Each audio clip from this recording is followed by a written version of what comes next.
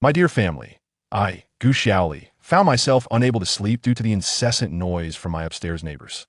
In a fit of frustration, I entered a game instance, only to be transported to the ancient orc continent. Initially, I was pursued by wild boars, narrowly escaping with a blink skill. Then, I was cornered by a leopard, skillfully evading it with stealth and freezing abilities. Ultimately, I was tackled by a ravenous leopard, and I thought I was doomed. However, instead of delivering a fatal blow, it began to lick me. How absurd. Who understands this? Let me tell you, I was on the brink of being devoured by a leopard taller than myself. Its sharp fangs were poised to sink into my neck, icy and chilling, and I thought my fate was sealed. I had even envisioned my epitaph. But guess what? Not only did this beast spare my life, it commenced to lick my neck with its barbed tongue. It even nudged its large head against my chest. At that moment, I had but one thought. My friend, you certainly know how to inspect your meal before dining, alas. This tale is lengthy, so allow me to recount it from the beginning. It all begins with that wretched neighbor of mine above. I, Gu Xiaoli, am an ordinary game enthusiast residing in a third-tier city. I had the opportunity to attend a prestigious university, with aspirations of thriving in a bustling metropolis after graduation. Yet, I am inherently lazy and prefer a leisurely life. I settled for a mundane job at a small company, eagerly awaiting the end of each day to immerse myself in gaming. However, my tranquil existence was shattered by the raucous gatherings of my upstairs neighbors. On that particular night, it was already 1 in the morning, and they were still hosting a party. The music and dancing reverberated through my ceiling, threatening to shatter it. I, being rather timid, did not dare confront them. Instead, I tossed restlessly in bed, utterly vexed. Unable to sleep, I resorted to scrolling through my phone, only to stumble upon a trending post in our gaming forum. Players of Creation Magic have gone missing again. This marks the 5th case this month. Upon clicking the link, I discovered it was a prominent guild leader who had vanished just before a crucial event, having not logged in for 3 days. This occurrence was oddly sinister, as it was the 5th similar post I had encountered that month. A sense of unease washed over me, and sleep eluded me entirely. As the noise from above persisted, my temper flared. Fine, if you won't let me sleep, then I want sleep either. I sprang from my bed, powered on my computer, and prepared to tackle the notoriously bug-riddled new instance, the ancient orc continent. The difficulty of this instance was exceedingly high, far beyond what most would dare attempt, but I reasoned that as a fully leveled dual-class mage, I could manage it alone. I meticulously checked my equipment time and again, stealing my resolve, and with a decisive click of my mouse, I selected Enter Instance. However, my computer remained unresponsive. I clicked again, but still no response. Frustration boiled over, and I began to click furiously, akin to a whack-a-mole game. Suddenly, the screen emitted a crackling sound, and my computer froze entirely. Even the leaves on my dynamic wallpaper ceased to move. I reclined in my chair, feeling utterly numb, pondering the notorious bugs of this wretched game. Even my high-spec computer, purchased with 3 months' salary, was brought to a standstill. Just as I was lamenting this misfortune, the computer screen erupted into a frenzy of flickering snowflakes, emitting a cacophony of piercing electronic noises, intermingled with the heart-wrenching roars of wild beasts. Before I could comprehend the situation, everything around Meth desk, the chair, the walls began to contort around me, as if I had been thrust into a washing machine. I attempted to stand and flee, but the floor beneath me felt as pliable as noodles. That maddening sense of a vortex seemed intent on burrowing into my very being, threatening to tear me apart. Amidst the agony and chaos, my vision darkened, and I collapsed into unconsciousness. When I opened my eyes again, I found myself sprawled upon an endless expanse of grassland, still clad in my teddy bear nightgown. The sun blazed down upon me, scorching my skin. As I lay there in a daze, I suddenly felt the ground begin to tremble with a resounding thud, reminiscent of an earthquake. Turning my head, I beheld a sight I had never encountered in my life. A veritable stampede of wild boars. Each one was as large as a small truck, galloping madly in my direction. Stunned into immobility, I sat frozen on the ground, my mind a blank slate. Initially, they were charging past me, but the lead boar, a creature named Yuba, caught sight of me and abruptly veered toward my direction, followed by the entire horde. I must confess, this throng of wild boars was fleeing from a pursuing leopard, hoping to snatch up me, a lone female, along the way. Yet to my eyes, they appeared as a stampede of colossal beasts intent on trampling me into a pulpy mess. As their tusks approached perilously close to my face, a spark ignited within me. I did not wish to perish.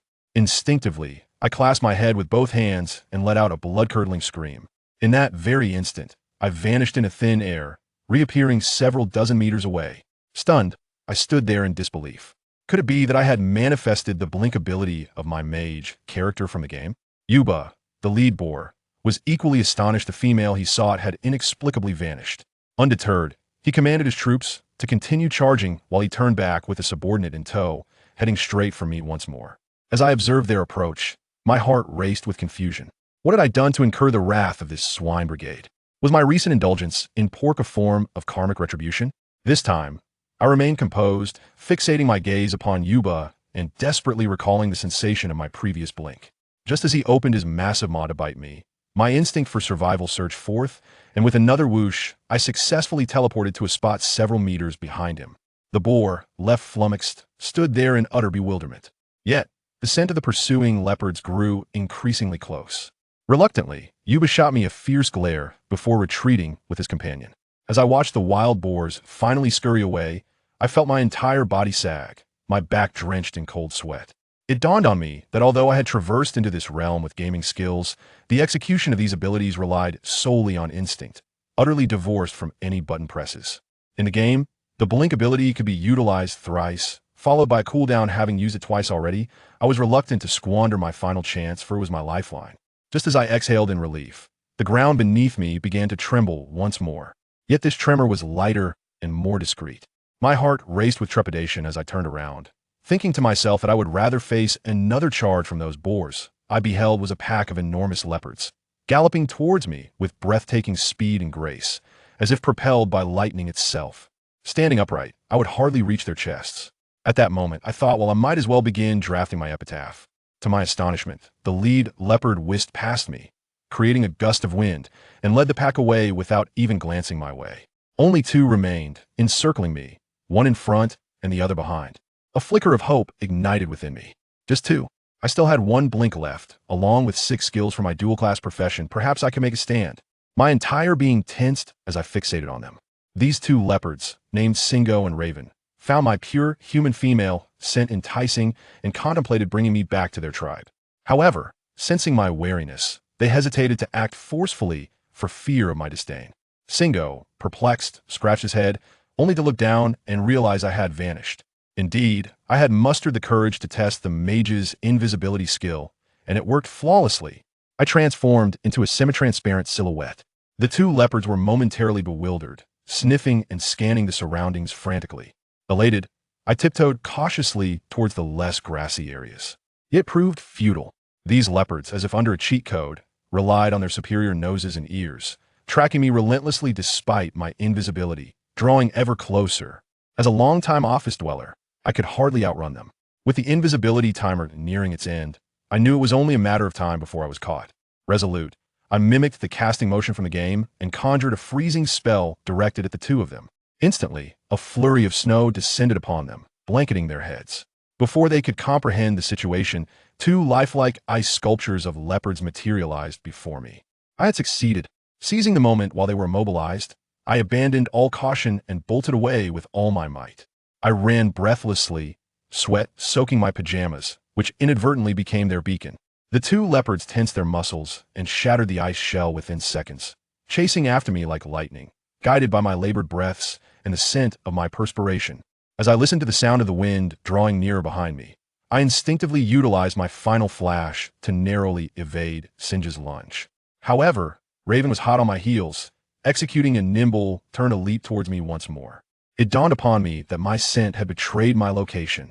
In a moment of desperation, I rolled on the ground, attempting to mask my odor with the dirt that clung to me. This tactic proved somewhat effective, but alas, it was too late. Raven pounced upon the very spot where I just rolled, and I narrowly escaped its lethal claws by performing a swift roll, the claws grazing my clothes and sending a chill of terror coursing through me. Just as I prepared to rise and flee once more, I lowered my head and realized my invisibility had worn off. A cold dread gripped my heart. Without hesitation, the leopard pounced, pinning me to the ground, its slender neck swiftly encircled by its icy fangs.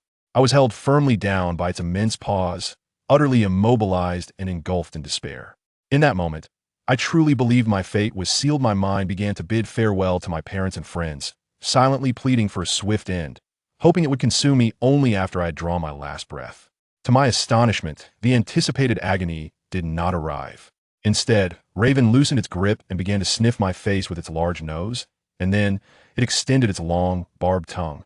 The tongue licked my neck repeatedly. Then it used its big head to nuzzle around my chest. I was completely frozen. What was going on? Did it take a liking to the 2 ounces of flesh on my chest and want to taste it first? The more I thought about it, the more afraid I became, and my hands and feet started to tremble. The leopard next to me, named Xinga, probably couldn't stand it anymore, and, with one paw, it kicked Raven away. Then it checked my neck, confirmed there was no broken skin, flipped me over, and grabbed the back of my nightgown with its mouth, lifting me up entirely. I was upside down, with my head down and feet up, being held in his mouth, swinging back and forth like a pendulum in midair, feeling extremely uncomfortable. The 2 leopards carried me, one in front and one behind, racing towards their tribe.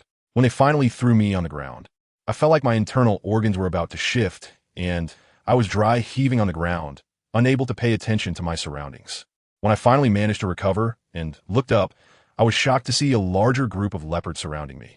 The one leading the group back was the same leader who had rushed past me like a gust of wind earlier with the main force. I tell you, the way these single leopards look at me is like they've been starving for 3 days and nights and just spotted a buffet, their eyes almost glowing green. Good heavens! Did I accidentally stumble into some large matchmaking corner? I was thinking, with my skinny arms and legs, I'm not even enough to fill your teeth gaps. Just as I was contemplating whether I would be braised or steamed, the leopard in front of me, the one named Raven, suddenly got upset. He let out a loud roar, full of energy, and gave a low growl warning to the onlookers around. I have to say, even though he didn't look like the strongest one, he seemed to have some background, and the other leopards murmured and dispersed, probably afraid of offending this second-generation leopard.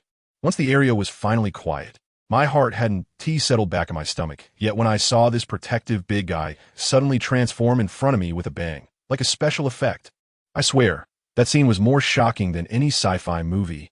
His fur vanished, his body shrank, and in just a few seconds, a fierce big leopard turned into a completely naked, blonde, handsome guy. Family, who understands this? That face, that body, it was like he was pulled straight out of a boy band poster and photoshopped to have 8-pack abs. I was completely stunned, not knowing where to look.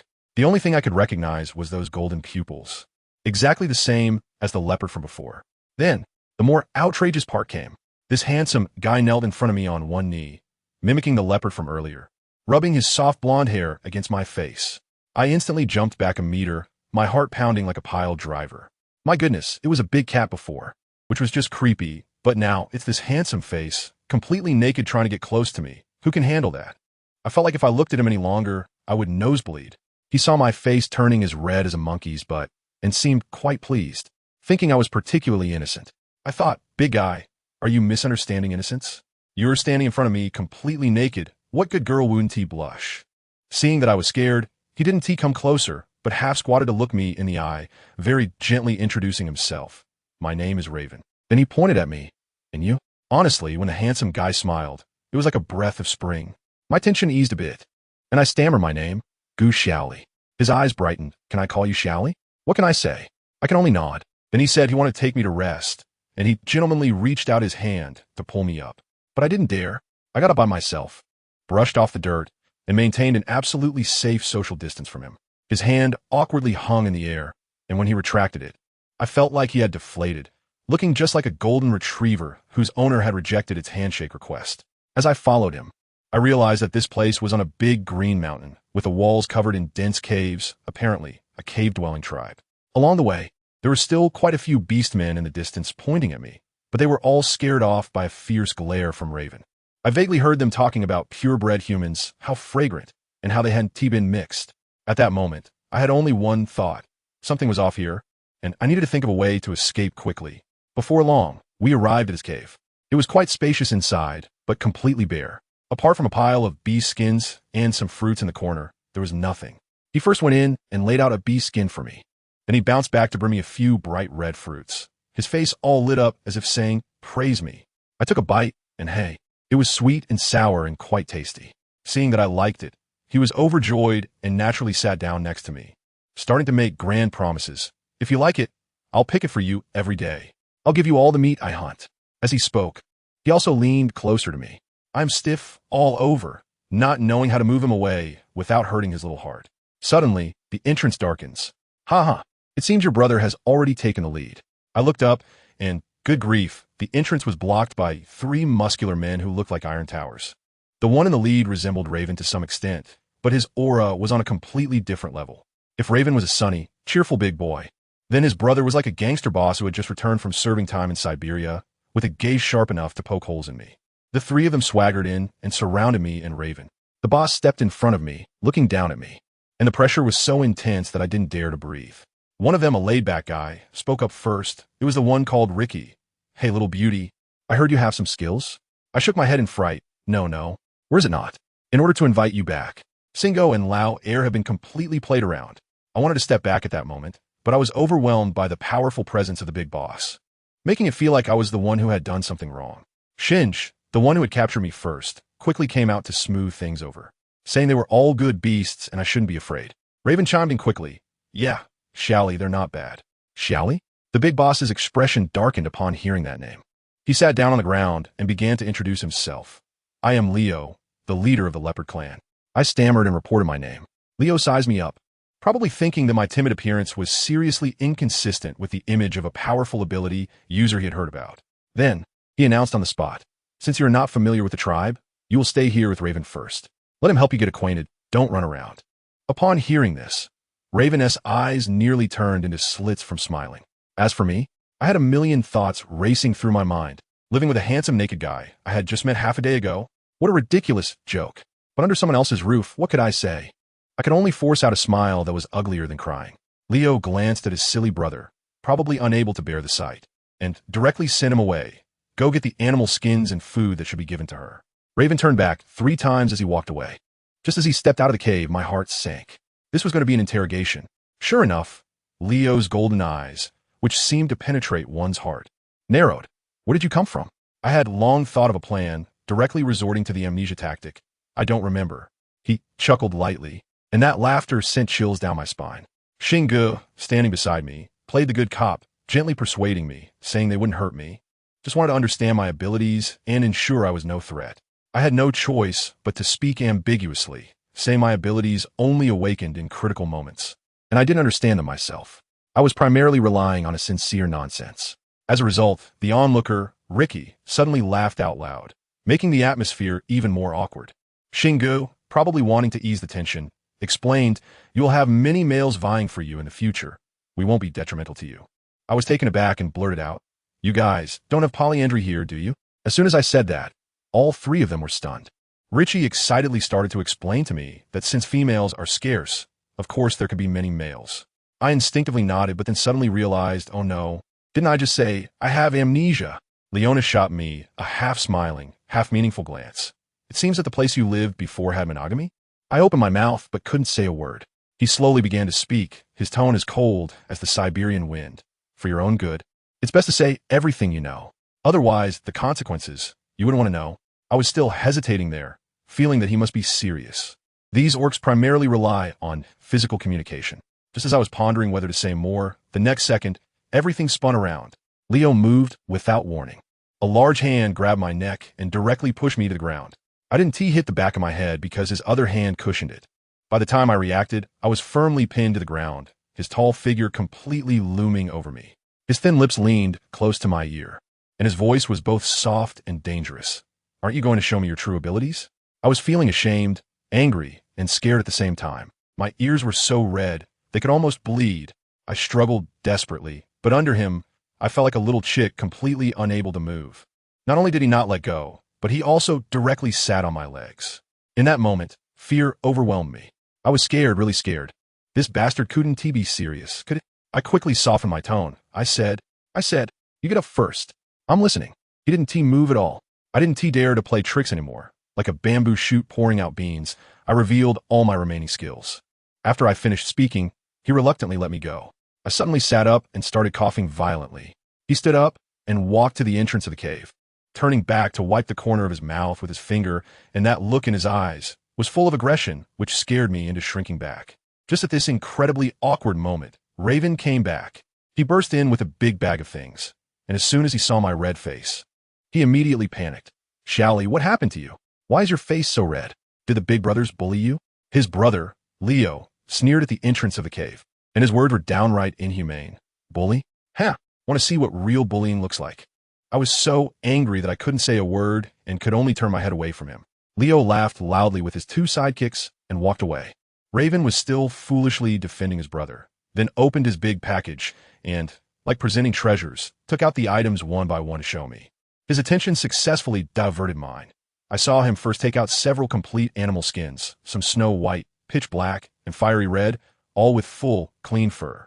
Let me tell you, with just these few hides, any female in the tribe would consider them a family heirloom. Yet, that kid Raven didn't even blink and gave them all to me. And what's more, these hides have a pretty shady origin.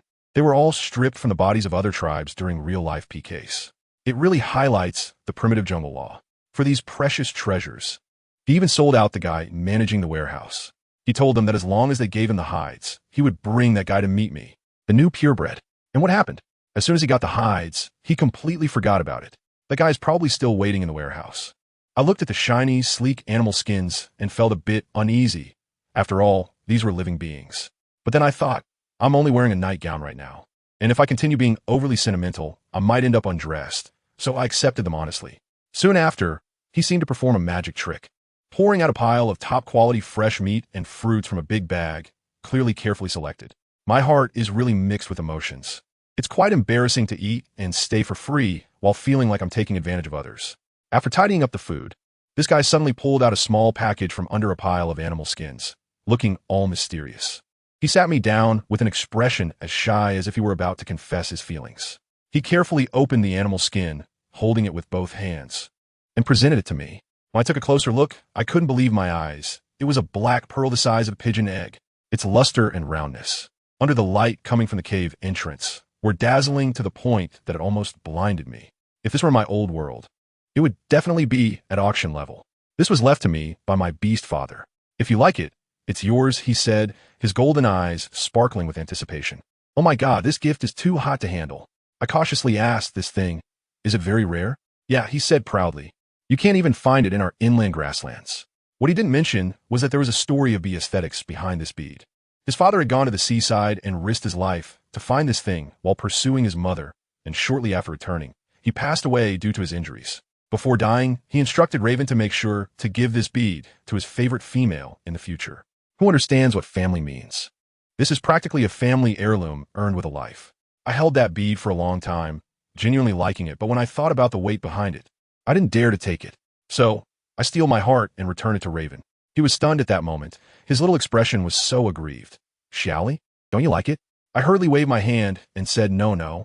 It's just that it's too precious. I don't deserve it. As soon as I said this, he looked even more dejected. His whole demeanor darkened, like a golden retriever being scolded by its owner. I'm someone who struggles with social anxiety, and I dread such awkward situations, not knowing how to comfort him. So the two of us fell into silence. In the end, it was Raven who pulled himself together. He put the bead away, probably gave himself a pep talk, and put on that signature sunny smile again, saying to me, Xiaoli, if you ever need anything in the future, just let me know. As soon as I heard this, I thought, an opportunity has come. I had been fleeing on the grassland, covered in dirt, and had long felt like I was going to spoil. I quickly seized the chance. I want to take a shower. Raven frowned upon hearing this. I could tell that his little brain was definitely thinking.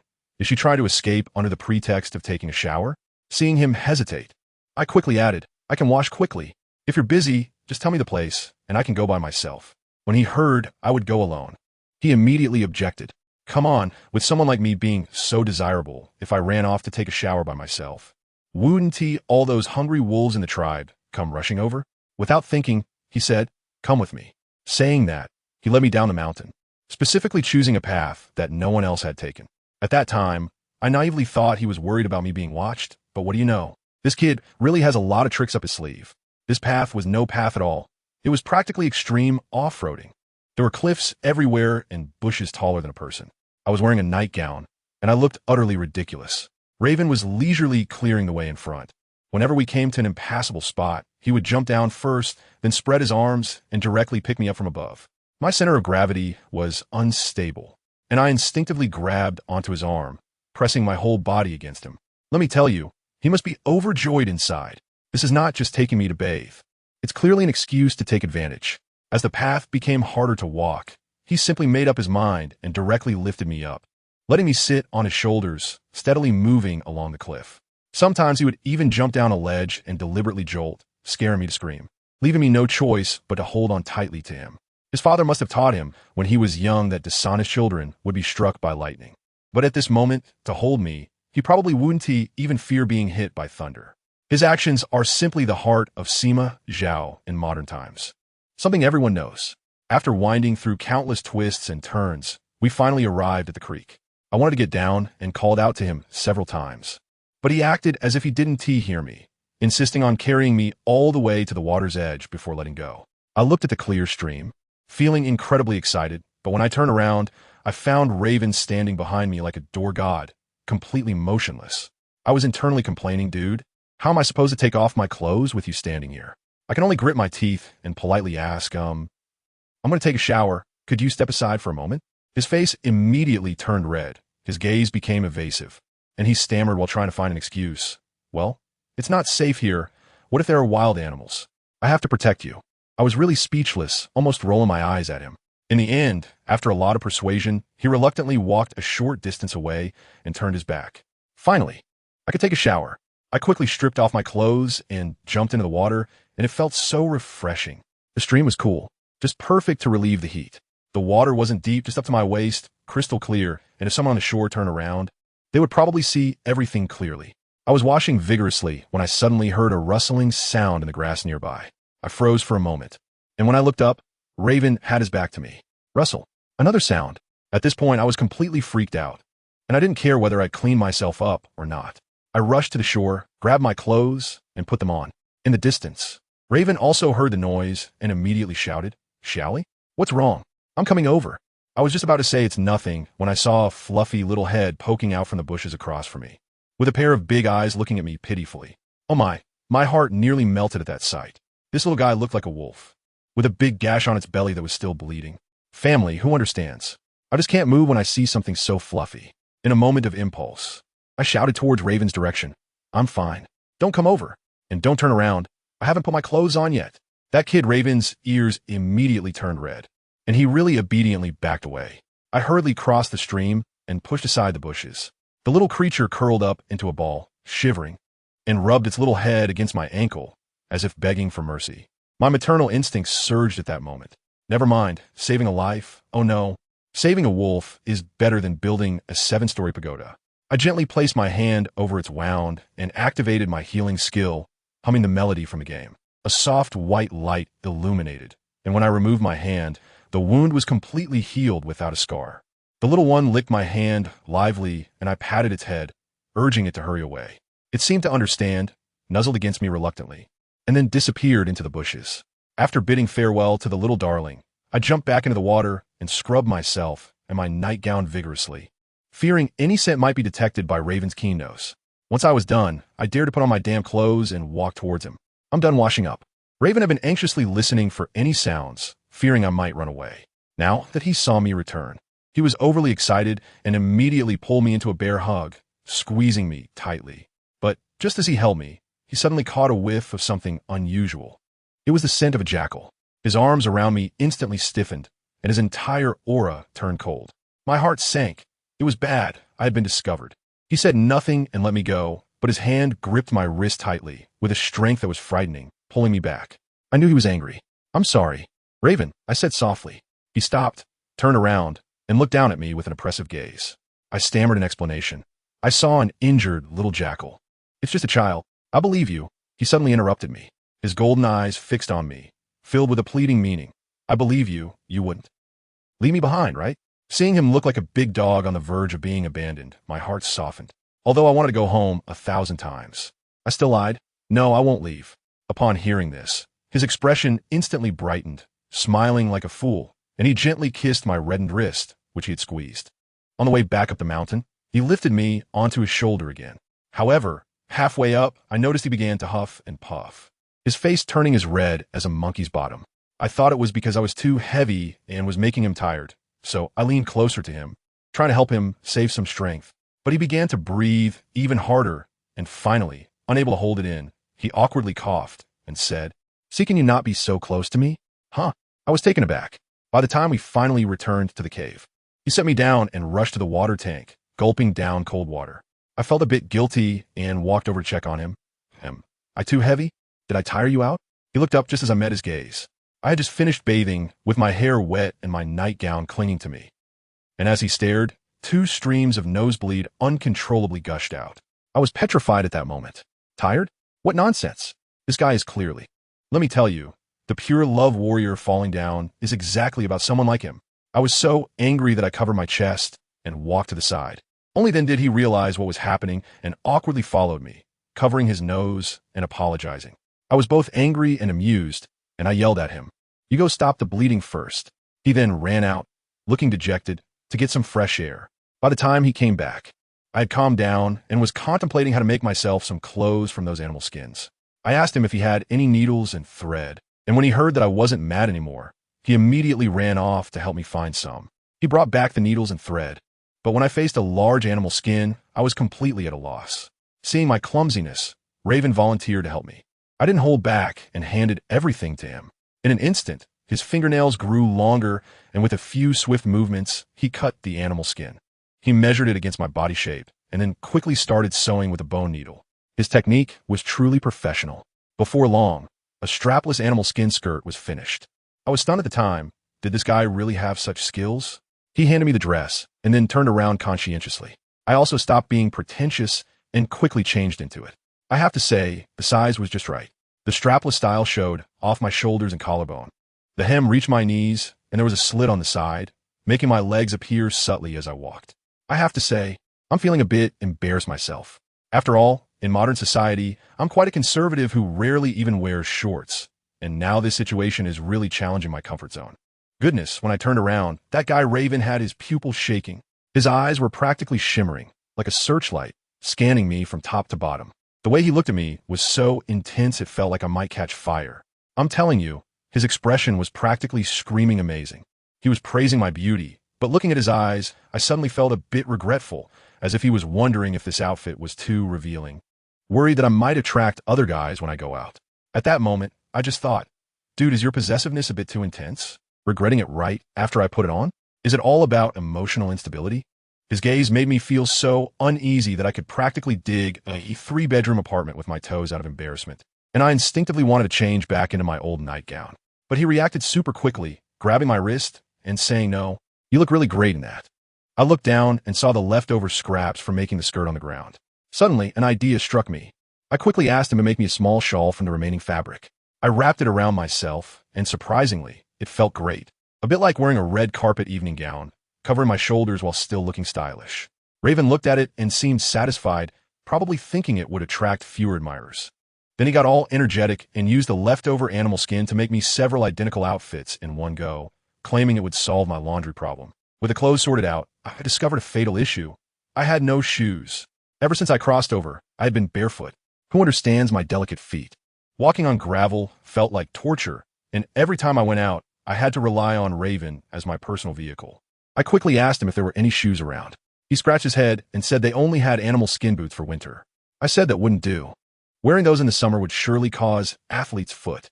After thinking for a moment, I suggested, how about we weave some straw sandals? Upon hearing this, he shook his head vigorously, saying the straw was too rough and would hurt my feet. I spent a long time explaining that not all grass is prickly. Some are quite soft and flexible. Finally, he half-heartedly agreed to take me to look for some the next day. I could tell that finding grass was secondary. He was really looking for an opportunity to be alone with me. As we chatted, it got dark and my stomach began to growl. Without saying a word, Raven handed me some fruits to fill my stomach and then dashed out like a gust of wind. In no time, he returned dragging an entire deer and several rabbits, slamming them down on the ground with a thud that shook the cave. What happened next left me dumbfounded. He stretched out his claws and quickly skinned the deer, letting the blood flow out, then tore off a piece of the freshest meat, bloody and raw, and handed it to me. Who understands? I was completely stunned. Had I crossed over to a time when people ate raw meat? I, a modern person who survives on takeout, was expected to gnaw on this? What a ridiculous joke. Seeing that I was hesitant to take it, he thought the meat wasn't fresh enough, so he promptly killed a rabbit and offered me a fresher piece. My stomach churned violently, and I quickly waved my hands, saying I wasn't hungry and that he should eat first. He looked distressed, thinking I would collapse without eating meat. I truly felt like crying. Even if I endured the disgust, I couldn't bring myself to bite into it. I tentatively asked, "Do you have cooked meat here?" He looked at me with a face full of questions and said, "Cooked? What animal is that? I'll go catch one for you."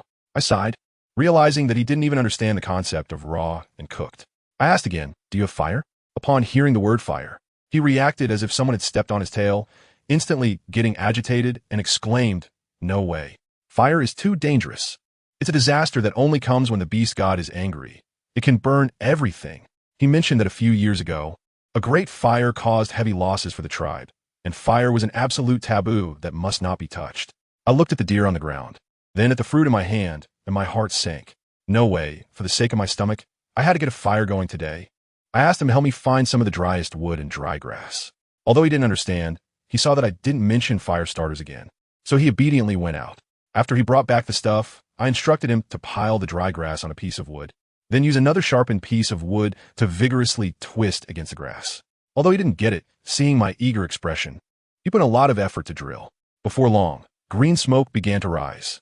Just as I was about to lean in to blow on it, I was suddenly yanked up by great force, picked up horizontally, and dashed out of the cave.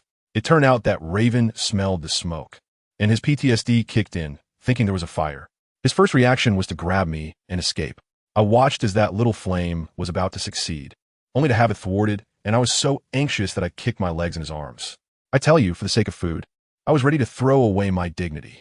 I looked at his handsome face filled with fear and determination, took a deep breath, closed my eyes, and just like stamping a seal, I planted a kiss on his face. He instantly froze, as if paralyzed, holding me stiffly in place. Seeing that this might work, I quickly seized a moment and said in my sweetest voice, "Raven, if you help me start the fire, I will kiss you again." I unleashed my most charming tone, and even I got goosebumps from it. It was definitely my top social embarrassment moment of 2025. But this guy was clearly into it. The fear of fire and his desire for me battled fiercely on his face. And in the end, he gave in, holding me and looking back 3 times as he walked back into the cave. This time he was smarter, placing me as far from the fire as possible, closest to the cave entrance. Then he went over and, following my instructions, quickly got the fire going. When the first whiff of grilled meat wafted out, we were both nearly drooling. Just as the meat was ready and we hadn't even had a chance to eat, 3 big men suddenly burst into the cave. It was Leo and the others returning from hunting. Seeing smoke coming from our cave, they thought there was a fire and rushed in, dropping their prey. Before Raven and I could react, they each grabbed us by an arm, lifting us out like we were little chicks. Raven was still holding that of grilled meat. Leo immediately started scolding Raven, nearly having a stroke from anger. Seeing them about to evacuate the entire tribe, I was terrified and quickly clung to Shinga and Ricky's arms, shouting, "Don't go. The fire is not dangerous." Let me explain. Seeing me like this, Leo probably sensed something was off and gave him a look. I quickly snatched the grilled meat from Raven's hands and directly offered it to Leo, proving everything through action. Leo, skeptical, took a bite, and in the next second, his eyes lit up. The way he devoured, it was like a whirlwind, even swallowing the parts that weren't fully cooked. Wow, food really is a universal language. The 3 leopards were instantly conquered and obediently followed me back to the cave. While I had them continue grilling, I seized the opportunity to teach them about the principles and safety of fire, explaining all the physics and chemistry I learned in middle school. Once they had devoured most of the food, Raven ran out to bring back some game. Leo, now full and happy, suddenly looked at me with a smile and asked if I missed home, if I wanted to go back. Upon hearing this, my guard went up immediately. This old fox was trying to set me up again. I quickly shook my head and said I didn't want to. He sighed, pretending to be regretful, and said, "Oh, I thought you would miss your old life. I actually wanted to tell you some related news." Oh my, he really was fishing for information. I immediately bit the bait, staring at him wide-eyed. He kept me in suspense before slowly saying, "You're not the first pureblood to come from that world." This sentence was like a thunderclap. I was so excited I almost jumped up. He said someone had come 10 years ago and still lived far away in the eastern city. Seeing my disappointment, he added, "Those who wanted to go back have already returned 10 years ago. This meant there must be a way to go back. I understand, this guy is negotiating with me." As expected, he revealed his true intentions, saying that as long as I use my knowledge to help the tribe develop and grow, they would mobilize the entire tribe's resources to help me gather information to return. Although it felt like signing an unequal treaty, this was my only hope. I gritted my teeth and agreed. A deal is a deal. That night, We had a lively barbecue feast. After eating, Leo and the others kindly helped clean up the cave thoroughly. In the end, only Raven and I were left in the cave. He spread out all the animal skins to make a super large bed and then patted the spot next to him, inviting me to come and sleep. I hesitated at that moment. I had never shared a bed with a man before. He noticed my embarrassment and honestly said that it was cold at night, and he was just holding me to keep warm. Absolutely nothing inappropriate. Looking into his sincere eyes, I decided not to be coy. After all, given the limited conditions, it was nice to be able to sleep warmly. As soon as I lay down, he wrapped me in his arms, resting my head on his strong arm. Inhaling his faint mint-like scent, the fatigue of the day washed over me, and I quickly fell asleep. Early the next morning, Raven was called by Leo to go hunting. I thought I could explore on my own, but then I found out that Xinga stayed behind, ostensibly to protect me, but in reality, he was just keeping an eye on me. However, Xinga, despite his fierce appearance, turned out to be patient and answered all my questions. With his explanations, I finally gained a general understanding of this world. This world is divided into 3 types: purebreds, like me, who are rare and sought after by all tribes because they can optimize the genes of their offspring. Then there are the beastmen, who can transform into both human and beast. And finally, there are lower animals, purely wild beasts, which are their main source of food. What sent chills down my spine was that when food is scarce, carnivorous beastmen will hunt herbivorous beastmen. Isn't that essentially cannibalism? I shivered at the thought. Seeing my pale face, Xinga suggested taking me for a walk in the tribe to change my mood. This guy was quite perceptive. Noticing that my face had turned white, he immediately said he would take me out for a stroll to lift my spirits. I tell you, this tribe is quite large, situated by the mountains and rivers. I'm sharp-eyed and spotted a small stream at the foot of the mountain right away. Hey, finally I won't have to bother others to show me the way for bathing. As I was walking, I saw a cave. Wow, it was dark inside and filled with herbs. The smell was overwhelming. I leaned in for a closer look and laughed. Aren't these all the materials I use to make healing potions in my game? This is simply my happy hometown. Now I feel reassured. It seems I won't starve or get sick here in the future. I was happily plotting when suddenly an old man with a white beard that looked like a golden retriever popped out from behind the Ear Mountain. I immediately nicknamed him Grandpa Lion. The way he looked at me, let me tell you, it wasn't just looking at a person. It was like he was looking at a gold mine. His eyes were practically glowing green, and it gave me the creeps. Xinga quickly came to my rescue. Saying this was the tribe's shaman, Rue. Just as I was about to greet him, Grandpa Lion suddenly got all excited, exclaiming, "Oh, esteemed guest." He swiftly laid out 2 animal skins and insisted that I sit down. Family members, who understands? An old man with a white beard sitting on the ground, while a young person like me sits on animal skins. What a filial scene. I felt so embarrassed and quickly got up, wanting the grandpa to sit instead, but Xingu pressed me down, saying something about how a precious female shouldn't catch a chill, and Grandpa Lion nodded vigorously beside him. All right, you guys have your rules. I'll listen. But then, in the next moment, Grandpa Lion started scheming, using a flimsy excuse to send Xingu away, claiming he needed to find his foolish apprentice, Ryan. I sensed something was off. What did this old man want? Xingu wasn't easily fooled either. He shot back with a direct order from the chief, insisting on close protection, which instantly cooled the atmosphere. Without saying a word, Xingu dragged the bewildered me away. Later, I found out that while we were in a tug-of-war with Grandpa Lion, Leo was giving his brother Raven a hard time. They had just returned from hunting, and Raven, probably distracted by thoughts of me, was caught off guard by Leo. Leo started feeding his brother some toxic nonsense, saying that females are just playthings, mere tools for bearing offspring, greedy and cold-hearted, and that any kindness shown now is just an act. Eventually, they will squeeze you dry and toss you aside, just like their mother did to their father.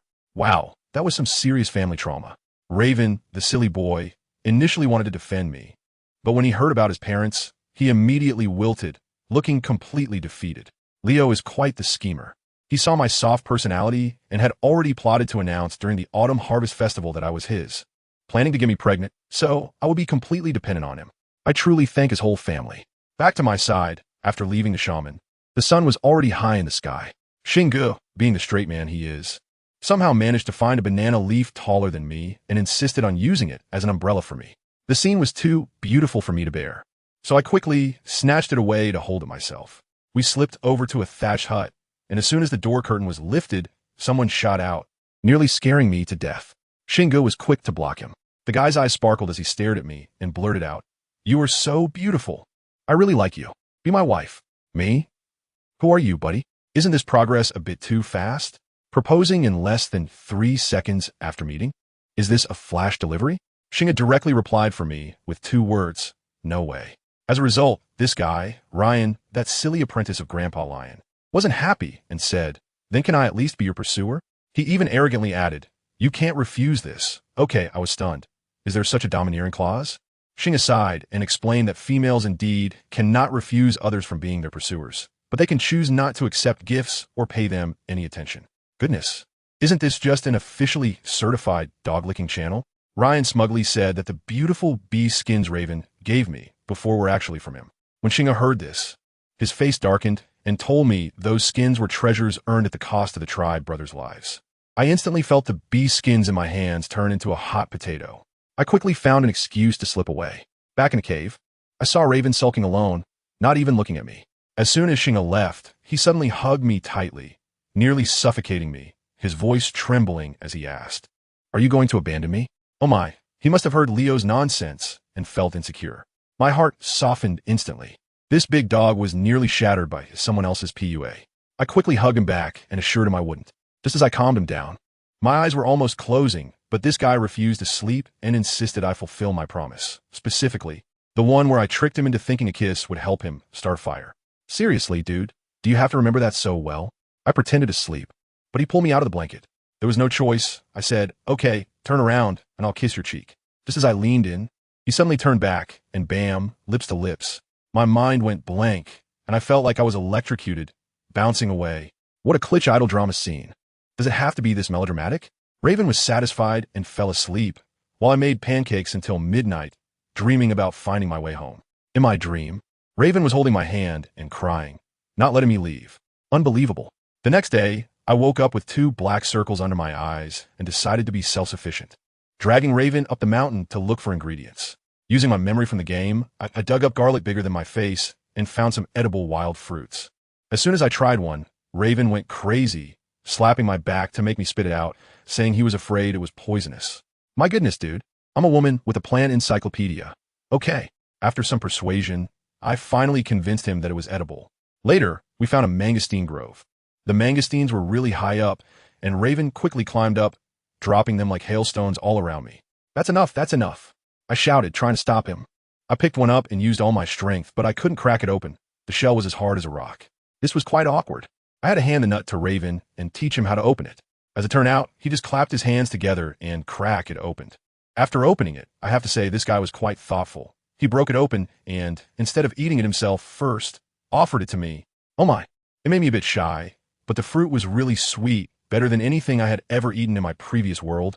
Then, when I opened my mouth, I accidentally licked his finger. I hadn't even done anything yet, and his face turned bright red, like a big tomato, his fists clenched tightly. Family, who understands? Pure-hearted big dog, right? I was busy looking for big leaves to wrap the mangosteen in and had no time to pay attention to his little thoughts. With mangosteens all over the ground, I couldn't just carry them back with my hands, right? I looked around, and all I saw were small broken leaves that were useless.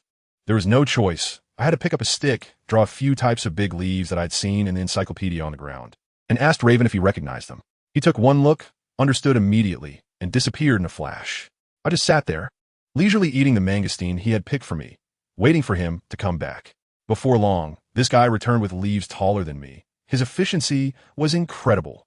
2 large leaves packed all the mangosteen perfectly. On the way home, Raven had 2 large bags of mangosteen in one hand, 3 giant cloves of garlic in the other, and even cut me 3 big bundles of grass suitable for weaving sandals, while also handing me a few of the lightest green onions. This guy really knows how to cherish the delicate. As it got darker, my human eyes were completely blinded, and I could only follow behind him. Just before reaching the foot of the mountain, Raven suddenly put everything down, and the whole beast became alert. I understood immediately. It was time for a snack. I saw him dart into the bushes like a flash of lightning, and when he came out, he was already holding a fat deer in his mouth. Wow, this deer really had guts to steal wild fruit near a leopard's den. Now it had become our dinner. Raven, carrying the deer on his shoulder and holding 2 large bags of mangosteen in his hands, looked like a moving little mountain, walking at a surprisingly fast pace. I insisted on helping him carry something, and in the end, I managed to grab 3 heads of garlic, the green onions, and the bundles of grass. Just as we were nearing home, we heard a ruckus at the foot of the mountain, along with a woman's crying. Hey, my DNA for watching the excitement kicked in, and I pulled Raven to take a look. Raven was 100% unwilling. His hearing allowed him to know from far away that it was the single men from the tribe causing trouble, and he didn't want to get involved. But I'd already taken a step forward, so he could only reluctantly follow behind with the deer. When we got closer, wow, the scene was quite thrilling. A group of muscular men surrounded a big guy with brown skin who was being beaten to the ground, blood everywhere, while a little girl with white hair cried like a pear blossom in the rain beside him. Among the onlookers, there was a guy standing on a huge rhinoceros carcass, looking quite proud of himself. As soon as I approached, whoosh, all eyes were suddenly on me. Their gazes were like hungry wolves that hadn't eaten for 800 years seeing a plate of pork belly, making me feel uneasy. My goodness, pure human. She smelled so good, and she didn't have a male scent. I felt goosebumps rising and instinctively hid behind Raven. Raven had already anticipated this situation. He wrapped his arm around my shoulder and pulled me close. His possessiveness was evident. Immediately, a strong man shouted defiantly at me. "Little female, Raven can't provide for you, right? Come with me. I guarantee you'll eat meat every day." Wow, this pickup line was way too primitive. I shook my head in fear, worried they would rush at me and tear me apart. The scar-faced guy standing on the rhinoceros became even more arrogant and directly fired at Raven. "You're not her mate. Why are you blocking us from courting?" Just as it seemed a fight was about to break out, the big, brown-skinned guy who had been lying on the ground suddenly sprang up, let out a roar, and pounced on the scar-faced guy. Unfortunately, he was already injured and was quickly knocked down by the scar-faced guy, who then stepped on his head, forcing him to helplessly roar. "The rhinoceros is mine." "You're lying." The little white rabbit beside him cried, pleading with the scar-faced guy to let him go. The scar-faced guy was incredibly arrogant. "Is your stupid bear capable of hunting a rhinoceros? We are the ones who caught it. Don't embarrass yourself trying to mooch off us." I quickly asked Raven what was going on, and he gave me an explanation, which helped me understand. In simple terms, this scar-faced guy called Scar Song tricked the not-so-smart brother Xiong Chong, into becoming cannon fodder to lure the rhino while he ran away. As a result, Brother Xiong performed amazingly, trading one for one and killing the rhino, but ended up severely injured and unconscious. These guys came back to pick up the pieces and didn't even acknowledge it. When Scar Song saw me, he immediately changed his demeanor, smiling and coming over to say, "Little female, don't mind this silly bear. If you don't have enough food, how about this rhino as a gift for you?" His change of face was so quick that it would be a waste not to be enacting. I directly grabbed Raven's arm and leaned out halfway, saying no thanks. Then I bypassed him and walked towards the little rabbit, Rabbit Sauce, who was crying like a waterfall. I saw that little rabbit crying so sadly, and Brother Bear was all injured, while a bunch of big guys around were just watching. My sense of justice flared up. I turned to Raven and asked, "Can we send them that deer? You can catch some smaller ones tonight, right?" My eyes were sparkling, and Raven couldn't resist this. Without a second thought, he single-handedly threw that deer, which was taller than a person, next to Brother Bear with a thud. Rabbit Sean was completely stunned. She probably had never seen such a harmonious scene among females. I thought since the little rabbit was a herbivore, I would also give her a few mangosteens from my bag. But then, that scar-faced guy started to be sarcastic again. "Huh, Rabbit Sean, that lowly female only deserves to eat black fruit." I just realized that they call this thing black fruit, thinking it was some kind of unappetizing stuff. I quickly explained, "This is not black fruit. This is called mangosteen. The flesh inside is really delicious." While saying this, I gestured for Raven to open one. Raven cracked it open with a snap and handed it to Rabbit Sauce. The little rabbit took a bite, and her eyes instantly lit up. She finished it in just a few bites. After eating, she seemed to remember something and ran off to pick up a few muddy sweet potatoes, insisting on giving them to me as a thank you gift. That scarred-faced guy was mumbling about how this thing was poisonous and that pure-blooded people would die if they ate it. I directly grabbed it, smiling at Rabbit Sauce, and said, "This is called sweet potato, and it's really delicious when prepared properly. I was just looking for it. Thank you." I even ruffled her fluffy white hair. It felt really nice. The little rabbit was so moved that her eyes were brimming with tears. Seizing the moment, I said, "My name is Gu Xiaoli, and from now on we are friends." Saying this, I extended my hand. She looked confused, so I had to teach her what a handshake was on the spot. It was quite something. After saying goodbye to Rabbit Sauce and the others, we finally returned to the cave. As soon as we entered, we saw that little brat Ricky lying there like a lord. When he saw we didn't bring back any meat, he started with his usual sarcasm. "TSK, TSK, TSK. Just let her nibble on these random grasses?" I couldn't be bothered with him. I've been eating barbecue for days, and I'm almost going to throw up. Today, I must try something new. I called out to Raven, who was about to head out for hunting. Wait. First help me carve a stone pot. Raven looked confused. What's a pot? I gestured with my hands, asking him to find a rock and hollow it out in the middle. To my surprise, he didn't need my instructions at all. He revealed his claws, and with a few swift movements, it was as easy as carving tofu, and a pot was ready.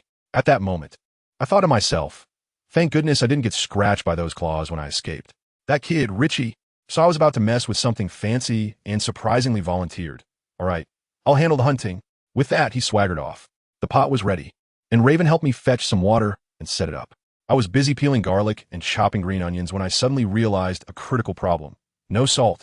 As soon as Raven heard that, without saying a word, he dug out a dozen high-quality animal skins from the cave and dashed out to trade for salt. I figured salt was likely to be successful. So I put the green onions and garlic into the pot to boil and wrapped the sweet potatoes given by the rabbit sauce in leaves, tossing them next to the fire to roast. I was pondering what that unreliable guy, Richie, could possibly bring back when the entrance went dark. I looked up, and wow, Richie returned carrying 3 deer and 2 pigs. I was dumbfounded, and it didn't stop there. He transformed back into a leopard and went out again, coming back with 2 wild boars that were even bigger than the entrance to my cave. They completely blocked my door. His fighting power was simply like an AI automatically farming efficiency at its peak. Richie sat down like a lord, waiting for dinner. Before long, Raven came back too, followed by a sticky candy. Ryan, this guy manages the warehouse. I heard I needed salt. So he brought me a big bag for free and shamelessly insisted on tagging along with Raven just to mooch a meal. Now that everyone was here, I couldn't just kick them out. I could only be polite, and he really plopped down on the ground. I directed Raven and Richie to process the wild boar meat, cutting it into pieces. Once the water boiled, I tossed the meat chunks into the pot and added a few handfuls of the salt Ryan had brought. Before long, the aroma of the meat mixed with the fragrance of garlic and scallions filled the entire cave, making the 3 beasts drool. When the meat was ready, I used a sharpened stick to poke a piece and taste it. It was actually quite good. I nodded, signaling them to dig in. The next second, let me tell you, the scene went out of control. That little rascal Richie was like a starving ghost, working with both hands, not even afraid of getting burned, shoving 2 pieces of meat into his mouth at once. Raven still had a bit of conscience, worried I wouldn't get enough. He even helped me poke out a couple of pieces. By the time I wanted to eat a 3rd piece, there were only a few green scallions left in the pot. Goodness, I tell you, watching these orcs eat was like a whirlwind, and my little pot probably looked like a dipping dish to them. Richie sized up my pot with a face full of disdain, as if to say, is this it? Then without a word, he turned and ran. I was used to his usual disappearing act, so I didn't pay him any mind. Just as I was directing Ryan to add water and meat to the pot, preparing to start a second batch, a thunderous rumble echoed from the entrance. Raven was the first to react, peeking outside, and good grief, I almost thought there was a landslide. There was Richie, that tough guy, actually pushing a boulder taller than him, nearly 2 meters high, uphill in defiance of gravity. The rock completely filled the mountain path, and I was stunned, thinking, are you trying to replace my pot or my home? Raven quickly moved the 2 pigs blocking the entrance, and that boulder made a narrow turn into the cave, almost crushing the meat we had just added in the pot into a meat patty. The rock settled securely in the cave, and the already small space instantly transformed into a studio apartment. Ryan and I were so scared that we stood up, completely bewildered, when we saw Ricky covered in dust squeeze out from behind a rock. He carefully examined my pot, and then proudly announced, your pot is too small. How are you going to cook with this? I'll get you a bigger one. I tell you, my eyes were about to pop out. This pot of mine was almost up to my waist when it stood up, and you still call this small? Could the big one he mentioned be this giant rock? It turns out my imagination was still too limited. Ricky completely ignored me and directly showed his claws, going to town on that giant rock with a bang. Stones flew everywhere like bullets, and Raven rushed in at lightning speed, wrapping me in his arms and using his back as a shield. Ryan, that foodie, was even more incredible, directly diving to protect that pot of meat, afraid that a stone would fall in. Family, who understands? This is definitely wasteful. Ricky was digging away vigorously over there, and I finally understood. This guy complained last time that I didn't make enough, and today, with the boss not around, he was going for something big to eat to his heart's content. When he finally finished, I peered out and was shocked beyond words. A giant stone pot that could stew all of us and 2 pigs was blocking the cave entrance, almost reaching my chest in height. We big guys had to turn sideways just to squeeze past. At that moment, I had one thought. If this anti-physics glutton comes every day, One tea, I have to move to a stadium? With a shout from Ricky to get to work. Raven and Ryan jumped out to help him fetch water and wash the pot, then threw all the remaining meat into it. I quickly called them to stop and told them to save the fatty meat and organs for me. I still needed them for my small pot. I couldn't even see inside the big pot when I jumped up. In the end, it was Raven who lifted me up as if I were a child, while Ryan held the seasonings. I sprinkled about half a bag of salt and a whole bunch of scallions and garlic in by feeling heartbroken because I had saved those seasonings for so long. The meat in the small pot was already cooked. Ricky pounced on it like a hungry tiger. And Ryan didn't hold back either, finishing off the pot of meat in no time. Raven was busy skewering meat for me and hardly ate any himself, which made me feel both warm and sour inside. Suddenly, I remembered the roasted sweet potatoes buried in the fire and quickly dug one out. But as soon as my hand touched it, I let out a hiss from a burn. Raven was so nervous, blowing on my hand, making me feel quite embarrassed. He insisted that I shouldn't touch it again and quickly peeled the hot sweet potato skin off in just a few moves without any issue. I poked a little with a stick to try it and got burned to the point of nearly passing out. Wow, it turns out I'm the only one who is so delicate in this world. Ricky took one, ate it and commented it's fragrant but too sweet. Not enough to get stuck in your teeth. Ryan, on the other hand, was treating it like a treasure, his eyes sparkling with little stars, probably thinking how wise it was to pursue me back then. Raven cooled his down first and handed it to me. The more he was so attentive, the more confused I felt inside. I couldn't help but think, when the day comes to leave, how will I face him? Forget it. I quickly got up, used my small pot to render the fat I had saved earlier, and stir-fried the pig heart and liver. It smelled so good. Just as I was about to taste a piece of fried pig heart with a wooden stick, a deep voice came from the cave entrance. Looks like it's quite lively here tonight. Damn it, it's Leo, the tribe leader. Isn't he busy fighting with the wolf tribe lately? How does he have time to come here? Let me tell you, his aura is 2 meters and 8. Richie and Ryan, like mice seeing a cat, quickly scurried out. He entered the cave so smoothly, just gliding along the wall by the big pot. A man with his own BGM, it's simply incredible. The cave instantly became crowded, and those golden eyes of his were staring straight at me. I felt so much pressure. I could only awkwardly hold up the roasted pig heart in my hand and ask him, "Do you want to try some?" He didn't say a word, just walked over, grabbed my wrist with his big hand, and leaned down to eat that piece of pig heart right from my hand. Dude, don't you have hands? I had 1,000 alpacas galloping through my mind, but I had to keep smiling, unable to pull my hand back. After finishing, he even licked his lips as if wanting more. I quickly jumped to the farthest spot from him and pointed at the wooden stick on the ground, implying that he should get himself. Leo found my cautiousness amusing and didn't do anything else, just took a piece of fried liver to eat. At this time, the meat in the big pot was also cooked, and several orcs enthusiastically finished off the entire pot of meat. After the meal, they all cooperatively moved the big and small pots to wash them clean, and then they actually used the giant stone pot as a door to block the cave entrance. Leo was very satisfied with this, saying that this way I couldn't run around. I was really. Thank you. Days went by like this, with Leo and the others coming over for free meals every day, but not mentioning sending me home. I felt like if I waited any longer, the food would go cold. One day, I went down the mountain with Raven and saw a group of people gathered at the edge of the forest. I didn't want to join the commotion, but then I heard them talking about a miner, a black panther, badly injured, and not going to make it. A light bulb went off in my head. Family, my opportunity has come. Although Raven treats me well, he always puts the boss first and can't be relied on in critical moments. I need to cultivate a frontline tank who only listens to me and is loyal to the core. A homeless child whose life I saved. Isn't this the best candidate for development? I immediately called out to Raven and turned to walk into the crowd. Raven had a look on his face that said, "Why are you getting into the excitement again?" But he still followed me, protecting me like a bodyguard. As I squeezed in, I saw a small leopard completely black, emaciated to the bone, covered in injuries, with blood gushing from its neck, looking like it was about to die. I made a quick decision and had Raven carry it back to the cave. Raven was extremely reluctant. After all, the golden leopard and the black leopard were sworn enemies, and his face was filled with disdain. However, he couldn't go against my wishes and, frowning, carried the little black leopard back. Once we were inside the cave, I sent Raven away to fetch the leftover ingredients. As soon as he left, I quickly began chanting, and with a set of healing skills. The wounds on the little leopard healed instantly. To avoid exposure, I even smeared some of the blood on the ground onto its wounds to fake the scene. When Raven returned, I just happened to be making braised pork.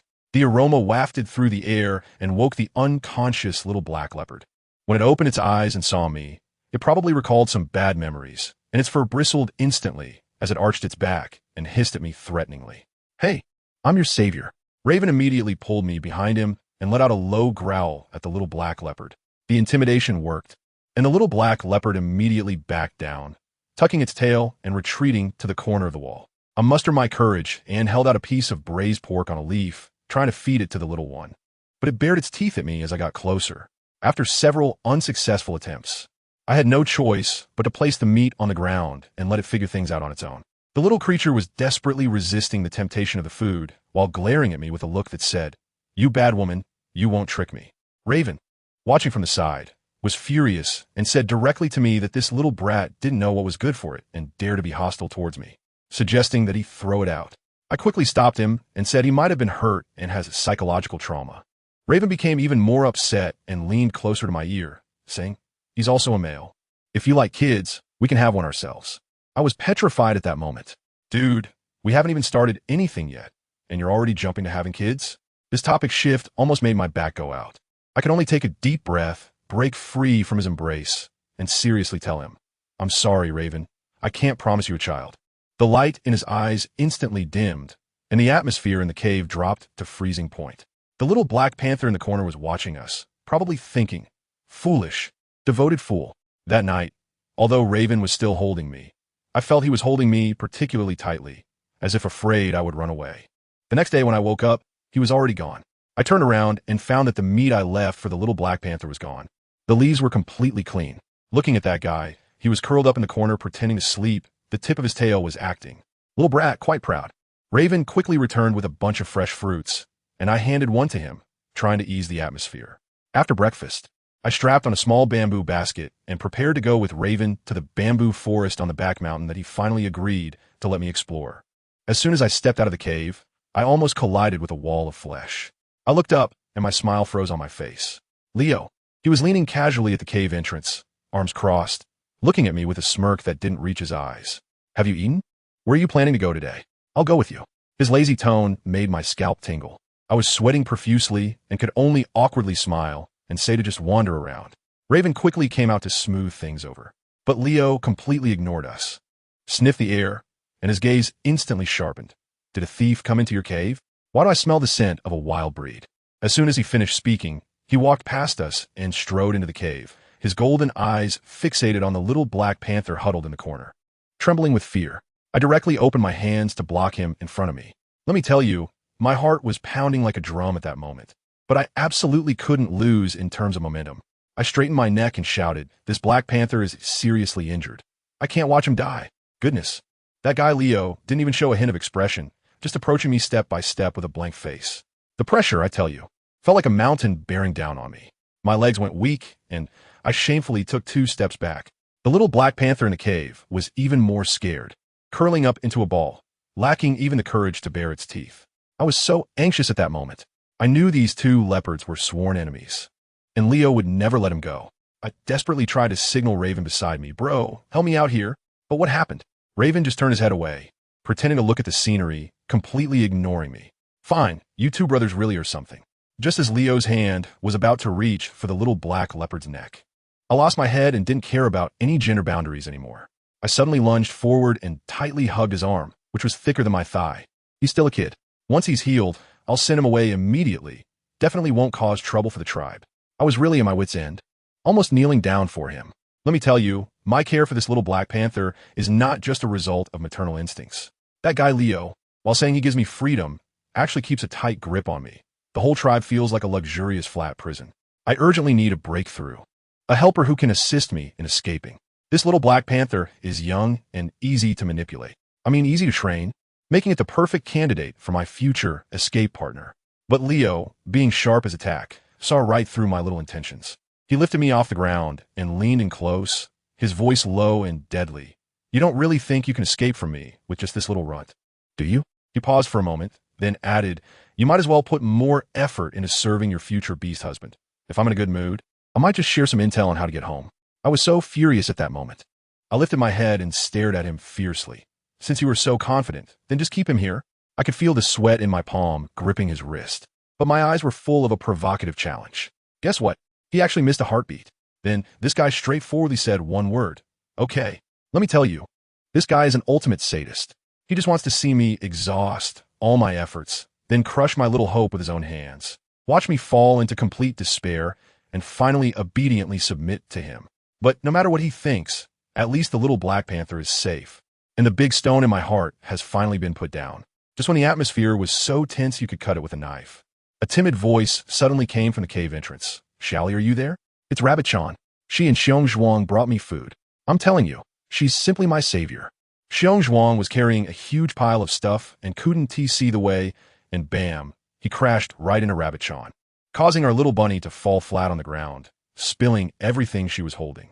Xiong Zhuang panicked and immediately dropped everything to pull Rabbit-chan up, holding her and shouting, Rabbit-chan, are you okay? Don't get hurt. He was so strong that he almost sent Rabbit-chan flying. Rabbit-chan was being squeezed so tightly that she was rolling her eyes, and after finally breaking free, Xiong Zhuang let go and she fell right back down again. With these two clowns causing a ruckus, the tense atmosphere from before instantly vanished. The three of us and one leopard all stared wide-eyed as they performed their little act. Rabbit-chan's face turned as red as a monkey's butt, and she hurriedly got up, pretending nothing had happened. I quickly went over to mediate, trying to distance myself from Leo's low-pressure center. But when I looked at the stuff on the ground, wow, there were animal skins, deer meat, and red earth fruits, piled up like a small mountain. Rabbit-chan began to list off the food. This animal skin is from Leopard 2, the deer meat is from Flower 3, and the red earth fruits were dug up by Gene 5. As I listened, 3 black lines appeared on my forehead. So it turns out all the males in the tribe see Rabbit-chan as my exclusive delivery person. Huh? One after another. They're really good at playing the curve to save the country. I quickly interrupted her. So all of these are gifts from others? What about your gift? Tutu suddenly felt embarrassed, hesitating for quite a while before finally pulling out a small leather pouch from the bottom of the pile of luxurious gift packages with great effort. When she opened it, inside were a few tender green bamboo shoots. These were still unformed hollow sticks. I used to eat them often, but I don't know if you like them. Her voice was as soft as a mosquito buzzing. Who would understand? This was a small package she had spent 3 whole days finding. Compared to the hard currency that others had, it indeed seemed a bit shabby. She lowered her head, probably already prepared for me to look down on it. Without saying a word, I tightly hugged the bag of bamboo shoots in my arms, feeling so happy that I could almost faint.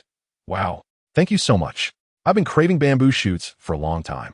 Rabbit-chan's red eyes widened instantly, and tears streamed down her face. I only said a sincere word, and it moved this little rabbit to tears. My heart felt warm. Finally, in this other world, I had a friend I could connect with. Since she had given me a gift, I couldn't refuse it, so I had Raven help me pack it away. After all, it was not easy to meet my best friend, so we decided to go for a spring outing in the mountains. Thus, our group of 5 set off for the mountain in high spirits. Rabbit-chan and I, 2 little girls, chattered as we walked ahead, picking some wild vegetables, while 3 strong men followed behind, carrying various plants. I mean bags. That guy Leo was also tagging along, strutting around us with his elegant cat-like steps. Not sure what he was thinking. Soon, we reached a spot near the mountaintop. Let me tell you, the view was absolutely stunning. Below us was a deep valley, and opposite were rolling green mountains. At that moment, a spark went off in my mind, and my gamer DNA kicked in. I quietly glanced back. Raven had gone hunting. Bear was in a daze, and Leo was leaning against a tree, pretending to nap. The opportunity had arrived. Hidden in my game backpack was the wind wing, a divine artifact. As long as I jumped down from here, I could ride the wind and fly to the opposite mountain peak. No matter how fast they ran, the leopards couldn't grow wings to chase after me. I stared at the bottomless canyon, my heart racing. Should I take the plunge? Right now? Just when I was in a fierce internal struggle, my companion Bunny-chan suddenly said, "Do you really hate it here?" I felt a sudden jolt in my heart. Goodness, how poor is my emotional management if even a little bunny can see it? She noticed my serious expression and quickly apologized. I sighed and spoke the truth. I don't belong here, I just want to go home. I finished speaking, and Rabbit-chan's eyes turned red.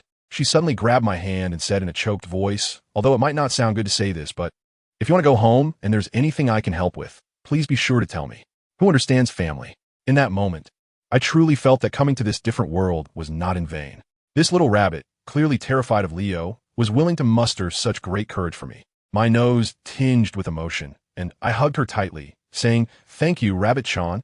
Just as we were displaying our sisterly bond, Raven returned carrying a wild boar. Well, today's escape plan was foiled. But it's okay, there will be plenty of opportunities, no need to rush. Raven's initiative was also remarkable. Seeing that we had many people, he directly took materials from the area, found a large stone, dug a stone pot, and started a fire to prepare a meal.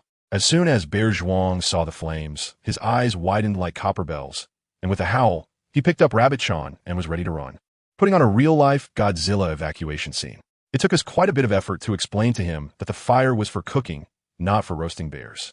Soon, the first pot of stir-fried potatoes and pork was ready. It smelled amazing. The 5 of us gathered around the stone pot, eating heartily. That Bear Zhuang guy finished half a pot of meat by himself, straightforwardly cute.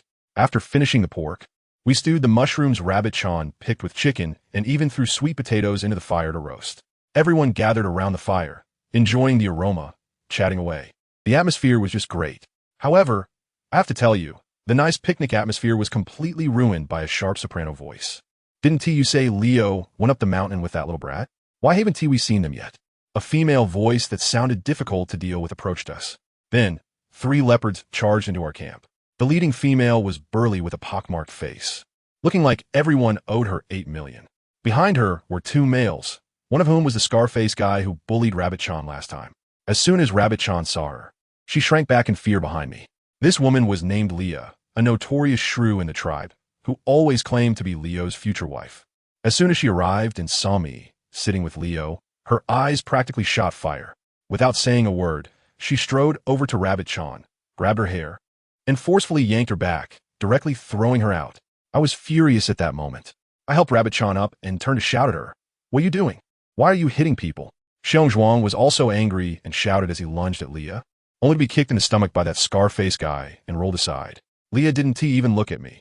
Instead, she smugly turned to Leo and said, Leo, look, she actually insulted me for a herbivorous orc. And what was Leo doing? He was just leaning against a tree watching the show, with that kind of this is interesting smile on his face, clearly enjoying himself. He didn't speak, so Leah took it as his acquiescence and became even more arrogant, pointing at Rabbit Chan and shouting, Koro Scarsong, get that stinky rabbit away from me. The 2 guys immediately started to approach us. I quickly protected Rabbit Chan behind me. Raven wanted to come help, but Leo shot him a glance that pinned him in place. The Scarface guy was even worse. He leaned closer to me and leered, saying, see? Leo's thigh isn't worth hugging. Come with me, I guarantee no such trouble. I disgustedly took 2 steps back with Rabbit Chan. Leah pushed us aside, and her attention was drawn to the chicken simmering in the pot. She asked Leo in a coy voice, I'm so hungry, can I have a taste? Leo grunted in response. And let me tell you, the annual feel-good plot came. Leah got permission, and with great delight, she plunged her plump hand straight into the boiling pot. The next second, she let out a horrendous scream, clutching her bright red, scalded pig's trotter, and jumped up, rolling on the ground while kicking and cursing at her little minion. It was a perfect example of asking for trouble. While she was wailing, the Scarface guy tried to make a move on me again, but I nimbly dodged. After making a scene for a while, Leah was still thinking about the meat in the pot, pointing at her minion Koro and ordering, I'm starving you. Quickly get the meat out for me. Koro looked troubled, but there's a fire underneath. Leah glared. That is exactly why I told you to get it. Do you expect me, a female, to take the risk? Let me tell you, just with one sentence from that girl, her so-called loyal follower Kahlo really ran off to get something. He didn't dare to reach out, so he picked up a stick like others and started poking around in my pot of chicken and mushrooms. And he actually fished out a skewer. Just as it was about to fall into Leah's big mouth, my little bunny Chan, usually such a soft and cute girl, exploded. She mustered all her strength and shouted at Leah. That's my best friend as hard work from the whole morning. She hasn't even had a bite. Why should you get to eat it? And guess what Leah said? She took the meat skewer and started being sarcastic right in front of me. Her laughter, I tell you, was sharp enough to break glass. Just her? A purebred who couldn't even fight off a chicken? Could she make something like this? It must have been specially made for me by Leo. Goodness, this girl directly launched a verbal attack, engaging in racial discrimination. She pointed at Bunny Chan's nose and scolded, You worthless rabbit. Not only is your bloodline low, but you're also dim-witted. Just perfect to match with that bear of yours as a pair of idiots. Leo, don't you think so? We should kick this stupid and lowly orc out of the tribe. Those words were too hurtful, directly stabbing Bunny Chan in the lungs. The poor girl's face turned pale, and her head drooped down almost to the ground. I was so angry I felt like my chest was blocked just as I was about to fire back. I suddenly remembered that in this damned place, it's only natural for carnivorous orcs to bully herbivorous orcs. Whatever I said would be useless in their eyes. I was just a joke. Bunny-chan tugged at my arm and whispered, "Forget it." Leah, seeing me at a loss, was so pleased with herself, eating her meat skewer while looking at Leo with a gaze that was almost dripping with desire. The little schemes in her heart were practically written on her face. Hurry up and become the tribe matriarch, then kick this purebred out of the tribe. She even personally picked out a few of the fattiest pieces of meat, skewered them, and held them up to Leo's mouth with both hands. Her face so stuffed that her eyes were almost gone, sweetly saying, "Leo, you should eat too, right?" I was covered in goosebumps at that moment. And what about Leo? He didn't even look at her, his eyes were fixed on me.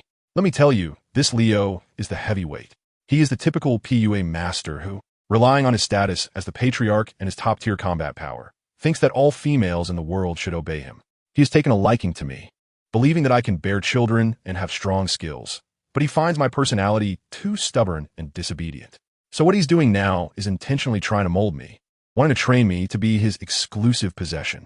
He gave me a disdainful smile and said, "See, in my territory, only those who obey get to enjoy the spoils. Learn to be smart early, or you'll suffer more." I am truly speechless. It's like opening the door to speechlessness, and now speechlessness is home. These two people, one is an average woman and the other is a narcissist, are simply a perfect match of oddities. There's no hope of relying on Leo for justice. I can't take him on directly, so I can only instinctively look for Raven. As soon as I sent out my pleading gaze, Raven wanted to rush forward. But guess what happened? His brother, Leo, stretched out his leg and tripped him. With a warning glance thrown his way, Raven immediately backed down, lowering his head to avoid my gaze. Family, who understands? In that moment, I felt like the sky had fallen. Raven, the man who had always been so gentle and considerate to me, actually said to me with a face full of apology, "I'm sorry, Xiaoli. Just bear with it for a moment. Let this one go to Leah." I was completely stunned. Even a fragile girl like Rabbit-chan dared to stand up for me, while you, Raven, were just like your brother's puppet the whole time.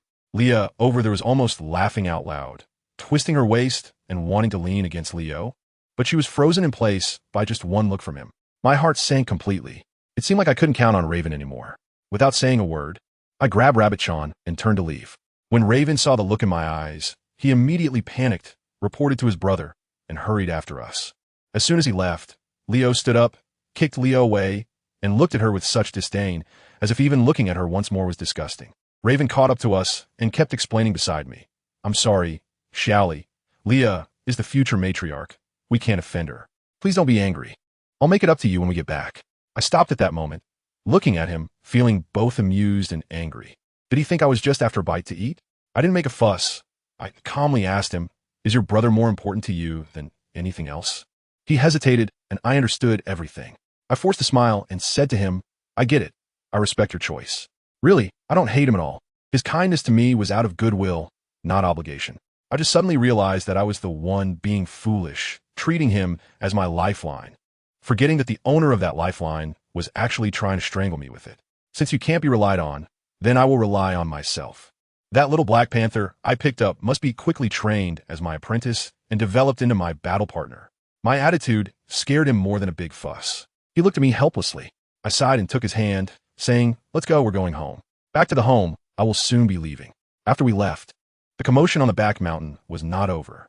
The scarred Song, who had previously tried to take advantage of me, was about to sneak away when Leo blocked him. Without saying a word, Leo swept his leg and knocked him down, stepping on his carotid artery. Scarred Song was so scared that he lost control, begging for mercy.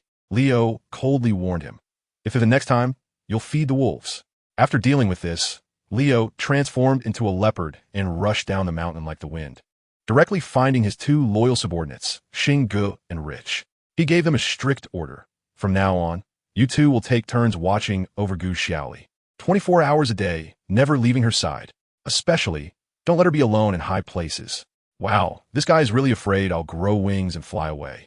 Focusing on a companion-style surveillance. Back in the cave, I was exhausted and sat down heavily. Suddenly, I saw a pair of golden eyes opening in the shadows at the back of the cave. It was that little black leopard. He actually didn't run away. All my discomfort and fatigue vanished in an instant. I walked over in surprise, wanting to touch him, but he growled at me again. I didn't know what was happening. During the day, I had faced grievances. My friends were being bullied. The ones I relied on were unreliable. And now, even a little leopard was being fierce with me. A wave of immense sadness surged over me, and I couldn't hold it in anymore. I hugged my knees and started to cry, not daring to make a sound, just stifling it, trembling with sobs. As a result, that little black leopard I had rescued was actually taken aback by my tears. A proud and majestic black leopard. He had probably never seen such a scene before. He flicked his tail in annoyance and, surprisingly, lowered his noble head and came over to nuzzle my arm. I was stunned at that moment, with tears still on my face. When I looked up, I met his big light green eyes. I reached out my hand inexplicably and touched his furry ears. He surprisingly didn't dodge. All my grievances disappeared in an instant, and I immediately switched to a frenzied cat-petting mode. I held him tightly in my arms, burying my face in the soft fur of his neck and taking deep breaths. God knows how long I've been holding back. The feel of his fur is simply amazing. After Raven finished handling the food, he turned around and saw me cuddling with the Black Panther, and his expression looked like someone who just caught his wife cheating. So sour as he approached and said, "There's not enough meat. I'll go get some more. Want to come with me? It's late at night, and he wants to take me, this burden, out to hunt." I didn't even lift my head, continuing to pet the cat while saying, "I'm not going, just be careful." Raven looked so dejected as he walked away, head hanging low. Just as he reached the cave entrance, he ran into Singo, who was carrying 3 wild boars. Singo walked in with a grin, saying he wanted to try my cooking. When I saw him, I knew he was sent by Leo. This little Black Panther, referred to as a new pet by Singo, was so angry that he arched his back and was ready to puff up, but in front of 2 adult leopards. He could only hiss a couple of times. For dinner, I stewed the wild boar meat with potatoes. As soon as I finished, I served a large portion to my Black Panther baby. This time, he didn't hold back and dug in fiercely. I fed him while affectionately stroking his head.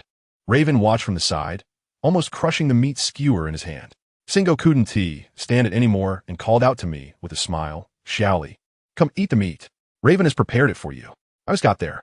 During dinner, this guy, Xing, started giving me a lecture, subtly advising me to side with Leo, saying he just has a quirky personality and that I should go along with him a bit.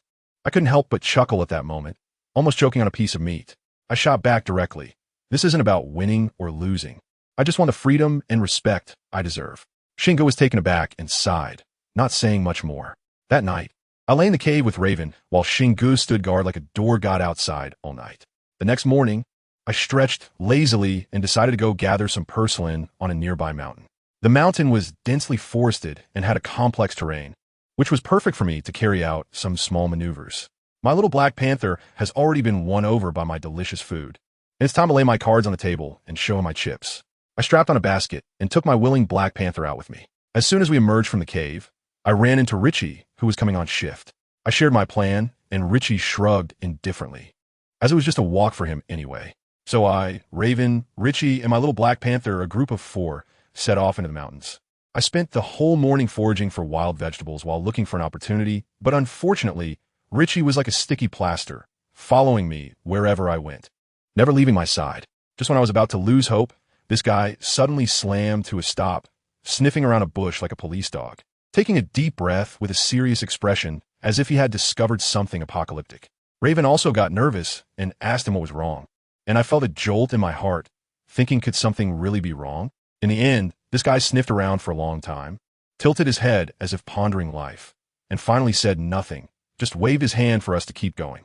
I'm telling you, he must have sensed something, but it was fleeting, and even he couldn't grasp the evidence. But I couldn't care less about that. All I could think about was how to shake him off. It was almost noon, and I was so exhausted I felt like a dog, so I simply plopped down on a big tree trunk and refused to move. That little Raven was like a 24-hour personal attendant, immediately pulling out a wild fruit and offering it to me. I pushed it away, saying I needed to focus on my career and be self-sufficient. I couldn't be his accessory anymore. I went over to pick some sour little red berries to munch on. Dignity. Do you understand dignity? Raven looked so awkward, his hand holding the fruit frozen in midair, and seeing his hurt little eyes, I sigh, forget it. Anyway, the Black Panther was wagging its tail nearby, probably getting impatient too. I looked at the lush green mountains in front of me, made up my mind, and decided not to leave. Let's eat right here. Opportunities are created. I immediately put on a sweet smile and said to Richie, "We're having braised fish for lunch." "Richie, remember there were fish in that little creek we passed by? Why don't you go catch a few?" He was chewing on a leaf, looking all laid back, and said, "I'm here to eat, not to do hard labor. Let your psychic Raven do it." Well, that's exactly what I wanted. As soon as Raven heard this, he became more enthusiastic than anyone else and jumped up, saying, "What kind do you want? I'll go catch them." I rolled my eyes internally but had to say politely, "Just get some fat ones. A few would be great." Watching Raven run off like he had received a royal decree, I finally sighed in relief. But when I turned around, I met Richie's half-smiling gaze, which made my heart race. I hope I didn't show too much on my face. I quickly assigned him another task. Richie, we need a place to cook. Can you clear this area and dig out a stone pot?" This time he didn't tee refuse. After all, it would be foolish to go against his own stomach. Let me tell you, that scene was something else. His claws were like Wolverine's, and with a few swipes, he flattened a patch of bushes. Then he zeroed in on the large rock under my backside, signaling me to move aside. I watched as he plunged his hands into the ground, took a horse stance, and with a powerful twist of his waist, he uprooted a boulder that was half his height. Wow, a walking hormone excavator. While he was busy digging the pot, I quickly pointed to the nearby creek and said, "I'm going to wash the wild vegetables over there." That spot was conveniently shielded by a few trees, making it his visual blind spot. He peeked over, probably thought it wasn't too far, and nodded in agreement. I was so excited in my heart. Carrying a basket, I quietly waved at the Black Panther behind me and then walked towards the creek. The Black Panther, originally lounging around, seemed curious about my little action, yawned, and slowly followed me. When we reached the creek, I pretended to wash vegetables, feeling anxious inside. The Black Panther came over too, tilting its head to look at me, as if to say, "What are you doing?" I got distracted, and the wild vegetables in my hand were swept away by the water.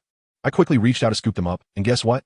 A long, snow-white hand emerged from the water and grabbed my wild vegetables. I was completely stunned at that moment. Were there others in this mountain? I looked up and thought, who understands a family? I just stood there in a daze. A slender boy with gray-white hair, his skin whiter than snow, and his silver eyes seemed empty, just looking at you with a faint gaze. He wore a piece of tattered burlap cloth draped over him, somehow exuding a high-fashion vibe, with that appearance and demeanor. He looked like an SSR card straight out of some O-Tome game. He handed me the wild vegetables, wearing a distant yet charming smile. Before I could react, the Black Panther next to me suddenly fluffed up its fur, letting out a low growl and assuming an attacking stance. It was then I realized that this boy definitely wasn't from the leopard tribe. When I looked again, the boy had already disappeared, leaving only a handful of damp wild vegetables by the stream. The panther's growl attracted Ricky, and as soon as he arrived, he sensed something was off. He sniffed around the shore, and his expression instantly changed. He said he smelled a strong mint scent, which was used to cover up other smells. I hurriedly pushed him back to the pot, urging him to cook the rice first. Damn, this desolate mountain area is getting more and more thrilling. Raven quickly returned with a dozen lively fish, and we clumsily cleaned the fish and tossed them into the stone pot. Soon, the aroma of the fish soup wafted out. Black Panther, that greedy cat, was the first to poke its big head over, but I pushed it away, afraid it would get burned. I quickly fished out 3 for it and placed them on a large leaf to cool. You wouldn't believe it. Black Panther usually doesn't eat fish because it finds them too fishy, but the steamed fish I made was devoured in a flash, without even spitting out the bones. And afterward, it let out a satisfied sigh. Raven watched from the side, and the look in his eyes was sigh, a bit envious. He could only comfort himself by saying that my affection for Black Panther was like maternal love. The pot of fish was emptied quickly, but Ricky still wasn't at ease and suggested we head back today. I felt something was off too, so I readily agreed. Just as I was tidying up, the most explosive thing happened. I wasn't paying attention to my feet and tripped over a branch used for the fire, falling onto the bamboo basket and scattering everything everywhere. I clumsily got up and found that the 3 leopards were staring at me in unison. How should I describe their gaze? The Black Panther looked shocked, but Ricky and Raven had eyes that seemed like they were about to pounce and devour me alive. Even Raven, who is usually the shyest, made my hair stand on end. I was feeling inexplicably uneasy, and suddenly my legs felt warm. I froze instantly. My aunt, who was more than 2 months late, just happened to arrive at this time. Out of the blue. "Family, it's here." Out of the blue. Raven was trembling and wanted to come over, but Ricky suddenly turned his head sharply and shouted into the depths of the forest, "Run." I still hadn't reacted when howls from all directions echoed. Soon after, dozens of gray-black wolves emerged from the bushes, surrounding us tightly.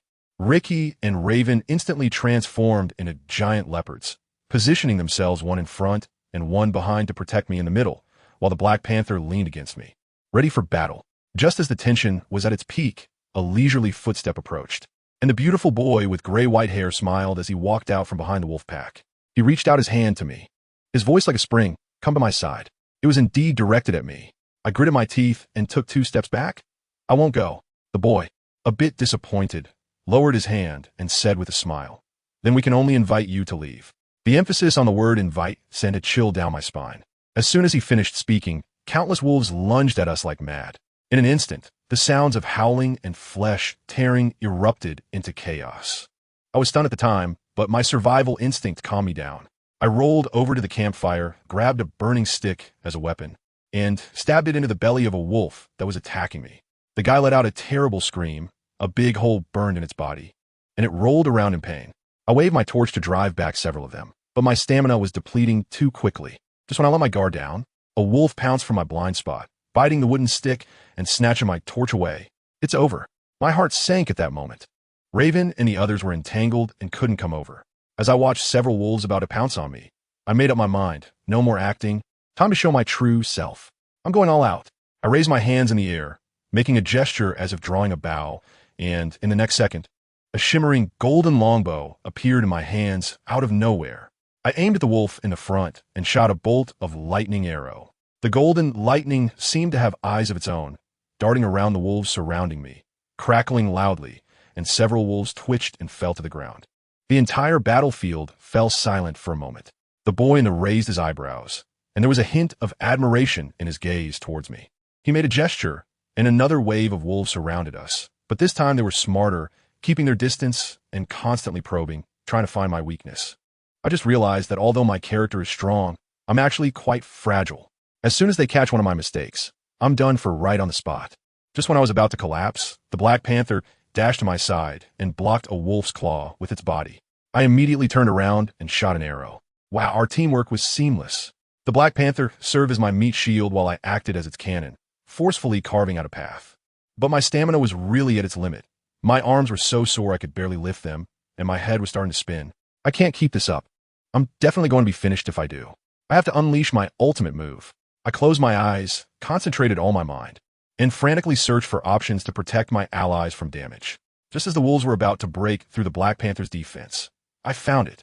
Countless blinding lightning bolts descended from the sky, centered around me, instantly covering the entire battlefield. The surrounding wolves were struck and howled in agony, suffering heavy casualties. I quickly opened my eyes to see the Black Panther still in a biting posture and aside from claw marks. There was not a single trace of being struck by lightning. Raven and Richie were the same. Wow, this skill even has enemy and ally recognition. Focusing on precise target acquisition. Awesome. But that young man, surprisingly, was only knocked back a few steps. He raised his hand and blew a loud whistle, and the rustling sounds returned to the forest. Damn, how many wolves did he bring? Richie cursed loudly, shouting for us to run down the mountain quickly. Without saying a word, I jumped onto the Black Panther's back, holding onto its fur, and the 3 leopards rushed down crazily. But those wolves were strange. They just followed us on both sides, neither attacking nor blocking our way, just occasionally forcing us to change direction. The more Richie ran, the more uneasy he felt. He knew wolves were the most cunning.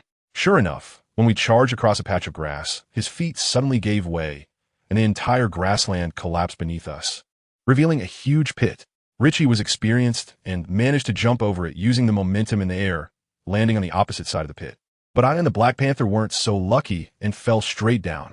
The bottom of the pit was filled with poisonous thorns. The Black Panther couldn't even flip over to protect me. Just as we were about to be impaled, a thought struck me, and I used a blink skill. Guess what? This skill could actually bring a teammate along. I instantly teleported with the Black Panther to the edge of the pit. Wow, but you know what? Teleporting a big living panther cost a lot of mana, and my distance was cut down by more than half. I was barely hanging on to the edge of the pit, gripping the Black Panther's ankle tightly. But its weight, combined with gravity, pulled me down, and with 2 cracking sounds, I tell you, both of my shoulders dislocated right then and there. The pain made me tear up instantly, just at this crucial moment. Those wolves surrounded us as if they were free. The bottom of the pit was filled with poisonous thorns, and I was shaking all over in pain. But I gritted my teeth and wouldn't let go. When Raven saw I was hurt, he hurriedly swatted one away and rushed over to me. I tell you, his golden leopard eyes were filled with worry, almost crying. At that moment, The wolf boy, like a ghost, stood on a tree looking down at us. His gaze like that of someone watching a few dying grasshoppers. He blew a sharp whistle, and those wolves immediately treated me as a target, surrounding me in layers. I had one thought at that moment. Brute force would definitely not work. I had to outsmart them. I endured the excruciating pain trying to draw my bow.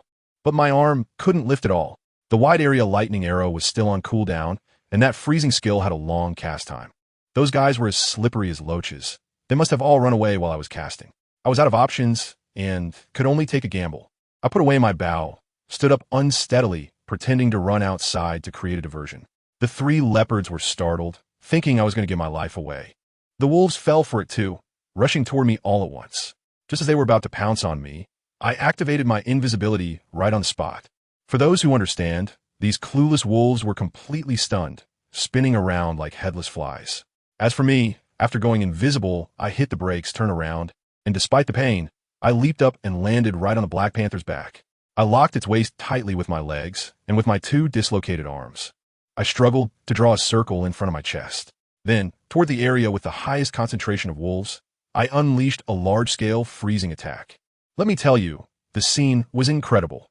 The sky instantly darkened with thick clouds, snow started to fall heavily, the temperature plummeted, and a large group of wolves was directly frozen into ice sculptures. I quickly leaned close to the Black Panther's ear and shouted with all my strength, "Go!" The Black Panther understood immediately, kicking off with its 4 legs and darting out like a bolt of black lightning. Raven and Richie followed closely behind, not even looking back. The wolf boy on the mountaintop turned pale, watching us flee in disbelief.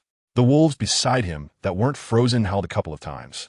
And he finally snapped back to reality, jumping down from the tree and kicking at the ice sculptures. As the outer layer of ice shattered, the wolves inside surprisingly sprang back to life. Incredible, this skill is actually a soft control. The boy said expressionlessly, "Retreat," and in an instant, dozens of wolves vanished without a trace. The 3 leopards were carrying me, an injured person, and it was quite a mess. Before we even reached the foot of the mountain, we ran into the leopard tribe's rescue team. The leader was called Scar Song, and let me tell you, the way he looked at me made me feel uncomfortable all over. He came up wanting to touch me, but was shouted back by Ricky. The other leopards gathered around, asking how I was doing, their eyes looking at me as if I were some rare treasure. The black leopard was extremely annoyed, out a low growl, and pushed through the crowd, sprinting with me towards the shaman's cave. The shaman was an old man with a white beard named Rue.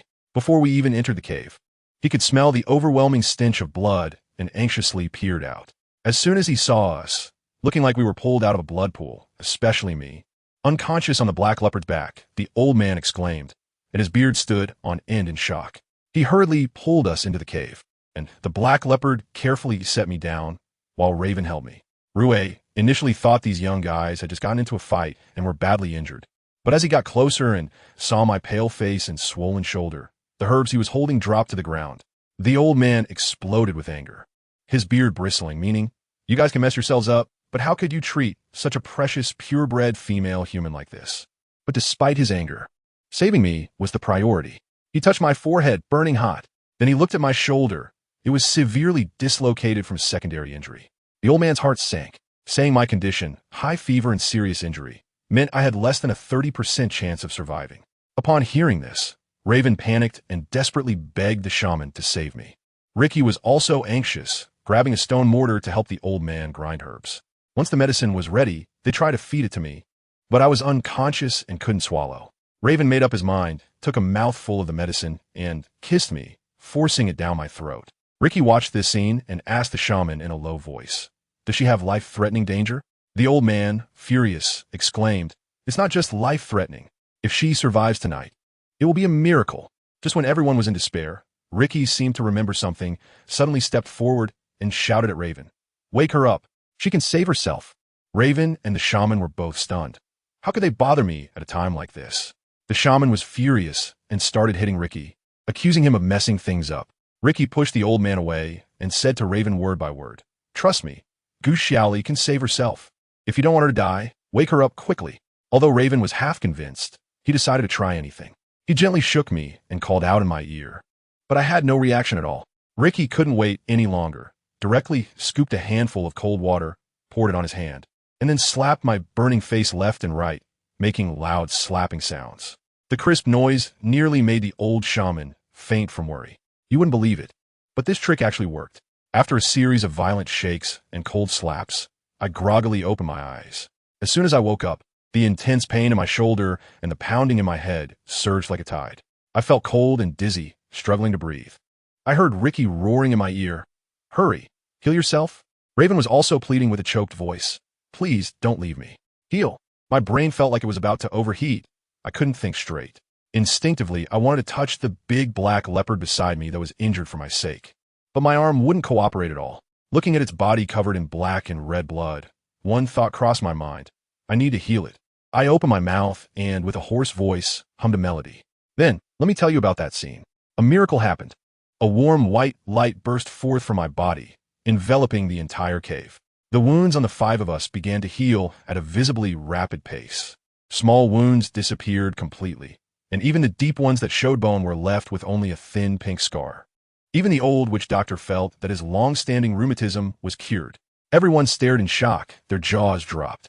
Raven was the first to react, checking me from head to toe and, realizing my fever had subsided, finally breathing a sigh of relief. Ricky pulled the stunned Rue to the side and muttered a few words. After hearing him, the old man's gaze toward me changed from shock to reverence, almost as if he wanted to bow to me right there. Without saying a word, he pulled out a heap of herbs from his collection and insisted on giving them to me with both hands. I had just come back to life and was still a bit dazed, so I quickly bent down to thank them. As I bent down, something went wrong. A rush of heat surged out, and a fresh smell of blood, mixed with an incredibly sweet and greasy fragrance, spread from underneath my skirt. The old witch doctor sniffed, and his expression changed again. He said that this scent could drive all the single males in the tribe crazy on the spot. He hurriedly pulled out a bitter and astringent black herb, had Raven crush it, and sprinkled it on me to cover up the smell. After we thanked the shaman, we returned to my cave. As soon as I entered, I saw that old sly fox, Chief Leo, standing in the center of the cave with a fake smile. I was sweating bullets inside. Being chased by wolves during the day and having to deal with this old fox at night was exhausting. As soon as Leo opened his mouth, he made a shocking statement, staring at me and saying, "You are in heat." I was really going to thank you, big brother. Which of your eyes saw that I was in heat? It's my period. My period. I quickly hid to the side, wrapping myself tightly in animal skins. Raven quietly crushed some bitter herbs to sprinkle on me, but the smell made me sneeze several times, and I refused to let him. I said I would just stay in the cave and wouldn't go out to mess around. That was fine. See me like this. Leo surprisingly didn't make things difficult for me, taking Raven, Richie, and the Black Panther in the corner who was storing mushrooms and voluntarily went out, leaving me some personal space. I was feeling troubled while holding a pair of leather underwear. It was thick and not absorbent at all, making me extremely uncomfortable. Just when I felt so embarrassed that I wanted to dig a hole to bury myself, my fairy-like best friend, Rabbit Chan, arrived. She was followed by her strong friend, Bear Zhuang, who was carrying something that looked like a small mountain. As soon as Rabbit Chan saw me, her eyes turned red, and she said she heard I was injured and was really worried. All the grievances I had that day instantly broke down, and I hugged her and started crying loudly. The sight of 2 girls embracing in the evening breeze was incredibly touching. Rabbit Chan helped me into a cave. Her nose was sensitive, and she immediately caught the smell and saw the marks on my leg, so she understood right away. Bear Zhuang, unable to hold on, dropped everything he was carrying, which turned out to be a mess of carrots and sweet potatoes. Rabbit Chan didn't mind him and quickly pulled out a thick, soft leaf from a big leaf package and stuffed it into my hand. I kept flipping the leaf back and forth, and Rabbit Chan said softly with a blush, "You can put this on the bleeding area." I suddenly realized, let me tell you, this is the sanitary napkin of this world. All natural, no additives, sponge-like structure, super absorbent. I held the soft leaf, awkwardly glancing at the few males at the cave entrance. Leo watched with great interest, while Raven's gaze seemed ready to rush in and help me change. Rabbit Chan noticed my embarrassment and quickly grabbed a huge beast skin, holding it high with her 2 little paws, creating a makeshift changing room for the 2 of us. I quickly thanked Rabbit Sauce and swiftly changed that thing. Wow. I have to say, this grass is really useful, soft, and instantly dry. It's simply primitive society's black technology. I came out of the corner with Rabbit Sauce, and that guy Xiong Zhuang was still on the ground huffing and puffing while picking up sweet potatoes and carrots. I felt a bit embarrassed seeing this. I had just used his stuff and wanted to lend a hand, but Rabbit Sauce pressed me down, saying I shouldn't move around since I was hurt so badly today. Does anyone understand? This little rabbit is just too warm-hearted. Right after that, Rabbit Sauce dragged 2 big bags of sweet potatoes and carrots in front of me, saying she was worried I wouldn't be able to go out these days and wanted me to eat her food first. I hadn't even had the chance to feel touched when Xiong Zhuang, standing nearby, scratched his head like a big sieve and asked Rabbit Sauce, "Didn't you say this is your lifeline for the winter? Why are you giving it all to her?" Rabbit Sauce's face turned red with anger as she punched him lightly, the soft force feeling like a massage. Hearing this, I felt even more embarrassed to take any. We pushed back and forth, but in the end, I couldn't resist her insistence and just took a tiny bit, saying it would be my dinner. As it got dark, Rabbit Sauce and I were holding hands and chatting. I tell you, the atmosphere was just right when suddenly, a series of heartbreaking chicken cries came from outside the cave. Before I could react, I saw my little Black Panther cub, who had somehow slipped out, coming in with a mouthful of feathers and dragging in 7 or 8 wild chickens that were still flapping around. Goodness, the whole cave instantly turned chaotic. Feathers were flying everywhere, and the few live chickens were running around like crazy. One almost flew right onto Leo's face. Leo, being tough as he is, didn't even raise an eyebrow. With a swift motion of his hand, he grabbed a chicken by the neck, and with a crunch, the world went quiet. My little Black Panther cub strutted over to me with the plumpest chicken in its mouth, set it down on the ground, and nudged me with its paw. I couldn't help but laugh. This little foodie remembered the mouth-watering chicken I promised it during the day. I patted its big head, feeling quite at ease. It seemed I had this little one completely under my control, and it couldn't run away. Leo was watching nearby, nearly splitting his face with laughter. I figured he was mentally criticizing me, thinking that raising this juvenile Black Panther was useless, catching a few chickens and making such a mess.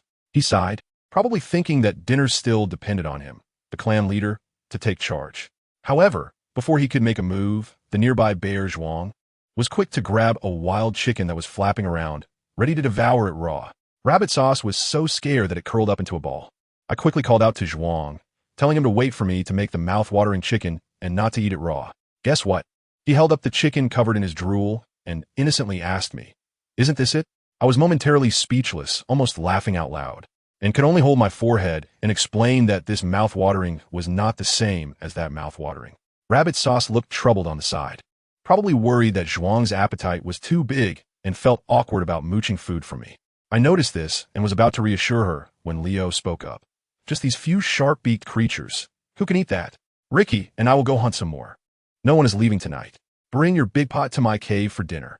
Wow. The clan leader was commanding. After saying that, he took Ricky out hunting. I quickly pulled Rabbit Sauce aside and said she had to stay with me. I was just going to make a feast with the carrots and sweet potatoes she gave me. Rabbit Sauce reluctantly agreed. So, we moved like we were relocating, directing Raven and Zhuang to carry all the pots, pans, and ingredients up to Leo's cave on a mountain. Let me tell you, it truly lived up to being the clan leader's home. It was bright and spacious. It was at least 3 times bigger than Raven's place, with a natural vent at the top, making it a luxurious, fully equipped cave. While waiting for Leo and the others to return, I set up a small pot and started preparing the unfortunate chickens caught by the panther, making a simple version of mouth-watering chicken. Although I didn't have all the spices, the aroma wafted out, and everyone in the cave was nearly drooling. By the time Leo and Ricky returned, dragging 2 mountain-like catches, the pot of mouth-watering chicken was just finished. Ricky, sensing the smell, even from halfway down the mountain, came charging in like he was on fire. Leaving Leo in a cloud of dust, and without saying a word, he snatched the last bit of meat from the pot into his mouth. Leo walked in with a dark expression, thumping the prey down on the ground with a loud noise that startled both me and Rabbit Sauce. Zhuang was still savoring the taste, completely oblivious to Leo's murderous glare. I quickly stepped in to smooth things over, saying, Don't rush. We have plenty of ingredients. Tonight, everyone will eat to their heart's content." Next was my time to shine. I directed Raven and Ricky to handle the prey, cooking a big pot of wild boar meat mixed with carrots. Rabbit Sauce also helped me with the ingredients while riding on Zhuang's shoulders. Soon that big pot, which could hold 5 of me, was bubbling with delicious aromas. I sat by the campfire, watching Rabbit-chan and Bear Zhuang, a petite white rabbit and a big silly black bear. This combination is just too magical. Bear Zhuang, such a fierce beast, actually listens to Rabbit-chan, primarily for companionship. I was really curious, so I poked Rabbit-chan and asked her to tell me their story. Under the firelight, Rabbit-chan smiled helplessly and began to gossip. It turns out that Rabbit-chan is an orphan who drifted into the leopard tribe when she was little. Being a herbivore, she was ostracized and had a very hard life. Until last year's rainy season, she found Bear Zhuang, half dead in the mud by the river. At that time, other beastmen said the bear was beyond saving and ignored him. Looking at him, Rabbit-chan thought of her own helplessness, gritted her teeth, and with her little strength, managed to drag the huge Bear Zhuang back home. After Bear Zhuang woke up, he showed no gratitude and, like a fool, went around looking for his brother, causing chaos in Rabbit-chan's cave. The whole tribe knew that Rabbit-chan had brought back a silly bear. But Rabbit-chan didn't drive him away. She fed him vegetarian food and took care of him. The real turning point came when the most popular female in the tribe, Leah, bullied Rabbit-chan. Suddenly, this silly Bear Zhuang rushed out and knocked Leah over. As a result, Bear Zhuang was beaten to a pulp by Leah's suitors. Rabbit-chan cried for mercy, and when those people left, she once again dragged the seriously injured Bear Zhuang back home. Step by step, just like before. From that day on, Bear Zhuang no longer mentioned his brother. He only had Rabbit-chan. That little rabbit became his entire world. I listened with a sense of sigh, and the meat in the pot was ready. I noticed everyone had a stick in hand and thought we couldn't keep making do like this. So, I had a sudden idea and asked a few males to find stones and wood. I conducted a live demonstration, teaching them how to carve stone bowls and wooden spoons. You wouldn't believe it. These orcs are really skilled with their hands, and soon everyone had their own set of utensils. That guy Ricky was the most outrageous, directly making himself a stone bowl as big as a basin, flaunting it while holding a bowl of meat. Leo, beside him, looked grim, probably reflecting on whether he had chosen the wrong right-hand man. That night, we truly didn't hold back. Spicy stir-fried venison, steamed lamb chops, mixed offal. One pot after another, leaving me and Bunny Sauce leaning against Bear Strong, unable to move. Those few males were like bottomless pits, if it hadn't been so late. I bet they could have finished 3 more big pots. After the feast, I urged Bunny Sauce and Bear Strong to hurry back to rest. The remaining Leo, Raven, and Ricky, the 3 leopards, worked efficiently, tidying up the cave in no time. I was just about to follow Raven back to his place when suddenly my arm tightened, and I was pulled into an iron chest. It was Leo. The look in his eyes was like that of a predator locking onto its prey, and he directly told Raven, "You go back, she stays." I was completely stunned at that moment, desperately trying to signal Raven, but what did Raven do? He was left speechless by a few words from his brother. "You didn't take good care of her. How can you protect her?" In the end, he actually said to me, "Xiaoli, I'm sorry, brother will take good care of you." And then, he just left. He just walked away. Family. My heart sank at that moment. What is this? Are they sending me straight into the wolf's den? As soon as Leo let go, I darted to the farthest corner of the cave, like I was avoiding a plague. Of course, I didn't dare to run. It was late at night. Running out would be asking for death, so I could only coexist with him in the same room. I was scared and huddled in the corner, feeling like a lamb waiting to be slaughtered. But Leo was truly unpredictable. First, he threw me a pack of new soft leaves, telling me to cover up the smell and not to cause him trouble. Then he made the bed and told me to come over. Of course, I'm not going. I said I'd just like to sleep in the corner. But he, on the other hand, started counting down 3. As soon as he said the word 3, I immediately got scared and crawled up onto the fur. I wrapped myself up like a silkworm and rolled to the farthest corner from him. But guess what? He simply reached out his long arm and pulled me, along with the fur, right into his arms. At that time, I had even thought of the lines for biting my tongue to end my life, but in the end, he just held me, not moving. He quietly embraced me, resting his chin on my head. My heart, which was hanging in suspense, was racing, and finally, I couldn't bear the fatigue of the day and actually fell asleep in his warm arms.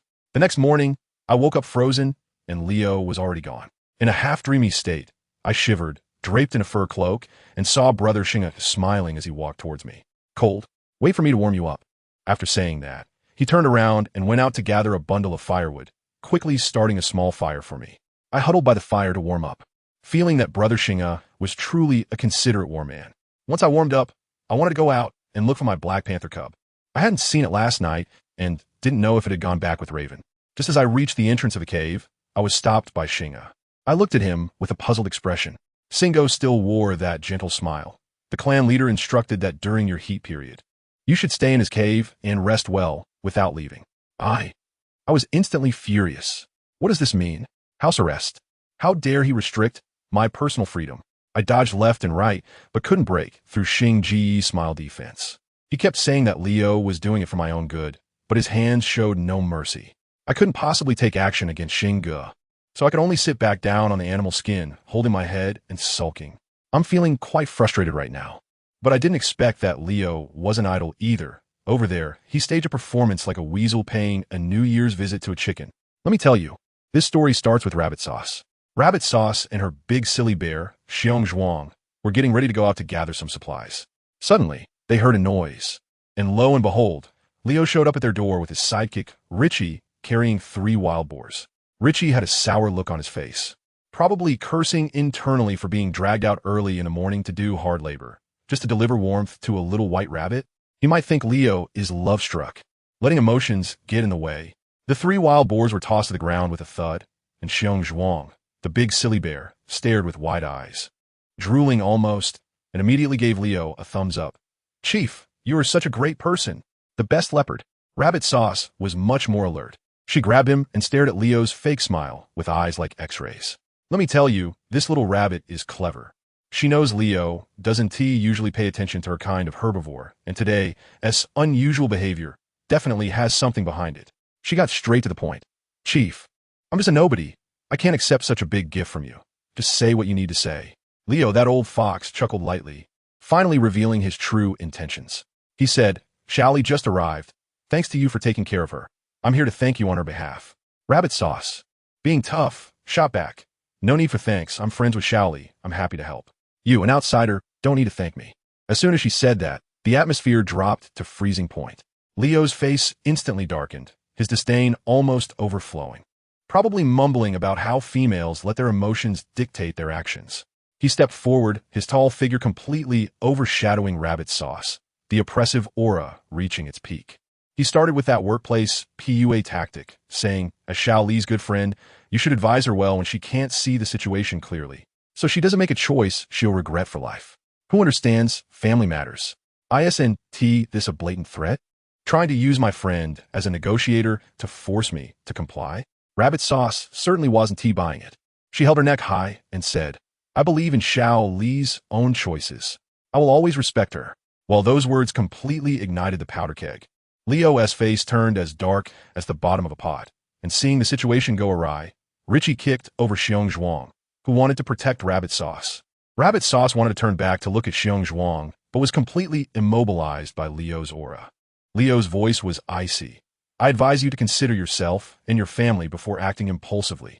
He even reached out 2 fingers and pretended to pluck a non-existent bug from Rabbit Sauce's snowy white ear, blowing on it casually and saying, "Just a bug. This is downright vicious." Rabbit Sauce trembled all over and could only squeeze out 3 words through her teeth. "I understand." Only then was Leo satisfied. He affectionately patted Rabbit Sauce's ear and swaggered away with Richie, leaving Rabbit Sauce sobbing in Xiong Zhuang's arms, shaking all over. As for me, I was still sulking in Leo's cave, curled up in a ball. Leo's soft confinement made me feel more anxious the more I thought about it. What exactly did he want? He couldn't possibly keep me locked up forever, right? A terrifying thought arose in my heart. Could this guy be planning to use some underhanded tactic to force me to stay willingly? Just as I was lost in thought, Lewin arrived. He was holding a fruit, looking at me with a face full of guilt. Honestly, could I not resent him? He left me alone with that big demon Leo. But looking at his sad eyes, I couldn't bring myself to say a single word of reproach. Sigh, what could I expect from him? Just then, a furious low growl came from the cave entrance. I looked up, and wow, my potential stock has arrived. It was that Black Panther. He was crouching, facing off against the guarding Xingge, looking like he was ready to fight. I was so excited that I almost jumped up and quickly rushed over. "He's my friend. Let him in." It seemed that Xingge felt sorry for me being alone, and he actually let him in. As soon as Black Panther entered the cave, I couldn't hold back anymore and immediately jumped up to hug his neck, crying uncontrollably. After being messed with by the Leo brothers, I could only feel a bit of safety by holding on to this furry big guy. Surprisingly, Black Panther didn't push me away this time. He even rubbed his big head against me. I cried enough while holding him, and after venting my emotions, I pulled him down to sit on the animal skin and began my brainwashing plan. I leaned close to his ear and enthusiastically recommended, "How about it? Last time we fought the jackal, you saw my strength, right? Stealth, healing, high output. Do you want to learn?"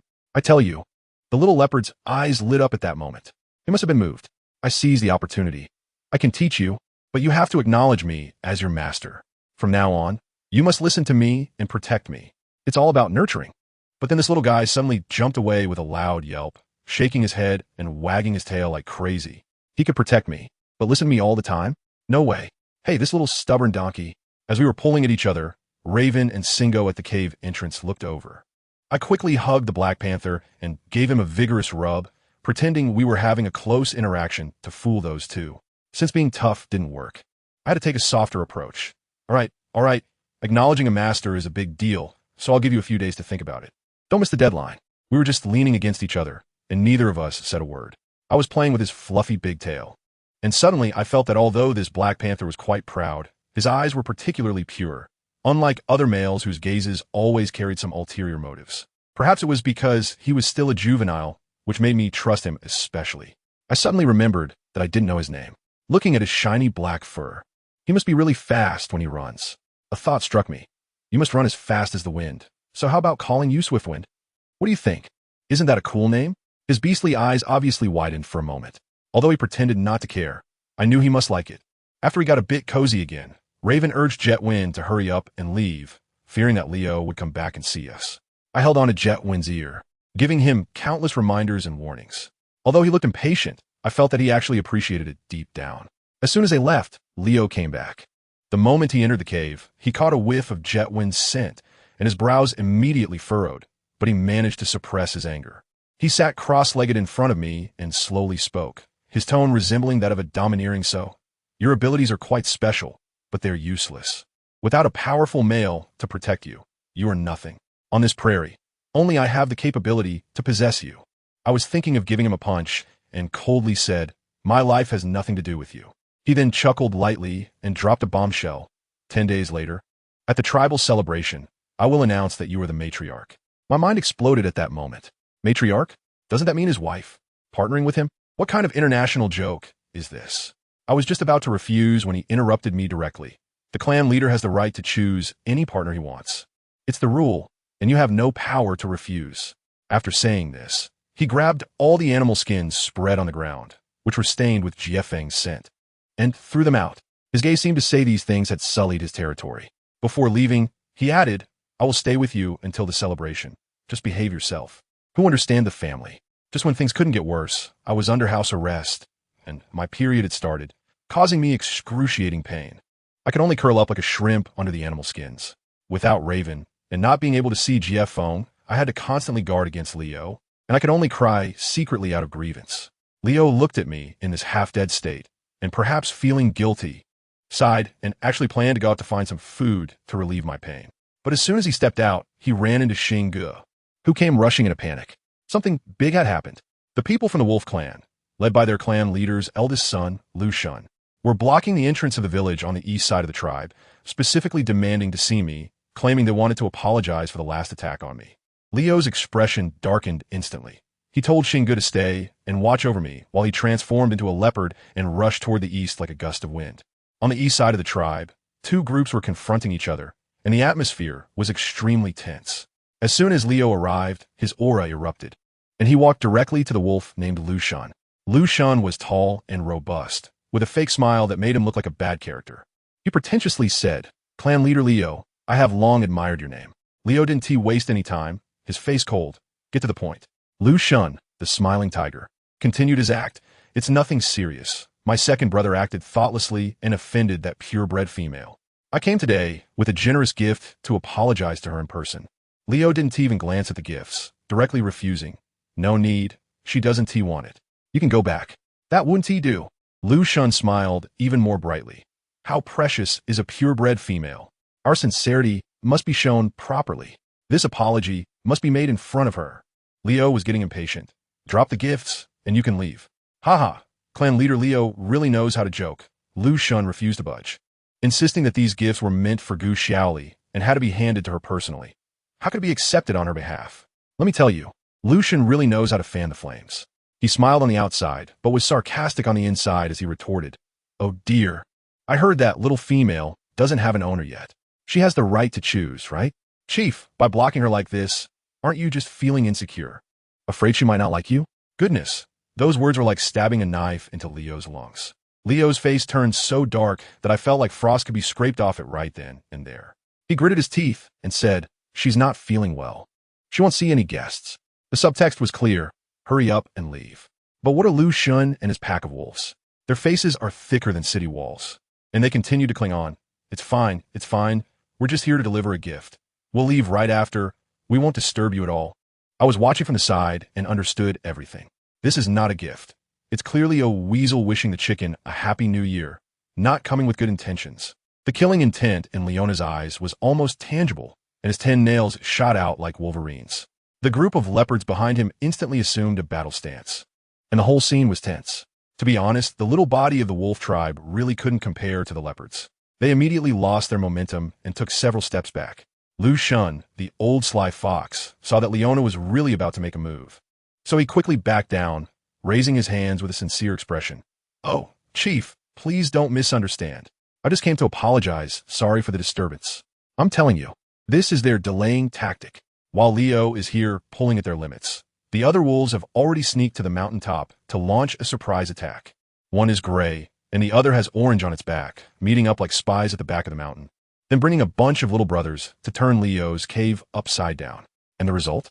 Not even a single hair was found. Just when Lu Xun was about to run out of steam here, a sudden short wolf howl came from behind the mountain. That was the signal. As soon as Lu Xun heard it, the goal was achieved, and he immediately wrapped things up, disappearing with his pack of wolves in a flash. When they had run far away, the three brothers finally met up. His second brother shook his head with Lu Xun, saying the person was not there. Lu Xun's face darkened immediately. He couldn't understand it. The inside information clearly said that Gu Xiaoli was in heat and was being watched closely by Leo. How could she not be in the cave? It was then that he realized, wow, Leo, with those thick eyebrows and big eyes, was also playing military strategy. Having already moved his Xiaoli away, this group of wolves discussed it and realized they were in trouble. Next time they wanted to make a move, it would be much harder. So where exactly is Xiaoli? I'm telling you. She is hidden in a shabby cave at the foot of the mountain where the shaman Rui has piled herbs. Xi and Gu, Leo's most loyal little brother, wrapped Xiaoli tightly in animal skins and brought her over. That old man Rui is also a smart one. Without saying a word, he grabbed a handful of extremely foul-smelling bitter grass, crushed it, and scattered it all over the place. That smell was simply at a biochemical weapon level, just to cover up the deadly fragrance on Xiaoli. You wouldn't believe it, but this trick really worked. When the wolves searched, who would think to look in such a remote herbal hut at the foot of the mountain? They completely missed it. Xi and Gu stood guard at the cave entrance like a door god, but the wolves didn't come. Instead, they encountered an ultimate eye-catching package, Leah. Family members who understands. This Leah is the self-proclaimed matriarch of the tribe, purely self-satisfied. When she heard that Leo had brought Gu Xiaoli to stay in his cave, she went crazy on the spot, her features twisted with anger. She thought that cave was her exclusive spot. What was Gu Xiaoli? Every day she ran up the mountain to confront Leo, but each time she was stopped halfway, making her so angry that she could only vent her frustration on the unlucky ones in the tribe. After calming down, this sister's thought process was also unique. Instead of thinking about how to improve herself, she remembered a herb Rui had that could make one beautiful called Snow Lotus. She thought, no way, I can't be outdone by that little bitch. I need to get some Snow Lotus to use. So she jumped 3 feet high and rushed towards Rui's cave, kicking her backup dog Koro to make him follow. Just as Leah arrived at the cave entrance, she was choked by the overwhelming smell of bitter grass and staggered back 3 steps, sneezing like a machine gun. Holding her nose, she yelled, "Rui, old man, come out." Rui was already annoyed with her, and hearing this life-threatening noise, he came out, puffing and glaring. "What are you howling about? Speak if you have something to say." Leah raised her chin as if to stab someone. "I want that Snow Lotus from last time, the one that can make me beautiful. Give me as much as you have." Rui shrugged. "It's gone. I gave you all of it last year. Who has the time to go to the ice mountain to pick that thing for you now?" Leah exploded on the spot, cranking her volume to the max. "None. I'm going to be the matriarch. How can you not prepare what I need?" Rui was also angered by her and shot back. "None means none. If you want it, go pick it yourself." After saying that, he turned around and went back into the cave, ignoring her. Leah, furious, stomped her feet and turned to see her limping dog Koro just catching up. A light bulb went off in her head. Right, I can't pick it, but I can send Koro to ask where the Snow Lotus grows. Koro was also unfortunate, dragging his injured leg, reluctantly entered that dark, strange-smelling cave. And guess what? He immediately saw a small bundle huddled in the deepest part of the cave, wrapped in animal skins, with a bit of hair and a section of a fair arm exposed. He instantly recognized it was Gu Xiaoli. Then he smelled it, hidden beneath the strong herbal scent, that faint yet irresistible sweetness that could drive all males wild. He stood there, enchanted, inhaling deeply. Gu sensed something was off and quickly darted out from the shadows. Blocking his way, outside the cave, Leah was getting impatient, also holding her nose as she rushed in, and to her surprise, she smelled it too. That peculiar scent, sweet yet slightly bloody. She instantly understood. This thing was 1,000 times better than snow lotus. This was definitely Gu Xiaoli's secret weapon to seduce Leo. She bypassed Gu and crazily rushed inside. Gu, quick on his feet, grabbed her arm and yanked her back. Leah completely lost it. She recalled Gu had always been somewhat polite to her, and now he dared to block her.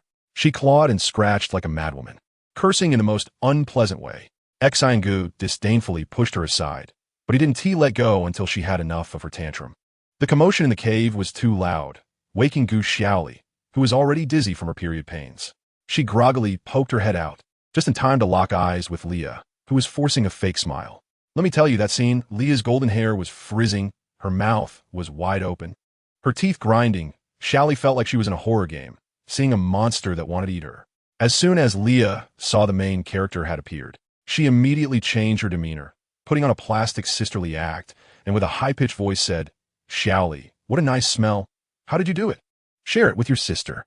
Xiaoli, in pain and barely able to think, had no time to play along, directly replied, "There's no fragrance.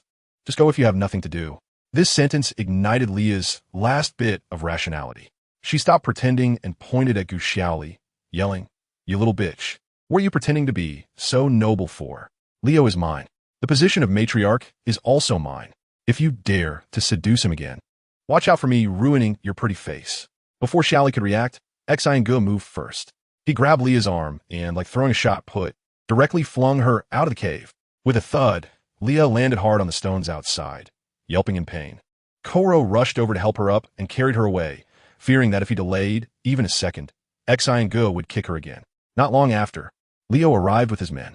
Seeing that Xiaoli was fine, he finally breathed a sigh of relief. He brought Xiaoli back to the cave at the top of the mountain. The following days were nothing short of a nightmare. Leo imposed a 24-hour militarized management on her, overseeing everything about her eating, dressing, living, and traveling.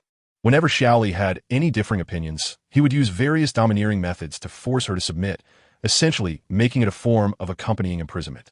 Leopards and Black Panther came to see her, but were blocked at the door by Leo. He even showed his claws to Black Panther. If Xiaoli hadn't tightly clung to his thigh, Black Panther would probably have been done for on the spot. Finally, Xiaoli's period ended, and the harvest festival arrived.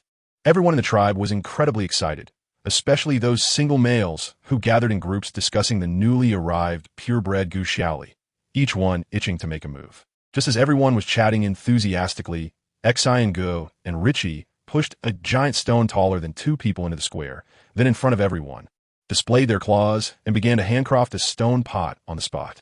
In no time, a nearly 3-meter diameter stone pot was made, with a stove built underneath. The scene was like a construction site. Just then, Leo arrived with Gu Xiaoli. When the crowd saw him, they automatically quieted down, parting like the Red Sea. Leo led Xiaoli to a large stone covered with animal skins at the edge of the square, which was practically a primitive version of a VIP throne. Then, he picked up Xiaoli and placed her beside him like a doll, reaching out his big hand to hold her tightly in his arms, declaring his claim to everyone. As the sun set and the sky darkened, the entire square fell silent, with all the beastmen's gazes focused on the 2 of them. The revelry of the Leopards was just about to begin. And let me tell you, the center of this celebration was simply a large arena of chaos. I was tightly held in the arms of that big guy Leo, and wow, his arms were like iron clamps. As if he was afraid others wouldn't know I was his possession. The male orcs around us looked like hungry wolves seeing meat, their eyes almost igniting with desire. If it weren't for Shingo and Richie standing there like 2 gatekeepers, I think those guys would have rushed at me long ago. I was really socially anxious at that moment, being stared at by hundreds of eyes. I felt numb. I was just thinking about whether my good friend Rabbit-chan and the others had arrived, and about Black Panther. I hoped he wouldn't get bullied by those guys just because of his skin color. I stretched my neck and searched desperately, and guess what? I actually saw Rabbit-chan's iconic big white ears on the outer edge of the crowd. She was accompanied by the huge figure of Bear Strong. I quickly waved at her, and Rabbit Chan graciously responded by bouncing around among that group of muscle men. Seeing my friend, I finally felt a sense of relief in my heart and instinctively smiled. I tell you, just this smile has caused a big incident. The male orc in front of me suddenly acted like he was on steroids, howling and starting to mimic my waving. The scene was like a bunch of humanoids swaying cacti, blocking my view of the bunny girl's ears completely. Family members who understands. This superstar treatment has me feeling so awkward that I could dig a 3-bedroom apartment with my toes. Leo, the jealous king, couldn't stand it any longer. He shot a glare, and that patch of cacti instantly turned to stone, wilting completely. But after searching around, I still couldn't find the Black Panther, and I felt empty inside. Actually, if that guy showed up with his aloof demeanor, he'd probably think this place was too noisy and would find a big tree to hide behind on the mountaintop, watching me from a distance like a surveillance camera. At this moment, Leo stood up, positioned himself on the giant rock, and his aura was such that the entire venue fell silent. He cleared his throat and began his annual speech. Thank you all for your support. Today, as Harvest Celebration is not just about celebrating the bounty. I also have a few major announcements to make. As soon as I heard this, my heart jumped to my throat. Oh no, he wouldn't really announce me as some kind of matriarch in front of everyone, would he? Then he pointed, signaling Gu and Rue Chi to start their performance. Perform what? Rubbing sticks to make fire. When that small flame suddenly flared up and turned into a torch, the orcs below erupted in chaos, retreating as if they'd seen a ghost, rolling and crawling away. The scene was momentarily out of control. Everyone quiet, Leo shouted, and it was like someone had pressed the mute button. The whole place fell silent again. He started explaining, saying that this fire is a treasure that can lead the tribe to the peak of life. Then he changed his tone. This knowledge was taught to us by the purebred Gu Xiaoli. I was still marveling at his speech skills, thinking it would be a shame if he didn't get into pyramid schemes. The next second, he pulled me up and we stood side by side on the giant rock, receiving the attention of the crowd. Then, Gu Xiaoli personally explained the uses of fire to everyone. Me? Dude, are you kidding me? You want me, a social outcast, to give a science lecture in front of hundreds of muscle men? My mind went completely blank, and I stammered for ages without being able to say a word. Luckily, these orcs were kept in check by Leo and patiently waited for me. I braced myself, cleared my throat, and repeated the material I had taught Shinga and the others, finally managing to get through it. After the lecture, Leo didn't give me a hard time anymore and had Raven take a few people to start preparing the main dishes. Just when I breathed a sigh of relief, trouble came knocking on my door. Suddenly, the crowd parted, and Leah, that woman, strutted in with her proud head held high, making a grand entrance with Koro clearing the way. Let me tell you, this girl really acted like it was her red carpet debut. For tonight, she had been busy with herbal skincare and flower baths for 3 whole days. But when she looked up and saw me sitting with Leo, her face turned so dark that she almost had a heart attack on the spot. Her eyes were like daggers, glaring at me. Only the matriarch is allowed to sit there, Gu Xiaoli.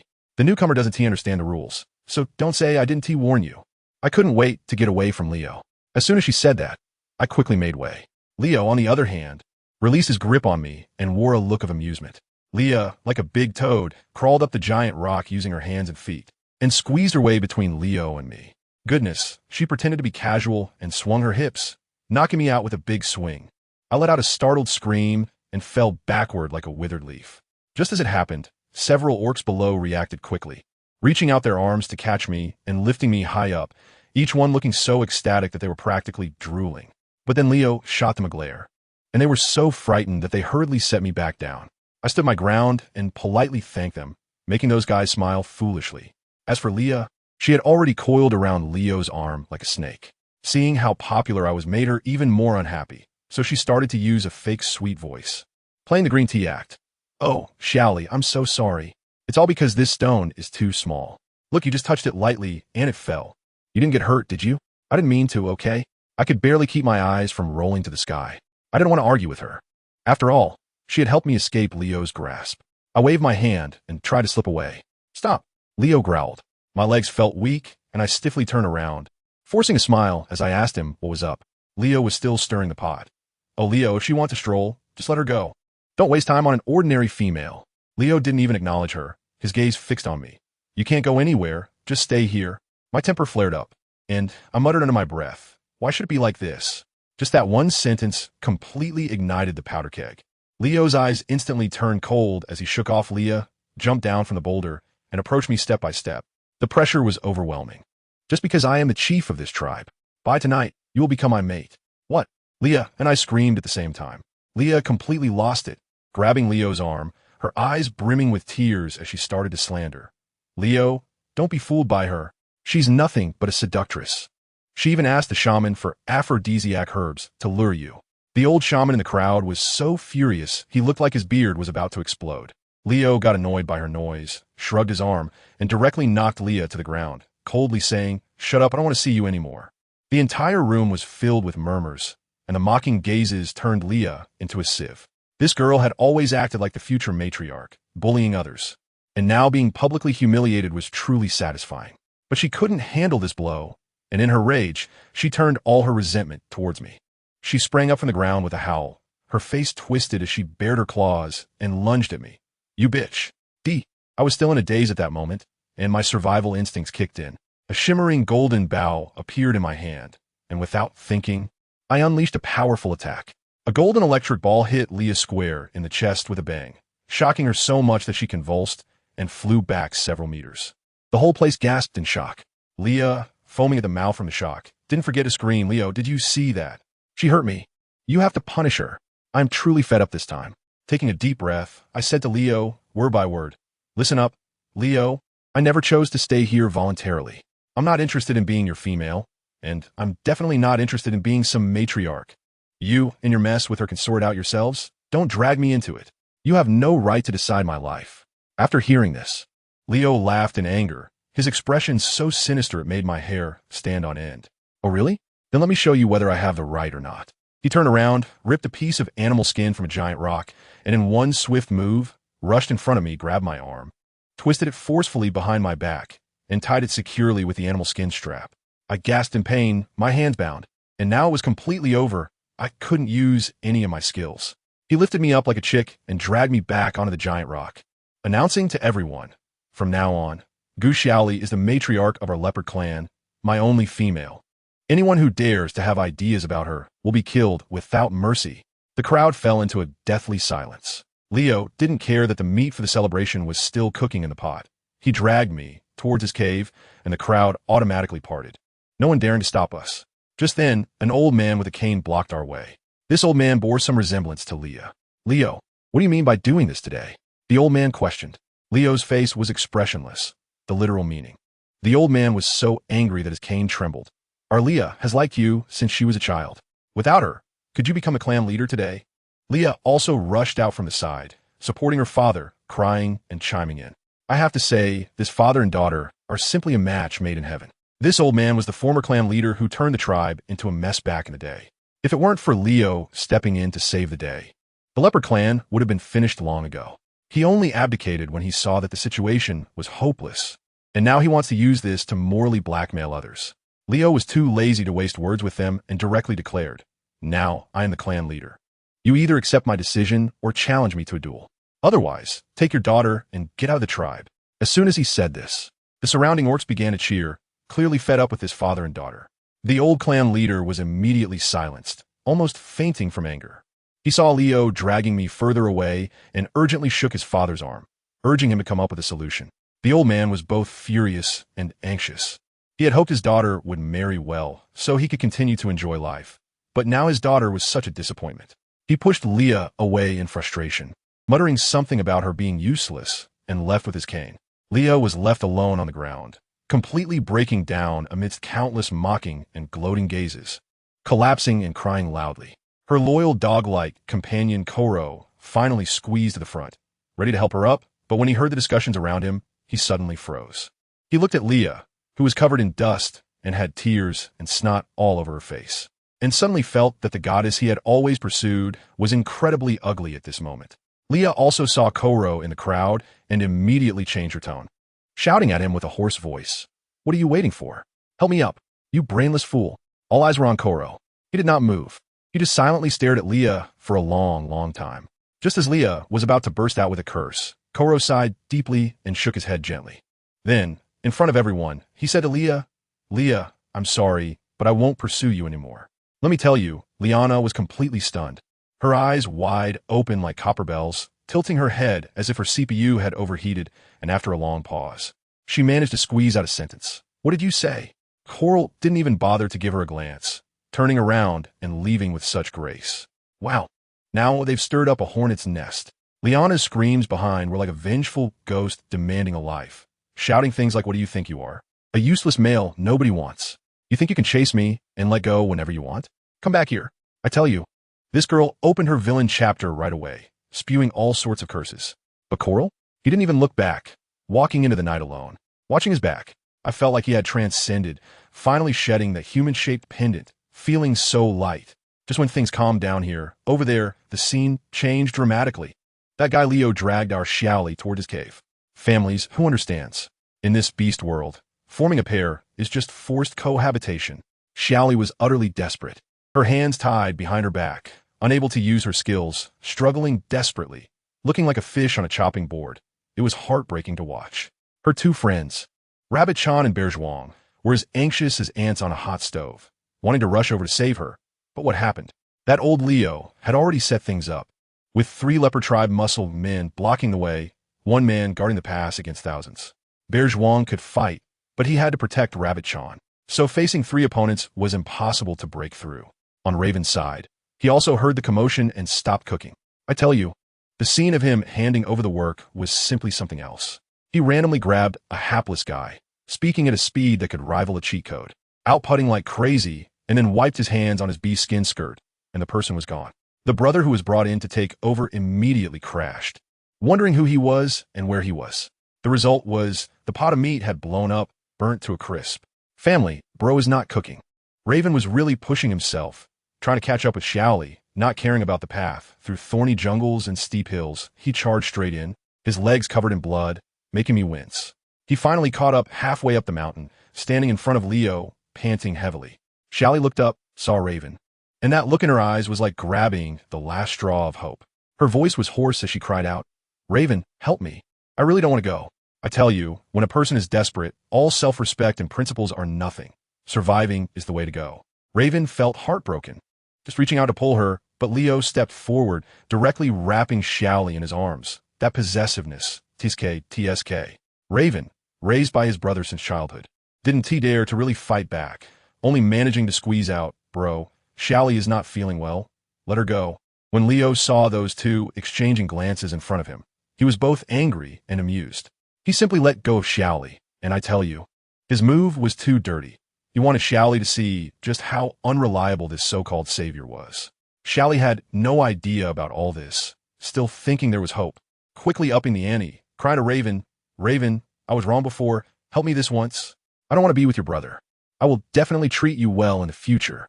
She even went all out. "Raven, take me away. Anywhere is fine.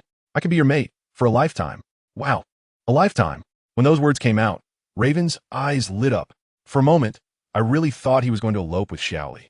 But when he glanced at his brother's face, dark enough to drip ink, he instantly deflated. That spark extinguished faster than a candle. He knew it was all a fantasy. Leo's patience had also reached its limit. He initially wanted to enjoy Xiaoli's desperate expression, but hearing her say, "for a lifetime," completely blew his top. Why should she prefer that cowardly brother over him? He yanked Xiaoli over, bumped his shoulder to shove Raven aside, and continued up the mountain with her. Just as the standoff was happening, suddenly, a shadow fell from the sky, directly pouncing on Leo. Shingo and Ricky in the distance had no time to react. The shadow bit down on Leo's arm that was shielding his face. It was that little Black Panther. Leo was also tough, even as blood flowed from his bitten arm. He didn't blink, confirming Xiaoli wouldn't escape, grabbing the arm along with the Black Panther and smashing it against the rock wall. The little Black Panther let out a pitiful cry, thrown to the ground, probably with broken ribs. But this little guy was tough, getting up and taking an attacking stance, fiercely staring at Leo, its eyes saying it would risk its life to protect Xiaoli. Leo had no time to waste with it, hoisting Xiaoli onto his shoulder and jumping onto another mountain path, tossing the little Black Panther to Shingo and Ricky, who had rushed over. I watched helplessly as Xiaoli, head down, was jostled around, tears welling up as she watched the little Black Panther being surrounded by 2 massive leopards. Once inside the cave, Leo dropped Xiaoli onto the ground. Although he was furious, he still laid down a thick layer of bee skin before placing her down. He loomed over her like a dark cloud, his golden eyes shining in the darkness, filled with unmasked desire. He didn't rush to act, instead teasing her like prey, reaching out to wipe the dust off Xiaoli's face. Just when I thought Xiaoli was done for, she suddenly calmed down. She stared straight at Leo and said word by word, "Leo, listen carefully. I'm not one of those females from your tribe who throw themselves at you. If you dare to force me today, as long as I live in this world for one more day, I swear, I will find a way to make sure you die a terrible death." That voice echoed in the cave, cold and resolute. I tell you, Leo was frozen at that moment. He wasn't scared, but rather paralyzed by the deep hatred in Xiaoli's eyes. For the first time in his life, he doubted himself.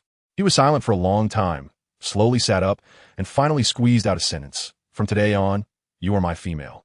But I can give you 30 days to get used to me. After 30 days, I won't let you go." After saying that, he walked to the cave entrance, turned his back to Xiaoli, and let the cold wind blow on him. Xiaoli lay on the ground, completely stunned. One second, she was ready to go down in flames. In the next second, surprisingly, she had a 30-day cooling-off period. Her mind was completely down, but her survival instinct immediately made her start planning how to use these 30 days to escape. That whole night, the little Black Panther had a rough time. Xinga and Ricky beat him mercilessly. But the little guy was like a madman, getting knocked down, standing up, getting knocked down again, and still limping towards the mountaintop, covered in blood and with several broken bones. By the end, as dawn approached, even the two aggressors, Ricky and Xinga, fell silent, watching that stubborn figure, unable to express what they felt. In the end, the little Black Panther finally couldn't hold on any longer and collapsed in a pool of blood, motionless. The next morning, the harvest celebration area was already deserted, in complete disarray. In the cave, Xiaoli was awakened by a rustling sound. As she opened her eyes, the piercing sunlight almost blinded her. She felt someone supporting her, and when she turned her head, oh my, it was Leo. The fear from last night came rushing back, and Xiaoli was so scared that she struggled desperately. Leo had a terrible expression and shouted, "I'll untie you, don't move." Xiaoli was too weak and knew that resisting was useless, so she could only resign herself. Once the ropes were untied, her arms, which had been bound all night, were numb and painful, and she couldn't lift them at all. Without saying a word, Leo grabbed one of her arms and started to gently massage and knead it. Xiaoli lowered her head, already formulating a plan in her mind. 30 days. During these 30 days, she needed to gain Leo's trust and then escape this damn place with the little Black Panther. Just then, a furry rabbit head peeked into the cave. It was Rabbit-chan. She looked at Xiaoli with teary eyes, but was too afraid to come in. Xiaoli quickly signaled to Leo with her eyes. Leo, seeing that Xiaoli would rather run to a rabbit than get close to him, had a face as dark as the bottom of a pot, but he eventually nodded. Only then did Rabbit-chan carefully bring in Bear Zhuang. Oh no, Leo shot a glare, and Bear Zhuang was blocked outside the cave again. Rabbit-chan rushed in with a big bag of food and immediately hugged Xiaoli. In that moment, all the grievances Xiaoli had been holding back burst out, and she cried on her best friend's shoulder. After crying enough, Rabbit-chan wanted to cheer her up, took out 2 mangosteens from the bag, and tried to peel one for her. Let me tell you, the mangosteen in the beast world has a shell like an iron ball. Rabbit-chan used all her strength. Her face turned red from the effort, but the mangosteen didn't budge, and her little ears were twitching. That scene made Xiaoli burst out laughing. After she finished laughing, she noticed that Rabbit-chan had split her fingernail trying to open the mangosteen, and there was a bit of blood. "Why are you so silly? What if your fingernail gets hurt?" Xiaoli scolded, both heartbroken and angry. Rabbit-chan grinned foolishly and hid her hand. "It's okay. It'll be fine soon. Just eat quickly. This is really sweet."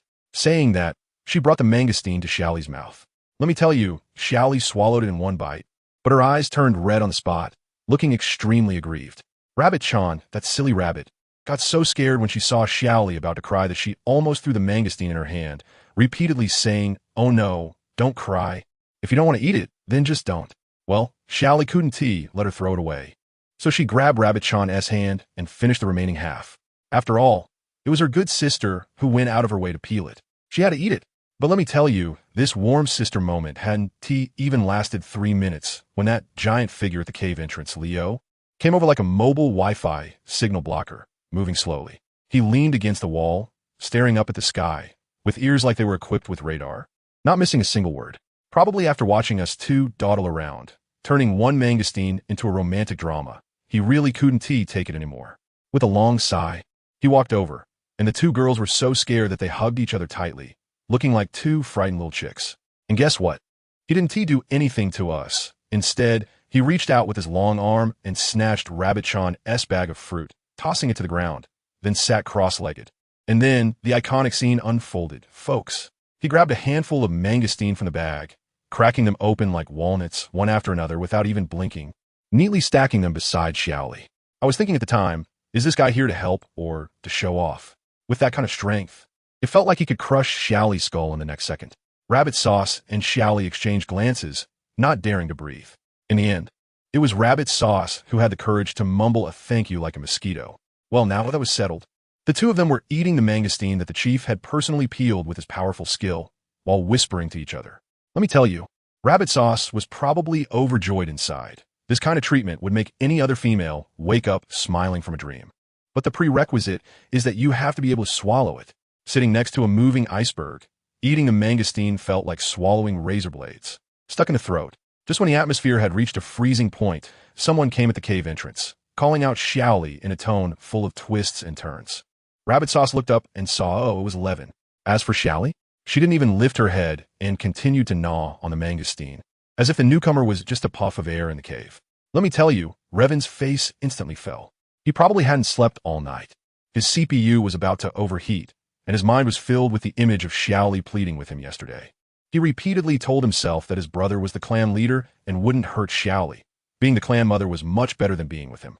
But there was a small voice in his heart going crazy. What if? What if she's not happy? What if she would rather die than submit? Now, looking at Xiaoli, she seemed fine, but before he could relax, he noticed that her gaze toward him was already like that of a stranger. He stepped closer, unwilling to give up, and asked Xiaoli, "Are you okay?" Xiaoli didn't even respond to him. His face turned pale as he began to self-reflect and brainwash himself. "I know it's my fault, but I had no choice. My brother's actually a good person. Don't provoke him. He will treat you well, just like he does with me."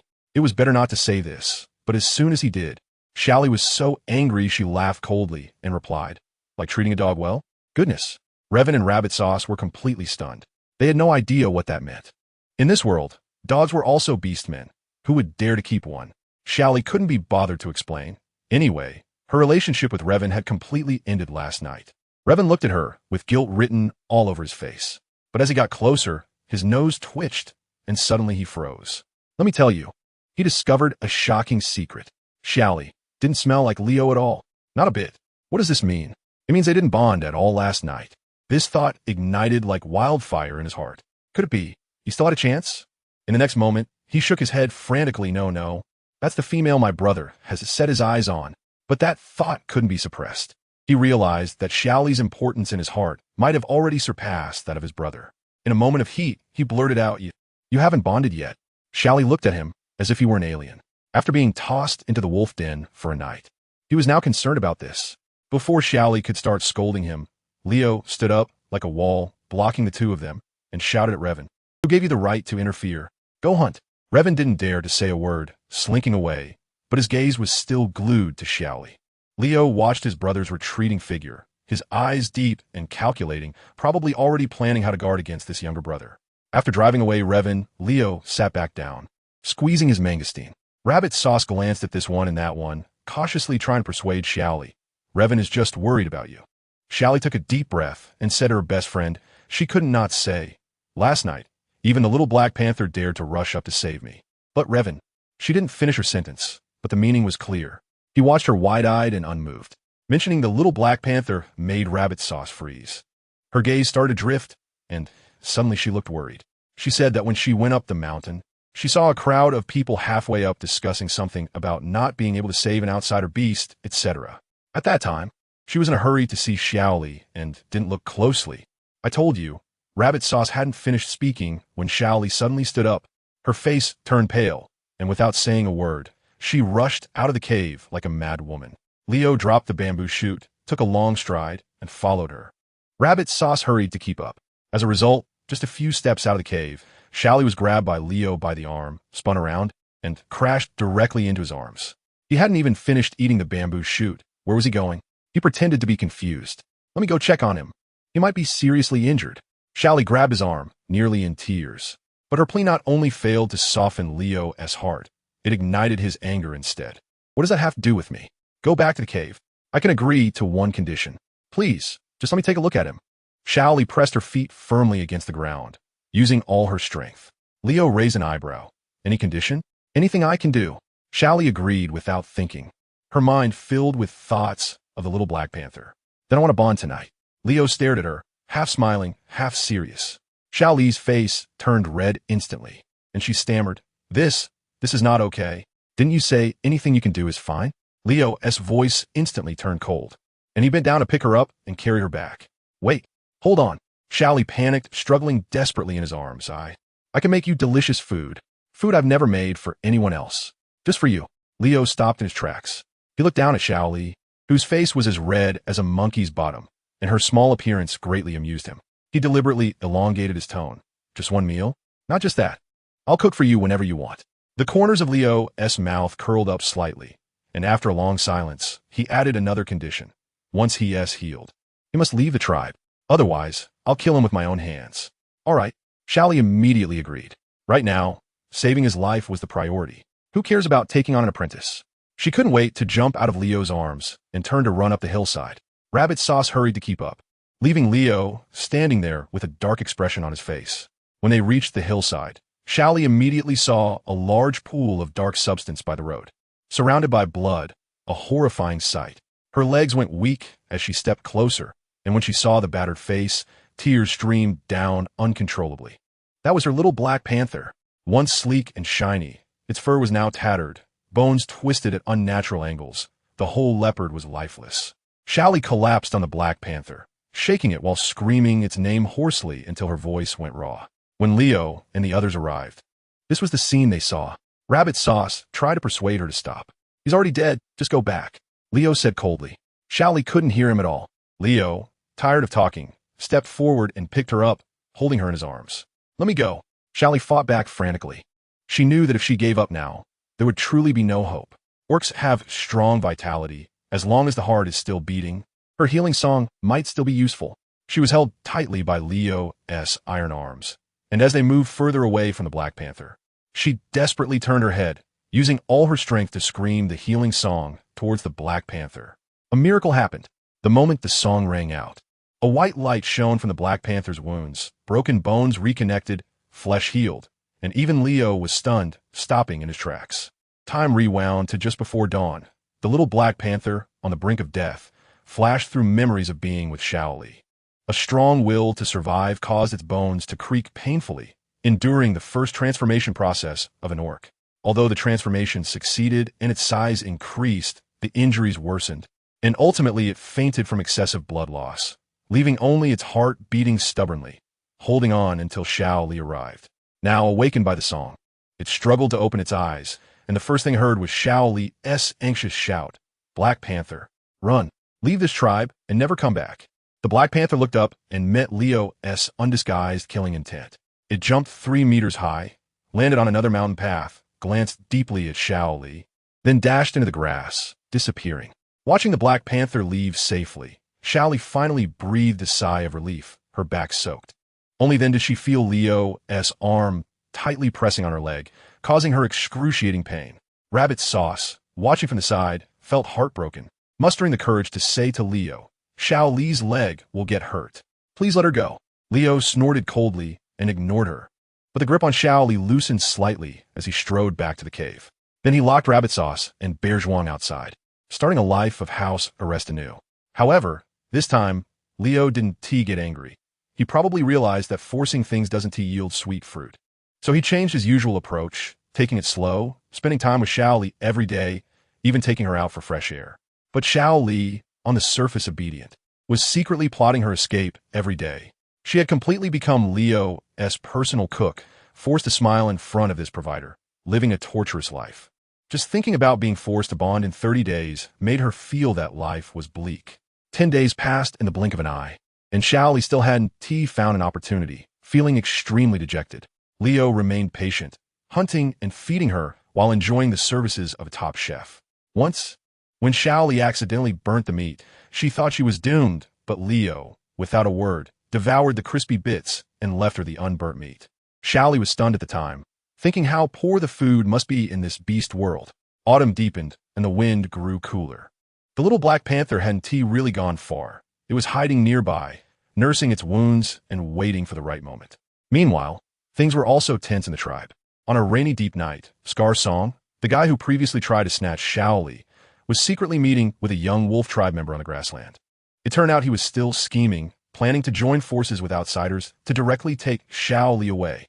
The next day, Rabbit Sauce came again with a bag of sweet potatoes to see Xiaoli, only to be blocked at the door by Leo, as usual. Rabbit Sauce was anxious, saying Xiaoli was human and couldn't just eat meat. Hearing this, Leo turned to look at Xiaoli, noticing she really hadn't had much appetite lately, and coldly said, "I'll go pick it for her myself. You don't need to get lost." Rabbit Sauce, feeling dejected, was about to leave when a figure rushed over like the wind, nearly knocking her over, scattering sweet potatoes everywhere. It was Ricky. He leaned against the wall, panting, shouting into the cave, "Leo, the wolf tribe. Those little brats are causing trouble again, and they brought a lot of people." Leo's face instantly tensed up. "We probably can't stop them with the rest of us." Ricky was frantic. Leo pondered for a moment, then decided to go out, instructing Ricky to keep an eye on Xiaoli before rushing down the mountain like a gust of wind. Now that Leo was gone, Xiaoli felt a wave of joy. But Ricky stood at the cave entrance like a guard, and she dared not call Rabbit Sauce in. This time, Ricky was unusually serious, staring down the mountain without moving. Just then, Xiaoli's stomach growled. Rabbit Sauce and Ricky both looked over, and Xiaoli's face turned red with embarrassment. Leo never kept food in the cave. Once he left, Xiaoli was left without anything to eat. Seeing Xiaoli's hungry appearance, Ricky probably felt sorry for her. He signaled Rabbit Sauce to bring the sweet potatoes inside. Rabbit Sauce was hesitant, afraid that Leo would come back to cause trouble. Ricky was annoyed, so he strode over, snatched Rabbit Sauce's bag, and tossed it to Xiaoli, saying in a manly way, "You guys just eat. I'll take responsibility if anything happens." Only then did Rabbit Sauce gratefully enter the cave. Ricky didn't dare to leave and couldn't go fetch water, so Xiaoli simply had him gather some firewood. The three of them huddled in the cave, skewering sweet potatoes with branches, chatting and roasting them to eat. But let me tell you, this peaceful life didn't last for long. Ricky stood at the cave entrance like a guardian, and suddenly his muscles tensed up, his gaze fixed intently down the mountain. I followed his gaze, and my goodness, the scene down the mountain was chaotic like two armies facing off. On one side were our leopard tribe's leopards, and on the other, wow, there were jackals, wild boars, sheep deer, all sorts of creatures. It was like a grand gathering of a grassland zoo. The leader of the jackal tribe, a big guy named Lucian, I tell you. He looked somewhat presentable, but his smile was so fake. It was a smile without any warmth. You could tell he was hiding something. Next to him was a small, gray-haired guy who looked frail, but his presence was incredibly steady. Our boss Leo, transformed directly from beast form to human, took a step forward and exuded an aura of 2 meters 8. He opened his mouth and spat. "What's up? You guys from the Wolf Clan aren't doing your autumn harvest work, but come running here every day to boost your performance?" Can you guess what Lucian said? Oh my. His response was filled with false politeness. "Chief Leo, you must be joking. We have no choice." No choice. Bah. Before Xiaoli came, these guys would avoid us at all costs. Now they come by every few days. It's like a weasel paying New Year-esque greetings to a chicken. What good intentions could they possibly have? Sure enough, Lucian started his performance the next second. Who understands? Folks, the Oscars owe him a little golden statue. He acted with such heartfelt sincerity. "Oh, I heard you have a purebred female here. What a coincidence. We lost one in our clan too." Leo didn't even raise an eyebrow, just coldly stared at him acting. Lucian continued his act. "The time our female went missing is about the same as when you found your person." "Hey, I'm not doubting, just here to ask." Leo shot back with a cold laugh. "What does the timing mean? Is your purebred the only one in the world? You say you lost it, but where's the evidence?" Goodness, as soon as those words were said, Lucian's expression changed instantly. One moment he was smiling, the next he looked as if his parents had just died, clutching his chest, utterly devastated. "Chief Leo, how can you say that? I understand you want to keep the purebred, but questioning our lost beast mother is like stabbing a knife in my heart." His voice grew louder, afraid others wouldn't hear. "We, the Wolf Clan, we are also a prominent tribe on the grassland. We're the only tribe with a purebred beast mother. Who doesn't know that? I grew this strong thanks to my dear beast mother. But a few days ago, I don't know which scoundrel hurt and kidnapped my mom. As her son, my heart is shattered. I must find her quickly, mother and child reunited." Saying this, he actually took a blood-stained beast skin from the gray-haired kid beside him, dramatically unfolded it to show everyone. The acting was simply overflowing with emotional value. The surrounding tribes watching were convinced. The blood on that beast skin was indeed from a purebred, no doubt about it. Our leader, Leo, completely dismissed their nonsense and waved his hand, saying, "You're embarrassing yourselves. It has nothing to do with me. Hurry up and get lost. Don't bother us." But Lu Shun was unwilling to leave, grinning as he said, "Don't rush. Chief Leo, we don't want to fight either. Just let us in and take a look. If the person isn't here, we'll leave immediately." "Impossible," Leo replied firmly, his eyes turning into slits and his fangs bared. However, Lu Shun wasn't scared at all. Instead, he shrugged and innocently said, "What are you so nervous about? Look, we've searched the entire grassland, and the sheep, deer, and wild boar tribes all let us in search. You're the only ones left. Are you hiding something?" As soon as he said that, the herbivore tribes nearby erupted in an uproar, pointing fingers at us. In their eyes, forcibly taking another tribe's female with a partner was a grave sin. Leo still refused to let us in or explain, and now it was a big mess. Leo's brows furrowed so tightly they could crush a fly. He knew very well that the wolf tribe's beast mother was a purebred human, but she was far too old. Her son was older than Leo, and she had long lost her ability to bear children. Would the heartless wolves rally such a force for an old lady? Simply put, it was all about Xiaoli. Seeing that the negotiation was about to collapse, Leo grew fierce and directly declared, "I said the person isn't here, so they're not. If you don't believe me, come at me. But let me be clear, our leopard tribe is defending our home, and everyone here is willing to fight to the death. You herbivores waving flags, not one of you will return alive. Before the fight starts, think about it." His words were harsh, and the sheep and deer tribes immediately retreated, whispering among themselves. But at that moment, the gray-haired guy who had been silent suddenly laughed. He turned to the leader of the wild boar tribe and said, "Yuba, did you see their attitude? You haven't forgotten our agreement, have you?" The wild boar leader snorted, transforming into a strong, burly man, and shouted, "Of course. Yuba, we'll definitely take revenge today. Let me educate you a bit. The wild boar tribe has been a long-time enemy of our leopard tribe. In the past, they refused to obey and didn't provide us with tributes, and were beaten badly by Leo and his men. The females all ran away, and they almost faced extinction. They were about to give in when the wolf tribe came knocking. Guess what benefits the wolf tribe offered? They sent their princess, Lu Shun's biological sister Lucy, a purebred female of the wolf tribe, as a marriage gift. The wild boar tribe was almost desperate for females. It was like a pie falling from the sky. Yuba immediately agreed to form an alliance and vowed to fight us to the end. Just when tensions were high, I have to tell you, there was a traitor among us leopards. A guy named Scarsong, seeing that Richie wasn't around, sneaked off. He didn't dare to go directly to Xiaoli, but took a detour to find Leah. At that time, Leah was in her father's cave throwing a tantrum, eating raw meat while cursing. What a terrible meat. So fishy. I want cooked food. Her old chief father was so angry that his beard was standing up, being consumed by this ungrateful daughter while he was almost starving. The father and daughter were arguing when Scarsong arrived. This Scarsong is also a top-notch tea master. He flattered Leah so much that she was completely lost. "Oh, Leah, in my heart, you are our one and only matriarch." Leo was just confused for a moment. Right now, he is at the foot of the mountain defending the tribe.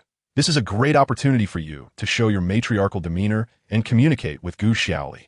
Leah's tail was almost sticking up to the sky, truly thinking she was the chosen one. She wiped the blood from the corner of her mouth and confidently headed towards Xiaoli's cave at the mountaintop. Before she even arrived, that sarcastic voice floated in. "Oh, matriarch, what good food are you having?" When Richie saw that it was this crazy woman, his face darkened, and he directly blocked her. "Who let you in? Get out."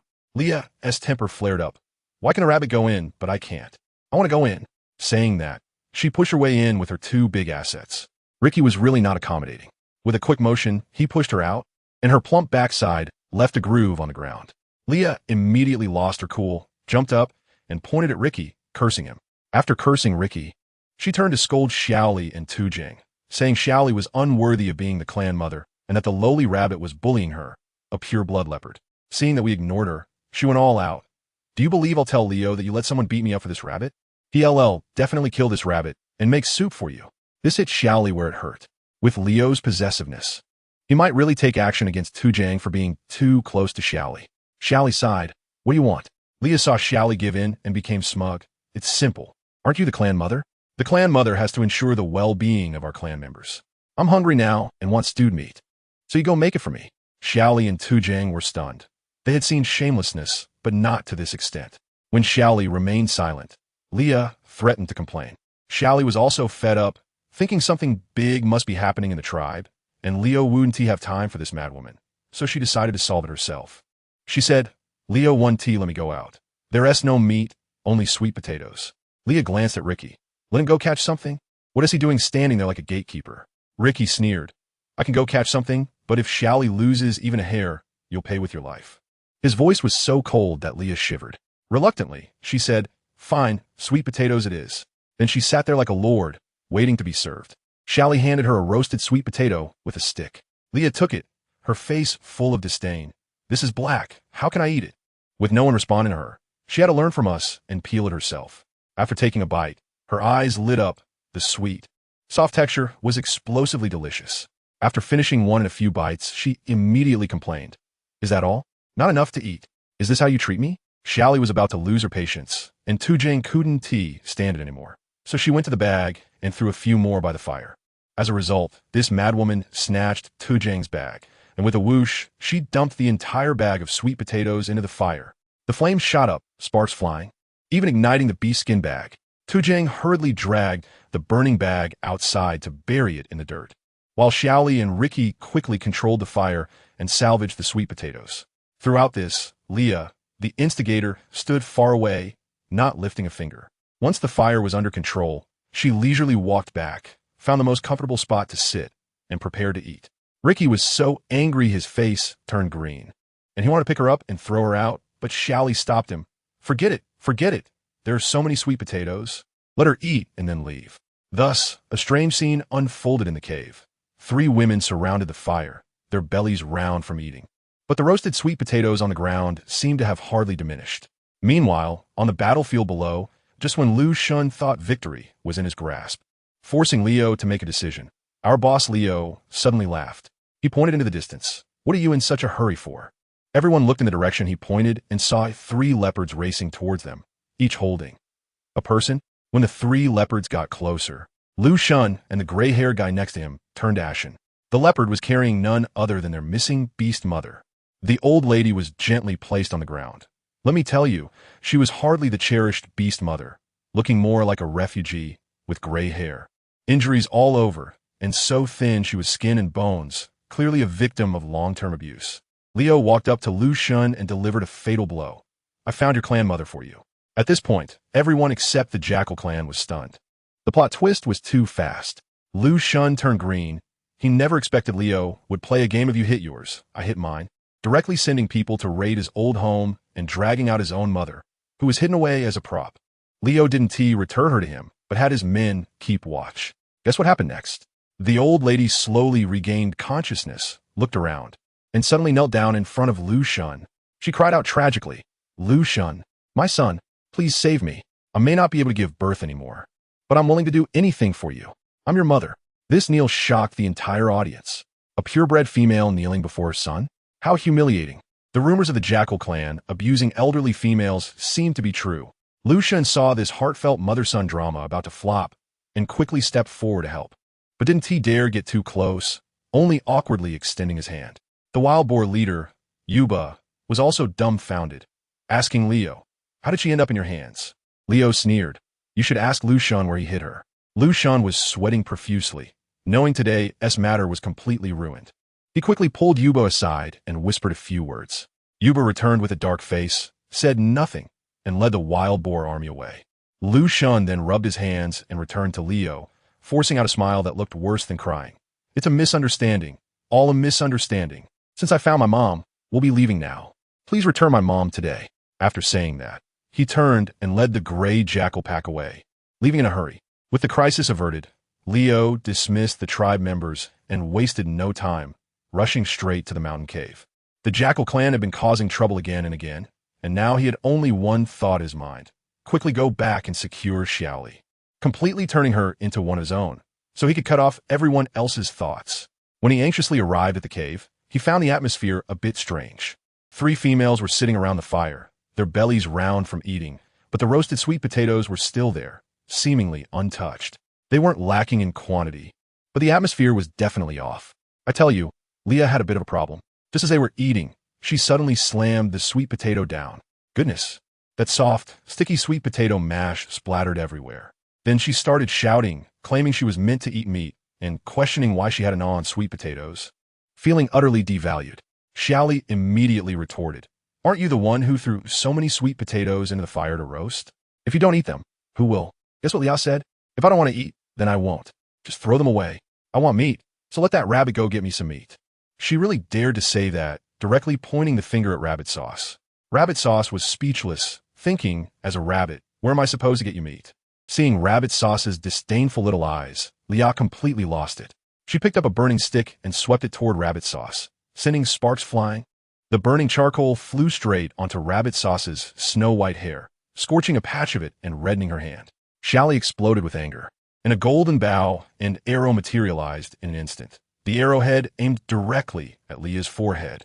Her gaze so cold it felt like she would pin her to the wall the next second. Apologize to her. Leah was so scared her legs went weak. Retreating several steps, while still babbling, "You're actually going to hit me over a mere rabbit? It's just a worthless waste that can't even produce strong offspring. Who understands? It's 2025, and there are still people with bloodline discrimination." Xiaoli was so angry she almost laughed. "Now, I'm the clan mother. Who do you think you're to point fingers here? If you don't want to get hit, then get lost." Just as the tension was thick in the air, a voice with a magnetic quality floated in from the cave entrance. "Oh? Who wants to help me make a decision? While Leo is here. Leah, let me tell you." She asked faster than the Sichuan opera face-changing. 1 second, she was all arrogant, and the next second, she was right in front of Leo, crying like a rain-soaked pear blossom, saying that we teamed up to bully her and that Xiaoli wanted to kill her. Leo completely ignored her and walked straight to Xiaoli, looking at the bow in her hand and asking with a half-smile, "Is that so?" Xiaoli cautiously took a step back and said she hurt Rabbit Sauce first. Upon hearing this, Leo initially thought Xiaoli was being jealous for him, but when he found out it was about Rabbit Sauce, his face instantly darkened.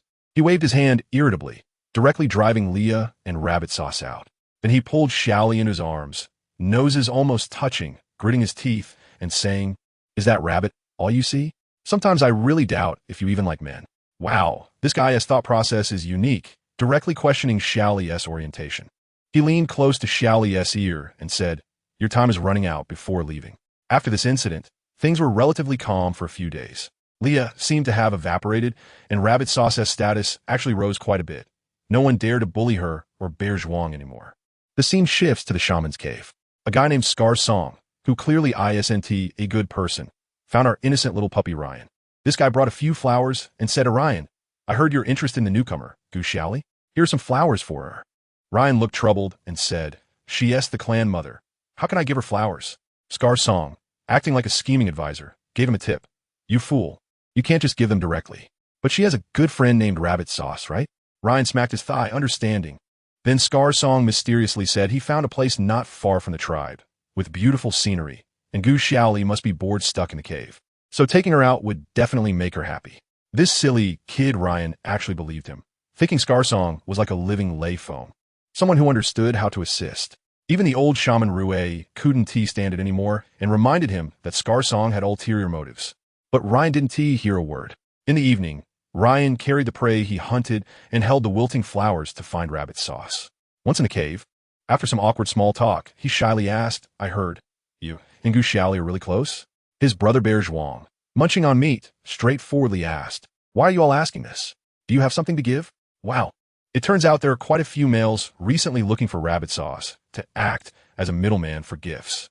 Ryan scratched his head awkwardly and took out the drooping flowers. Rabbit Sauce sighed. She knew Leo's temper and didn't dare to accept them. Ryan looked disappointed, but suddenly remembered the place Scar Song mentioned and brought it up to Rabbit Sauce. When Rabbit Sauce heard Ryan describe that place, the deep canyon, the rushing stream, the dense vegetation, her mind lit up. Isn't this a natural escape route? Wow, this is not just delivering information. It's like handing over a map for an exodus. She suppressed her excitement and pretended to be calm, saying she would tell Xiaoli about it if she got the chance, and promised Ryan she would mention he provided the information. The next morning, Rabbit Sauce brought food to find Xiaoli. Xiaoli had been under soft house arrest by Leo for days. looking almost lifeless, like a walking corpse. Rabbit Sauce felt heartbroken and comforted her for a long time. Leo stood nearby like a gatekeeper. Rabbit Sauce seized the opportunity, pretending to chat, and casually mentioned the canyon, acting like she was particularly eager to go, asking Xiaoli to accompany her. As expected, Leo's face darkened, and he stepped closer. Xiaoli, frightened, quickly grabbed Rabbit Sauce and assured Leo that she wouldn't go anywhere. Just when we thought it was all over, Leo stared at Xiaoli for a long time and actually relented. You two don't need to go, I'll take Gu Xiaoli. I was stunned along with Rabbit Sauce. He actually agreed. Although we went with supervision, it was the first time in over 10 days that we could go out. Xiaoli was full of energy. Rabbit Sauce also breathed a sigh of relief, silently praying that Xiaoli could seize this opportunity. But the next day, goodness, the situation was not a leisurely outing at all. It was practically an escort. Leo, Singo, Richie, and his brother Raven surrounded her like an iron barrel, leaving no chance for escape. Leo stuck close to Xiaoli without leaving her side. Xiaoli could only pretend to happily pick wild vegetables with Rabbit Sauce while desperately exchanging glances to find an opportunity. As they walked, they finally heard the sound of water, and Rabbit Sauce subtly led Xiaoli towards the creek. But when they got to the creek, my heart sank. The water was at most waist deep. It wouldn't even sweep away a person, let alone a piece of wood. Xiaoli, not giving up, wanted to walk downstream to take a look, but slipped and screamed as she fell backward. In the blink of an eye, Leo caught her waist, performing a perfect plank pose. Xiaoli was stunned for 3 seconds, then snapped back to reality and broke free, dodging far away. Her instinctive disgust made Leo's face darken instantly, and the surrounding atmosphere became frighteningly tense. His brother Raven watched from a distance, his eyes filled with concern. Seeing the situation, Xiaoli dared not provoke him further and could only obediently walk back. But then Leo yanked her into his arms, hitting her nose painfully. Leo growled in her ear, "Don't hide from me." Just as we were about to have a picnic right there, the atmosphere suddenly fell off. The entire forest was eerily silent. Even the birds stopped chirping. The next second, wolf howls erupted. Countless wolves sprang out from the bushes. Leo reacted swiftly, howling as he transformed back into his beast form and bit down on Xiaoli, then took off running. Singo and the others immediately transformed into leopards, forming a defensive formation while fighting and retreating. The scene was incredible. Leo could flip a wolf with one paw, then pushed off a tree trunk and flew directly over the heads of the pack. I was tossed around in his mouth, feeling like I was going to throw up my breakfast with the sound of wind and fighting ringing in my ears. It hurt so much that I was in tears, cursing the ancestors of the wolf tribe and Leo for all they were worth, wondering why it was always me who got the bad luck. Rabbit Sauce rode on Bear Zhuang's back and helped take down a few, but Bear was a strength-type fighter and couldn't keep up with the speed. As we chased, we ended up scattering from our main group and disappeared into the dense forest. I'll tell you, it was really thrilling on my side after we got separated from the main group. I was grabbed by that guy Leo, and man, it was shaking me so much that my brain felt like it was turning into a pot of tofu pudding. Suddenly, I remembered last time, those wolf cubs used the same trick, chasing us and then digging a big pit in front. I was so anxious at that moment that I wanted to remind him, but he suddenly slammed on the brakes and I almost bit my own tongue off. It hurt so much that tears came out, and I could only grit my teeth and curl up into a little ball. I was as anxious as an ant on a hot pot, and Raven and the others behind him also realized it, shouting to remind their brother, but they couldn't catch up at all. I could see a thicket ahead, and Leo was about to step right into it. My heart sank. It was over. He was going to fall into the pit. But guess what? That old rascal Leo had already predicted it. With a sudden void under his feet, he made an extreme maneuver, pushing off the pit wall and climbing back up. Not a speck of dirt on him. Unbelievable. He looked cool doing it, but what about me? I was blank at that moment. I felt like the world was spinning, and my survival instincts kicked in. In a flash, whoosh. By the time I reacted, I was already hanging on a branch of a tree that was dozens of meters high. Anyone who understands knows that if it weren't for the density of the branches, I would have fallen and become a pancake. Leo looked up and saw me in the tree, and his expression darkened immediately. Great. He thought I didn't believe he could protect me. I was wrong, bro. That was just my survival instinct. At that moment, a pack of wolves swarmed around on the ground, and a few had already started climbing up the trunk. With a roar, Leo transformed into an airborne leopard. He jumped back and forth between the trunks, swatting the climbing wolves down one by one, like playing whack-a-mole. I finally regained my composure, quickly took out my lightning bow, and started shooting from the tree. By-u-bi-u-bi-u. I was long range while he was melee. Let me tell you, the coordination was seamless. Arrows rained down like a storm, and the wolves on the ground fell one after another. Leo looked at me with a different expression. That possessiveness, TSK, TSK. It felt like the little calculations in his mind were about to smoke, definitely thinking that this woman must be mine. As I kept shooting, my stamina began to wane, but my mind became clearer. Suddenly, I heard the sound of rushing water not far away. An opportunity. Wasn't this a godsend chance for me to escape? I immediately started looking around for a way out. Leo was so sharp. He immediately noticed I was distracted, and his heart sank. He suddenly shook off a wolf and charged toward me up the tree trunk, his huge mouth wide open. I was so scared that I jumped, didn't even look, and used a blink to jump directly to another tree over 10 meters away. This time, I didn't land steadily, half of my body was hanging out, and I almost fell again. When I looked down, my legs went weak.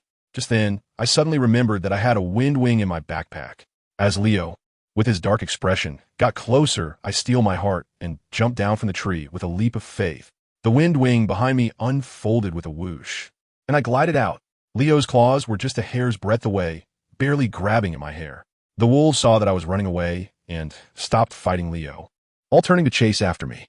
Leo's face was so gloomy it seemed like water could drip from it.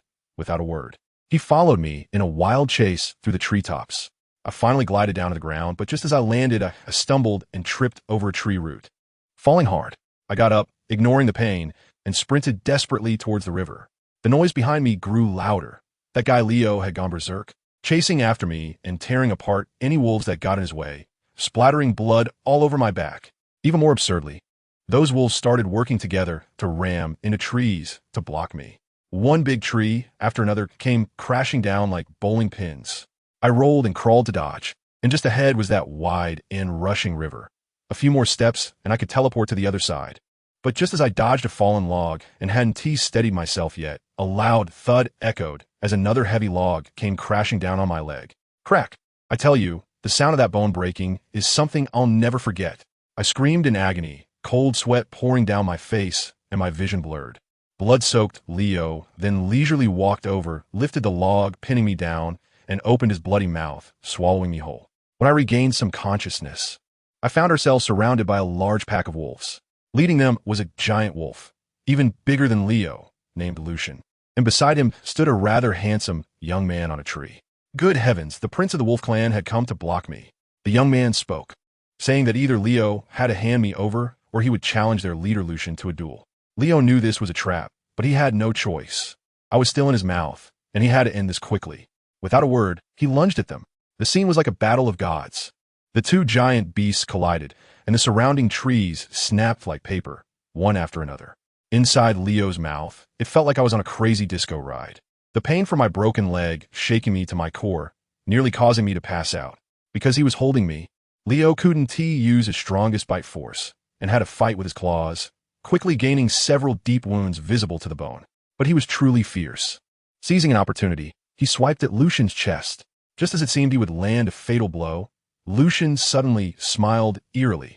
Leo's claw had indeed pierced his chest, but his arm suddenly went numb, losing strength.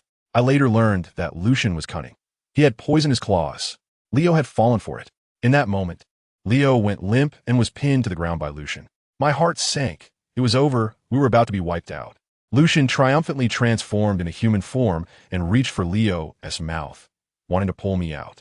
Just as his hand was about to touch me, Leo, the immobile Leo, surprisingly used his last bit of strength, violently shook his head, and swatted Lucian away, then flipped over, taking me with him into the rushing river. What followed was an exhilarating rafting experience. The icy river water instantly engulfed us. Leo's rigid body became my kayak, providing hardcore protection. Sharp stones crashed against him with loud thuds, and I even saw a bone protrude from his chest. But he somehow managed to keep me afloat, allowing me to breathe. As we floated along, I looked up and saw that there was no way out ahead. It was a sheer cliff waterfall, at least 100 meters high. This was just like that famous experiment, throwing a pig from height. I had already mentally prepared a eulogy for Leo. In a moment, we burst over the waterfall. I quickly spread my wings and flew away. Leo fell straight down like a rock. Honestly, watching him sink to the bottom of the lake made me feel quite uneasy. In the end, I couldn't bear it and used all my strength to drag him out of the lake, exhausted, and managed to perform a healing spell on him. When he finally woke up, he had a wet leopard face and looked at me with a complicated expression. The more I thought about it, the angrier I got. Memories of his torment flashed through my mind, and I slapped him hard. Afterward, I regretted it, fearing he might jump up and tear me apart. So we just stood there in standoff. After a while, he silently transformed back into human form and knelt on the ground. It dawned on me that my healing spell could only treat external wounds and couldn't cure poison. He was now just an outer strong, inner weak, sickly mess. Oh, why didn't you say that earlier? I had no reason to hold back. Accumulating resentment over these days, I unleashed a flurry of punches and kicks on this incapacitated attempted assailant. It was tea until I got tired that he reached out and gently grasped my ankle, saying in a low voice, "It's dark. We need to find a place to spend the night." I angrily shook him off and went to find a cave. But this guy was like a shadow, following me wherever I went, no matter how much I tried to shake him off. Finally, I found a broken cave under a tree root, damp and cramped. I threw the wild fruits I had picked along the way onto the ground and said to him irritably, "This is it. Stay if you want, if not, just get lost." But he completely ignored me, turned around, and sat down against the wall beside me, closing his eyes to rest as if he were back at home. I gloomily gnawed on the fruit, calculating in my mind that the effect of the poison would probably last about 10 days. By the time he recovered, with his vengeful nature, wouldn't he come back at me twice as hard for the beating I gave him today? Just as I was thinking this, Leo suddenly reached out to pull me into his arms. I was so startled that I jumped up and didn't forget to kick him before I ran to the farthest corner of the cave, curling up with my knees hugged to my chest. Leo sighed and didn't come over again. As the night deepened, I leaned against the wall, but couldn't fall asleep no matter what. Let me tell you, this damn place is really impossible to sleep in. It's cold and hard, making my bones ache. Back in the leopard tribe, we had thick animal skins as bedding, and now this treatment feels like being kicked from a 5-star hotel suite straight down to sleeping under a bridge with just a newspaper. I tossed and turned like a pancake, secretly opening my eyes to peek at him. To my surprise, he was also awake and smiling at me. I was so startled that I quickly shouted at him, "What are you looking at? No funny business at night, or I'll hit you." Then I turned around at lightning speed, facing the wall and counting sheep. I don't know how many sheep I counted, but in the end, I was cold and tired, and I fell into a deep sleep. When I woke up, I felt like I had snuggled into a super warm embrace and even rubbed against it like a little pig. It was so comfortable. The next day, I jolted awake, realizing that in my dream, Leo, the old pervert, had hugged me. I quickly looked around and found him sitting at the other end of the cave, leaning against the wall with his eyes closed, which finally made me breathe a sigh of relief. I stretched lazily, feeling like my whole body was about to fall apart. Seeing Leo not moving for a long time, I curiously leaned over and called out, "Hey." He slowly opened his eyes, and let me tell you, that look in his eyes was hauntingly empty, with his pupils dilated, as if he had lost his soul. I waved my hand in front of him, and he didn't react at all, then stiffly reached out his hand and just happened to grab mine. My goodness, his hand was as cold as ice. My heart skipped a beat. Although I hated him to death, I didn't really want him to die. That little bit of sympathy surged up, and I quickly leaned closer to his ear and said loudly, "You stay here. I'll think of a way." Just as I was about to get up, a big hand suddenly yanked me back. He couldn't control his strength well, and I lost my balance and fell right onto his lap. Wow, that bit of sympathy I had just felt instantly evaporated. This old lecher was on the verge of death and still thinking about taking advantage of me. Then this guy suddenly grabbed me and opened his mouth with a line straight out of a dramatic romance. "If I die, would you cry for me?" I was on the subway, watching an old man on his phone. Can you guess if I cried? I almost recited a eulogy on the spot. Okay. I rolled my eyes internally, but still said sternly, "If you don't want to die, just behave." After saying that, I broke free from his arms and rushed out of the cave. When I looked during the day, this canyon really was a hidden paradise, filled with all kinds of strange flowers and plants. I suddenly felt a bit more assured. In the game, there's a poison tree called the arrow poison tree, and it has a specific antidote called the red-backed bamboo grass. Although these two plants are worlds apart in reality, the game map is small, so they often grow together. If that guy Lu Shun could find poison on the prairie, maybe I could find the antidote here. I rushed into the dense forest and began a thorough search. I tell you, that valley was like a plus version of a primeval forest with vines thicker than my legs, and I was stumbling around exhausted like a dog. Time passed second by second, and all I could think about was how Leo's golden eyes turned into two black holes, making my heart race with anxiety. Just when I felt like I was about to pass out from low blood sugar, finally, under a leaf taller than me, I found that life-saving straw, the red-backed bamboo grass. It was such a tiny plant, incredibly weak. I knelt on the ground holding it, my hands trembling. To be honest, I had only glanced at the in-game encyclopedia. This thing looked like ordinary wild grass, and I couldn't be 100 sure. But there was no choice. Leo couldn't wait. I had to bring it back to try. I dug it out by the roots, dragging my legs that felt as limp as noodles. I got lost in the forest a few times, and finally collapsed in front of Leo. He was leaning against the wall, eyes closed, showing no reaction at all. I steeled myself and directly chewed the grass leaves into a pulp. Who understands, it left a weird taste in my mouth, and I felt like my tongue was going numb. Then I used a stick to poke a hole in his chest, and, with a squelch, I smeared it in, pressing down hard with my hand. But after waiting for a long time, his chest still felt icy, showing no signs of improvement. I had fought so hard all day for this piece of grass, and now he was still going to die. My nose tinged with bitterness, and tears almost fell as I shouted at him. Leo, I didn't eat or drink anything all day for you. If you dare to die, I'll dig your grave. Just as the words left my mouth, a cold hand suddenly grabbed my wrist with a thud. Grave? What is that? His voice was as weak as a mosquito's buzz. As soon as I heard him speak, I was so excited that I almost jumped up. Damn it, he didn't die. This guy made me worry for half a day. I immediately changed my expression and said irritably, "You're the kind of person who doesn't deserve to have such things." He actually laughed. He said he thought he was going to die there, and it was the pain in his chest that brought him back. Looking at his expression, I knew he must have misunderstood how much I cared about him again. TCH, a female who says one thing and means another? Bah. I angrily pulled his hand over and made him press on his wound himself, too lazy to deal with him. I walked to the cave entrance, picked up the life-saving herb, found a spot where it could get sunlight, dug a hole with a stick, and carefully planted it. Have you not eaten anything for a day? I didn't notice when Leo stood up, swaying as he walked towards me. Isn't it because of you? I turned around and glared at him. He looked at my hands covered in mud and blood, and the various scars on my legs, with a very complicated expression. Why did you save me? He was at again, acting all sentimental. I was struggling to dig a hole while starving, and his words made me laugh in anger. I spent so much effort saving you, and you can't even say thank you. Acting all high and mighty here? I gritted my teeth and forced out a smile. Have I gone stupid from your torment? Is it okay if I'm just bored to death? I transformed my anger into strength, took care of that wilted grass, and firmly packed the soil as if I were slapping his face. Suddenly, I stood up vigorously, but darkness engulfed me. My blood sugar dropped, and I almost fell. In the end, Leo stepped forward and caught me. It was quite awkward to be embraced right after losing my temper. I quickly pointed at the little grass on the ground to change the subject. Look, before the poison is cleared, this is your life. If it dies, you won't survive either. After saying that, I broke free from him and went to clean up the leftover mushrooms from yesterday. I didn't recognize those mushrooms and had been too afraid to eat them in case they were poisonous. Now, being so hungry that my stomach was touching my back, I couldn't care less. I picked up some dry twigs, took out my lightning bow, and shot a few arrows. In the blink of an eye, a fire was lit. I happily skewered the mushrooms and started to roast them. Do you recognize any of those round-headed mushrooms? Are they poisonous? Leo came over again. Who cares? I'd rather die of hunger than poison. I pouted. Then this ingrate. He rushed over in 3 steps, snatched my mushroom skewer, and bit into one. I exploded on the spot. I saved him twice, and he was still stealing my food.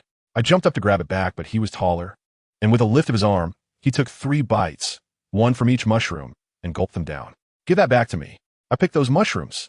I was so furious I could barely contain myself. He was out of my reach and just smiled down at me, unable to hold back my anger. I turned around and skewered another batch, but he snatched that one too, biting each mushroom again. Now I understood. This guy was afraid of poison and was using me as a guinea pig to test it first. It made me feel so awkward inside. I will not be grateful to you, I said sternly. He gave a wry smile. I know, but wait a bit before eating.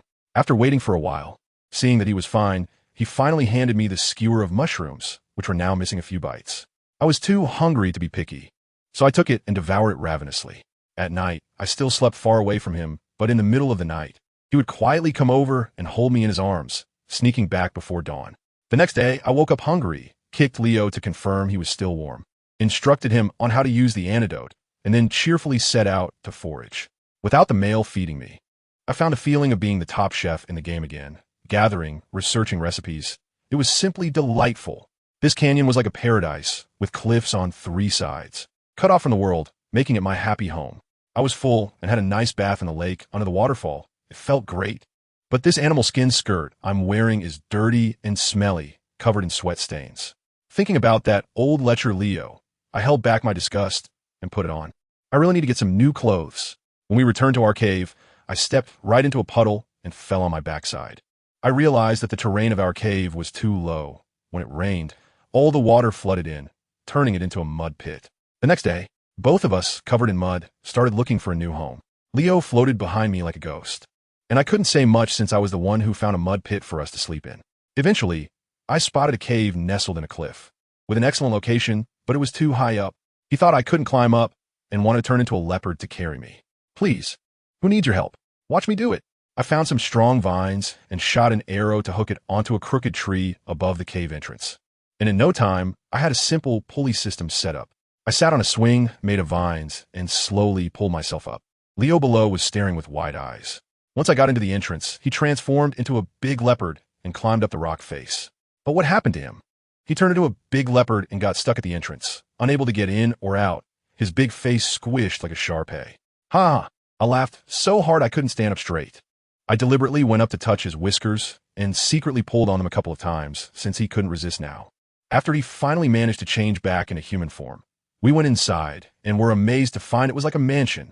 Several caves were connected, arranged beautifully, with daylight streaming in from above and even a natural spring pool, so we wouldn't need to go outside for water anymore. After settling into our new home, we had a picnic by the lake. I found a type of super thick large leaves and performed a leaf pot hot pot right there. The water boiled, and the leaves didn't even catch fire. Talk about physics magic. I tossed in wild vegetables, sweet potatoes, and potatoes all together, and it smelled so good that I couldn't help but gobble down most of it. After eating to my heart's content, I looked at Leo under the moonlight, handsome enough to make gods and men jealous, and suddenly felt mischievous. The tide has turned. Today it's my turn. I waved the roasted sweet potatoes and potatoes in front of him, wanting to tease him. As my male, you have to satisfy me first. Otherwise, don't even think about eating tonight. I mimicked his annoying, domineering style and recited his lines back to him, even asking him to have a few kids with me. But then it backfired. This guy suddenly hugged me from behind and said deeply, Xiaoli, I think I've really fallen in love with you. Can we have a good life together? I was dumbfounded at the time. Where are you playing at, big brother? I directly pushed him away. Only someone who truly loves me wouldn't use the name of love to morally bind me. After saying that, I went back to the cave by myself. For the next few days, we were stuck like this. I was busy making myself a few new outfits out of leaves and vines, while he transplanted the life-saving herb to the area beneath his new home. Then sat at the cave entrance every day, staring at the sky like a statue. I calculated with my fingers, according to the game settings. His poison would be cured in 3 days. 3 days. I must run. I tried various methods to climb up the valley, but all failed. Just when I was feeling anxious and frustrated, a heavy rain suddenly came pouring down, trapping me in a cave. I was already worried, and after venturing out in the rain for a while, I returned with a slight fever and a headache. So I had no choice but to lie down in the cave for a while. I tell you, at that time, both Xinga and Richie were dumbfounded. Their jaws almost dislocated. Is this really their boss Leo, who is always decisive and cold-hearted? In the past, let alone cooking for them. Even handing over a piece of grass, Gu Xiaoli would have to accept it without daring to say no. Leo glanced at the two of them, who were exchanging looks and signaling each other. And with a single look, he seemed to say, "What are you standing there for?" The meaning couldn't be clearer. Get the water. Richie jolted and quickly scampered to scoop a bowl of water and handed it over. Leo took the water, waited until Gu Xiaoli had coughed enough, and then, as if serving a little ancestor, fed her one mouthful at a time. As for that bowl of meat soup, he took it to a whole new level. Not feeding her directly, but first blowing on it in front of his own mouth, checking the temperature, and even taking a sip himself to see if it was too hot. Goodness, anyone who didn't know would think this was the service of a top Michelin restaurant. But Xiaoli was in a panic. Just think about it. Her disappearing act this time was during Leo's poisoning, and she had been provoking him in all sorts of ways. Wouldn't there be a reckoning later? She was afraid Leo would take it out on rabbit sauce. After all, in the eyes of these beast men, a herbivorous rabbit sauce was no different from roadside weeds. The more she thought about it, the more scared she became. So she quickly reached out to block the bowl, mustered her courage, and said, "Leo, this time was my fault. I promise there won't be a next time. So can you?" The latter part of the sentence got stuck in her throat, and she didn't dare to say it out loud. She understood, too, well, that the more you cared about something, the more the other party would use it to control you. So what do you think happened? Leo not only didn't get angry, but instead sighed, reached out to touch Xiaoli's hair, and spoke in an incredibly gentle tone. You're so weak, don't think too much. Eat well first, and we'll talk about the rest when we get back.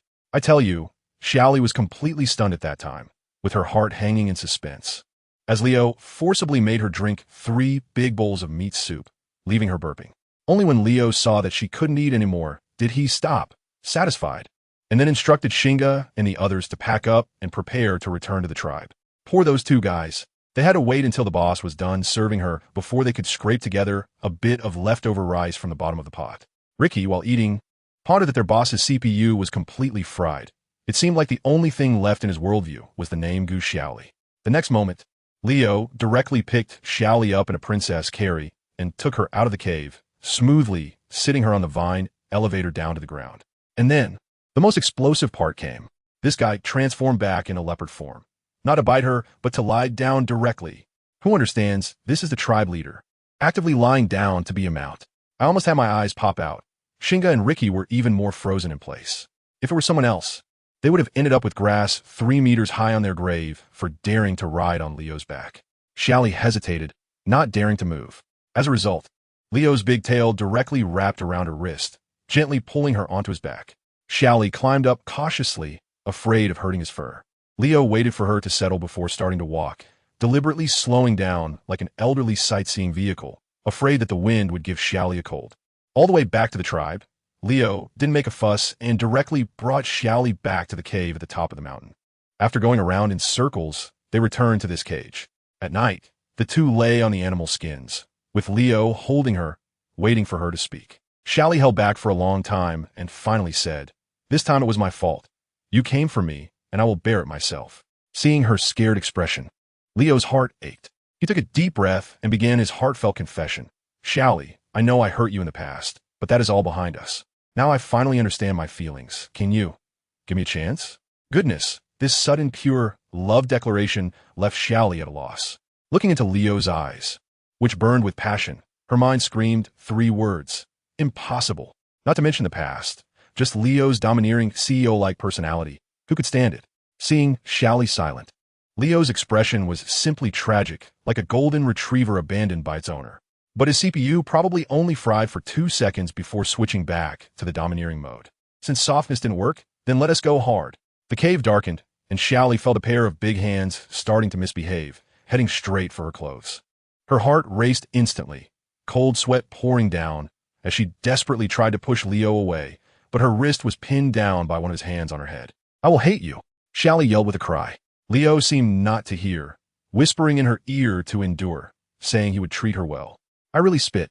Once the 30-day deadline is up, this guy is determined to force himself on her. Xiaoli was already running a low fever, scared and confused, her mind buzzing, and she fainted just at that critical moment. Amazing. A smell of blood wafted out. Leo looked down and thought, goodness, Xiaoli, her period came? I tell you, this is simply a divine intervention. The period is the eternal guardian, always able to block lethal strikes at critical moments. Leo froze, struggling with his thoughts for 2 seconds, and finally gave up. He hurriedly called for water to clean up the unconscious Xiaoli and thoughtfully placed large leaves underneath her. That night, Xiaoli burned with fever and was delirious, while Leo held her, using his body heat to keep her warm all night. The next day at noon, Xiaoli woke up. The first thing she saw was Leo's enlarged, handsome face. She jolted awake, sitting up to check herself, realizing that apart from the grass leaves under her, she seemed to be fine. So it was indeed her period that saved her life. Just as she breathed a sigh of relief, a bowl of steaming meat porridge was placed in front of her. Leo had secretly practiced his cooking skills since Xiaoli went missing, and now he cooked even better than Xiaoli. In the past, he treated her like a maid. Now he treated her like his precious, afraid she would move a finger. While Xiaoli sipped her porridge, she calculated that while her period could save her for a moment, it couldn't save her for a lifetime. After a few days, wouldn't she still be walking into a tiger's den? But now, with her sickly body, she couldn't even stand, let alone run away. Just after finishing 2 bowls of porridge, feeling drowsy, there was suddenly a commotion at the cave entrance, and Ricky barged in with several beastmen, making a racket. He was about to speak when Leo shot him a deadly glare that silenced him. Leo carefully pulled his arm from under Xiaoli's head, replacing it with a fur pillow, and covered her with a blanket before signaling for the group to leave.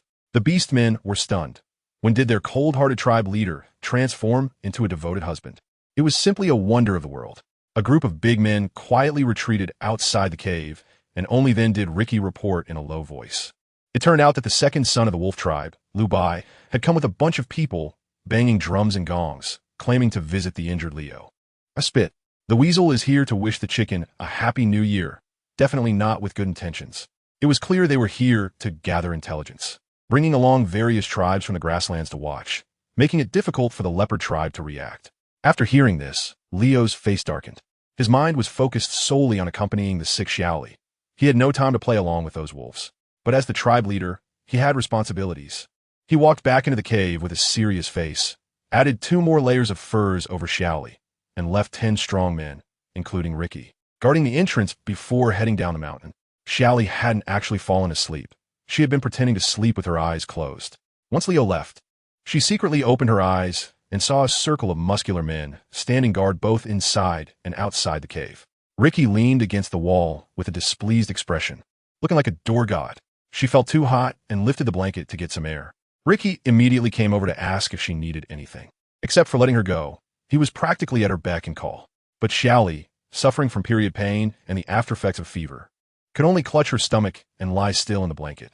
Just then, a sneaky figure emerged from the grass. Who was it? Leah. This girl had been dumped by Leo and was initially gloating over it. When she heard that Leo had returned safely, she immediately switched to a lovesick persona. But she hadn't even seen him and only heard that Xiaoli had been brought back. Furious, she didn't know who, Scar Song, had incited her a few times. So she came to squat at Leo's cave entrance. After squatting for 2 days, just when she thought she had been played, she saw Leo hurriedly coming down the mountain. Leo was overjoyed, tidied herself up, and headed for the cave entrance. But goodness, 7 or 8 strong men blocked her like a city wall. She first tried to sound pitiful, hoping the guards would let her in, but they completely ignored her. Seeing that softness didn't work, she started throwing a tantrum, pushing and shoving, trying to force her way in. Those beastmen stood like iron towers, unmoving. Ricky, who was already fuming, heard Leah making a scene and his temper flared. He strode to the cave entrance, smiling coldly, and said, "The tribe leader has ordered that anyone who disturbs Xiaoli's rest will be killed without mercy. If you're not afraid of death, feel free to make more noise." Leah took a step back, frightened by his fierce aura, but only for a second. She then shouted into the cave, "Gu Xiaoli, come out. Leo is poisoned, and you still have the face to lie in there? Do you deserve to be the tribe mother?" She wasn't wrong. She shouted that there was an antidote on the plains outside the tribe. Xiaoli, who had been feeling weak, perked up at this news. Her ears instantly perked up. This was the opportunity to leave the tribe. "Wait a minute, Ricky." Xiaoli hurriedly crawled out of the blanket and stumbled towards the cave entrance. Seeing Xiaoli come out, Leah proudly lifted her head. She had no idea that Xiaoli didn't care about any matriarch, and Leo's poison had long been cured. What Xiaoli cared about was that this stupid woman had handed her a ladder to escape. Leah began to talk excitedly, saying there was a big tree on the back mountain, and on that tree grew a small snake called the pain snake, whose gall could cure all poisons. Xiaoli was almost laughing out loud in her heart. Did she think she was stupid? Wasn't this just something she used to play in games? That pain snake's gall was just a painkiller, and although the snake venom wasn't deadly, it could make someone suffer unbearably, rolling on the ground all day long, with no one able to save them. Leah really didn't care about her face, just to set her up. However, since Leah wanted to lure her out of the cave, Xiaoli also wanted to go out, and the two hit it off. Xiaoli deliberately pointed at the guards at the door, looking troubled. "Look, Leo has sent so many people to watch me. I can't go even if I want to." Leah thought she had taken the bait, and was overjoyed. Suddenly, she began to act, clutching her stomach and squatting down, crying out in pain. "Oh, my stomach suddenly hurts so much. The shaman said that my illness can only be treated with the pain snake's gall." The surrounding orcs looked on in disbelief, and Xiaoli almost couldn't hold back her laughter. "This is too fake." Upon hearing this, Leah acted even harder, wailing, "How heartless you are! I'm in so much pain, and you still slander me." Since she loved to perform so much, Xiaoli decided to give her a hand. She stepped forward and smiled. "How about I help you a bit?" That smile made Leah's back feel cold. Suddenly, a high-tech golden bow and arrow appeared in Xiaoli's hand. Before Leah could react, Xiaoli raised her hand and launched a powerful attack at Leah's chest. With a sizzling sound, an electric ball struck Leah's chest. Leah immediately convulsed like an electrocuted frog, lying on the ground, twitching wildly, foaming at the mouth, and her eyes rolling back. I tell you, Xiaoli looked at Leah convulsing on the ground, and she felt so inside. What do you call this? This is called settling a grudge on the spot, emphasizing immediate feedback. But Xiaoli is not just seeking pleasure. Her move is all about leveraging strength against strength. I tell you, after she shot the person, she immediately changed to a playful yet innocent expression, winking at Ricky and the others, saying, "Oh dear, this is quite the injury. Now I have plenty of reasons to go find snake gall." Goodness. The male onlookers around were nearly dropping their jaws to the ground. They've seen strong revenge, but never so blatant and with follow-up KPIs. Xiaoli didn't care about them, went up and kicked the still-playing dead Leah awake, then turned to Ricky to show off her acting skills. "Brother Ricky, it's my fault that I couldn't control this arrow, and Leah is so badly hurt. To be fair, I must personally go find medicine for her." Leah was taken aback, thinking this script isn't right. After hurting someone, she's actively looking for medicine? What is her game? Ricky also looked displeased. Isn't she still breathing? She won't die. Leah's mind raced, no matter what her game was. As long as she could trick Gu Xiaoli into going out to feed the snake, this arrow wouldn't have been in vain. So she immediately lay back down and started faking it. "Oh no, I can't take it anymore. I'm dying. Only the snake gall from the pain snake can save me. Gu Xiaoli, if you don't cure me today, it's intentional murder of a female. If I die, you won't live either." Family, who understands this? In the beast world, the rules are harsh. Killing a female means paying with your life. Leah was betting her life on this. Xiaoli saw the timing was ripe and immediately switched to ultimate PUA mode with Ricky. "Ricky, I've been with your clan leader for so many days. I've already accepted my fate. Otherwise, why would I be jealous and go after her? But mistakes must be acknowledged. If Leah really dies, Leo will not overlook it. Please take me to find medicine. Give me a chance to make amends." I have to tell you, the acting, the lines, so heartfelt. Rick must have been impressed by Leo's recent love-struck demeanor and actually believed it. Just like that, the group set off in high spirits. But as soon as we got out of the cave, oh my, cyber beggar suddenly rushed out from the roadside, disheveled, thin as a monkey, with black and white streaks on his face and a pair of golden eyes that shone frighteningly, staring fixedly at Xiaoli, tears streaming down his face. Xiaoli was so scared she shivered, and Rick and the others got ready to fight. After staring for a while, Rick finally recognized from the cave position that this guy was actually Raven. Goodness, during the time Xiaoli and Leo fell off the cliff, Raven completely broke down. He stopped eating and drinking, and every day he stood by the cliff, wasting away. Before, when Leo came back, he specifically hid it from him, not letting him know that Xiaoli was still alive. Rick felt guilty in his heart, and now that he ran into him, he could only accept it. "Xiaoli?" Raven's voice sounded as rough as sandpaper. He stepped closer, wanting to touch, but hesitating, afraid this was a dream. Xiaoli also looked for a long time before tentatively asking, "Are you Raven?" That one sentence completely broke Raven's defenses. He pinched his thigh hard, grimacing in pain, and then dared to believe this wasn't an illusion. He was so excited he wanted to give Xiaoli a hug, but when he looked down at his shabby outfit, he shyly retracted his hand. With that foolish and innocent look, Xiaoli finally confirmed that this almost fossilized guy in front of her was indeed Raven. "Oh my, it's only been a few days. How did things turn out like this?" Xiaoli began to suspect whether he had touched something he shouldn't have. Before she could ask more, Leah, beside her, impatiently urged, "Let's go. Don't waste time." Well, saving or harming people is a priority, so Xiaoli didn't have time for small talk. Ricky transformed and carried Xiaoli, sprinting towards their destination, while Raven transformed into a leopard and followed without a word. Meanwhile, Leo finally dealt with the issues of the Wolf clan. That guy named Lubai, let me tell you, he's just a pure green tea bitch. With a few words, he had Leo on the hot seat, almost inciting internal strife within the Leopard clan. Leo was so annoyed by him that his eyelids were twitching, feeling like something was about to go wrong. After quickly sending those wolf pups away, he rushed back to the cave, only to find it empty. Leo exploded on the spot, grabbing the unlucky guard by the neck and pinning him against the wall, his eyes red as if he wanted to eat someone. "Weren't you supposed to keep an eye on her?" The voice came out through clenched teeth. The poor guy's face turned purple from being choked, flailing for a long time before being released. Leo kicked him to the ground, shouting, "Where did she go?" The guy, terrified, quickly confessed everything about Leah's accident. Xiaoli looking for medicine, and Raven following along. Leo's heart sank, and he vanished like a black wind. Back to Xiaoli. They soon arrived at the dreadful place Leah had designated. At the edge of a bare cliff stood a crooked tree. It was truly sinister. "Leah, That wicked creature specifically chose the most dangerous spot, clearly wanting to kill Xiaoli. Xiaoli was clear-headed, but not panicked, even feeling a bit amused. A cliff? Isn't this a custom-made escape route for me? Once I poke the snake's nest, amidst the chaos, I can spread my wind wings and jump down goodbye. Seeing Xiaoli dawdling, Leah became anxious and urged from behind. Hurry up, I can't hold on much longer. Xiaoli ignored her completely. Realizing this wouldn't work, Leah decided to take matters into her own hands, stealthily sneaking behind Xiaoli, reaching out with her chubby hands to push her down. But just as she reached out, she was grabbed by a nearby beastman, instantly facing social death. Leah, furious and embarrassed, cursed loudly, only to be disdainfully tossed aside. Seeing that being tough didn't work, she switched to a softer approach, forcing a smile that looked worse than crying.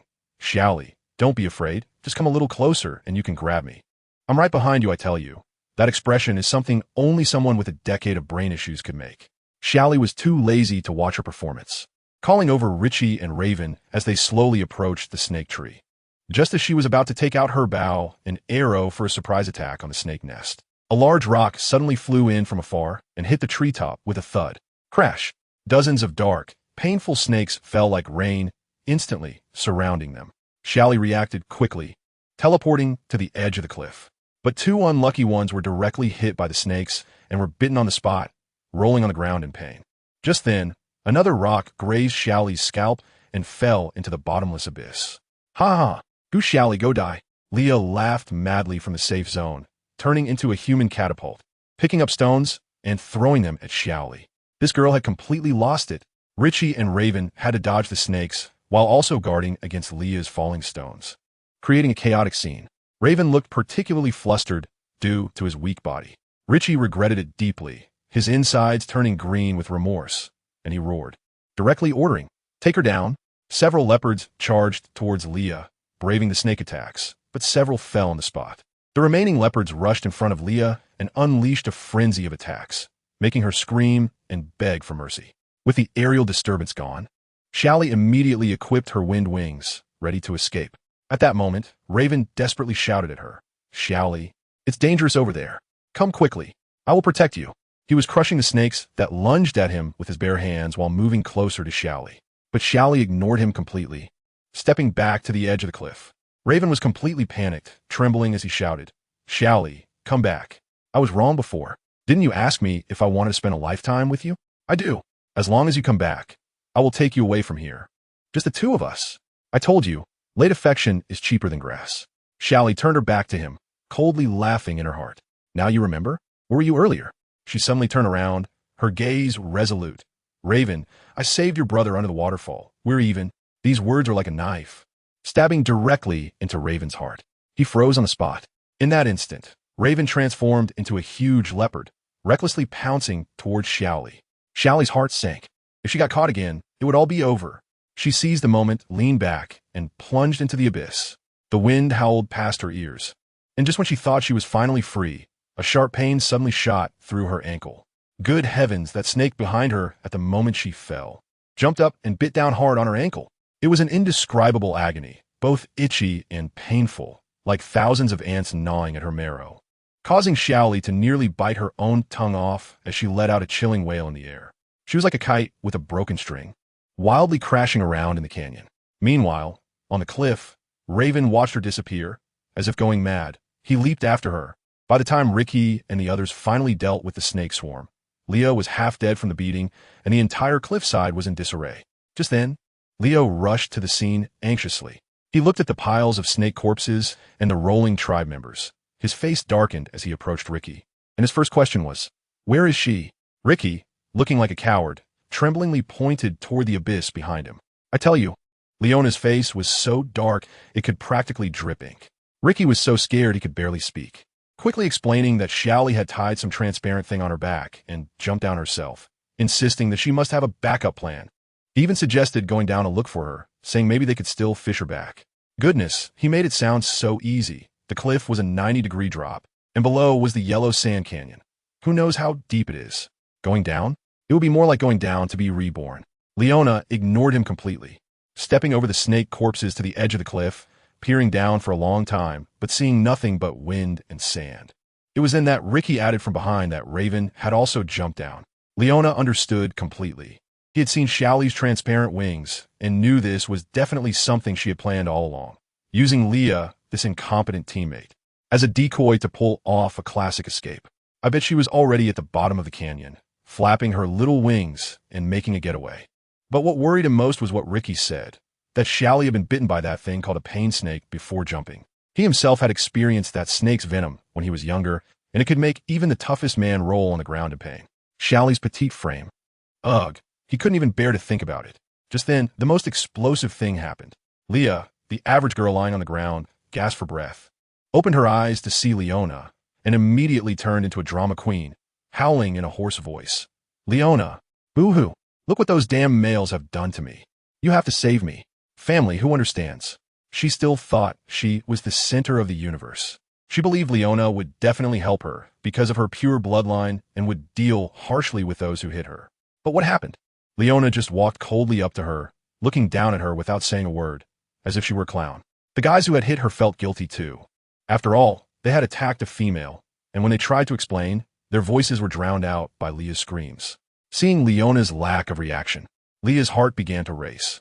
After all, she was the one who instigated this. Finally, Leona threw down 3 cold words. Go back first. After saying that, he stepped over her and walked away. Leah still wanted to reach out for Leona to pull her, but was ignored, so she had to get up and limp after him. I tell you, that scene was just too funny.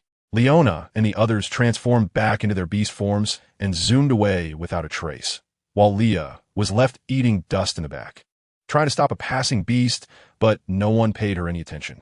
Furious, she jumped up and down in place. But when she thought about Xiaoli being smashed into a pulp, she couldn't help but put her hands on her hips and laugh out loud, her body jiggling and pulling at her wounds. Oh, her face was a sight to behold. Ricky followed behind, looking at this girl who seemed to be in a better mood, utterly speechless. In the evening, at the tribe square, the atmosphere was heavy. Leona called everyone, saying the whole tribe must gather, not one less. Everyone knew something big was going to happen tonight. Bunny Chan and Bear Zhuang were also in the crowd. Bunny Chan's little face was pale as she prayed fervently that Xiaoli had already made a safe getaway.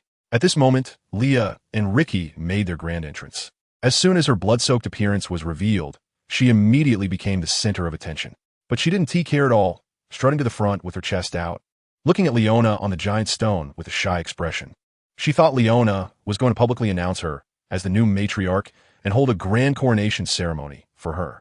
Singo shouted for everyone to quiet down, and Leona began to speak. He first stated with righteous indignation that the Leopard clan has always cherished females. This is the foundation of their tribe. Then he shifted his tone, his voice suddenly as cold as ice. But today, someone broke this rule right under my nose. As soon as Leah heard this, she got excited. She thought he was talking about her being attacked, and she immediately jumped up to shout, "Yes. Leona, look at what they did to me. You must execute them according to the rules." I was holding my forehead at that moment, thinking this girl really has no brains. A guy next to her, who was about to hit her, couldn't hold back anymore and stepped forward to yell, "How dare you say that? If it weren't for you faking illness to trick us out, would we have been surrounded by a snake swarm? Would the matriarch have fallen off the cliff?" Another one chimed in, "You even threw stones at the matriarch. You wanted to push her down." At this, the crowd erupted in an uproar, all pointing fingers at Leah. Leo was still being stubborn. "They're talking nonsense. Leo, don't believe them. Quickly kill them to avenge me." Leo sneered and finally asked the key question. "If it's nonsense, then tell me, how did you end up in such a dangerous place with Xiaoli?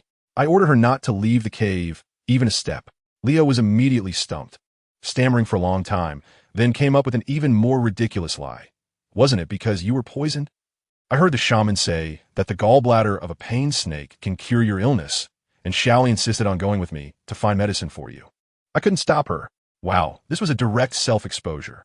The fact that Leo was poisoned was a top secret. How did she know? In the distance, Scar Song, that old sixth, turned pale upon hearing this, quietly backing away, trying to slip away, but was immediately held down by Leo's men. Leo narrowed his eyes and asked, "Oh, how do you know I was poisoned?" Leah thought she had done something good and said eagerly, "Of course, it's because I care about you and observe it carefully. Unlike Xiaoli, who lives with you and doesn't even know." Leo was so angry he almost laughed.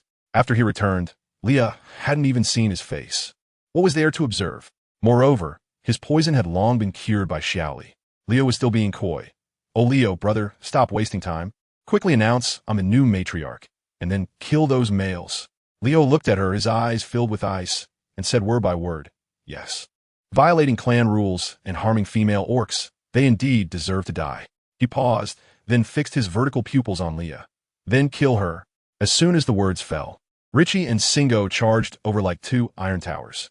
Leah was still feeling smug, but the next second, she was lifted from both sides and directly fell to the ground in a dog-eat-dog manner. The crowd quickly dispersed in a large circle. As no one wanted to get involved with this unlucky thing, Leah was completely dumbfounded, watching the two giant beasts transform into their beast forms approaching her. Unable to understand how she had gone from the future matriarch to being publicly executed in the blink of an eye, she let out a scream like a pig being slaughtered. What are you doing? Leo, save me. Leo stood on the boulder, looking on coldly. At that moment, an old man rushed out of the crowd. It was Leah's father, the former clan leader, Tino. He stood in front of Leah, shouting angrily at Leo. Leo coldly replied, your daughter caused the death of our clan's matriarch. A life must be exchanged for a life. Tino was stunned. He knew his daughter was arrogant, but never expected her to dare to play such a big game. Killing a purebred? Selling his daughter 10 times wouldn't be enough to cover it. He trembled and asked Leah, who was so scared she was almost out of her mind, and immediately threw the blame on a Scarsong. It's not me. It's Scarsong. He told me about the snake tree and Leo's injury. He made me do it. Now, all eyes turned to Scarsong, who was being brought up. Leah scrambled to Leo's feet like she had found a lifeline, pointing at Scarsong. It's him. Xiaoli's death is all his fault. He wanted to use me to harm others. Scarsong was also a master actor, kneeling on the ground with a pitiful cry. I didn't. I admire the matriarch. How could I harm her? The two immediately started tearing into each other, with Leah screaming that Scarsong had specifically told her to ask the shaman about the pain snake's effects. The old shaman was called out and scratched his head, saying Leah had come to ask, but he couldn't remember who sent her. Now was stuck again. Public opinion was clearly leaning towards Scarsong. After all, Leah usually did many bad things, and people were more willing to believe she was jealous of Xiaoli. Leah's father was also anxious, trying to use his former clan leader's status to protect his daughter, but he was met with a barrage of criticism from the crowd. Just when Leah was about to despair, a light bulb went off in her head. She hoarsely shouted, I can prove it. Scarsong gave me a pain snake's gallbladder. It's in my cave, hidden under the animal skins. The crowd instantly fell silent. Everyone knew how hard it was to get a pain snake. Leah, a pampered female, could never have obtained herself. With a glance from Leo, someone immediately ran to her cave to search. Not long later, they really brought back a small leather pouch, inside of which lay a black, bloody snake gallbladder. The old shaman stepped forward to smell and look, then solemnly announced, it's genuine. Now the evidence was conclusive. The orc holding the snake gallbladder rushed up to take a deep whiff and shouted, there's your scent on it. Scarsong, you must have had it for more than half a day. I tell you, that scene literally fried my CPU. Scarface turned green, cold sweat pouring down, still trying to argue. At that moment, Leo, who had been watching the show, finally moved. He lightly jumped down from the boulder and walked expressionlessly in front of Scarface. Scarface looked up at him, opening his mouth as if to say something. However, before he could utter a word, Leo raised his arm high, fingers claw-like, and with a puff, a big head flew out, blood spraying like a fountain. The entire place fell silent. You could hear a pin drop. The head rolled a few times and stopped right in front of Leah, eyes wide open and mouth agape, staring straight at her. Leah had never seen such a scene before, and she was so frightened that she lost her mind, screaming and scrambling backward. But guess what? This girl had a unique way of thinking. She actually thought Leo was helping her vent her anger. After the fear, she tremblingly stood up, wiped the dirt off her face, and reached out to Leo, saying in a coy voice, you really scared me. Then she opened her arms and wiggled her waist fat toward Leo for a hug. What welcomed her was not a warm chest, but Leo's blood-dripping claw. With a flash of cold light, before Leah even felt pain, a deep gash was torn open in her chest, exposing bone. Her scream got stuck in her throat, blood flowing down her neck, and she stared at Leo in disbelief, collapsing to the ground. Her father, the former clan leader, was so scared that he lost his senses and crawled over to shield Leo, crying and begging him. Leo looked at the father and daughter, his gaze like he was looking at two ants, giving the old man a choice. She dies, you leave the tribe. Or, you both die together. I tell you, that old man had a strong will to survive. After hesitating for a long time, he actually picked up his cane and walked away unsteadily, leaving his own daughter there to wait for death. Leo was completely desperate. watching her only lifeline disappear into the crowd. Leo's tall shadow loomed over her, and she was tortured, her piercing screams echoing throughout the square. It was only when the sun rose the next day that she took her last breath, her blood soaking every inch of the square.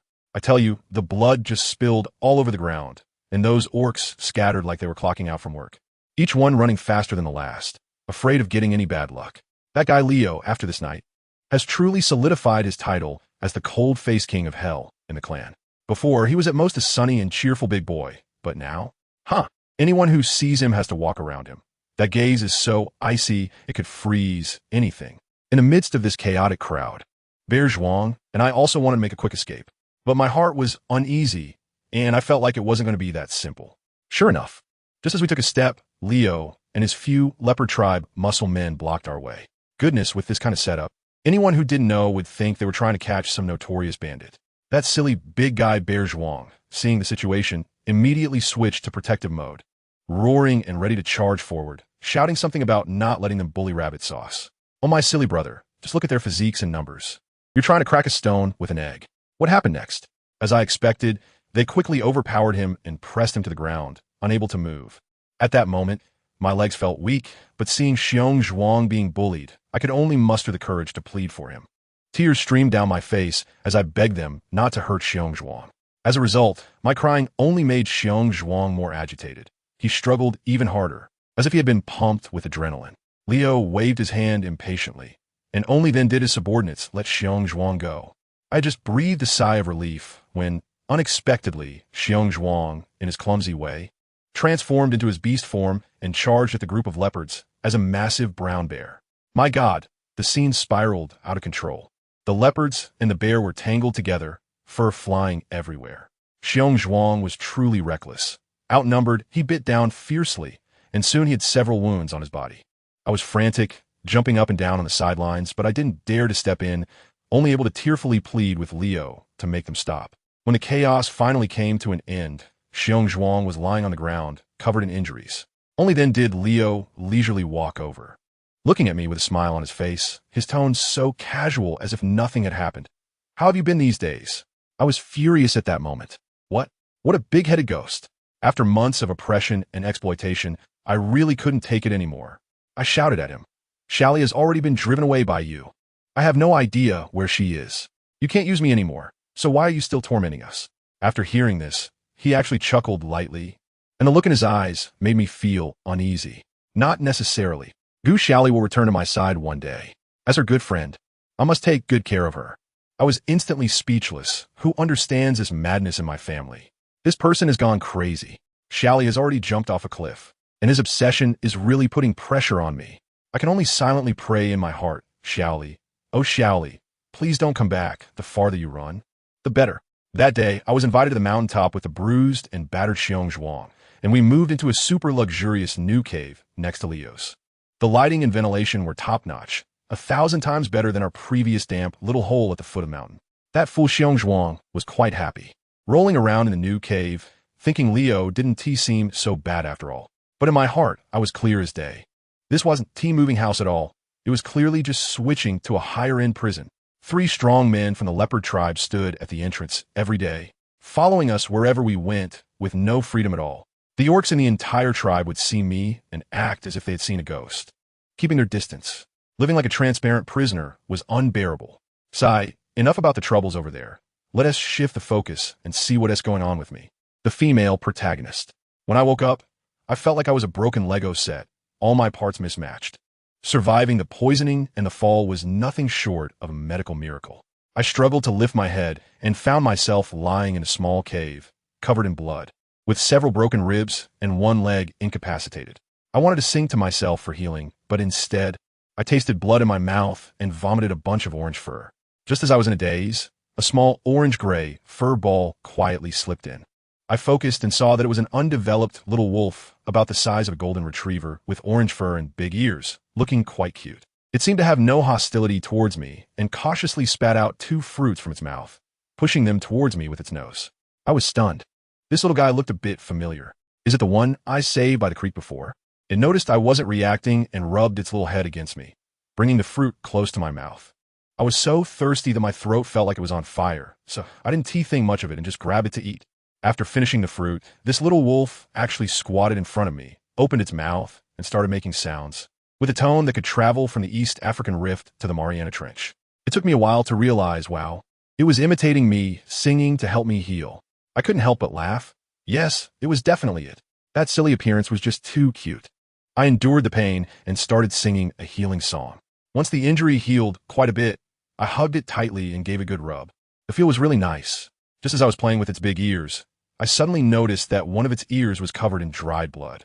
I quickly tried to part the fur to take a look, but swiftly pulled its ear away and started to act cute around me, refusing to let me touch it. A flash of inspiration struck me, and I suddenly understood. The bloody taste in my mouth when I first woke up, and those furs. I forced open the fur on its ear to take a look, and good grief, although the wound had healed thanks to my singing. The new light-colored fur couldn't fool anyone. This little fool actually stuffed its ear into my mouth while I was unconscious, afraid that I would bite my tongue. Family, who understands this? This really broke my defenses, and I hugged it tightly, tears streaming down my face as I scolded it with a choked voice. Why are you so silly? You little idiot. After playing around with this little one for a while, I began exploring the surroundings. This cursed place is a bottomless canyon, with cliffs hundreds of meters high on both sides. The bottom is nothing but sand and stones, and it's hard to find even a blade of grass. I walked for most of the day, and not to mention a way out, I didn't even see anything edible. As night was approaching, my stomach growled with hunger, and when I turned around, I found that little wolf had actually disappeared. I panicked. In this godforsaken place, it was my only companion. Where could it have gone? I shouted at the top of my lungs, but all I heard in response was the howling wind. Just as I was about to cry out of anxiety, I heard its tender voice in the distance, and a small figure was running toward me. I rushed over and hugged it, saying with a choked voice, "You scared me to death. Where did you go?" It kept licking my face as if to apologize. I pretended to sternly warn it not to run off again, and it nodded obediently. Then, it grabbed the hem of my dress and dragged me toward the cave where we had been sleeping. I thought to myself that this little one must have made a discovery, so I followed it back. The moment I entered the cave, I was completely stunned. The originally empty cave was now piled high with at least 5 or 6 kinds of fresh fruits. And on top lay a big fat rabbit with its neck bitten through. I stared at it in shock, surrounded by miles of desert. Where did it find so much food? I grabbed it and asked seriously, "You know the way out, right?" The little creature looked at me with its innocent big eyes blinking, then suddenly broke free from my hand, jumped behind the pile of fruits, and kept dodging, refusing to look at me. Fine, playing dumb are we? I spent the whole night with it, trying both soft and hard approaches, but just wouldn't speak, either acting cute or rolling around. In the end, I was so hungry that I angrily bit into a few fruits and turned my back to it to sleep. The next morning, as soon as I opened my eyes, I saw it sleeping on me like a little scarf. My anger had dissipated. Maybe it had its reasons? Just as I moved, it woke up and eagerly gave me a face wash with its saliva. Seeing that I wasn't angry anymore, it happily bit my skirt corner and pulled me toward the exit of the cave. This time, it led me to a rock wall, and with a kick of its hind legs, it jumped up to a height of 2 meters, its claws firmly digging into the earthen wall. Turning back to call out to me, I understood. It wanted to take me rock climbing. I had wronged it yesterday, and I felt a wave of guilt. With its wind wings as a guarantee, I became braver. It cleared the path in front, even letting its tail hang down for me to use as a rope. As someone who isn't very athletic, I nearly fell several times, but I managed to hold onto its tail and avoided turning into a pancake. When we finally climbed up the cliff using both hands and feet, I collapsed directly onto the grass, gasping for breath. After resting for a while, I sat up to survey my surroundings. Upon looking around, I was once again stunned. We are now on a small platform surrounded by 3 cliffs, not very big, just about 100 square meters. But this place is simply a paradise. In the center stands a towering banyan tree, with various fruits and small mushrooms growing beneath it. Beside it is a crystal-clear little lake, home to fish and shrimp, with clean water flowing down from the stone wall and out on the other side. The green grass is lush, butterflies are fluttering about, and the fragrance of flowers fills the air. The little wolf notices my amazement and proudly struts around in front of me, looking as if it wants to write praise me on its face. I affectionately patted its head, feeling both love and gratitude for it. After surveying this little haven, the first thing I needed to do was take care of my personal hygiene. After those days in the canyon, I felt like I could scrape mud balls off my body. In a flash, I stripped off my tattered animal skin skirt and chose the downstream creek water. Partly because I didn't want to pollute the fish pond upstream, and partly because I was afraid of washing all that mud down and stinking up the fish. I dipped one foot into the gently flowing creek water. It was cool and refreshing, and under the afternoon sun, it didn't feel cold at all. Let me tell you, this water is incredible. I soaked myself in it, rinsing off the layer of mud that was almost turning into a glaze on my skin, and it felt like every pore was singing about the good life. I was enjoying my wash when I suddenly looked up, and lo and behold, that little jackal was squatting on the grass not far away, with its front paws tucked in like a little old man, its eyes wide open, staring straight at me. Completely frozen. I couldn't help but be amused. I tend to be a bit mischievous, so I scooped up some water and splashed it at him. The droplets hit his face, and he let out a loud sneeze. Then surprisingly, got shy? Yes, you heard it right. He actually lowered his head and took a few steps back, eventually curling up and covering his face with his big tail, looking like an ostrich. Family, who understands? It was my first time seeing such a pure-hearted beast. The ones I had encountered before would practically jump right next to me for a wash. I thought to myself, could this little guy be a girl? If so, it would be nice to have a little sister to explore the world together. With that thought, I became even more eager to tease him. I pretended to go ashore to wash my ragged bee skin skirt, keeping my eyes on that fluffy bundle on the shore. Then, when he wasn't paying attention, I tossed the skirt aside and pounced at him like a hungry tiger, determined to catch him for a good wash. What happened next? Just as I was about to pin him down, he shot off like a little rocket, and I ended up missing completely, landing face first in the grass. That little figure disappeared into a thicket in the blink of an eye. I stood there with my hands on my hips, shouting into the vines, "If you don't get washed, I won't like you anymore." But all I got in response was the sound of rustling as he ran even faster. Fine. If I can't catch you, I still need to eat. The next day, I set my sights on the fish in the pond. Let me tell you, my fish-catching skills were a sight to behold. I flailed around in the water like a fool for ages, and finally managed to scoop up a few fish not bigger than my palm. The little jackal on the shore was wagging its tail, looking at me with a clear expression that said, "Idiot." Probably unable to bear the sight, he came over, nudged me with his head, and indicated that I should take a break. Then he jumped into water, kicked his hind legs, and slapped his paws into the water. Water splashed everywhere, and 7 or 8 fish flipped over, showing their white bellies. He opened his mouth and proudly brought a row of fish right to me. Wow, a professional really is different. When he got back on shore, he even stood next to me on purpose, shaking himself like a washing machine, splashing water all over my face. I seriously suspected he was getting back at me for splashing him yesterday. With the ingredients ready, the next step was to make a fire. I took out my ancestral lightning bow, swished it a few times at the pile of firewood, and in a flash, flames sprang up. That little guy was so startled that his fur stood on end, arching his back and stepping back slowly, looking at me as if I were some kind of weapon of mass destruction. I was comforting him while ing the fish and grilling them over the fire. Before long, the aroma wafted out, sizzling and oozing with oil.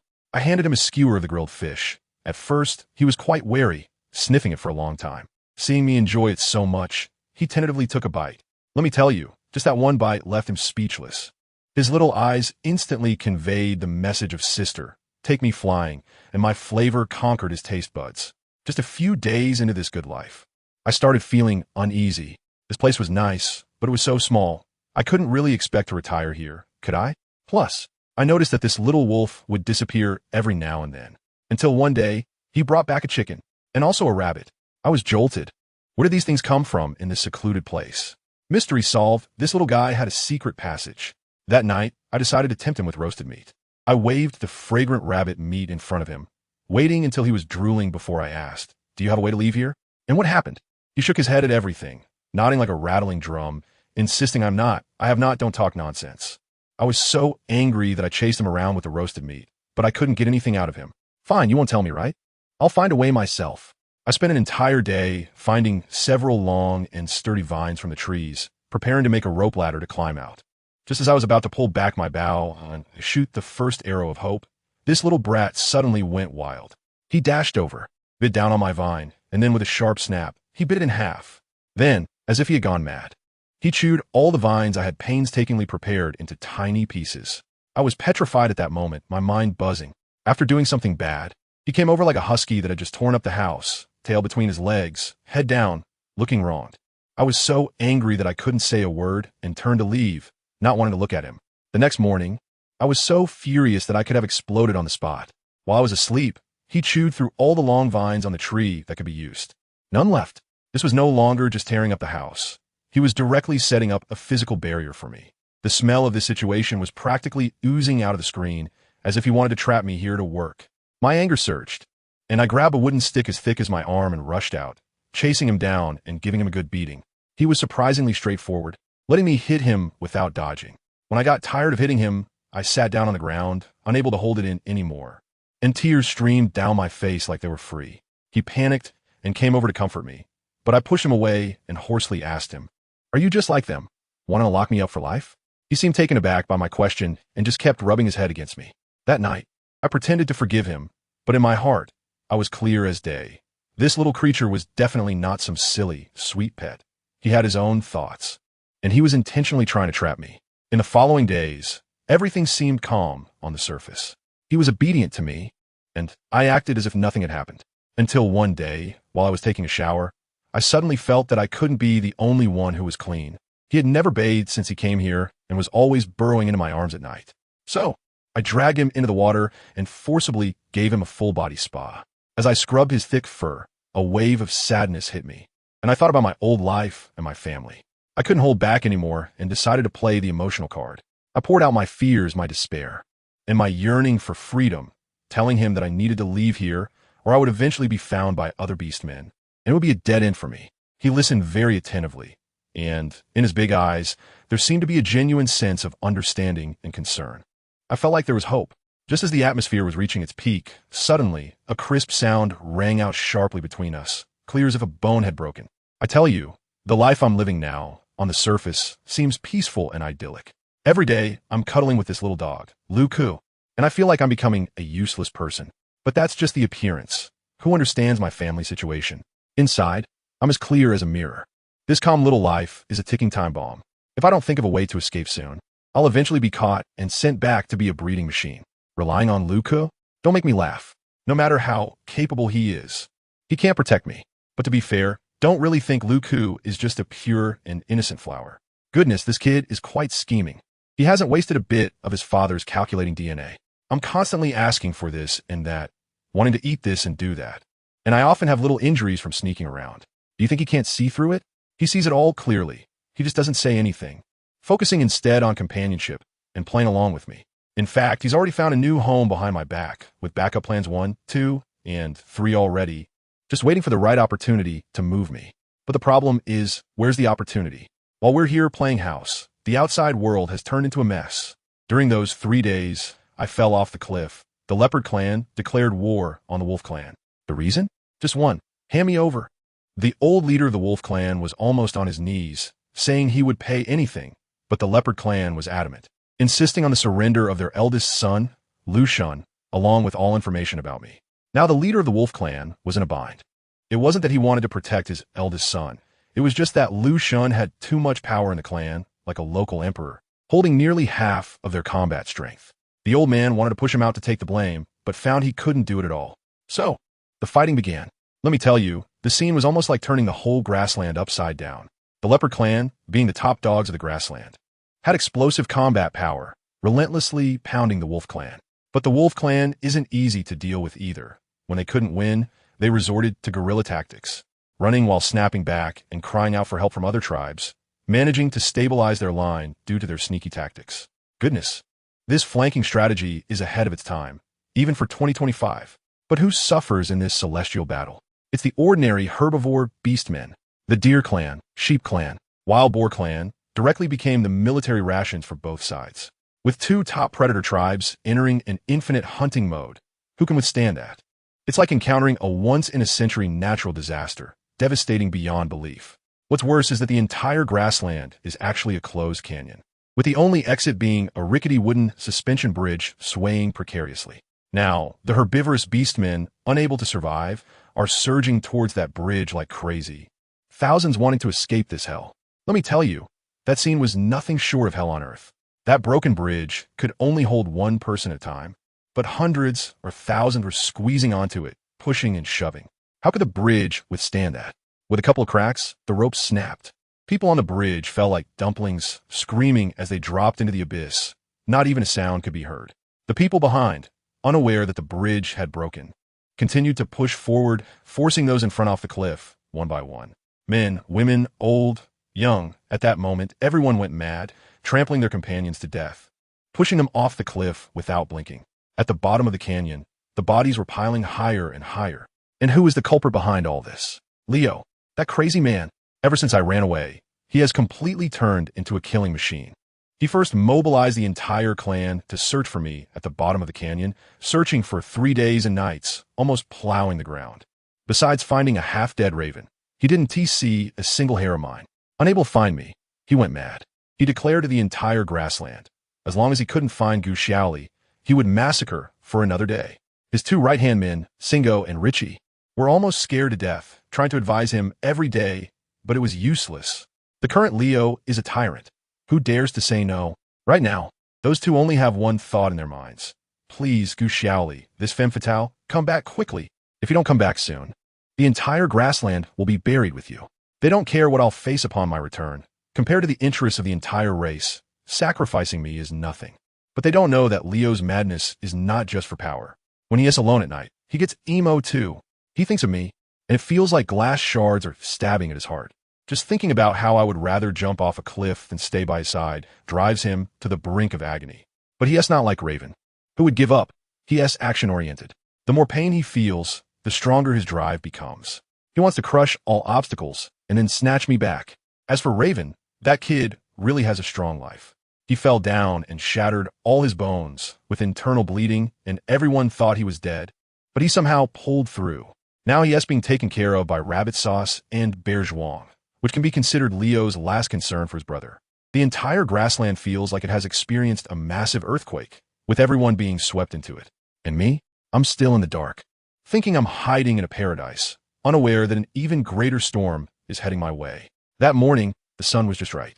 When I opened my eyes, Luco's handsome face was right there, sleepily asking me, "What do you want to eat today?" In order to buy some time to get my work done, I said, I want to eat venison. As soon as he heard that, he perked up immediately, thumping his chest and assuring me, "No problem. Just wait." He looked like he was afraid I would underestimate him. Watching him transform into his beast form and nimbly leap away from the cliff, I felt a bit uneasy inside. I stood there, pretending to wave my hand for a long time, and once he was far away, the smile on my face instantly vanished. I turned around, like a secret agent, and quickly climbed up that big tree to continue my great lumberjack career. As I snapped branches and calculated the inventory in the space, I felt a rush of excitement. It was almost enough, and if I gathered a bit more today, it would definitely be enough for me to climb up. But just then, Luca's face flashed through my mind, and I wondered what his expression would be if he came back to find the house empty. Suddenly, a faint rustling sound pulled me back to reality. I was instantly covered in goosebumps, lying motionless on a tree. That sound was not the wind, it was footsteps, and they were coming from all directions, surrounding me. There was more than one person. My heart sank. It was over. It wasn't Luca. I quickly pushed aside the leaves to look down, and good heavens, there was a circle of muscular men with bare shoulders gathered under the tree. 7 or 8 of them, and I couldn't tell which tribe they belonged to. They were stopped under the tree, and the surroundings were eerily quiet. I didn't dare to breathe, and at that moment, they moved. Several people simultaneously exerted their strength and lunged toward me like cannonballs. With a loud bang, the tree branch that was thicker than my waist was torn to pieces by them. But they missed. In the instant they attacked, I used a flash and appeared at the edge of a cliff several meters away, unharmed, and even summoned the wind wing. Clap, clap, clap. The crisp sound of applause rang out, and a boy's voice came from above. No wonder the leader of the leopard tribe is willing to go to any lengths to obtain this female. I looked up and, wow, a boy in white stood on top of the tree like a crane, looking down at me with an air of superiority. His demeanor and looks were simply astonishing. If someone didn't know better, they might think he was a disciple of some immortal sect coming down to face trials. If it weren't for the fact that I had almost been squished into a meat pie just now, I would have definitely gone up to ask for his WeChat. But the more I looked at him, the more I felt he looked familiar. At that moment, a few burly men who had missed their target stumbled out from under the tree, each one of them injured, clearly having collided with each other. Seeing the scene made my legs go weak. I couldn't even stand up to run. The boy on top of the tree gracefully jumped down, smiled at me, and introduced himself, saying, "Nice to meet you. I'm Lu Bai, the second son of the Wolf Clan's chieftain. My heart raced with alarms. The Wolf Clan? He really recognized Luca. Seeing my wary expression, he slowly spoke. It seems Luca didn't tell you anything. Now, your name, Gu Xiaoli, is known by everyone on the grasslands. More than half of the orcs have died because of you. My head buzzed with confusion. What do you mean I will die because of you? He didn't rush to explain, but instead started painting a grand picture for me. My older brother is targeted by Leo, my third brother is useless, and my father is about to retire.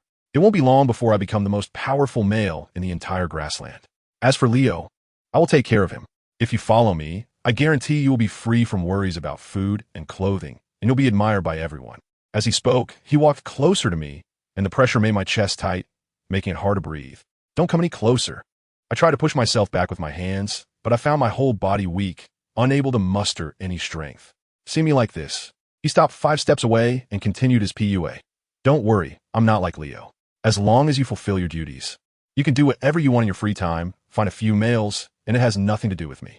I was left speechless, thinking, wow, treating marriage and having children as a business negotiation, huh? I directly refused. No thanks. He laughed, and that smile was full of mockery. That won't do. Don't you want to know what happened on the grassland? Wait until I take you back, and I'll tell you all about it. As soon as he finished speaking, I realized he was already standing in front of me, just a step away from grabbing me. My heart raced. What was going on? My senses seemed particularly dull, and I felt dizzy. Even turning my head made the world spin. Suddenly, I remembered. Before I noticed the footsteps, I had caught a very faint scent. At that time, I thought it was just wildflowers blooming. Damn, it's a mandrake flower. In the game setting, the scent of this thing is highly toxic to humans, causing dizziness and hallucinations. This Lubai is not just chatting with me. He's stalling for time, waiting for the poison to completely take me down. I feel like my CPU is about to overheat. The oxygen is being slowly drained away, and everything in front of me is starting to blur. I want to sing to save myself, but I can't even make a sound. Lubai reached out to support me as I swayed, effortlessly picking me up like a little chick and carrying me horizontally. I felt like a dehydrated fish, my mouth opening and closing unconsciously, lacking even the strength to struggle. Throughout his life, he had never failed to get what he wanted. A few wolves transformed into their beast forms surrounded us, and Lubai mounted one, pressing me tightly between him and the wolf's fur, then vanished into the valley like the wind. On the other side, Luca struggled greatly to catch a deer. But at the moment he lunged, a strong sense of foreboding hit him like a bolt, causing him to stumble. His heart sank, and forgetting about the hunt, he grabbed the half-dead deer and frantically rushed back. Meanwhile, I was taken by Lubai to a dilapidated grass hut in a remote mountain area. He threw me onto a narrow grass bed, and I felt like I was having a nightmare, where I was captured by a group of heathens, brought to an altar, tightly bound and unable to breathe. I have to tell you, the feeling was just incredible, as if there were a group of cultists surrounding me, ready to perform some kind of live human sacrifice. Below, there was a crowd, like a blind box opening, including my ex-boyfriend Leo, his emotionless brother Raven, and even a pack of wolves with drool almost dripping to the ground. On the altar stood a gray-haired kid, looking somewhat human, and he was about to light me up with a torch. At that moment, I wanted to scream for help, but when I opened my mouth, my mind went blank, and I couldn't remember who to call.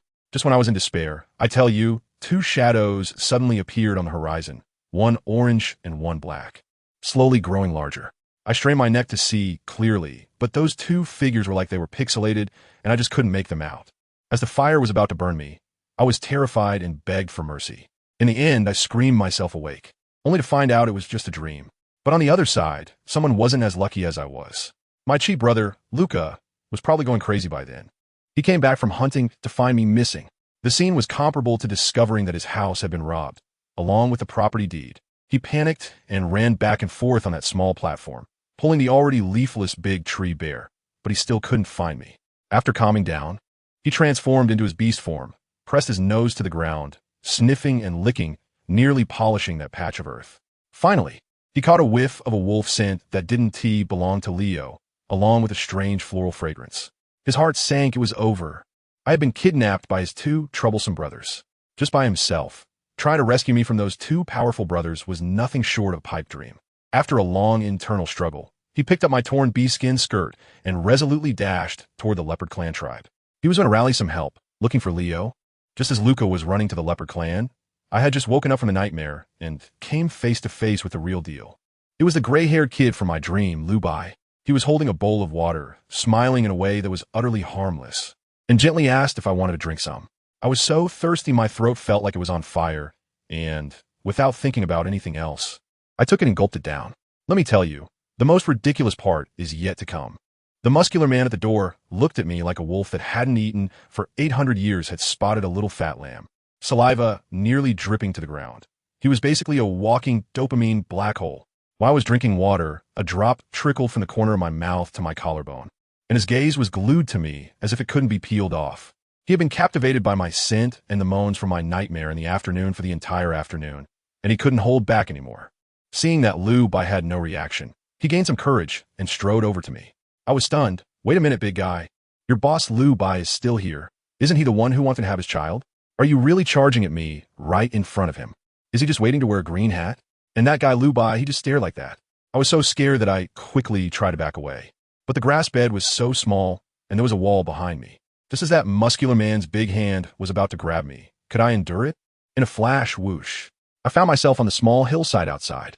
I turned around, and, to my surprise, Lu Bai was standing on a small hill not far away with the remaining men, arms crossed, smiling at me without any intention of chasing. Instead, it was that strong man who was panting heavily and charging towards me while shouting. I think I understand now. Lu Bai wants to test my skills. All right, I'll show you a thing or two today. I took off running, and that burly man chased after me relentlessly. Don't be fooled by his size. When it comes to endurance, he can't compare to me, a long-distance runner. I relied on my wind wings to glide, choosing to fly over the ravines. And in no time, I left him behind by several meters. But as I was running, I was stunned to find a vast sea of mandrake flowers ahead. The fragrance wafted over, making me dizzy and my stomach churn. Seeing me stop, the burly man thought I was out of tricks and was beaming with pride. I was furious and shouted at Lu Bai on the mountain. Lu Bai, didn't you want to be my partner? What's the meaning of this? Guess what? He just smiled, watching me like it was a show. Fine, if you are unkind, don't blame me for being ruthless. The burly man, seeing that Lu Bai didn't intervene, grew bolder and charged at me, spewing filthy words. My mind raced, and a plan formed instantly. Just as his hand was about to grab me, I suddenly rolled down the hillside. Ouch! Let me tell you, the sand scraped my face painfully, and I rolled all the way down, covered in dirt. When I climbed to the top of another slope, the burly man caught up. Just as he was 2 steps away, I seized the moment, pulled out my lightning bow from my backpack, and shot at his big face. A massive electric ball instantly enveloped him, and with a scream, he rolled down the slope like an electrified frog. Having dealt with the small fry, the bigger one came. Seeing that I had taken out the vanguard, Lu Bai finally followed with his dozen or so subordinates. Without a second thought, I jumped from the hilltop using my wind wings and flew over the mandrake flower sea. In midair, I used my last blink skill to create maximum distance. Then, I turned back and unleashed a flurry of skills. Fireballs, blizzards, everything came crashing down. The wolves at the front were immediately injured, rolling on the ground, engulfed in flames. The most cunning move came next. I used my invisibility skill amidst the chaos. Guess where I ran? Not forward, but I turned and dove right into that poisonous flower sea. The most dangerous place is the safest place. These big fools never expected it. Old Fox Lu Bai was truly clever. He guessed my intention and led the remaining people back into the flower sea, sniffing the ground inch by inch. I crouched in the center of the flowers, pinching my nose and holding my breath, not daring to make a sound. Just as I felt I could hold it no longer, Lu Bai surprisingly spoke up, saying that if I came out now, he would guarantee that no one would dare touch me for a month. Who understands? Family? I really had no options. My invisibility time was running out, so I had no choice but to stand up from the flowers. The burly man I had electrocuted was recovering too, and seeing me appear, he wanted to come at me again. As a result, Lu Bai merely glanced at him, and the burly man suddenly trembled all over, as if electrocuted, foaming at the mouth and convulsing on the ground. I looked closely and realized, wow, he had been poisoned by a pain snake. Lu Bai seemed surprised that I recognized the poison. Later, when I confronted Lu Bai, I learned how complicated his family situation was. His father, the old leader of the wolf clan, was simply a lecher. He had 3 sons, each with a different mother. The eldest son, Lu Shun, had a purebred mother, but all her previous husbands died unexpectedly. It's chilling to think about. The second son, Lu Bai, had a white wolf clan mother, brave and resourceful, but her achievements overshadowed the ruler, and she also died unexpectedly in a fire. The third son, my cheat brother Lu Ko, had a beautiful fox spirit mother who was forcibly taken by the old leader and died of depression after giving birth. After hearing all this, my worldview shattered. This wasn't a tribe. It was a living palace intrigue. After talking about these matters, the atmosphere turned heavy. To lighten things up, I suggested showing him a trick and cooking a meal. That night, we sat by the campfire, and in my excitement, I accidentally spilled the soup, burning myself. Lu Bai reacted quickly, grabbing my hand and lowering his head, blowing on it seriously. Let me tell you, that scene, that profile, those eyelashes. I'm a modern woman from the 21st century, and even I couldn't handle it. However, he was very proper throughout, like a serious doctor, stopping at just the right moment, balancing emotion and propriety. A group of heretics stood below, watching her coldly. Among them were Leo, with a smirk, Raven with a blank expression, and wolves drooling over her with exposed fangs. On the altar, a handsome gray-haired boy with a torch approached her step by step. The flickering flames reflected the boy's gentle and polite smile, as if he were not about to burn a living person, but merely reclaiming an item that belonged to him. She wanted to scream for help, open her mouth, but couldn't remember who to call for rescue. Indeed, in this desolate world, who could she expect to respect and protect her? In despair, two figures, one orange and one black, rose from the distant horizon, slowly enlarging as they approached. Bound, Gu Xiaoli craned her neck, but no matter how hard she squinted into the distance, the two figures remained indistinct, shrouded in thick fog. The execution flames were about to ignite her, and she screamed in terror for mercy, yet she couldn't recall those two figures. The calm plateau was filled with the sounds of birds and flowers. At the cliff's edge, an orange-gray wolf leaped up to the platform, casually tossing aside its bloody food, and suddenly transformed into human form. The plateau, with its unobstructed view, reflected in Lu Ku's orange eyes, revealing no signs of life, and fear uncontrollably crept onto his face. He left no corner unchecked, trembling as he searched every inch of the small plateau. After searching 3 times, even every branch of the central tree was broken and discarded, leaving it in ruins, no longer able to hide anyone. Chapter 221, Difficult Cooperation. 1. Lu Ku stood frozen in place, without any movement for a long time. She was gone. This thought exploded in his mind like fireworks. Even after experiencing countless storms, he couldn't calm down to think at this moment. After a long time, Lu Ku took a deep breath, forcing himself to calm down. He transformed into beast form, disregarding his image, and sniffed every patch of ground on the plateau. Although the scent was faint from the wind, Lu Ku still caught a trace of an unusual flower fragrance mixed with the familiar scent of the wolf clan. It wasn't Leo, but someone from the wolf clan. In a state of war, only his elder brother or second brother could lead subordinates to find this place. Lu Ku smiled bitterly, twitching his lips. In such a situation, he subconsciously felt relieved that she hadn't escaped but had been captured. It was truly hopeless. If either his elder brother or second brother took her away, the probability of them admitting to having captured Gu Xiaoli was minimal. By himself, Lu Ku couldn't compete with the powerful elder brother or second brother. Looking down at the grass for a long time, Lu Ku secretly made a helpless decision. He then walked heavily back onto the only large tree on the plateau, sadly picking up the blood-stained bee-skin skirt that had been torn. When he left, this beloved skirt had been neatly placed under the tree. Unexpectedly, in the blink of an eye, not only was her skirt torn, but the person she cherished in her heart was also nowhere to be found. Carefully tidying up the damaged bee-skin skirt and transforming into beast form, Lu Ku cautiously held it in his mouth and looked up towards the direction of the leopard tribe. The once busy and peaceful place was now a region filled with blood and wailing. Crouching down to gather strength, Lu Ku leaped into the air and resolutely rushed towards the uncertain direction. The tumultuous grassland quickly welcomed the night under the busy hustle and bustle of the orcs, and the blood-red sunset seemed to unveil the long-hidden veil of the grassland. Corpses lay scattered across the ground, blood flowed like a river, glimmering with a strange red light under the setting sun, as if hell was the true name of this grassland. In a corner of the grassland, in a barren hill where not a blade of grass grew, as if isolated from everything in the outside world, a gray-haired boy in white sat leisurely in a corner of a grassy bed, comfortably admiring the sunset through a small window in the earthen wall. The girl on the bed had her eyes tightly closed, her black hair at her temples soaked with sweat, sleeping very uneasily. Every little while, she would slightly shake her head, murmuring indistinct words, her beautiful features twisted, her face pale, as if experiencing the most terrifying nightmare in the world. Finally, After a long and torturous hallucination, she screamed, trembling and opening her eyes. Taking deep breaths of fresh air, Gu Xiaoli's body was rigid, clearly still unable to recover from the endless nightmare.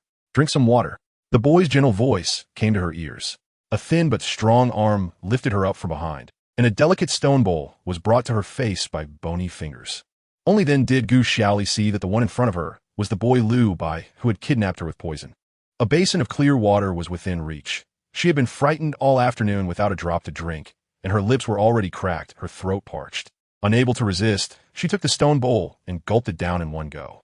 Drinking too quickly, a drop of water trickled down the corner of her mouth, flowing over her delicate, snow-white neck, stopping at her small collarbone.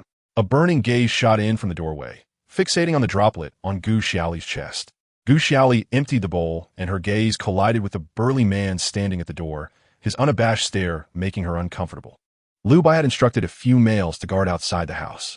However, the burly man at the door, young and strong yet plain-looking, was not favored by the females in the tribe and rarely had the chance to be close to them. Gu Xiaoli had been sweating and moaning in the room all afternoon, and the robust male at the door had been surrounded by her fragrant scent and enticing sounds for the entire time. Finally, unable to resist, he turned around, secretly peeking in at the door. This glance was incredible. The burly man was instantly captivated and couldn't move. The small female on the bed had black hair cascading down her waist, a few strands of damp hair sticking to her snow-white neck and cheeks. Her face flushed slightly due to her labored breathing, and her hazy black eyes longingly gazing at the empty water bowl. Although the bee-skin skirt was askew, it could not hide her graceful figure, her long and slender legs weakly crossed. If Liu Bai were not present, he would have wanted to rush over and take full advantage of her. Apart from the ravenous, burly male, the other males guarding outside were also eagerly waiting. But out of respect for Liu Bai's authority, none dared to move. In contrast, Liu Bai remained calm in the presence of beauty, his face unchanged, smiling politely yet somewhat distantly. Ignoring the burly man at the door who was panting with heat, Liu Bai extended his hand towards Gu Xiaoli, asking slowly, "Would you like another bowl?" Gu Xiaoli was wary of the terrifying male at the door, but her thirst was unbearable, so she could only nod slightly, her clear eyes cautiously glancing at the burly man. A bowl of water was handed to her, and after hesitating for a moment, she drank it all in one go.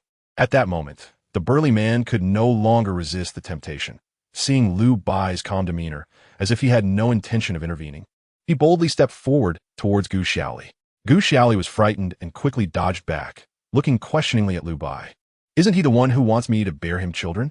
Why are his subordinates charging in, while he just sits there waiting to be cuckolded?"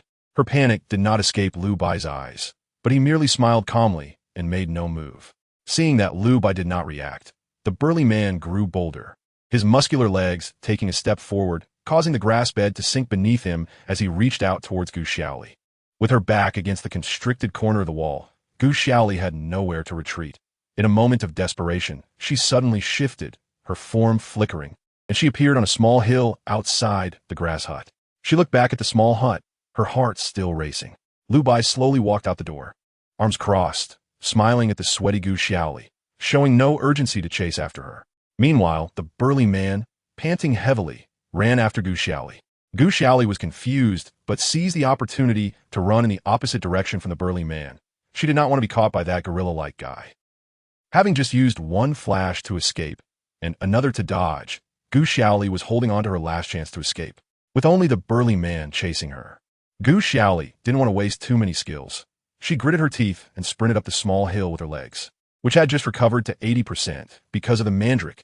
Chapter 222, Difficult Cooperation 2, at the edge of the grassland as dusk approached.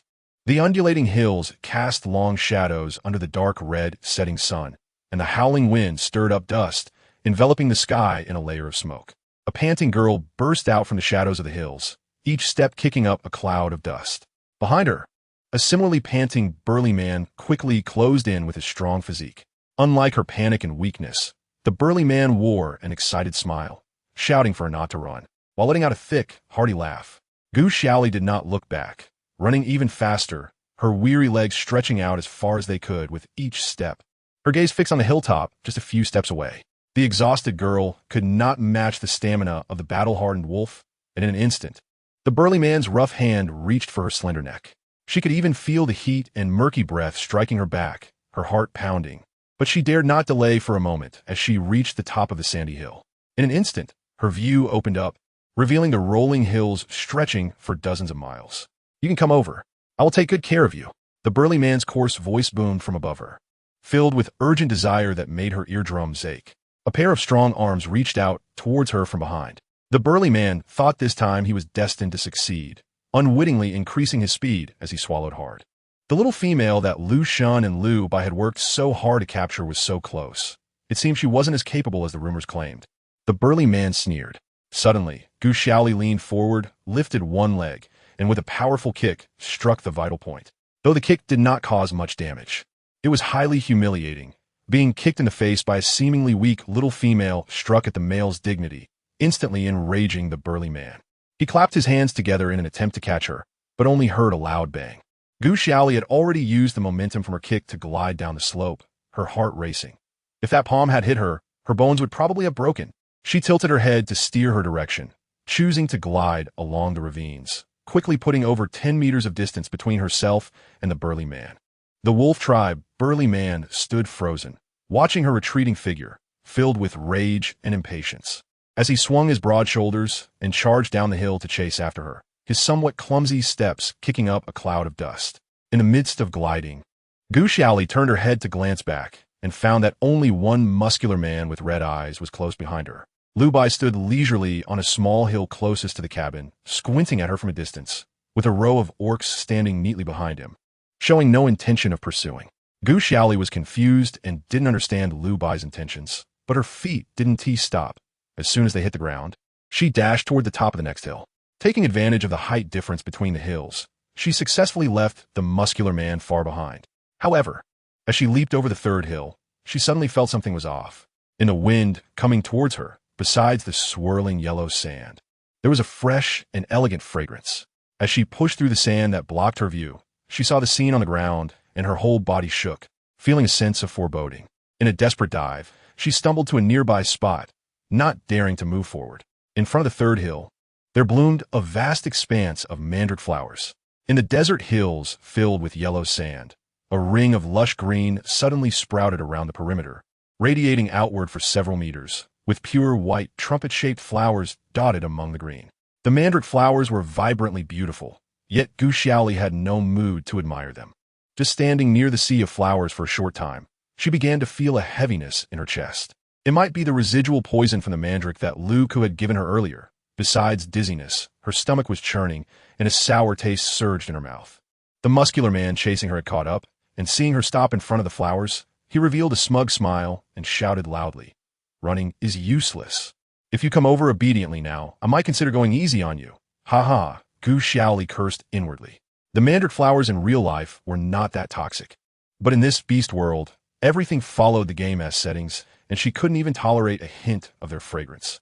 Reluctantly, she dashed towards the nearest hilltop, her speed noticeably diminished. The muscular man saw her gasping for breath, exhausted from fleeing, and relaxed his guard, slowly walking towards her while shouting, as if savoring the pleasure of wearing her down. After circling around for a while, Gu Xiaoli despairingly realized that the mandrake flowers were endless, seemingly forming a circle with the cabin she had left as the center. Glancing back, she saw Lu Bai in white clothes standing with his hands behind his back on a nearby hill, keeping a distance from her as if watching a show. Gu Xiaoli hesitated, looking at Lu Bai. Taking down a single orc was easy, but she feared that if she spent all her skills, Lu Bai would come with a pack of wolves to chase her down. Despite his relaxed demeanor now, if she really killed one of his subordinates, she had no idea how Lu Bai would deal with her later. "Lu Bai, you said you wanted to bond with me. What do you mean by this?" Gu Xiaoli shouted hoarsely, pointing at the lewd-looking muscular man towards Lu Bai's hill. Her slightly hoarse voice pierced through the swirling yellow sand and reached Lu Bai's ears.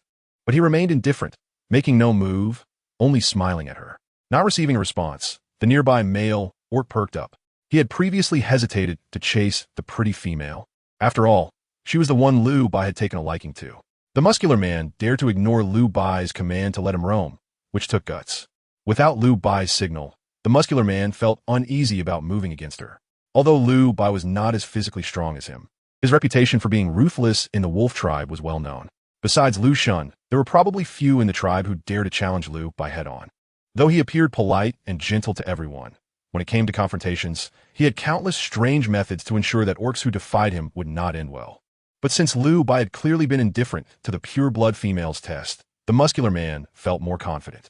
He estimated that the female had been in the leopard tribe for so long, she must have been ridden by that guy Leo many times. With Lu Bai's personality, as long as she could conceive his offspring in the future, he wouldn't care about who had used her before, so letting his brothers have their fun before she got pregnant wouldn't be out of the question. After all, he had worked hard for Lu Bai all this time. With that thought, the muscular man charged at Gu Xiaoli with even more ferocity, excitedly shouting filthy words. Chapter 223, A Difficult Cooperation 3. On one side was the discordant big brother lunging at her, and on the other was Lu Bai standing by and watching. Gu Xiaoli's mind raced. Since Lu Bai didn't intend to help her, she had to find a way to escape on her own. However, escaping couldn't just mean running blindly from the muscular man. She also had to avoid Lu Bai's line of sight to truly escape danger. Frowning tightly, sweat slid down her cheek. Although the chances of success were slim, a complete plan formed in her mind. Just as the muscular man's rough hand was about to grab her, Gu Xiaoli crouched down, rolled nimbly to avoid him, and tumbled down the slope of the hill. The rough sand scraped her face painfully at high speed. Her exposed shoulder and calf turned red, and her shiny hair was tangled and dirty, turning a dark brown color. The muscular man at the top of the slope laughed, watching Gu Xiaoli make a fool of herself, and teased, "Huh, now you know my power, huh? Don't roll around too much. What if your face gets messed up and becomes unappealing? How will you serve me then? Huh?" He then swaggered towards Gu Xiaoli. Gu Xiaoli, having rolled to the bottom of the slope, remained silent, ignoring the sharp taunts, quickly getting up and crawling toward the top of the next hill with all fours. The pursuing muscular man found it somewhat boring and quickened his pace, wanting to catch her as soon as possible. As he approached the top of the slope, he was only 2 steps away from her. Although Gu Xiaoli appeared to be fleeing in a disheveled and chaotic manner, she was actually listening intently to the sounds behind her. When she heard the heavy footsteps thumping on the ground behind her, she seized the moment, pulled out her lightning bow from her backpack, and turned around to shoot at the muscular man's face. A massive electric ball instantly enveloped the muscular man's head, and the explosive sound burst her eardrums. The muscular man, caught off guard, spasmed and fell backward, rolling down the slope with a scream. The powerful attack could paralyze the opponent for a while. The once imposing muscular man was now trembling in a low area, unable to stop shaking, his chattering teeth nearly biting off his tongue. This first trouble was avoided, but now there remained Lu Bai and the other henchmen. As Gu Xiaoli had anticipated, seeing the vanguard taken down, Lu Bai led the remaining dozen or so orcs to the nearest high ground. She didn't waste time, using her wind wings to climb to the top of the hill.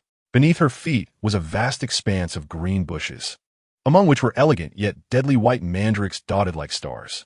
Without any hesitation, she leaped from the hilltop like an eagle spreading its wings. At the apex of her parabolic flight, she used her last blink skill, appearing in the air at a forward diagonal angle of 45 degrees, maximizing the height difference created by the blink to gain enough distance to glide out of the encirclement of the mandrake flowers. As Lu Bai reached the hilltop, his expression changed. He no longer wore a carefree demeanor, but fixed a heavy gaze on Gu Xiaoli in the air. The boy's stern command rang out, and the dozen or so half-naked muscular men behind him immediately transformed into beast forms, pouncing down into the flower field, chasing after Gu Xiaoli in the air. Once the beast set off, Lu Bai also transformed into his beast form. Though smaller in size, his speed was not diminished at all. He nimbly chose another path, following Gu Xiaoli at a distance that was neither too close nor too far from the larger pack of wolves. After much effort in tending to the flower field, it was ruthlessly trampled by fierce beasts, leaving behind a mess of broken branches and fallen leaves. In the air, Gu Xiaoli held her breath, turning to aim her bow and arrow at the pursuing pack of beasts. With a whoosh, a harmless golden dot lightly fell to the ground, followed by a barrage of fireballs raining down, smashing into the running beast-like wolves. Gu Xiaoli perfectly predicted the direction of the wolf pack. The few wolves at the front had no time to turn around, and were struck by the fiery boulders, their heads bloodied and bodies aflame, immediately rolling on the ground and howling in agony. On the other side, Lu Bai, who was closely following but not getting too close, kept his gray eyes fixed on Gu Xiaoli in the air. Although he had severely injured the vanguard, the sheer number of wolves proved overwhelming. Seeing the chaos, the wolves in the middle and back of the pack slowed down, maneuvering around the area where the firestones were falling, continuing their relentless pursuit. Gu Xiaoli estimated the distance to the ground. She was at a height where a large wolf could easily leap up to reach her. She couldn't delay any longer. As the wolves were about to catch up, they looked up and found that Gu Xiaoli, who had been flying just moments ago, had vanished. The wolves were about to slow down when a white glowing arrow shot through the air, striking the leading wolf, and then, like a thunderbolt, it coursed through the nearby wolves, causing them to howl in distress. Now the wolves realized that she was still gliding forward, but they couldn't see her. The remaining wolves guessed her direction based on where she had disappeared and where the arrow had come from, and began to pursue her. Not far from them, a dark cloud mysteriously formed in the air above, and as snowflakes fell, the wolves found themselves trapped in hard ice blocks. 3 waves of skills had taken down most of the pursuing wolves, leaving only a few fortunate ones who confidently charged ahead. A clear, piercing wolf howl rang out. Though the wolves were puzzled, they obediently halted at Lu Bai's call. Lu Bai didn't rush to chase after Gu Xiaoli's vanished direction, but carefully observed the surrounding land, finding no signs of her landing. He even took a few steps back, seriously sniffing the path behind him, finding no traces or scents. Gu Xiaoli was well hidden, which is why she had insisted on rolling down the slope in the first place. Without visual cues, the wolves could only rely on smell and sound to find her. Drawing from experience with the leopard tribe, she had covered herself with thick layers of yellow earth while rolling, ensuring that even if she sweated, the earth would absorb it. Once hidden, as long as she moved quietly, the sandy, hilly terrain would make it difficult to detect her presence. A few wolves under her command anxiously gazed into the distance, not understanding why Lu Bai was suddenly dawdling.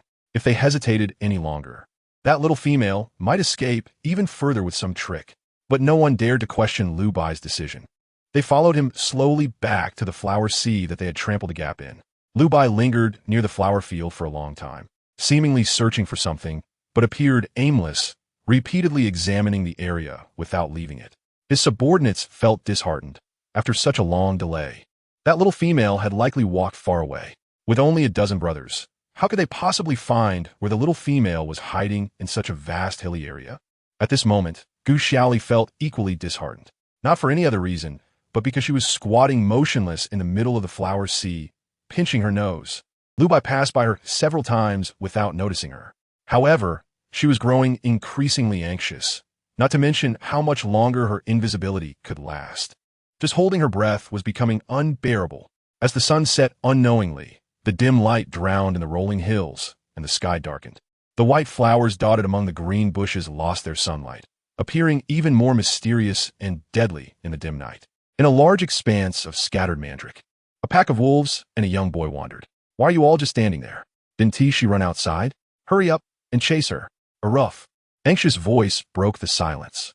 The burly man who had been shot down by Gu Xiaoli had regained some strength and was barely standing as the group returned. Seeing that the little female was long gone, and Lu Bai inexplicably brought everyone back to the flower field, loitering without moving.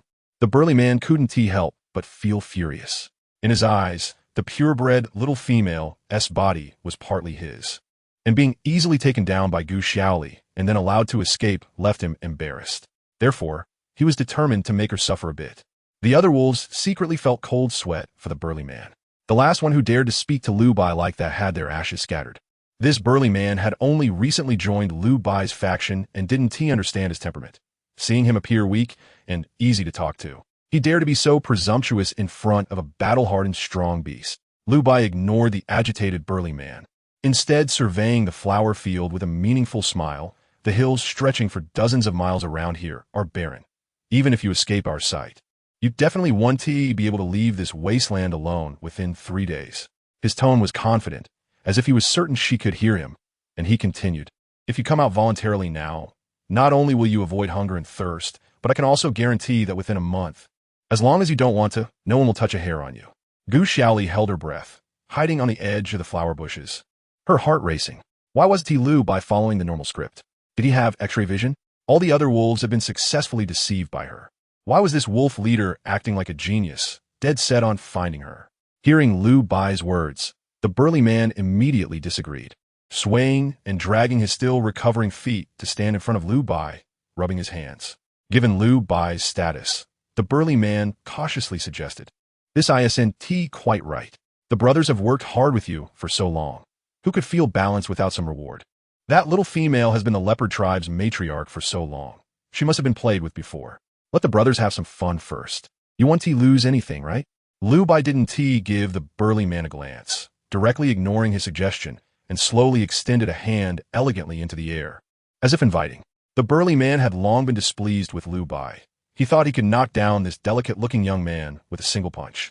Yet here he was, boldly commanding him, a seasoned strong beast. His fists clenched, cracking with tension. He couldn't help but want to throw a punch at him. Before the burly man could act, a small hand, covered in yellow sand yet still delicate and pitiful, silently rested on Lu Bai's bony hand. The burly man's eyes widened. The flower field, which had just seemed empty, now stood his long-desired little female. Gu Xiaoli was completely covered in a layer of yellow earth, her hair blowing wildly in the wind, and her face a patchwork of black and yellow, looking extremely disheveled. Lu Bai was not surprised like the other wolves. Instead, he chuckled as if it were only natural.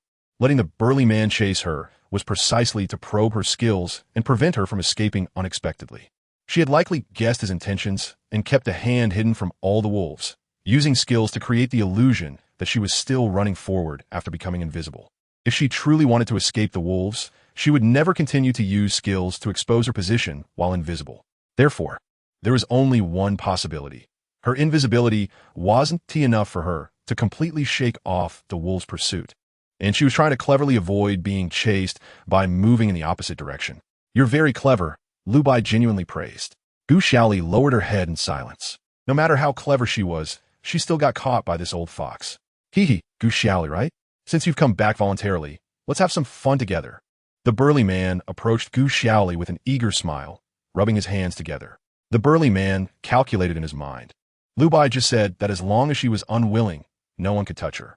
But now that she voluntarily showed up to join the wolf tribe, it meant she was willing to have relations with him. So his actions wouldn't count as defying Lu Bai's orders. A pair of rough, calloused hands seemed about to grab Gu Xiaoli, and she felt a wave of nausea, quickly moving to dodge. Unexpectedly, the poison of the datura flower made her dizzy and weak in a brief exchange with Lu Bai, causing her reactions to slow down, and she was pulled into the burly man's arms. Gu Xiaoli's frantic and powerless resistance, influenced by the scent of the datura flower, made her protests sound more like enticing moans, which excited the burly man even more. The wolf tribe was always full of tricks, and Gu Xiaoli didn't expect Lu Bai to fulfill any promises. Grabbing Lu Bai's hand was purely because her invisibility skill had expired, and she couldn't hold her breath anymore. There was no escaping her fate of being caught, so she might as well hurry up and claim the promised benefits from Lu Bai. If he didn't deliver, she would consider herself unlucky.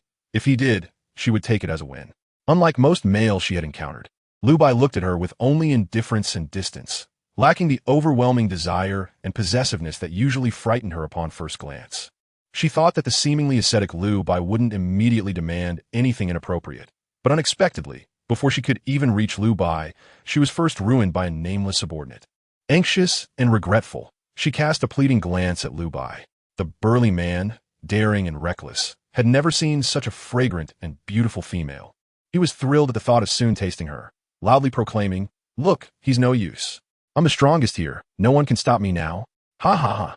The wolf tribe subordinates gasped, secretly glancing at Lu Bai's expression, estimating that this guy was probably going to meet his end today. Sure enough, just a few steps after the burly man hoisted Gu Xiaoli onto his shoulder, he suddenly trembled violently and collapsed to the ground.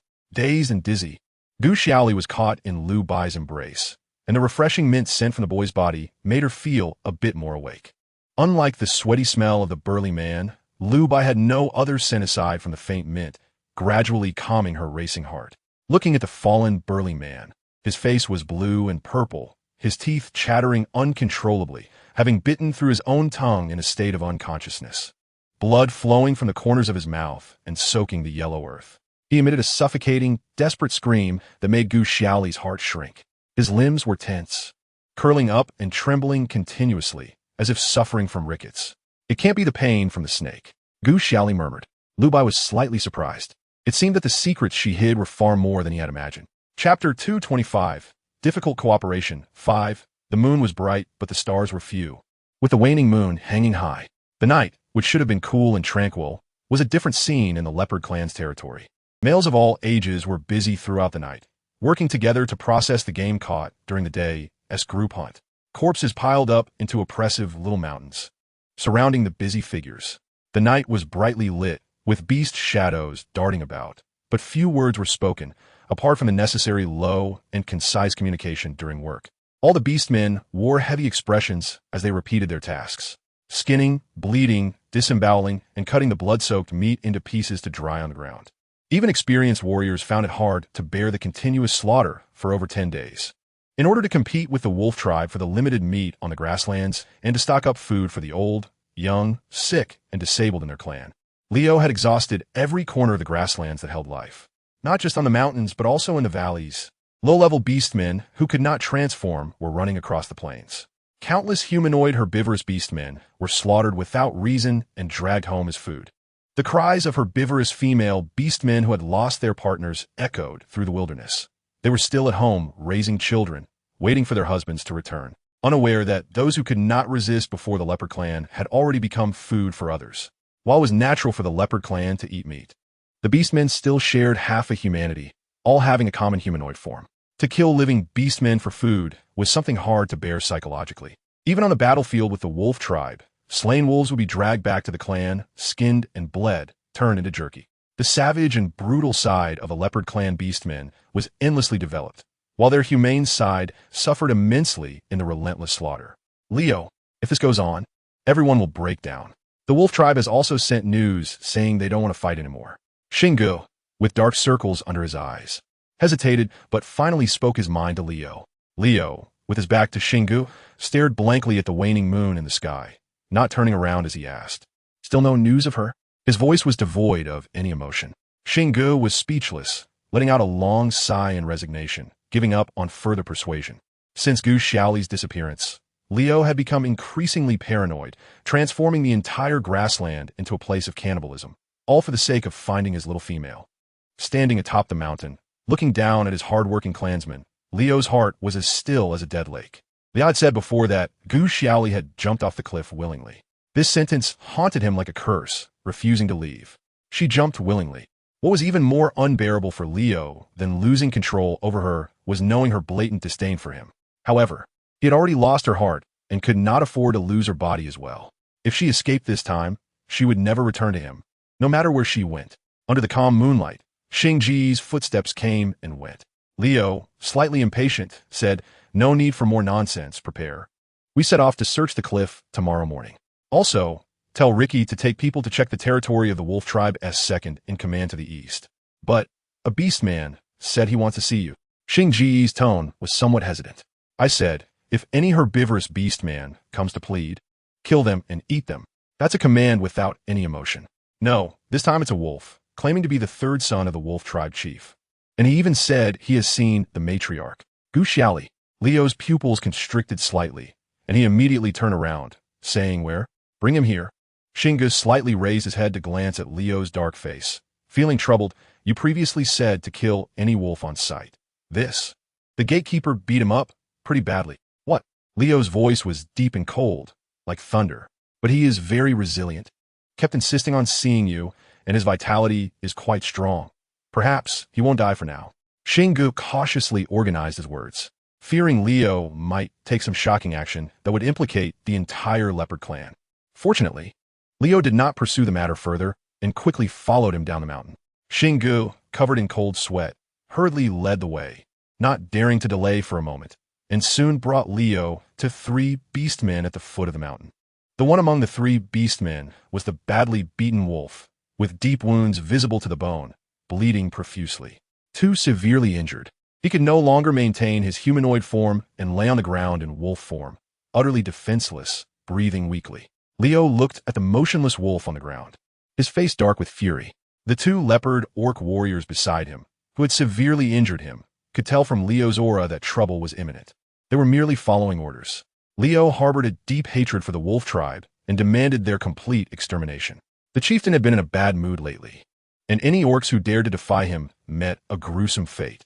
The 2 brothers were peacefully guarding the entrance to the leopard tribe's territory when an orange wolf, seemingly oblivious to the earth-shattering war between the wolves and leopards, charged straight at them.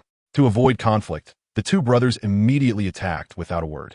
However, The wolf only dodged and did not fight back, desperately howling as if trying to convey something.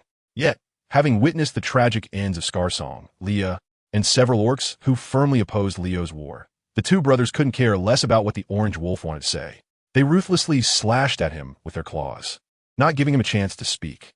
The wolf, fighting against two opponents and appearing to be a mere novice, quickly fell to the ground but stubbornly refused to leave. If it weren't for his extraordinary agility, he would have already died under the brothers' claws several times over. They thought killing the wolf would resolve the matter. But when Singe and his patrol arrived, the orange wolf suddenly transformed into human form, shouting frantically at Singe, revealing the whereabouts of the matriarch, Gu Xiaoli. The two brothers dared not act now, and Singe rushed over, but the orange wolf spoke only a few words before collapsing back into wolf form, unconscious on the ground. It was only then that Singe hastily notified Leo to come and see the creature. The two leopard orc warriors felt a chill run down their spines under Leo's cold pressure, hesitating whether to burst into tears or kneel and admit their mistakes, especially since the chieftain had been quite unpredictable lately. To their surprise, Leo ignored the two who had attacked him and instead ordered someone to quickly fetch the old shaman, while he himself squatted down beside the wolf's head and gently patted its unconscious forehead, saying for the first time, "Hang in there." Singe, standing nearby, turned pale with anger. For Gu Xiaoli, he had slaughtered more than half of the creatures on the grassland, becoming a veritable judge of the underworld. Now, for the sake of Gu Xiaoli, he treated the wolf tribe, which he despised, with such tenderness. It was known that for months, he had shown no kindness to any orc of the leopard tribe. How could this treatment now be afforded to a wolf?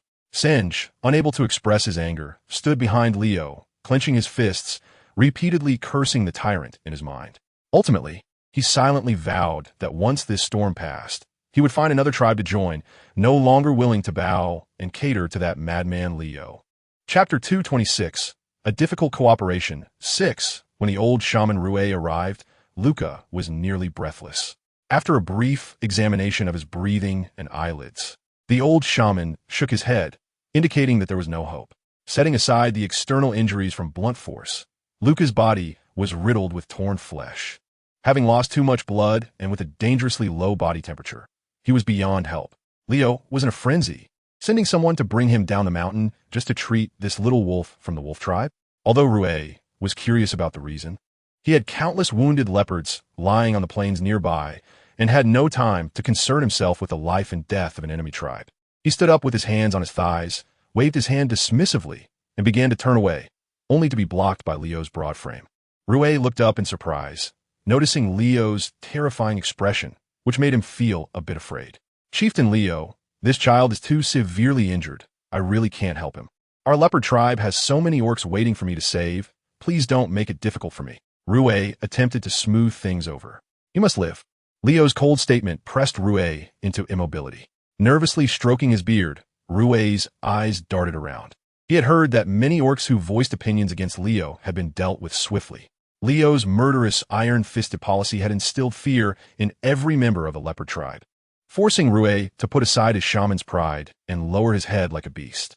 Several strong orcs blocked Rue's path back to the cave, and under Leo's chilling gaze, he found himself with nowhere to escape, feeling thoroughly embarrassed at his age. In truth, Rue did have a way to save the wolf, but that method had a limited success rate, and the herds required were hard to come by. Moreover, Rue had little fondness for the wolf tribe and was even less inclined to use precious medicinal materials on a cunning and ruthless wolf. However, since Leo was determined to save the little wolf, Rue knew that if he didn't provide a reasonable answer, he might not make it out alive tonight. After much internal conflict, Rue reluctantly took out his most treasured item, a 1,000-year-old ginseng. This ginseng was something Rue had acquired with half a lifetime of savings when he was young, and he had even risked his life when it fell off a cliff during herb gathering. To waste this life-saving ginseng on a wolf whose name he couldn't even remember made Rue tremble with anger, his beard bristling. Yet, since Leo was adamant, Rue, an old man, dared not defy his orders and could only wipe away his tears as he watched the ginseng being stuffed into the mouth of the little wolf. With the precious ginseng, Luca gradually regained a faint breath, but he remained unconscious. Only then did Leo's tightly furrowed brow relax a bit.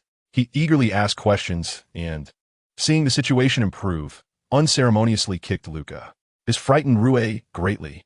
The little wolf was gravely injured, having barely been pulled back from the brink of death by the ginseng. Its breathing was as delicate as a silk thread, and one wrong move could snuff out its life. Rue, with his frail body, quickly threw himself at Leo's feet to prevent him from delivering another merciless kick. For whatever reason, if he intended to save it, he had to ensure it lived. After all, he had invested a lifetime's worth of ginseng into this.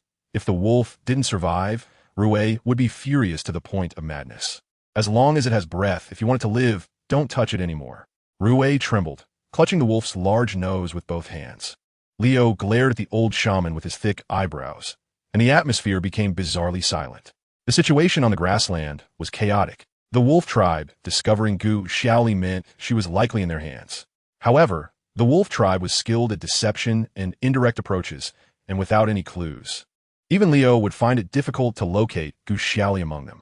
Every moment that Gu Xiaoli was missing made Leo restless. Old Rue stubbornly protected the injured wolf, his murky eyes glaring at Leo, refusing to budge. After several days of intensive rescue work, he was utterly exhausted, and under Leo's pressure, he had reached his limit. He thought to himself that if Leo insisted on both saving the person and torturing the sick wolf, then he would quit being a shaman. His life was precious. Let Leo do as he pleased. In the end, Leo compromised. The wolf Luca was carefully carried by several leopard orcs to the cave at the mountain peak, treated like a little prince. Although the leopard orcs had deep resentment towards the wolves due to the prolonged war, the orcs assigned to take care of Luca dared not show any disrespect, diligently attending to this little master of the wolf tribe. Rabbit Sauce, having waited for days at the mountain peak, finally welcomed a new neighbor. Although it was a wolf and severely injured, Rabbit Sauce couldn't help but feel excited to visit this new neighbor. She knew full well that a wolf, completely unrelated to her, being valued by Leo enough to be placed in the cave at the mountain peak with a large number of people watching over it, surely had connections to Gu Xiaoli. On this side, the leopard clan seems to be on the verge of a turnaround due to Luca's defection. On the other side, the leader of the wolf clan, who has been continuously beaten back by Leo and the leopard clan, is sitting in his clan, overwhelmed with anxiety. In the center of the wolf clan's village, in the only relatively large stone house among countless thatched huts, the old leader of the wolf clan is sitting in his designated seat, extremely anxious. Where has Lucian gone? Why hasn't he been caught yet? The old leader's wrinkled face is turning gray with worry.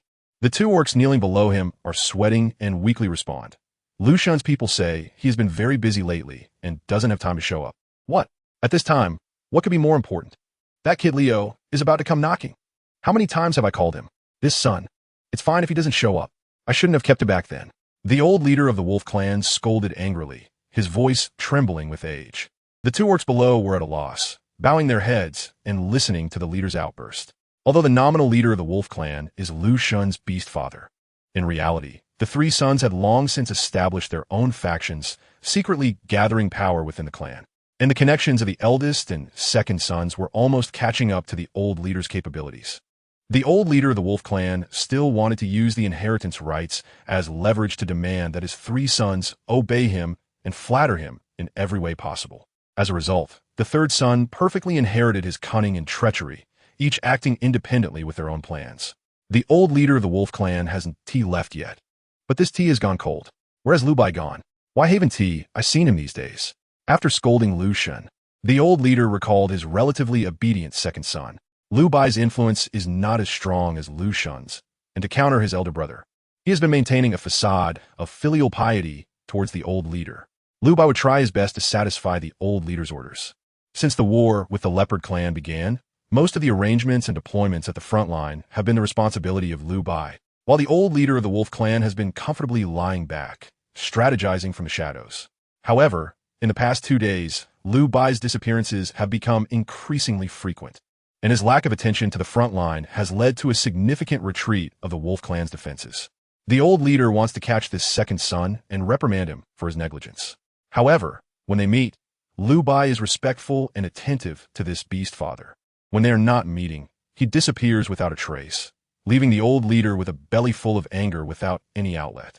The two orcs kneeling silently shake their heads, indicating they haven't found Lu Bai either, which leads to another round of complaints from the old leader sitting in the stone chair. After a fit of fury, he scolded his 3 disobedient sons one by one, and when it came to the youngest son, Luca, the old leader sighed. That little bastard born from a lowly female was never expected to amount to anything. Initially, he had only taken a liking to his beast mother-esque looks, which is why he took her in. Unexpectedly, that lowly female gave birth to a son who was resilient enough to survive under the oppression of his elder brothers. But his character is weak, and he has no prospects. Since the war with the Leopard clan began, the third son Luca has rarely been seen, probably hiding somewhere as a coward. When the day comes that this old leader catches him, he will definitely send him off to deal with his useless beast mother. Leader, something bad has happened. Leo has personally led dozens of orcs from the west to attack us. A flustered and unsteady orc stumbled into the stone house. What? Didn't Leo just fight with us yesterday and suffer significant losses? The old leader exclaimed. Yesterday, Leo gathered the Leopard clan orcs to attack the Wolf clan's crucial food transportation hub. The two sides inevitably fought fiercely, suffering heavy losses on both sides. Everyone thought they would be severely weakened and would need at least 3 to 4 days to recover. Yes, our orcs were unprepared and caught off guard. It looks like we won't be able to hold on much longer. You must think of a way. The kneeling orc, covered in wounds from battle, clearly just escaped from the battlefield, looking anything but deceptive. The old leader's expression darkened. The west was where he secretly hid resources, including food and females, which he had stationed with one of his trusted subordinates. To prevent any unexpected power grabs, he hadn't told any of his sons about this resource, and only a few of his closest confidants knew. Now, those confidants had already been sent out to defend the area around his main camp, making it impossible to send them to protect this hidden resource. It seems that he can only abandon the cart to save the horse. You go tell the orcs over there that I will lead a large number of orcs to personally go support them, and they must hold their ground at all costs.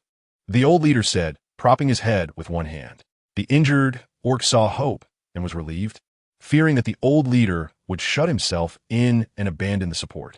He left the grand stone house with immense gratitude, carrying the message. The old leader watched the orc leave, slowly standing up and asking, "What happened to the deer females we captured before? The pretty one I mentioned. Send her to my room." He leisurely tidied his hair.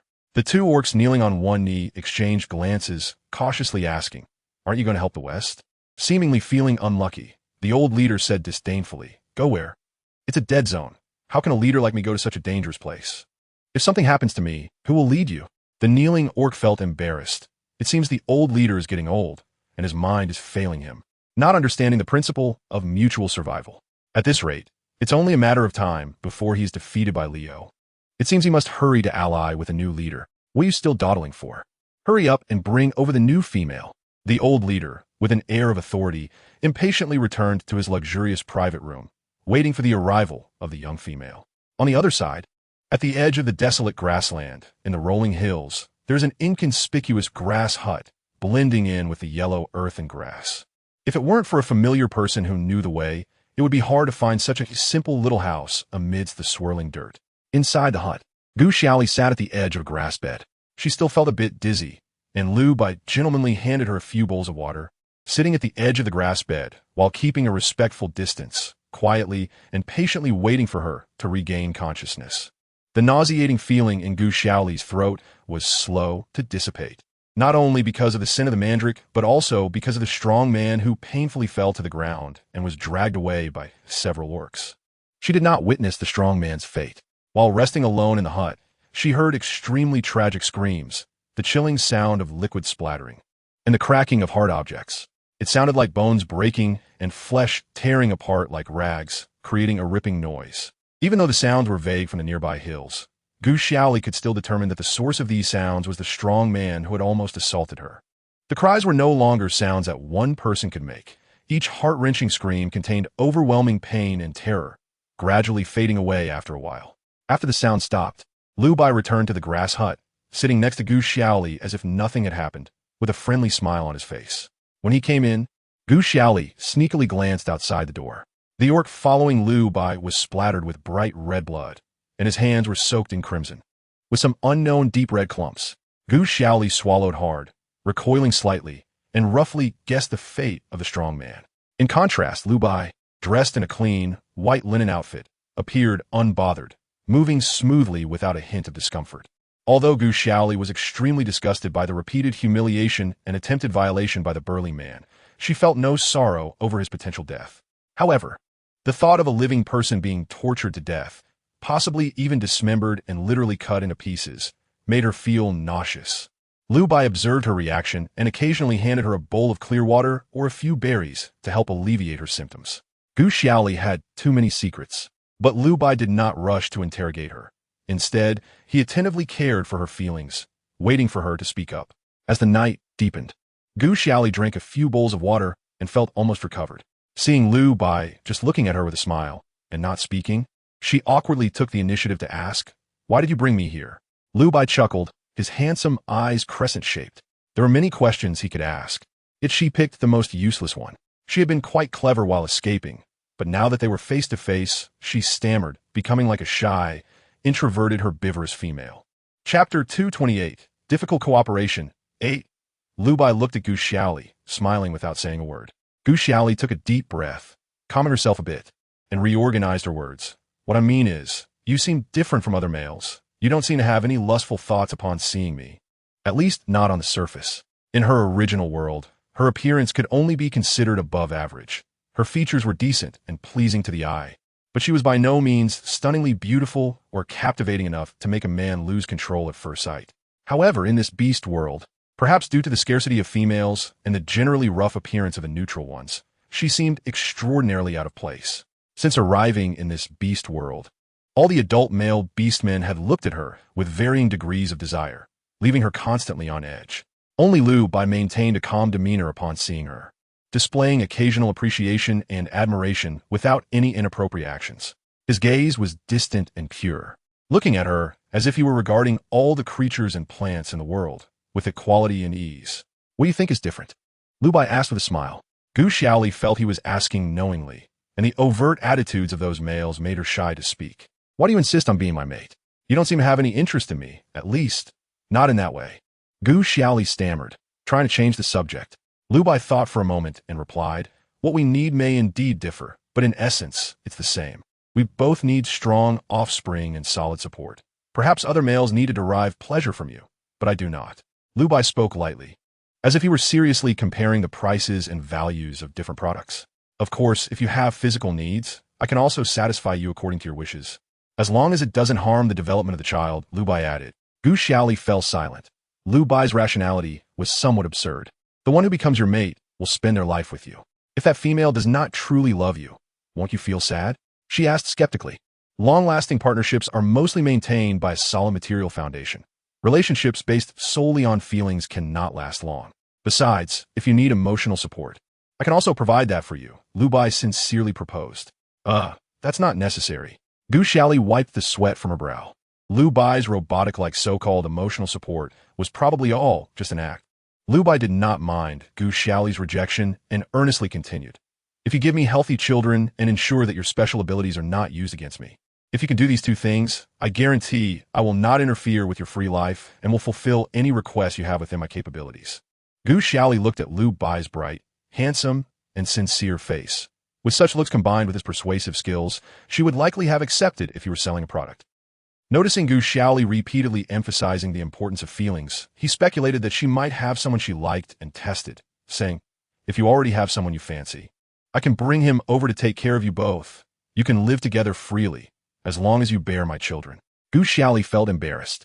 The young man appeared polite and upright, yet his suggestion was to put a green hat on her. Were all the boys in the beast world this open? Sensing her concerns, Lu Bai explained, "Females are scarce in the beast world. It's quite normal for purebred females like you to have 7 or 8 males in a lifetime. Some more open-minded females can even have 10 or more males." She had heard of polyandry in the leopard tribe. However, the one-to-one marriage system had deeply rooted in her heart, and it couldn't be changed overnight. Moreover, she didn't plan to stay long in the beast world, so she couldn't accept Lu Bai's proposal of sharing a husband. Gu Xiaoli fell silent, and Lu Bai did not press her further. He stood up and said, "It's okay. We have plenty of time. You can think about it here slowly. I'll wait for your reply. If you need anything, feel free to ask them." He pointed to the 2 beastmen guarding the door. Gu Xiaoli nodded and looked out the window at the starry sky. The quiet night made it hard to sleep. The beastmen left by Lu Bai were very clean, quietly and dutifully guarding the small house door. They would not say a word or look at her unless she spoke first. It seemed that the previous burly man had died too tragically, and with Lu Bai not watching, no one dared to have any designs on her. When she went out for a walk, those beastmen would follow her from a distance, silently, only reminding her briefly as she approached the edge of the mandrake flower field.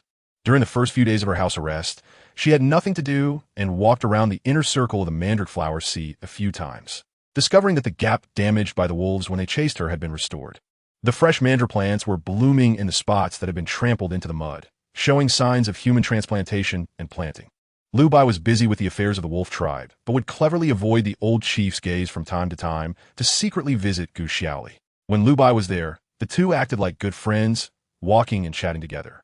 Lu Bai maintained an appropriate distance, ensuring that Gu Xiaoli felt no discomfort. Apart from clearly stating his conditions once at the beginning, Lu Bai did not bring up the matter of mating again, giving her ample space to think. In the small house, he accompanied Gu Xiaoli in casual conversations, sharing the interesting things he experienced in the tribe, while she shared her gaming experiences. Compared to other fierce beasts, the wolf tribe did not have particularly strong physiques, but they had a deep understanding of handicrafts and the types and uses of plants and animals, which was one reason they could carve out a place on the grassland. At first, their discussions revolve around the effects and appearances of herbs, creating an academic atmosphere reminiscent of free discussions in a university classroom. Lu Bai skillfully handled the topics, allowing Gu Xiaoli to gradually open up, occasionally mixing in some of her joys and sorrows from life. Lu Bai was a great listener, focused and polite as he engaged with her topics, and his sensible suggestions always made her feel at ease. If it weren't for their encounter in the beast world and the stark difference in gender ratios, perhaps she and Lu Bai could have become gentlemanly friends, Gu Xiaoli thought. Over time, she began to feel that this kind of life was not bad at all, and while she relaxed her guard, her escape plan was set aside. Chapter 229, Difficult Cooperation, 9. One evening, after Lu Bai stayed over, Gu Xiaoli was in high spirits and decided to show Lu Bai her cooking skills. Lu Bai gladly accepted, confidently sending all the orc guards away to gather the materials she needed, without a hint of suspicion. Sitting side by side with Lu Bai on a small hill, enjoying the sunset, Gu Xiaoli looked around and suddenly realized that all the orcs sent to guard her were gone, leaving only the weak Lu Bai by her side. Yet, she had no awareness of any intention to escape. When Lu Bai suggested staying over, it was the same. The small grass hut only had a straw bed, but she instinctively believed that Lu Bai would not go back on his promise to her. Unbeknownst to her, Lu Bai had quietly seeped into her life like a silent spring, naturally lowering her defenses. She stole a glance at Lu Bai, then looked into the distance, unsure whether she should seize this opportunity to leave. At first, she thought Lu Bai would be like other males who wanted to possess her, using both coercion and temptation to force her to compromise.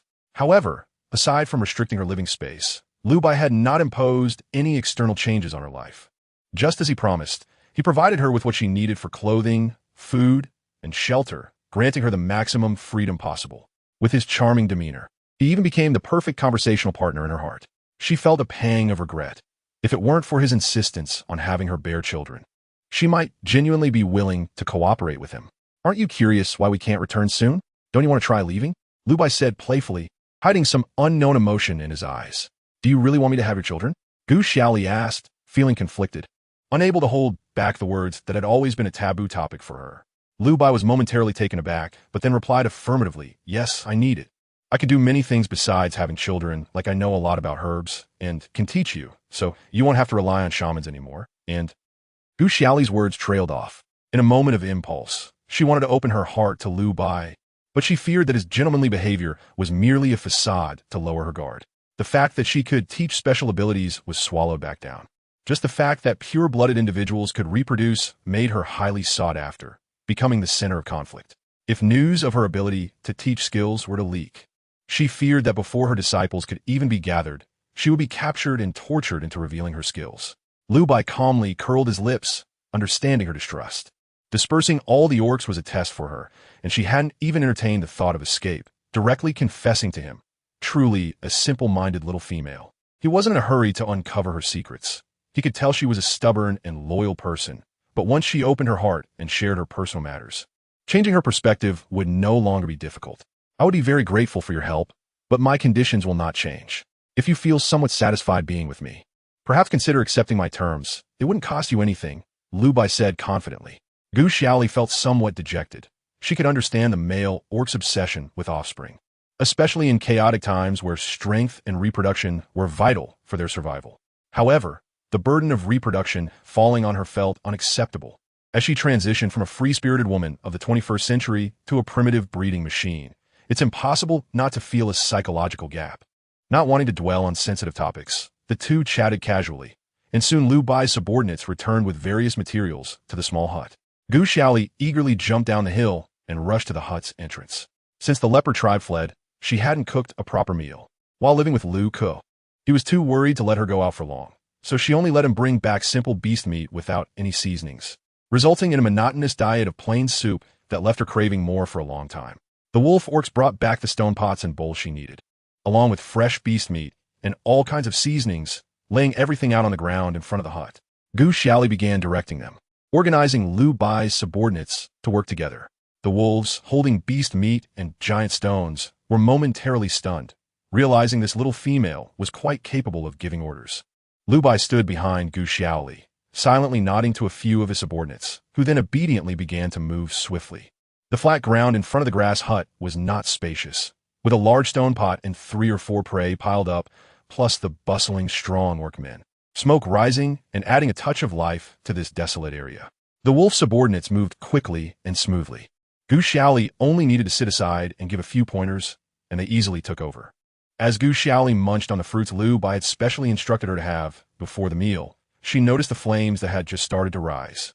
The orc who was starting the fire followed her method strictly, and due to their beastly nature, they still had a great fear of fire, stretching their arms to operate it while trying to stay as far from the flickering danger as possible. It seemed the wolves didn't know how to use fire properly, so Gu Xiaoli, feeling generous, cleared her throat and began to explain in detail the elements of starting and extinguishing a fire to the wolves present.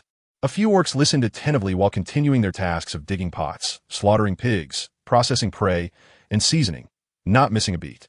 Lu Bai looked at her back with satisfaction, realizing that opening his heart to her had indeed been the right choice. A few wolves focused on their work occasionally glanced up at Lu Bai's expression. The wolf tribe's control over important skills was usually limited to leaders like Lu Bai and Lu Shun. The orcs were well aware of the destructive power of fire, and the importance of knowing how to use it properly was self-evident. Gu Xiaoli freely shared this knowledge before the group of orcs, who were even worried Lu Bai would seek revenge later, silencing them. Gu Xiaoli diligently shared her knowledge, but the few orcs assisting seemed to turn a deaf ear, focusing on their own work, which puzzled her, but she didn't delve deeper.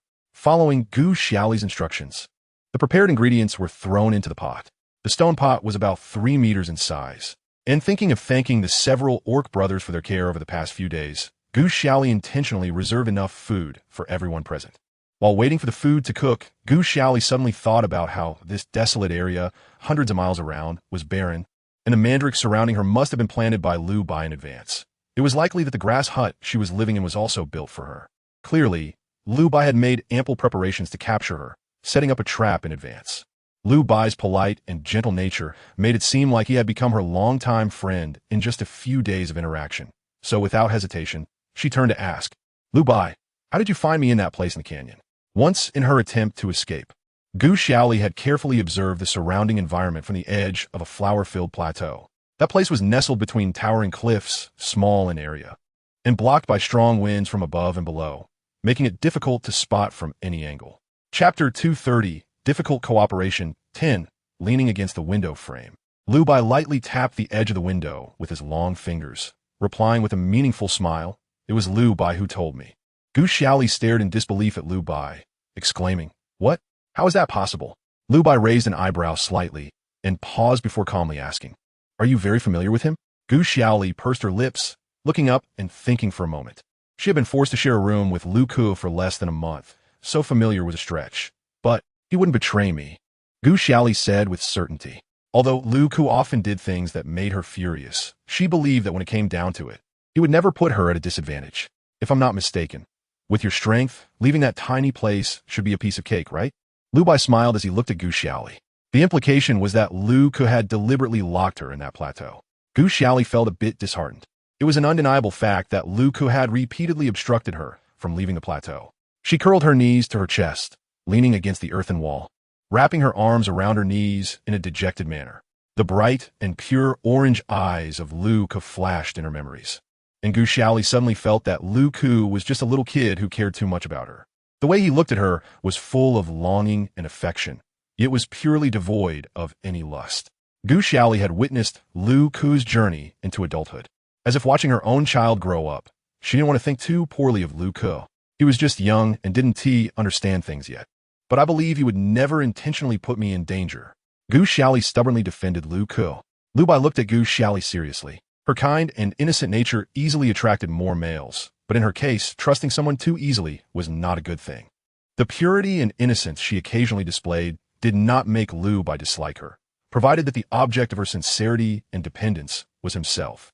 Lu Bai did not refute her, silently gazing at the starry sky.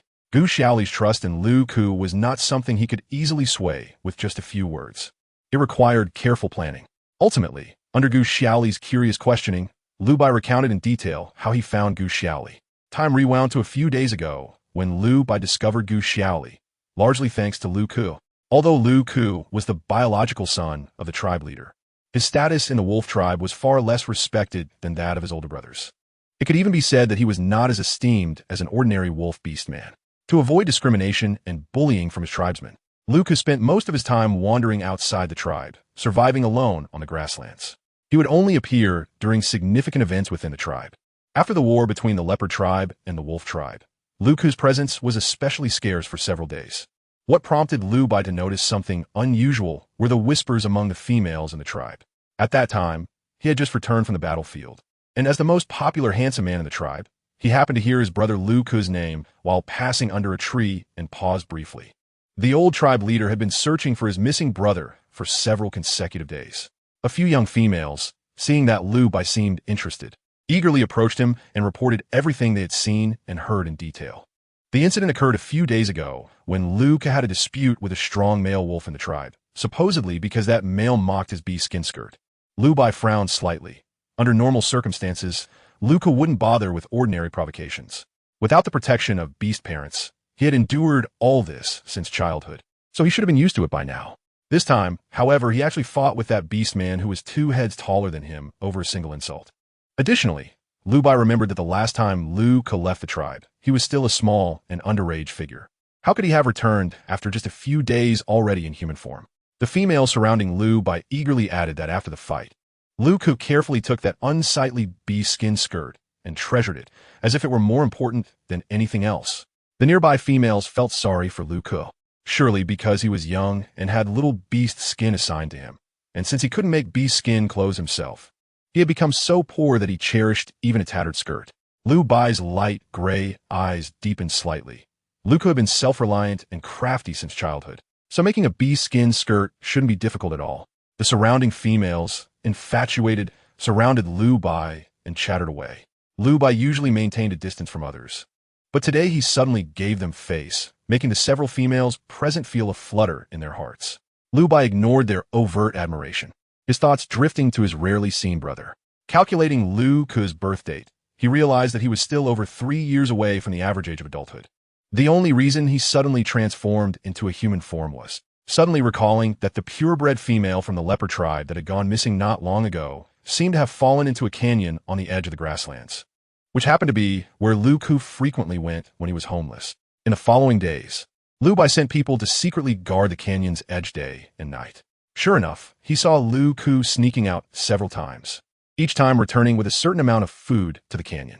Lu Bai arranged for beastmen to follow Lu Ku as he left, deliberately stalling for time while personally leading a search around the entire canyon, eventually discovering the plateau where Gu Xiaoli was located. He did not act rashly. Having witnessed Gu Xiaoli's abilities in the leopard tribe, Lu Bai took several days to meticulously plan the specific method to capture and imprison Gu Xiaoli. Gu Xiaoli learned all this afterward. After hearing, Gu Xiaoli widened her eyes, slightly agape in astonishment, marveling at how composed Lu Bai was. His thoughts meticulously calculated to a terrifying degree. He could assess Lu Ku's psychological state based solely on rumors, and without knowing all her abilities, he was still able to discreetly discover and cleverly ensure she couldn't escape. With such thoughts, if he truly intended to be her enemy, even if she had 8 more heads, she probably wouldn't stand a chance against him. She also wondered if his polite and gentle demeanor was part of his calculations. Under the quiet night sky, the bubbling stone pot emitted a gurgling sound, and the mouth-watering aroma spread through the surrounding air. Food, can we eat now? Lu Bai's warm voice brought Gu Xiaoli back from her daze. Oh, let me see. Gu Xiaoli leaned against the wall to get up, walked closer to the stone pot, where the soup was boiling and splashing out from the intense heat. She stepped back and hurriedly said, "It's done. Everyone hurry and get bowls to serve. The pot will burn dry soon." She waved her hand to call Lu Bai and several wolf brothers who were helping. The wolf subordinates responded and approached, one holding a wooden spoon and the other a stone bowl, moving to the pot's edge. Gu Xiaoli worried that it was their first time cooking food and that they might burn their hands. So she hurriedly reminded them a few times that the food in the pot was hot and they must not touch it with their hands. Chapter 231. Difficult Cooperation 11.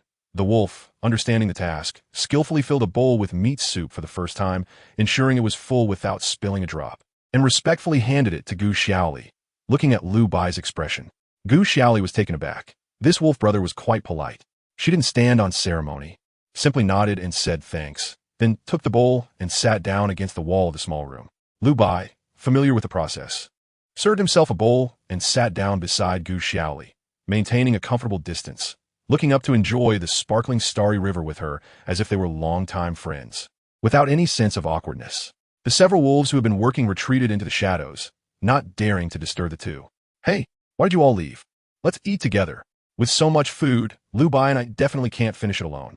Gu Xiaoli hurriedly tried to keep the disappearing beastmen, quickly getting up, but the soup splashed onto her arm, causing her to hiss from the burn. Out of the corner of her eye, she saw someone take the stone bowl from her hand, and her burned arm was grasped in the youth's evenly proportioned and long hand. How careless! Lu Bai gently wiped the soup off her slightly reddened arm while bending down to softly blow on it. In fact, when the meat soup was served, it had stopped boiling. It had cooled down by the time it splashed on her arm and was no longer scalding hot. The graceful youth had rarely been this close to her, except for the first time they met when he had held her while she was unconscious. A head of light, gray, tousled hair gently hung over his forehead, reflecting the fragmented silver moonlight. His small fan-like eyelashes drooped down to cover his eyes as he focused intently on her small arm that had been burned red, displaying a rare hint of urgency and reproach. A subtle mint scent lingered around her, making people unconsciously relax. It's fine. No need to worry." Gu Xiaoli froze for a moment before hurriedly shaking off Lu Bai's hand, her movements a bit rough. "Sorry, that was rude of me." Lu Bai retracted his hand and stepped back half a pace, regaining his previous aloof yet respectful demeanor. Gu Xiaoli's small arm remained suspended in midair, her head bowed, her shiny black hair covering half of her flushed cheek. Lu Bai was a genuine handsome man, in modern times. His looks and temperament could easily overshadow many popular young actors. Gu Xiaoli wasn't heartless. As long as the person wasn't extremely arrogant and self-centered like Leo, she would have her thoughts about them. Moreover, Lu Bai was a perfect gentleman who maintained a respectful distance, something she had never encountered before. I don't have any objections to you. It's just that you're really too handsome. Being this close is a bit too stimulating." She was afraid she couldn't handle it. She didn't dare to voice the latter part. Since arriving in the beast world, she had seen many handsome men, but none were as polite and kept a perfect distance like Lu Bai. Leo and Raven were also handsome, but they often ignored her wishes and forced intimate actions on her. Over time, the youthful shyness and excitement unique to a girl had been completely obliterated by their lewdness. Lu Bai frowned slightly, maintaining his composure.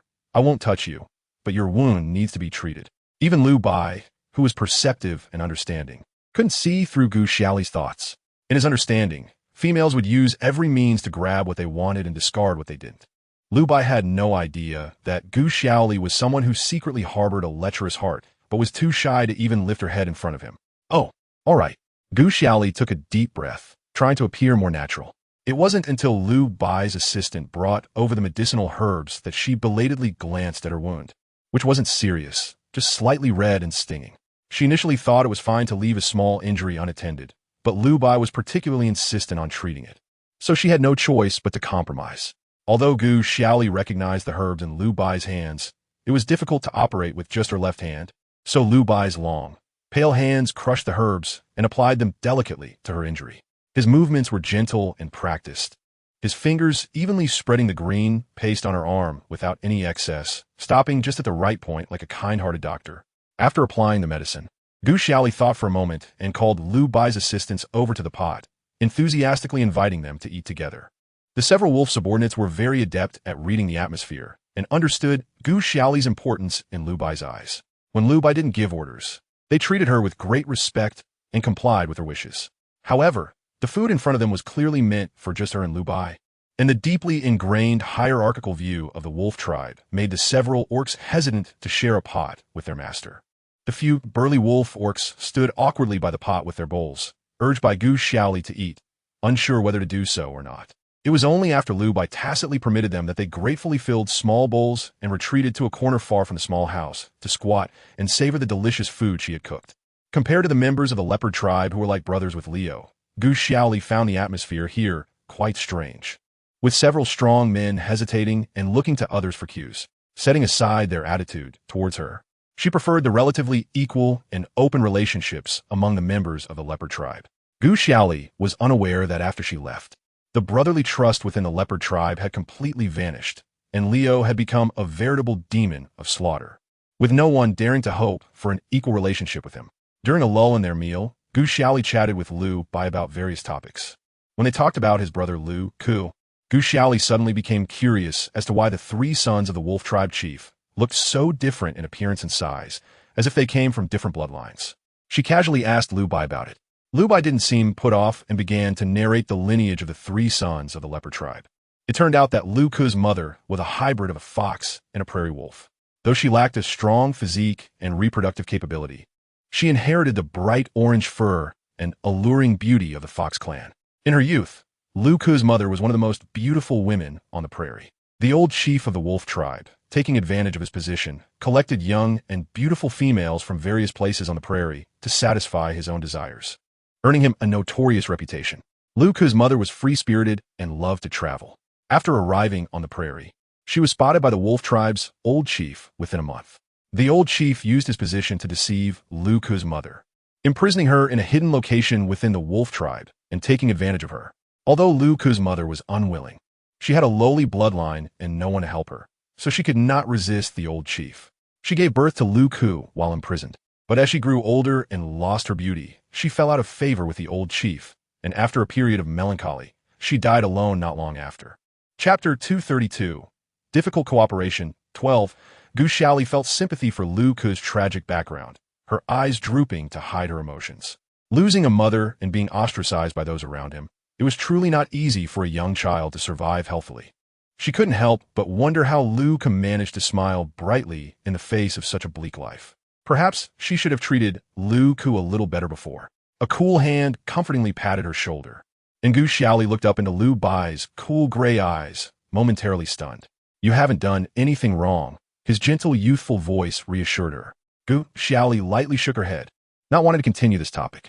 Looking at Lu Bai's gray hair under the moonlight, she suddenly thought about how the three wolf brothers were so different in both beast form and human form, likely indicating different bloodlines. Yet, these three brothers were all referred to as the sons of the wolf tribe chief. Could it be that the wolf tribe chief had multiple wives, resulting in three sons of such diverse lineage? Gu Xiaoli had fully witnessed the rarity of females in the beast world during her time in the leopard tribe. In a month she lived in the leopard tribe, aside from Leon Rabbit Sauce, she really hadn't seen any other females. Every day, she was surrounded by various males, highlighting how scarce females were. If the old chief of the wolf tribe didn't have three females, it would be impossible for him to have such a variety of sons. But if he monopolized so many resources, wouldn't that cause dissatisfaction among the other members of the wolf tribe? Gu Xiaoli stared curiously at Lu Bai's hair, appearing thoughtful and hesitant to speak. Although she was curious, it wasn't appropriate for her to pry into his family matters. Suppressing her eager curiosity, she continued to eat the meat in her bowl. Lu Bai observed her expression and calmly stated, "The three of us brothers share the same father, but have different mothers." Gu Xiaoli's puzzled gaze was immediately drawn to Lu Bai, but out of politeness, she felt embarrassed to ask further questions. As their eyes met, she quickly averted her gaze. Lu Bai, however, seemed unbothered as he slowly continued, his tone flat, as if recounting a story unrelated to him. His beast father, the current leader of the wolf tribe, nominally had three partners. The first partner was Lu Shun's beast mother, a purebred female. When pursuing his first partner, the wolf tribe chief had just assumed office, and his position was still unstable. In order to enhance his cohesion within the tribe, the old chief painstakingly pursued Lu Shun's beast mother. At that time, Lu Shan's beast mother already had 3 strong males and did not look favorably upon the relatively ordinary old chief. However, unable to resist his relentless pursuit and the power and status of the wolf tribe's chief, she ultimately agreed to the old chief's advances. Strangely, shortly after becoming pregnant with Lu Shan, the purebred female's first 3 partners all died in accidents within a mere 6 months, causing her original plans to leave the grassland to be shelved. After giving birth to Lu Shan, the purebred female seldom appeared in public, living a secluded life managed entirely by the wolf tribe's old chief, and she never appeared in the sight of the tribe again. The old chief's second partner was Lu Bai's beast mother, a spirited and independent female from the white wolf tribe. Initially, she visited various tribes on the grassland for trade purposes, engaging in equal exchanges with the grassland wolves, leopards, jackals, and other herbivore tribes. The vigorous old chief of the wolf tribe was immediately taken by her snow-white hair. Under the guise of trade, the old chief met the white wolf female multiple times and offered several self-sacrificing trades to win her smile. Through their interactions, the white wolf female developed feelings for the old chief, and the two became partners.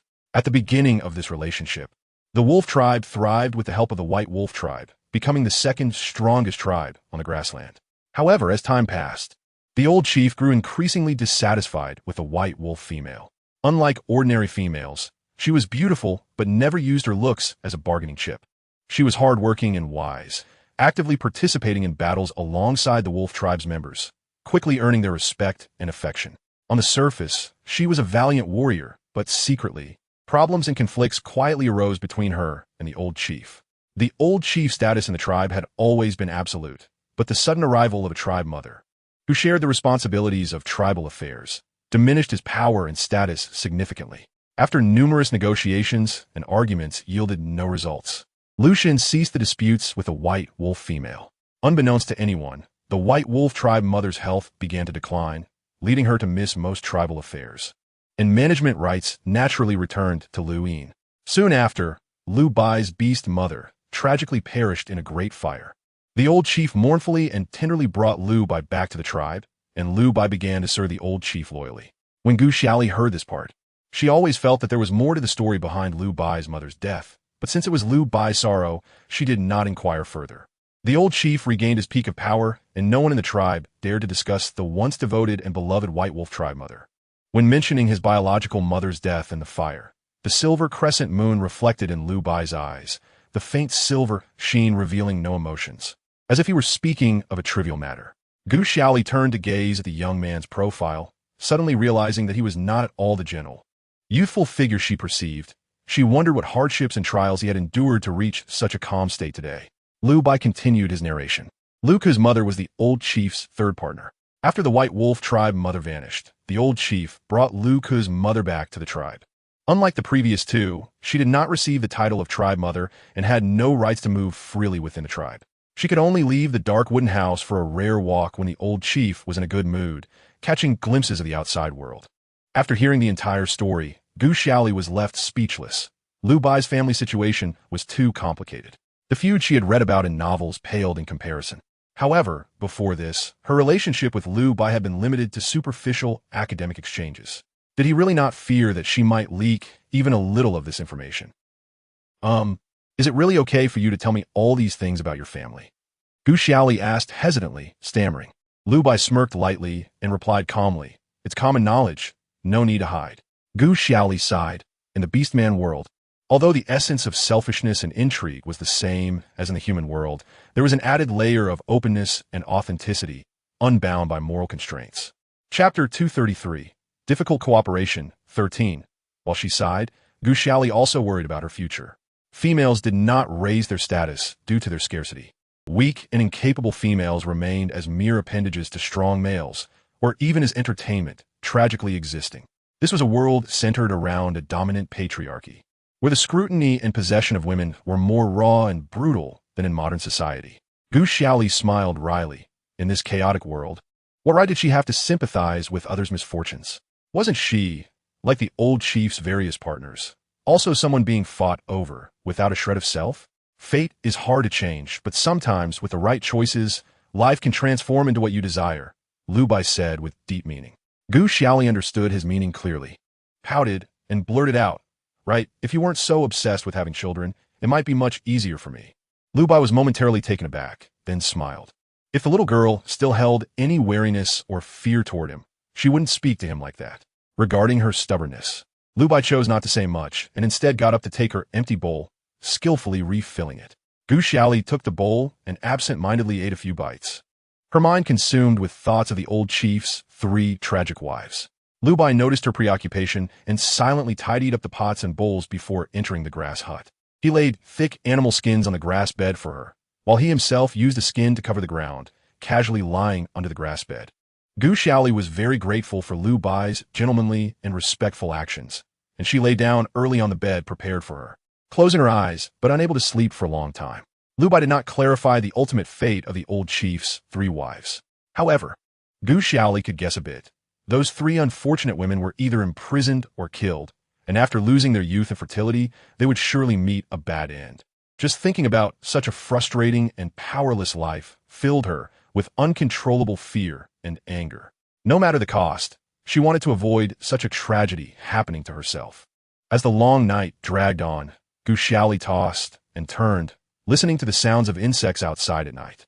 She decided to sit up and walk out of the hut, leaning against the earthen wall, allowing the cool breeze to brush against her face. Trying to calm her restless heart, closing her eyes, she took deep breaths of the cool night air, but her furrowed brows remained tight. Why bother torturing herself? Perhaps things weren't as bad as they seemed from a different perspective. A low, warm voice came from beside her. She opened her deep, dark eyes to see Lu Bai beside her, maintaining a polite distance, elegantly leaning against the wall in the same position. "Did I wake you?" "Sorry," Gu Xiaoli said softly. Her gaze lowered to hide her emotions. Lu Bai sighed silently. He didn't want to interfere too much with her decisions. Whether she accepted or not was her independent choice. But her sadness and fear were evident to the point where he had to intervene. "Xiaoli, I know it's hard for you to trust someone in a completely unfamiliar environment, but I can assure you through my actions that I won't let you end up like those females. I promise to fulfill the conditions I gave you at all times. You can stay by my side and freely use my strength until the day you're mentally ready to give me a child." For someone as calculating as Lu Bai, this was a significant concession. Gu Xiaoli remained silent, biting her originally pink lips until they turned white. It wasn't that she couldn't trust Lu Bai, but she didn't want to be an emotionless breeding machine. Even if she had to have a child, she hoped to share that experience with someone she truly loved. Lu Bai, born and raised in this primitive era where life was as cheap as grass, valued his noble bloodline immensely. Gu Xiaoli didn't expect him to understand her views nurtured in a peaceful era, and naturally, she couldn't confide in him. "If you agree to my conditions, I can raise the child entirely, and it won't cause you any trouble." Lu Bai's persuasive words were interrupted. "Stop talking. You don't even like me. You have no interest in me. You only want to be with me for the child, and I can't accept that."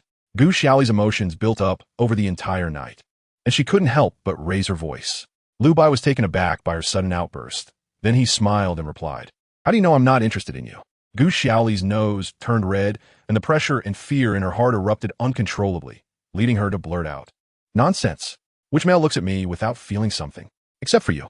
You're like a meditative monk. Looking at me is no different than looking at a piece of wood." As soon as the words left her mouth, she immediately regretted it. What she meant to express was that Lu Bai's relationship with her was clearly one of gentlemanly friendship, without any filthy desires. But Lu Bai stubbornly clung to the condition of having a child, fixated on the so-called continuation of his lineage, as stubborn as a piece of stinky rock, leaving her with no choice. Mixed with feelings of grievance and fear, her words took on a somewhat unsatisfied tone. Lu Bai was stunned for a moment. He indeed had not felt any lust for her. Tired of his father's lecherous ways, he deeply loathed that kind of filthy and base desire. Lu Bai stroked his chin with his long fingers, seriously imagining an intimate scene with her, which didn't seem as nauseating as it did with other proactive and promiscuous females. So, Lu Bai looked down and met her red eyes, solemnly stating, "If you want that kind of relationship, I can also do that." As he spoke, the boy leaned closer to her, as if to prove his words. Gu Xiaoli's cheeks instantly flushed red, and she desperately waved her hands to escape from his embrace. No, that's not what I meant." Lu Bai stood still, not making any more inappropriate moves, seemingly returning to his previous distant, gentlemanly demeanor, his gray eyes probing her. "I'm not saying you should have a relationship with me. I'm saying if you're not interested, we can skip the part about having a child." Gu Xiaoli explained in one breath, her little face turning bright red. We can't skip having a child. Lu Bai frowned and paused before suggesting a compromise. But I can be interested in you. Gu Xiaoli stared at Lu Bai in disbelief. What kind of thought process was that? I can start cultivating interest from today. Lu Bai added seriously. No. Really? You don't have to. Gu Xiaoli said with a head full of black lines, her hands waving in front of her chest. She really didn't know whether to call him silly or shrewd. Chapter 234. Rabbit Sauce and Lu Ke 1. In the Leopard tribe, deep in the night. At the entrance of a cave on the mountain top, two muscular males stood guard on either side, while inside, a boy with orange-gray hair lay on a beast's skin. The slender boy seemed to be sleeping uneasily, his brow furrowed, occasionally mumbling something indistinctly, a layer of cold sweat forming on his forehead. This hazy and dazed state of the boy continued for several days, and the guards at the cave entrance paid little attention, leisurely gazing at the starry sky in the evening breeze. They vaguely hoped that the wolf boy would never wake up, because his arrival had noticeably reduced Chief Leo's frequency of going out to provoke wars, allowing the tribe members a rare chance to rest. No one knew what kind of madness Leo would descend into when this secretive boy awoke. A figure with waist-length snow-white hair passed by the cave, Rabbit Sauce curiously peeking inside while trying to cover her intentions with a friendly smile, nervously masking her inner tension. She stopped at the cave entrance, closely followed by the sturdy Bear Zhuang. Two big brothers, you've been guarding for several nights. You must be tired. Come eat something. Rabbit Sauce respectfully extended a basket hanging on her arm toward the two burly guards. The guards glanced into the basket, which contained neatly cut wild boar meat soaked in some sauce, cooked and placed in a large shallow stone bowl. There was no bloody smell, just a rich aroma that made one salivate. The two beastly brothers swallowed hard, their eyes glued to the basket in her hands. Ever since that unfamiliar wolf boy was brought in, Rabbit Sauce had been preparing various delicious dishes every day to reward the guards at the entrance. At first, the guards refused, as Leo's orders were not to be disobeyed. Without his permission, no one could enter the cave. Despite Rabbit Sauce's various attempts to please and persuade them, they stuck to their principles, unwilling to risk their heads for a favor. After nearly 10 days of guarding, with barely any time to rest, even the most resolute guards would feel exhausted. Coupled with Rabbit Sauce's persistent soft persuasion, the two guards had already wavered. Hearing that Leo had just taken people out to attack the wolf tribe in the afternoon, which would take at least 2 days round trip, the two guards exchanged glances, and one of them took the large basket from Rabbit Sauce's hands. Rabbit Sauce was overjoyed, knowing that today was promising, and hurriedly said, "Feel free to eat, big brothers. If it's not enough, I have plenty at home. Let Bear Zhuang bring more for you. But my friend is still inside. Could you please make a small exception? I just want to take a look." She clasped her hands together, her red rabbit eyes pleading. The guard brother looked Rabbit Sauce up and down. Being a small white rabbit, how could she have a chance to meet the wolf tribe's beastmen, especially under Leo's strict orders? However, they had heard of Rabbit Sauce's relationship with Gu Xiaoli and speculated that her insistence on seeing the boy inside the cave was likely related to Gu Xiaoli.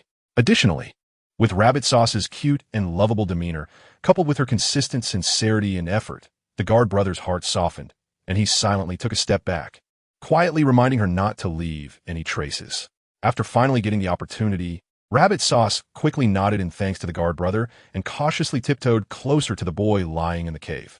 Bear Zhuang stood silently outside the cave, obediently following Rabbit Sauce's many instructions before coming, determined not to cause her any trouble. As she approached the boy, a mixture of the smell of blood, sweat, and something rotten overwhelmed her. Among all beastmen, Rabbit Sauce was considered a race with keen sense of smell. Yet she still found it hard to breathe in the unpleasant mixed odor. The old shaman was only responsible for treating Lu Ke's illness, not for taking care of his daily life. Moreover, those assigned to Lu Ke's side were all burly males, solely responsible for protecting his safety. As long as he was still breathing, no one cared whether Lu Ke lived in cleanliness or filth. The blood from the first battle was still sticking to him, now turned into a stinking dark brown. In the first few days after being brought to the cave, Lu Ke had a high fever, sweating profusely, causing the sweat to mix with the dust on the ground and stick to his body, transforming the originally fair and clean boy into a mud figure. She knelt down quietly beside the boy, her small white hand reaching out to check his forehead, which was still slightly warm. It seemed that her approach had elicited a reaction. Lu Ke furrowed his brows tightly, shaking his head gently and murmuring something repeatedly. Rabbit Sauce pinched her nose and leaned closer to the boy, trying to decipher the words coming from his mouth. "Xiaoli, Xiaoli." A weak and hoarse voice. Rabbit Sauce's eyes widened suddenly, her heart more certain than ever that he was indeed related to Gu Xiaoli. This boy from the wolf tribe was captured here long after she had heard about Gu Xiaoli falling off the cliff. And there was no way Gu Xiaoli could have had close contact with anyone from the wolf tribe while being imprisoned in the leopard tribe. This clearly indicated that Gu Xiaoli was still alive. A huge stone fell from Rabbit Sauce's heart. Gu Xiaoli had suffered torment at the hands of Leo, and Rabbit Sauce hoped she could escape the den soon. But when she suddenly disappeared from her life without a word, she felt an overwhelming worry. In the past, she always deceived herself into thinking that Gu Xiaoli was so powerful that she would definitely be fine even if she fell off a cliff. She was strong and optimistic, surely starting a carefree life outside the tribe. However, deep down, Rabbit Sauce was constantly concerned about the departed Gu Xiaoli, fearing that something terrible might happen to her. Several times, Rabbit Sauce dreamt of Gu Xiaoli falling off the cliff, looking desolate and helpless, drenched in blood, and woke up from the dream, unable to forget the horrifying scene for a long time. Under Leo's constant surveillance, Rabbit Sauce couldn't leave the tribe to inquire about any news related to Gu Xiaoli. The only thing she could do was to get close to the new wolf and try to learn something about Gu Xiaoli from him. The guard at the entrance shouted into the cave, and the meat in the basket was eaten clean, clearly not wanting Rabbit Sauce to linger any longer. Rabbit Sauce didn't insist. She had personally experienced Leo's terror and naturally dared not openly defy his orders. She quickly left the cave, thanking the two guards profusely, returning home with a full basket of meat for the two broad-shouldered males before heading back to her own cave with Xiongzhuang. Similarly, the orc responsible for watching over her and Xiongzhuang also received her flattery. Since Rabbit Sauce was closely monitored, she and Xiongzhuang spent time studying various cooked foods to bribe the males guarding her. Remembering the cooking basics Gu Xiaoli had taught her, Rabbit Sauce, through hard work and research, mastered excellent culinary skills. Xiongzhuang also honed his hunting skills under the demand for various types of prey. No longer the silly bear who only cared about his own survival, but more capable and sharp. Chapter 235. Rabbit Sauce and Luca. 2. With delicious food delivered every few days, the few leopards assigned to Rabbit Sauce slowly became familiar with her, turning what should have been a boring and tedious task into a highly sought-after job in the tribe. After all, since Gu Xiaoli left, the best cook in the tribe was none other than the clever and cute Rabbit Sauce.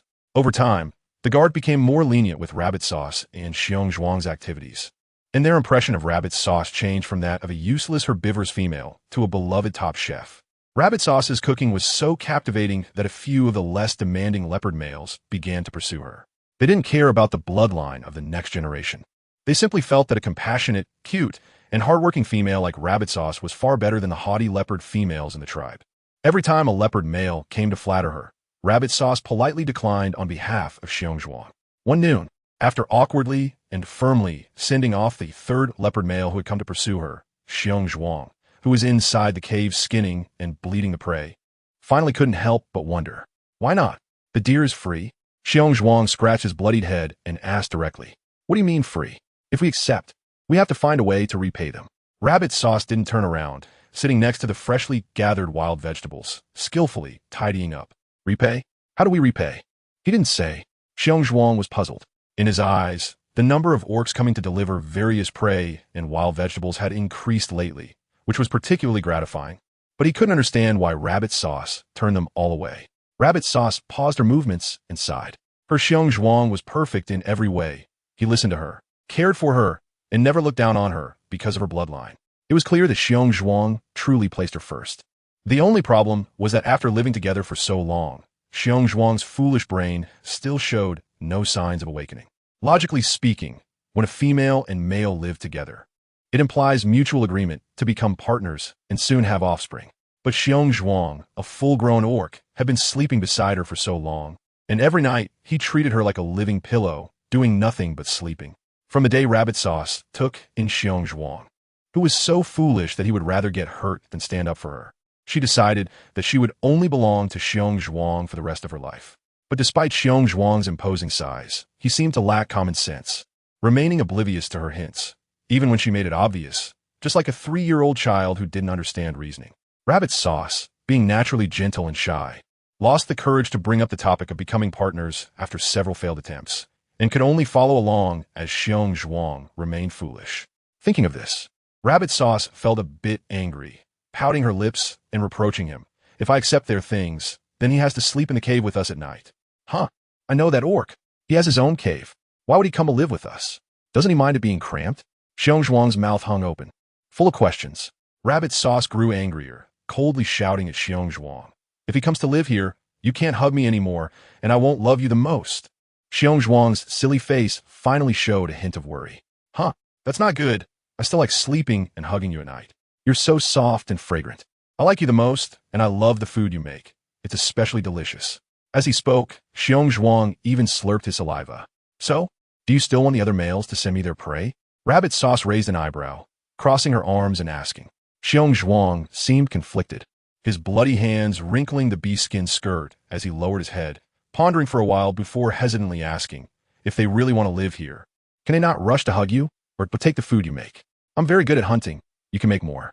He really wanted the prey and wild vegetables those orcs brought, and although he could handle hunting himself, he didn't recognize wild vegetables. Every time he saw Rabbit Sauce come back from gathering vegetables with scratches on her hands and feet, it made him feel as if a stone was lodged in his heart. It would be best if there was an orc to help her with those tasks, but unfortunately, he was clumsy. Every time he tried to help her with the messy wild vegetables, he ended up making a mess. She wouldn't let him help with cooking or tidying up the vegetables either. When he returned from hunting, she would pin him down to rest, refusing to let him take on any of the tedious tasks, so he could only skin and bleed the prey to save her some trouble. Rabbit Sauce didn't know Xiong Zhuang's thoughts, and his words irritated her so much that she rolled her eyes and turned her back to ignore him. In recent days, the war seems to have intensified. Leo, the commander, has not returned to the tribe for several days, and Rabbit Sauce is considering visiting the little jackal next door. As usual, she prepared a large basket of carefully cooked food, intending to discuss it with the guard at the door. But she happened to run into the old shaman Rue and his apprentice Ryan, who were there for a consultation. The old shaman Rue leaned on a wooden cane and was panting heavily by the time he reached the entrance of the jackal's cave. The intense and continuous consultations have visibly aged the old shaman, with a face full of wrinkles and a waxy yellow complexion and dark circles under his bloodshot eyes. Ryan, behind him, was not faring much better. Although as the apprentice of the shaman, he was spared from going to the battlefield. The surge of injured members in the tribe meant he had been running around with the old shaman, bearing all the dirty and tiring work for nearly a month. And even the strongest body could not withstand it. The fresh deer meat in Rabbit Sauce's basket was still steaming, and Ryan, who hadn't had a proper meal in days, immediately brightened his golden leopard eyes at the smell, staring intently at Rabbit Sauce. The old shaman also noticed the tempting aroma in the air and glanced at Rabbit Sauce. But he maintained a more composed demeanor, unlike Ryan, who looked like he was about to pounce on the food. Seeing the two of them looking pale and drooling, Rabbit Sauce quickly unfastened the basket from her back and smiled. Great shaman and Ryan, you must be exhausted from saving lives these days. This freshly cooked deer meat is for you. If you don't mind, please have a taste. Without a second thought, Ryan reached out to grab it. But Rue struck his hand with the wooden cane, causing Ryan to yelp in pain and retract his hand. The old shaman, experienced and respected, despite the craving stirred by the aroma, still politely asked, "Who was this meat originally intended for? If we eat it, what about others?" Rabbit Sauce was taken aback. In the past, she had been of low status and was not well regarded by the tribe, so she never had the chance to meet a noble shaman directly. Seeing him today, she was surprised to find that the old man was so self-restrained and considerate, making her realize that his high status was indeed well-deserved. "It's okay. This meat was originally meant for the two hard-working brothers on guard. I have plenty more in my pot. If you eat this, I can go back and serve more. And I promise you will all be full." Rabbit Sauce said shyly, extending her hands with the bamboo basket of meat. Rue stroked his beard, carefully sizing up the small and delicate rabbit female in front of him. Having seen her only a few times before, he didn't expect the white rabbit living in the tribe to be so well-behaved and likable. Rue looked at Rabbit Sauce, then at his useless apprentice Ryan, and suddenly had a thought, smiling meaningfully. Chapter 236, Rabbit Sauce and Ruko. 3. The old shaman Ray and Ryan originally came up the mountain to check on Ruko's condition. However, at this moment, they were sitting around a large pot at the cave entrance with the guards and Rabbit Sauce, chatting and laughing while enjoying hot pot. The old shaman Rue was keen to stay and have a good meal, and Rabbit Sauce naturally had no objections, working with Xiong Zhuang to bring out all the stored meat and vegetables to treat their guests. Rabbit Sauce sat close to Xiong Zhuang on the left, perfectly coordinating with him to add various ingredients to the pot. On her right sat Ryan, sitting up straight with his eyes fixed on the simmering meat in the pot. Next to Ryan was the old shaman Rue, who, although he hadn't had a hearty meal in days, seemed not to be focused on the food. His slightly weathered eyes occasionally studied rabbit sauce and then turned to Ryan, who was solely focused on the food, and he shook his head with a silent sigh. The two Gar brothers sat together, having heard much about rabbit sauce's extraordinary culinary skills, but they had only had the fortune of eating warm food a few times before. And this lively and appetizing way of eating was a first for them.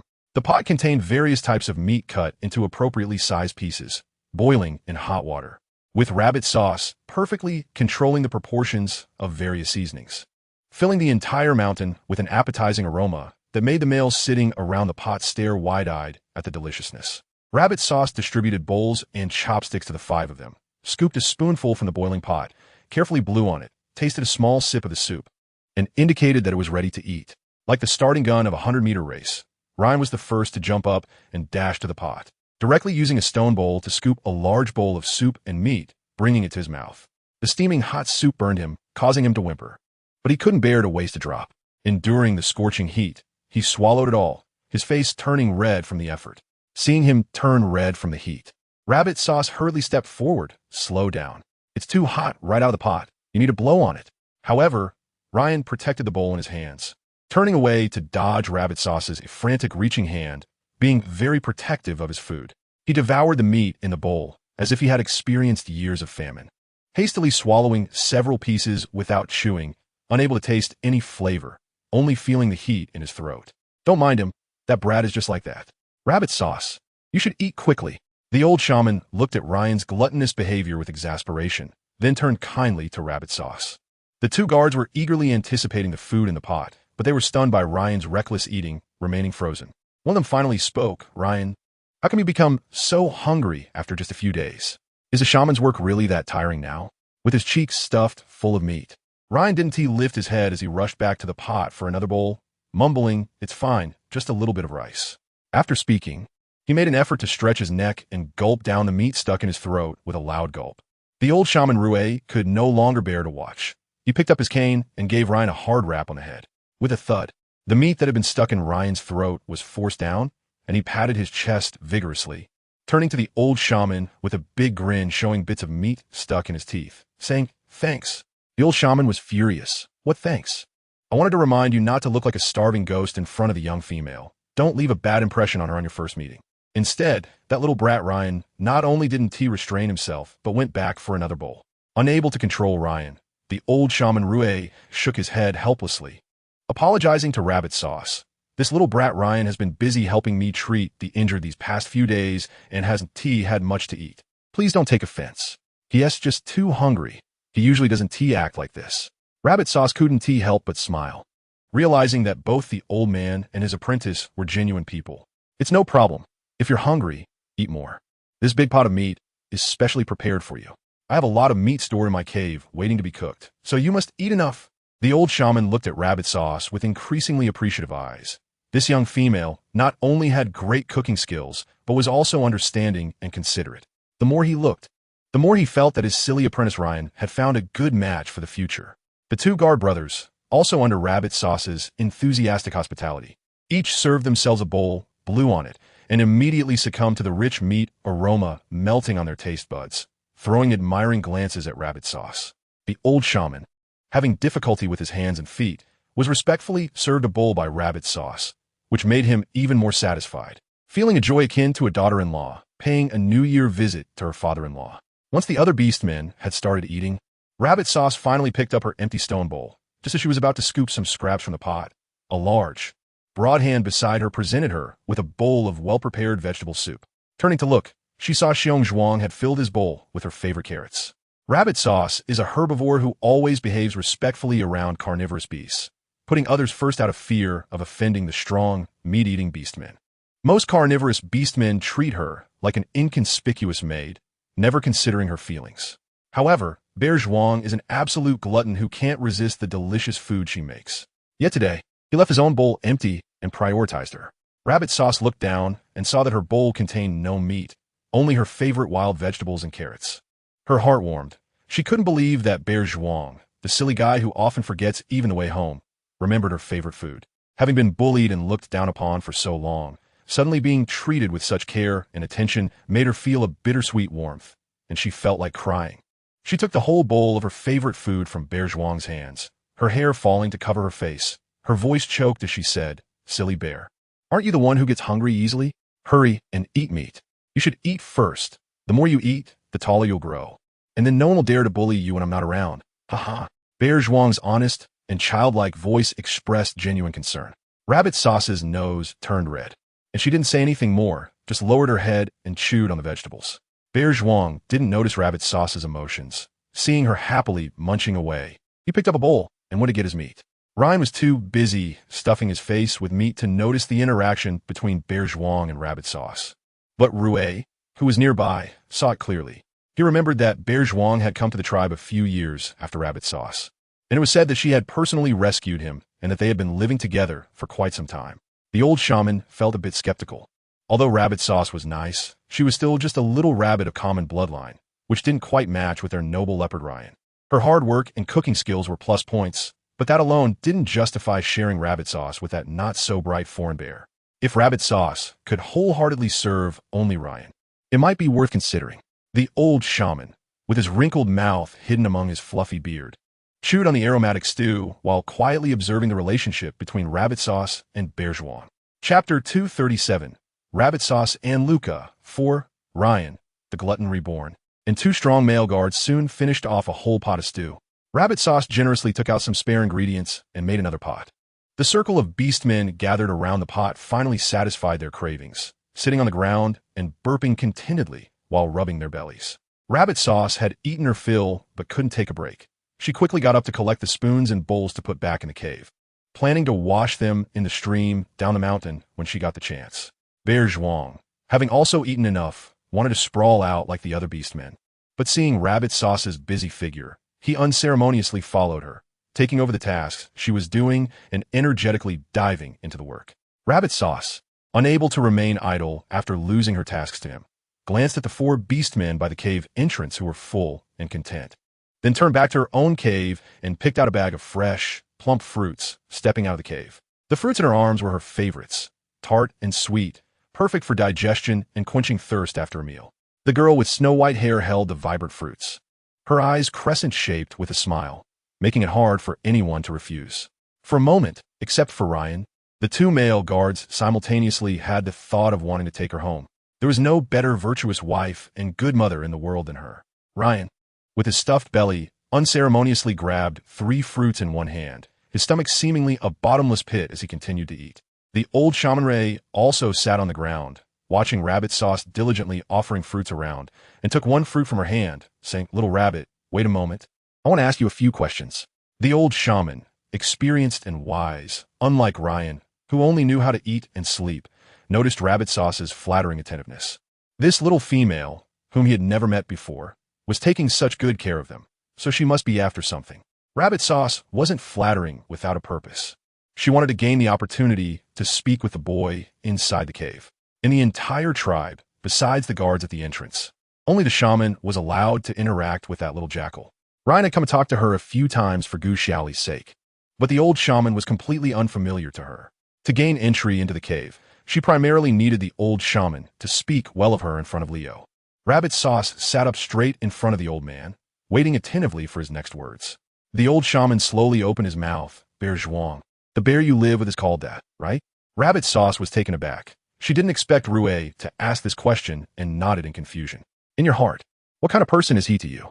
Rui asked casually. Rabbit Sauce was stunned again. Why was this old shaman so interested in gossip? Although a bit puzzled, she still thought seriously and replied solemnly, "He is my only beast husband." This time, it was the old shaman's turn to be stunned. Beast husband? The only one? Who would have thought this little rabbit was so devoted? Not being greedy was indeed a good quality, but now Ryan wouldn't rank at all, would he? The old shaman fell into a moment of awkward silence, then asked without giving up, "But I see you and that bear have been living together for quite a long time, and you haven't bonded yet, right?" Rabbit Sauce's face flushed instantly. After beastmen bond, they carry their partner's unique scent, which can be used to determine whether a beastman has a partner and how many. However, Very few beastmen would directly ask such an obvious question. Rabbit Sauce lowered her head, stammering a confirmation. It wasn't that she didn't want to, but her silly bear simply didn't get it. Have you thought about finding a better beastman than him? Although you're a white rabbit, you're clever and likable. It's not impossible to find someone with a normal mind. The old shaman probed. Rabbit Sauce found it hard to believe, then suddenly raised her head, changing from her usual soft tone to a quick, loud response. Bear Zhuang is great. He isn't silly. He treats me well. I only want him for my whole life. After saying that, her face turned even redder from embarrassment and anger. Her loud voice caught the attention of the two male guards not far away, who turned to look at her in surprise, while Ryan, having just burped, turned his head in confusion. She quickly lowered her head again whenever it came to Bear Zhuang. She couldn't control her excitement. Seeing the old shaman's obviously displeased expression, Rabbit Sauce regretted her impulsive behavior. The old shaman, being respected and esteemed, could hardly tolerate a little rabbit of low bloodline shouting at him. What was meant to be an attempt to please the old shaman and gain the opportunity to care for the jackal boy had now likely offended him directly. The atmosphere fell into an awkward silence for a moment, when suddenly, a hoarse voice from inside the cave attracted everyone's attention. The old shaman and Rabbit Sauce both looked toward the cave. The jackal boy, who had been unconscious for several days, had actually woken up and was struggling to sit up. Leo had instructed that if he couldn't be cured, it would cost him his head. So the old shaman couldn't afford to delay. Supporting himself on the ground, he hurriedly stood up, trembling as he made his way toward the jackal boy in the cave. Ryan, having suddenly gorged himself after days of hunger, was now suffering from indigestion, his stomach cramping and beads of sweat forming on his forehead. Sitting on the ground, unable to get up, the old shaman squatted beside the boy in the cave, carefully checking his condition, then anxiously shouted, "Ryan, hurry and bring me the herbs I asked you to prepare." Ryan heard him, but was overwhelmed by nausea and abdominal pain, the world spinning before his eyes, and he had no strength at all. Two guards approached Ryan with concern to check on his condition. The two outsiders, lacking medical knowledge, could only ask anxiously if he was okay. Inside the cave, the old shaman called out urgently, but no one responded. Rabbit Sauce stood at the cave entrance, glanced at Ryan, who lay on the ground, and then looked at the old shaman who was hurriedly trying to treat him. She clenched her small fists, quickly walked to Ryan's side, apologized, grabbed his backpack, and rushed into the cave. She squatted beside the old shaman, skillfully spread out the entire animal skin bag, laying the herbs as flat as possible for easy viewing. The old shaman, hearing the commotion beside him, turned to scold Ryan for being useless, but suddenly saw the petite Rabbit Sauce, and his words got stuck in his throat. "Ryan ate too much and can't get up. Let me help you. Whatever you need, just tell me, and I will do my best," Rabbit Sauce said firmly, her tone efficient. Although her shoulders were narrow and small, she somehow gave a sense of reliability. The old shaman was taken aback. He never expected that the seemingly weak Rabbit Sauce would show this side of herself. He looked over her shoulder at Ryan, who was lamenting on the ground, and immediately made a judgment. A healer's heart is always focused on saving lives, regardless of the time or place. He clearly and concisely told Rabbit Sauce how to handle herbs. Rabbit Sauce, though small-handed, had developed strength and speed from constantly foraging for wild vegetables. She quickly ground the herbs into a fine powder and mixed it with a bowl of clean water. Luker, who had been in a daze for several days in a bizarre dream, was roused back to consciousness by a sip of extremely bitter medicine. He opened his eyes to see two people squatting beside him. One was an old beast man with gray hair, his face covered in wrinkles, and dark circles under his tired eyes, clearly worn out from days of hard work. The old beastman's dark red tired eyes filled with excitement and joy as soon as he saw Luker open his eyes. The other was a young female with long white hair, petite, resembling a flat little girl, with a small mouth, small nose, and large red eyes that curiously and timidly stared at him. From her appearance and demeanor, she seemed to be a white rabbit. Luker had not had a drop of water for several days while unconscious, and his throat was parched. After being fed a few sips of bitter herbal medicine, he felt an indescribable taste in his mouth and opened his mouth, but no words came out. Ignoring the strange duo before him, Luker was only concerned about Gu Xiaoli, the one who had been abducted. He coughed hard to clear his throat and hoarsely said, "Where is Leo? I want to see your chief." The old shaman was taken aback. He had just managed to pull this boy back from the brink of death, and instead of a thank you, he was demanding to see Leo right away. He felt a stone lodged in his heart, and his expression darkened. Rabbit Sauce noticed the boy's voice was so dry that it seemed he might cough up blood at any moment. She quickly turned and ran out of the cave to fetch a bowl of clean water from the large leaf in her home. Lucre saw that the two were ignoring him, and his anxiety grew. He hoarsely reiterated his demand to see Leo, but was met with a bowl of water brought to his lips. Rabbit Sauce carefully held the water bowl with both hands. Leo is not in the tribe right now. First, drink some water and take care of your health. Wait for him to come back. His throat was unbearably dry. So Lucre took the water bowl and drank while subtly glancing at the little rabbit beside him. She was small, with a face as white as snow dotted with simple freckles, her red rabbit eyes hiding cautious curiosity and a small, round, cute smile. Aside from Gu Xiaoli, it was the first time he had seen such a hard-working, respectful, and humble little female. If he hadn't first met Gu Xiaoli, he might have developed a fondness for this female. But at that moment, Lucre's heart was filled with worry for Gu Xiaoli. The moment he discovered she was missing, he was in a panic. The scene was cleared, and all traces were handled so cleanly that he couldn't determine the identity of the perpetrator. It resembled the consistent methods of his older brother and second brother. Initially, he vaguely speculated that Gu Xiaoli's abductor was not Leo, betting that Leo would be willing to cooperate with him. In the end, the decisive Leo not only spared his life, but also specifically assigned someone to watch over him. This time, he seemed to have bet correctly. If Gu Xiaoli was still in Leo's hands, Leo's exclusionary nature would never allow a wolf like him to live in the leopard tribe. If he wasn't mistaken, it must have been during one of his recent returns to the tribe that he exposed himself, leading to his second brother capturing Gu Xiaoli when he wasn't paying attention. His older brother, due to conflicts with Leo, had been pushed out by their beast father and had no time to manage matters in the wolf tribe. Therefore, only his second brother, who remained in the tribe serving the old chieftain, had the opportunity to learn about his situation. Lucre gulped down the entire bowl of water, and the old man with gray whiskers immediately handed him a bowl of strange-tasting herbal medicine, urging him to drink it. Lucre, distrustful of the leopard tribe shaman, weakly pushed back with his hands crossed in front of his chest, refusing to take it.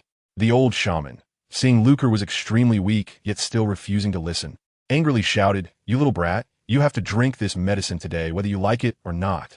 I used 1,000-year-old ginseng on you. If you dare not treat yourself properly and die again, I will." The old shaman angrily stammered for a long time, but could not come up with a single threatening word. With a groan, he sat down on the ground, his calloused hand tightly gripping the herbs while groaning. Rabbit Sauce hurriedly stepped in to mediate, gently persuading this young man just take the old shaman's medicine. He has a kind heart, and all these herbs are precious, personally gathered through hard work. They will help you recover. Lucre ignored Rabbit Sauce's persuasion, coldly and firmly insisting that he wanted to see Leo immediately, keeping his mouth tightly shut. Rabbit Sauce, don't mind him. We still have your favorite fruits at home. Come back and eat. A hearty voice came from behind. It was Xiong Zhuang, who had finished washing all the pots and bowls and had come looking for Rabbit Sauce. The guards at the entrance, having mooched off food for several days, had a good attitude towards Xiong Zhuang. Considering that Rabbit Sauce had been allowed by the old shaman to enter the cave and look after Lucre, and knowing that Xiong Zhuang had always obeyed her, they tacitly allowed the silly Xiong Zhuang to follow him inside. Lucre, sitting on the ground, furrowed his brow, warily eyeing the strong male behind Rabbit Sauce, who blocked all the light at the cave entrance like a small mountain. This imposing figure brought a strong sense of pressure, but the silly-looking male smelled like a bear. How could there be bear orcs in the leopard tribe? He had heard that they were very tolerant of orcs from outside tribes. But one bear and one white rabbit seemed overly open, looking like a combination of wandering orcs from outside. The old shaman, at a loss, turned around and saw the burly Xiong Zhuang entering. A spark of inspiration struck him. Rabbit Sauce, quickly have Xiong Zhuang hold him down and pour the medicine into him. The old shaman whispered urgently behind Rabbit Sauce. Although the old shaman's voice was soft, the orcs present had excellent hearing. His open scheme made Lucre shrink back, taking a few steps back until his back hit the cave wall. Rabbit Sauce caught a glimpse of Lucre, who was frightened and retreating, and a few black lines appeared on her forehead. Xiong Zhuang, looking confused, glanced at the shaman and then at the trembling Lucre, wondering what medicine he was talking about and what was wrong with him. Everyone knew about Leo's ruthless methods on the grasslands. Having resolved to side with Leo, Lucre was already prepared for death and had not considered that Leo would kindly send someone to rescue him. Instead, he became familiar with various poisons in the wolf tribe and learned that even mild ones could cause vomiting and diarrhea, leaving one uncomfortable for several days, while severe cases could cause intense pain. It was common in the wolf tribe to use poison to extract confessions. For a moment, He mistook the old shaman for an orc coming to force a confession. Lu Ku, fearing he would become too weak before meeting Leo, stubbornly refused to drink any medicine and insisted on seeing Leo first. The old shaman, eager to finish with Lu Ku and head down the mountain to treat the injured of the leopard tribe, lost patience seeing Rabbit Sauce hesitating to act. He directly ordered Bear Zhuang, "What are you standing there for? Hurry up and hold him down." Generally, when an orc heard such a stern shout from the old shaman, out of respect, they would comply immediately. However, Bear Zhuang was different. His mind was solely occupied with Rabbit Sauce and food. Even after the old shaman scolded him several times, he remained unmoved, thinking only of the small child in the corner, looking thin and small, surely hungry for a long time, and feeling a bit sorry for him. He hesitated over whether to share some of his food with him, but was reluctant to part with his rations.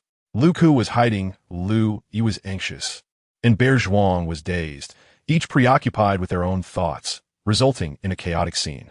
"Sir Shaman, he's quite frightened by us. It's better not to force him to take the medicine. Also, this young man. I will talk to the guards outside and see if they can find Leo as quickly as possible. You just wait here, eat well, and rest to regain your strength. How's that sound?"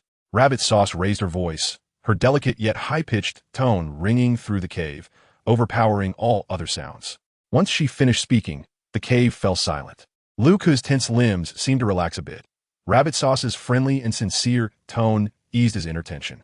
From Rabbit Sauce's kind demeanor and attentive care, he felt that this little rabbit would not harm him, similar to Gu Xiaoli, instilling an inexplicable trust.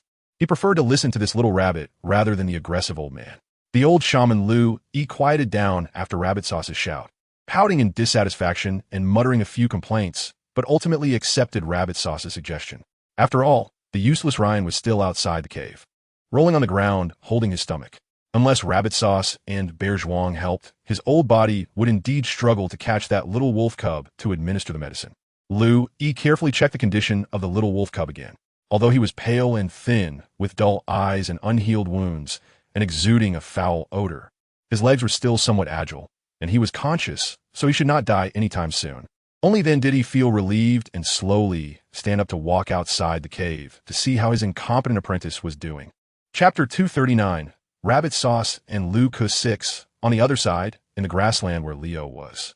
The night deepened, a silver moon hung high, and the starry sky coldly overlooked all creatures in the beast world. On the battlefield at the edge of the grassland, the blood of countless unknown warriors stained the ground red, and Leo's proud profile was smeared with fresh and old blood, his cold vertical pupils fixed on the figure of a young man in white not far away. This small battle had lasted a full 3 days, and both sides of orcs were exhausted, with the bodies of their comrades scattered across the ground, yet neither side showed any willingness to relent. The graceful young man stood at the edge of the battlefield, expressionless as he watched the brutal cycle of killing and death unfold, like a gray butterfly isolated from the world. Although the wolf tribe was at a disadvantage, with that young man overseeing from behind, their fighting and defense were methodical and undisturbed. The leopard tribe's beast forms and the wolf tribe's beast forms could not communicate. Leo bit the neck of a wolf with a snap of his sharp teeth, and several wolves cautiously surrounded Leo's massive beast form, not daring to approach. Leo's golden vertical pupils glowed faintly in the dark night, his gaze sharp as he focused on the young man who had not personally participated in the battle, arrogantly ignoring the threats around him, and suddenly transformed into human form. Leo's human form was still covered in blood, adding an oppressive and sinister air to his strong chest and robust physique. The few wolves approaching felt momentarily stunned. Surrounded by danger, they transformed back into human form, clearly not taking him seriously. However, without the lead wolf Lu Bai's command, they remained on standby, for pairs of wolf eyes were fixed on the human form of Leo. Except for a few wolves calming the encirclement around Leo in the center of the battlefield, the endless killing continued around them, and Richie, not far from Leo, cast a worried glance at the central figure. Leo motioned for him not to intervene without changing his expression, and only then did Richie relax, turning back to fight with the other orcs of the wolf tribe. The orcs on both sides had an unspoken understanding. Subordinates only fought with subordinates.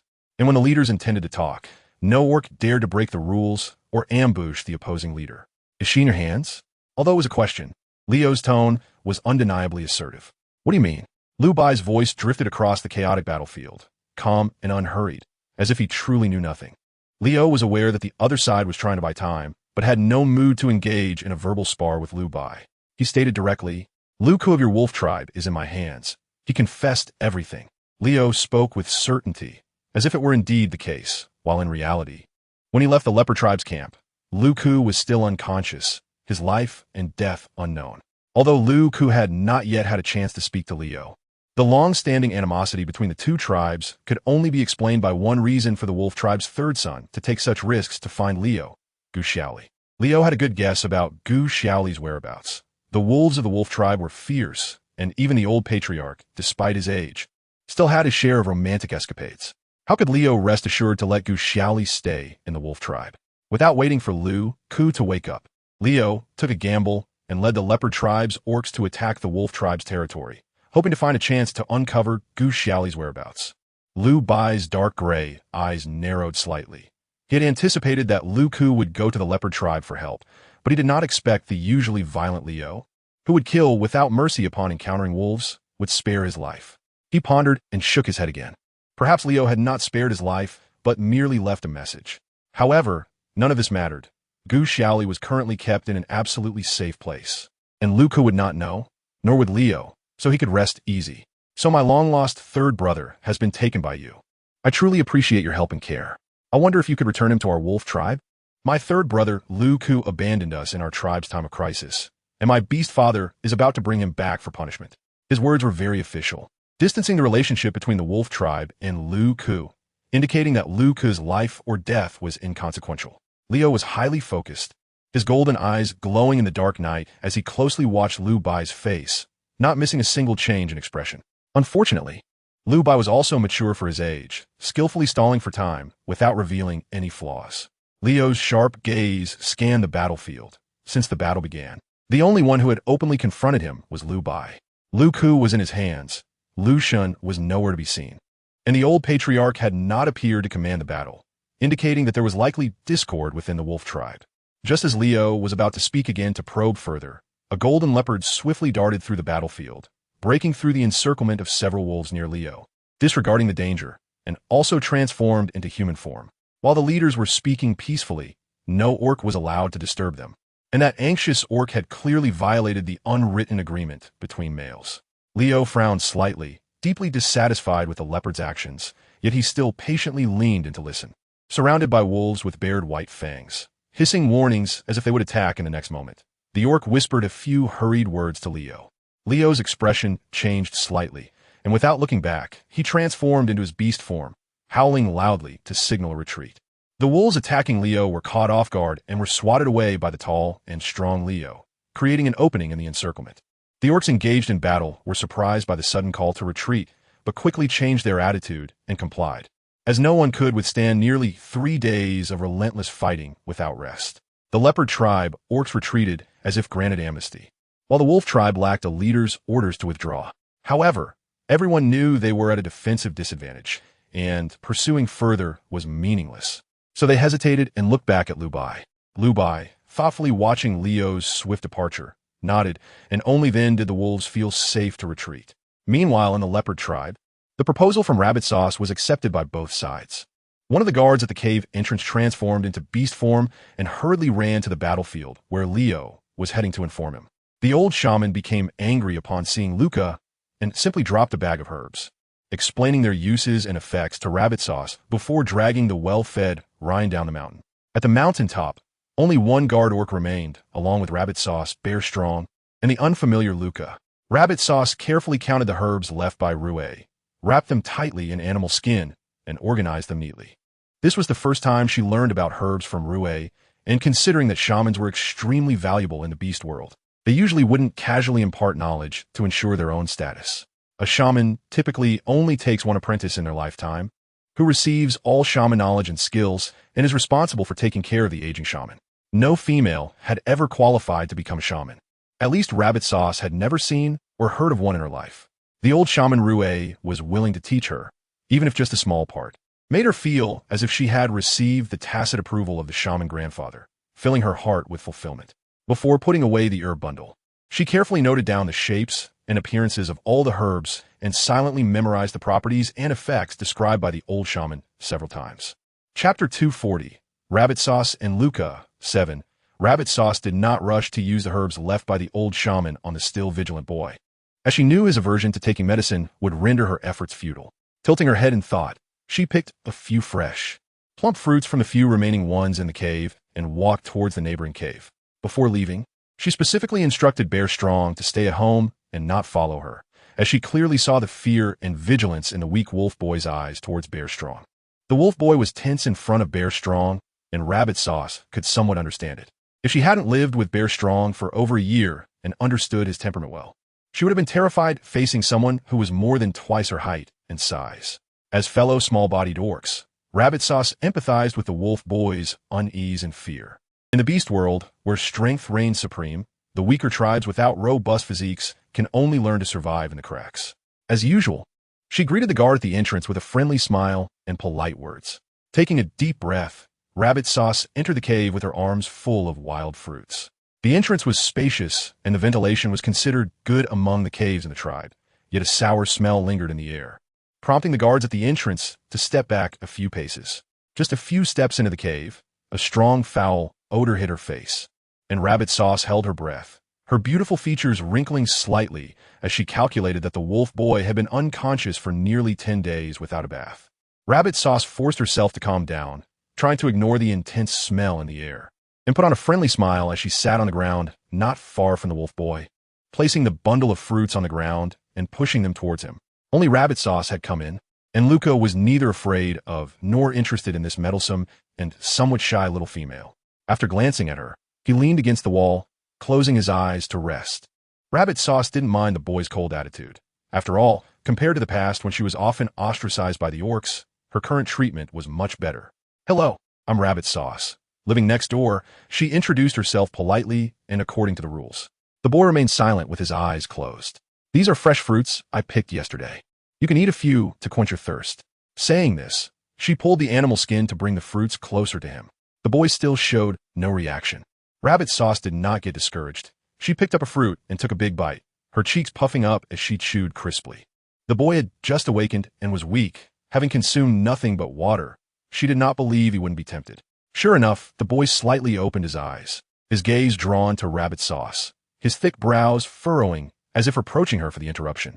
"They're really delicious. Have one." Rabbit Sauce cheerfully offered a fruit to the boy. Previously, he had been unwilling to accept food out of fear of being poisoned by the shaman, but now, with the shaman absent and only a seemingly less intelligent little rabbit present, Luca relaxed his guard. With dusty and somewhat bony hands, he took the fruit Rabbit Sauce offered, bringing it to his mouth and biting down. The juice was sweet with a hint of sourness, and the pulp was crisp, instantly moistening the boy's dry throat. He couldn't help but devour several bites, swallowing hungrily.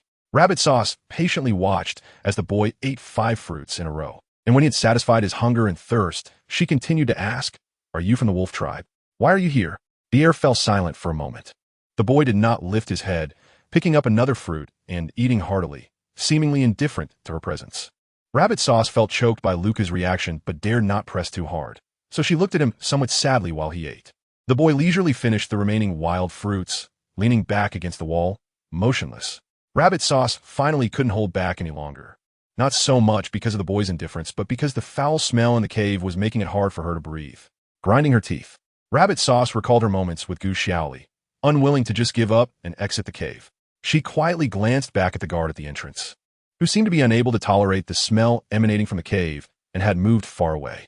Rabbit Sauce's eyes flashed, and, summoning her courage, she stepped closer to the boy and quietly asked, "You were captured because of Gu Xiaoli, right?"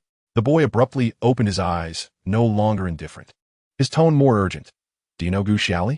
Rabbit Sauce nodded and asked, "Leo brought you here. You must know something. Can you tell me how she is doing?" Upon hearing this, the boy leaned back against the rock wall in despair, shaking his head, disappointment filling his eyes. Both of them were concerned about Gu Xiaoli's safety, wanting to glean some news from each other, only to discover they were equally in the dark about her whereabouts. The air in the cave was silent for a moment before the boy spoke again. "What is your relationship with her?" Rabbit Sauce replied, "She is the first female friend I've made and the only true friend I have in this tribe besides Bear Strong." "Friend?" Luca sneered at her explanation. He had seen enough rivalry and scheming among females over the years. Given Rabbit Sauce's lowly status, her so-called friendship with Gu Xiaoli was likely one-sided and self-deluding. Luca did not express his thoughts to discourage Rabbit Sauce. He was alone and imprisoned in a foreign tribe, and having one more ally was better than none. Rabbit Sauce's deliberate attempts to please and get close to him were noticed by him, but he remained unmoved and did not stop her. "By the way, what's your name?" Rabbit Sauce asked curiously. "Luku," was the clean and concise response, not wanting to say more. Luku thought that Rabbit Sauce had a lowly lineage, and being able to live in the cave at the top of the mountain must be similar to him. Likely captured because of her connection to Gu Xiaoli. That guy Leo's possessiveness and desire for control over Xiaoli were indeed notorious. Luku's indifference and detached demeanor made Rabbit Sauce a bit anxious, and she spoke up, "Don't you want to know about Gu Xiaoli?" Luku glanced at the little rabbit with her pouted lips and angry expression. "Do you know?" Luku countered, leisurely resting his hands behind his head, seemingly unconcerned. Rabbit Sauce's face paled slightly. It was said that the wolf clan was skilled in scheming, and Luku truly embodied that essence. Even in captivity, he remained unflustered, unwilling to reveal anything to her. Ignoring the little rabbit, Luku continued to rest with his eyes closed. The little rabbit was just putting on a show, trying to extract information from him with empty words. If Gu Xiaoli were truly somewhere in the Leopard clan's territory, Leo would never allow this dangerous person to remain in the core area of a mountain, and Rabbit Sauce wouldn't be serving tea and water to please this stranger.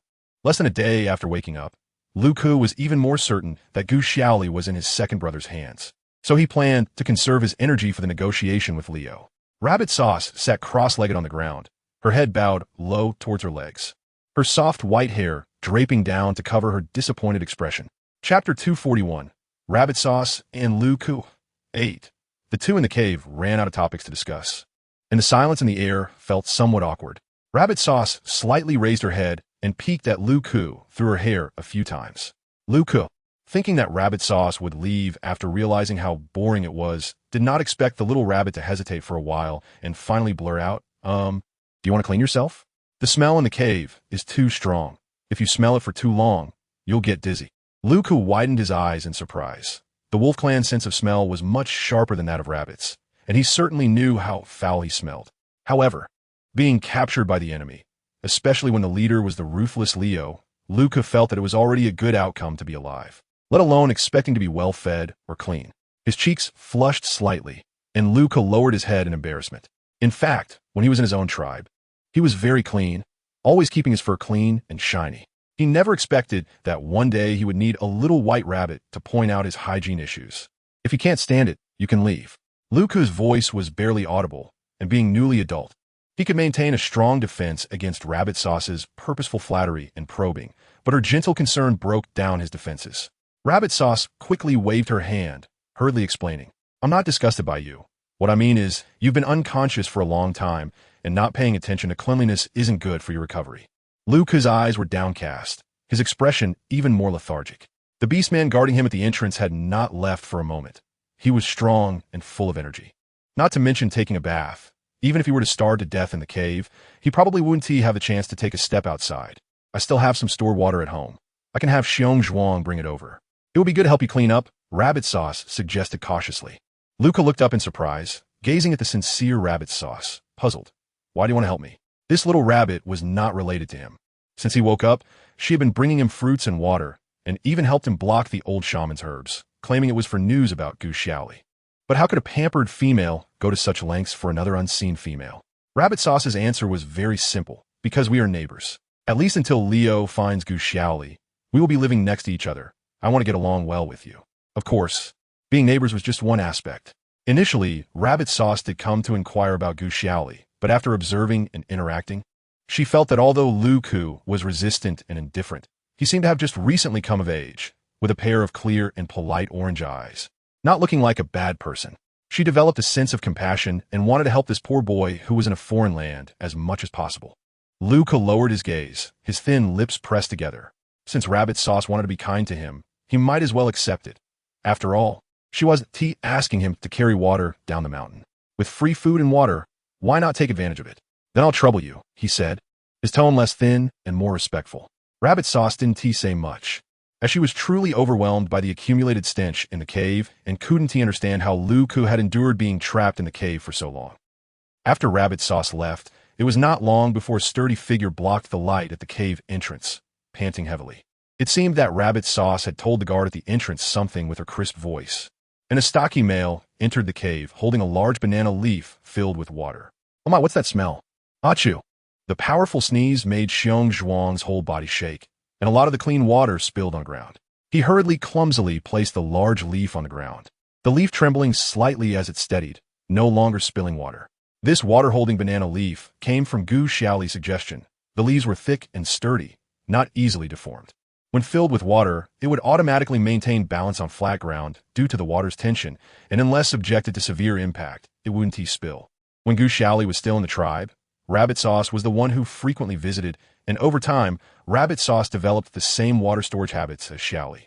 Lu Ku was wary of the male in front of him, who was nearly twice his height, looking robust and powerful. He tried to shrink into the corner of the cave as much as possible to lower his presence. Rabbit Sauce had mentioned Xiong Zhuang a few times, and this seemed to be the sturdy male who looked immensely strong yet a bit foolish. He obediently followed Rabbit Sauce's orders, so he was likely her suitor or partner. However, the stench in the cave was too overwhelming. Even Lu Ku, with his naturally sharp sense of smell, couldn't determine whether the two were actually a couple. Don't come in. Your hair is so white. It's too smelly in here. You might get it turned yellow, Xiong Zhuang shouted towards the cave entrance, his voice making Lu Ku's eardrums tremble. Although Xiong Zhuang's tone was imposing, his words suddenly caused Lu Ku's thoughts to jump, nearly making him laugh out loud. He took a deep breath to suppress the laughter. What did getting turned yellow even mean? Although the cave smelled, it wasn't unbearable. This Xiong Zhuang was quite doting on his little rabbit, being extremely picky about the smell in the cave, yet still enduring to do the dirty work.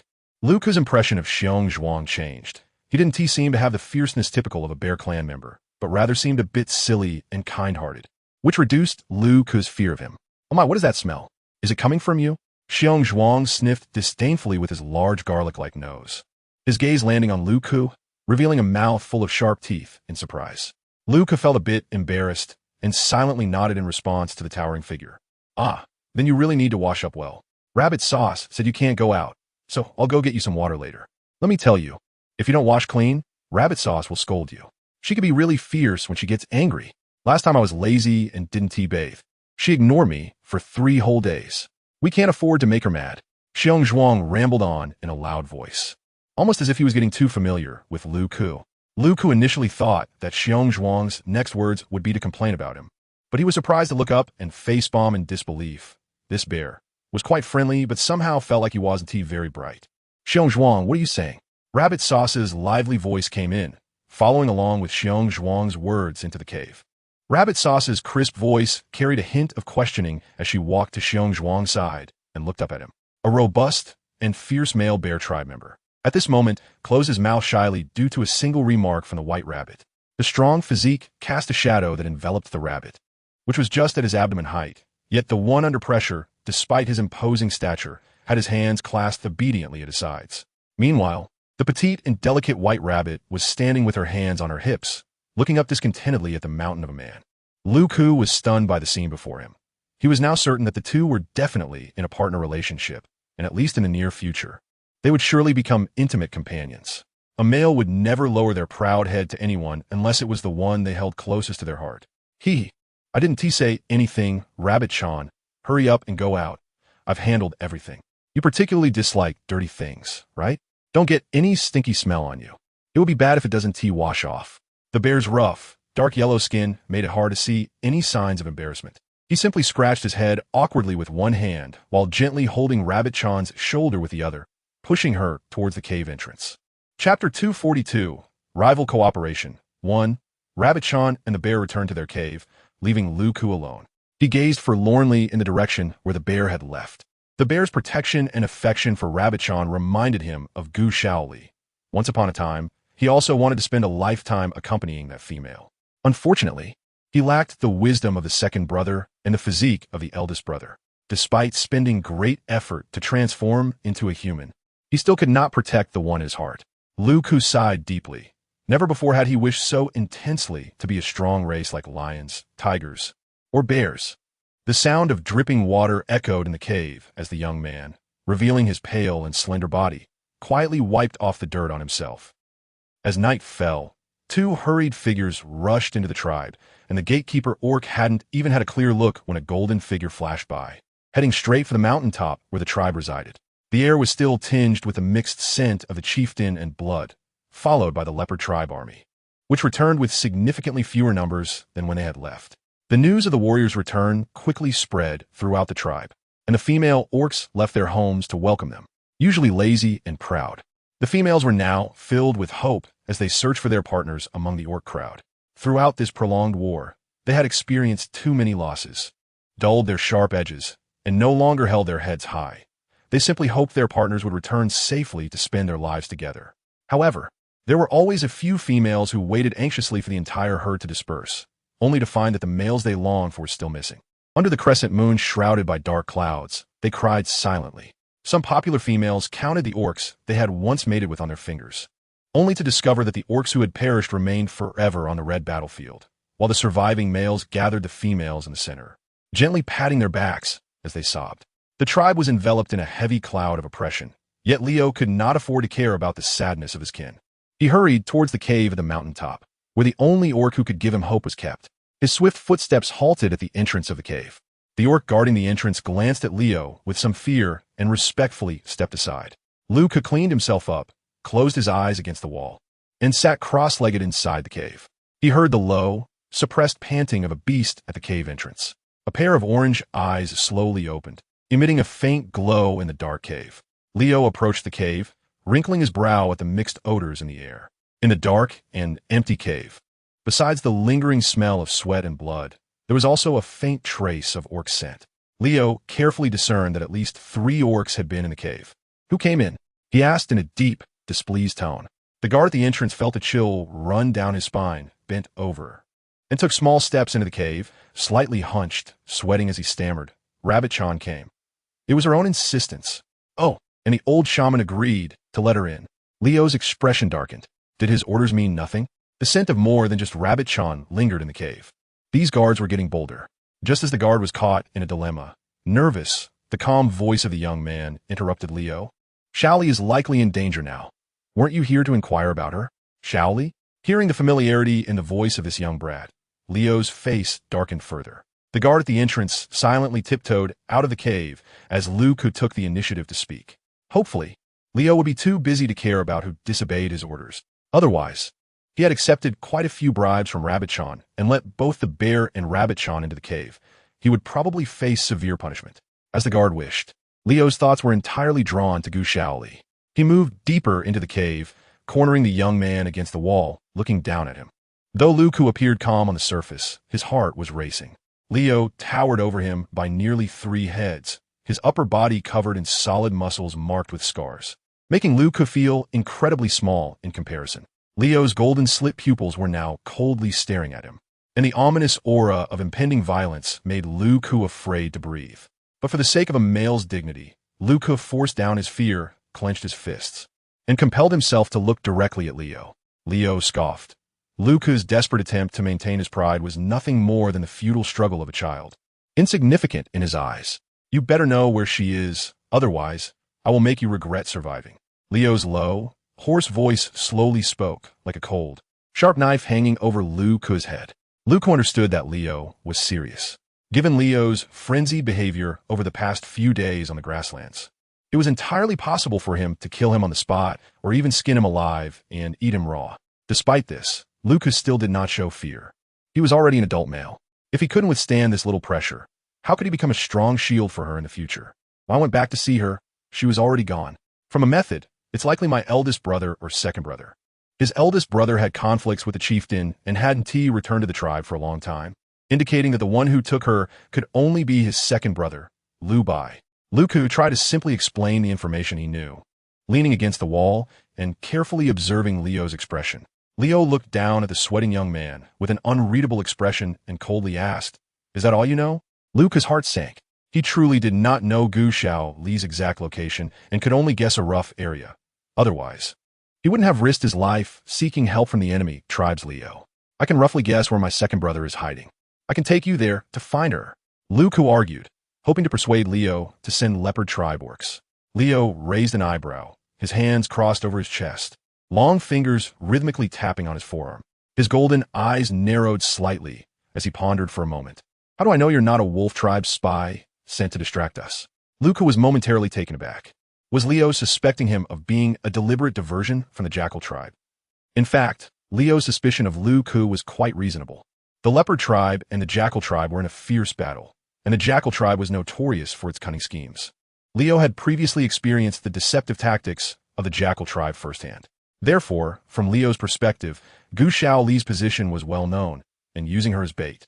Sending an inconspicuous small character to the leopard tribe could lead the main force into a trap. If successful, it would be a great victory. If not, it would be of little consequence.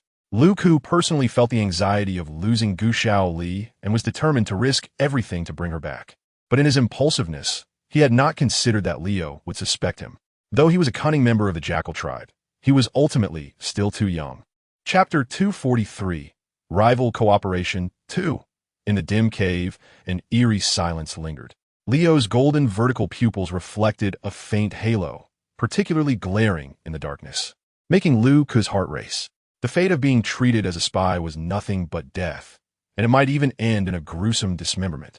Lu Ku opened his mouth, but found himself unable to speak, his back pressed tightly against the cold wall, his palms slick with cold sweat.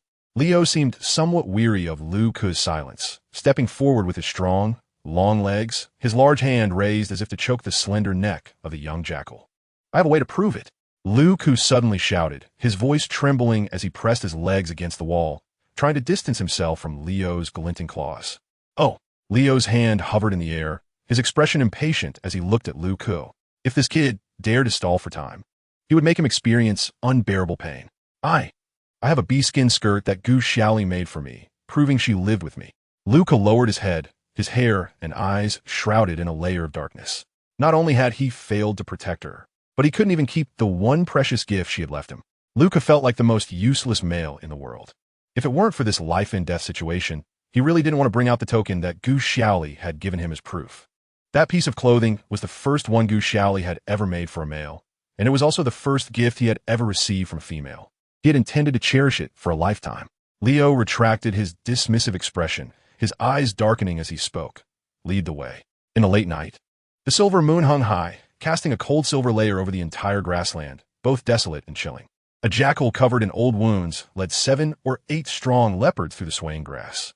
The few low-level animals left on the grassland scattered in fear, but fortunately, this time, the fierce leopards did not aim to wipe them out. Still anxious about Gu Xiaoli's safety, Lu Ku led the leopards straight to the place where he had hidden the invaluable treasure. At the edge of the cliff, the jackal carefully clawed its way up the wall, disappearing below the precipice. The leopards standing at the cliff's edge hesitated, glancing at Leo, unsure whether to follow him down to prevent the young jackal from escaping. The cliff was steep and dangerous. Even the agile jackal would find it hard to avoid falling in the strong winds of the canyon, let alone the large, somewhat stiff leopards. Leo remained silent, merely shaking his head gently, causing the several beastmen to sigh in relief. If the young jackal was afraid of death and wanted to escape, he wouldn't risk his life to find them. If Leo had delayed summoning the healer, this young jackal might have already been a corpse. Leo entrusted all tribal matters to Singe and Richie before taking a few beastmen to follow the jackal. If this trip truly fell into the traps set by the jackal tribe, the leopard tribe would not suffer excessive losses. Before leaving, Leo specifically instructed Singe and Richie to ensure that if he did not return, they must completely eliminate the jackal tribe and find Gu Xiaoli to take care of her and the leopard tribe. Richie, unable to hold back, casually asked what would happen if Leo really died and she took a liking to another male. Singe quickly covered Richie's mouth, pulling him aside in fear of Leo's wrath. However, Leo only replied with a sentence that left Singe and Richie dumbfounded, frozen in place, as the invincible Leo displayed such an expression. Then let her be. A low, brief statement.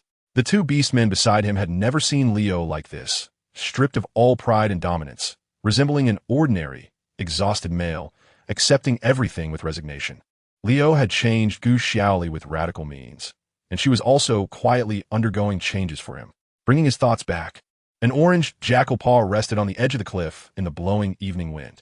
The young jackal had indeed not run away. He quickly returned with the item. Standing before the humanoid Leo, Lu Ku, in his beast form, placed the object in his mouth before reluctantly letting it go. Leo's expression darkened as he shot a glance. prompting the nearby beastmen to move closer to the young jackal. Lu Ku was pushed to the edge of the cliff with nowhere to retreat, and finally, he reluctantly lowered his head to place the beast skin bundle down. Leo stepped forward to inspect it. The bundle was quite plump, wrapped in 3 layers.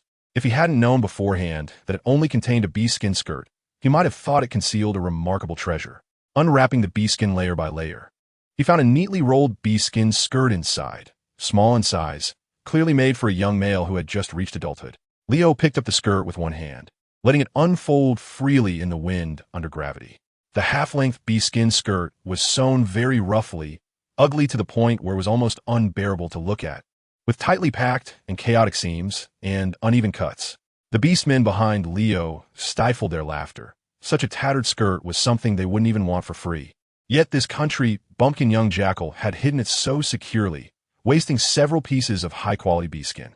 However, the more Leo held the skirt, the more his brows furrowed, his gaze sharp as if he wanted to immediately tear the fluttering beast skin skirt in his hands to shreds, his fingers turning white from gripping it tightly. He could smell Gu Xiaoli's scent rising from the skirt in the wind.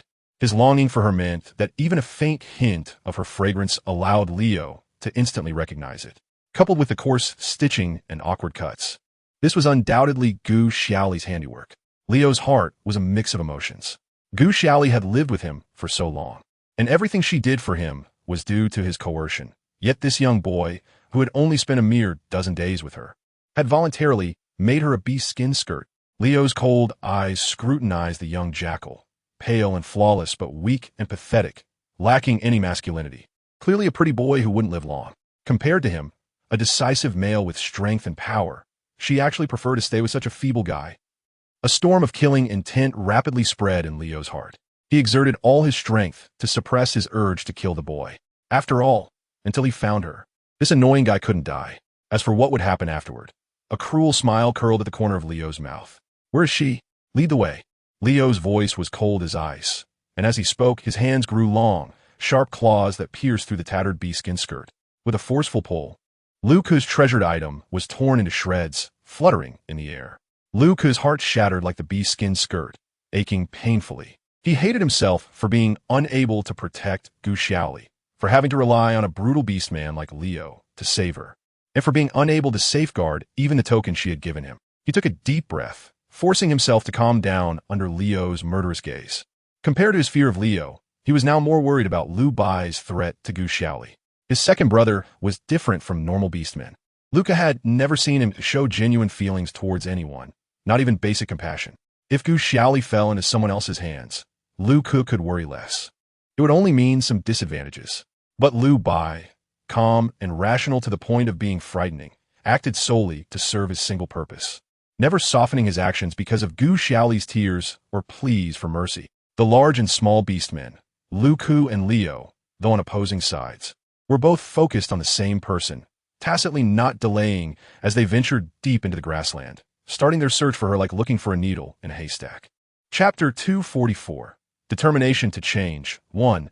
At the edge of the prairie, in the midst of undulating barren yellow sand dunes, a simple straw house stood alone in an inconspicuous corner of the hills. Gu Xiaoli wandered aimlessly around the straw house, still under house arrest in the middle of the desert hills. Recently, the number of people Lu Bai sent to guard her seemed to have doubled, while his own visits had noticeably decreased. This indirectly led to Gu Xiaoli being left alone around the small straw house, where she was served meals without having to lift a finger, yet found herself in a state of boredom with nothing to do. Gu Xiaoli had not once tried to leave the straw house under the pretext of taking a walk towards the mandrake flower field that surrounded her. What used to be a thin ring of mandrake flowers had now spread into a sea of flowers that seemed endless. She sighed silently. Although Lu Bai spoke kindly to her on the surface, he still kept a tight grip on her. She assessed the possibility of escape. Since the last time she was forcibly imprisoned, all her skills had cooled down. However, breaking through the flower field, which was now 2 to 3 times wider than when she last saw it, would not be easy for her, especially with a dozen or so orcs strictly watching and following her. It seemed that this time, having learned from the last lesson, the flower field extended to the tops of the undulating hills, making it impossible for her to easily glide over it from a height. If she wanted to hold her breath and pass through the toxic flower field, she would need to control her breathing to cover dozens of meters, while also navigating the ups and downs and the densely packed, sharp branches of the mandrake flowers. After looking at the outer circle of the flower field, Gu Xiaoli felt as if her insides were being twisted. She regretted not seizing the opportunity to escape when she first arrived. Now that Lu Bai was fully prepared, it was practically impossible for her to fly away. Smoke was rising from the straw house. Lu Bai's people were quick learners. After just one try, they had grasped the essence of her cooking and had figured out her taste, mastering the proportions of various seasonings. Now she didn't have to cook herself. Her 3 meals a day were provided by the wolf subordinates, and she was well-fed and warmly clothed. If one were to ignore the fact that she was imprisoned, it could almost be considered the life of a rice weevil she had always dreamed of. Turning around, she slowly walked back towards the straw house, her head down, lost in her thoughts, uninterested in today's meals. The wolves were attentive. By the time she returned to the straw house, the pots and bowls were ready. An especially laid animal skin cushion was already placed on the ground for her. She walked to the cushion, sat cross-legged, and the wolf tending the fire at the pot timely handed her a bowl of meat soup, with a bit of vegetables added, rich but not greasy and fragrant. Gu Xiaoli enjoyed the food, while gazing at the dimming twilight on the horizon. The night sky enveloped half the sky, with calm, deep blue and vibrant orange reflecting off each other, creating a sense of vastness and emptiness. While sipping the soup and chewing the meat, Gu Xiaoli fell into deep contemplation. She felt that Lu Bai was boiling her like a frog in warm water, and she was the unfortunate frog being numbed step by step in the hot water, soon to be submerged in boiling water. Deep down, she understood that the kindness and politeness Lu Bai showed her were likely just for his own profit. After all, things like giving birth, if she cooperated, would save him a lot of effort. However, she didn't dare to ponder deeply on Lu Bai's intentions. She had drifted too long in the conflicts of the beast world, and the relentless oppression and torment from different orcs had nearly made her forget her initial pride. She even deceived herself into thinking that regardless of whether Lu Bai's feelings were genuine or feigned, living a carefree life under his protection might not be so bad. As the sunset gradually sank below the horizon, only a faint cold white remained at the edge of the sky, like her ambitions being slowly extinguished, ultimately disappearing into the endless night. After finishing dinner, Gu Xiaoli held the stone bowl, her eyes fixed on the place where the light in the sky faded away. The stone pot beside her had already been cleaned and tidied up, and the orc responsible for collecting the spoons and bowls stood quietly in the shadows, waiting for her to put down the empty bowl. Except for the bold and reckless wolf she first encountered, all the orcs sent by Lu Bai afterward were nimble and spoke little. Whenever Gu Xiaoli felt bored and wanted to strike up a conversation, the orcs around her only answered her questions, choosing the briefest of responses, their eyes downcast to avoid her gaze. No matter which wolf subordinate she approached, the robust and tall males all uniformly kept their heads down and answered her questions, like servants in a feudal society facing their noble master, making it impossible for her to continue the conversation. This only made her more certain that the burly man who had chased her at the beginning was an orc that Lu Bai had deliberately placed beside her to test her skills. As night deepened, the sky was covered with dark clouds, hiding the stars. Tonight, the prairie was so dark that one could not see the hand in front of their face, and a suffocating, cold wind brushed past her pure black hair, leaving Gu Xiaoli sitting in the same position, staring blankly. She longed to trust Lu Bai. He was the first orc she encountered in this wild beast world who exhibited manners and behavior comparable to modern humans, making her instinctively want to get close and trust him. "It's cold outside. Please come in and rest." The male's concise and polite reminder pulled Gu Xiaoli back to reality. She looked up and saw the orc who was waiting to collect the bowl, standing not far away against the wall, smiling gently as he awaited her to put down the empty bowl. In the coolness of the autumn night breeze, Gu Xiaoli shivered, then sat up and handed the empty bowl to the orc. The orc took the empty bowl but did not leave. Instead, he stood in place and repeated, "It's windy outside. You should go back inside to rest." Gu Xiaoli sighed, forcing a bitter smile. What did it matter if they were respectful and polite? In the end, she was still a caged canary, lacking the ability to make her own decisions. She got up and lay down on the bed. The straw bed, initially made only of hay, had long been softened and refined with multiple animal skins under Lu Bai's careful observation. It seemed that everything was developing in the direction Gu Xiaoli hoped for. Lu Bai's promises were so tempting in practice, except for the unyielding price he demanded from her and his step-by-step calculations. Gu Xiaoli lay on her back on the bed, fiercely slapping her cheeks with both hands. The crisp sound echoed particularly loudly in the quiet night. Her cheeks burned painfully. She really needed to wake up. If she went with the flow and gradually allowed the orcs to control her mind, what would be the meaning of her initial resistance and struggle? If the final outcome was to become a miserable breeding tool, she might as well have submitted to Leo from the beginning. Since the men in this world all had the same intentions towards her, it made no difference who she was with. Reflecting on her days in the beast world, she remembered the care from Rabbit Sauce and the sacrifices made by little Black Panther GFO. They surely wouldn't want to see her deceiving herself and giving up. On this moonless night, shrouded in clouds, Gu Xiaoli made up her mind that she could not continue to indulge in such a comfortable life. Chapter 245. Determination to Change 2. In the morning, as the fog of dawn had yet to dissipate, the dew formed during the night still hung in strands on the white mandrakes, and a petite, lively figure was already running early among the undulating hills. Perhaps it was the determination of her goal that filled Gu Xiaoli with energy.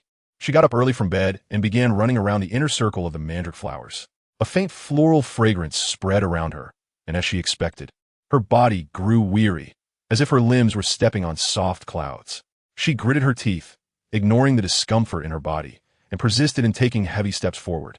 This behavior was not a reckless act or a whim, but rather the result of her thoughts after a whole night of contemplation. After deciding to break free from her seemingly calm, yet crisis-laden life, she seriously reflected on her abilities and goals. While still in the game, she could be considered invincible, with various configurations and skills nearly maxed out.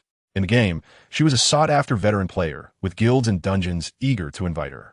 However, when she crossed over to the Orc continent with the same setting, she became a weakling who could not win a fight. The main reason was that in the game, there was always a tank in front of her, providing a relatively safe environment for her to display her full capabilities. Nearly 80 of dungeons and quests required various classes to team up, and at the very least, there were novice warrior tanks on her team. With her exceptional positioning and skills, as long as someone was blocking in front, she could instantly take down the opposing team. But in the Orc world, she was all alone. There were no complete teammates, not even a basic frontliner. She was virtually alone against a highly mobile army of fighters and tanks. She had chosen the class of mage and archer, which had high output and control, but were incredibly fragile, dying with just a touch. Now, she found herself thrown into a group of warriors and assassins, any one of whom could kill her in seconds. She had once considered cultivating a warrior of her own from the Orc world. However, among the many orcs she had seen, adult males were strong and robust, with material conditions that could be met, but most were lustful towards her, arrogant, and reckless, making it impossible to reach an agreement with her. As for the juvenile males, although they were simple-minded and easier to negotiate with, their capabilities were weak, and they required a long time of training and nurturing before they could become strong enough to survive in the fierce competition around her. After much consideration, she decided to change her profession and start practicing close combat skills and pressure resistance. Although it was challenging, she had indeed seen precedents for this in the game. Warriors primarily focused on physical abilities and internal energy. She felt that even if she trained her small arms and legs to become muscular, it would still be difficult to compete with the naturally strong orcs. Therefore, the most suitable thing for her to practice was actually energy. In the game, energy was akin to the internal skills seen in martial arts novels, where external training and strikes could enhance the control of NPCs' energy, thereby improving physical striking and resistance capabilities. Simply put, it meant not building muscle, but instead by channeling energy to specific parts of the body, becoming as solid as rock and immensely powerful. This setting led to the birth of countless beautiful assassins in the game, possessing slim waists and long legs while excelling in close combat, making them a favorite among male players. Practicing energy in the game seemed easy, just clicking a bit with the keyboard and mouse, guiding the character to run around. Practice hitting dummies, and once enough experience points were gathered, one could enhance their energy accordingly. However, when it came to her real-life application, Gu Xiaoli was still confused and had to feel her way through. Anyway, since she was being kept under lock and key by Lu Bai, it was just as well that no one came to disturb her, making it the perfect opportunity for her to practice energy. She set up a series of schedules for morning runs, night runs, and stances, arranging them meticulously according to her memories of the game. However, during the actual practice, just a little over half a day in, she felt like she was about to collapse. From sunrise to the sun being right overhead, she ran nearly 10 laps around the flower sea in the morning, exceeding the distance of a marathon, and then returned to the grass hut, kicking and punching as if she were training. After one set, she was drenched in sweat, and her hands and feet could barely lift. The intense breathing from overexertion made her inhale the yellow dust in the air, and now her throat and lungs were painfully sore. The orc keeping watch over her did not stop her frenzied exercise, but could not help but look at her with a strange expression. After completing the full set of combo punches that would yield maximum experience points in the game, she collapsed onto the ground, unable to stand up. Two orcs that had previously been a distance away exchanged glances. Lubai had instructed them to ensure her health and comfort. A bowl of clear water was thoughtfully brought to her, and after she drank it down, a powerful hand from one of the orcs pulled her up to her feet. Her limbs felt weak and powerless, and she had not even caught her breath, allowing the orc to take her away. This was the first time an orc had actively touched her. She was placed on the soft bed in the small hut, and the orc who had brought her there only made contact with her hand and arm, without any other inappropriate touches. After bringing her back to the room, the orc respectfully bowed his head and exited. At noon, the wolf orcs prepared a meal for her that was even more sumptuous than usual, with meat, vegetables, and eggs, all balanced in nutrition and varied in preparation, fully considering her omnivorous dietary habits. She even wondered if these wolves had studied nutrition. Their control and arrangement of food were 1,000 times better than those of the leopard tribe, who only knew how to eat meat every day. After finishing her meal, Gu Xiaoli simply stretched her limbs to aid digestion and prevent cramps. Then, she gritted her teeth, trying hard to ignore the laziness and fatigue throughout her body, and stepped out of the grass hut, planning to start her afternoon training. But as soon as she took a step, the wolf orcs that had been hiding far away suddenly emerged in unison to block her path. "Please do not overexert yourself. This could harm your health," said the leading orc in a calm tone. "It's fine. Exercising more is good for my body. I'm not tired," Gu Xiaoli insisted stubbornly, silently complaining that this group of orcs might be a bit overbearing. "Rest assured, we were ordered by Lord Lu Ku to protect you with our lives. You do not need to exert yourself too much." The leading wolf seemed to see through her thoughts and comforted her. Gu Xiaoli had already been feeling tired and sore from high-intensity exercise all morning. If it weren't for her firm self-hypnosis, she might have just rolled onto the bed and lay there motionless. Her already wavering will was further shaken by the wolf's persuasion. Chapter 246. Rob began one. In fact, the wolves under the leadership did not oppose her exercising. Moderate activity could help her become stronger and reduce the chances of falling ill or getting injured, which would also lessen the trouble for them as her attendants. The problem was that Gu Xiaoli was exercising too intensely, starting early in the morning, running and practicing punches. It was obvious to any observer that this young female was out of breath and barely able to keep going after just a few laps. Yet she insisted on pushing herself to do strenuous exercise. At this rate, she would surely be exhausted and fall ill within a day. Gu Xiaoli cautiously observed the few wolves in front of her with her pure black eyes, tentatively stepping to the left in an attempt to bypass them. The strong wolf orcs formed a wall, blocking her path no matter where she tried to go, maintaining a distance of 2 steps from her. They did not actively approach her, but made it impossible for her to advance. Gu Xiaoli sighed, silently giving up her bravado, lowering her head, and slowly walking back to the grass hut, sitting on the grass bed covered with animal skins. She did not blame the wolf orcs for restricting her movement. She had indeed overdone her training. After an entire morning of exercise, not only were her limbs too tired to lift, but even her knee and elbow joints emitted slight cracking sounds. Before starting the training, she had not realized her physical fitness level. It was only after finishing that she experienced the fiery pain in her throat from heavy breathing and the feeling of her body being utterly exhausted, realizing that her physical stamina was shockingly poor. In the morning, the training tasks she completed felt like an arduous journey of 25,000 miles, even though in a game. They were the simplest check-in tasks that could be done in just 10 minutes. She was exhausted, as if she couldn't get up after one session of practice. Even the guard brother, who usually paid little attention to her, noticed that her stamina had reached its limit. Gu Xiaoli's enthusiasm was dampened by the harsh reality, and she let out a dejected cry, collapsing her upper body onto the soft beast skin bed, burying her face in the warm fur. Today's training was so difficult, and she was sure that tomorrow she would wake up sore all over. Besides, she was uncertain whether the Gar brothers would allow her to continue training tomorrow.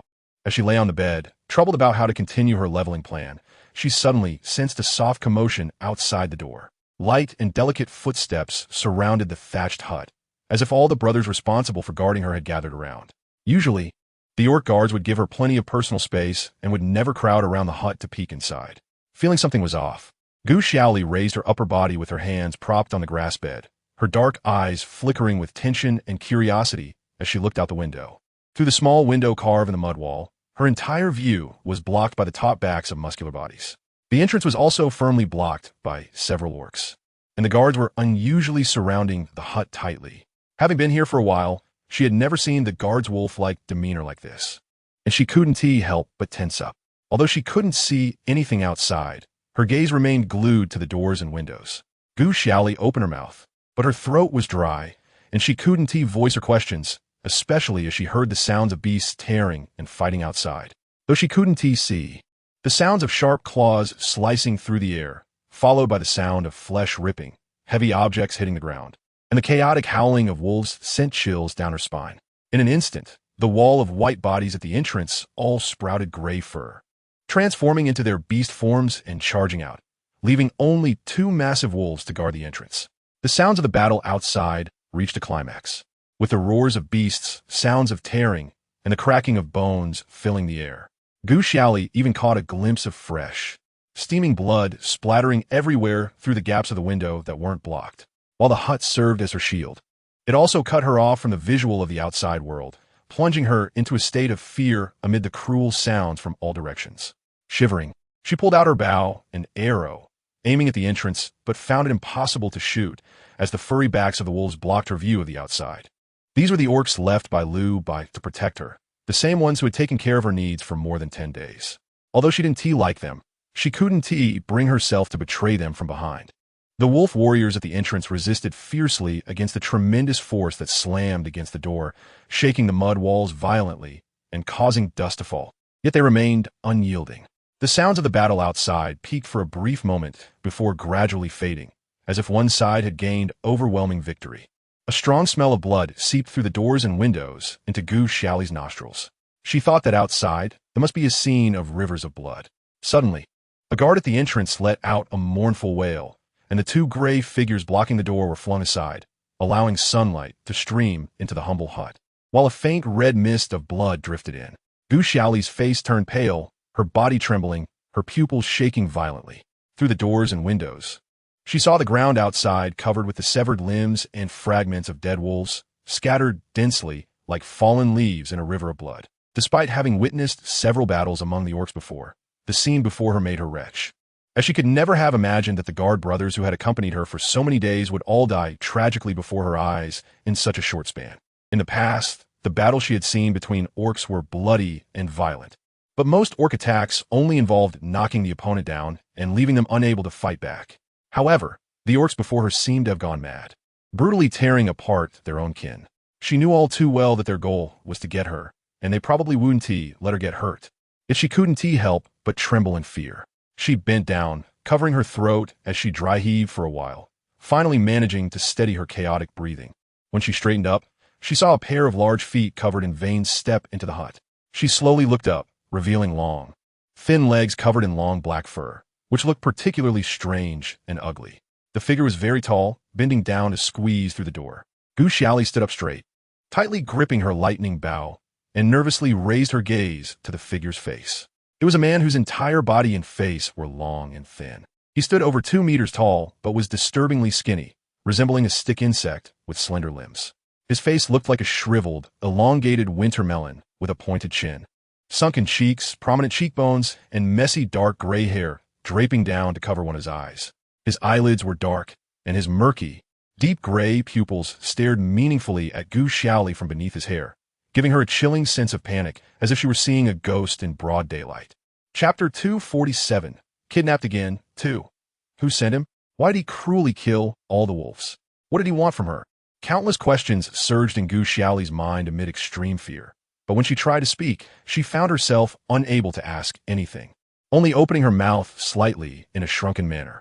When a person witnesses a scene that is completely detached from reality and incomprehensible, they can temporarily lose their ability to think. Gu Xiaoli was in such a state. Her fingers gripping the lightning bow trembled and turned pale, her back soaked in cold sweat, frozen in place. The fear in her dark eyes reflected a ghostly figure, rendering her unable to move. She couldn't distinguish whether the terrifying shadow before her, filled with cruelty and bloodshed, was human or ghost. Zack looked at the small female before him, who barely reached half of his height, with delicate skin like a little child. His hooked nose sniffed the air, catching a whiff of the unique sweet scent of pure humans, a fragrance he hadn't encountered in nearly 10 years. Unlike the last time, this scent was even more evocative. A satisfied smile spread across his thin, long lips. "You are the pure-blood female, Gu Xiaoli?" His hoarse and cold tone sent a shiver down Gu Xiaoli's spine, as if a cold snake had slithered up her back. Gritting her teeth, Gu Xiaoli clenched her fist behind her, digging her nails into her palm to regain her composure. She cast a glance through the doors and windows at the situation outside. It was a gray mass of wolf orcs, too many to count, surrounding the fragile thatched hut in layers, dimming the light. The number of orcs was at least 3 times that of the ones guarding her otherwise. It would have been impossible to tear apart the guards Lu Bai had arranged for her in such a short time, setting aside the layers of orcs surrounding her. Even if she managed to escape from this terrifying, bloodthirsty pack of wolves, crossing through the outer layer that encircled her was another serious issue. It would be difficult for her to escape from such a heavy encirclement alone. A delay tactic was the best strategy. I'm not here voluntarily either. Whatever you want to say, let us go outside and talk slowly," she said timidly, forcing herself to meet the gaze of the gray eyes hidden beneath the hair. The other party looked down at her from above, their expression fluctuating ominously. Yet they remained silent for a long time. The young female in front of him had a graceful figure, with curves in all the right places. Her skin was a smooth, pearly white like polished river stones, and her long, dark hair was damp with sweat, sticking to her delicate neck.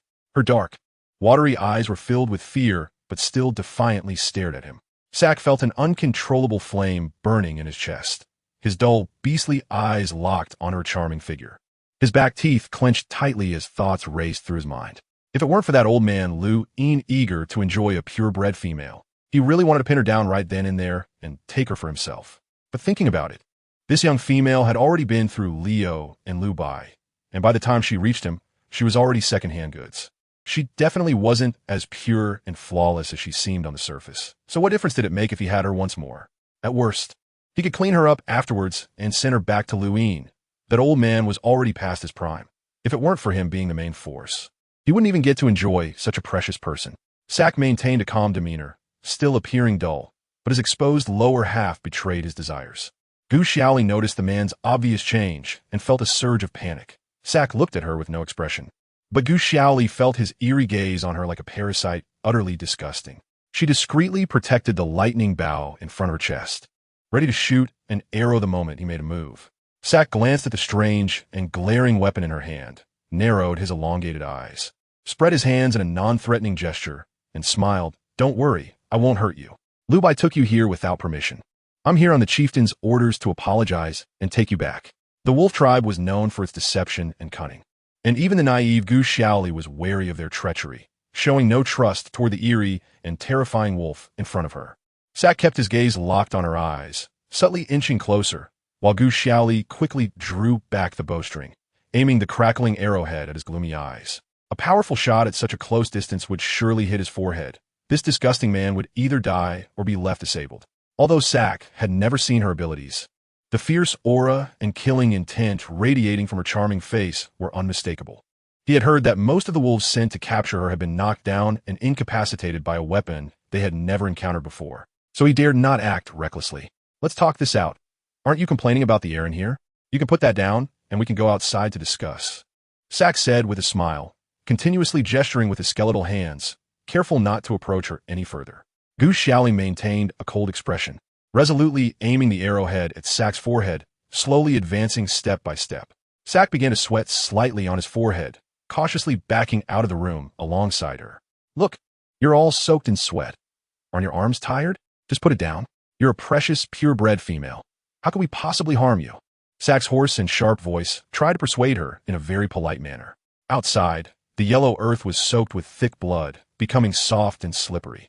When Gu Xiaoli stepped onto it with her straw sandals, her balance faltered, and she nearly fell. A sudden heaviness filled her heart. At that moment, when her footing was unsteady, the eerie man 3 steps away from her moved quickly. Fortunately, she was highly focused, stabilizing her stance in an instant and re-aiming the bow at Sack. Just as Sack took 2 steps forward, unable to reach Gu Xiaoli, his long arms awkwardly halted in the wind. Although he had retracted them, Gu Xiaoli keenly noticed that he had just grown sharp claws like steel knives, trying to swipe at her. Quick reaction. "You're quite the remarkable female. I was just testing you. Don't overthink it, Sack chuckled dryly, his hair hanging low over his eyes, failing to hide his fierce expression. Gu Xiaoli held her bow firmly, her peripheral vision quickly assessing the surrounding situation. Numerous beastmen from the wolf tribe surrounded them, and her back was pressed against the earthen wall of the straw house, providing her with a slight sense of comfort. The thickness of the circle formed by the wolf tribe was almost comparable to the layers of blooming fields outside. It would take at least 2 flashes to break through, not to mention the possibility of being caught by the beastmen squeezed together along the way. The sun was high, and the autumn heat still lingered, shining down on the earth, evaporating the blood on the ground, and causing a stench to rise, mixed with the scattered remains, turning the place into a living hell. Gu Xiaoli stood isolated and helpless in the center of this bloody territory. Chapter 248. Are they really going to kill her? 1. Sack was eager to possess the exquisite female in front of him, but still held some apprehension toward the golden weapon in her hand. Forcing himself to patiently persuade her, "Don't worry, we won't harm you. You must have had a hard time being trapped here by Lu Bai. We are here to rescue you. Come with me."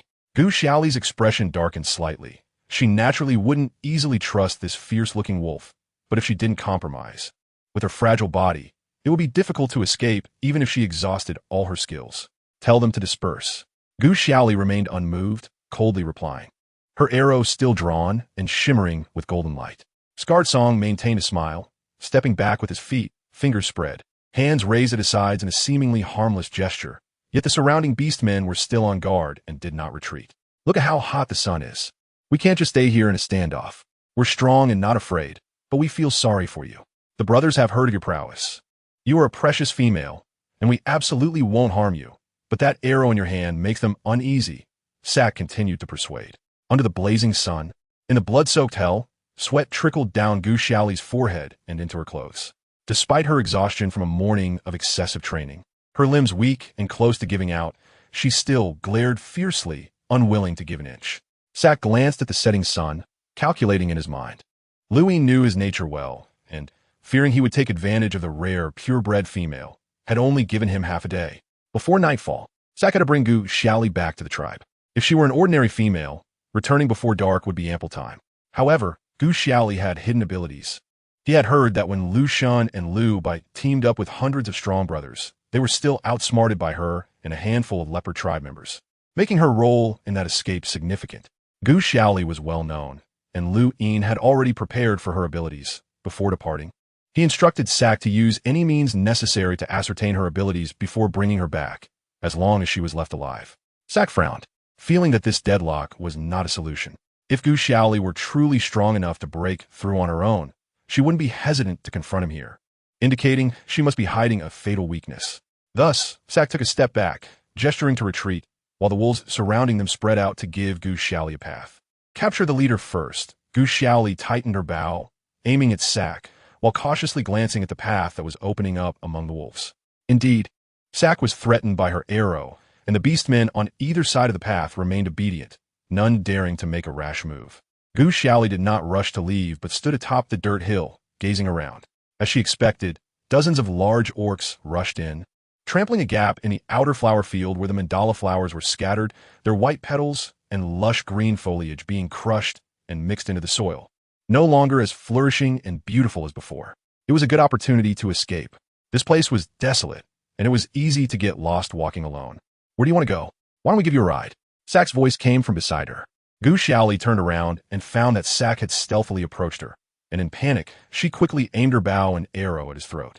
Sack awkwardly stopped, smiling as he pointed to the side. Gu Xiaoli glanced in the direction he was pointing and saw a huge wolf lying down, seemingly obedient, with its limbs on the ground, its large head pressed against the earth, its black nose panting towards her, and its big gray eyes looking at her expectantly. Gu Xiaoli hesitated for a moment, realizing that the wolf wanted her to ride on it, but she was unsure whether to take this ride. Lu Bai had mentioned in their casual chats that she was currently in the center of a vast desert on the edge of the grassland, and with nothing but endless yellow earth and rolling hills nearby, it was extremely unsuitable for survival, with few animals visiting. If it weren't for Lu Bai sending someone to deliver supplies from far away every day, she would probably starve or die of thirst in this desert within 3 days. Not to mention whether she could successfully escape from twice as many orcs this time, given her previous failure. Just walking out of such a vast desert on her own was incredibly difficult. If this wolf tribe could really take her out, it would indeed be a good thing. But Sack's gaze on her always made her feel an indescribable panic and disgust, making her not want to get close. Seeing Gu Xiaoli lingering at the sight of the respectful wolf lying on the ground, Sack knew she was interested, so he patiently persuaded her. Look around. This desolate area has nothing growing within 100 miles. Even if we transformed into our beast forms, it took us more than half a day to run here. How exhausting would it be for you to walk alone? Why don't we take you along? Gu Xiaoli remained silent for a long time, weighing her options, and eventually took a step forward, slowly approaching the wolf that was willing to be her mount. A dark glint flashed in Sack's eyes as he continued to hold his hands up towards Gu Xiaoli, lowering her guard. Gu Xiaoli's heart was tense, and just before she mounted the wolf, she turned sideways and aimed her bow and arrow at Sack. She lifted one of her long, smooth legs, about to climb onto the wolf's gray back, when she had to shift her weight, causing her bow to tilt slightly. In an instant, Sack's figure rushed towards her at lightning speed, and with sharp claws glinting coldly, he lunged at Gu Xiaoli without mercy. Gu Xiaoli, holding the lightning bow, hadn't yet grasped the situation when she heard a chilling rush of wind beside her, followed by a cold sensation at her neck, and then warm liquid gushed out, soaking her chest. The fresh and intense smell of blood hit her, and a severe pain exploded in her mind as if it were detaching from her body. She was actually cut in the carotid artery. Gu Xiaoli turned pale, staring in disbelief at Sack's ominous face just inches away, trembling as she fell from the wolf's back. Her powerful attack dissipating in the overwhelming fear and pain, leaving only her other hand gripping her lightning bow tightly. She had imagined countless ways the wolf tribe might harm her, perhaps through punches and kicks, or binding her, or terrifying violation. However, she had never thought that as a rare resource and legendary figure among the orcs, she would be ruthlessly struck in a vital area.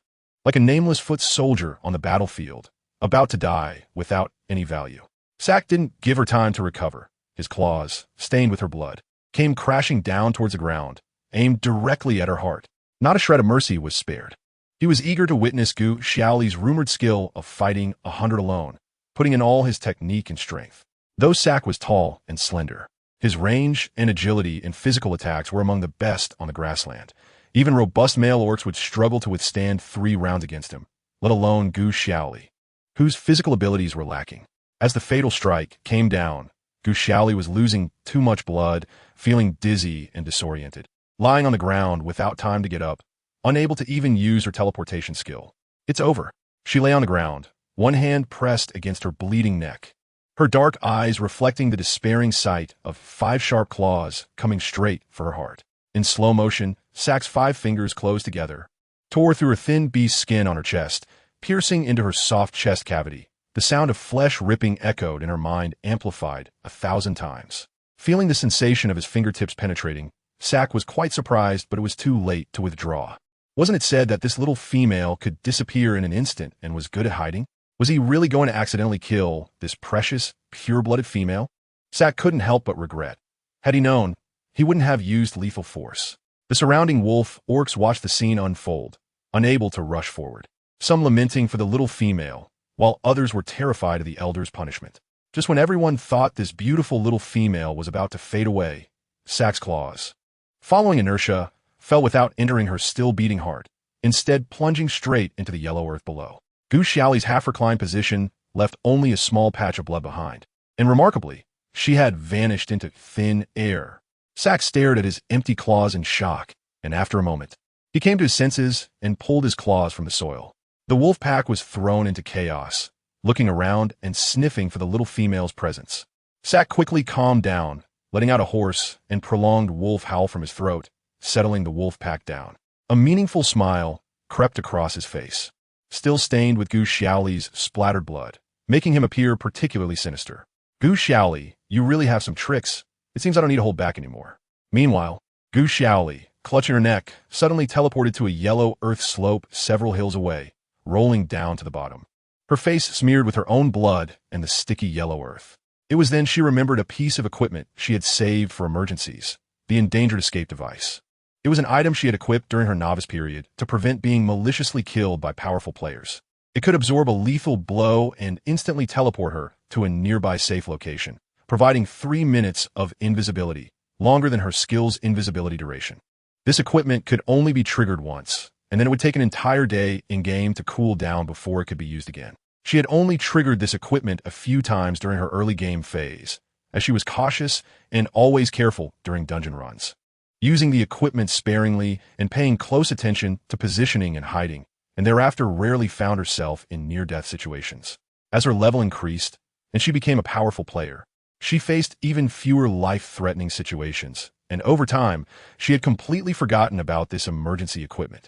Chapter 249. Is she really going to be killed too? The blazing sun hung high, waves of heat rising from the undulating yellow earth dunes, and a stifling wind swept through the endless hilly terrain, mixed with the scent of heat and dust. The wolf pack, centered around a small grass hut, spread out to search the surroundings, their long snouts pressed to the ground, sniffing carefully. Suddenly, the direction of the wind shifted slightly, and a faint sweet scent of blood emerged. The wolves lying on the ground lifted their heads, excitedly discerning the direction. It was the unique fragrance of the pure-blooded female. Sack made a gesture, lightened his footsteps, and quietly moved towards the upwind direction. Meanwhile, Gu Xiaoli, who had rolled down the yellow earth slope, was awkwardly kneeling on the ground, gritting her teeth in pain, pressing her hands tightly against the deep, bone-visible wound on her neck, yet still unable to stop the blood from flowing out like a trickle between her fingers. She struggled to straighten her upper body, blood flowing from her chest down to her snow-white thighs, continuously soaking the parched yellow earth. The emergency escape mechanism could only help her mitigate the fatal damage to her heart caused by imminent death, but it could not reverse the narrow wound that had already opened on her neck. With her carotid artery severed, the rapid loss of blood posed a life-threatening risk at any moment. Gu Xiaoli narrowly dodged Sack's attack and rolled down the slope, which had already made her feel dizzy. Her limbs cold, her weak and dazed black eyes scanned the surroundings, and she saw some green at the top of a nearby hill. It was the surviving mandala flowers. If Sack hadn't left immediately, she should be very close to that pack of wolves, but her view was blocked by the low, rolling hills, making it temporarily impossible to see them. A wave of dizziness and nausea surged in her brain. She knew that if she missed the chance to use her healing skill now, she might never get another chance. However, the ruthless gaze and merciless harm from Sack lingered in her mind. If she opened her mouth to sing now, it would surely attract a swarm of wolves. Thinking of this, she couldn't help but feel a wave of fear. The male orcs she had encountered before had mostly just looked at her with lewd eyes and said vulgar things, rarely causing her physical harm directly. But that Sack, with his sinister and murky gaze, not only made her feel nauseous, but also carried a mad contempt, as if she were merely a tool to satisfy his desires. One that could be killed without mercy afterward. She absolutely could not be caught by him. Gu Xiaoli vaguely felt that the ghostly man would really make her die. Gu Xiaoli bent over, kneeling on the ground with her forehead against the earth. Time was pressing, leaving her no room for further thought. Trembling yet resolute, she slightly moved one bloody hand away from her neck and actually dug her thumbnail into the nail of her middle finger and pressed down hard. A sharp and heart-wrenching pain instantly exploded in her brain. She gritted her teeth, swallowing all the painful groans into her stomach, and her originally chaotic mind quickly became clearer. In the absence of any rescue after a major artery was cut, a person could survive no more than half an hour at most. She had just left Sack's line of sight for less than 5 minutes. At least there was still over 20 minutes left for her to continue escaping. Although the flesh under her nails was injured and did not bleed much, the connection between her fingers meant that the tearing of the flesh beneath her nails could immediately awaken someone from extreme pain. At this critical moment, what she needed most was calm thinking and a clear mind.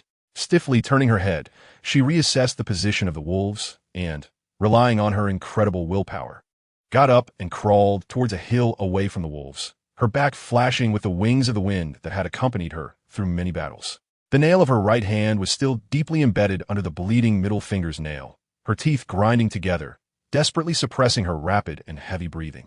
The pain made her whole body almost spasm, yet it also made her lethargic heart beat wildly again, helping her maintain the sharp mind needed for action. In the moment she vanished from sight, she stood at the hilltop, letting the wind, carrying yellow, sand hit her face, sending her blood foam into the air like a bloodied spirit, fragile yet unyielding. Sack, having followed the Wolf Clan's elder for many years and being experienced, quickly climbed the slope, following the increasingly distinct scent in the air.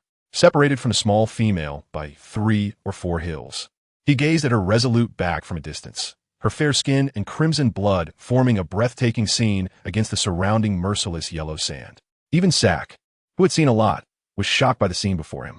The bloodied little female resolutely leaped, displaying a kind of desperate courage he had never seen in any female before, momentarily mesmerizing him, making it difficult to distinguish whether it was the strong wind and sand or something else that dazzled his eyes.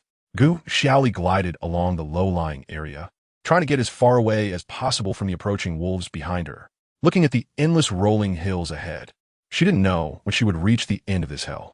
Sack, momentarily distracted, ordered the wolves to pursue in an orderly manner, while he himself, along with a small group of wolves, followed closely behind the main force.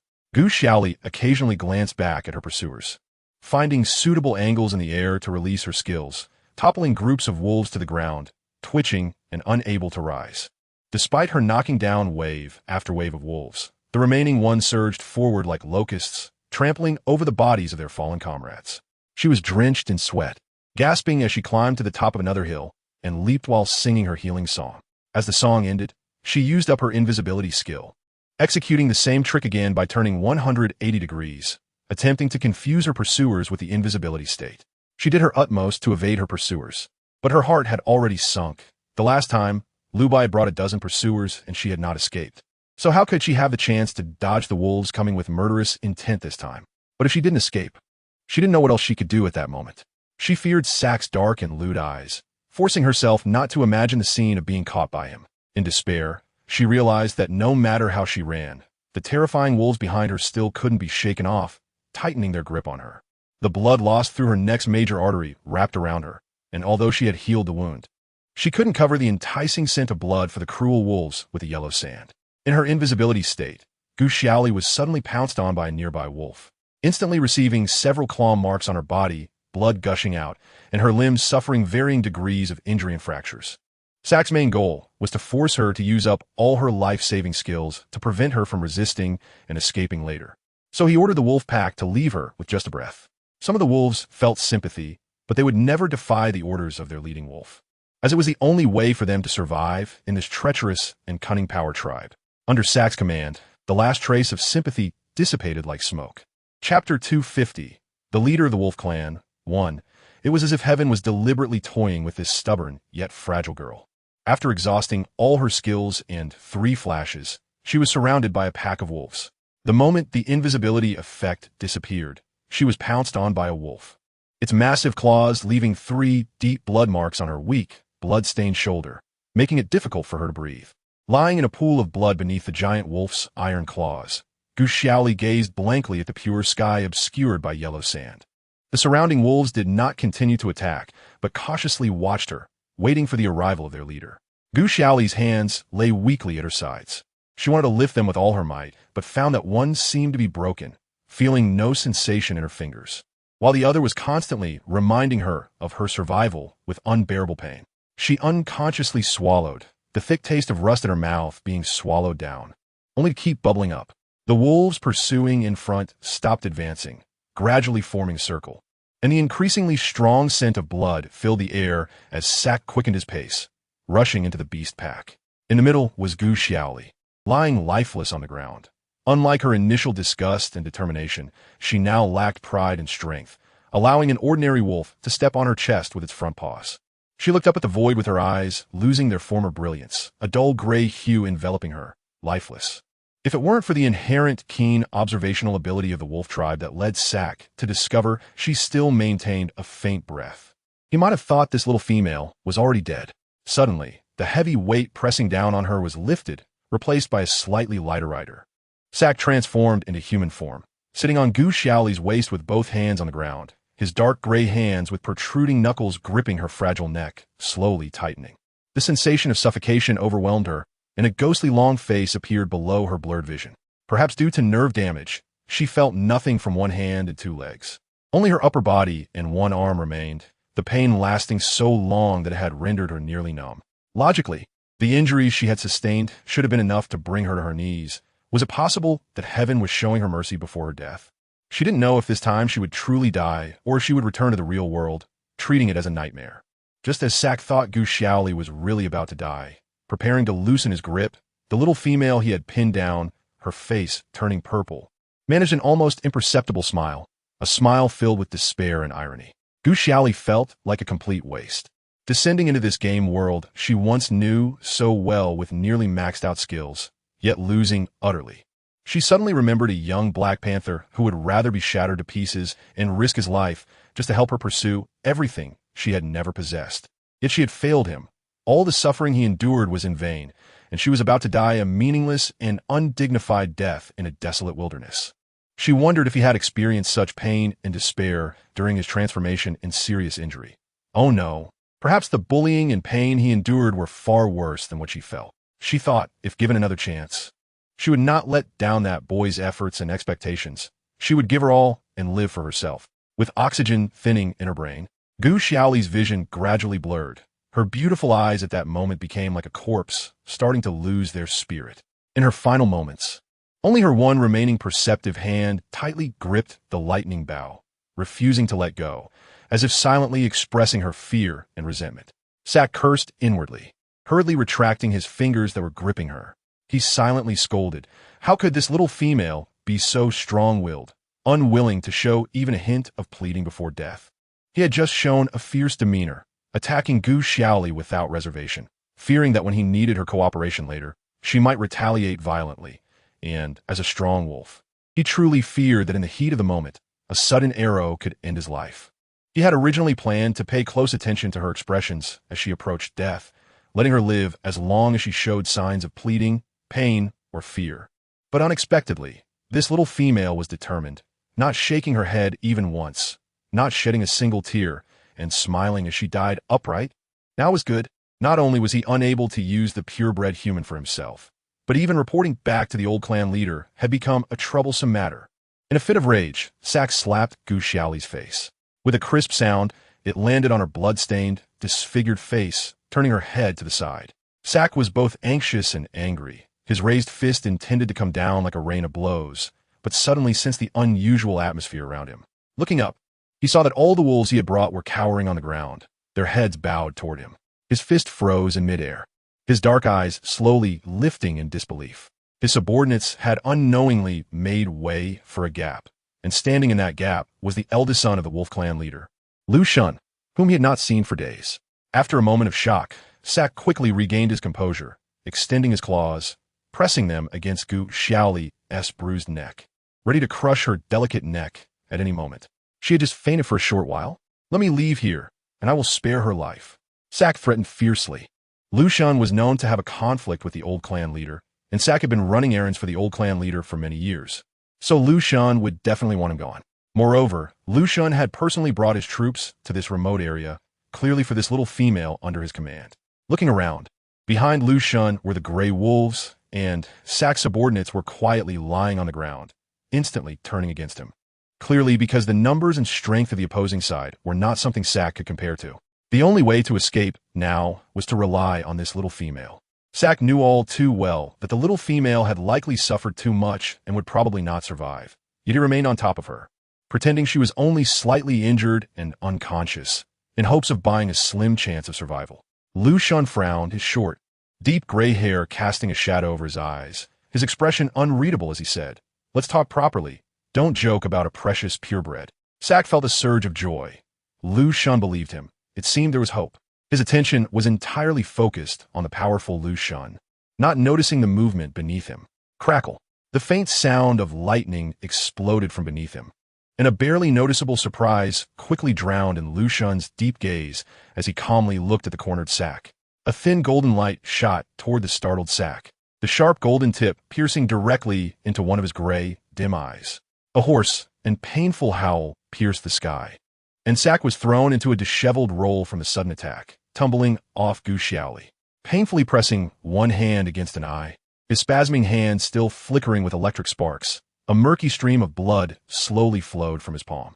Sak's other eye nearly bulged out of its socket.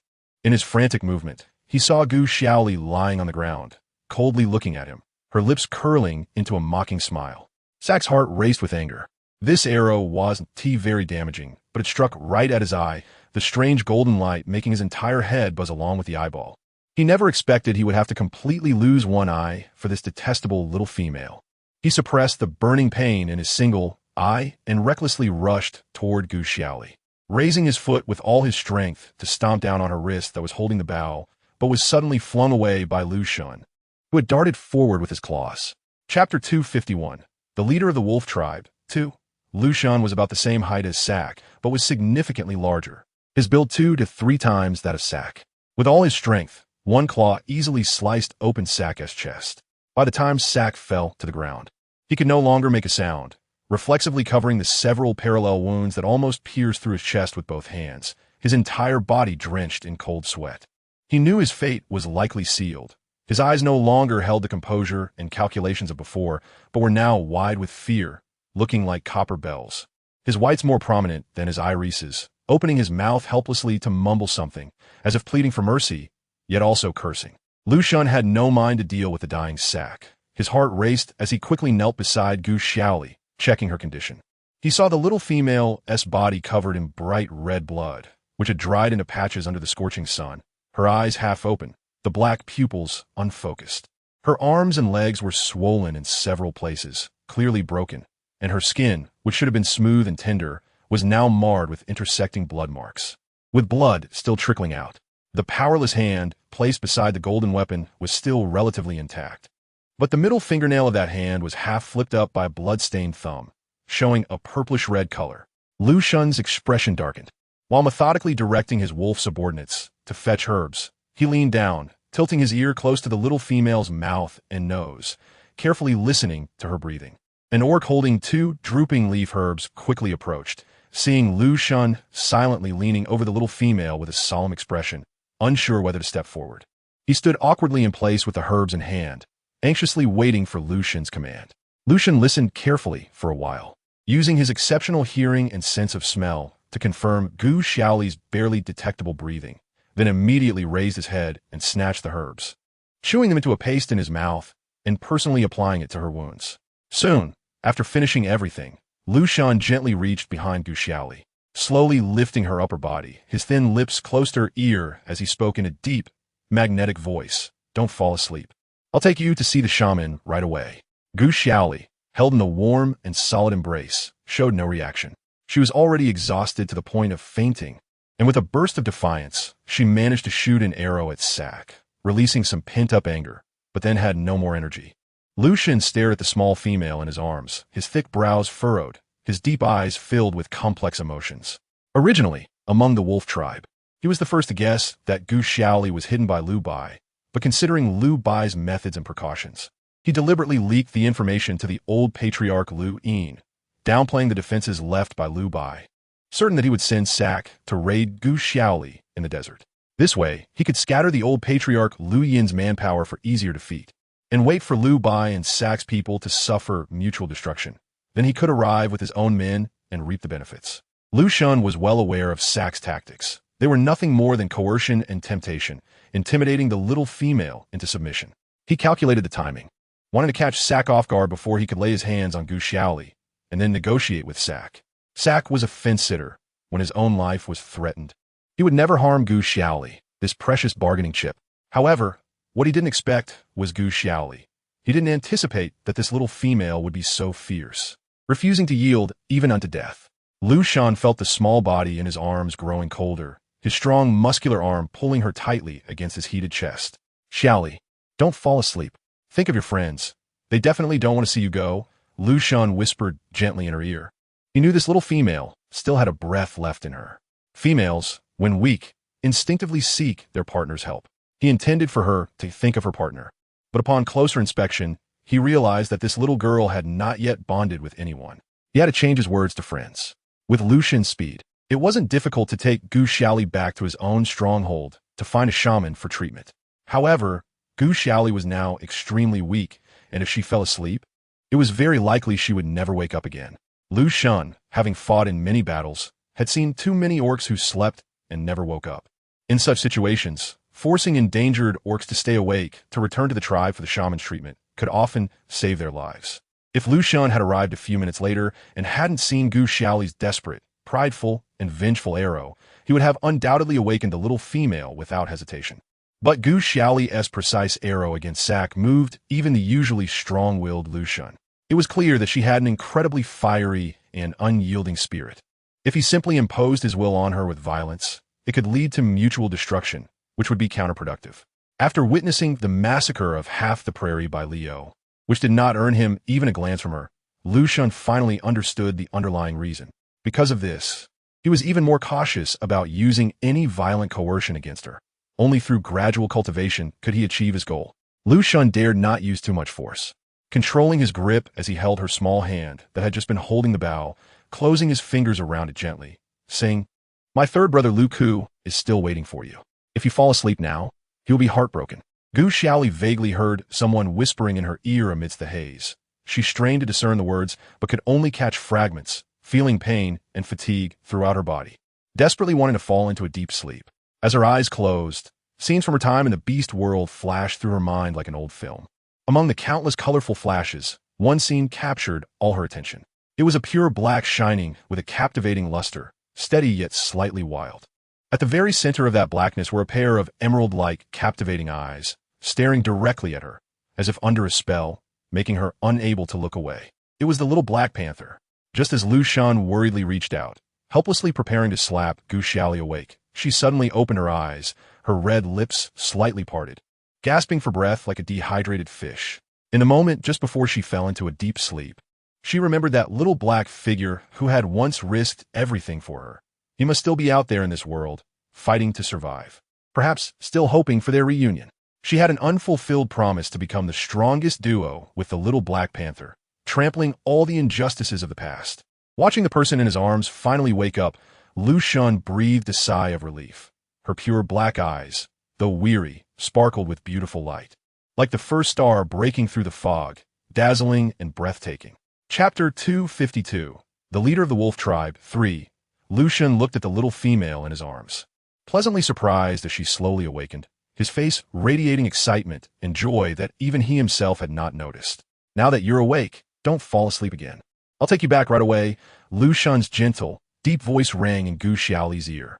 She was princess carried by Lu Xun. His strong arms, though light, still tugged at her wounds. Upon waking, unlike in her half-conscious state, she could feel every injury clearly, and she bit down hard, trembling as she let out a sound of pain. Lu Xun paused for a moment, carefully watching the little face crumpled in his embrace, saying, "Just bear with it a little, we'll be back soon." Gu Xiaoli choked back a sob, clenching her small fist, obediently curling up in Lu Xun's arms, leaning against his warm and broad chest, allowing her long terrified heart to strangely settle down. Lu Xun leaped onto the back of a wolf, holding Gu Xiaoli securely with one arm around her round shoulder, while his other hand firmly grasped the fur on the wolf's back. He gently squeezed his legs on either side, and the wolf beneath them dashed out. Lowering his center of gravity, he protected Gu Xiaoli in his arms, his perfectly muscled body absorbing 99% of the impact, ensuring she felt no jolt. Lu Xun's chest was dry and warm, too comfortable, causing a wave of drowsiness to wash over Gu Xiaoli. She knew she couldn't fall asleep, so she shook her little head in Lu Xun's embrace. Her hair stuck with blood brushing against his solid chest. Lu Xun's gaze deepened a few shades. After dozing off for a little while, Gu Xiaoli dozed off several times, and then decided to move the only hand that still had feeling. Biting her teeth and steeling her heart, she dug her thumbnail under her fingernails, the sharp pain instantly waking her up. Lu Xun, with his vertical pupils fixed on the road ahead, suddenly felt the little female in his arms move uneasily. He frowned slightly, keenly catching a whiff of fresh blood. The large hand that was originally holding Gu Xiaoli's waist moved slightly, following the scent of blood to find the small hand she had been abusing in her embrace. With long and powerful fingers, he pried her 10 fingers apart, and Lu Xun lowered his head to see that her already battered hand had new injury. "Does it hurt?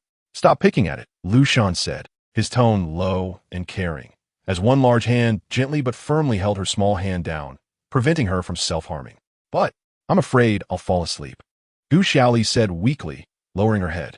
Lu Xun shook his head slightly and let out a helpless chuckle. This little girl was a bit too stubborn. "Am I really that unappealing? Lying in my arms, and you can sleep out of boredom?" Lu Xun teased. It was rare to see the high and mighty Lu Xun joking about himself, and the few wolves running around him were astonished. Gu Xiaoli understood that Lu Xun meant no offense. He was just trying to help her stay awake. She simply smiled shyly and did not respond. "Your name is Gu Xiaoli, right? How old are you this year?" Lu Shun asked in a low and gentle tone, like a kind neighbor. Yes, I'm 25. Gu Xiaoli replied, succinctly and politely, not minding this uncle. You're so capable and beautiful. Do you plan to choose a few partners in the future? Lu Shun asked casually, seemingly without intention. I haven't thought about it yet. Gu Xiaoli was not good at answering questions about marriage. And even during family gatherings over the new year, her relatives could leave her speechless. Lucian noticed the little female's unease in his arms and quickly changed the topic. You're so thin. Has Lubai been bullying you these days? Hasn't he prepared any food for you? I'll make sure to take care of him when I get back. No, Gu Xiaoli said somewhat excitedly, raising her voice, which caused pain in her chest and led to a fit of coughing. Seeing her anxious and pitiful appearance, Lucian quickly withdrew his hand that was tugging at the wolf's fur and gently patted her back until she gradually caught her breath before letting go. What's the rush? Lucian couldn't help but chuckle lightly. It seems Lu Bai's been treating you well these days. Otherwise, why would you be so eager to defend him? Lu Shun's deep eyes looked at the blushing little female with rare gentleness. This little one was not only stubborn but also straightforward, innocent and cheerful, quite endearing. Lu Bai is indeed good to me, but Gu Xiaoli lowered her head, her voice barely a whisper. No matter how good he was to her, wasn't he still imprisoning her against her will? Lu Shun understood the reason for her hesitation. This little girl was still someone who held grudges. Fortunately, his first impression of her was decent, which spared him a lot of trouble later on. As they chatted casually, the group quickly arrived at Lu Shun's base. From a distance, amidst a patch of low shrubs, a dozen small houses stood together, with people bustling about, creating a scene of peace and order. Lu Shun hurriedly brought Gu Xiaoli to the front of the cluster of grass houses. And the first thing he said upon getting down was to immediately summon the shaman for medicine. The wolf tribe shamans were different from the leopard tribes. Here, the shamans were 3 young beastmen in white robes who hurried over and directly gathered herbs for Gu Xiaoli according to Lu Shun's instructions, suggesting that the core knowledge was not held by these so-called shamans. Lu Shun first took out a ginseng wrapped in animal skin. Gu Xiaoli held in his arms, glanced at it, and immediately recognized that the size and quality clearly indicated it was a rare life-saving ginseng, capable of bringing back someone on the verge of death for 10 days or half a month. This ginseng was something Lu Shun had accumulated over his lifetime. Originally, there were 4, but he had used one himself during a life-and-death crisis. He understood the importance of this ginseng and usually hid it well, never letting anyone use it. The ginseng was about the size of Lu Shun's palm, with 4 roots, resembling a little chubby child. Lu Shun had cleaned it beforehand and used his sharp claws to peel off a thin layer of skin before bringing it to Gu Xiaoli's lips.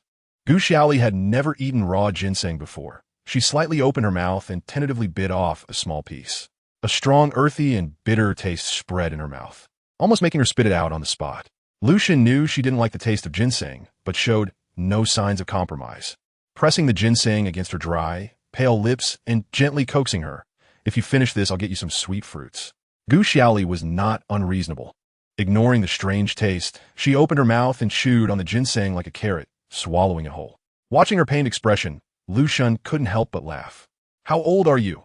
Yet you're still so afraid of bitterness. While he spoke, he was not idle. He turned around and generously took a few wild fruits, which were brightly colored and sweet, the kind that the females in the tribe loved to eat. Chapter 253. The leader of the wolf tribe, for Gu Xiaoli mustered her strength, trembling as she extended her only sensitive hand to grab the fruits in Lu Shun's large palm. Her slender fingers, wrapped in blood, closed around the fruit. But as soon as she did, a wave of indescribable pain shot through her fingertips, causing her to instinctively release her grip. Her index and middle fingers were a purplish brown, with a thin layer of nail nearly peeling off from the nail bed. She had been too harsh on her nails to stay awake. Lu Shun took her abused little hand in his other hand and gently blew on it, feeling pity for her. This little girl was truly tough. The punishment of peeling nails was something even adult male beastmen found hard to endure, yet she had done it to herself. The warm, ambiguous breeze brushed against her fingertips, and the overly intimate gesture made Gu Xiaoli instinctively pull her hand back, but Lu Shun gently held onto it, preventing her from escaping. Gu Xiaoli had initially only wanted to pinch her nails to stay awake, but hadn't realized that in her heavily injured and dazed state, her sensitivity to pain was several times weaker than usual, and she had unconsciously peeled her nails. Lu Shun didn't want her to be in pain, so he held out the fruit she had just chosen her mouth. Gu Xiaoli felt a bit embarrassed. The attentive care from this unfamiliar uncle warmed and shied her.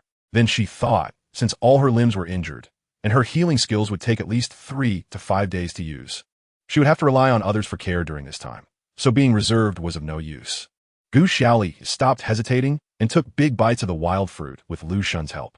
The pink fruit flesh melted in her mouth, cool and sweet, dispelling most of the earthy taste. She ate 3 fruits in a row before the fiery hunger in her throat was finally alleviated. Lu Shun held Gu Xiaoli with one arm and patiently fed her fruit with the other, as if taking care of a little baby. The beastmen waiting for Lu Shun's orders looked at each other in shock, their heads lowered. When had the high and mighty Lu Shun, who usually kept his distance from females, ever been so attentive to one? It was a stark contrast to his usual authoritative demeanor.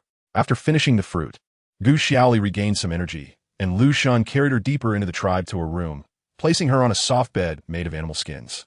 Along the way, Gu Xiaoli curled up in Lu Shun's arms, but her eyes were restless, taking the opportunity to look around. This was a peaceful and orderly little village, with several mud houses scattered about, forming the village's main body. Unlike the cave-dwelling leopard tribe, this place clearly had more advanced and diverse craftsmanship and architectural styles. The beastmen who saw Lu Shun would stop about 5 steps away, respectfully bowing slightly to salute him until he left. The beastmen were well managed. Aside from a few males who cautiously glanced at her, the rest kept their eyes straight ahead, showing no interest in her at all. Lu Shun led her into a house located in the very center of the village. From the outside, the wood and yellow earth complemented each other, and the construction technique was quite complex. Perhaps in some modern rural areas, such a house could be considered one of the best. Inside, there were 3 interconnected rooms, and Lu Shun settled her in the largest central room.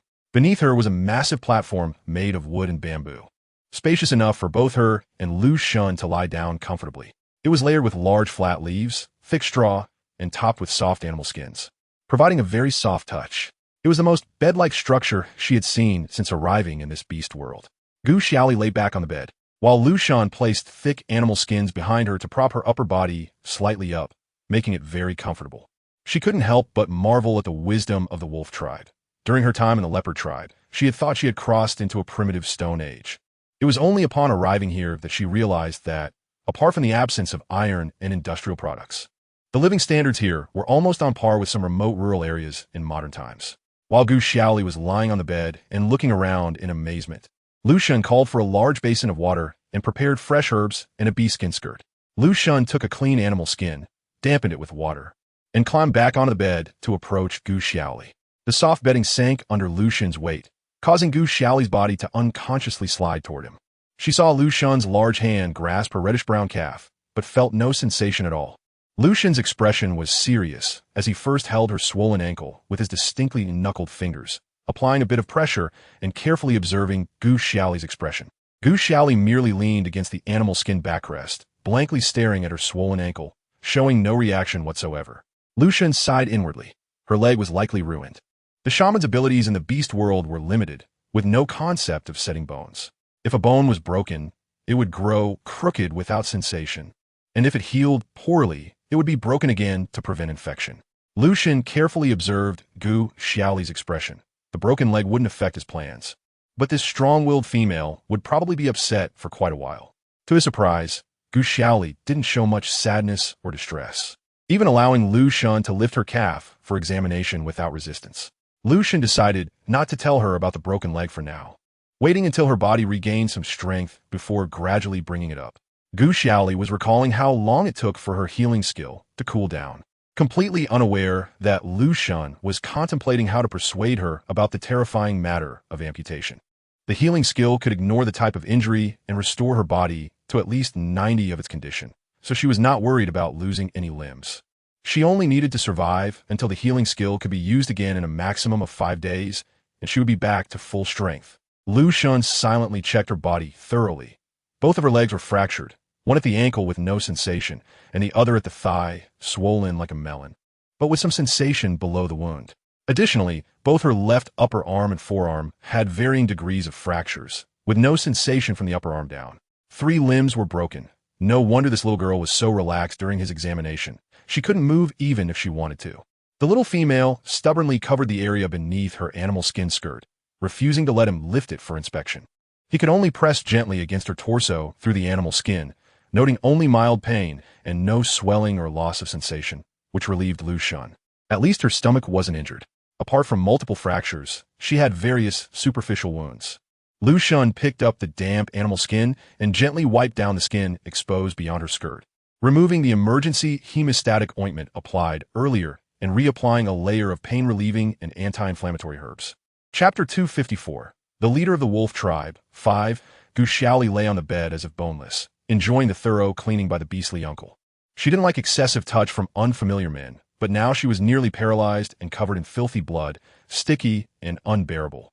So she had to obediently let the man clean her body.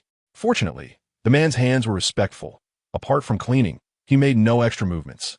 And when she showed discomfort at the key areas, he would stop promptly. That tall and deep-voiced man got off the bed to fiddle with something and climb back up, applying a cool green paste evenly on her wounds. It felt refreshing, and the pain seemed to diminish significantly. The man's technique was so good that she couldn't help but let out a comfortable sigh of relief. The skin exposed beyond the animal skin skirt was cleaned, revealing her originally silky white skin, which felt delicate to the touch. Lu Xun's beastly eyes darkened slightly. Yet he maintained a gentlemanly demeanor as he reached to lift Gu Xiaoli's animal skin skirt. Gu Xiaoli caught a glimpse beneath her and quickly covered the corner of her skirt with her hand, stopping Lu Xun's further actions. "You sweated a lot, and it's dirty inside. I'm just helping you clean up," Lu Xun said in his usual tone, though his voice had grown hoarse. Earlier, when she had escaped, her carotid artery had ruptured, and a large amount of blood had flowed down her chest and abdomen, mixing with sweat and making Gu Xiaoli feel uncomfortable all over. But no matter how gentle and kind Lu Xun was, he was still a stranger whom she had just met, and she couldn't let him touch her overly private areas. I can clean myself." Gu Xiaoli pressed firmly on Lu Xun's hand placed between her legs, her face flushed and stammering. Lu Xun remained silent, not yielding, and glanced helplessly at her two immobile legs in one hand. Gu Xiaoli lowered her head in embarrassment, one hand tightly gripping the corner of her skirt, holding her breath, unsure of what to say. In her current state, not to mention cleaning herself, even sitting up from the animal skin mat was a struggle. But she couldn't accept a male member of the wolf tribe, whom she had just met for less than a day, cleaning her private areas. Moreover, it was clear that Lu Xun was well prepared for her. Despite his broad and sturdy physique trying to appear amiable, he still exuded an unspoken sense of pressure that made her feel the need to be on guard. Seeing Gu Xiaoli curled up like an injured animal, stubbornly refusing to cooperate, Lu Xun sighed lightly and withdrew his broad hand. He had deeply observed Gu Xiaoli's fierce nature, and looking at the long term, he did not want her to feel any sense of coercion or discomfort from him. Gu Xiaoli remained tense, watching Lu Xun warily. Even though she had no skills left, her body was immobile, and if Lu Xun truly intended to do anything to her, she had no room for resistance. Yet, she still stubbornly maintained the last shred of her dignity and privacy. Lu Xun straightened his upper body and leaned toward Gu Xiaoli again, causing her to nervously crumple the corner of her skirt in her hand, her dark eyes fixed on his every move. Lu Xun supported himself on one side of Gu Xiaoli, while his other hand reached behind her, his heavy shoulder casting a shadow over her as he looked at her with a helpless expression at her prickly gaze. Gu Xiaoli had been frightened by male beastmen for a long time, instinctively believing that the other party was about to invade her space, and she trembled, trying to evade Lu Xun's outstretched hand. However, her legs had no sensation, and the space to evade was minimal. She could only fearfully and helplessly close her eyes. The anticipated terrifying violation did not come. A warm and large palm gently supported her back, helping her upper body to straighten up softly, and then remained still for a long time. Gu Xiaoli opened her eyes in surprise and found Lu Xun half squatting in front of her, maintaining a perfect distance. His eyes, shadowed by his brow bone, looked at her sincerely and calmly. Seeing her gradually calm down, Lu Xun slowly held her hand, which was gripping her skirt, turning it over and placing the clean, damp animal skin towel in her delicate, white palm. In a gentle and calm voice, he reminded her to be careful not to touch her wounds while wiping herself down, and if there was anything she couldn't handle, she should call him. He would be waiting at the door. Gu Xiaoli was taken aback. She had prepared herself to be stripped naked and only hoped that this handsome uncle wouldn't be driven by lust. In her imagination, not being violated was already the best outcome. She truly did not expect to have the opportunity to wipe herself down. Lu Xun did not pay attention to her daze and decisively left the room, as if he had never been interested in her, simply helping her take care of her wounds. Gu Xiaoli still found it hard to believe as she looked at his honest back at the door and then down at the neatly folded animal skin towel in her hand. This made her feel overly worried and a bit narcissistic. Coming back to her senses, Gu Xiaoli did not dwell on it too much.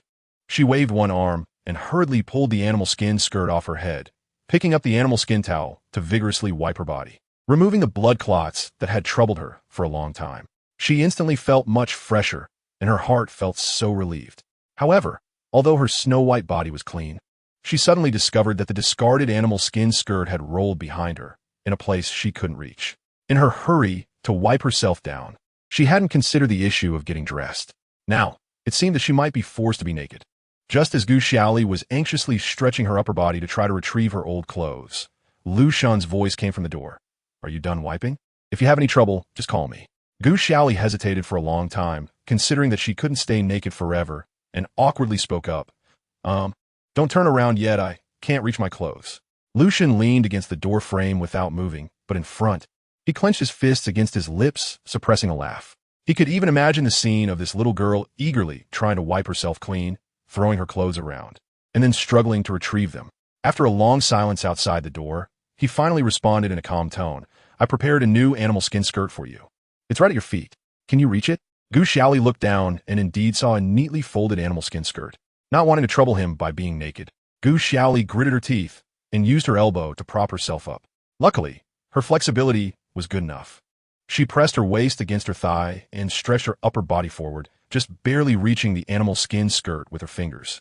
She curled her fingers to pull the skirt closer, but the half-turned nails were hurt again, causing some blood to seep out, making her break into a cold sweat.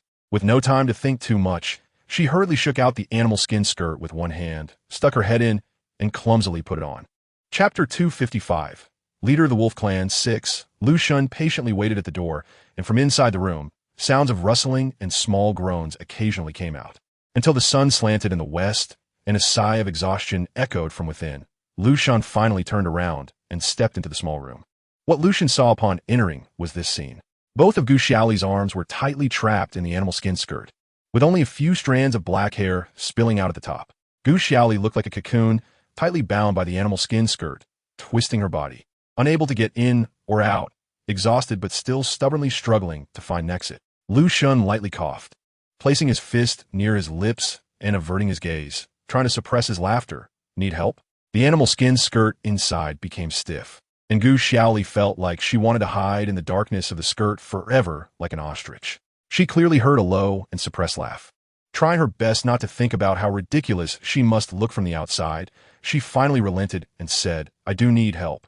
Her vision was blocked by the animal skin skirt covering her head, and Gu Xiaoli felt the bed beneath her sink slightly, accompanied by a rustling sound. As a mature male scent enveloped her, she felt a little nervous, completely unable to move as she waited helplessly for the unknown actions of the man.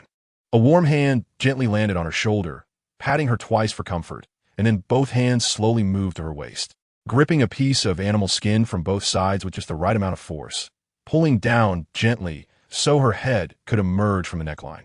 Gu Xiaoli lowered her head, her eyes downcast, motionless, anxiously waiting for the man's next move. It wasn't that she was overreacting to the presence of the opposite sex, but rather from her previous interactions with Leo. If they were too close, Leo would inevitably act out of line.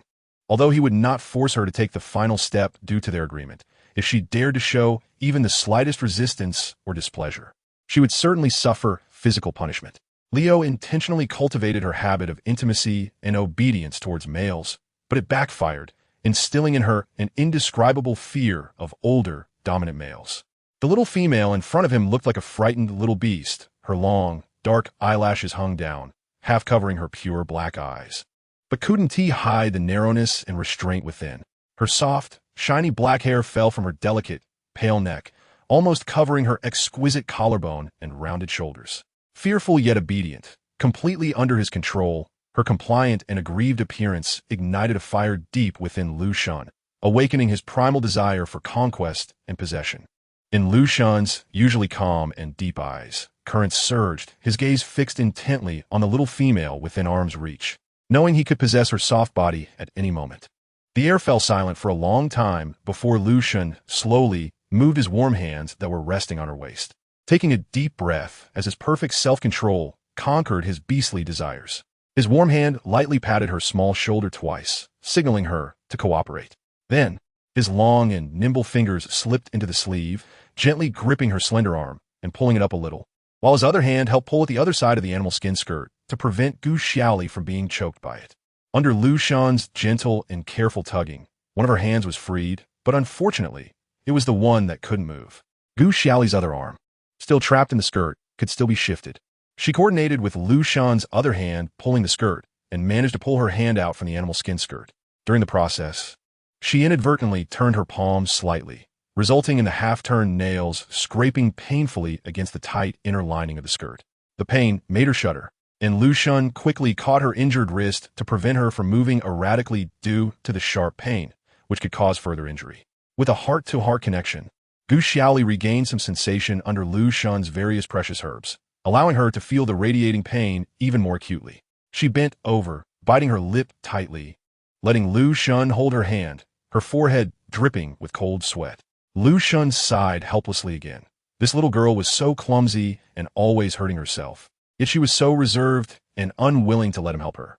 It felt like a piece of cloth was stuck in his heart, unable to go in or out, making him feel inexplicably frustrated. This time, Lu Shan did not let her move wildly, but instead, he restrained her actions with one hand while the other unceremoniously reached inside her clothes from her neckline, carefully wrapping his large hand around her injured little hand and pulling it out through the small sleeve. Gu Xiaoli was very obedient throughout, enduring the pain without resistance. Even when Lu Shan's hand lightly brushed over her smooth chest, she remained silent. After some time, they finally helped her put on her wrinkled clothes. As Lu Shan lowered his head to help her smooth out the creases of her dress, he said without looking up, "Just now, the clothes were too tight, and I was afraid of hurting your nails. Don't overthink it." Gu Xiaoli looked up in surprise. Was he explaining the earlier touch? She never expected things to develop in this direction. Watching this composed man in front of her, she realized this was the first time she had such close contact with someone who had no ulterior motives, and he could even be considered incredibly gentlemanly. The politeness and distance of this wolf-like uncle reminded her of the graceful youth Lu Bai, perhaps due to their brotherly connection. Both gave her a sense of courtesy and thoughtfulness. However, her most recent interaction with Lu Bai was merely sitting side by side chatting about geography. It had never escalated to bare skin contact. Sometimes, only through deep participation and contact can one truly understand a person's character and nature. Lu Shan kept his head down, helping her smooth her wrinkled skirt, his large hands moving around her body, but only touching the leather skirt, without any further contact. He kept his head down, the shadow cast by his high brow obscuring his deep-set eyes, and throughout, he never looked up to glance at her, appearing as if he was entirely focused on her skirt. Gu Xiaoli couldn't help but scrutinize the man in front of her. This was the first time she had mustered the courage to observe him directly. He had an incredibly tall and strong physique. Even sitting on the bed, he was over a head taller than her. His upper body was concealed by a beige linen shirt that hinted at his immense power, and occasionally, through the gaps in the fabric, she could see his solid flat abdomen and muscles. His robust chest seemed almost too strong for the linen shirt to contain, and the sleeveless design completely exposed his thick arms. She thought that one of those arms was surely thicker than her thigh. Who said arms couldn't be stronger than thighs? She felt that her poor little legs were no match for his muscular arms. This powerful man, resembling a beast, was quietly adjusting the hem of her small skirt, his dark gray hair falling down and covering his forehead, with a high-nose bridge and prominent brow, giving him an abyss-like depth in his eyes, while his thin lips always showed a warm smile. The passage of time had not left any signs of aging on this man's face. Rather, it added a depth and steadiness typical of mature men. She thought, if this man were in modern times, he would surely be a highly sought-after bachelor. Chapter 256. The leader of the Wolf Clan, 7. Do you like it? Lu Shan, who had been looking down, suddenly asked, his voice deep and rich. Huh? What? Gu Xiaoli didn't immediately respond. Do you find me somewhat to your liking? Lu Shan raised his head with a half-smile, looking directly into her eyes. Gu Xiaoli's face instantly flushed red. He had been looking down, and she thought staring at him wouldn't be noticed. It's okay. Gu Xiaoli covered her face with her hand, awkwardly turning her head away. The man in front of her chuckled softly, which sounded to Gu Xiaoli like mockery. She unwillingly retorted, Hey, you old uncle, are you still thinking about an old cow eating tender grass? Asking me if I like it. She deliberately emphasized the words old uncle, as his amused demeanor irritated her. This made Lu Xun laugh out loud. The sight of the little female's flushed face and her fierce glare was quite adorable, making him want to tease her a bit more. Tender grass? Old cow. What are you talking about? Lu Xun pretended to be confused. You. Gu Xiaoli was puffed up with anger. You're so old. Don't you know how to feel embarrassed? We call people like you shameless. She intentionally made Lu Xun sound very old, as she couldn't think of any other topic to attack him with. In reality, Lu Xun didn't look old at all. He even had a certain deep, handsome charm that made it hard for her to look away. Lu Xun, with interest, observed her blushing face and continued to tease. I've only lived for 35 years. Do you think that's very old? Gu Xiaoli glanced at Lu Xun's face. He was handsome and truly didn't he look 35. However, she still said contrary to her heart. Of course, old people should have some self-awareness. Lu Xun, unfazed, looked at her evasive eyes with a smile. Looks like this old man needs to work harder to win over your young heart. Gu Xiaoli was speechless at Lu Xun's relentless teasing, pondering in her heart. Could it be that as people age, their skin becomes thicker? After a few more playful exchanges, noticing she was pouting and no longer responding, Lu Xun wisely stopped teasing and called the guard at the door to bring some herbs. Gu Xiaoli turned her head away, not looking at Lu Xun, remaining silent. While Lu Xun was arranging the herbs, he observed her expression. The fact that the little female dared to argue with him showed that she was no longer afraid of him, which was a good sign. He remembered when he first brought her back, although she had obediently nestled in his arms without resistance. A seasoned man like Lu Xun could easily see the lingering fear and rejection in her eyes. Furthermore, while changing her clothes, Lu Xun noticed she was more averse to the touch and closeness of the opposite sex than normal females. Although she didn't overtly express disgust or rejection, she curled up like a wounded little animal, passively resisting the approach of the opposite sex. In this world where males outnumber females, females are usually more open and do not mind the closeness and intimacy of males, even flaunting their attractiveness to males as a form of boasting. Yet, she viewed the admiration and pursuit from males as something to be feared, as if she had been abused by someone, leaving her with an everlasting trauma. Lu Xun did not press her too much. There was plenty of time in the future, and pushing too hard from the start could backfire. One day, he would make this prickly yet fragile little female willingly confess to him and follow him. After preparing the necessary herbs, Lu Xun's gaze fell on her pitiful hands. Those hands must be in constant pain. She had placed one hand on her thigh, fingers tightly together, knuckles turning white. If he made any sudden move, her injured hand would immediately be pulled away, not allowing any proximity. Gu Xiaoli's anger had mostly subsided, and she suddenly felt that her earlier act of defiance was very childish. This man was strong and massive. Even if she were in perfect health, she probably wouldn't stand a chance against him. How could she persist in arguing with him over trivial matters? Fortunately, this uncle had a very gentle personality. Otherwise, she might have been beaten up 100 times by now. Your hand. Lu Xun's expression turned serious as he looked at her curled-up hand. Whether she liked it or not, her lifted nails needed proper treatment. Otherwise, they wouldn't heal properly. Gu Xiaoli understood Lu Xun's meaning. She lowered her head and glanced at her hand, feeling a wave of nausea in her stomach. In her dizzy state, she only saw her index and middle finger's nails standing up almost 90 degrees, with the uneven, red flesh underneath still faintly visible. After a quick glance, she turned her gaze away, not daring to look again. Such a bloody scene, even if it appeared on television, would be enough to give her nightmares for several days, let alone being on her own hand. It was only when she was half-conscious that she didn't realize how serious her fingers were. Instead, after resting and regaining her spirits, the sharp pain in her fingertips surged through her hand, wave after wave. Gu Xiaoli now regretted it immensely. She hadn't expected her strength to be enough to flip up her entire nail when she pinched it. Lu Xun slowly reached out and touched her bluish fingers, then gently wrapped her small hand in his, skillfully avoiding her two bloody nails. This needs to be pulled out to allow new nails to grow. Otherwise, the new nails will push against the old ones and be even more painful, Lu Xun said, holding her hand with a troubled expression, yet speaking firmly. Gu Xiaoli lowered her head and murmured an mm. In her previous life, she had heard about nail injuries and roughly knew Lu Xun's words were correct, but she found it hard to accept the reality that her nails had to be forcibly removed. After all, in a beast world, there was no anesthetic to alleviate the pain. She could only endure it. To ease her tension, Lu Xun patted her shoulder with his other hand, showing a bright smile, teasingly saying, "What's wrong? Just now you were quite bold with me, and now you're scared?" Gu Xiaoli shook her head and forced a bitter smile. She wanted to retort with confidence, But the thought of having her nails pulled out without anesthesia was something she truly couldn't mentally prepare for. Seeing that she didn't oppose, Lu Shan took it as her acquiescence, stood up, moved behind her, and sat down, enveloping her in his arms. This way, Gu Xiaoli's back pressed tightly against Lu Shan's broad chest, his long legs spread slightly on either side of her slender legs, gently squeezing her in between. His strong arms wrapped around her waist, which was barely enough to hold, and Lu Shan's head leaned over her shoulder, allowing her to feel his warm breath. Gu Xiaoli nervously shifted in his embrace, but found herself unable to escape the hold of this powerful man behind her. Just bear with it a little. I'll finish soon. Lu Shan's deep voice sounded from beside her face. Although Gu Xiaoli felt uneasy, as a severely paralyzed patient, she felt she had no say in the position for nail removal, so she turned her face away, trying to avoid thinking too much. Chapter 257, Alpha of the Jackal Tribe.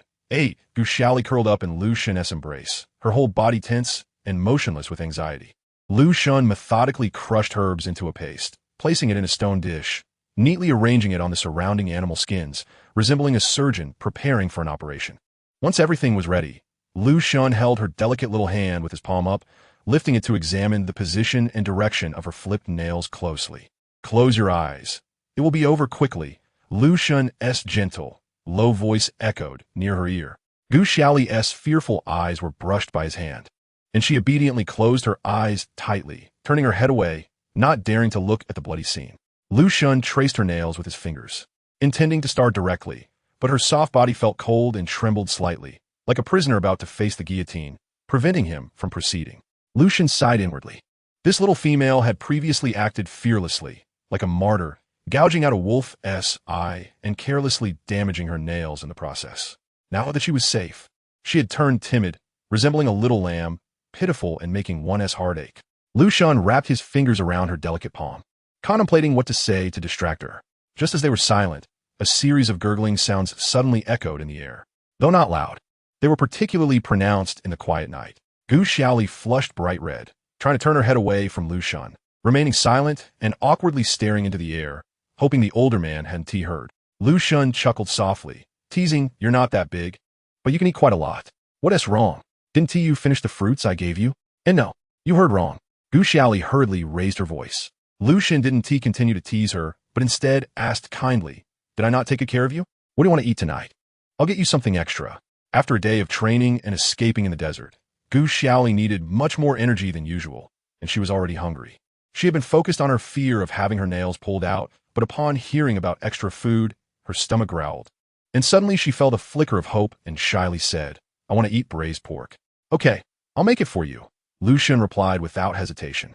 Gu Xiaoli turned to look at Lu Shan suspiciously. "Do you know how to make braised pork?" "That's a traditional modern dish." "I don't know. You can teach me. Tell me how to make it," Lu Shan replied with a slow smile.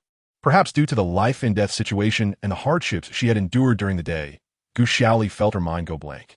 When Lu Shan asked, she actually began to recall the method of making braised pork, seriously organizing her thoughts in her mind. Seeing her gaze directed upward, Lu Shan discreetly pulled her injured little hand into her blind spot, his long and broad thumb and fingers secretly gripping the two nails that needed to be pulled out. Just as Gu Xiaoli was staring at the ceiling, thinking about how to better explain the process of making braised pork so she could indulge tonight, she suddenly felt a sharp tug on her fingertips, causing her entire body to tremble, and a broken, terrified moan escaped her lips. Lu Shan had been prepared, his legs and arms tightly and gently wrapped around her chest, preventing her from moving and injuring her broken bones. While the prepared herbs were pressed lightly, yet firmly, onto the wound the moment the nails detached. Gu Xiaoli turned pale, trembling violently a few times under Lu Shan's hold, then gradually steadied her breathing. In fact, Lu Shan had a good grasp of timing. Before she fully registered the pain, he quickly applied the clean juice of the mandrake as a local anesthetic. Gu Xiaoli only felt a tugging, a slight pain, followed by a pressure and a cooling sensation at her fingertips.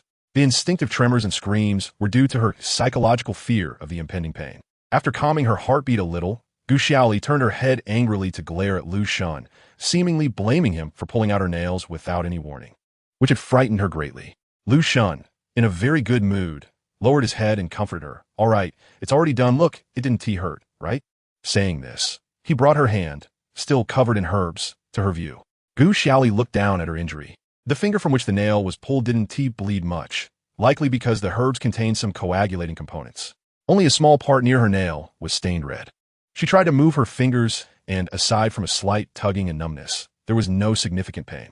She stared at her fingers. Thinking that the anesthetic worked quite well, she wondered what type of plant it was, as some white and yellow fragments were mixed in. A familiar scent wafted from the herbs at her fingertips into her nostrils, and the night before her seemed to blur a bit more. "Is this mandrake flower?" Gu Xiaoli exclaimed softly. During her time under Liu Bai's soft confinement, she had seen this flower's toxicity many times and held no fondness for it. Gu Xiaoli recognized the crushed mandrake well, at least up to the level of someone who had been a shaman for 3 years. But Lu Shun was not surprised at all. He knew this little female had many talents that could amaze him. Now that her nails were taken care of, Lu Shun didn't linger, grabbing a few thick animal skins and wrapping Gu Xiaoli in layers, even folding her a comfortable little pillow, helping her lean back comfortably. Gu Xiaoli fidgeted uneasily among the layers of animal skins, fearing she would be poisoned again by the mandrake. Lu Shun got out of bed and stood by the bedside, tucking the animal skin blanket for Gu Xiaoli. Seemingly seeing through her worries, he gently reassured her, "A small amount of mandrake is harmless to the body. You're too tired today. You need to rest well for the night." Gu Xiaoli's small cherry-red lips parted in surprise. Her dark eyes widened as she stared at Lu Shun.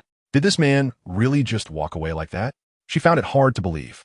It wasn't that she was narcissistic, but in the past, every male she encountered, no matter how much she opposed it, would go to great lengths to sleep with her at night. Yet this uncle was like a doctor who had finished his work, leaving without any reluctance. Noticing her astonished expression, Lu Shun was originally going to leave, but suddenly turned back, bending down to encircle her between the bed and his embrace. He gently brushed her forehead hair aside and smiled. "What's wrong? Can't sleep alone? Do you want me to hold you while you sleep?" "Of course not." Gu Xiaoli retorted angrily, her face flushing. How could he say that as if she were unsatisfied? This old guy really had a knack for turning things around. She thought through gritted teeth. "Is that so?" Lu Shun narrowed his eyes, intentionally elongating his voice. "Don't you dare touch me." Gu Xiaoli's face turned red with anger as she shot back, "Old man." "Ha ha." Lu Shun was amused by Gu Xiaoli's prickly reaction. He reached out a large hand and ruffled her hair playfully, saying cheerfully, "Don't worry, I have no interest in you, a little kid still smelling of milk." After saying that, Lu Shun left without looking back, leaving Gu Xiaoli alone in the quilt, fuming with anger. However, under the moonlight, Lu Shun's gaze was buried in the shadows cast by his brow. Whether he was truly interested or not, only he knew. Chapter 258, Alpha of the Wolf Clan, 9. Perhaps Lu Shun had been too considerate, or maybe it was the scent of the mandrake flower. In any case, Gu Xiaoli had a dreamless night and woke up the next day feeling refreshed. Since arriving in the beast world, she hadn't enjoyed such a stable and comfortable sleep in a long time, and she couldn't help but feel a bit dazed. Reminiscing about the carefree days sleeping on a mattress at home, feeling as if it were a lifetime ago, she turned over, snuggled in bed, letting the warm morning sunlight spill onto her face, almost greedily enjoying this moment of peace and beauty. Clang, clang, clang, thud, thud, thud. A series of chaotic noises woke her up. She opened her dark eyes in dissatisfaction and saw several strong beastmen, under Lu Shun's command, carrying various prey into the house. In addition to the game, there were also stones and firewood. Gu Xiaoli stared blankly at the busy members of the wolf clan. What was Lu Shun up to? "Little lazy bug, haven't you slept enough? The sun is shining on your butt." Lu Shun crossed his arms and leisurely walked to the head of Gu Xiaoli's bed, looking at her with a half-smile. This scene felt like a festive occasion. Being dragged out of bed by her mother to greet relatives in her pajamas, with everyone watching her awkwardly. The only difference was that the relatives here were very understanding, busy with their work and not glancing at her. "I haven't slept that long. It's only morning." Gu Xiaoli pouted and mumbled softly. Lu Shun laughed, pointing outside at the sun. "It's almost noon. I remember someone said yesterday they wanted to eat braised pork." Gu Xiaoli skeptically peeked out the door and saw the bright sunshine, with short shadows, making it seem like Lu Shun wasn't wrong. The Wolf Clan members placed the ingredients and materials neatly and quietly exited the room, lining up to await Lu Shun's next command, leaving Gu Xiaoli and Lu Shun alone in the room. Gu Xiaoli glanced at the neatly arranged game, seasonings, large stones, and firewood on the ground. Her eyes suddenly brightened. Lu Shun truly lived up to being the eldest son of the Wolf Clan. Besides the food, many spices that were hard to identify and that the beastmen never usually collected had been brought back by him. Gu Xiaoli realized that, like Liu Bai, Lu Shun had a good understanding and application of various herbs and some simple handicrafts. Could it be that the wolf clan inherited skillful hands and a mastery of medicine? Do you need anything else? I can send someone to find it right away. Aiming to have braised pork ready for you by noon, Lu Shun asked gently and humbly. No need. This is already very complete. Gu Xiaoli was very satisfied with Lu Shun and eager to try the rare braised pork after days of hardship. Staring at the prey on the ground with sparkling eyes, this little female woke up looking dazed, but upon seeing food, she seemed energized, as if she had been injected with adrenaline. Lu Shun couldn't help but chuckle, supporting Gu Xiaoli's back and helping her sit up, casually peeling back the layers of animal skin covering her so she wouldn't overheat in the daytime heat. Gu Xiaoli's body was nearly paralyzed, unable to move on her own, so Lu Shun became her unique temporary helper. Lu Shun quickly grasped her needs. She only needed a few words, or even a glance, to easily direct him to prepare everything. Digging out the stone pot, starting the fire, adding water to boil, and proportionally adding various seasonings at different times, Lu Shun covered all bases. Considering that braised pork alone would be too greasy, Gu Xiaoli wanted to add some staple food. When she asked Lu Shun, she was pleasantly surprised to learn that he had rice. Thus, Gu Xiaoli decided to treat herself to the most luxurious meal ever, unceremoniously making various tricky requests to Lu Shun, who, without hesitation, swiftly completed everything before lunch. When a bowl of braised pork with rice and other side dishes was served, Gu Xiaoli couldn't help but shed tears of gratitude. This uncle was not only handsome, but also a great cook, truly a versatile talent. To make it easier for her to eat, Lu Shun set up a small stone table at a height where she could stretch her legs underneath, placing the dishes on top, making it feel like a five-star patient treatment. Lu Shun arranged the dishes and chopsticks, sat beside her, and looked at Gu Xiaoli happily devouring her food. Her delicate cheeks puffed up like a groundhog, and an unprecedented sense of fulfillment filled his heart. Hearing that purebred people eat both vegetarian and meat dishes, Lu Shun went to great lengths to find a surviving herbivorous tribe on the grassland, exchanging precious animal skins for a lot of wild vegetables and rice. Since herbivorous animals were willing to eat these, perhaps Gu Xiaoli would like them too. Initially, he had only hoped for the best, finding these ingredients overnight, and now it seemed all his efforts were worth it as he took another step closer to Gu Xiaoli's heart. Gu Xiaoli hadn't seen such a sumptuous meal that suited her taste in a long time. She was so focused on eating that it wasn't until she had filled half her stomach that she remembered there was still Lu Shun watching her. She slightly raised her head, wanting to sneak a glance at what Lu Shun was doing, but as soon as she looked up, she was caught in a pair of deep eyes. Those cold, dark gray eyes were now filled with a watery tenderness, as if they wanted to pull her in and drown her within. She froze, with a mouthful of rice and half a piece of pork. Lu Shun was quite attentive, casually pouring a bowl of clean water and handing it to her. Gu Xiaoli, with her mouth full, took a moment to react before accepting the bowl. Realizing she had been staring too long, she awkwardly lowered her head and took a sip of water, slowly chewing the food in her mouth. At that moment, she truly felt Lu Shun was a subtle and handsome uncle. However, the next sentence made her spit out both water and rice. Lu Shun said, "Hey, am I too handsome, making it a little difficult for you to eat?" The initial sigh was so vivid, as if it were genuinely the case. Gu Xiaoli was hunched over, coughing violently, her little face turning red. This guy was indeed handsome, but unfortunately a bit too narcissistic. Lu Shun didn't expect a joking remark would provoke such a strong reaction from her. He quickly leaned over, patting her trembling back with a firm yet gentle hand. His intention was to help Gu Xiaoli relax, not to be too distant and guarded around him. So he deliberately acted a bit narcissistic and funny to make the little female happy and draw closer to her. He didn't expect that the little female, with her pure and innocent personality, would let down her guard in less than 2 days and, while eating, would not pay attention to herself, accidentally choking and feeling uncomfortable. A meal quickly passed as Gu Xiaoli wolfed down her food. Under her urging, Lu Shun also symbolically tried a few meat dishes, which were rich and flavorful, and he quietly noted down the recipes for a few dishes. Chapter 259, The Alpha of the Wolf Clan, 10. In the next 2 days, Gu Xiaoli lived a life of luxury, where everything was handed to her. She couldn't move except for one arm, lying in bed, and with just a gesture or a glance, Lu Shun would promptly take care of everything for her. His attentive care made her even develop a desire to live like a spoiled rice bug forever. However, she still pragmatically asked Lu Shun to take her around the village under the pretext of getting some fresh air and enjoying the scenery, while secretly memorizing the terrain and positions around her. In 3 days, her healing ability would surely be usable again, and she had to prepare for a retreat. Although Lu Shan's care was good, there was no benefit without effort. Such a shrewd alpha of the wolf clan wouldn't be so attentive to her unless he could gain something from her. Gu Xiaoli thought that the favor she owed him these days would surely be repaid in her own way in the future. She couldn't just stay idle, giving the alpha the illusion that she was willing to mate and have children with him. During these 2 days of recovering her body, Lu Shan canceled all his clan duties and devoted himself entirely to her side, always at her beck and call. The petite Gu Xiaoli almost became inseparable from his strong arms. Although Lu Shan remained expressionless, he could sense the little female's exploration and yearning for the outside world. Despite her attempts to conceal her past with laughter, Lu Shan, who had navigated through the wolf clan and dealt with many cunning individuals for over 30 years, could easily see through her little thoughts. Late at night, a crescent moon hid among the sparse clouds, and the scattered moonlight shone through the door, casting mottled shadows on the ground inside the room. Gu Xiaoli was quietly asleep in bed. At some point, Lu Shan returned silently and sat by the bed, lowering his head to quietly observe the beautiful girl lying there. A large hand with prominent knuckles brushed against a round, tender face, then slowly moved down to her delicate legs. Lu Shan squeezed her slender thigh, which had swollen down a day earlier but still bore a terrifying bruise. The sleeping girl showed no reaction to Lu Shan's touch.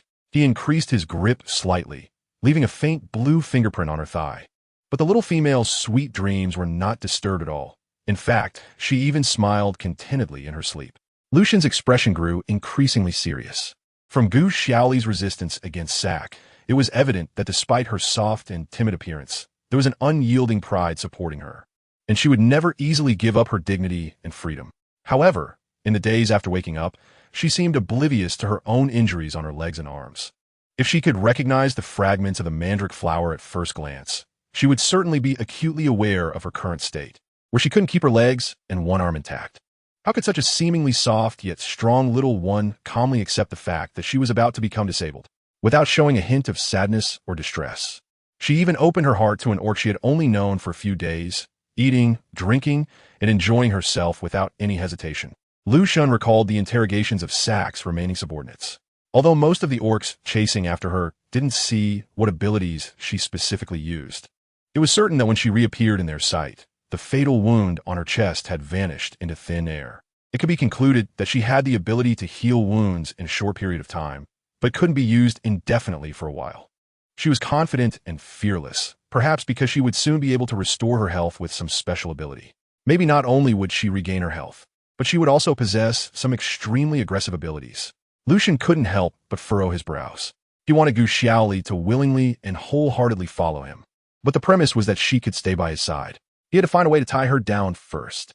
A decisive light flashed in Lu Shan's eyes as he gently tucked the sleeping Gu Xiaoli in, went outside to remind the orcs guarding the nearby grass house to watch closely, and then his robust figure tore through his clothes, transforming into an enormous wolf, racing away into the moonlight. In the morning, the first rays of sunlight shone at the head of the bed, and Gu Xiaoli energetically opened her eyes. These past few days, the beastly uncle had taken such good care of her that not only did her complexion improve, but she also ate well and slept well, even feeling like she had gained a little weight around her waist. She propped herself up with one hand, and the first thing she did upon waking was eagerly look around. Finding the room empty and lacking a single person, her heart, full of anticipation, suddenly felt a bit deflated for some reason. How many days had it been? She had been so well taken care of by Lu Shan that she had almost forgotten everything else. Yet the first thing she thought of upon waking up was to look for that old guy. Gu Xiaoli quickly shook her head vigorously. This wouldn't do. It would lead to a dependency mentality. She sat up, supporting herself on the bed, and opened the game panel to take a look. More than half of the skills were off cooldown, and by the afternoon before sunset, all skills, including the healing skill, would be usable again. She checked the items in her backpack again. The lightning bow had an automatic retrieval function, which meant that after she lost consciousness, it would automatically store itself back in the designated space in her backpack. Besides that, she only had over 100 pointed wooden sticks she had hoarded in the canyon. She glanced at her chi training panel. After practicing for just one day, she had to stop, and the experience bar was empty, pitifully small. A sigh escaped the girl in the empty little room. A familiar, deep voice came from the doorway. Why the sigh? Is there something lacking in my hospitality as your host? Gu Xiaoli looked up to see Lu Shan, the very person she had been eagerly searching for. Stepping through the door with one foot, his outline indistinct against the backlight. She didn't want to depend too much on this man, so she casually greeted him with a good morning, lowering her head to pretend to rub her fractured arm and leg. Lucian noticed her mood and remained calm, sitting down beside her with his long legs crossed, offering her a steaming bowl of white rice porridge. Gu Xiaoli glanced at the porridge and then stretched her neck to peek at the doorway, realizing that Lucian had already asked someone to prepare breakfast according to her taste and habits. After a moment's pause, she accepted the porridge from Lucian's hands, placing it on the little table he had prepared for her, and grasped the wooden spoon. "Eat slowly. Be careful not to burn yourself," Lucian said in a concerned tone, sounding just like a father naturally taking care of his young daughter. Gu Xiaoli kept her head down. Her smooth black hair, washed by Lucian's hands, fell over half of her face, hiding the redness in her eyes that he couldn't see. Such breakfast was something she could only enjoy when she hadn't gone to college and was still living at home, eating the meals her mother made. When she was young, she found her parents' nagging unbearable, but as she grew up, she realized that being far from home, without the care of her family, made a simple yet heartfelt breakfast so precious.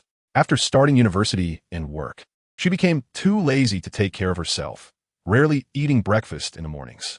After coming to the beast world, her eating habits became irregular, and with the predominance of greasy meat, her stomach issues worsened. The orcs preferred rich, greasy foods, and only Lucian noticed her eating habits. Not only did he take note, but he also remembered her casual remarks and earnestly prepared 3 meals a day in a way that suited her. Chapter 260. Each sticking to their own words, Lucian was deep in thought about how to reasonably keep Gu Xiaoli without causing any resentment when he suddenly noticed the little female beside him slightly trembling her shoulders, with hot tears dripping in her bowl of rice porridge.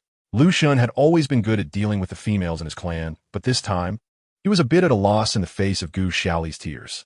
Was it because yesterday, when he was walking with her, he deliberately didn't let her see the scenery outside the tribe to prevent her from escaping, which made her angry? But she clearly looked happy and satisfied. She wasn't the type to hide her feelings.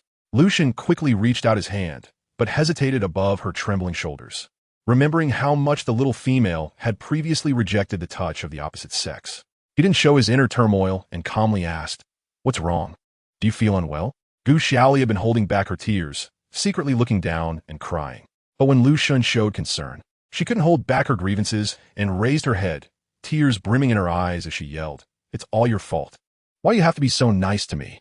The little female was crying with snot and tears, looking like a rain-soaked pear flower, her expression and tone contrasting sharply.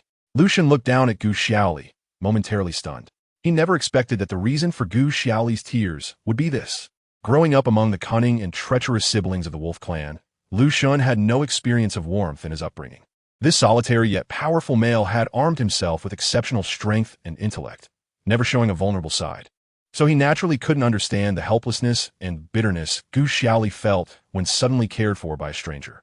The cries of the girl throwing a tantrum echoed in the small room, while the orcs guarding outside exchanged glances, curious yet hesitant to look back, secretly wondering if their leader had finally lost control and made this little ancestor cry.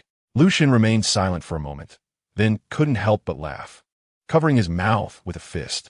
"This little brat, you can't hit her, can't scold her, and you can't spoil her either." Lucian felt it was rather amusing that he had been overly worried for a moment. Gu Xiaoli was stunned by Lucian's sudden laughter, her tear-streaked face blankly looking at him. Then, like a volcano erupting, she cried out loudly, waving her only good arm to hit Lucian's shaking body due to suppressing laughter. She was already crying so sorrowfully, yet this old man could still laugh. Gu Xiaoli, unable to sort out her logic in her emotional state, felt wronged and cried even harder. Lucian covered his mouth, trying to suppress his laughter, while using his other hand to grasp Gu Xiaoli's flailing wrist, not daring to laugh anymore. He paused, saying, "Don't wave your hands. Your nails aren't healed yet." He firmly held her mischievous little paw. With her only weapon constrained, Gu Xiaoli pouted, looking at Lucian with a face full of resentment. Lucian couldn't help but chuckle, but he still comforted the little girl, hitting his thigh hard with his other hand. The 2 strikes were not light, using almost all his strength, causing his thigh to shake and leaving red marks. Gu Xiaoli didn't expect Lucian to suddenly hit himself so hard, instantly stopping her tears and hurriedly leaning forward to check his thigh. "Why are you so silly? Hitting yourself?" Lucian's expression didn't change, smiling as he looked at Gu Xiaoli. "Does that feel better? If you're not angry, then stop crying or you'll look ugly." Gu Xiaoli was left speechless by Lucian's antics, huffing as she turned her back to him, no longer looking at him. She even suspected that this cunning old man had targeted her weakness and was deliberately using a strategy of self-harm. A pair of strong arms gently wrapped around her waist from behind, and a steady, gentle voice came from her nape. Don't be angry at yourself. A cute little female like you deserves to be spoiled. Gu Xiaoli held her neck stiffly, remaining silent for a moment, but ultimately couldn't resist and turned around. She blushed slightly, hesitantly meeting Lu Shan's eyes, saying word by word, I can't give you what you want, but you've done so much for me, and I really don't want to owe you. A glimmer of light flashed in Lu Shan's deep eyes. From her 4 sentences, it was clear that they came from a heart. Although he hadn't gained her acknowledgement yet, it at least indicated that he could be considered in her thoughts. The little female was loyal and wouldn't easily abandon him. Without love, there was at least a sense of responsibility. It's okay, I don't need anything from you. Just stay by my side and leave everything to me. I guarantee with my life that I will make you happy, Lu Shan earnestly promised, his deep gray eyes fixed on her slightly evasive ones. For the first time, Lu Shan's deep gray eyes were completely exposed to her sight, and she noticed that those narrow, handsome eyes sparkled like stars, seeming to hold a heart full of sincerity. Gu Xiaoli lowered her eyelashes and let out a soft sigh. If this were a confession in a modern context, Gu Xiaoli might be deeply moved and immediately accepted. However, in the beast world, having witnessed the scheming and slaughter among the orcs, as well as the unusual status of purebred's reproductive abilities, she really couldn't allow herself to believe in a leader-level figure who had fought through the Wolf Clan, despite Lu Shan's perfect behavior in the past few days. How could a man standing at the peak over the corpses of countless companions and opponents suddenly be moved by a little girl who had no value to him beyond reproduction? Although Gu Xiaoli harbored a heart of naive infatuation, she wasn't foolish. Love could be completely disguised. She didn't want to continue arguing with Lu Shan, took a deep breath, put on a smile to hide her emotions, and cheerfully asked, Is there anything else you need my help with besides these? For example, I know a lot of herbs and can teach you all of them. Surely there's some you don't know. Lu Shan seemed uninterested, responding indifferently. The Wolf Clan has a long-standing tradition of studying medicinal practices. The herbs I currently know are enough. Gu Xiaoli rolled her eyes and continued to make an effort then. I can make a lot of delicious food and know many seasonings. The meat dishes I taught you are all delicious, and I know many kinds. I guarantee you'll have a feast. Lu Shan laughed. Orcs didn't have high demands. As long as they were full, that was enough. If you're craving those tasty dishes, I can send someone to make them for you. Gu Xiaoli still wasn't ready to give up. Pouting, I also have many special skills. I'm super strong. I can fight alongside you on the battlefield, guaranteeing victory every time. Lu Shan frowned. That wouldn't do. The orc battles were too dangerous. You should stay in a safe place. I will protect you. Gu Xiaoli let out a frustrated wail, bending over helplessly. She neither wanted to have children nor be indebted to anyone. After all, the old man, though annoying at times, showed her rare respect and care. She really didn't want to break the relationship and storm out directly. Chapter 261. Reunion with the Little Black Panther. 1. After being rejected several times. Gu Xiaoli hunched over with a heavy heart, lowering her head. A large hand covered her smooth hair, ruffling it vigorously. She pursed her lips and looked up, where Lu Shan's handsome face, grinning widely, came into view. Eat up, it will get cold soon. Don't think too much. Life is long, and you can take your time to consider. Gu Xiaoli picked up the spoon and swallowed the fragrant, warm rice porridge in a daze, feeling incredibly melancholic. If she had met Lu Shan first upon arriving in the beast world, she might have been unknowingly coaxed into marrying him. However, after wandering through the Leopard clan and various places on the prairie, she clearly saw the cruel laws of nature. The winner takes all, with no friendship or love to speak of. This purebred body was both a gift from heaven and an eternal punishment for her. She was destined to be at the center of a whirlpool called conflict, difficult to escape. She knew well that the path of solitude would be filled with thorns and cliffs, far less comfortable than finding a reliable support, relying solely on her efforts and struggles. She was not even fully confident in escaping the center of the conflict. Yet, despite all this, she still wanted to keep trying to traverse mountains and rivers, seeking a way out for herself, to live for herself. Lu Shan silently leaned beside Gu Xiaoli, reaching out to gently stroke her long, flowing hair cascading down her back. The flickering light in her eyes, which never extinguished, was seen by Lu Shan. Even though he wanted to quickly bring the little one under his wings and keep a close watch on her, with her strong inner nature, it was not guaranteed she would comply. A roar of a beast echoed from afar, shaking the mountains and rivers, breaking the silence in the room. Gu Xiaoli, unable to swallow the hot porridge in her mouth, jerked her head up like a startled rabbit, staring cautiously and curiously at the direction of the door. That sound felt somewhat familiar to her. Lu Shun's brow furrowed tightly. The senses of beastmen were far sharper than those of purebreds. He had sensed an intruder when Gu Xiaoli started eating porridge. However, since the village they were in was remote and sparsely populated, it was unlikely for a beastman to forcefully intrude. When the intruder reached the village's edge, Lu Shun did not take it to heart. He had arranged many capable hands around the village. If it were just an ignorant youth, they would likely be scared off quickly. The sounds of fighting and howling outside were already very close to the small house. From the sound, it seemed like a lone leopard. Unexpectedly, under his meticulous defense, the intruder managed to reach this point. His subordinates, the wolves, were not to be underestimated. Having come this far, the little leopard was probably at the end of its strength. "Don't be afraid. Stay here. I'll be back soon," Lu Shun said, patting Gu Xiaoli's shoulder to comfort her before standing up and striding toward the door. As soon as he took a step, he was forced to stop in place. A small hand tightly grasped the corner of his clothing. Lu Shun turned back, helpless yet indulgent. "Be good. Wait until you finish your porridge, and I'll come back. Nothing will happen. Take me with you. I promise I won't cause any trouble." Gu Xiaoli tightly clenched Lu Shun's clothing with her little fist, looking up with urgency and expectation in her black eyes. Lu Shun sighed, his large hand enclosing Gu Xiaoli's small hand that was resisting. He easily pried open her delicate fingers. "It's too dangerous outside." He pressed her small hand, which was resisting, onto the bed. "But it's dangerous for me to stay here alone." Gu Xiaoli pleaded desperately, feeling that if she missed this opportunity, it could be a lifetime lost. Lu Shun pressed her small, soft hand down by the side of the bed, leaning his broad shoulder down to cast a shadow over her. Their eyes met, and it felt as though sparks flew between them. After a moment, Lu Shun relented, loosening his grip and allowing Gu Xiaoli's hand to cling to his wrist. "Don't move around. Let me hold you. If you feel any discomfort or fear, you must tell me immediately, okay?" As he spoke, he leaned closer to Gu Xiaoli, locking eyes with her, not missing any expression in her gaze. At this close distance, Gu Xiaoli felt Lu Shun's breath gently brushing against her face. For the first time, she saw those deep gray eyes up close beneath the profound brow bone, resembling an unfathomable ocean, deep and calming. Gu Xiaoli, feeling somewhat flustered, lowered her head and softly responded with an reaching out to wrap her slender arm around Lu Shun's thick neck. Lu Shun took the opportunity to slip his arm under her and lifted her up while she leaned forward to stabilize herself, her small head resting obediently in the nook of his neck. Lu Shun gently bounced her up and down. She felt light and soft in his arms, like a fragrant cloud, making him reluctant to let go. Once he confirmed Gu Xiaoli was steady, Lu Shun strode out of the small house, heading straight toward the source of the fighting sounds. He didn't want Gu Xiaoli to be affected. Although the wolves he had personally arranged had surrounded the intruder, he still held Gu Xiaoli at a distance behind several grass houses, watching from afar.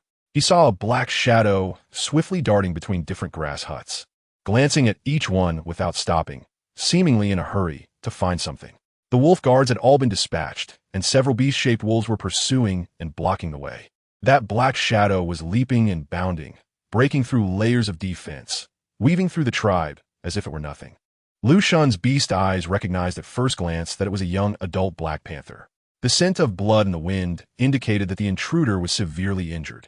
He took a couple of steps back, remaining calm. He was not afraid of ordinary stray beasts, but he was wary of this reckless youth who might charge in and harm Gu Xiaoli. That would be a huge loss.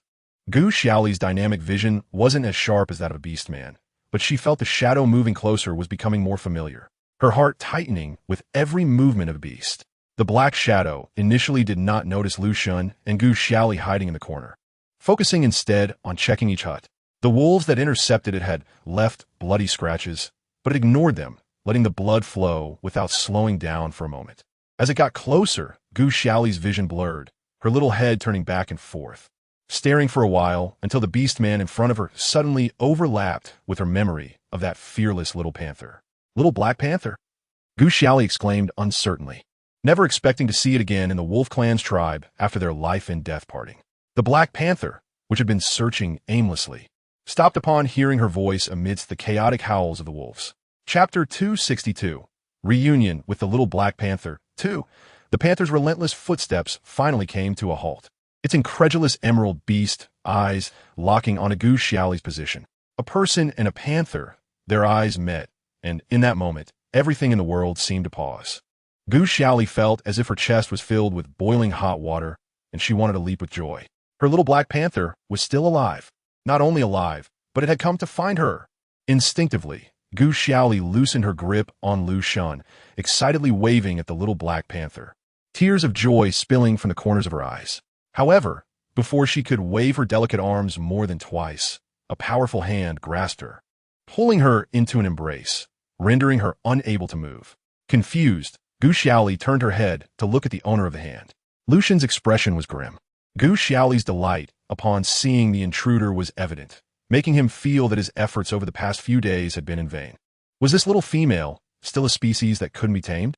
Despite the anger boiling inside him, Lu Xun, as a mature man, restrained his emotions, coughed into a fist held near his mouth, and said, "That's the intruder. He might hurt you." As he spoke, he tightened his arm around Gu Xiaoli's waist.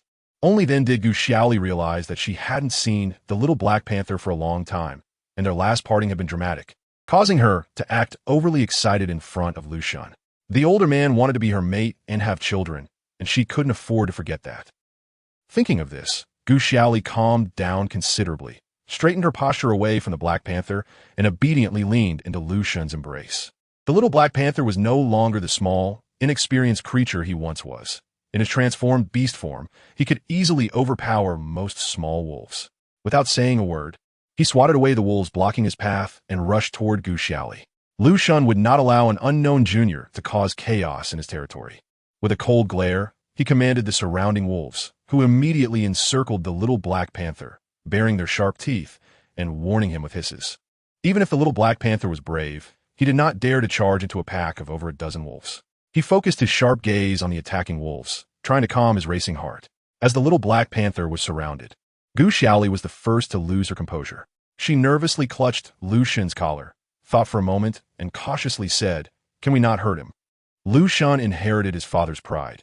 He would only seek a second mate himself and could not tolerate his female looking for another partner. Hearing Gu Xiaoli softly plead for the unfamiliar beast man, the anger in his chest flared up. His face hardened, and just as he was about to admonish the little female in his arms, he suddenly noticed her tear-filled eyes and her pitiful expression. It felt as if he had been punched in the gut, and his tone softened immediately. "Xiaoli, do you know him?" Lu Xun asked tentatively. Gu Xiaoli lowered her head, fearing Lu Xun would blame the little black panther like Leo did, and stammered, "Not really. We're not very close. I just think it's better not to kill innocents." Lu Xun narrowed his eyes and stared at her expressionlessly, remaining silent for a long moment before suddenly saying, "Since you're not close, don't worry. Let us go back. Your injury hasn't healed, and you shouldn't be out in the wind." At that moment, the little black panther was being attacked from both sides by several wolves. He had just shaken off two wolves clinging to his back when more wolves came rushing at him. While dealing with the overwhelming number of wolves, he also had to keep an eye on Gu Xiaoli's movements, stretching his focus thin and quickly falling into a disadvantage. Lu Xun pretended to leave with Gu Xiaoli in his arms. Gu Xiaoli, hearing the sounds of struggle and cries, felt her heart race and couldn't help but shout at the last moment before Lu Xun stepped away, "Don't go. He is my friend. Tell those wolves not to hurt him." After saying this, Gu Xiaoli cautiously looked up at Lu Xun, fearing that her protection of the little black panther would provoke jealousy and backfire. Lu Xun's reaction was different from what Gu Xiaoli expected. He showed no signs of anger, but instead smiled at her with a mix of helplessness and understanding. "Xiaoli, your friend is my friend. I will respect your choice. But you also need to learn to trust me." Gu Xiaoli's mouth dropped open in surprise. Could it be that Lu Xun was just acting to force her to reveal her relationship with the little black panther? Lu Xun smiled back at her astonished expression, gently ruffled her bewildered little head, and strode toward the little black panther. Under Lu Xun's direction, the attacking wolves parted to make way and ceased their assault, instead watching the little black panther warily. The little black panther looked suspiciously at Lu Xun and the closely embraced Gu Xiaoli, unable to discern whether Lu Xun was friend or foe. Lu Xun glanced at the battered little black panther with a calm expression before softly whispering to Gu Xiaoli, "Aren't you going to say a few words?" Gu Xiaoli lifted her head from Lu Xun's neck and looked at the little black panther on the ground. Tears immediately filled her eyes, and she began to sob, nearly crying out loud. Seeing the little black panther again, He was no longer the small creature that reached her waist. Now, he was imposing and large, exuding an aura of a dark night king. Even so, the little Black Panther was visibly battered, with a mix of fresh and old wounds, his black fur stained with blood. And the ground he had walked on was marked with clear blood footprints, undoubtedly the result of days of hardship and battles with other tribes. Gu Xiaoli had no idea how the little Black Panther had managed to find her among countless tribes on the vast grasslands, only knowing that the little guy must have suffered greatly along the way. Feeling a pang of guilt and heartache, her nose tinged with sadness, Lu Xun patiently waited for the sniffling little one to make a request, but Gu Xiaoli seemed to have nothing to say. Instead, she cleared her throat and began to sing to the little Black Panther. The lyrics of the song from the prairie echoed in her mind, and Lu Xun's earlier suspicions about her unusually calm demeanor flashed through his mind. He made a quick decision, lightly tapping the little one's back, causing her to bend forward abruptly, interrupting the incomplete lyric. "This is a friend of our esteemed guest. Treat him well and ensure there is no negligence or rudeness," Lu Xun ordered in a firm voice. The surrounding wolves immediately bowed in obedience, changing from their previously fierce demeanor to a respectful attitude toward the little Black Panther. Lu Xun did not give Gu Xiaoli a chance to speak, carrying her away while leaving a remark, "She is too injured to be out in the wind. Once she is better, you can talk." Gu Xiaoli, held in Lu Xun's arms, reluctantly glanced back at the little Black Panther as they moved further away, feeling powerless and unable to move, allowing Lu Xun to carry her quickly back to the house. The little Black Panther watched Gu Xiaoli leave in confusion. If she was being forced, the young and impetuous little Black Panther would not hesitate to fight for her freedom again. However, it seemed that she and that old wolf tribe leader did not have a particularly strained relationship. Not wanting to mistakenly harm her friend, the little Black Panther hesitated and ultimately refrained from attacking, following the polite wolves into a grass hut. The wolves, under Lu Xun's command, treated the little Black Panther with great respect, generously providing food and medicine, adhering to the principle that not taking advantage of a good deal was foolish. The little Black Panther indulged himself, ate to his heart's content, and treated his wounds. This was probably the best treatment he had received since becoming a wanderer again. Chapter 263. Agreement 1. When Gu Xiaoli returned to the soft animal skin bed, her thoughts were in disarray. Everything seemed to have returned to the beginning. She possessed extraordinary skills, but was concerned for her friend's safety, allowing others to manipulate her. She didn't know exactly when it started, but Lu Xun must have discovered her healing abilities. He had carried her all the way back from the little Black Panther, seemingly unintentionally, but always accurately stopping her from singing.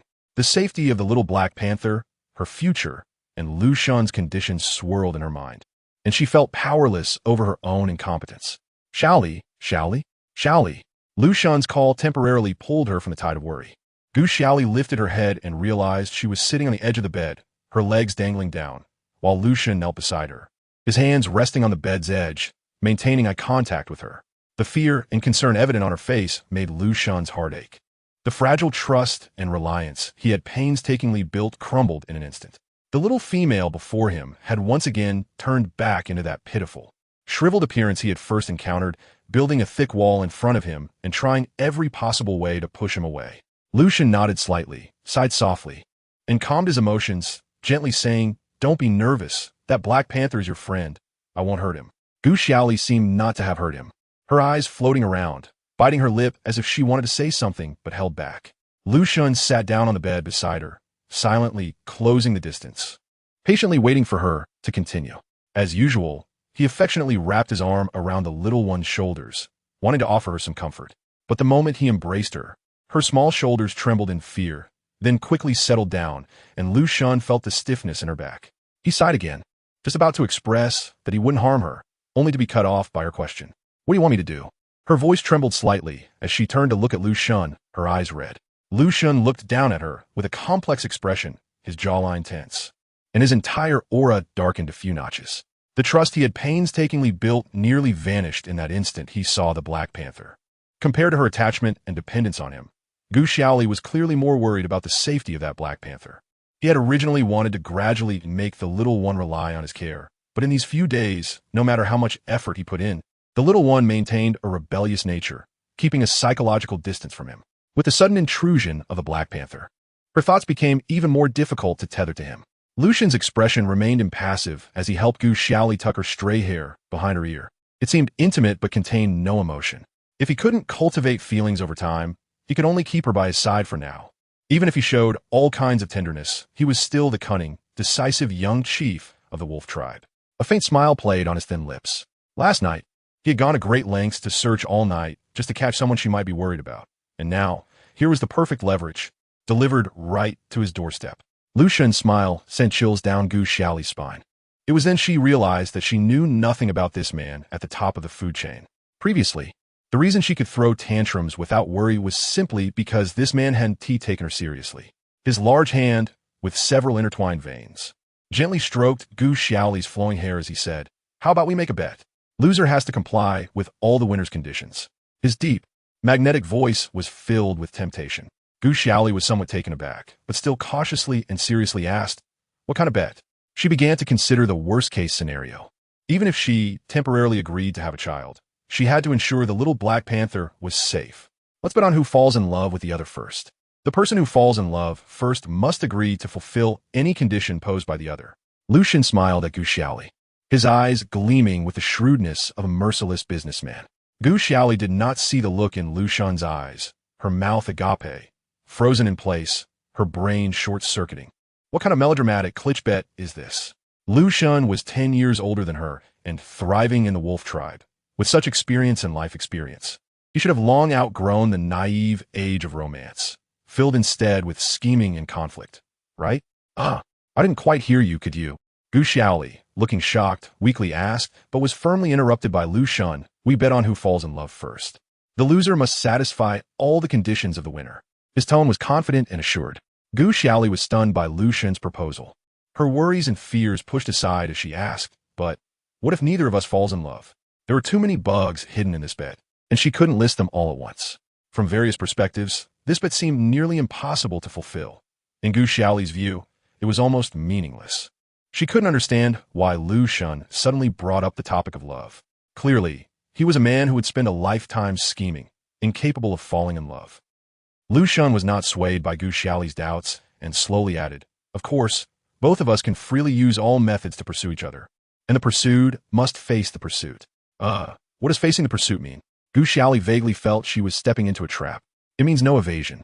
For instance, if I pursue you, you must honestly accept it if you like me. If you don't, you can hit or scold me, but you cannot avoid it. The slight unease that had lingered in her mind vanished, replaced by a sense of confusion. Gu Xiaoli felt that Lu Xun was not there to negotiate conditions with her. He was offering something for free. Even so, she kindly pointed out the unreasonable aspects. "But I don't want to pursue you."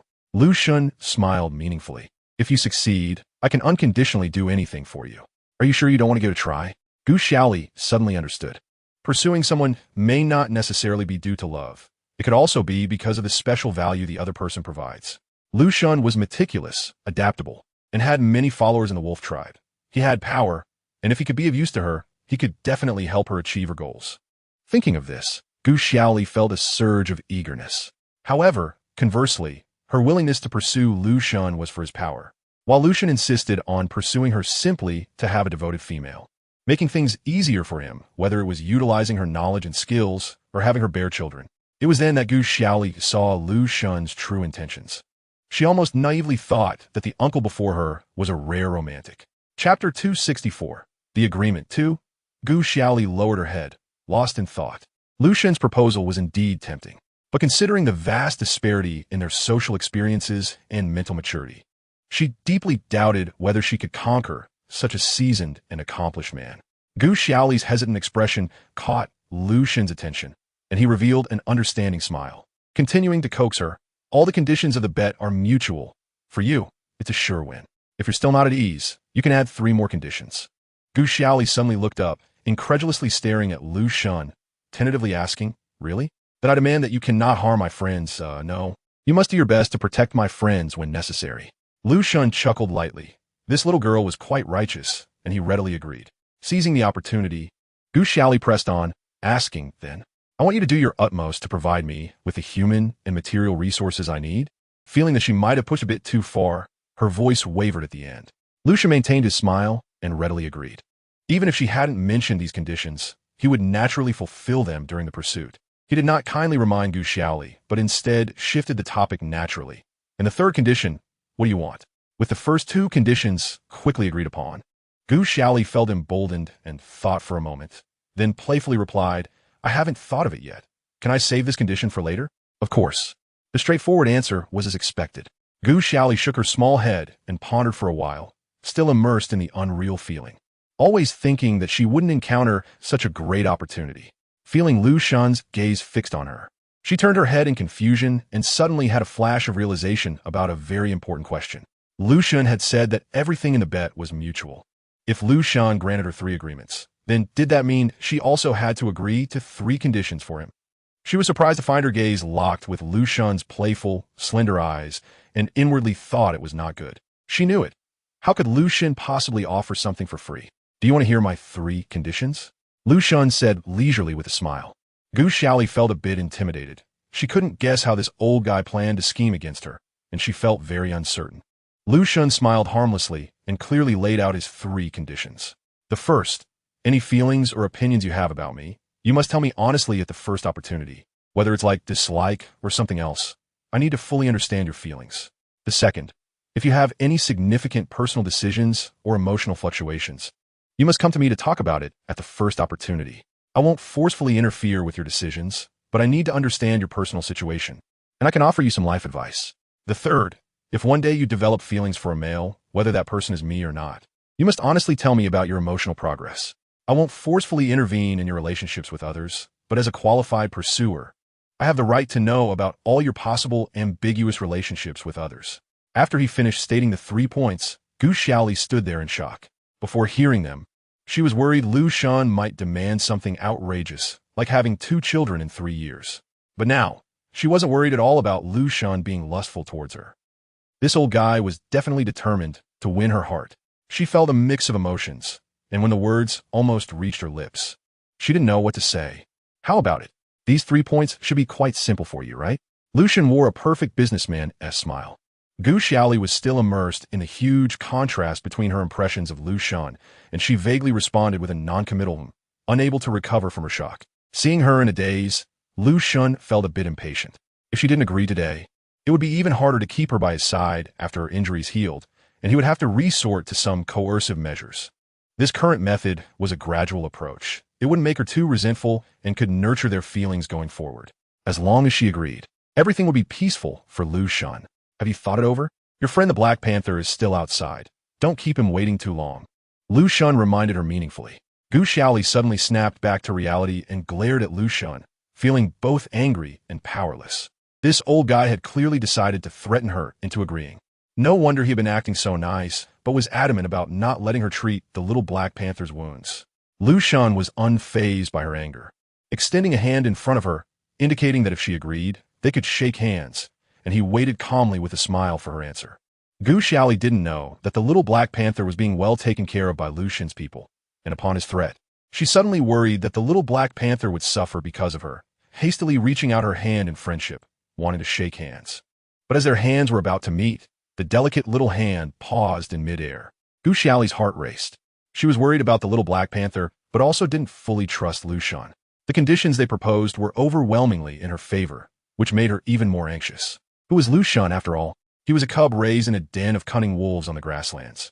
How could he possibly give her such an advantage? On the surface, it seemed like a romantic gamble, but in reality, if she remained cold-hearted and unyielding, could Lu Shan really spend a lifetime waiting for her? Lu Shan watched their hands, just shy of touching, with an indifferent expression, patiently waiting for her response without urgency. Why do you insist on pursuing me? Gu Xiaoli knew that Lu Shan might not answer, but she couldn't help but ask. Lu Shan chuckled softly. The first time he saw Gu Xiaoli, he thought she appeared fragile, but was actually full of strength.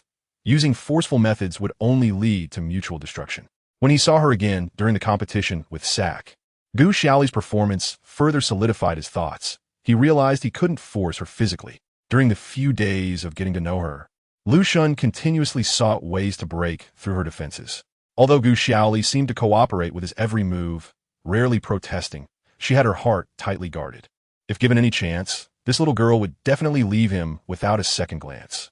Until Lu Shan encountered the first orc who could make her care deeply, a stray Black Panther. In that moment, Lu Shan understood.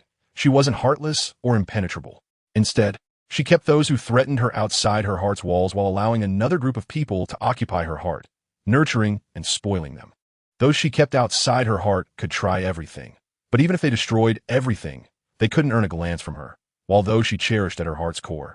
Even if they treated her roughly or spoke harshly, she would still offer understanding and tolerance like water. Lu Shan didn't know what exactly she experienced with the little black panther that made her value a mere stray beast so much, but he speculated that it was likely because the black panther, being inexperienced in the world, unwittingly displayed a pure and sincere side, making her feel secure and trustworthy. Moreover, the black panther seemed to have just reached adulthood, with a simple mind, making it easier for her to instill her thoughts without bringing pressure or a sense of crisis. Lu Shan seized upon these 2 points, leveling their positions as much as possible, which led him to propose a romantic gamble. In the balance of love, the seemingly disparate powers could set aside everything and engage purely with sincere hearts, allowing her to lower her guard. In reality, this would allow Lu Shan, with his 10 years of social experience, to better navigate the situation. An experienced older man pursuing a girl who knew little of the world was much easier than a young girl pursuing an older man. The young girl wasn't devoid of love. She was simply trapped in fear and temporarily hesitant to pursue true love. As long as he provided enough care and attention, over time, it could naturally cultivate a compliant and well-behaved partner. Chapter 265, The Agreement 3. Regarding Gu Xiaoli's question, Lu Shan remained silent for a moment. Further piquing her curiosity, she widened her dark eyes, leaning slightly forward, eagerly waiting for Lu Shan's answer. Because I like the feeling of you, and I want to try the feeling of falling in love with you, Lu Shan said with a smile, ruffling Gu Xiaoli's hair. Can't you give me a chance? Cut it out. Lu Shan's cheesy lines clearly made Gu Xiaoli feel they were dismissive. The cruel laws of the beast world shattered her fantasies about love. Lu Shan chuckled at her reaction. Although the little female was young, she wasn't easily fooled. I need you, not just for the value you bring me, but also for every male's desire for conquest. I want to see you belong to me, both body and soul. Lu Shan leaned down, locking eyes with Gu Xiaoli at close range. The pair of long, narrow eyes hidden in the shadows resembled a vast ocean, calm on the surface but concealing tumultuous waves beneath. The seemingly stable gray could not hide the fiery desire and dominance within. Gu Xiaoli was mesmerized by Lu Shan's gaze, which felt like an invisible net wrapping around her tighter and tighter, leaving her with no escape. She knew this was Lu Shan's true feelings, filled with a primal desire to conquer, stripping away the mask of a gentle gentleman, just like all the ambitious males in the beast world. After staring into his eyes for a long time, she felt a bit suffocated by the pressure and hurriedly averted her gaze, her eyes darting around helplessly. So, have you thought it over? Lu Shan extended his hand again, his gaze sparkling as he fixed his eyes on the dignified Gu Xiaoli. Unable to distinguish whether it was her heartbeat or fear, Gu Xiaoli's heart pounded like a drum. She clenched her fist lightly, her hand brushing against her lips as she cleared her throat. Lu Shan pressed closer, standing still and waiting for her answer, causing beads of sweat to form on her forehead. Gu Xiaoli knew she had no other choice. Taking a deep breath, she straightened her hand and grasped it firmly, sealing the agreement. It's a deal. It's a deal. 2 voices spoke in unison. Gu Xiaoli and Lu Shan had different expressions, but they stared deeply into each other's eyes, resolutely refusing to look away, just like their respect and adherence to this bet, overcoming all difficulties just to honor their commitments to each other. Lu Shan's warm hand enveloped her cool little hand, and at that moment, their relationship underwent a substantial change. Gu Xiaoli didn't know what direction this relationship would take. Her heart thumping in her chest, feeling both self-deceptive and relieved as she let out a sigh. After shaking hands, Gu Xiaoli thought about the little black panther and naturally leaned forward, reaching out to wrap her arm around Lu Shan's neck, wanting him to take her to find the little black panther quickly. However, before her slender hand could touch Lu Shan's neck, it was firmly grasped by a large hand, forcing Gu Xiaoli to stop and maintain a distance from him. She looked up at Lu Shan in surprise, thinking he would surely understand her meaning. But he looked at her with a half-smile, refusing to move. She questioned him with some confusion. Since we have agreed, is it all right for me to see the little black panther? Lu Shan curled his lips, pulling her into his embrace, saying that since they had made an agreement, they should fulfill their promise first. Gu Xiaoli took a moment to realize that Lu Shan was likely referring to the 3 conditions he had proposed for honesty. She tilted her head in thought for a moment. Those conditions seemed easy to agree to at the time. But being open and honest with a man she had known for no more than 5 days posed a certain challenge. I don't dislike you. So far, I'm in a good mood, no major decisions, and regarding someone I like. There's no one. After stammering out a few sentences, Gu Xiaoli spread her small hand, indicating that she was done. After saying that, she leaned against Lu Shun's chest like a koala, thinking about quickly finding the little Black Panther to treat him, and her physical contact with Lu Shun was much more proactive than usual. However, her initiative was still blocked by Lu Shun. Gu Xiaoli frowned slightly, glaring at Lu Shun with some dissatisfaction. If you keep treating me like this, don't blame me for not being able to do my job well for you. Lu Shun looked down at Gu Xiaoli's upturned face from above. Gu Xiaoli felt a bit guilty under Lu Shun's imposing demeanor, shrinking back slightly, but he grabbed her by the forearm, leaving her unable to move. Not disliking me specifically. What does that mean? Can you be serious about it? Lu Shun maintained his grip without any intention of letting her go easily. It's just. Gu Xiaoli rolled her eyes, struggling to find suitable words. She didn't have any special feelings for Lu Shun. She could see that he was deliberately acting approachable in front of her, but from the way the wolf guards regarded him with reverence, it was clear that this man was not a good man in front of others. When Lu Shun wasn't acting imposing, Gu Xiaoli just regarded him as a free supply station, and she didn't think that two highly purposeful individuals like them could spark any romantic feelings. Any occasional fluttering of her heart was simply attributed to the natural reaction of seeing a handsome guy. Although Lu Shun was not young, he was definitely a strikingly handsome uncle, the kind that could gain a bunch of obsessed fans just based on his looks on short video platforms. As a woman with a normal sexual orientation, Gu Xiaoli thought it was completely reasonable for her heart to race a couple of times when she was close to such a star-like handsome guy. They were merely two parties in a transaction, and she just hoped that when Lu Shun realized his own overestimation, he wouldn't fly into a rage, making it hard for both of them to back down. The indifference in Gu Xiaoli's eyes sparked a hint of anger in Lu Shun, and he furrowed his brows slightly, his large hands silently gripping her small hands. The grip was a bit strong, causing Gu Xiaoli to frown slightly. Would this make you dislike me? Lu Shun asked in a deep voice. No, Gu Xiaoli answered firmly. She had gotten used to Lu Shun carrying her and holding her hand over the past couple of days. How about this? Lu Shun's large hand moved to her slender waist, his strong arms locking her in his embrace. Gu Xiaoli didn't notice the faint anger in Lu Shun's eyes and casually replied, no. Lu Shun's gaze darkened further, and suddenly one hand wrapped around the back of her head while the other pushed down on her shoulder, forcefully pressing her onto the soft animal skin bed. How about this? His low, hoarse voice was somewhat chilling.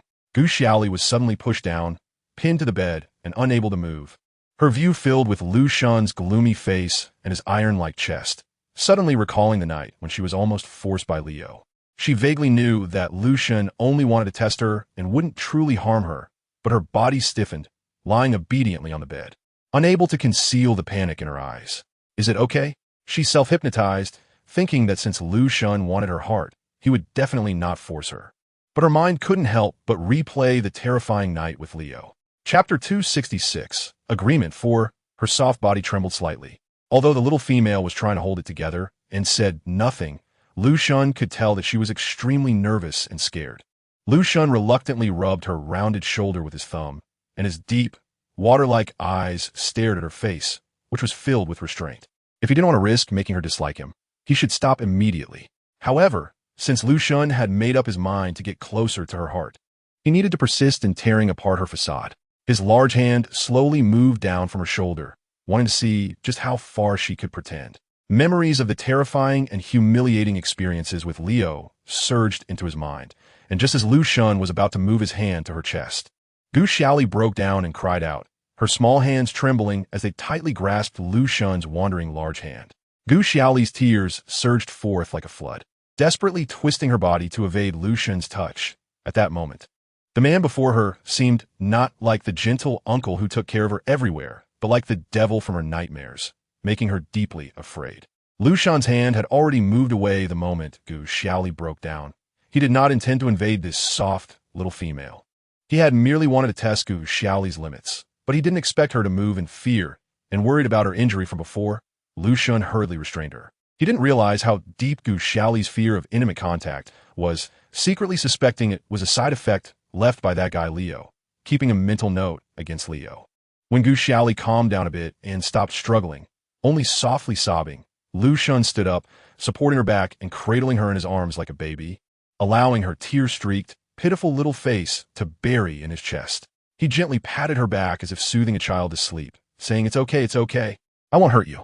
After a long time of sniffles, Gu Xiaoli finally stopped crying, lowering her head with red eyes and avoiding looking at Lu Xun.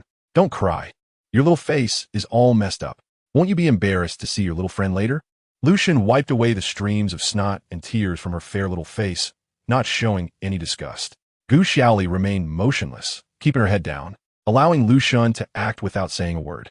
Lu Xun knew that he had truly scared her this time, and if he didn't sincerely acknowledge his wrongdoing, he wouldn't be able to get away with it. He let out a long sigh and softened his tone, saying, didn't you say you would tell me how you feel about me right away? Do you really dislike my touch? If you dislike it, you can say it. Don't hold it in. Gu Xiaoli, like an ostrich, kept her head down in silence for a long time before finally murmuring, it's okay. She thought simply, since they would be cooperating with Lu Xun in the future, they couldn't start off too stiffly. Perhaps it was because she was used to being patient, or perhaps society had worn down her edges. She always preferred to hide her emotions and thoughts at the first opportunity. Seeing her evasive attitude, Lu Xun couldn't help but frown, straightening her posture and guiding her to sit on his lap, facing him directly. He said seriously, Xiaoli, if you have any dissatisfaction or sadness, always bottling it up inside is your problem. I'm your friend, and I will prioritize your feelings. I don't care what kind of people you have dealt with before, but here with me, I want to allow you to hide any grievances in your heart without telling me. Lu Xun was determined to win over Gu Xiaoli, and the first thing he needed to eradicate was her ostrich-like, repressed, and exclusionary personality. Although Gu Xiaoli was soft and easygoing, it didn't mean she didn't have people she disliked. The small annoyances in life accumulated over time, leading her to build up extreme aversion. Out of politeness and self-preservation, she often chose to endure, but when that aversion reached a critical point, she would leave without hesitation, gracefully, without a trace of nostalgia. Leo was a living example. Lu Xun could imagine the image of the fragile little female enduring under Leo's iron fist, as Leo had always been arrogant, thinking he could control her with a little intimidation. Little did he know, the debt in her heart was growing thicker, and he had long stepped into a minefield from which there was no return. Lu Xun should not have made her feel oppressed or fearful, but in the long run, to avoid becoming the second Leo, he was determined to have her be honest with him. Gu Xiaoli looked at Lu Xun with tearful eyes, surprised. His playful words made her feel his sincerity. For the first time in her life, someone was willing to listen to her heart, and she didn't expect it to be in such a peculiar way. As the eldest daughter in her family, her parents had her younger brother later in life, doting on him greatly, making her yield to him in all aspects, which cultivated her submissive character. She once thought she would spend her life unloved and uncared for, arming herself with compromise and endurance. And whether with friends, colleagues, or the orcs in this beast world, very few had ever genuinely explored her inner feelings. The first unexpected person to try to enter her heart turned out to be a wolf uncle 10 years older than her. Lu Xun's warm hands caressed her tear-stained cheeks, gently wiping away the remaining tears, and said softly and deeply, don't push me away. You promised. Gu Xiaoli suddenly felt a pang in her nose. Unlike the tears of grievance and fear, her eyes were filled with warm tears, just like her restless heart, rolling and hot. Although Lu Xun's methods were somewhat forceful, he directly expressed his care and concern for Gu Xiaoli, causing the wall she had built up inside to gradually crumble.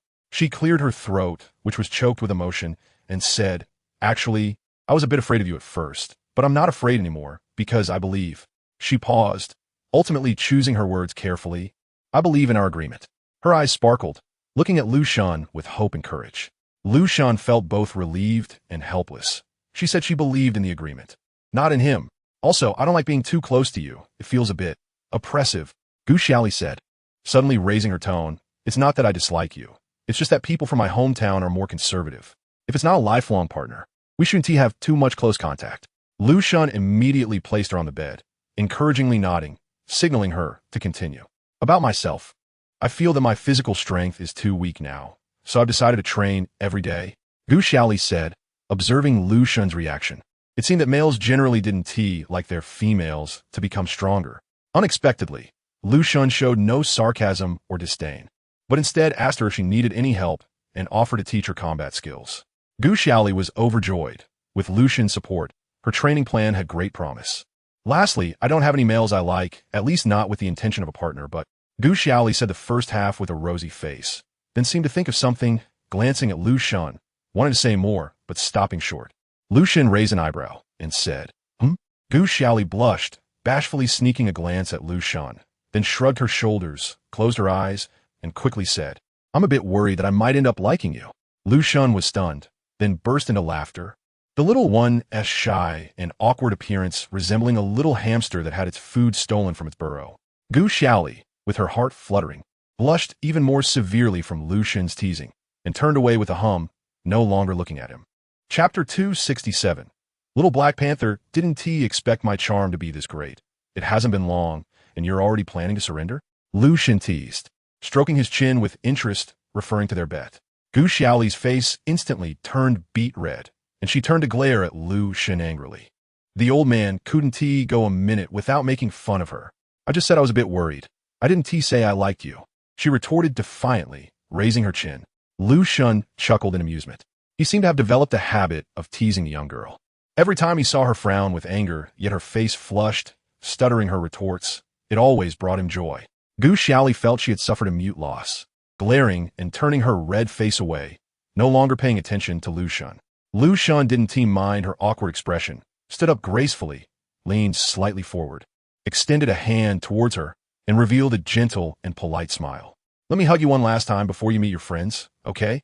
Gu Xiaoli was dumbfounded, staring blankly at Lu Shan. She had secretly planned to keep her skills for the little Black Panther, not realizing that her little scheme had probably already been seen through by Lu Shan. Taking a deep breath, Gu Xiaoli suppressed all her emotions, smiled at Lu Shan, and without hesitation placed her hand in his palm, confidently saying, okay, since they had made an agreement. She didn't want to doubt or hesitate anymore. Regardless of what the future held for her and Lu Shan, she had the courage to move forward. When Gu Xiaoli found the little Black Panther while sitting on Lu Shan's strong arms, she saw a young boy of about 17 or 18 casually half reclining on the grass bed with his legs crossed. Catching sight of the two entering together, the boy's thick eyebrows twitched slightly. Then he casually lifted a bunch of plump grapes with his long fingers, putting them into his mouth and chewing heartily. Looking completely indifferent, Gu Xiaoli was placed on the ground by Lu Shan, and from the moment she entered, she excitedly fixed her eyes on the boy on the bed. After a life-and-death separation, they hadn't seen each other for too long. During the days and nights right after their separation, Gu Xiaoli had constantly worried about the little Black Panther's safety, but at that time, due to Leo's imprisonment and coercion, she never dared to show any hint of worry or sadness. In their earlier encounter, Gu Xiaoli was almost certain that the massive figure that had barged in was her little Black Panther that she had lost. She was only concerned about confirming that he was safe, but unexpectedly, after talking with Lu Shan for a while, the Black Panther had completely changed his attitude. The boy had brown skin, a muscular build, and his tousled black hair slightly obscured his deep green eyes as he lay casually on the bed, looking nothing like the little Black Panther she was familiar with.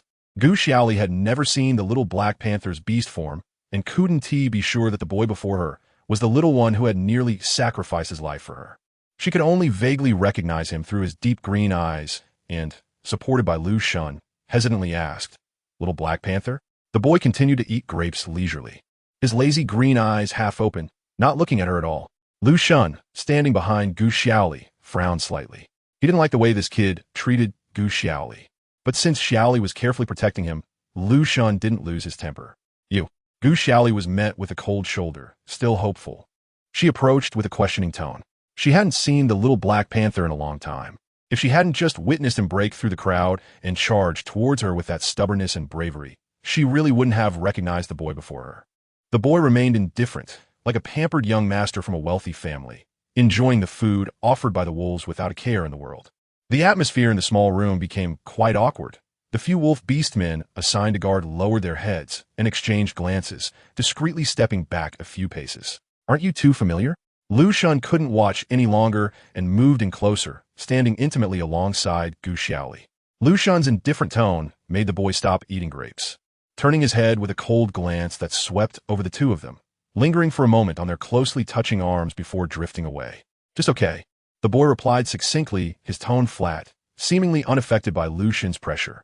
Gu Xiaoli felt a bit wronged and bewildered. She didn't understand why the boy, who had been eager to recognize her just moments ago, had suddenly become so indifferent. The Black Panther boy stood up, shook his fur skirt, casually tossed the grape stem aside, and brushed past Gu Xiaoli, heading straight for the door, but was stopped by Lu Shun, who stepped back and grabbed his arm. She didn't treat her own injuries in time for you. If you really are her friend, you should temper your temper. Lu Shun's voice turned completely cold. Without Gu Xiaoli, this hot-headed kid wouldn't last a few moments in his hands. The boy raised an eyebrow, pausing his steps, but he never turned back to look. He had noticed Gu Xiaoli's strangely bent legs and the horrific swelling, but every time they met, she had been cuddled up against a strange beast man, reminding him of his own useless mother who relied on strong males, which made him feel upset. Gu Xiaoli tugged at Lu Shun's clothes, pulling him back a bit. Lu Shun shook his head helplessly, taking a half-step back while supporting Gu Xiaoli's slender waist from behind, remaining silent. You are my little Black Panther, right? Though it was a question, it had a confirming tone. No matter how the little Black Panther's appearance changed, she could always recognize those mysterious, dark green eyes. The boy had his back to her, head down and silent, lost in thought. Gu Xiaoli saw him secretly clenching his fist. Just as Gu Xiaoli was about to speak, the boy suddenly turned around, grinned, scratched his head with one hand, and said, "Since you seem to be doing well with this guy, I won't disturb you. As long as she's safe, it doesn't matter if she becomes the kind of female I hate the most." As soon as he finished speaking, the boy turned to leave, as if escaping, but a small hand quickly grabbed the corner of his clothes. Gu Xiaoli didn't react in time, letting out a startled cry as she was pulled forward by the sudden force, nearly face-planting, but fortunately, Lu Shun reacted quickly and caught her from behind. The sudden movement jostled Gu Xiaoli's numerous injuries, causing her to grimace in pain, cold sweat breaking out. The boy stopped the moment he heard her scream, instinctively turning back to catch the person behind him.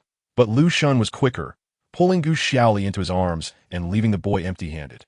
Seeing Gu Xiaoli's pale face and obvious pain, the boy stood there with his hands hanging in the air, at a loss.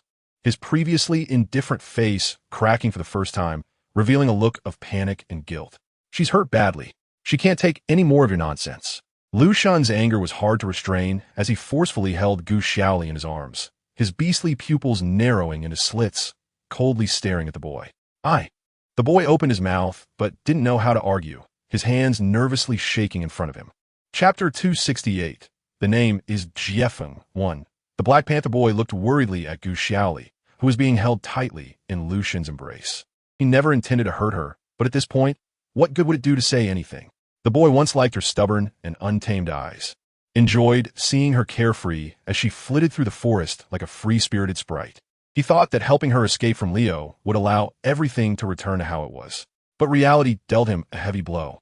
He traveled through countless mountains and rivers, enduring hardships to find her, yet she was just like all the other females, lazy, selfish, timid, and cowardly, choosing to rely on a handsome exterior and cling to a powerful male.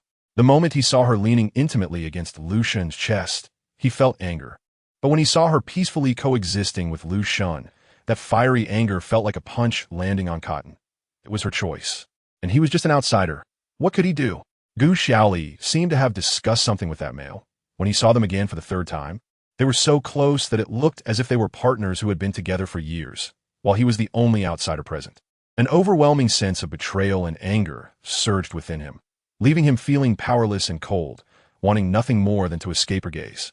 The boy hesitated, wanting to say something, but ultimately his words were swallowed up by the complex green in his eyes. He took a deep look at the female in Lu Shun's arms before turning to leave. The wolf beastmen, tasked with watching the boy, stood straight by the door, exchanging glances, unsure whether they should step in to stop him or not. The most perceptive wolf guard, gathering some courage, peeked at Lu Shun's expression and signaled to everyone that there was no need to pursue. Lu Shun's good temper was only reserved for Gu Xiaoli. He could no longer tolerate a nameless junior disrespecting the person he cared for so deeply. He wrapped his arms around Gu Xiaoli's shoulders and said, "Your friend isn't hurt badly. It's nothing serious. Let's go back." But Gu Xiaoli couldn't listen to any of it. Although she didn't know what the little Black Panther had gone through during his time away, the shocking injuries he bore upon their parting were still vivid in her mind. She thought there must be some misunderstanding that caused such a passionate boy to suddenly become so indifferent. She struggled to shake off Lu Shun's hands and called out to the boys retreating back. "At least let me heal your injuries before you go. I owe you too much. Give me a chance." The boy's departing figure hesitated at her plea. He didn't like this indecisive side of himself. She had become the kind of female he had despised since childhood, Yet hearing her call him back made him unable to resist stopping. In the tense standoff, the boy obediently returned to the grass hut, and Lu Xun sent away all the guards. The three of them exchanged strange glances in the small room. Gu Xiaoli was placed on the only bed by Lu Xun, who stood by the bedside, his dark face staring at the boy, while the Black Panther boy leaned against the doorframe, his gaze wandering, deliberately avoiding Gu Xiaoli. A melodious and clear song filled the small room, and all the beastmen within a dozen meters outside were dismissed. Apart from the three people inside, no one else could hear the song. A familiar feeling surged through the boy once more, and the wounds on his body began to glow softly. As the song concluded, the boy, who had recently been covered in injuries, appeared as good as new. He raised his hands and spun around, checking the wounds on his body. They had all vanished without a trace. Experiencing the same thing again felt incredibly magical. Gu Xiaoli, sitting on the bed, was also mostly healed. She jumped off the bed, bouncing around to check her own condition, finding nothing wrong. Lu Xun leaned against the bed's edge, arms crossed, seemingly calm as he observed the changes in the two. But internally he was greatly shocked. He had imagined that Gu Xiaoli possessed the ability to heal wounds and thought that her two broken legs could recover at most to 30%. He had been considering what kind of herbs to find to strengthen her bones and use the healing process to draw their feelings closer. Everything is going well now. They can restore everything in the time it takes to sing a song without needing any assistance from him at all. Lu Xun's deep-set eyes were fixed on Gu Xiaoli's lively figure, and he suddenly felt that his initial decision was incredibly wise. Such a remarkably talented little female. If not for her own willingness, it would be hard for any beastman to keep her around. Gu Xiaoli interrupted Lu Xun's thoughts, her small hands clasped in front of her, twisting her fingers as she awkwardly proposed, "I want to talk to him alone." Although Lu Xun was reluctant, he maintained a professional smile and put on a friendly demeanor, stepping forward to pat Gu Xiaoli on the shoulder. "Of course, you two can chat. There's no one else around." Without hesitation, he walked towards the door. Gu Xiaoli let out a sigh of relief. The tense atmosphere between the two men made her uneasy, fearing they might start fighting over a disagreement. As he passed by the boy leaning against the doorframe, Lu Xun slightly turned his head and caught the boy's wary and hostile gaze. He suddenly stopped in his tracks, put on a smile, and turned back to Gu Xiaoli, saying, "I've had your favorite rice heated up. Come eat soon, don't starve." With that, he disdainfully glanced at the boy and walked out of the grass hut with his head held high. The boy returned a tight-lipped smile. The Jackal clan was cunning and treacherous. He had never had a good opinion of this race, and he found Lu Xun, that two-faced old man, even more displeasing. Couldn't he understand what Gu Xiaoli saw in that old guy? "Little Black Panther, let us talk. How have you been during our time apart?" Gu Xiaoli stepped forward and looked up at his emerald green eyes. The boy seemed not to hear her, spinning a finger in his ear, his gaze half lowered, blowing on his pinky finger and wiping it off. Gu Xiaoli shook her head helplessly. This guy, whether as a little Black Panther before or now as a handsome young man, always acted aloof, never taking her seriously. Despite his cold attitude, Gu Xiaoli knew that if he didn't truly care about her, he wouldn't have risked his life to help her escape from Leo. Nor would he have come back to her, covered in injuries, after so many days. She was patient and softly coaxed him.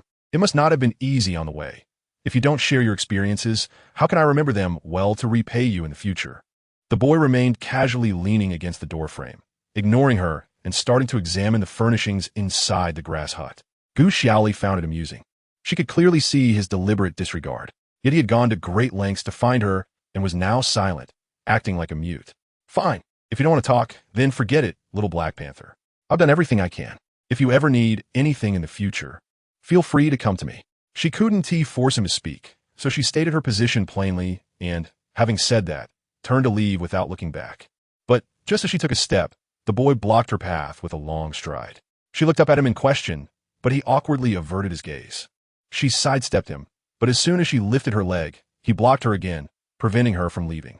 Feeling both angry and amused, Gu Xiaoli stood firm, staring at the suspicious flush on the boy's face. "Is something wrong? I'm in a hurry to eat dinner." Hearing this, the boy appeared even more displeased. His brown-black skin reddened a bit more, and he deliberately clicked his tongue, speaking impatiently. "I'm not called Little Black Panther. I have a name." Gu Xiaoli was taken aback. The Little Black Panther she had known for so long now had his own name after being away. She recalled the name she had given him, and he had never acknowledged it, causing her to lower her head in disappointment.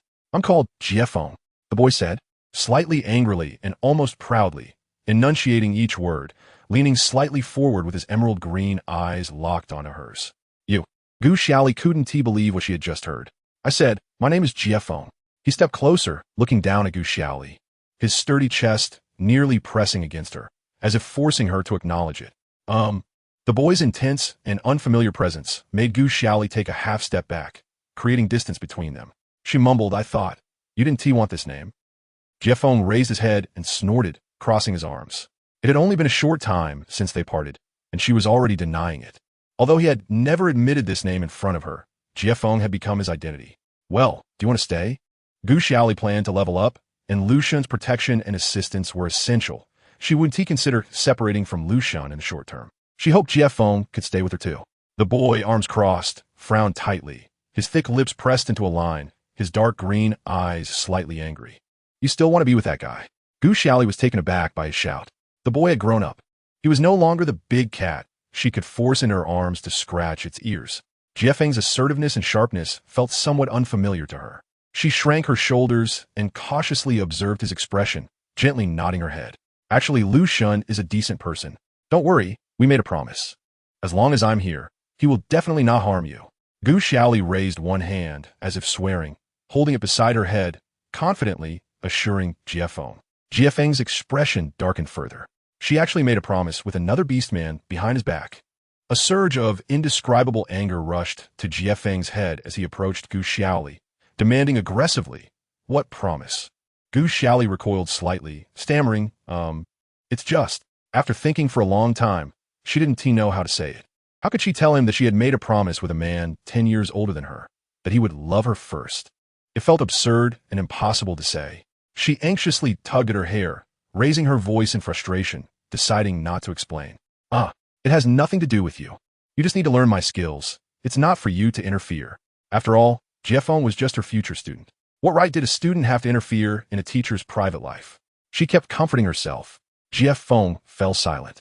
Even though there was a storm brewing within him, he remained like a statue, his clenched fist showing the veins bulging.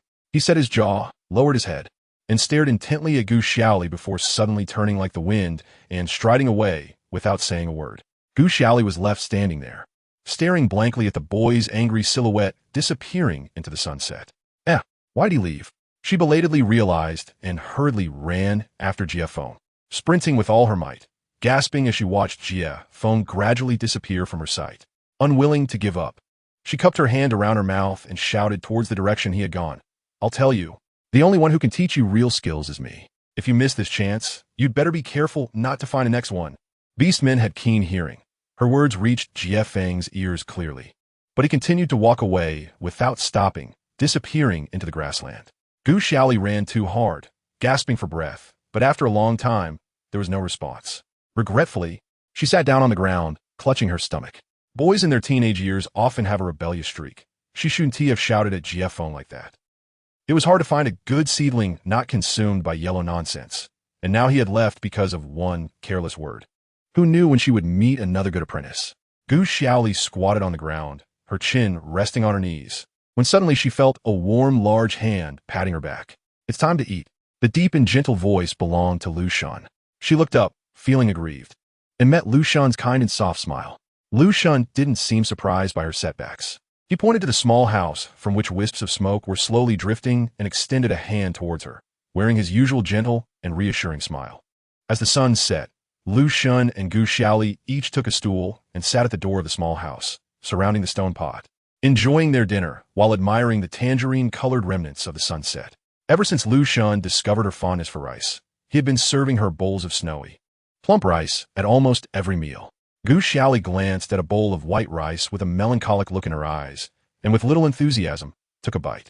Lu Xun took a wooden spoon from the pot, added a scoop of vegetables to her bowl, and held a bowl of rice and vegetables in his hand. He hardly touched his food, but occasionally glanced at the frustrated Gu Xiaoli. Some things, like forcing them, are better left to happen naturally. Who knows? There might be something better waiting for you nearby. Lu Xun looked meaningfully at the horizon where Jiefeng had disappeared. Gu Xiaoli sighed dejectedly and turned to glance at Lu Xun, seeing him sitting upright, clearly prepared to persuade her as a good friend would. She had promised to share her feelings with him promptly, so without holding back her regrets, she swallowed a mouthful of rice and began to confide in Lu Xun. I originally wanted to take him as my apprentice. He has good potential, but unfortunately, I scared him away. As she spoke, Gu Xiaoli tapped the edge of her bowl with the spoon, her face filled with the pain of lost opportunity. An apprentice? Lu Shun's expression darkened. Choosing a strong and swift race like the Black Panther wasn't just for teaching him some herbs and theories, it seemed. Gu Xiaoli scooped a spoonful of pork with a bit of rice, angrily stuffed it into her mouth, her cheeks bulging like a hamster, embodying the spirit of turning sorrow into appetite. I was going to teach him some unique skills, but that guy turned out to be ungrateful. Gu Xiaoli pouted, adding to her unfinished thought, licking her lips. Suddenly, she found Lu Shun's cooking skills to be quite impressive. The pork and slightly sour wild vegetables were rich but not greasy, and together with the white rice, it awakened all her cravings. What unique skills? Lu Shun asked as he got up, adding another scoop of vegetables to her rice bowl. Well, she stuffed another spoonful in her mouth, finding it too delicious to resist, and continued while chewing, I could teach some special skills to others. She swallowed with a loud gulp. It was theoretically feasible. She added modestly, smacking her lips. Lu Shun paused, silent for a moment, as the sounds of Gu Xiaoli eating filled the space between them. Chapter 270, Course Enrollment 1. Who else knows about this? Lu Shun asked, staring at Gu Xiaoli. Just you, me, and Jiefeng. That's it. After saying this, Gu Xiaoli continued to eat heartily without a care. This was a genuine, unique secret. If the pack of wolf-like orcs on the prairie found out, wouldn't they tear her body apart to get her martial arts secrets? Therefore, before meeting Lu Shun, she had only vaguely advertised her abilities to Jiefeng, who was innocent and probably wouldn't spill the beans to a third party after being scared by her. Since Lu Shun had categorized her as one of his own, she divulged everything without reservation. After hearing this, Lu Shun happily added half a bowl of rice to her serving. If it weren't for that troublesome little brat, everything would have been perfect. However, Lu Shun wasn't too worried, as he had seen many naive young men like Jiefeng, and it would be easy to get rid of him with a little trick. Gu Xiaoli, with her cheeks stuffed like a hamster, couldn't help it. She really loved the feeling of swallowing rice and vegetables together, reminiscent of eating spring pancakes back home, making it hard for her to stop. Eventually, Gu Xiaoli ended up choking. A piece of meat got stuck in her throat, and she whimpered, dodging Lu Shun's hand as he tried to pat her back, refusing to spit it out as if she had a piece of gold in her mouth. After a few misses, Lu Shun, worried she might suffocate, lost his gentlemanly demeanor and grabbed the collar of Gu Xiaoli's shirt, forcefully patting her on the back of her neck. Gu Xiaoli covered her mouth and coughed, spraying rice everywhere, finally able to breathe again. Being held by Lu Shun, her face flushed as she gasped for air, not forgetting to swallow what she hadn't spit out. Lu Shun rubbed his forehead, realizing that since the little one really enjoyed his cooking, he hadn't stopped her from gulping down her food, but he never expected that this seemingly clever little girl would almost choke to death. What he didn't know was that Gu Xiaoli was usually very cautious and reserved around other orcs, never doing anything reckless. After being suppressed for so long, suddenly seeing Lu Shun felt like finding a warm and safe harbor after drifting in a storm, allowing her to indulge and act like a child, which was her way of unconsciously beginning to trust and rely on Lu Shun. Lu Shun helped the squatting Gu Xiaoli back onto her stool, first handing her a bowl of water, then kneeling on one knee to wipe the rice grains off her face with clean, soft leaves. Gu Xiaoli drank half a bowl of water. The burning sensation in her throat eased a bit, but without learning her lesson. She picked up her bowl again and heaped a large spoonful onto the edge, her bright, shiny eyes stealing glances at Lu Shun, feeling a bit embarrassed, yet continued to bring the spoon to her mouth. With a loud slap, Lu Shun smacked her greedy little hand, causing the spoon to shake and a full scoop of food to fall back into the bowl. I want to let you go hungry. Why are you eating so fast? Lu Shun's narrow eyes were intimidating, making Gu Xiaoli sheepishly release the spoon. It's just that your cooking is too delicious. Gu Xiaoli blushed, lowering her head, her gaze evasive. God knows, she never expected that one day she would be scolded by a beastly uncle for eating too much. Around Lu Shun, she always found herself unable to resist relaxing and revealing her true self, including the long-hidden side of herself that loved food. How embarrassing. The little one looked so restrained and wronged. It seemed like Lu Shun had bullied her. Lu Shun's broad shoulders slumped slightly as he sighed helplessly, taking away the spoon she had been using to dig into her bowl. Gu Xiaoli clutched her bowl, reaching out to grab the spoon, but Lu Shun caught her flailing little hand. She felt a bit indignant. It was just that she had eaten a bit more. Why was he taking her spoon away, not allowing her to finish her meal? Lu Shan ignored Gu Xiaoli's protests and sent someone to fetch a piece of wood, extending his sharp claws to start carving. Before long, an exquisite little spoon appeared between Lu Shan's fingers, half the size of the previous rough-hewn spoon. With this spoon, even if Gu Xiaoli had a big mouth, it would be hard for her to choke. Gu Xiaoli, taking advantage of Lu Shan's promise, decided to act a bit silly, closing her eyes and flailing her limbs. Lu Shan said he would pursue her, right? She didn't believe Lu Shan would let her go hungry during a meal. Lu Shan held down the struggling Gu Xiaoli with one hand and extended the carved wooden spoon toward her. As Gu Xiaoli swayed, she saw a spoon being presented to her, stopping her shouting. When she opened her eyes, she saw a very cute carved little spoon, with a long handle and a round head, only smaller than her previous one. She understood Lu Shan's meaning and felt a bit embarrassed. Just a moment ago, she had caused a ruckus like a shrew, only to realize that he was just changing her spoon. She awkwardly took the spoon, brought the bowl to her lips, and was about to start eating when Lu Shan tapped her hand. She immediately looked at him with a wronged expression. But this time she didn't dare to act up. Eat slowly. Lu Shan had to put on a serious face. He was afraid this little one might pull off some outrageous stunt again, so he had to exert the pressure of a superior. Gu Xiaoli shrank her neck, blushed, and smiled, taking small bites from her little bowl. Lu Shan observed for a while, and when he saw that she no longer opened her mouth like a bottomless pit to stuff a large amount in, he felt relieved and sat back down on his stool. He noticed that the closer he got to Gu Xiaoli, the more different sides of her she showed. She seemed as gentle as water, yet was solid as bone. Once they became familiar, she often displayed a silly side that caught people off guard and made them both laugh and cry. He didn't dislike this colorful, distinct little female. She was like the only star breaking through the dusty clouds, and the more he cleared the mist, the more he saw her admirable toughness or her silly charm that added fun. He thought that if such a vibrant, genuine, and innocent heart belonged entirely to him, it would surely be an interesting experience. Gu Xiaoli ate politely, while Lu Shan busied himself serving her dishes. It had been a long time since she had eaten something so delicious at night, and she couldn't help but eat more than usual. The things you taught. Doesn't your friend want to learn? Lu Shan casually asked while eating near the flickering fireflies. Especially ungrateful, right? Gu Xiaoli joked, defending her neglected course. Lu Shan smiled lightly. Not necessarily. How can you know if something is good or bad if no one has tried it? A glimmer flashed in Lu Shan's elongated eyes. I'm a full-level mage and archer. Teaching a newbie is a piece of cake. Gu Xiaoli retorted, not realizing Lu Shan's guidance. Is that so? Lu Shan raised an eyebrow, putting down his stone bowl, half believing it. Of course. Do you still not believe me? Gu Xiaoli raised her head, trying to use their relationship to convince Lu Shan of her abilities. How can you know without trying? Lu Shan smiled at her. Let us give it a try. If you can't defeat 100 after I teach you, I'll wash my hair upside down. Chapter 271. Course enrollment 2. Okay. But don't back out at the last minute. Lu Shan laughed with delight. Gu Xiaoli then realized that she seemed to have been tricked. Her unique abilities were unparalleled, and she had intended to think carefully about the cost of others learning from her, but unexpectedly she had agreed to the old man in a moment of impulse. My secret skills are so rare that other beastmen might not have the chance to learn them. Such a valuable opportunity is given to you. Aren't you going to reciprocate? Gu Xiaoli put down her bowl and chopsticks, tilting her head to stare at Lu Shan, unwilling to give up. Lu Shan chuckled. The little one was not one to be at a disadvantage. All right, what do you want? He asked leisurely, willing to offer her whatever she desired. Gu Xiaoli had initially held her head high, ready with a wealth of arguments to debate with him, but unexpectedly his casual agreement left her a bit speechless. She tilted her head and thought for a moment. These days, Lu Shan had provided her with food, clothing, and other necessities, and she seemed to have no extra needs.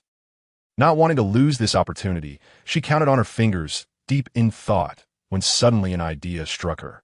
I heard you're the most likely candidate to become the next leader of the wolf tribe, so you must be really good at fighting, right? Her small face was full of anticipation. Lu Shan was momentarily stunned. In the beast world, most admired brute strength were male beastmen, while females generally liked flashy trinkets. He didn't expect Gu Xiaoli, who appeared refined, to have an interest in the battles among beastmen.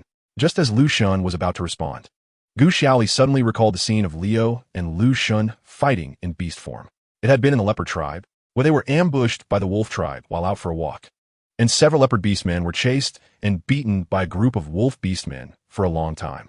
At that time, Lu Shan proposed to duel Leo, and Gu Xiaoli had taken a moment to watch. Although Lu Shan's beast form was slightly superior to Leo's, he was clearly less agile. In several rounds of combat between the two wild beasts, Lu Xun was always suppressed. If it weren't for the treacherous poison he had smeared on his claws, Leo might not have been defeated. Thinking of this, Gu Xiaoli felt a bit disappointed and interrupted Lu Xun before he could speak. I suddenly remembered I need several types of herbs. Let your tuition be paid with herbs. She picked up her bowl, avoiding Lu Xun's gaze, and lowered her head to eat. She thought that Lu Xun probably relied on schemes and poison to win, and didn't he expect much from his fighting skills, so she casually made up a reason to avoid hurting his pride. Lu Xun was not angered by the disdain hidden in her eyes. Instead, he smiled and readily accepted her condition. He could guess most of what she was thinking with just a glance, but did not intend to argue. As the leader of the wolf tribe, Lu Xun understood best the skill of concealing one's strengths. Lu Xun, possessing a pure-blooded human lineage, had been plagued by endless troubles since childhood due to his extraordinary physique. In Lu Yin's later years, his senility and greed made him most wary of this eldest son, knowing full well that one day, this seemingly harmonious eldest son would push him off the throne and take everything he once possessed. As Lu Xun was about to come of age, displaying extraordinary talents and fierce abilities, Lu Yin began to secretly intervene in his development. Lu Xun had more than once discovered clues in the beast meat bestowed by his beast father. In front of the crowd, he expressed gratitude and accepted it, then turned and threw it out of the tribe to lowly animals. Watching those mindless wild boars eat the meat, their faces turning pale and collapsing in convulsions. Because of this, Lu Xun falsely claimed in front of outsiders that he had no talent, was clumsy, and slow to react, never practicing hunting skills with the young beastmen of the tribe. Only in the dead of night, when no one was around, would he get out of bed and practice alone.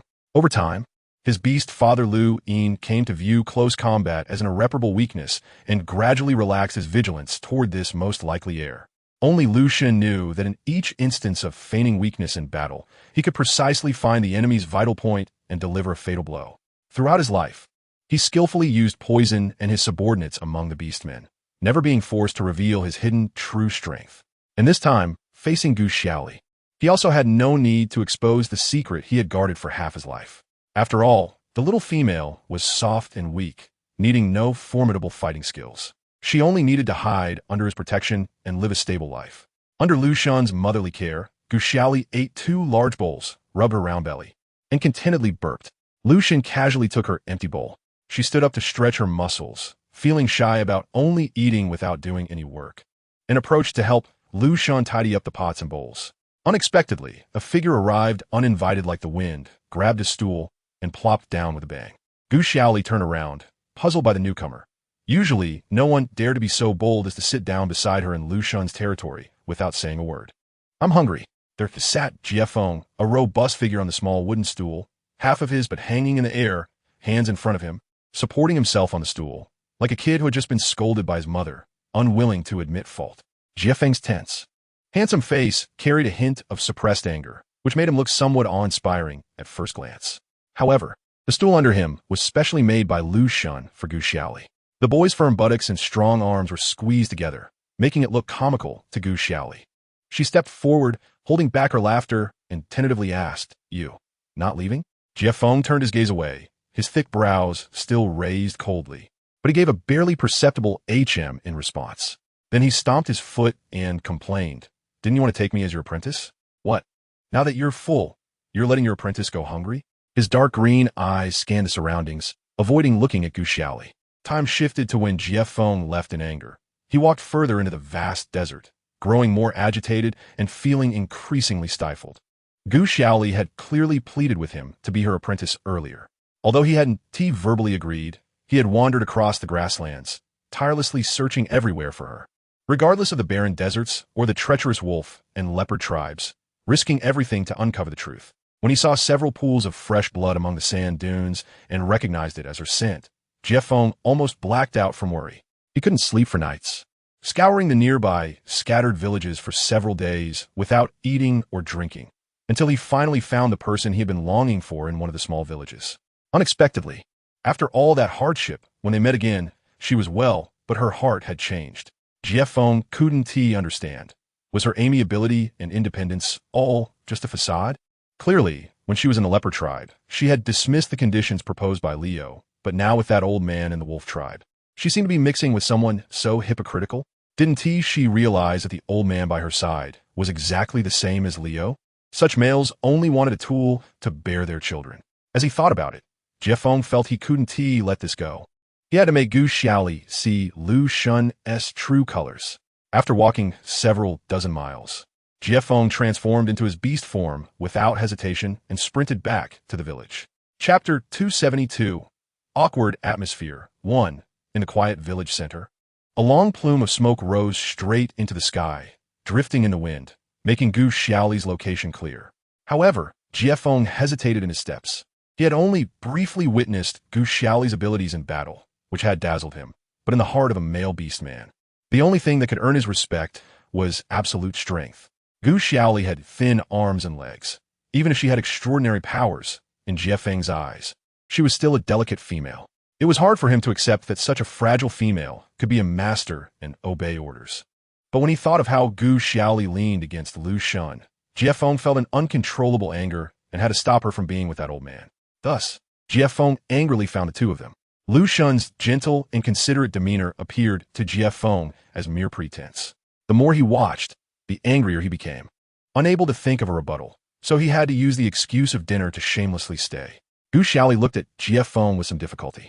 His timing was truly poor. She had just finished eating with Lu Shun, and there was only a bit of shredded meat left in the pot, which would seem meager if she offered it to him. It would be too troublesome to make another pot for him. Sorry, your timing is a bit off. We just finished eating. If you're hungry, you can go hunt a bit. There should still be plenty of wild deer outside the village, Lu Shun said casually, not even looking up as he hurriedly cleaned the pot and bowls. Huh, Jiefeng sneered. I'm talking to her. He raised an eyebrow, gesturing to Gu Xiaoli and excluding Lu Shun from the conversation. A sour and tense atmosphere filled the air, and Gu Xiaoli began to sweat. She looked back and forth between the two men, hesitating to think of something to say to ease the awkwardness. Before Gu Xiaoli could speak, Lu Shun picked up a beast skin shawl and draped it over her from behind, casually holding her shoulders and pressing her down onto the stool by the door of the small house. Gu Xiaoli was stunned as she was pushed onto the chair, looking up at Lu Shun, then craning her neck to glance at Jiefeng. Lu Shun's actions were quite natural, and he casually said, Xiaoli's happiness is my happiness. If she has any trouble, it's my responsibility. His words were calm and reasonable, completely excluding Jiefeng. It's getting cold, don't stand outside in the wind. If you want something, I'll get it for you.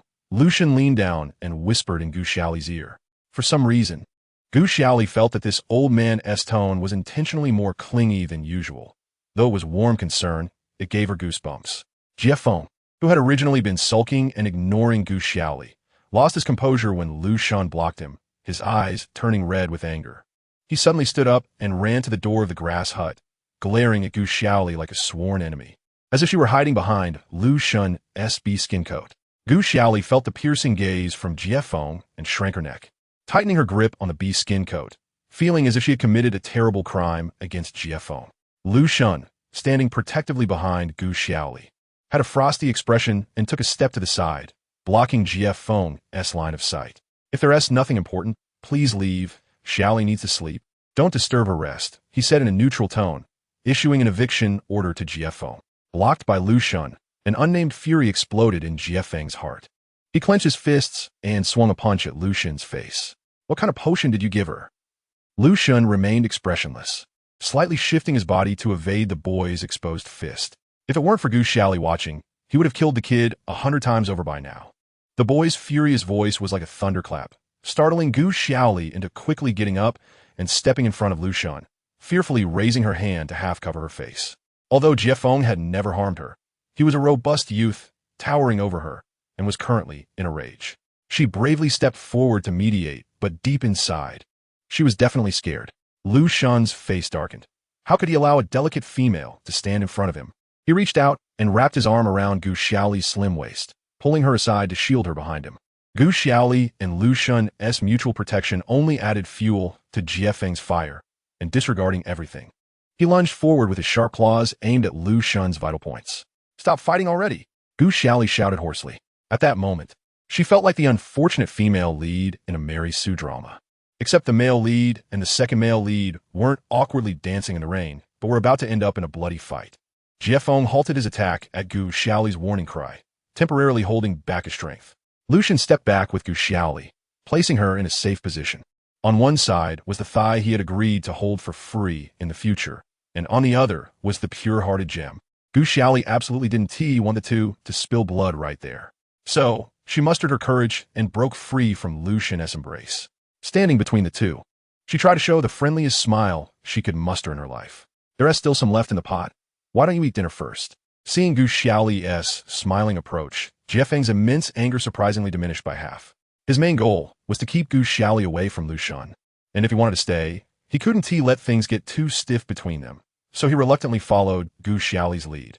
He still bore a grudge against Lucian, wearing a sour expression, arms crossed, silent, and sullenly sat back down on the small stool he had originally occupied. Gu Xiaoli wrapped herself in the beast skin coat, and as she stepped outside, a cold wind blew, causing her to shiver. Suddenly, a large hand grasped her shoulder, pulling her back inside. "I'll go serve it. It's cold outside. You stay inside," Lucian said, patting Gu Xiaoli's shoulder before stepping out to fetch a stone bowl. In just a few moves, he cleaned out the remaining meat from the pot and brought it to Jie Feng. In the field of vision, the hand holding the bowl was not delicate, but rather large and masculine. Jie Feng frowned and looked up. When Gu Xiaoli was not around, Lucian rarely smiled. His prominent brow bones, dark eyes, and outstanding height and physique gave him an imposing presence without him needing to be angry. Jie Feng crossed his legs, snorted disdainfully, and reluctantly reached out to take the stone bowl, but Lucian subtly dodged him, leaving Jie Feng to grasp at nothing. The anger that had just subsided in Jie Feng quickly flared up again, and he glared at Lucian with gritted teeth, veins bulging on his forehead. He knew Lucian was definitely not a good person. He only showed his true colors when Gu Xiaoli was out of sight. Lucian was indifferent to the anger of the youth in front of him. He leaned slightly forward and spoke in a volume only the two could hear. "She doesn't need you. I will take care of her. If you want to leave a good impression, finish this bowl and go." "What did you say?" Jie Feng could no longer hold back his temper, stood up in a rage, and knocked over the bowl of rice in Lucian's hand, spilling the leftover food all over the ground. Chapter 273. Awkward Atmosphere 2. The night enveloped the vast grassland, and the village behind them had long extinguished its lights. Countless stars wandered in the vast Milky Way, and under the starry sky, two figures walked side by side, one tall and one short. "Do you really want to stay?" Jie Feng asked, suppressing his voice, unwillingly, with his brow furrowed and his gaze fixed ahead. Gu Xiaoli hesitated for a moment, but eventually nodded gently, responding with a soft Time rewinds to half an hour earlier. Gu Xiaoli was left in the small room by Lucian. She had barely sat down for a second when Jie Feng's furious shout echoed from outside. She didn't care about the strong wind outside anymore. In a panic, she kicked over a small stool and rushed out the door. The stool and bowl lay scattered on the ground, and Jie Feng's beast-like eyes narrowed into slits, his fingers transforming into claws, reflecting the eerie moonlight as he swung at Lucian. Lucian effortlessly dodged Jie Feng's swift attack. He knew Gu Xiaoli was watching, and the more agitated Jie Feng became, the more it suited him. The intertwined figures of the two under the moonlight left a flurry of afterimages, making Gu Xiaoli dizzy. Taking a deep breath, Gu Xiaoli clenched her fists and stepped forward. She felt that the days ahead with these two would definitely not be peaceful. She shouted a few times to no avail and, stealing her courage, charged at the two fighting. Sure enough, Jie Feng finally stopped throwing punches, and Lucian ceased his infuriating smile. To prevent Jie Feng from getting carried away again and continuing the fight, Gu Xiaoli stepped in and grabbed his wrist, holding on tightly no matter how he tried to shake her off. Jie Feng, fearing he would accidentally hurt Gu Xiaoli, suppressed his volcanic anger and resisted the impulse to beat Lucian, obediently allowing her to hold his hand. Lucian's gaze darkened momentarily, but he remained composed, smiling as he stepped forward and said, "Little brother, if I've offended you in any way, I apologize. Please calm down. It's getting late, and Xiaoli needs to rest. We shouldn't trouble her, right?" After hearing this, Jie Feng's forehead erupted with angry little crosses. This old guy acted one way in front of people and another behind their backs, pretending to be something when Gu Xiaoli was around. Gu Xiaoli held onto Jie Feng's hand tightly, preventing a second fight from breaking out. From her perspective, Jie Feng was indeed being unreasonable. However, without understanding the full picture, she didn't want to blindly take sides, as both Jie Feng and Lucian had their intentions for her, and scolding either of them didn't seem right. Gu Xiaoli didn't want to see the conflict escalate, so she stepped forward, blocking GF and apologetically said to Lu Xun, I haven't seen my friend for a long time. There might be some misunderstandings. I'll go out and talk to him. In the backlight, Gu Xiaoli couldn't see Lu Xun's expression clearly, only feeling the cold wind around her. Lu Xun silently lowered his head, staring at Gu Xiaoli, his deep gray, beast-like eyes reflecting a faint light in the shadows. He had worked hard to cultivate feelings with Gu Xiaoli for several days, and just when he thought he had secured a place in her heart, she was easily swayed by a young brat's words. The usually calm Lu Xun did not realize the unusual anger brewing within him. He felt as if his chest was blocked, making it hard to breathe. In the pale moonlight, Lu Xun remained silent for a long time before finally speaking 2 words. Go ahead. You. Gu Xiaoli showed a look of surprise. She thought Lu Xun wouldn't let her leave the village alone with GF. I believe you. The 4 words came out slowly. Lu Xun chose to give up first to gain later. After giving a few simple reminders, Lu Xun lowered his head to clean up the bowls and utensils, no longer disturbing Gu Xiaoli and GF. Thus, Gu Xiaoli took GF to walk on the vast grassland not far outside the village. The path out of the village was unobstructed, clearly arranged by Lu Xun in advance for the wolf tribe people. GF was holding back a breath. In his eyes, Gu Xiaoli had inexplicably changed, willingly depending on Lu Xun, which made him extremely displeased. Yet, he also felt conflicted, believing that Gu Xiaoli still hid a gentle yet resilient quality within her, quietly attracting him, making him reluctant to leave. That guy is no different from Leo. GF shouted, his tone unfriendly. I know. Gu Xiaoli replied helplessly and calmly, fully aware of Lu Xun's intentions. GF was stunned. She knew? Then why didn't she leave? To stay and have pups? It's just, we have a bet between us, one I will never lose. Gu Xiaoli spoke in a cool tone. GF frowned, feeling that whatever the bet was, it was Lu Xun deceiving the innocent Gu Xiaoli. You still don't understand the wolf tribe-S methods? GF said with dissatisfaction, not comprehending why Gu Xiaoli was suddenly confused. I understand, which is why I dare to bet. Gu Xiaoli responded decisively and firmly. What Lu Xun wanted was her unwavering heart. Love is blind, especially for a girl her age. Once she falls for someone, it's easy for her to pursue and give without considering the consequences. Lu Xun was skilled at manipulating hearts, confidently believing he could win her true heart, but he overlooked that this bet was never meant to be fulfilled from the start. Knowing that someone pursued her for power and offspring, how could she genuinely fall for him? Everything Lu Xun did to pursue her was seen by her as a free lunch. After all, someone was willing to put her feelings first at all times, unconditionally giving everything for her. Such a windfall was too good to pass up. She pretended to show the innocent excitement of a girl, giving Lu Xun just enough hope for the bet to make him willing to continue, allowing her to find a place to settle and temporarily not worry about being forcibly taken advantage of. As for Lu Xun, after spending most of his life playing with power and manipulating hearts, this time, let him taste the flavor of failure and pay the price for his arrogance. When she had grown her wings and no longer needed Lu Xun, she could leave gracefully. The skills she agreed to teach Lu Xun were the only kindness and loyalty she was willing to leave behind. GF had never seen such clarity in Gu Xiaoli's eyes, and although he didn't understand her words, his heart wavered a bit. But don't you want to live freely? I could take you away. GF still didn't give up. The only way off the grassland has been cut off. You know the situation here, just the 2 of us. Where can we go? Gu Xiaoli said with a bitter smile. Seeing the grievances and pains that Tu Jiang and GF had suffered for her, she didn't dare to naively speak of wandering the world anymore. She knew that without corresponding strength, the cruel reality would strip her of everything she cared about. I'm not afraid. At worst, I'll fight to the death.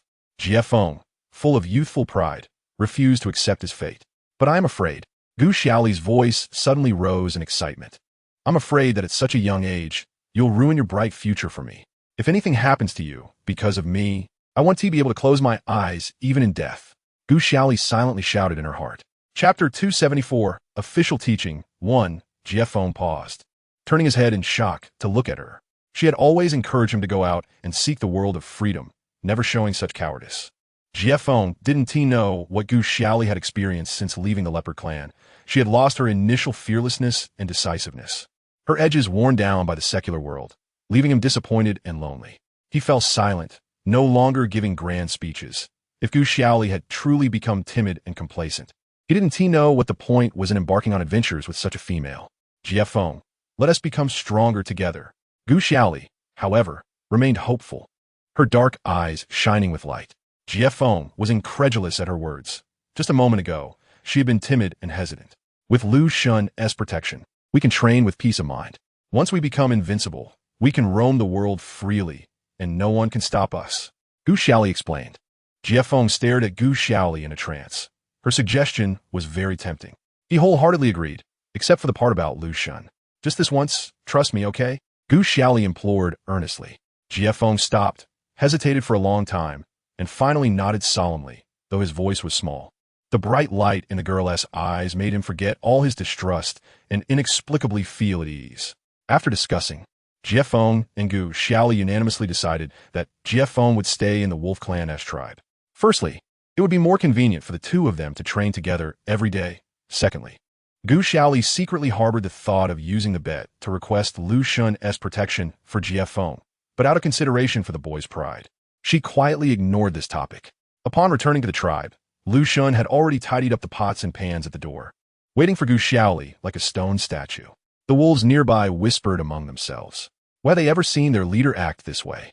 Not only was he humbly serving a little female, but he was also generously tolerating a male from another tribe mingling with his female. Some wolves even suspected their leader had been hit in the head during a battle. However, despite their murmurs, a single glance from Lu Shun sent the wolves scattering. No matter what they suspected, they dared not question the leader's authority.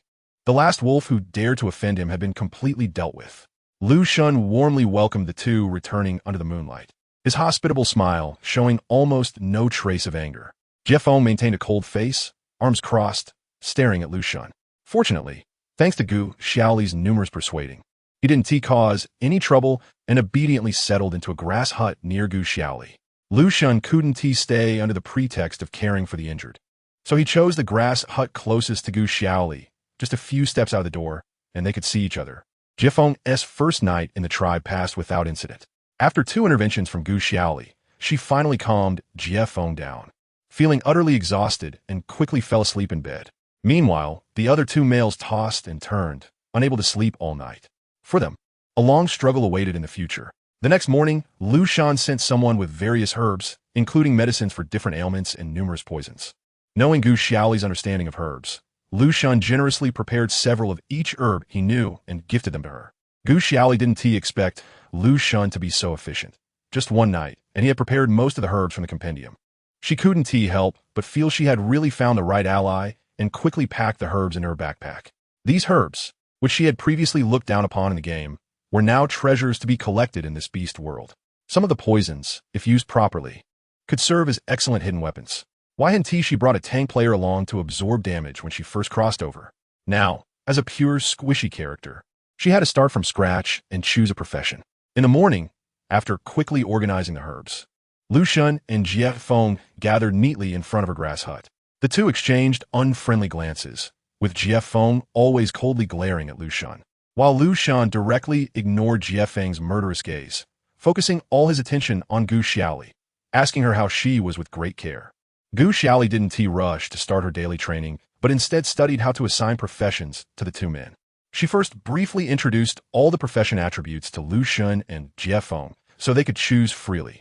The two brought over small stools and sat in front of Gu Xiaoli, fully focused on her explanation, and Gu Xiaoli suddenly became a rather convincing teacher. After finishing the explanation, the 2 men pondered for a moment. Lu Shun chose the mage profession.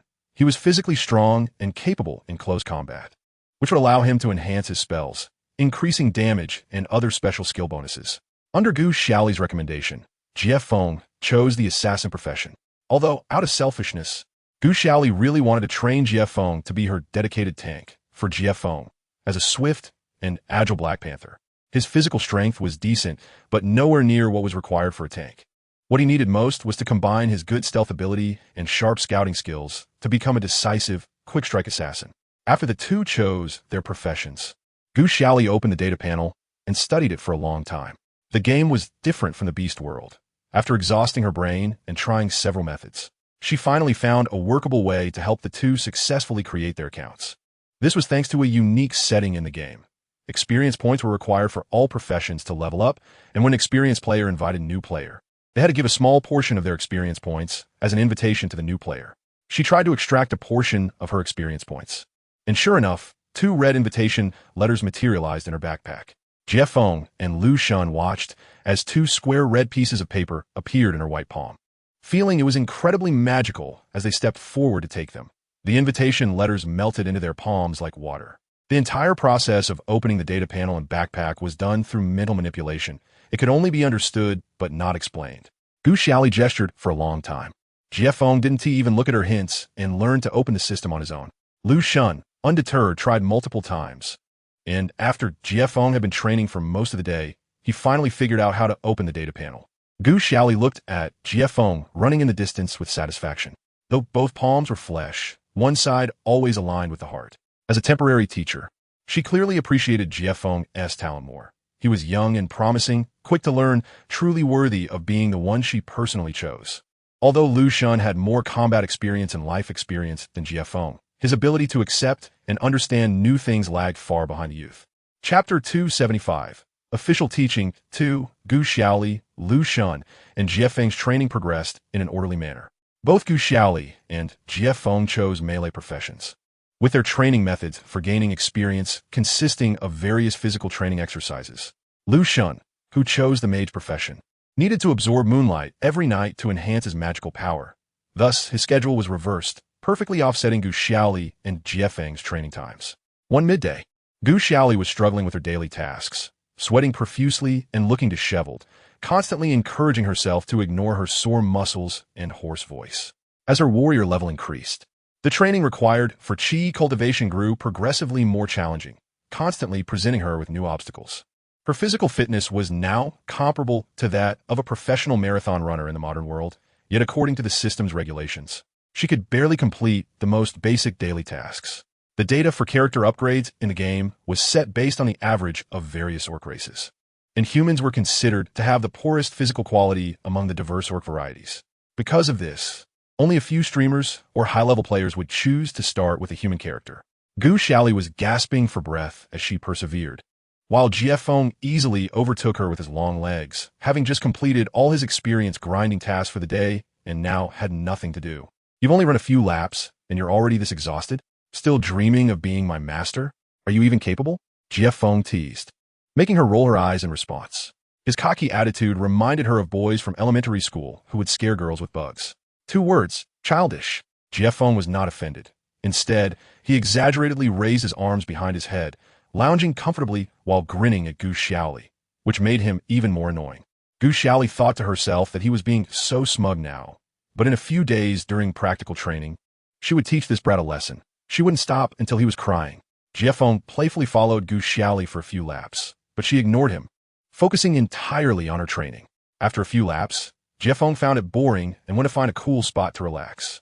At dusk, Lu Shun, who was supposed to be resting, suddenly appeared out of nowhere, commanding people to bring over a lot of ingredients and busily setting up a cooking pot.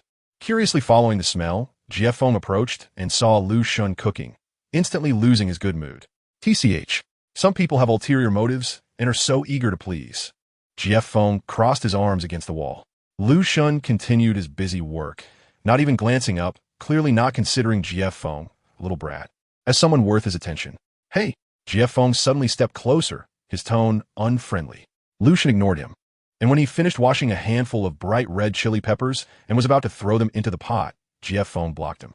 She can't eat that, Jie Feng said, pointing at the chili in Lu Shun's hand. Lu Shun frowned and temporarily set the chilies aside. How do you know? She actually likes spicy food. Jie Feng shrugged nonchalantly, but she ends up throwing up all night after eating it. Gu Xiaoli loved spicy food, but her stomach wasn't good. Every time she enjoyed the taste, she would suffer from stomach pains afterward. Previously, after eating a pot of spicy hot pot with Xi and Gu, Jie Feng happened to witness it, with Lei Wen accompanying her at the cave entrance as she threw up violently. Lu Shun stared at Jie Feng for a moment, but still turned around and discarded the tempting chilies he had prepared. Although Jie Feng and he didn't get along, he would never harm Gu Xiaoli. Perhaps deep down, Jie Feng cared a lot about her, though he might not even realize it himself. When Gu Xiaoli was practicing her stances and punches, Lu Shun interrupted her. She glanced at the distant rising smoke. Having trained all day and only finding some food to fill her stomach at noon, her stomach was already growling. Considering that there wasn't much left to practice, she decided to follow Lu Shun. Lu Xun generously prepared a portion for Jie Feng, knowing that he had to perform well in front of Gu Xiaoli, who was the person she had designated for him to protect. Thus, Gu Xiaoli, along with a leopard and a jackal, sat around the steaming pot. Inside the pot was a mix of various vegetables and meats for a hot pot, which Lu Xun had tried to recreate according to Gu Xiaoli's previous description. Due to the customs of the beast world, both males waited patiently for Gu Xiaoli to take the first bite. Gu Xiaoli accepted the bowl that Lu Xun served her, looking at the two gentlemanly men in front of her, suddenly feeling that being a teacher and earning respect was the most wonderful experience in the world as she took a pleasant breath of the fragrant steam. Of course, that was just her personal opinion. In the beast world, there was no concept of respecting teachers and valuing education. And the respectful behavior of the two males was certainly not out of regard for her status as a teacher. She tasted a spoonful of the cooled soup, savoring it. Not bad, but it would be perfect with a bit of spiciness. Hot pot has to be spicy to be enjoyable. She smacked her lips. Jie Feng and Lu Xun exchanged glances, both knowing her addiction to spicy food and tacitly refraining from commenting. Gu Xiaoli, seeing Lu Xun keeping silent with his head down, assumed he hadn't prepared any chilies and didn't pick at the food anymore. The dinner quickly passed, and Gu Xiaoli ate her fill, the hot soup warming her all over. Having regained some energy, she refused to waste a moment and lifted her heavy legs to train again, only to be blocked by Lu Xun. "You're too tired today. If you keep training, your body won't be able to handle it. Go rest. You could train tomorrow. There is plenty of time," Lu Xun said, looking down at Gu Xiaoli with concern. Gu Xiaoli shook her head. The total amount of daily training was merely an average. If she couldn't even reach that standard, how could she talk about becoming stronger and fighting for freedom? Despite Lu Xun's repeated attempts to stop her, Gu Xiaoli persisted. Eventually, Lu Xun had no choice but to send someone to gather more supplements and herbs to help Gu Xiaoli recover. Watching Lu Xun fuss over Gu Xiaoli, Jie Feng scoffed dismissively. When Gu Xiaoli went off to train alone, Jie Feng stealthily followed her, saying, "That guy Lu Xun must be hiding something. Don't listen to him." Gu Xiaoli chuckled. "What do you mean he's hiding something? He doesn't want you to train. Look at you now, weaker than a wild chicken. If you don't train properly, that would be a disaster," Jie Feng asserted passionately. Gu Xiaoli couldn't laugh anymore. Her close combat skills were indeed weak. But was it really fair to compare her to a wild chicken? This brat, Jie Feng, really didn't know how to speak. She thought that when she had time, she would have to teach him the art of language. Did you hear that? Don't get a little bit of skill and think you're all that. Jie Feng, completely oblivious to how his bluntness offended her, continued to urge her. I know. Gu Xiaoli stopped her training, impatiently pushing Jie Feng's back. "Didn't I tell you about other tasks? Why are you still here loafing around?" Jie Feng was pushed away by Gu Xiaoli and went off to complete his additional tasks. Gu Xiaoli watched Jie Feng walk away, helplessly rubbing her forehead. She hadn't realized until now that Jie Feng was a straightforward guy with no emotional intelligence. Who knew if that was a good thing or a bad thing? Chapter 276, Formal Teaching 3, with the bright moon hanging high. Gu Xiaoli persevered through her last training exercise, focusing on her leg muscles. She bent her knees, curling up on the ground, and then suddenly exerted force, leaping into the distance. In the dim evening light, the path appeared somewhat blurry, and she didn't find a proper landing spot. The ground was scattered with sharp stones, and as her foot landed on one, she lost her balance and was about to make close contact with the ground. Instinctively, she closed her eyes, but unexpectedly, a strong arm caught her. Under the moonlight, she opened her eyes in surprise to see Jie Feng's familiar light brown face, with his back to the crescent moon. Gu Xiaoli couldn't see his expression, but his eyes reflected a reassuring light. The atmosphere felt a bit strange, as the two rarely stood so close in human form. "Didn't I tell you to go train? Are you slacking off again?" Gu Xiaoli was the first to react, sternly reprimanding him. With a loud thud, Jie Feng released his grip, causing Gu Xiaoli to fall on her back on the ground with a thud, her back painfully hitting the stones. "Ouch, that hurt. What are you doing?" She cursed as she sat up. Jie Feng couldn't hear clearly what she was saying. He only felt his heart pounding like a drum. Overwhelmed by an unfamiliar feeling he couldn't control, he rubbed his clothes against the arm he had touched, turning his back to Gu Xiaoli, and stiffly said, "If I weren't here, you would have definitely fallen to the ground. Not even a thank you." "How rude." Gu Xiaoli widened her eyes. "You threw me first, okay? Who's being more rude here?" Jie Feng didn't dare to get closer to Gu Xiaoli. He didn't like that heart-pounding feeling that left him unable to control himself. With a haughty snort, he fled in embarrassment. Gu Xiaoli stood up, patting her backside. Luckily, Jie Feng had softened her fall, so it wasn't too hard. She secretly grumbled to herself that although Jiefeng had become her apprentice, he was still resentful. When she leveled up and became invincible in close combat, she would definitely pin this arrogant apprentice down and give him a good beating, watching him admit his mistakes and beg for mercy. As the saying goes, only under the stick do filial sons emerge, and maintaining her dignity as a master was indeed necessary. The more she thought about it, the more hopeful she felt. So she gathered her strength and continued training. Meanwhile, Jiefeng disappeared into the vast night, running a few steps before inexplicably squatting in a patch of grass. From the gaps in the leaves, he secretly watched Gu Xiaoli diligently training not far away. He was sure that with Gu Xiaoli's eyesight, she wouldn't see him hiding in the darkness, so he sat down at ease. He didn't know what was happening to him, clearly. He looked down on the physically weak Gu Xiaoli, but every time he saw her suffering yet persevering, he couldn't help but stay by her side secretly. At night, Gu Xiaoli couldn't match even a quarter of his physical abilities, and the two couldn't use the same training plan. For his career development, he had long been assigned an extra training regimen. He could have spent all his time pursuing the power and strength he longed for, but he kept recalling Gu Xiaoli's exhausted yet unyielding appearance. He intentionally provoked and ridiculed her during her training, but she was like a resilient little grass growing between the stones, lifting her head regardless of the heavy pressure, which made Jiefeng feel a strange pang in his heart. Unable to resist wanting to look at her, Jiefeng had once decided never to take a mate after seeing the ugly side of females, but now he was wavering. He didn't know if his previous unified view on females was truly indisputable. As the night deepened, Gu Xiaoli finally completed all her training before midnight, while Lucian waited for her at her door with a beast skin coat.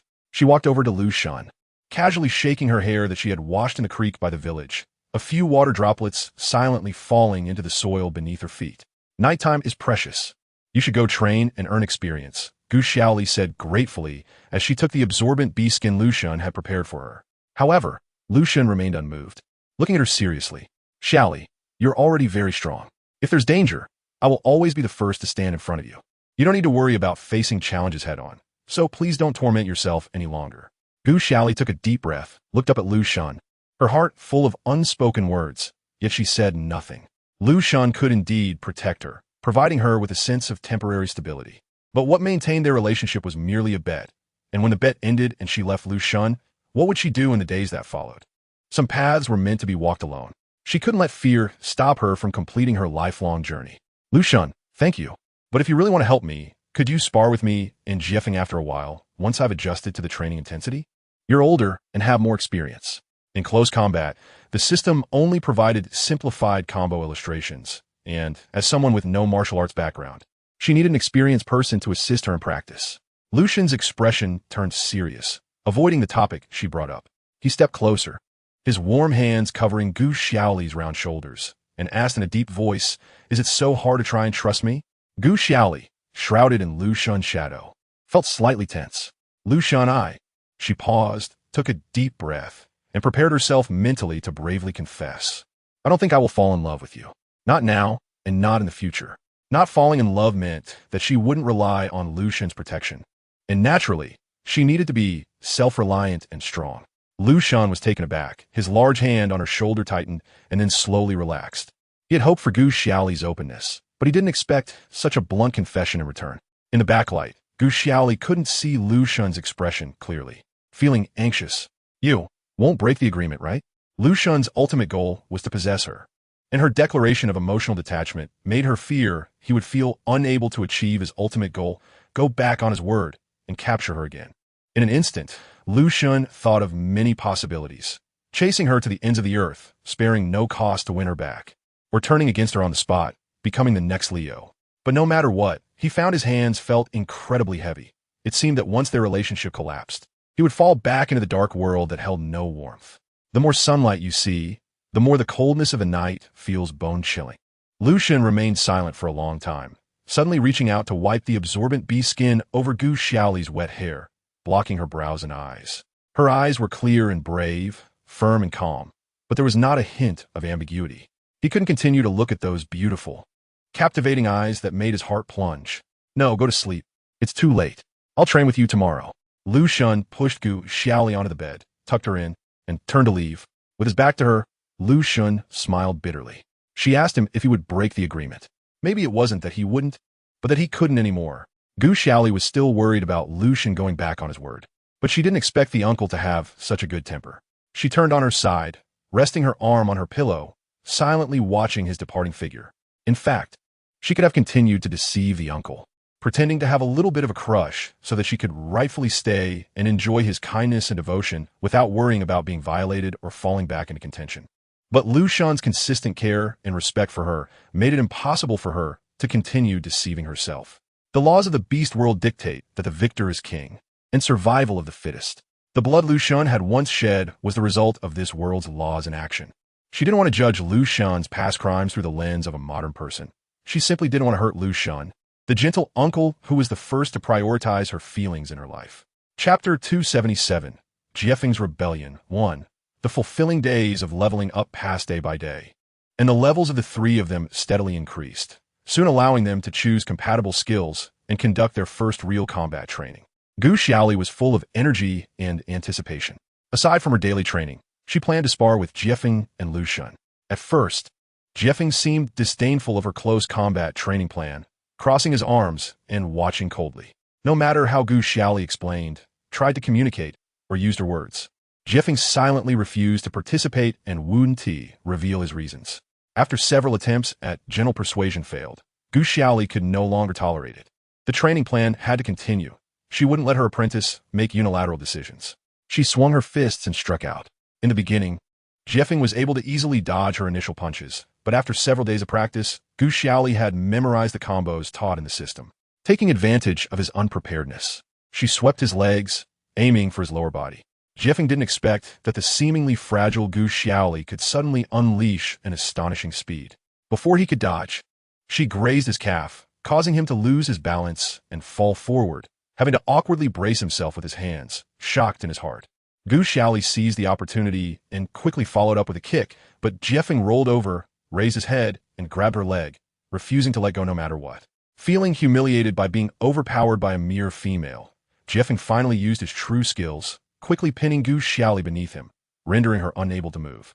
Gu Xiaoli gritted her teeth, enduring the pain in her arms, and struggled desperately, but the difference in their strength was immense. And Jiefeng's arms firmly locked her hands in place.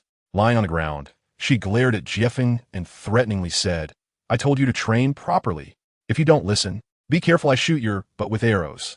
Jiefeng frowned, moving his large hand to a sizable bruise on her elbow, pressing his fingertip against the injury and rubbing it. The strands of hair falling over his forehead obscured his expression. This was where he instinctively punched her during her sneak attack, and the area was visibly swollen.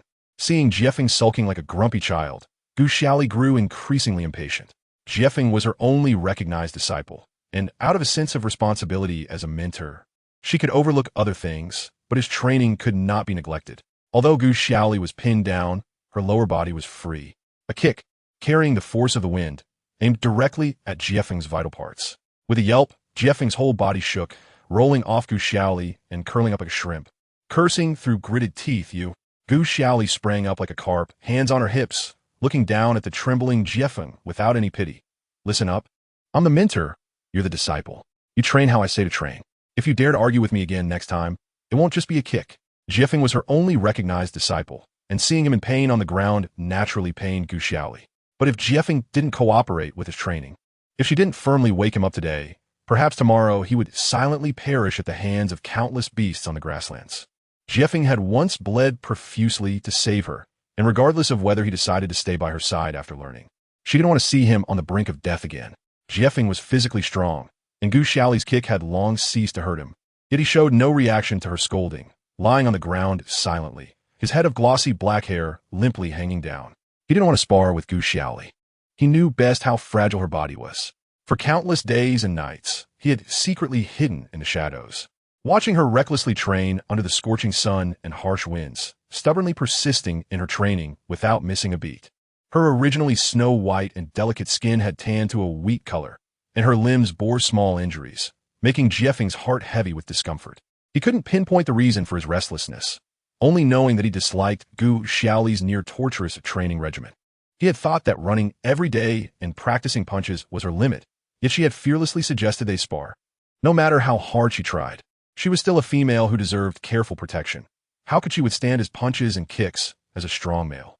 Remembering just now, he had reflexively thrown a punch and accidentally left a large bruise on her arm. Jiefeng regretted it, holding his head in despair and lying on the ground, completely in no mood to respond to Gu Xiaoli. Seeing Jiefeng playing dead on the ground, Gu Xiaoli kicked his back. "Don't think I'm really going to hit you. Get up," she said sternly.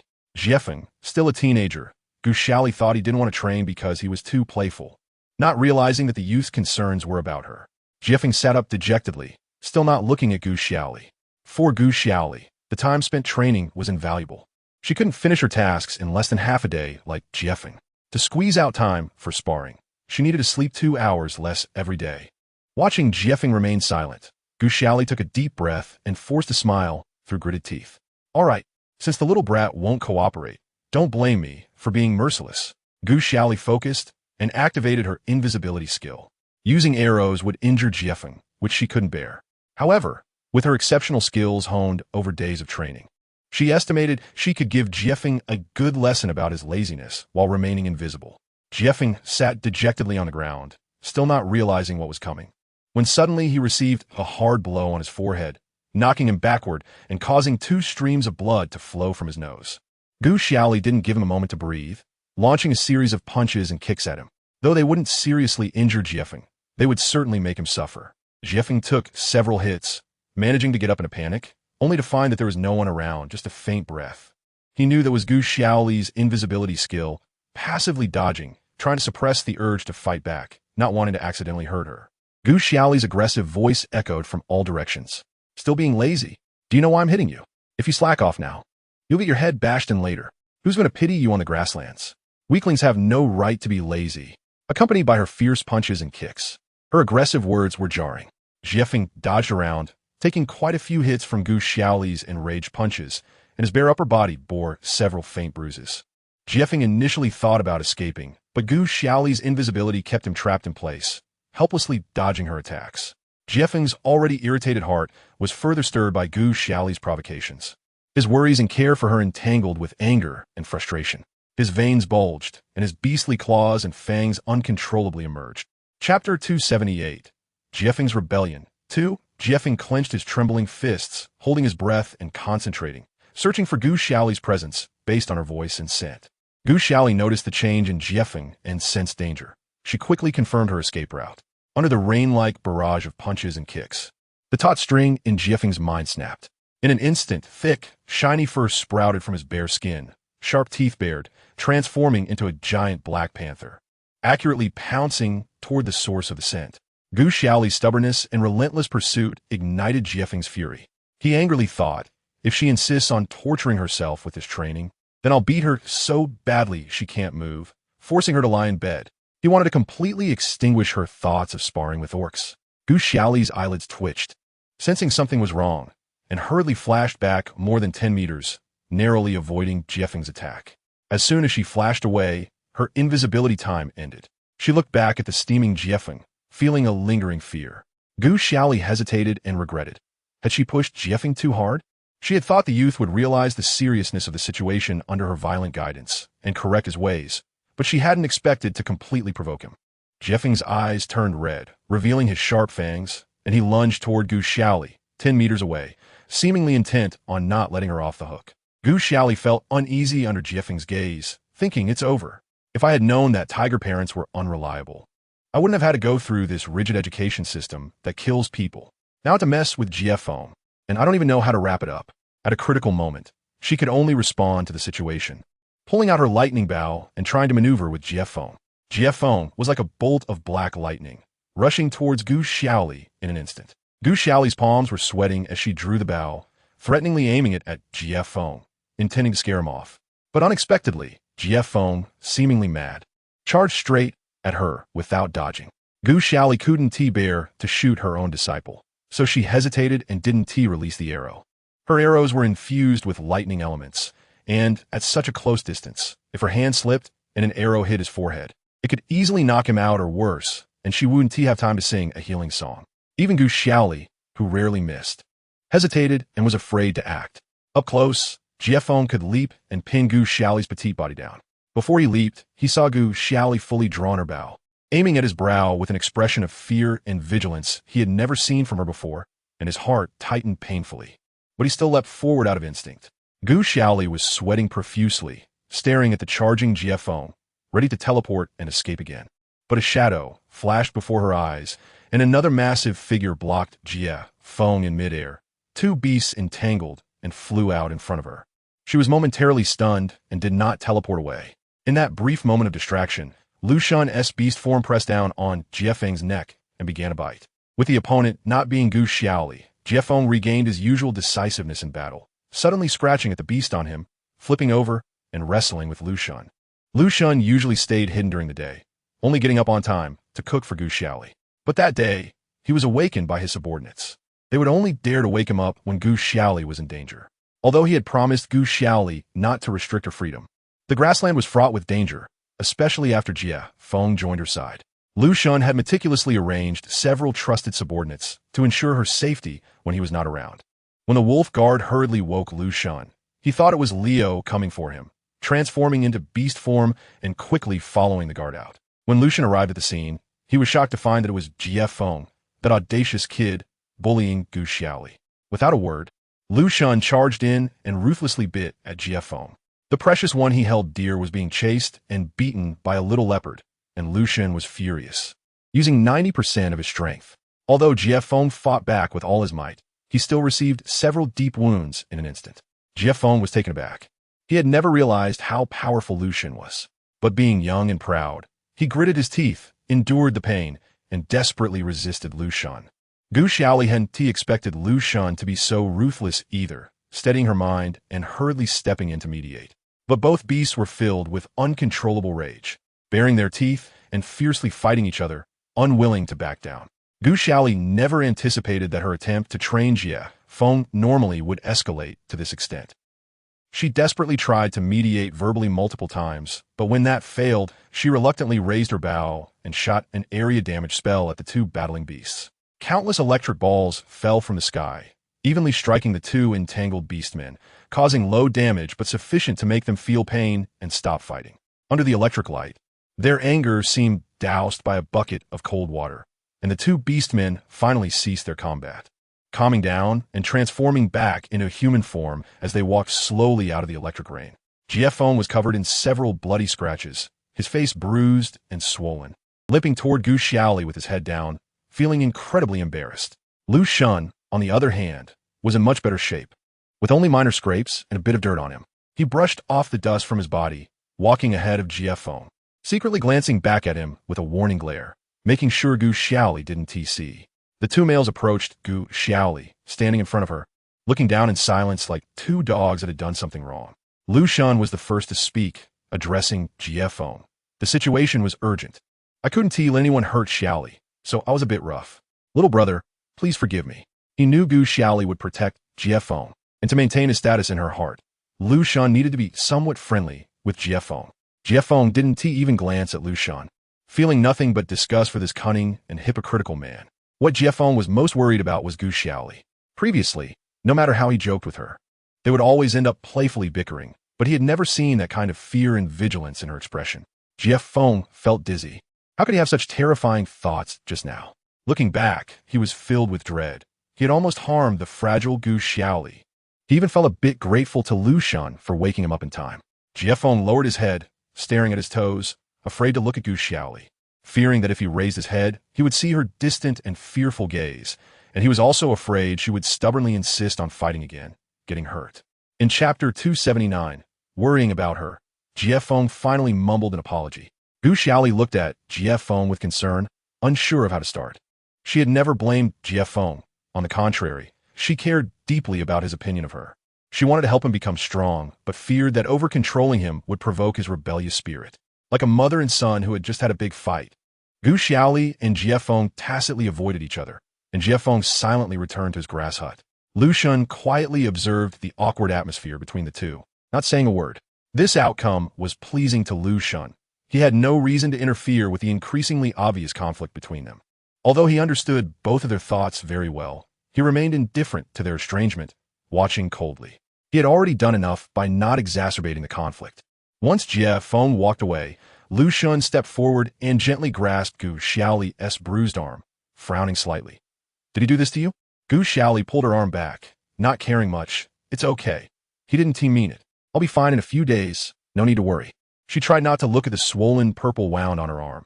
The beast she would face in the future would be many times fiercer than Jiefeng. And she couldn't allow herself to be stopped by a little injury during training. Lu Shun's face darkened on the issue of Gu Xiaoli fighting. His attitude was aligned with Jiefeng's. Without further ado, he pulled Gu Xiaoli up and walked toward the village, instructing a nearby wolf to prepare herbs. Regardless of Gu Xiaoli's struggles and objections, Lu Xun firmly brought her back to the grass hut. He knew that since Gu Xiaoli had made up her mind not to treat her injury, she wouldn't use her skills to heal herself. So, he finally ground the herbs and mixed them with water, slowly helping her apply it to her bruised arm. Gu Xiaoli was pinned down by Lu Xun and couldn't get up, letting out a helpless sigh. I'm not as delicate as you think. I can endure the injuries you all suffer. Please don't treat me differently, she said earnestly.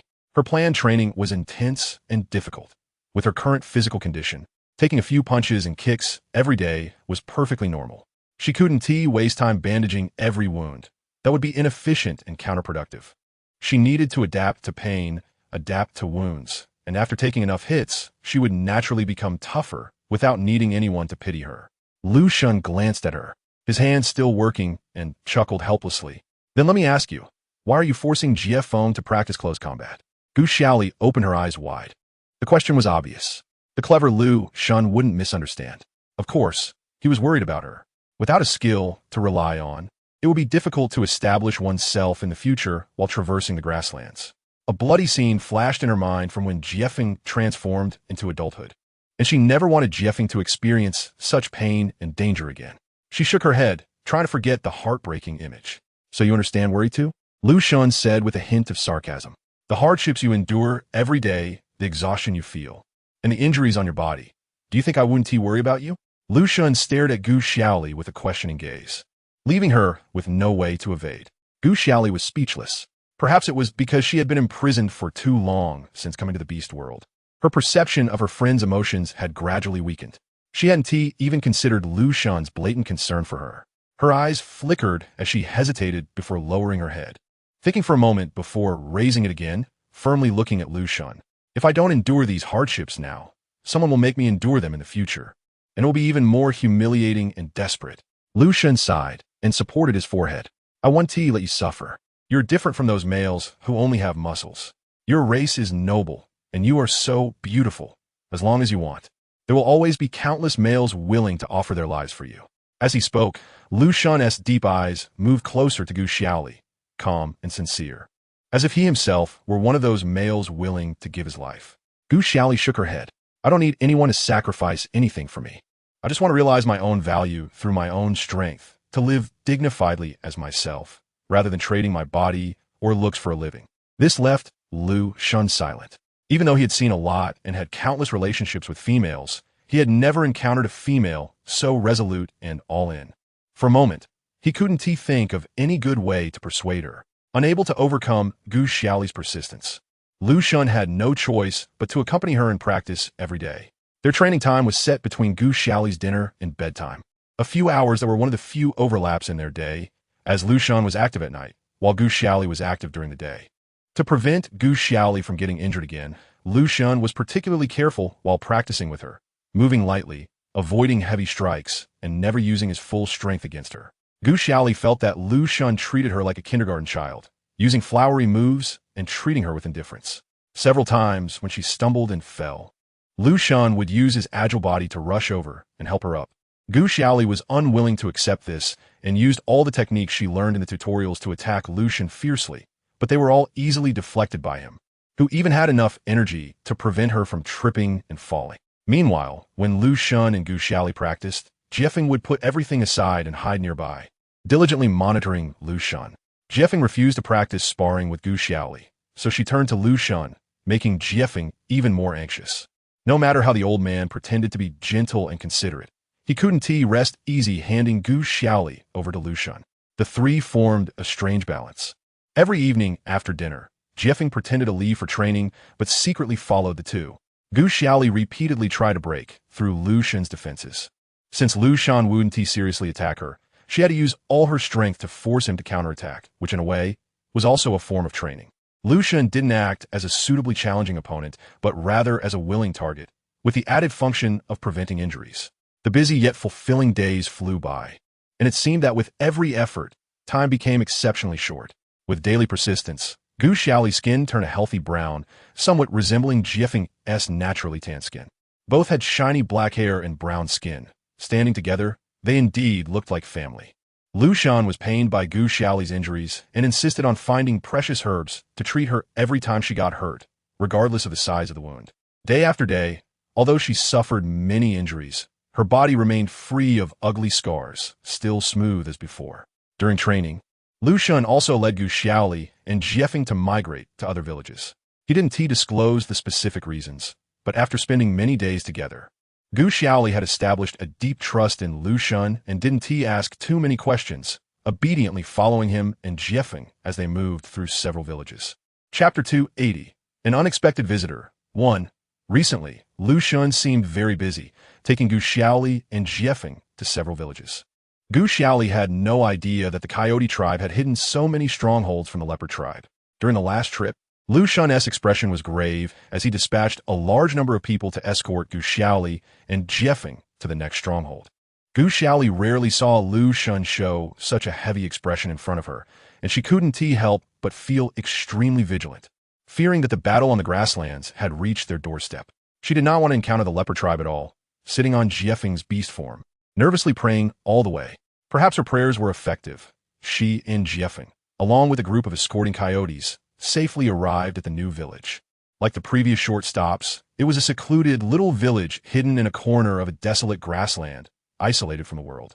After safely getting off, Gu Xiaoli breathed a sigh of relief. All the items she needed for living were prepared by the accompanying coyotes, so she didn't need to arrange her luggage personally. Just as she was planning to leisurely explore the surroundings, she suddenly felt something was off. The surrounding coyotes, including Jiefeng, were all motionless, taking up a stance before an attack, vigilantly staring into the distance. Apart from the low grass swaying in the wind and the sand swirling in the air, there was nothing else. It looked very calm. Gu Xiaoli's senses were not as sharp as those of the beastmen, but based on her trust in Jiefeng, she knew that something must have arrived. She quickly took out her lightning bow, gripped it tightly, assumed an archery stance, and tensed her nerves. Focusing on the direction Jiefeng was watching, she felt her heart pounding, cold sweat beating on her forehead, fearing that the next moment she would see a bloodthirsty leopard charging at her. Jiefeng silently stood in front of her, muscles coiled with untold strength, and the coyotes surrounded them tightly without making a sound. The air felt as if it had solidified, the sun shining down on the ground, making it hot and oppressive. Long time no see. A refreshing youthful voice broke the tense atmosphere. In the blink of an eye, a gray mass of coyotes seemed to appear out of nowhere, skillfully surrounding them. The outer coyotes parted to make way, and from the middle, a boy in white walked out slowly, standing at the forefront. Gu Xiaoli focused her gaze and was shocked to find that it was Lu Bai. Ever since Lu Xun had taken her away from Saku, she hadn't seen Lu Bai again. Lu Bai's slender figure looked tiny in front of the massive coyotes, yet he remained unperturbed, his expression calm as he strolled leisurely. In contrast, the coyotes guarding Gu Xiaoli bared their teeth, retreating while issuing sharp warnings. Lu Bai casually glanced at Jiefeng in front of Gu Xiaoli. It should be a newly adult black panther. He looks quite strong. I wonder why he's mingling with a group of coyotes. Lu Bai rubbed his finger along his lower lip, recalling that when Gu Xiaoli was still in the leopard tribe, she had raised a black panther pet. Could it be? Jiefeng was angered by Lu Bai's scrutinizing gaze, arching his back, baring his large mouth, and exposing his white fangs, letting out a roar. The coyotes on the opposite side involuntarily took half a step back, clearly wary. Lu Bai remained unfazed, his gaze passing over Jiefeng and directly locking on Gu Xiaoli, a familiar smile hanging at the corner of his mouth. Come with me. You can bring him along.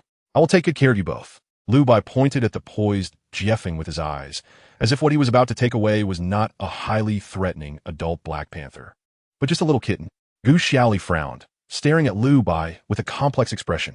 Lu Bai was around her age, and his demeanor was gentle and refined, making their conversation quite pleasant. If she hadn't been hurriedly abducted, she would have genuinely wanted to persuade Lu Bai to give up on making her have children and instead become true friends with him. After all, Lu Bai seemed reasonable, not overly attached to her appearance, and not fixated on power struggles. Given more time and good communication. She felt confident she could help Lu Bai let go of his old-fashioned views on continuing the family line. However, as fate would have it, before she could even start sharing her thoughts with Lu Bai, she was turned over to Lu Shun and even signed a betting agreement with him. She had seen Lu Shun's companionship and efforts, and even without mentioning feelings, she had to consider loyalty.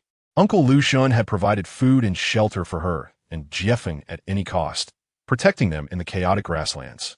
She couldn't just leave him without a word and run off with Lu Bai. She took a step back, shook her head, and raised her lightning bow, aiming it at Lu Bai, making her rejection very clear. Lu Bai was not surprised by her resistance. Everyone knew the methods of his older brother, Lu Shun, and Gu Xiaoli had been abducted for so long. She must have been won over by him. However, Lu Bai had finally drawn Lu Shun away and would not miss the chance to take Gu Xiaoli away. Can you tell me the reason? Lu Bai asked leisurely. Lu Shun hasn't returned yet.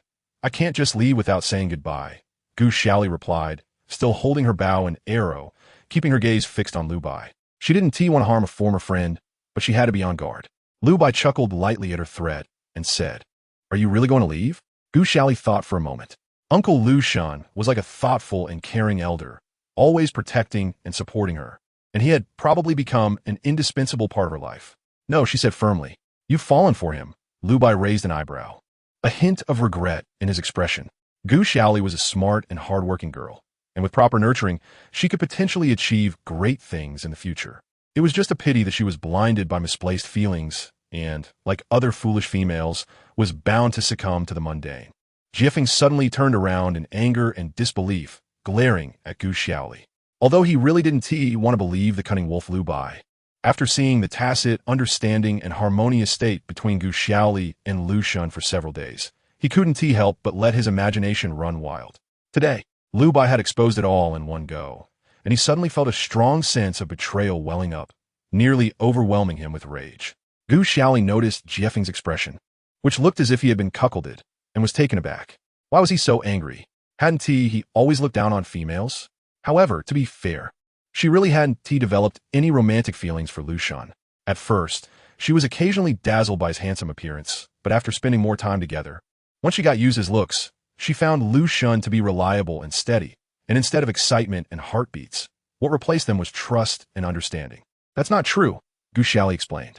Lu Bai seemed disinterested in her explanation, casually glancing at the surrounding wolves. The number of their forces was vastly different. Lu Bai had brought 3 times the number of Gu Xiaoli's side, but considering Gu Xiaoli's abilities, Lu Bai did not let his guard down. "This is going to be difficult," Lu Bai said, looking at Gu Xiaoli with some difficulty. "Are you really not leaving?" Lu Bai asked, looking directly at Gu Xiaoli, his expression serious. "Sorry, but I think you came too late," Gu Xiaoli said, feeling a bit guilty. She didn't want to completely fall out with Lu Bai, yet she aimed her arrow directly at his brow. She couldn't abandon Lu Shun. "Not necessarily," Lu Bai said lightly. Gu Xiaoli saw Lu Bai smiling at her, showing a row of white teeth, and her right eyelid twitched suddenly. Chapter 281. An Unexpected Visitor 2. As expected, Lu Bai raised his hand, and with a crisp snap of his long fingers, the wolves surrounding him moved in response, baring their white teeth and threateningly closing in. The wolves on Gu Xiaoli's side protected her in the center, but they were gradually pushed back by the threefold number of enemies. Gu Xiaoli raised her bow and aimed at Lu Bai, intending to strike first, but found that Lu Bai had somehow transformed into his beast form, leaving the direction she was aiming at. It was the first time Lu Bai openly revealed his orc form in front of her. He was a bit smaller than an ordinary wolf, agile and quick, blending into the pack in the blink of an eye, darting back and forth at high speed, making it impossible for Gu Xiaoli to spot him. Sweat beaded on Gu Xiaoli's forehead as her bow and arrow lagged behind the slightly lighter-colored beast form of Lu Bai. She really didn't want to confront Lu Bai directly, but she had no choice but to prepare for battle, remaining vigilant of every move Lu Bai and his subordinates made. If Lu Bai truly held no old feelings and dared to do anything to her, she would not show mercy. Jiefeng revealed his sharp claws, glinting with cold light, and stared fiercely at Lu Bai's blustering figure. For a Black Panther, Lu Bai's speed was indeed lacking. If Jiefeng wanted to, he could pounce at any moment and snap his neck. However, considering the female behind him, Jiefeng, through days of training, thought that fighting that small guy Lu Bai in close combat wouldn't be a problem. But he still didn't dare to let her take any risks, so he could only glare fiercely at Lu Bai, keeping close to Gu Xiaoli. With Gu Xiaoli holding the bow and arrow in front of him, Looking at his broad and strong back, she felt inexplicably reassured, and her grip on the bow steadied. With Jiefeng guarding her side, she didn't have to worry about being ambushed while shooting, and she focused, slowly finding Liu Bai's position with her arrow. The switch between Liu Bai's beast and human forms happened in an instant. He wandered back and forth, momentarily transforming back into human form to speak to Gu Xiaoli. What is so good about Lu Xun? Do you really trust him? He only wants her body. Do you know what happened to his beast mother? Liu Bai's voice, as if tempting, echoed from all directions. The clear voice of the young man made Gu Xiaoli's expression darken. Her trust in Lu Xun was not unshakable. She had heard rumors about Lu Xun's pure-blood mother, but he had never mentioned it, and she felt it was inappropriate to ask too much. However, thinking of Lu Xun's unusually strong physique, it was easy for her to connect the dots regarding the impact of a pure-blood beast mother. Generally, after giving birth, a female would hold a very high status at home, and her sons would respect their biological beast mother greatly before establishing their own families. Yet, she had never seen Lu Xun mention anything related to his beast mother, and with Liu Bai's words, a terrifying thought suddenly arose. Liu Bai accurately caught the wavering expression on Gu Xiaoli's face and continued to coax her. I can give you everything you want. We can start as friends. To Gu Xiaoli's shock, Liu Bai actually stopped dodging and stepped out from the wolf pack, revealing himself with a calm and confident demeanor. Do you really want to hurt me? Liu Bai smiled warmly at Gu Xiaoli's raised bow and arrow, convinced that she wouldn't shoot that arrow. Gu Xiaoli frowned deeply. Liu Bai was using their past friendship to exert invisible pressure on her. The wolves around her closed in, wary of Liu Bai's strength, and did not dare to approach. Just as Gu Xiaoli was in a dilemma, a shadow seized the opportunity and charged forward. Gu Xiaoli didn't react in time, gripping her bow and arrow tightly, her knuckles turning white as she stared ahead. Liu Bai, in human form, was not as agile as in beast form and was suddenly knocked down by Jiefeng, who pounced on him, tearing at his chest. Liu Bai transformed into his beast form in an instant, wrestling with Jiefeng. Seeing their leader attacked, Liu Bai's wolves erupted in fury, surging like a flood to clash with Gu Xiaoli's defending wolves, and the scene immediately turned chaotic with blood flying everywhere. Gu Xiaoli was fiercely protected at the center by several loyal jackals, temporarily out of danger. The top bow and arrow closely followed the indistinguishable figures of you and me fighting in gray and black. Liu Bai and Jiefeng moved too quickly for her to aim at either of them, forcing her to anxiously hold her bow and arrow, closely watching their movements. Liu Bai was a hybrid of white and jackal wolves, smaller than the average jackal, unable to compete with the naturally powerful purebred black panther. After 3 rounds of fighting, Liu Bai's grayish-white fur was dyed red with blood, narrowly dodging Jiefeng's ferocious attacks.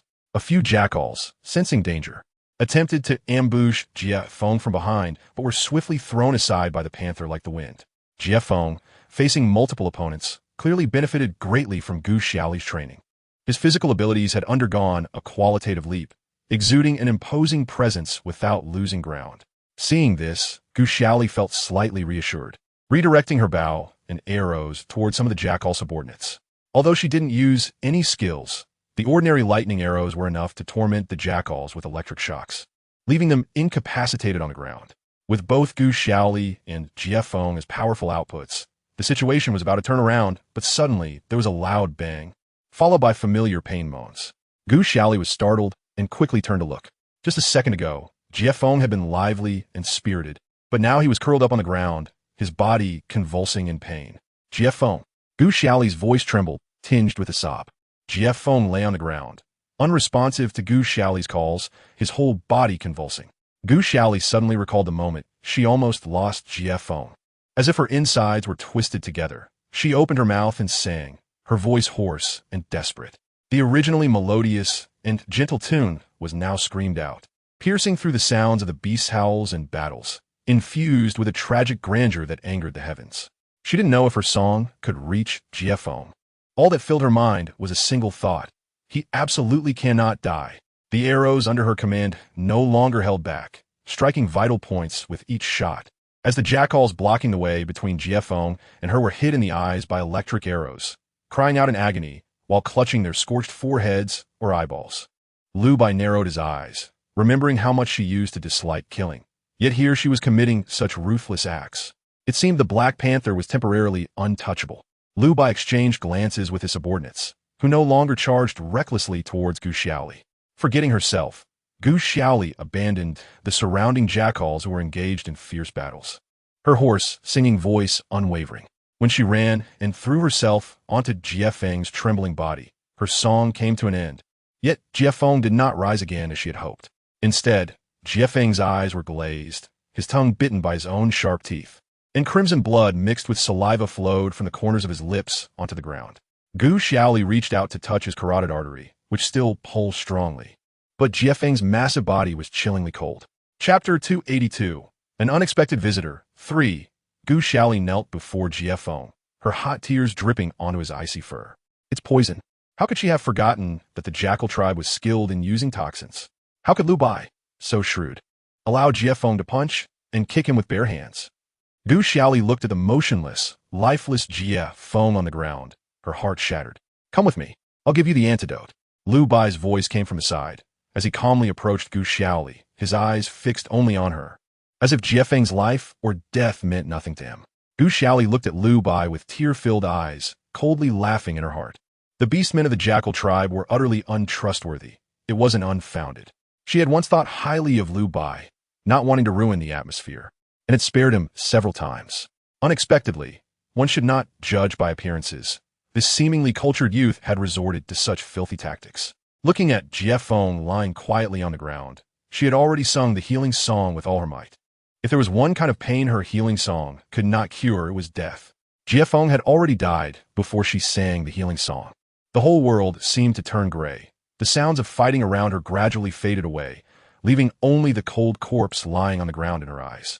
Lu Bai noticed Gu Xiaoli's vacant expression and sensed something was wrong. He stepped forward and gently took her arm. As long as you listen, I won't harm your friend. Gu Xiaoli seemed not to hear, staring blankly at the lifeless Jiefeng, her dark eyes completely devoid of light. Suddenly, she pulled at the corners of her mouth, giving a strange smile. Then, in Lu Bai's astonished gaze, she began to laugh uncontrollably, starting from a low chuckle that gradually grew into belly laughter, until tears streamed from the corners of her eyes. Her piercing laughter echoed through the sky, even causing the fighting jackals beside her to stop and look at her in fear. Lu Bai felt increasingly uneasy. Gu Xiaoli's expression was desperate, yet vaguely tinged with a terrifying madness. Usually calm, Lu Bai was startled by Gu Xiaoli's behavior, breaking his usual composure as he tightly embraced her, constantly reassuring her. It's okay. He hasn't died. It's just the effect of the soul departure grass. It makes beastmen appear dead for a short time. Gu Xiaoli was in a daze, unable to comprehend Lu Bai's explanation, although it was hard to face. Her countless healing skills were undeniably sentencing Jiefeng to death at this moment. Jiefeng, in the end, was still killed by her. She had never known that the pain of losing someone could be so excruciatingly heart-wrenching. The extreme sorrow led her to blame Jiefeng's death entirely on herself, as if taking all the sins upon herself could relieve the unbearable emptiness and endless fear in her heart. She thought, under the guise of taking on a disciple, she had bound a free life to her side, forcing him to endure a tragic fate with her, ultimately leading to his demise. Endless regret and heartache intertwined, like an invisible sharp knife, gutting her and pulling her apart. She raised her head and let out a hoarse wail that echoed through the sky, and the wandering souls and wild ghosts on the grassland paused to mourn for her. She even crazily wanted to hold that body tightly. If she couldn't warm him up, then she would become cold with him, buried together in this cruel land, sleeping together here forever. There seemed to be some commotion on the outskirts of the jackals, but Gu Xiaoli didn't care. Without Jiefeng, her entire world had collapsed, leaving no hope. Lu Bai had never seen Gu Xiaoli like this, and was momentarily flustered, failing to notice Lu Shan, who was bringing people to surround them. He didn't want to truly offend her, and quickly called for the antidote he had prepared in advance to be brought over. Lu Bai took the round white berries, and, for the first time, lowered himself to kneel beside Jiefeng, with the help of the jackals, stretching out his arm to push the white berries deep into Jiefeng's throat, crushing them and helping him swallow them bit by bit. Lu Shan hurriedly pushed through the beast crowd with a serious expression. At this moment, the fighting jackals were subdued by Gu Xiaoli's heart-wrenching wails. Seeing Lu Bai in a panic, they knew something was wrong and quickly transformed into human form, shrinking their necks and remaining silent. Lu Shan easily reached the center of the incident. He had initially planned to teach Lu Bai a lesson, but from far away on the grassland. He heard Gu Xiaoli's abnormal wails and hurried over to check the situation. Jiefeng remained motionless even after Liu Bai fed him the berries. Liu Bai knew that Jiefeng had been affected by the soul departure grass, and time was extremely precious. If the antidote was delayed by a few seconds, the poison beast man would be paralyzed for months longer. Jiefeng had already lost a lot of time before Liu Bai managed to feed him the antidote, and it would likely take a while for him to wake up. Theoretically, Jiefeng should not be in any life-threatening danger, but Liu Bai was still sweating, continuing to feed him the remaining antidote one by one, because Gu Xiaoli was really too abnormal with her current combat power. If she came at him in a fit of rage without listening to explanations, Liu Bai truly had no confidence in retreating unharmed. Lu Shen glanced at his younger brother's misdeeds with a knowing look, crossing his arms and coldly watching Liu Bai squatting on the ground anxiously, secretly mocking him for bringing it upon himself. Liu Bai wiped the sweat off his forehead, sighing internally. Gu Xiaoli was already concerned about Lu Shan, and Lu Shan would soon be informed and rush over. If he didn't use some strong measures, it would be difficult to take her away in a short time. He just wanted to use the Black Panther to slightly threaten Gu Xiaoli, take her away, and then slowly comfort her. Unexpectedly, Gu Xiaoli became deeply attached to that Black Panther in such a short time, making the situation spiraled out of control. Gu Xiaoli was lying on the belly of the Black Panther, crying as if she were about to suffocate, completely unaware of Lu Shan's arrival. Liu Bai was squatting by the Black Panther's mouth, feeding it several antidote fruits, patting its throat, and checking its eyelids, but there was still no reaction. Feeling vaguely that something was wrong, Lu Shan also sensed the anomaly and squatted down next to the Black Panther to check. The soul-returning grass. If the antidote was administered in time, the poison would show signs of waking up, at least not like the Black Panther, whose body was still cold. Liu Bai couldn't help but frown. He had practiced poison identification and usage since childhood, and his control over time and dosage could not be wrong. He had strictly controlled the timing of administering the antidote, and even increased the dosage for Gu Xiaoli. Yet the Black Panther still showed no reaction, as if it were a true corpse. The wolves under Liu Bai exchanged glances. Even when facing Leo and his troops, he had never shown any restraint or worry. But now, he was showing concern for a Black Panther, and the wolves knew that it was probably a serious matter, and their future might face unpredictable upheavals again. Chapter 283. The Rebirth of the Black Panther. 1. In a haze and coldness, the Black Panther opened its eyes. The slaughter and disputes of the wolf tribe seemed to be all around it. It felt like there was a thick fog separating it from the scene, unable to hear or see clearly. System prompt. Congratulations, you have triggered an Easter egg, becoming the first Death Knight of this server. Additional skill. Poison resistance, 100A cold. Emotionless electronic voice echoed from the void. The Black Panther did not know what they specifically represented. Its body seemed to float in a vast ocean, yet it could breathe without suffocating. This unprecedented feeling left the Black Panther in confusion. It suddenly recalled Gu Xiaoli's patient demeanor when she taught it to open the backpack panel. It must find her to ask about this when it had the chance. Profession loading. Please wait patiently. A light blue progress bar appeared in front of the Black Panther, with transparent bubbles filling the hollow long bar slowly like seawater. It struggled a bit, but its body remained floating in mid-air, seemingly unable to do anything until the progress bar was filled. It turned its head, looking around idly. Suddenly, a melodious song entered its ears. The voice seemed distant, like being separated by mountains and rivers, unclear and faint. The melody of the song was very familiar. The Black Panther couldn't recall where it had heard it before, only feeling that the voice brought a sense of peace and longing. As the song gradually amplified, it lost its usual softness and carried a hint of sorrow and sadness. The Black Panther curiously looked in the direction of the singing. Not far from it, on the ground, a pale-faced, petite, black-haired female was struggling to push through the beast crowd, rushing towards it. The Black Panther squinted its eyes, carefully identifying for a long time, and a name appeared in its mind. Gu Xiaoli. In the system's time stop, the Black Panther's thoughts became exceptionally slow, like an Alzheimer's patient, forgetting all recent memories, letting its thoughts drift in a chaotic ocean. The Black Panther looked down at the anxious figure of the girl. It saw her staggeringly leap onto the back of a massive black beast on the ground. Upon closer inspection, the huge black creature was a Black Panther. The girl's song ended, but she lay on the beast's black belly, crying heartbreakingly. The Black Panther was unconsciously floating in the air, seeing the scars on the black beast's body healing with a melancholic song. Yet the girl remained oblivious, perhaps overwhelmed by sorrow. She trembled as she emitted a mournful cry to the heavens. The Black Panther's mind was blank. It struggled to remember, but found it couldn't retrieve any past memories, with fragments fleeting in its mind. Yet for some reason, looking at the sorrowful and desperate girl on the ground, it felt an impulse to rush to her side, wipe her tears, and hold her tightly, making her stop being sad. Many humanoid figures surrounded the massive black beast, looking down at its body with either panic or pity. The girl stood up and, with all her might, crazily chased away all the humanoids approaching the black beast. She roared at those people, waving her small fists, like an injured little beast, not allowing anyone to approach her black beast. Tears streaming down her face, she knelt weakly in front of the black beast, sadly and guilt-ridden, gently touching the black beast's face over and over again, with immense patience and tenderness. The Black Panther's heart ached with her actions, even if it was just once. It hoped the black beast could give the girl some response. Ding dong, new profession loaded. Enjoy your gameplay.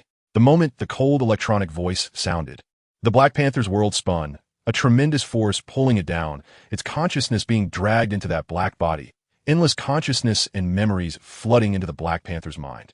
Gu Xiaoli knelt in front of the Black Panther's large nose, filled with remorse. She had shed all her tears, her expression numb and indifferent. If she hadn't rescued the Black Panther in the first place, could it have had a completely different future? She futilely reprimanded her selfishness over and over again, unable to accept the fact that the Black Panther died in front of her. Xiaoli, calm down for a moment. Lu Shun was behind her, reaching out to support her, but she shrugged him off. Lu Bai's expression was obscure. For more than 10 years, he had never failed with poison, yet he had stumbled in front of the most important person. Lu Shun's expression was not much better. He thought Gu Xiaoli's feelings for the Black Panther were at most that of a master caring for a disciple. He never expected that true loss would reveal her genuine feelings. If he had discovered her deep feelings for the Black Panther earlier, he would never have allowed it to enter the tribe and train with her. But now, it was fine. The person she fell in love with ultimately could not stay. And with Lu Bai's inadvertent removal, he wouldn't have to waste more energy on it. Lu Shun took a step back, quietly guarding behind Gu Xiaoli, not allowing anyone to approach. Gu Xiaoli, deeply affectionate, would surely cry for a while.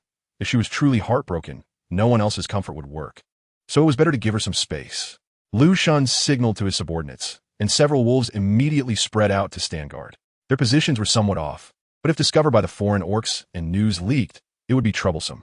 Lu Bai opened his mouth, but couldn't say a word, having accidentally killed the Black Panther. No matter what he explained now, in Gu Xiaoli's eyes, he was a sinner. Gu Xiaoli, in despair, leaned against the Black Panther's large nose, gently touching its forehead.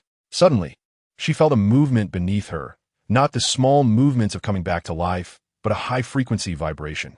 Gu Xiaoli, with tears streaming down her face, looked up in astonishment, watching the body of the Black Panther constantly shaking and shrinking. Gu Xiaoli had never seen such a scene before, her mouth agape in shock. Kneeling stiffly on the ground as she watched the big-nosed figure in her hand gradually shrink away, unsure of how to react. The surrounding wolves also sensed Jie Feng's abnormality, transforming into beasts and warily staring at Jie Feng's body. Lu Bai and Lu Shun were astonished by the incredible change before them, and out of consideration for Gu Xiaoli, they signaled their subordinates not to attack rashly. Jie Feng's body shrank to the size of a large dog and then fell silent, resembling his appearance before he became an adult. Gu Xiaoli supported herself with her hands and stood up, swaying unsteadily as she walked toward the now small Jie Feng on the ground. Suddenly, a light of realization flickered in her eyes, filled with hope as she looked at Jie Feng. She vaguely remembered that in the game, some rare professions were triggered as Easter eggs and required players to perform certain special actions. The official announcement had listed over 10 powerful special professions, and when she entered the beast world, there were still 8 or 9 that had not yet been discovered by players. To maintain game balance, the official only allowed the first person to discover such a profession to enjoy it alone. Chapter 284, Jie Feng's Rebirth 2, in the real world. Countless players logging into the game saw a message pop up on their screens. Congratulations, player, successfully claiming the Death Spirit Assassin profession. Players sitting in front of their computers couldn't help but complain. What the hell? Cursing themselves. Damn, another epic profession gone. Who is this person? Too scared to leave their name? At the game planning headquarters, preparations were being made to mail gifts to the epic level players, but they were informed that the account could not be found. Planners were left with a head full of questions. How can it be a void account? How could a non-existent account trigger an Easter egg on its own? Where are the programmers? What are they resting for? Come back to work and fix this bug. The headquarters echoed with the planner's furious shouts. However, even as programmers worked day and night until they were bald, they still couldn't find the non-existent account, as if some invisible force was silently manipulating this strange phenomenon. The planners had no choice but to give up on investigating this bizarre bug. On the other side, in the beast world, although GF lay on the ground with his eyes closed, he had already been completely rejuvenated, with no visible wounds. Gu Xiaoli staggered closer to GF on the ground and gently patted his neck. GF? She tentatively called out, hoping her guess would come true. An electronic voice flashed in her mind. Player, you have received an invitation to team up and summon GF back. Gu Xiaoli was bewildered. After entering the beast world, she had not been able to contact any friends in the game. If the only two remaining teammates who could invite her were GF, filled with anticipation, she chose to accept the team invitation. Within seconds, the GF lying on the ground became increasingly ethereal, eventually transforming into several electronic flashes and disappearing into thin air. A beam of white light broke through the clouds, shining directly on Gu Xiaoli's head, and a man's figure slowly emerged, embracing her, becoming more and more real. She looked up in surprise, and the familiar features belonged to GF. Aside from the two in the center, Lu Shun and Lu Bai, along with the surrounding wolves, were all shocked, their eyes wide as they stared at the unbelievable scene before them. A pair of warm hands wrapped around Gu Xiaoli's waist. GF looked down at Gu Xiaoli with a smile. I'm back.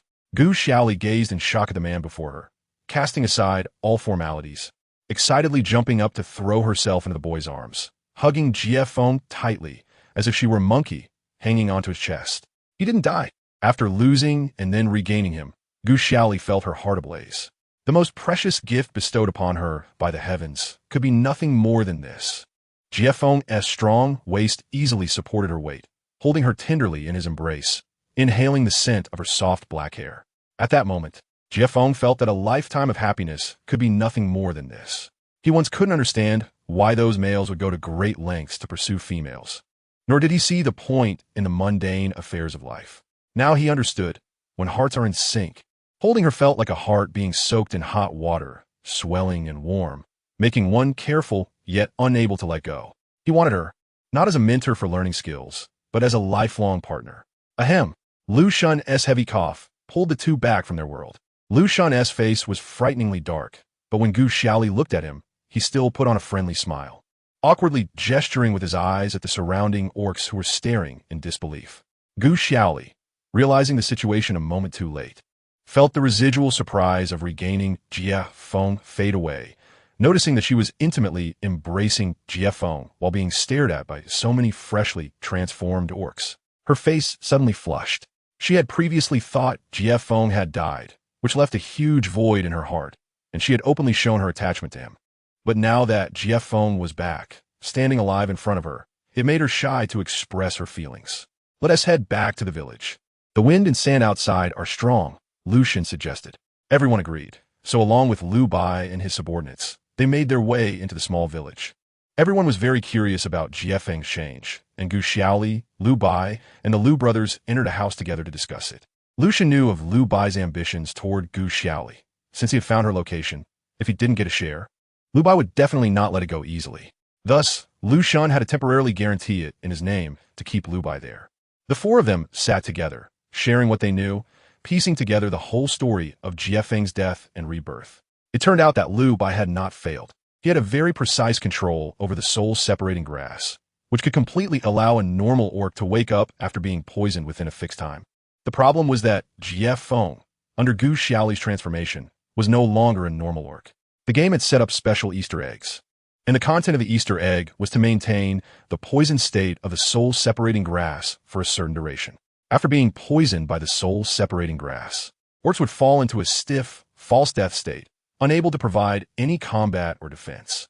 Generally, game players would immediately use a prepared antidote to recover quickly after being poisoned. But without an antidote in his backpack, GF could only be forced to remain in a comatose state, inadvertently reaching the threshold for the official reward. After recovering, GF secretly checked his skill panel and found that he had gained a number of new skills. However, due to his wariness of Lu Shun and Lu Bai, he brushed over his new skills. Lu Bai was relieved to learn that he had not harmed Jiefeng, feeling that he could still use a soft approach with Gu Xiaoli. Lu Shun, on the other hand, had a fluctuating expression. Originally, Jiefeng was just a young boy who could easily be pushed aside with a little effort. But now, Jiefeng was clearly different and much harder to deal with. His path as a rival would likely not be easy from now on. Having experienced life and death, Jiefeng was less impulsive and more seasoned. He was well aware of Lu Bai and Lu Shun's intentions, and, having clarified his feelings for Gu Xiaoli, would not allow the two wolves to do as they pleased any longer. Inside the room, the three orcs had varying expressions, while Gu Xiaoli was all smiles, knowing only that the Jiefeng she had been longing for had returned, now with epic-level skills. She was filled with joy, happy not only for Jiefeng's achievements, but also relieved after their separation. In their discussion, the sun climbed higher, and before they knew it, it was noon. Lu Shun thoughtfully pulled Lu Bai away from the small house, giving Jiefeng and Gu Xiaoli a chance to be alone, while also instructing his subordinates to gather ingredients to prepare lunch for Gu Xiaoli. Are you not worried about them being alone together? Lu Bai asked Lu Shun. Tilting his head, Lu Shun let out a cold laugh. They've been together for a long time already. What's the use of worrying now? He never expected his all-powerful older brother to have such a day. Lu Bai smiled brightly, but there was an unmistakable mockery at the corners of his mouth. Aren't you the same? If that kid dies, you won't fare any better. Lu Shun retorted sharply. Lu Bai fell silent for a moment. Lu Shun was right. If Jiefeng really died, Gu Xiaoli would definitely not follow his wishes, and that would be real trouble. Chapter 285. For people gathered in the small wooden house, only Gu Xiaoli and Jiefeng remained. Gu Xiaoli carefully examined Jiefeng. After being reborn, his human form seemed taller and more robust. She looked him up and down, noticing his spirited and rejuvenated appearance, and a huge weight was finally lifted off her heart. Jiefeng also remained silent, smiling at Gu Xiaoli, allowing her curious gaze to sweep over him. When she finally relaxed and wanted to sit back down, Jiefeng took the opportunity to wrap his arm around her slender waist. Gu Xiaoli was pulled close to his broad shoulder, and having never been so close to her disciple before, her face turned slightly red. Have you finished looking? I'm perfectly fine, so don't be too sad, Jiefeng said naturally, affectionately wrapping his arm around her shoulder and tilting his head slightly to bring his face close to hers. As soon as Gu Xiaoli leaned closer to Jiefeng, her heart began to race uncontrollably. She awkwardly bit her lip, trying not to let Jiefeng notice her unusual reaction, and subtly shifted her body to the side. Actually, I wasn't too worried. I was just showing routine care for my disciple. She tried to calm her tone. Jiefeng's arm around Gu Xiaoli's shoulder suddenly fell empty, and he paused for a moment, teasingly saying, I wonder who was crying so loudly. Gu Xiaoli's eyes widened. Jiefeng was clearly referring to when he was unconscious. You actually heard it. Jiefeng had been unresponsive and motionless at that time, and she had planned to keep her crying a secret. Huh, my ears almost went deaf. Jiefeng extended his pinky finger, digging in his ear, and looked at Gu Xiaoli with a grin that made her face turn even redder. That was just worrying about my disciple. Gu Xiaoli stammered an explanation. Just worrying about your disciple? Jiefeng raised an eyebrow, looking at her with suspicion. The way you cried didn't sound like you lost a disciple. It sounded more like losing a lifelong partner. Of course. What else could I be worried about? Gu Xiaoli raised her voice defiantly. Feeling flustered under Jiefeng's amused gaze, Gu Xiaoli tried to assume a teacher's authority. Stop talking nonsense. Have you finished today's training? Jiefeng didn't mind her attitude. Instead, he gently took her hand, lightly tugging her along. Come on, let's go practice together. Gu Xiaoli was stunned, sitting on the bed, remembering that Jiefeng had seemed particularly averse to sparring with her before. You. Gu Xiaoli hesitated to ask, are we going to practice or not? Jiefeng noticed her lack of response and deliberately pretended to be impatient. Of course we are practicing. Gu Xiaoli immediately jumped up enthusiastically. Her disciple had finally changed his mind. How could she refuse? Jiefeng pulled Gu Xiaoli straight past Lu Bai and Lu Shun, walking with his head held high, exuding a sense of pride. Lu Bai crossed his arms and glanced at his older brother. Lu Shun stepped forward expressionlessly, blocking Jiefeng's path. Step aside. Jiefeng replied coolly, looking disdainfully at the taller Lu Shun. Lu Shun frowned slightly. This kid seemed to have grown taller again, almost matching his height. But his aura was not diminished at all. Lu Shun chose not to confront Jiefeng directly. Instead, he turned to look at Gu Xiaoli, who was behind Jiefeng. It's almost time for dinner. Don't stray too far. His tone was akin to that of a partner caring for their significant other.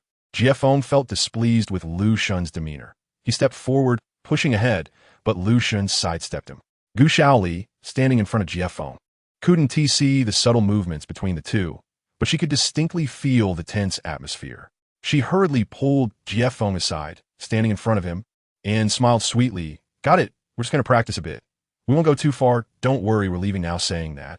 Gu Xiaoli exerted all her strength to drag the stubborn Jiefeng away. Lu Xun was naturally very accommodating towards Gu Xiaoli, reminding her a few things like a caring guardian, watching her and Jiefeng leave.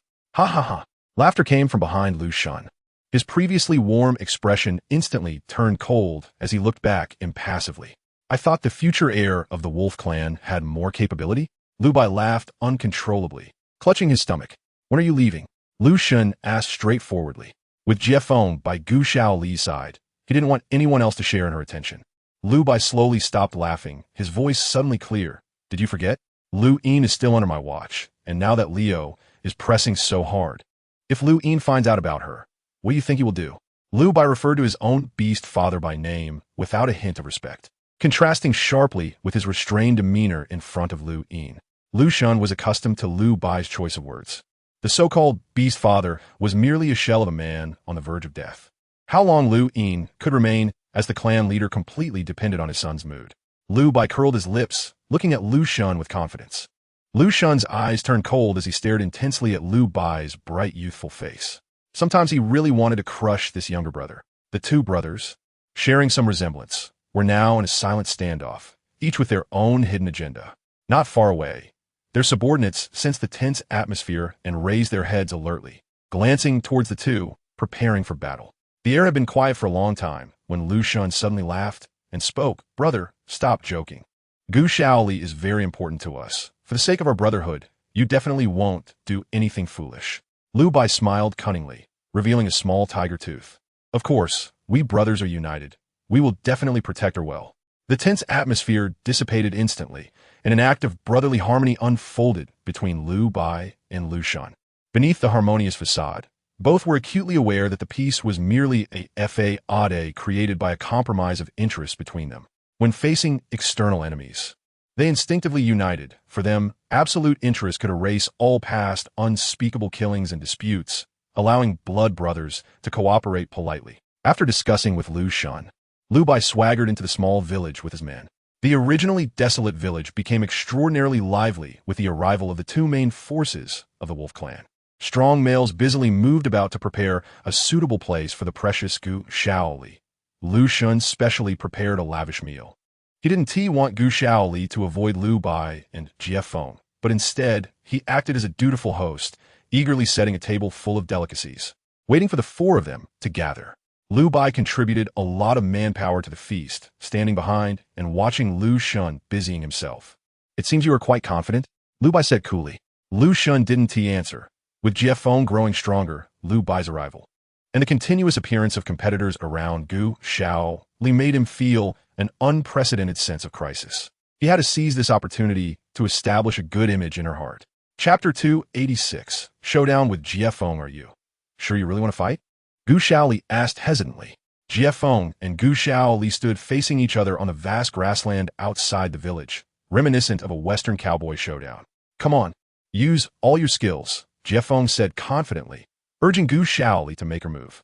Jiefeng proposed to spar with her, not just to test his newly acquired skills, but also as a sign of acknowledgement towards her. Before the great disaster, Jiefeng was adamant about not practicing combat with Gu Xiaoli. But after witnessing his death and seeing her despair, he realized that perhaps losing each other was the most terrifying punishment for both of them. Besides that, as long as he and Gu Xiaoli were together, no hardship was insurmountable. Gu Xiaoli calmed her mind. She could feel Jiefeng's change, and it would be good to have a serious spar with him. Seeing Gu Xiaoli become serious, Jiefeng also did not dare to be negligent, immediately adopting a stance that was both offensive and defensive, carefully observing Gu Xiaoli's every move. Gu Xiaoli first drew her lightning bow, feigned an arrow, and while Jiefeng was dodging, she concealed herself, gathering strength in her legs, rapidly closing in on Jiefeng. Jiefeng couldn't see her in his peripheral vision and immediately focused on his hearing and smell. Gu Xiaoli's abilities were not to be underestimated. During her training with Lu Xun, she had already learned to cleverly mask her sounds and scents. Taking a slightly longer route, She leaped up from behind Jiefeng and kicked directly toward his head. Jiefeng searched around for a long time, but couldn't find any trace of Gu Xiaoli. Just when he was feeling anxious, he suddenly felt a jolt at the back of his head.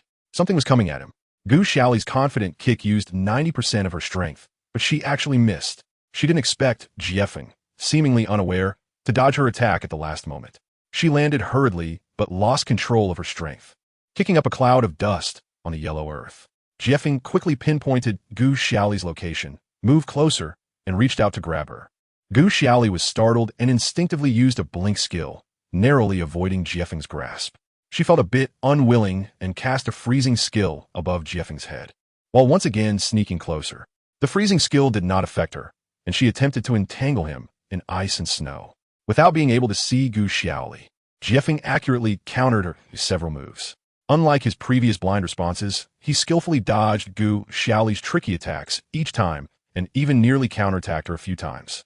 Jiefeng not only perfectly evaded all of Gu Xiaoli's melee attacks, but also timely jumped out of the freezing range just before the ice and snow fell on him. Gu Xiaoli was puzzled and shocked. No matter how sharp Jiefeng's senses were, it was impossible for him to completely evade her series of attacks while she was fully invisible. Could it be that he had acquired some kind of X-ray skill? After a while of entangling, Gu Xiaoli's invisibility expired, and she had to draw her bow and sprint, keeping a certain distance from Jiefeng to begin a ranged attack. Jiefeng chuckled softly. He noticed that Gu Xiaoli had made considerable progress in training with Lu Shan. If it weren't for his newly acquired danger-sensing ability, he might have already been knocked down by her. However, since Jiefeng had decided to make Gu Xiaoli his mate, he would no longer let her rely on Lu Shan's training. His mate should be taught by him, of course. Well done, Jiefeng praised Gu Xiaoli with ease. But now, it's time for me to teach you some things, he said with a smirk. Gu Xiaoli noticed that Jiefeng's smile had a hint of mischief, and she became very alert. After all, Jiefeng was now officially recognized as a European, and she didn't dare to underestimate him in the slightest. Suddenly, Jiefeng's figure flickered and transformed into a small black panther, charging towards Gu Xiaoli from dozens of meters away. Gu Xiaoli drew her bow tight, aiming directly at the rapidly approaching Jiefeng. Although he was smaller than before, she still unleashed a powerful attack. Despite his smaller size, Jiefeng's speed had increased several times. With a simple sidestep, he easily dodged her attack, and then his figure disappeared from the grassland. Gu Xiaoli lost her target and instantly panicked, quickly casting a group attack above her head. It wouldn't harm her, but could help her build a psychological defense. Jiefeng moved forward invisibly and noticed Gu Xiaoli's tense expression. Realizing that he could also become invisible, he didn't rush to attack her, but circled around, waiting for her skill to end while trying out his own skills. As an assassin, he could remain invisible for a long time before striking and also perform multiple blinks. Gu Xiaoli was at the center of her summoned electric rain. Although she couldn't pinpoint his exact location, she still pulled back her bow to follow his movements. To her, although she couldn't see Jiefeng's exact figure, there were shadows like black mist appearing at intervals, leading her to speculate that the invisibility charge was Jiefeng's skill. Sweat began to bead on Gu Xiaoli's forehead. The reborn Jiefeng seemed to have suddenly matured, bringing her an unprecedented sense of pressure. She didn't dare to relax her arms, tightly pulling the bowstring while keeping up with the intermittently visible black mist. A few normal attacks went out, but they all disappeared into thin air without any response. Just as the electric rain protecting her ended, she saw that black mist appear right in front of her. Gu Xiaoli thought it was bad and quickly rolled backward, but she was still a step too slow. A powerful black paw pressed down on her shoulder. She leaned back but stubbornly lifted her leg and kicked blindly towards the front. Jiefeng, still invisible, smiled. His little mate was extraordinary, resisting to the end. If it weren't for him facing Gu Xiaoli, any other male would definitely have been beaten badly by her. Just as Gu Xiaoli's flying kick was about to hit Jiefeng's nose, he used a short-distance blink to suddenly appear behind her, transforming back into human form, wrapping his arms tightly around her from behind. Gu Xiaoli was held tightly around her upper body, her feet off the ground and her hands immobilized. Despite her powerful kicks, Jiefeng easily dodged them, holding the soft and fragrant Gu Xiaoli in his arms. This was the first time he had embraced her so intimately. Although Gu Xiaoli was still struggling in defiance, he felt her softness and an unusual sense of satisfaction. Jiefeng couldn't help but lower his head, gently whispering in Gu Xiaoli's neck, "You lost, I've caught you." Gu Xiaoli initially thought that physical contact during sparring was perfectly normal, but Jiefeng's warm breath against her neck suddenly made her heart race. Blushing, she shouted, "I get it, let me down." Jiefeng didn't insist, releasing her iron-like grip with a snap, and Gu Xiaoli quickly turned and jumped away, keeping a distance from him. With Jiefeng's arms empty, he looked down at them, still warm from Gu Xiaoli's presence, gazing at her with a somewhat wistful expression. Chapter 287. A chaotic meal. Gu Xiaoli and Jiefeng returned to the village in silence. Feeling awkward, Gu Xiaoli walked quickly ahead of Jiefeng, not daring to look back at him. Although it was said that the master leads the way, the practice is up to the individual. Jiefeng's rapid progress was beyond her expectations. She felt that her position as a master was precarious. Her already limited authority was even harder to maintain in light of Jiefeng's significant improvements. Jiefeng, with his long legs, leisurely followed Gu Xiaoli, seeing through her but not mentioning it, not disturbing her like an ostrich. In the village, the smoke from cooking wafted in the air, and soon they found Lu Shan, who was preparing dinner, along with the polite Lu Bai by his side. Lu Shan had somehow moved a flat stone, using it as a makeshift stove in the center, forming a simple hot pot. Lu Bai helped Lu Shan distribute spoons and bowls, the two working in harmony. If one overlooked their past conflicts, they really seemed like good brothers. Jiefeng casually pulled Gu Xiaoli to sit at the table. The four of them gathered around the table, with Lu Shan diligently serving dishes to Gu Xiaoli like a devoted house husband.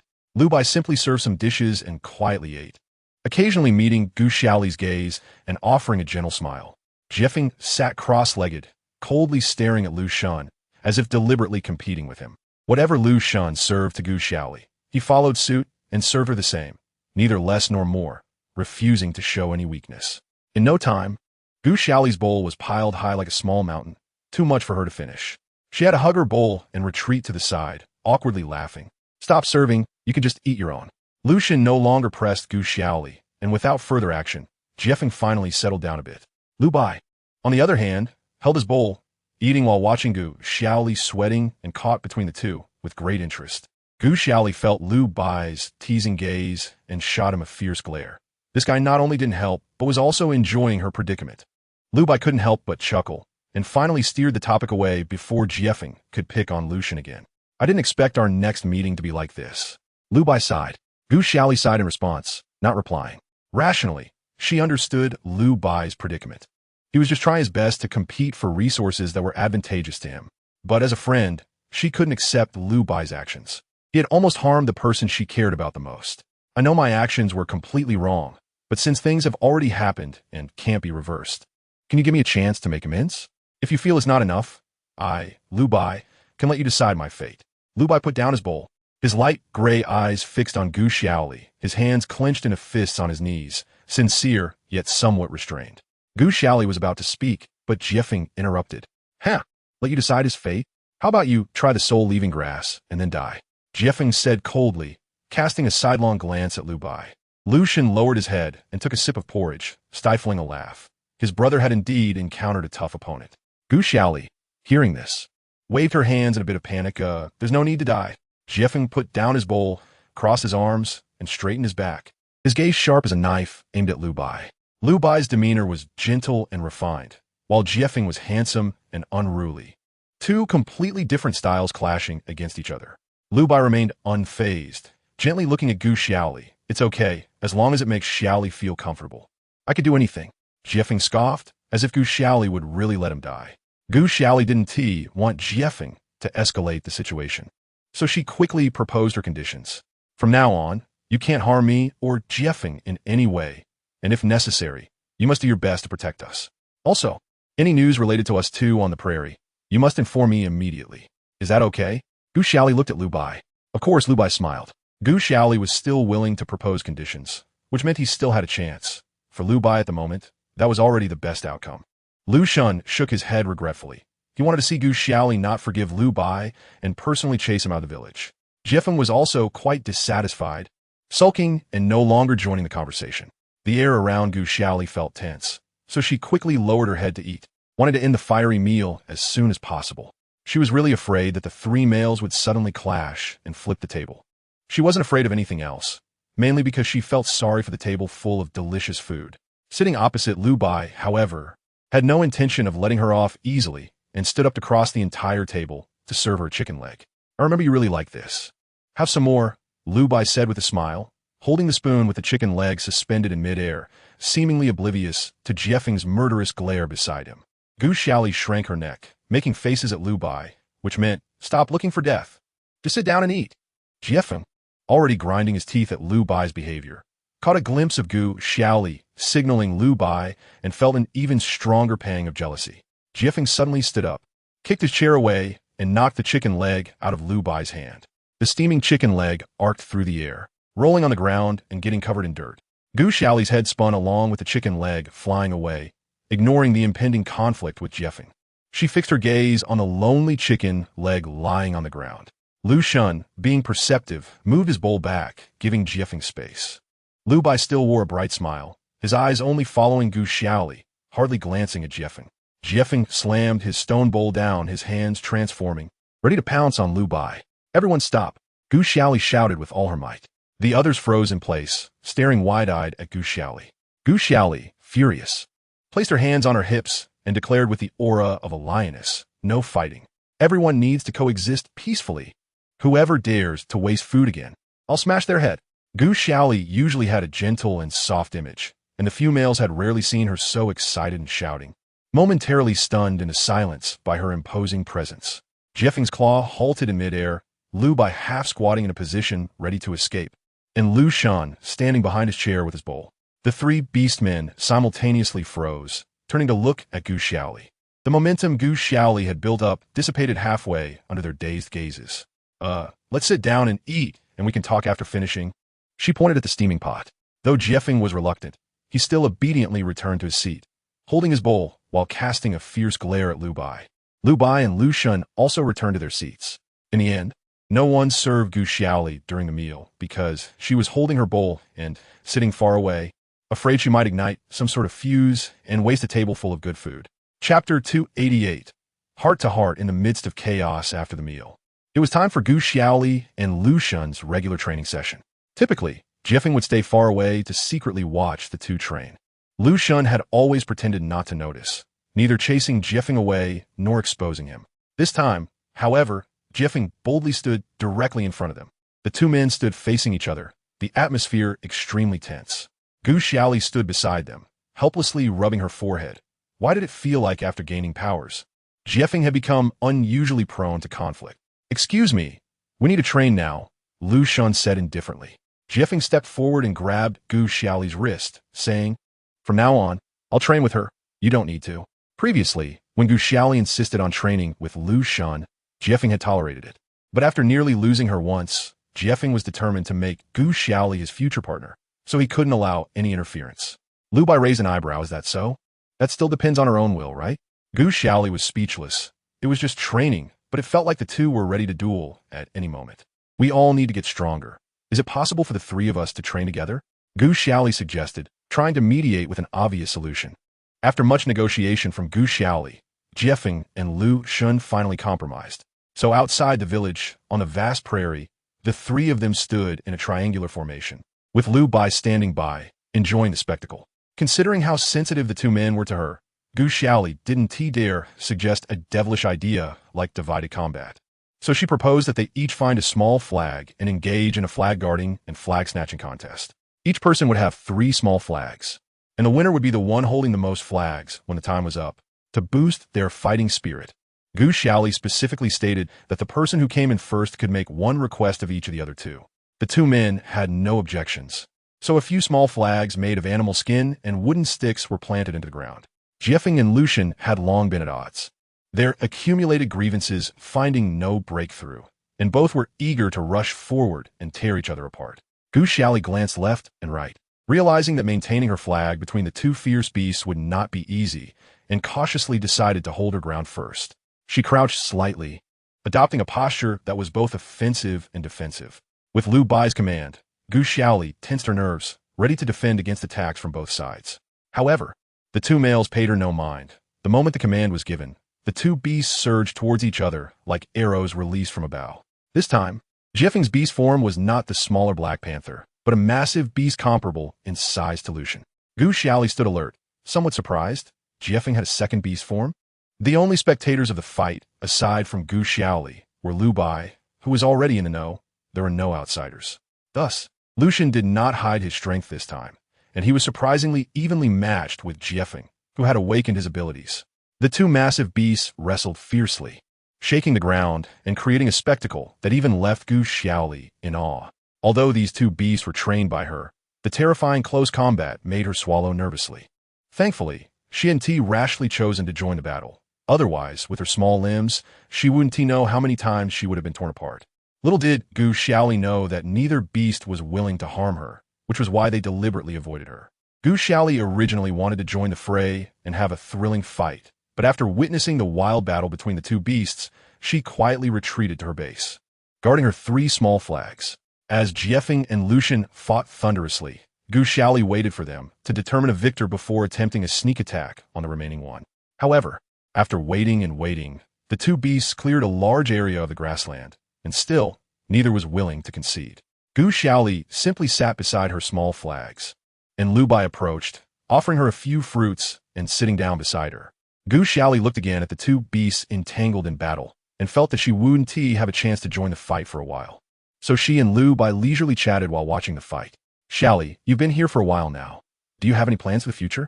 Lu Bai asked, nibbling on a fruit casually. Gu Xiaoli picked a flavor she liked, eating while thinking. Returning to the real world felt aimless. She thought that at the very least, she needed to have a foothold in the beast world. I want to get stronger, she answered casually. Lu Bai laughed. Aren't you strong enough? Given you a shield, you could kill all the beast men on the prairie. Gu Xiaoli nonchalantly replied with her as she indeed could. But she didn't want the shield.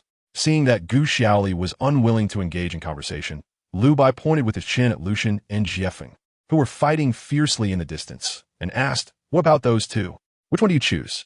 Gu Xiaoli tilted her head in confusion. Subconsciously, she maintained a purely transactional relationship with both, lacking any emotional ties. Lu Bai chuckled. You can't possibly be unaware of their feelings for you. Gu Xiaoli was taken aback. After Jiefeng awakened his abilities, he had exhibited many unusual behaviors, surrounding her and not allowing others to approach, much like a protective cat. Could it be that he had feelings for her? Lu Bai added, it's hard to say with Lucian, but your disciple Jiefeng is definitely not the type to tolerate competition. Gu Xiaoli still found it hard to believe. She remembered Jiefeng's strong aversion to females, including herself. No way. How could Jiefeng, being so young, have such thoughts about me? You should just be youthful and competitive, Gu Xiaoli muttered. She shook her head, stopping her fantasies about Jiefeng. Their relationship had only begun as a teacher-student contract, where she taught him and he protected her. It was precisely because of Jiefeng's distance and aversion towards females that she chose him as her disciple. No matter how her feelings quietly changed now, she didn't want to disrupt the original agreement with Jiefeng. She thought that honoring the promise was the best reward she could give to this loyal and trustworthy young man. Seeing her unwillingness to face her feelings for Jiefeng, Lu Bai shifted the topic. What about Lucian? Do you plan to accept him? Gu Xiaoli was taken aback again. Accept Lucian? How could that be? Lu Bai was unaware of her bet with Lucian, but she couldn't forget it, not even for a moment. Given Lucian's usual temperament, he was most likely pretending to have feelings for her to gain her sympathy, then take advantage of her. The bet was the premise, regardless of how Lucian acted. Gu Xiaoli felt he had ulterior motives. However, the outsider Lu Bai saw clearly that this calm brother of Lucian had, on several occasions, acted out of character, losing his decisive nature and instead pouring excessive effort into Gu Xiaoli. If he truly wanted to keep Gu Xiaoli stable, he could easily use some kind of herb to muddle through and occupy her body, then cheer her up afterward, shirking responsibility. With Gu Xiaoli's soft heart, he could certainly keep her by his side. Yet Gu Xiaoli had remained stagnant in Lucian's hands for so long. It was either that his brother was incompetent or that he had genuinely developed feelings. Chapter 289. Lucian's Strike. Gu Xiaoli glanced at the two massive beasts still entangled in battle in the distance, swallowed a piece of fruit, and stood up to pat her pants, swallowing with a thud. I have something to do. Let's talk later. Gu Xiaoli gestured a goodbye to Lu Bai. Although she didn't plan to participate in the direct conflict, she was not willing to let go of the first opportunity with favorable conditions. Lu Bai understood and swiftly moved to a distance of several dozen meters, quietly watching her actions. Gu Xiaoli carefully eyed the two men whose battle was shaking the ground, and tiptoed, bending low as she plotted to take the flags from the two. At first, when Gu Xiaoli began to steal Jiefeng's 3 flags, she was cautious, but later realized that the two beasts were so engrossed in their fight that they completely ignored her actions. Gaining courage, she strutted over towards Lucian's flag. She calculated the time for the match. After eating a few fruits with Lu Bai, the match would soon come to an end. After several rounds, although Jiefeng and Lucian had not reached a point of mutually assured destruction, both had sustained numerous injuries, their stamina running low, and their movements had slowed considerably. Unless something unexpected happened, victory was in her grasp. However, unexpected events always occurred when she was most relaxed. Just as she reached for Lucian's camp flag, Lucian suddenly jumped back, shaking off Jiefeng's entanglement, and conjured a staff to cast a spell in Gu Xiaoli's direction. Gu Xiaoli thought it was bad and hurriedly tried to dodge backward to avoid Lucian's spell control. Jiefeng, realizing the emptiness before him and hearing a familiar cry from afar, could no longer engage with Lucian and dashed towards Gu Xiaoli like a swift bolt of lightning. Lucian's spell required a moment to take effect after chanting, and Gu Xiaoli was already far away from his camp flag, but she did not expect Lucian to predict her escape direction. Suddenly, countless green vines erupted from the ground beneath her feet, tightly binding her legs. Jiefeng, unaware of Lucian's abilities and fearing that Lucian might really hurt Gu Xiaoli for the sake of victory, was burning with anxiety as he rushed towards her.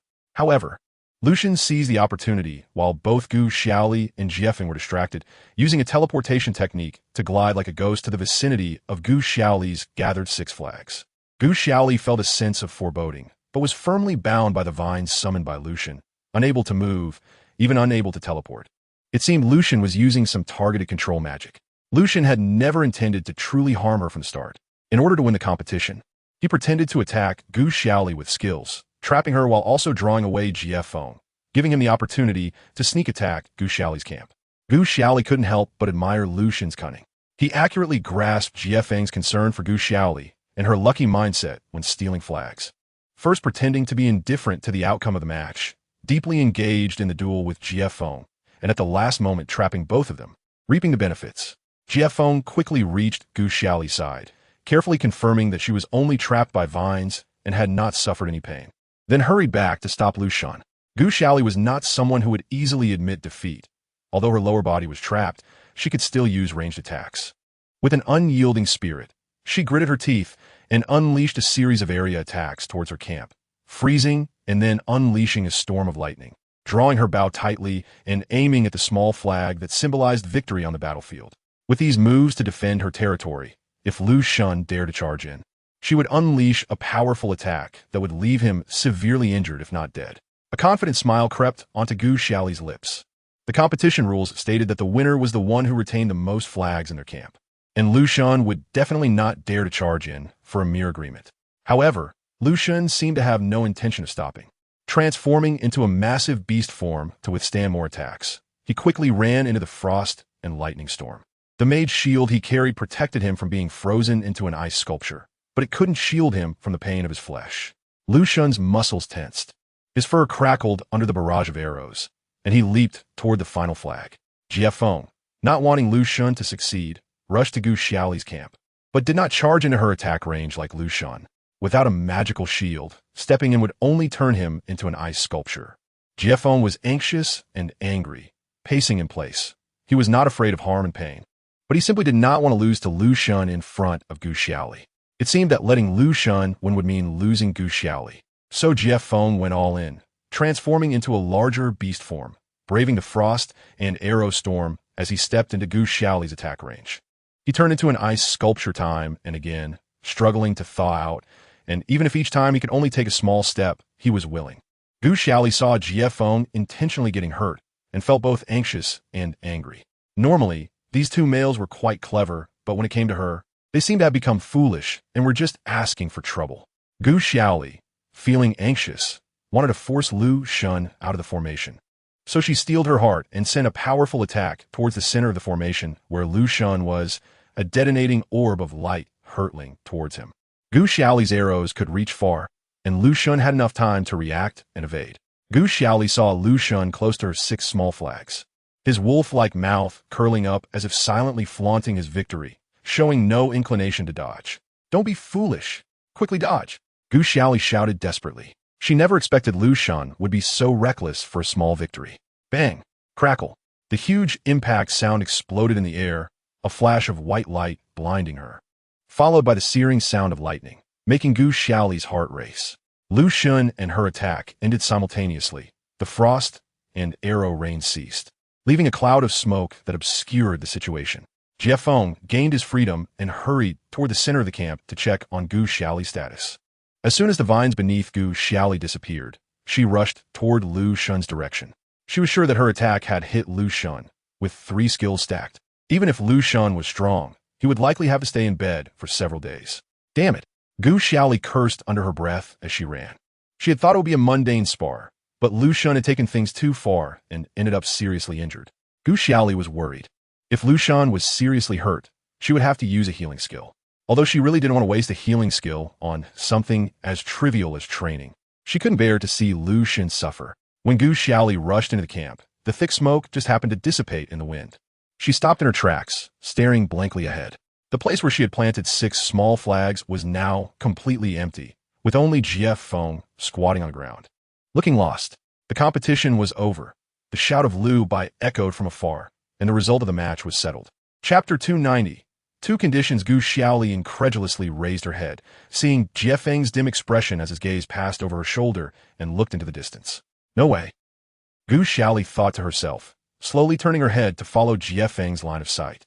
Lu Shun had already transformed back into human form, covered in wounds. His chest and legs marked with charred scars, slightly hunched over, supporting himself on his legs, looking utterly miserable. And at his feet lay all the flags from the entire match, 9 in total. It turned out that Lu Shun had set up a teleport point in his camp from the beginning. He knew that Gu Xiaoli would never hand over victory easily. While Jiefeng was not focused on winning, only obsessed with defeating him, which led to this tactic, ultimately achieving his goal and becoming the biggest winner of the match. Jiefeng looked coldly at Lu Shun, sitting cross-legged on the ground, not moving. Losing to Lu Shun dealt a significant blow to Jiefeng's pride. Gu Xiaoli felt a mix of emotions. She never intended to hurt Lu Shun, but she hadn't expected him to be so fixated on victory that he took several hits from her, ending up covered in scars. She slowly walked towards Lu Shun, unable to help but feel heartbroken. Why are you so foolish? It's just winning or losing. Is it that important? Lu Shun smiled faintly, unable to bear the pain. Collapsing to the ground, Gu Xiaoli hurriedly stepped forward to support his arm, but Lu Shun's strong body caused her to stumble, and they both fell to the ground.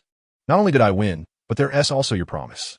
Lu Shun calmly turned his head to look at her, his smile deep. Gu Xiaoli frowned, angrily reproaching him. After spending so much time together, why did he always insist on making her do things through promises? Couldn't he just tell her directly? She wouldn't intentionally make things difficult for him. Lu Shun smiled knowingly, his deep, narrow eyes fixed on Gu Xiaoli, raising an eyebrow and asking, "Is that so?" His gaze shifted to Jiefeng, who was approaching. Jiefeng, who had been sulking like a frost-bitten eggplant in Gu Xiaoli's camp, couldn't sit still when he saw her going to Lu Shun and even leaning against him. With a cold face, he immediately came over. "I want you to never be able to partner with Jiefeng. Can you do that?" Lu Shun's deep voice echoed across the grassland. Gu Xiaoli turned to look at Lu Shun in shock, filled with too many questions and disbelief, unsure how to respond. She couldn't even determine her own relationship with Jiefeng, so what was the point of Lu Shun cutting off their path so desperately? As soon as Lu Shun's heavy words fell, Jiefeng angrily stepped between the two. He grabbed Gu Xiaoli's arm and pulled her up, placing her far away from Lu Shun, while he himself sat cross-legged between them, sulking with his hands under his chin, staring straight ahead, saying nothing. Gu Xiaoli stared at Jiefeng in astonishment, suddenly having a ridiculous thought. Could he be jealous? Lu Shun smiled softly, not bothering with Jiefeng, leaning back slightly and, looking over Jiefeng, told Gu Xiaoli that he was just joking earlier and that he would temporarily reserve his conditions. Lu Shun had been too impulsive just now. Gu Xiaoli had spent many days by his side, but had never developed real feelings for any male, including him. However, Jiefeng's arrival had given Lu Shun an unprecedented sense of crisis. When Gu Xiaoli was crying over Jiefeng's body, Lu Shun knew that as long as Jiefeng did not disappear, his bet would have no hope. Lu Shun should have made longer-term plans, secretly scheming to break up Gu Xiaoli and Jiefeng. However, he unexpectedly voiced his thoughts, behaving like an inexperienced youth without any social experience. Lu Shun shook his head, realizing that ever since meeting Gu Xiaoli, his self-control had diminished day by day. It became increasingly difficult for him to perfectly control his emotions regarding anything related to her. Unlike before, when he was meticulous, Jiefeng didn't care what Lu Shun was thinking. He couldn't hear what Lu Shun had just said to Gu Xiaoli and turned his fiery gaze towards Lu Shun, glaring at him. This guy could even flirt with Gu Xiaoli while standing between them. How shameless. Lu Xun, however, ignored Jie Feng's blatant hostility and calmly organized the flags on the ground. In the distance, Lu Bai saw the smoke dissipate and walked over. Jie Feng felt that the Wolf Clan brothers had malicious intentions, so he quickly stood up, slipped his hands under Gu Xiaoli's armpits, and lifted her up, intending to drag her away. Gu Xiaoli was suddenly picked up from behind and waved her arms. Hey, Jie Feng, what are you doing? Where are we going? Lu Xun's expression darkened as he stood up and shouted at Jie Feng. Put her down. I need to talk to you. Jie Feng didn't care about Lu Xun's demands. He just wanted to cut off all of Gu Xiaoli's romantic prospects immediately. You lost the match. You owe me a promise. Lu Xun said sternly. Jie Feng stopped his actions, glaring at Lu Xun in frustration. He had lost to Lu Xun. Although Jie Feng wasn't as meticulous as Lu Xun or Lu Bai, he was very trustworthy. Reluctantly, he had to hear what condition Lu Xun wanted to propose. Gu Xiaoli seized the opportunity to break free from Jie Feng's grasp and didn't forget to turn around and kick his knee hard. Don't disrespect the master. What kind of behavior is this? She had to maintain her precarious dignity as a teacher. Otherwise, if she taught an unfilial disciple who starved her, she would be the one crying in the future. Jie Feng winced in pain, bending down to hold his knee, his facial features scrunched up in agony. Lu Bai, watching from the side, couldn't help but laugh at Jie Feng's clumsy antics. He had always been indifferent to the world, neither liking nor disliking anything. However, watching the emotional entanglement between Gu Xiaoli, Jie Feng, and Lu Xun was surprisingly amusing. It seemed that watching the three of them banter during his idle time was not a bad way to relieve boredom. Jie Feng rubbed his bruised knee, feeling wronged. She must have used her strength. It hurt so much he almost jumped up. The more he rubbed his knee, the more aggrieved he felt, his emerald green eyes widening, pouting as he glared at Gu Xiaoli in a way that resembled a mistreated puppy. Gu Xiaoli took a step back, seeing Jie Feng's pitiful expression. A wave of guilt surged in her mind. Was her approach too violent? She had just reached out her hand to help Jie Feng, who was half kneeling on the ground due to her kick, when Lu Xun spoke up. He looked at Jie Feng with a serious expression and said, "About the condition you owe me for losing, I want to talk to you privately." Jie Feng dropped his aggrieved demeanor and faced Lu Xun seriously. Okay. Jie Feng had already decided that he would agree to whatever condition Lu Xun proposed. But if Lu Xun dared to use this condition to take Gu Xiaoli away, he would fight Lu Xun to the death. The rare, peaceful coexistence between Jie Feng and Lu Xun continued as they walked side by side, leaving Gu Xiaoli and Lu Bai behind. Gu Xiaoli suddenly remembered and called out to Lu Xun's back. Hey, what about my condition? She recalled how Lu Xun had solemnly asked her to give up on Jie Feng, although reason told her that it wasn't an important condition. Every time she prepared herself to agree, a voice in her heart shouted, "Don't accept. You can't let go of Jie Feng." Lu Xun didn't turn back, waving his hand. "Keep it for now. We'll talk about it later." Gu Xiaoli sighed in relief upon hearing Lu Xun's response, without even realizing herself. Lu Bai, watching from the side, was quite interested in Gu Xiaoli's reaction. It seemed there was indeed a good show to watch now. Chapter 291. The Conversation. 1. Lu Xun estimated that after Lu Bai saw Gu Xiaoli's current strength, he wouldn't dare to do anything rash, so he took Jie Feng away, leaving Lu Bai and Gu Xiaoli behind. Lu Bai extended his hand in a gesture of invitation, escorting Gu Xiaoli back to the village. On the way back, Gu Xiaoli casually chatted with Lu Bai, who initiated the conversation. "What do you think of Lu Xun?" Gu Xiaoli pondered, rubbing her lips with her fingers. He's very smart and efficient." Lu Bai smiled and shook his head, indicating that he was not referring to her evaluation of Lu Xun. "Do you like him?" Lu Bai pointedly asked. Gu Xiaoli was taken aback. I do like him as a friend. He's very reliable." Lu Bai was convinced that Gu Xiaoli had unusual feelings for Lu Xun and pressed on. "Really? Do you like him enough to stay for his sake?" Gu Xiaoli felt embarrassed. She and Lu Bai usually discussed knowledge and shared daily insights. She had rarely seen Lu Bai interrogate her so persistently. Staying isn't entirely because of Lu Xun. Considering her own strength and Jie Feng's issues, she figured the most prudent course of action was to stay temporarily. Gu Xiaoli wanted to shift the topic away from her feelings for Lu Xun, so she asked Lu Bai, "By the way, are you and your brother very close?" She glanced at Lu Bai curiously. Lu Bai smiled, which seemed to confirm her suspicion. "Can I ask you something?" Gu Xiaoli continued with her questions. "Lu Xun, has he ever not achieved his goals?" Lu Bai raised an eyebrow slightly. He seemed confident that Lu Xun always achieved his goals. "Maybe he has," Lu Bai replied nonchalantly. Looking down, when he doesn't achieve his goals, what happens? Gu Xiaoli was even more curious.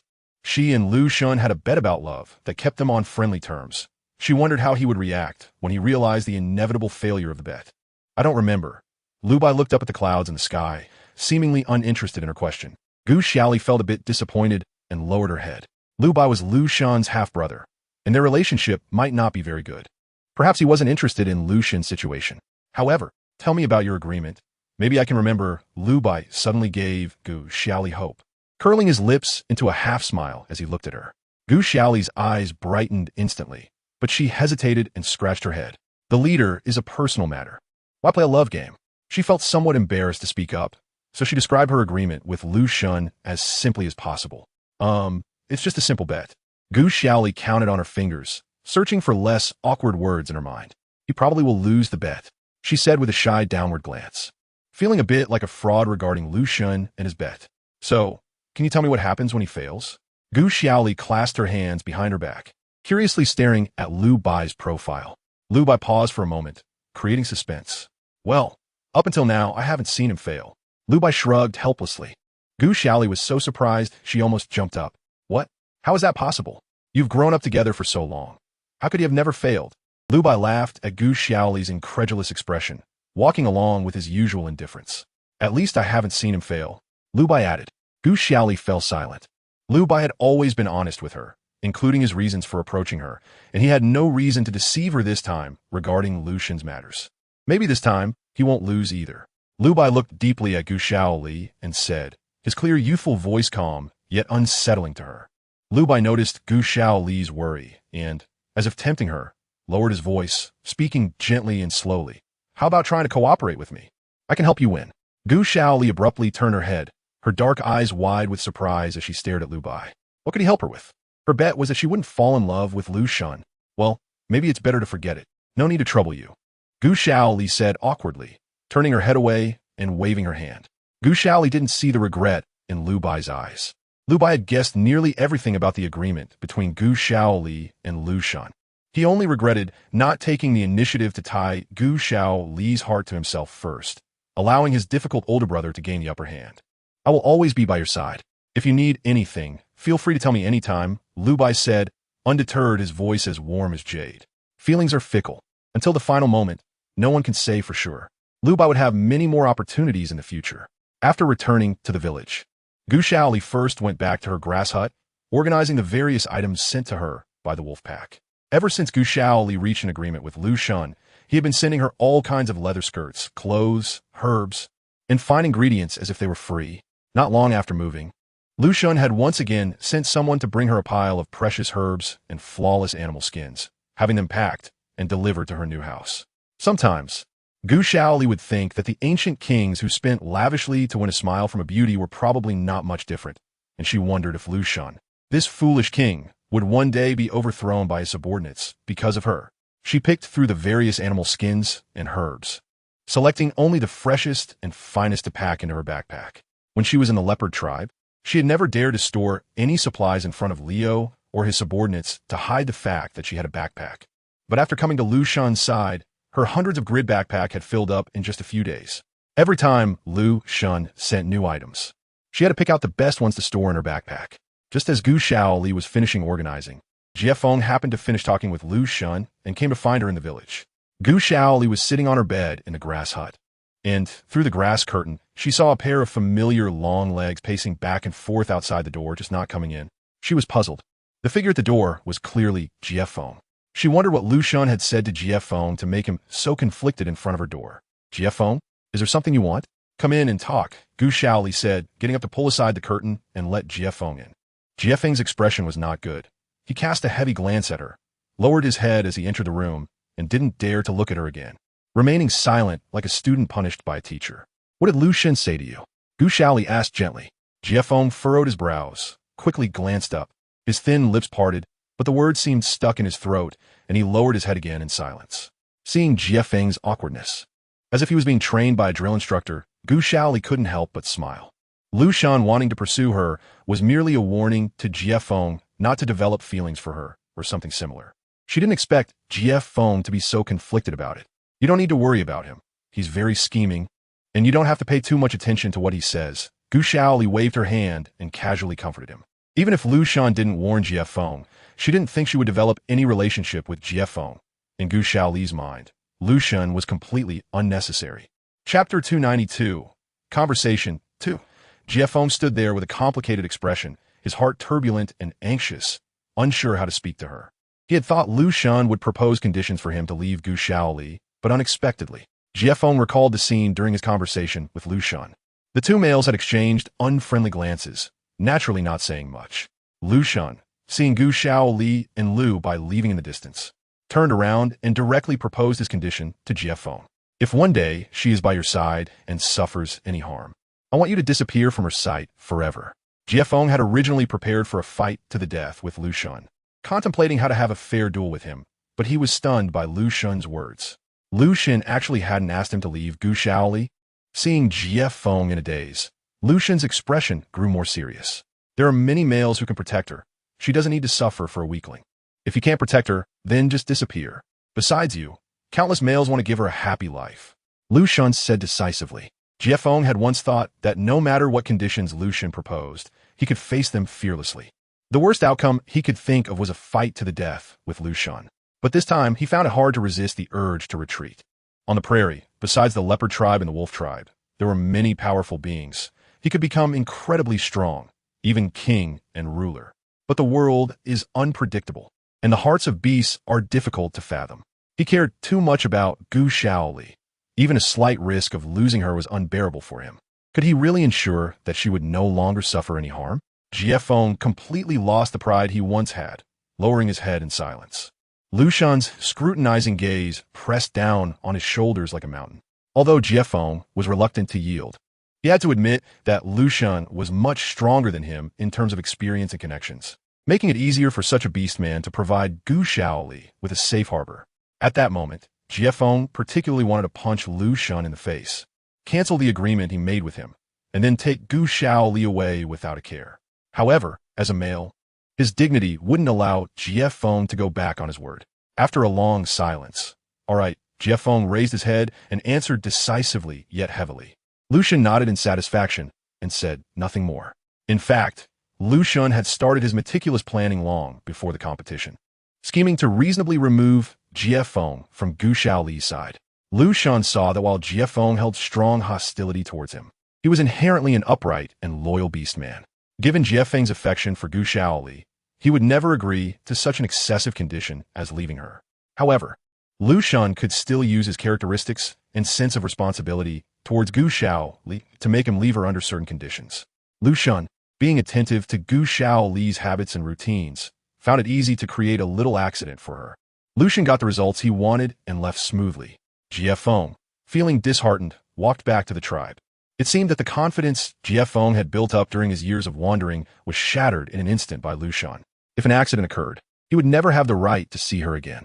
The cost was too heavy, causing Jiefeng, who was usually so confident, to doubt himself. Don't think too much. Let's practice our abilities well. When we become invincible, I'll take you to see all the famous mountains and rivers outside, Gu Xiaoli said optimistically, patting Jiefeng's shoulder to comfort him, bringing him back to reality. At this moment, she hadn't noticed the panic that was suffocating the young man. Jiefeng's hands were tightly clenched, the blue veins on his bare arms bulging and trembling slightly. Gu Xiaoli unconsciously stepped closer, standing in front of Jiefeng, when suddenly, a pair of cold iron hands grabbed her shoulders with such force that she frowned slightly. She sensed Jiefeng's unusual emotions and was about to remind him to loosen his grip when the shackles on her shoulders automatically released. Jiefeng seemed to disdain himself, humbly clenching his fists, savoring her lingering warmth with longing and timidity. No matter what happens in the future, I will do everything I can to protect you. So, can you please not leave me? Jiefeng lowered his head, his voice choked and trembling, but he still couldn't bring himself to say the last sentence. He couldn't betray the dignity of being a male. Lu Shan was right. If he couldn't even protect the female he pursued, what right did he have to cling to her and demand she stay by his side? Jiefeng's emerald green eyes lost their luster, and he seemed to see his future of completely losing Gu Xiaoli due to his negligence. He didn't know what meaning there would be for him to keep going in such a future. What did Lu Shan say to you? Gu Xiaoli asked anxiously, raising her voice and leaning closer to Jiefeng, looking up at him. But Jiefeng unusually turned away, avoiding her gaze. She thought Lu Xun would just warn Jiefeng a few times. Now, from Jiefeng's expression, it was definitely not as simple as she imagined. Gu Xiaoli pulled Jiefeng, questioning him for a long time, but Jiefeng remained like a piece of wood, silent, only occasionally lifting his eyelids slightly, like a child who had done something wrong, peeking at her with guilt. Gu Xiaoli had no choice but to say some comforting words to ease Jiefeng. Don't worry. You will always be my good apprentice. I believe in you. You should believe in me too. No matter what difficulties arise, I will face them with you. Jiefeng didn't speak, reluctantly opened his arms, and embraced Gu Xiaoli tightly. Gu Xiaoli was puzzled, allowing Jiefeng to bury her head in his hard chest, holding her for a long time. After the embrace, Jiefeng released her, but whispered in her ear, I won't let you suffer any harm. Steady and solemn, as if it were a promise for a lifetime. After saying that, Jiefeng got up and left the grass hut in big strides, leaving Gu Xiaoli alone sitting on the bed, lost in thought, unable to guess what heavy bomb Lu Xun had dropped on Jiefeng. Not long after finishing the conversation with Jiefeng, seeing that it was getting late, Gu Xiaoli was tidying up to go to bed when an uninvited guest arrived. Lu Xun's tall figure leaned against the doorframe, his knuckles rapping lightly on it. Gu Xiaoli had planned to find Lu Xun the next day to get to the bottom of things, but unexpectedly, he came uninvited, and she hurriedly sat up from the bed, inviting Lu Xun inside. The two sat facing each other on the edge of the bed, outside the door. The starry sky was brilliant, and in the quiet night, only the occasional chirping of unknown insects could be heard. What did you say to Jiefeng? Gu Xiaoli couldn't hold back her curiosity and asked directly. Lu Xun chuckled lightly, pretending to be mysterious, lightly coughing in his fist, a male agreement. Chapter 293, Conversation 3, Gu Xiaoli was anxious. What agreement? How could it force Jiefeng to become like that? Lu Xun still maintained an inscrutable demeanor, unwilling to reveal anything. If you want to know so much, why not just ask Jiefeng directly? Gu Xiaoli fell silent.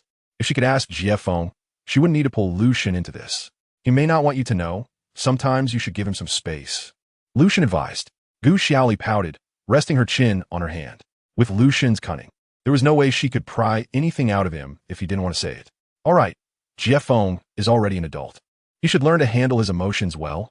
Lu Xun comforted, patting Gu Xiaoli's shoulder. Don't you want to eat something? Lu Xun magically pulled out a few milk-flavored fruits that Gu Xiaoli loved, offering them to her warmly. After a day of competitions and comforting Jiefeng, Gu Xiaoli was indeed a bit hungry, so she took one and bit into it, the rich milk flavor bursting in her mouth.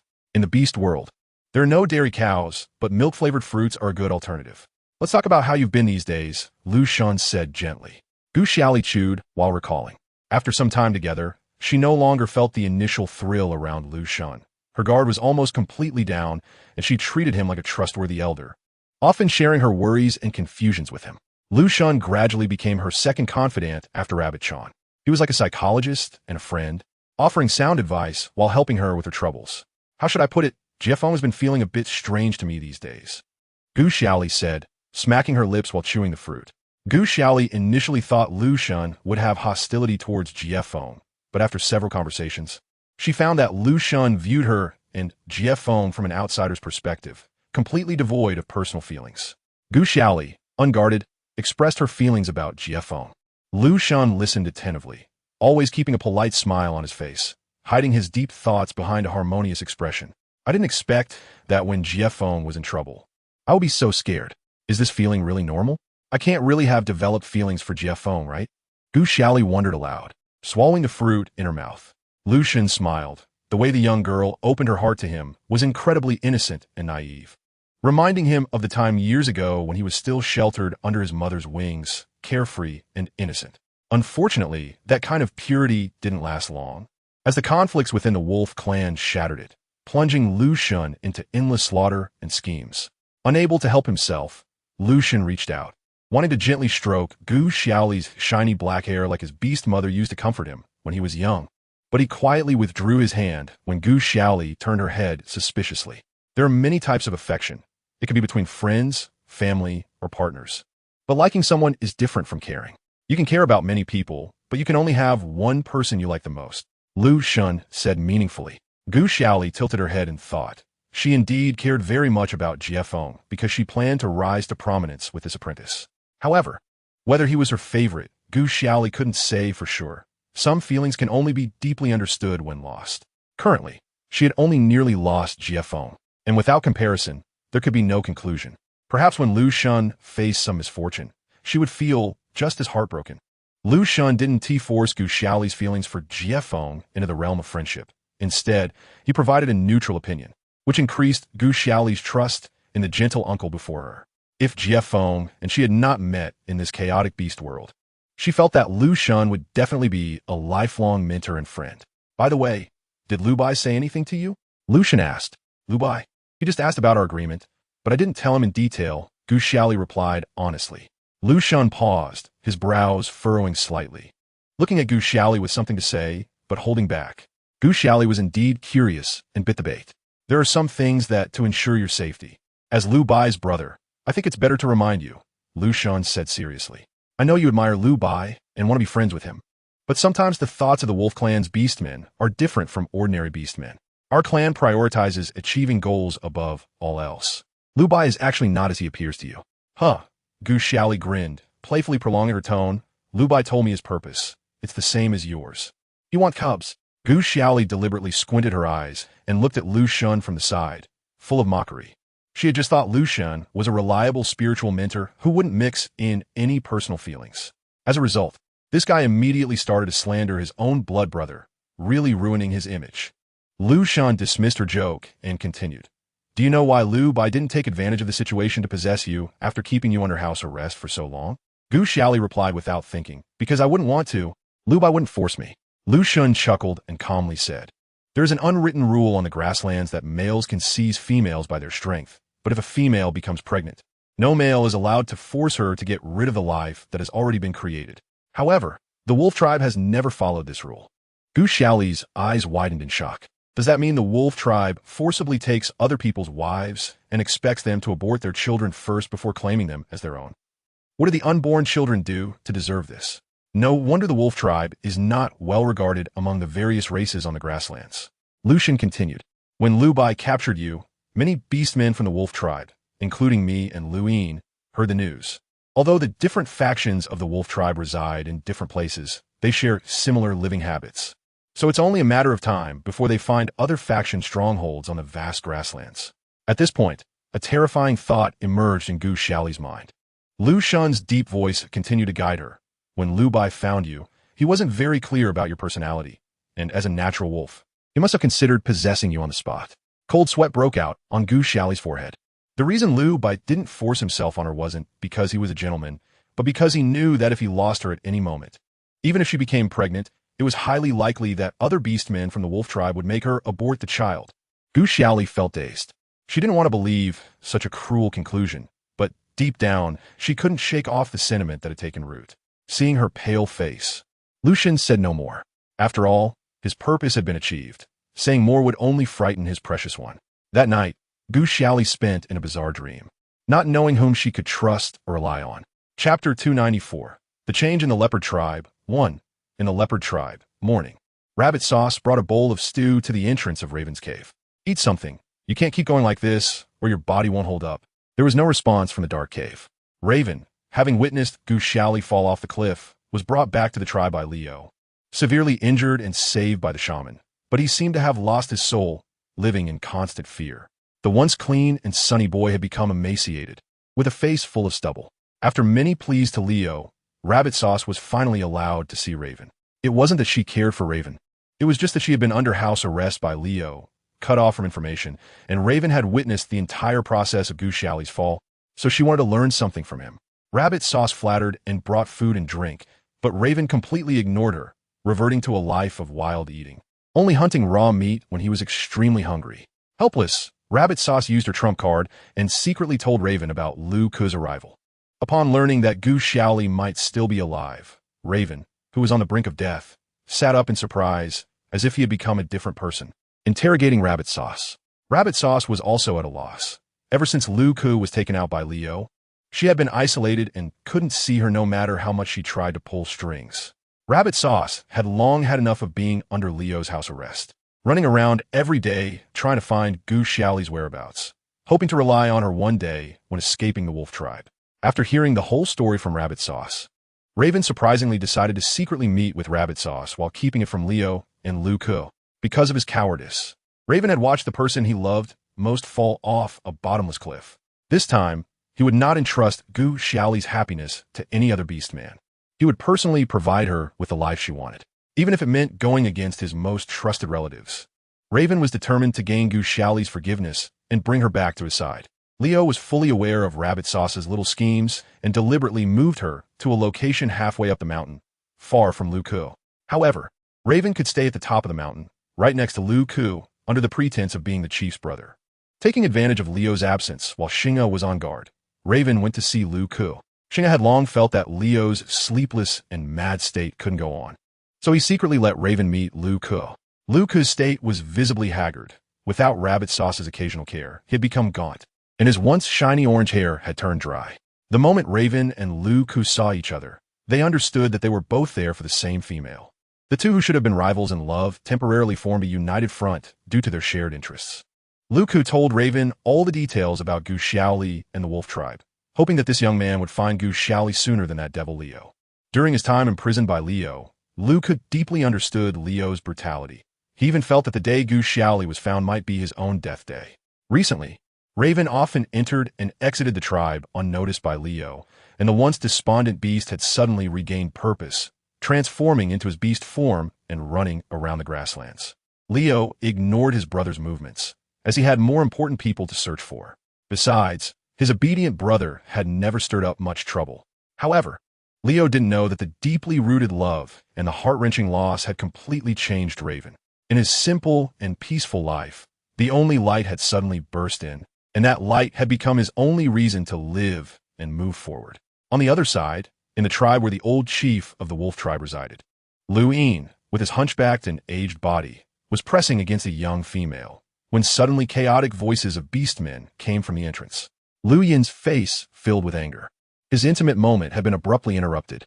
He slowly got up from the animal skins, grabbed his cane, and went out to see what was happening. Not good. Leo has come looking for trouble. A beastman, covered in blood and trembling, reported. What? Where did Lu Bai go? Lu Yin was also somewhat flustered, loudly scolding, searching for his most useful watchdog. Recently, Lu Bai had been shuttling back and forth between Lu Yin and Lu Xin's villages. After receiving news that Leo was going to attack the old chief, Lu Bai would not waste his main force on an old man about to die and had quietly withdrawn all the beastmen stationed in Lu Yin's village.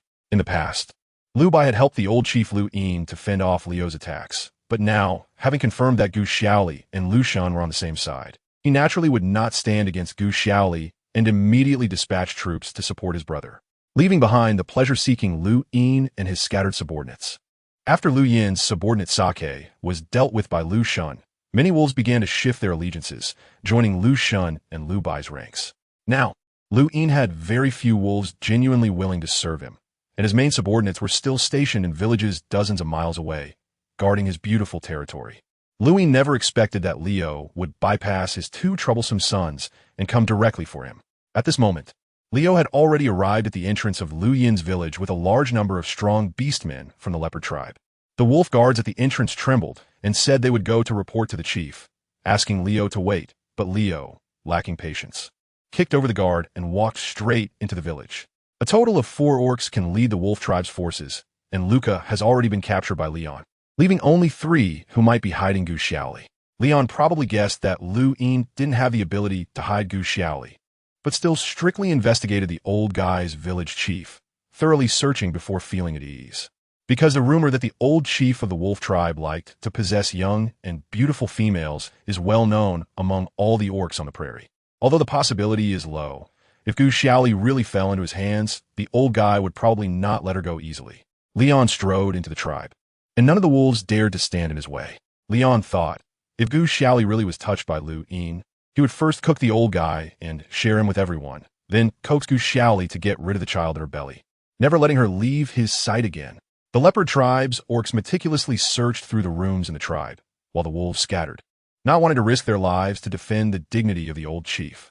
In the end, when Lu Yin, leaning on a cane, attempted to escape, he was discovered by the leopard tribe orcs and brought before Leon. Under Leon's pressure, Lu Yin completely lost the face of a former chief, trembling as he knelt on the ground, desperately explaining to Leon that he had not harbored Leon's female. Fortunately, after searching the entire village and surrounding areas, No trace of Gu Xiaoli was found, and Leon finally let the old, tearful Lu Yin go. Chapter 295. The Change in the Leopard Tribe. 2. Lu Yin, old and weary, yet infatuated with women, made Leon feel very disgusted. However, seeing how cooperative the old guy was, immediately selling out his 2 biological sons, Leon spared his life for the time being. Leon did not want to miss any clues in finding Gu Xiaoli, as the old guy and his 2 sons might still have connections that could be utilized. Leon planned to keep Lu Yin alive until Gu Xiaoli was found. At Leon's request, Lu Yin immediately sent someone to find his 2 unfilial sons, not caring at all that Leon could trace them through his men. Unfortunately, Lu Shun and Lu Bai had long seen through their beast father's true nature and had already moved out of their old base. No matter how Lu Yin's subordinates searched, they could not find their traces. Lu Yin, abandoned by his 2 sons, was quickly noticed by Leon, who did not waste time in Lu Yin's tribe.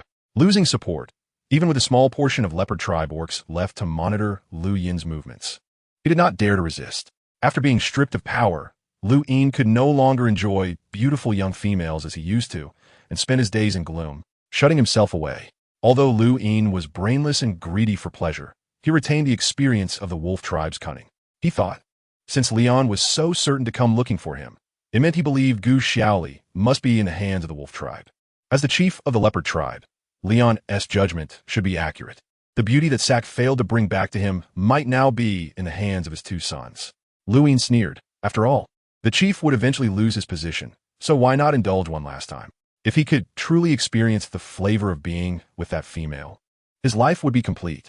Lu Yin recalled the taste of possessing a purebred human for the first time in his youth, revealing a nostalgic smile. Just thinking about the possibility of enjoying another young, purebred female in this life made him no longer feel depressed or sad. After giving instructions to his subordinates, Leon hurriedly left Lu Yin's village. If he had known that the trouble he carelessly allowed to remain would one day come back to haunt him, he would have immediately returned to physically deal with the old guy. In the wolf tribe, not long after settling in a new village, Lu Shun and Lu Bai took Gu Xiaoli and moved to another tribe. The wolf tribe's strength was not weak. If even Lu Bai and Lu Shun together could not protect her safety, then only that terrifying man could stir up such a storm. Gu Xiaoli was deeply worried and asked Lu Shun several times about the outside situation. Lu Shun had been dealing with Leon's repeated attacks recently and was already feeling overwhelmed. However, he did not want Gu Xiaoli to worry, and each time he was asked, he jokingly changed the subject, while Lu Bai echoed him, both brothers wanting to give Gu Xiaoli a carefree living environment. Leon's attacks were too frequent, and with Lu Yin openly revealing the possible locations of the scattered villages of the wolf tribe, after discussing it, Lu Shun and Lu Bai felt they could no longer hide Gu Xiaoli on the sparsely populated edge of the prairie. Villages with such a small population lack sufficient defense. Once Leon swept through, they would be completely wiped out in a short time, making it extremely difficult to protect Gu Xiaoli afterward. Lu Shun and Lu Bai agreed to take Gu Xiaoli to a large village in the central western part of the prairie that had not yet fallen. There were plenty of people, complex dangerous terrains surrounding the village, and it was well situated near mountains and water, with no worries about food and drink.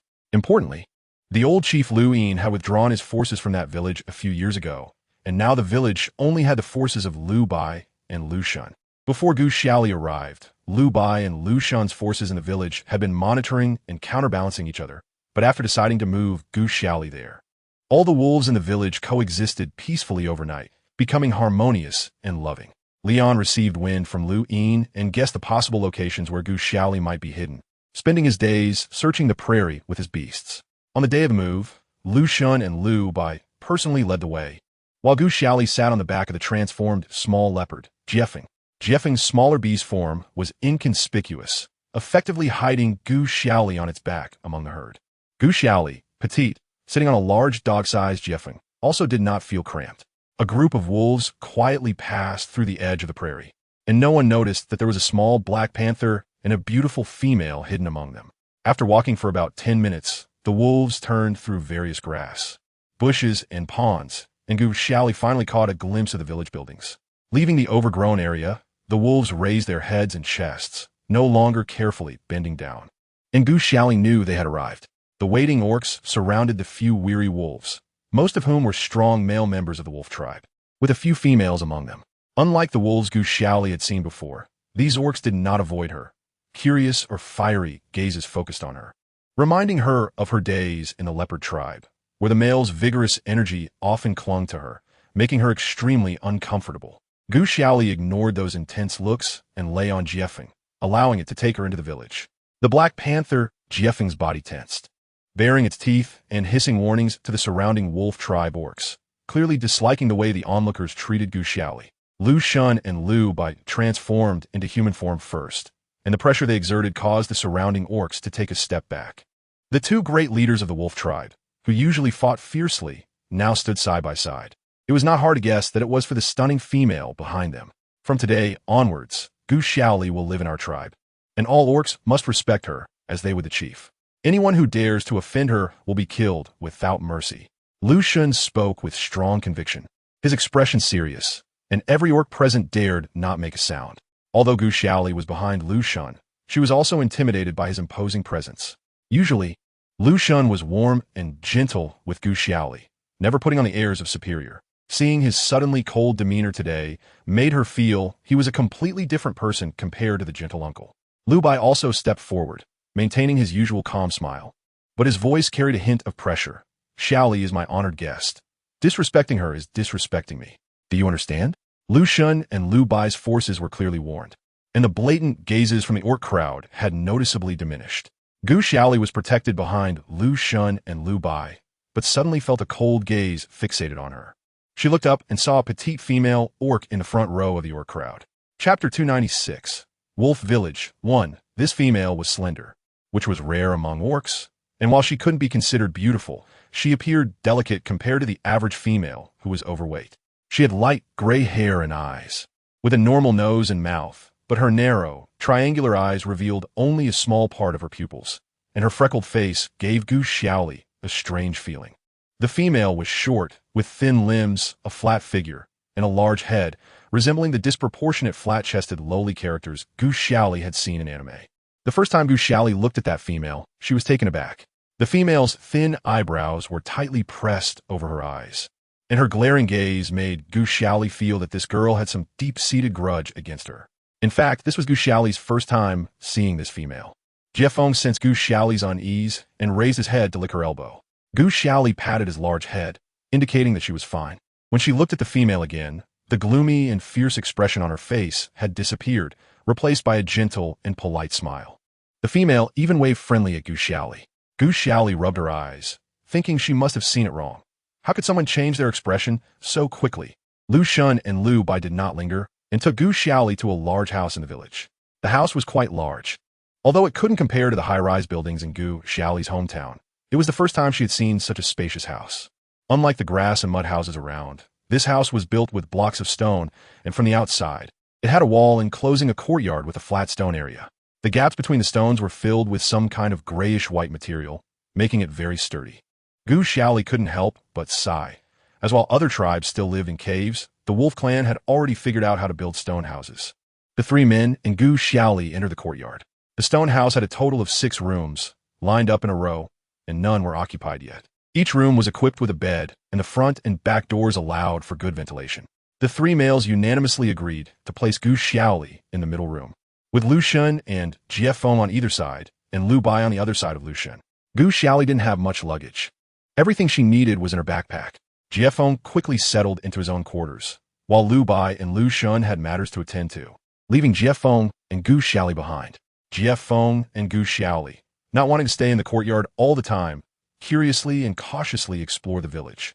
Along the way, Jiefeng received jealous or envious glances, while Gu Xiaoli held his hand and walked alongside him. At first, Gu Xiaoli didn't want to hold hands like a couple in the honeymoon phase, but unable to withstand the surrounding males' gazes. She reluctantly agreed to Jiefeng's suggestion to pretend to be his partner for a while, hoping to dissuade some of the orcs.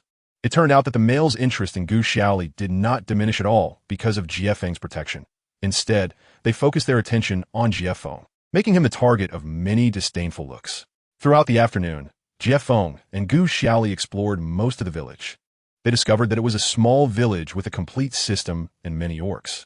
Surrounding the village were wooden fences, and every so often, 2 or 3 orcs stood guard, making the security appear quite good.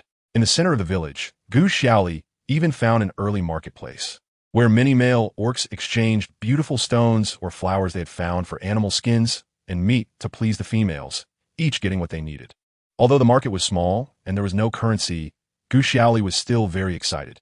If the market developed further, it could lead to trade and push society's civilization forward significantly. Perhaps she could lead some docile orcs to rebuild modern civilization. Meanwhile, Lu Bai was sitting under a tree, eyes closed, listening to reports from his subordinates. Half of this village was under Lu Bai's control, and he had to listen to simple summaries from those stationed in the village periodically. Lu Bai. A cautious female voice called out. Lu Bai, leaning against the tree, opened his eyes and saw a female orc named Lian approaching him with a basket of meat. This is fresh meat that I personally tore apart. Please accept it. Lian's voice was hopeful yet shy. The frail female raised her two thin arms holding the basket, lifting it forward towards Lu Bai, burying her freckled little face in her arms, too shy to look at him. Lu Bai remained unmoved and withdrew his gaze. Should we chase her away? Asked the orc reporting to Lu Bai. The orcs in the village all knew that although Lu Bai had a handsome and gentle appearance, he was notoriously cold. Cold to the bone. Once, a thoughtless female in the village took a liking to Lu Bai, even though she already had two male partners. But that female, relying on her pure bloodline and strong fertility, invited Lu Bai to be her partner. The first time, Lu Bai politely and distantly refused, but the female, with a self-important nature, insisted on pursuing him. She thought Lu Bai's handsome figure would be unable to resist her ample body. As a result, Lu Bai was dragged into her house, and not long after, he emerged covered in blood, holding a plump arm in his hand. The surrounding males were dumbfounded. They had never seen a female dismembered like Fu before. Several orcs surrounded Lu Bai, questioning him about the reason. The blood-stained youth merely frowned, wiped his face, and said coldly, "Dirty." Later, the two partners of the brutally killed female disappeared without a trace overnight, and those orcs who dared to question Lu Bai were either severely injured or dead. Since then, although the females in the tribe admired Lu Bai's handsome appearance, they no longer dared to approach him recklessly. Beneath his seemingly harmless and gentle exterior lay a cold-blooded and ruthless madman. I know Lord Lu Bai is very busy. I'll just leave the meat here as a token of my intentions. Seeing Lu Bai had not responded for a long time, Lian hurriedly set down the basket of meat and quickly turned to leave. Lu Bai ignored the small incident, nodded, and allowed his subordinate to continue reporting. Lian, having run away, sat alone on a large stone by the creek, her flower petals torn into pieces in her hands. Huang brought the beast meat he planned to eat today to Lian. Having no other food, he went to the river to fish and happened to see Lian, whom he admired, and happily approached to greet her. Lian, why are you sitting here? By the way, did you eat the beast meat I gave you? That was the tenderest meat from the wild boar. If you liked it, I can get you more next time. Huang's voice was loud, and he asked expectantly. Lian hadn't eaten the meat Huang had given her. All of it had been torn into small pieces and sent to Lu Bai. It's okay. Lian casually replied. Chapter 297. Lian's troubles. Huang noticed Lian was not very enthusiastic, fiddling with a small white flower. So he continued to fish while trying to please her. Lian, do you like flowers? I saw quite a few of these small flowers on the hillside, not far from our village, while I was out hunting. Lian kept her head down, continuing to pluck the petals one by one, giving a low in response. Huang remembered that females like shiny little things, so he asked, yesterday, I saw some orcs exchanging light blue stones. Those stones are as beautiful as you. Should I trade for one and give it to you? It is said that those blue stones were salvaged from the treacherous deep sea, and the male version is priced at 10 high-quality beast skins, which would require White to spend at least half a month hunting to gather. However, for Arian's happiness, White is willing to do anything. Arian seems absent-minded and does not react much. White feels somewhat disheartened and suddenly grabs a claw into the clear stream, piercing a silver fish. A cold autumn wind blows, and White suddenly remembers that it is getting cold, and Arian should get some warmer clothes. Although Arian had many suitors in the past, most of them turned to pursue other females after she made her stance clear, leaving only a few remaining. Among them, White is the most devoted. He grew up with Arian and they share an innocent bond. White believes Arian is the most understanding female in the world. She never behaves like other females who, due to their scarcity, often scold and demand excessively from the males in the tribe. Arian politely and seriously tells those males she does not like not to waste their energy on her. White thinks this is also why Arian does not receive more attention from suitors, as she is so slender, no matter who Arian's favorite male is. White decides to spend his life protecting this fragile and kind female. Aryan, it's getting cold. I'll make you some bee-skin clothes, White says, not minding Aryan's silence at all. Aryan sighs and replies, White, you know I only like Lord Lubai. This one tea lead anywhere. It's fine. Aryan, don't feel burdened. Making you a few clothes is not hard. White enthusiastically responds. In reality, the grasslands are in chaos due to the leopard clan leader, and the number and quality of low-level beasts in the wild have significantly declined. Why doesn't he even prepare his own winter clothes and food yet? Aryan shakes her head helplessly, knowing that this loyal suitor wants to be driven away. White catches a large pile of fish and is already hungry, but instead of eating immediately, he goes to the nearby bushes to pick a lot of wild fruits. When White returns to the riverbank, he sees Aryan still sitting listlessly on the stone and approaches to offer her the fresh fruits, while he himself sits on the shore and starts gnawing on the raw fish. The fish meat tastes very fishy, which Aryan surely wouldn't like. But White doesn't want Aryan to just watch him eat, so he looks for some fruits that Aryan likes. Aryan had received White's beast meat in the morning, so she shouldn't be very hungry now.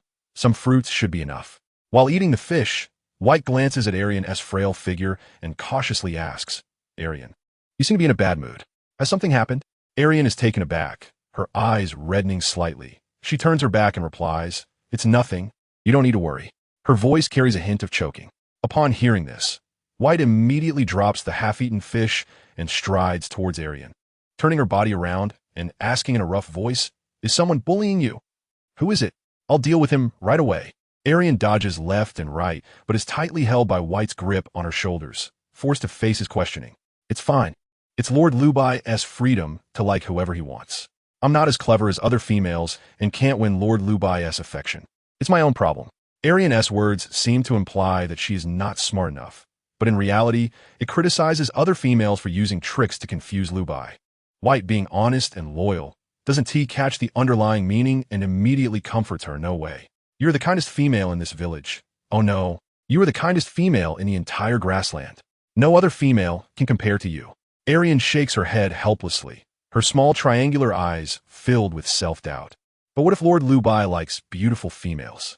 White bursts into laughter. Aryan, you're the most beautiful female in the village. The other females are so fat. Who can compare to you?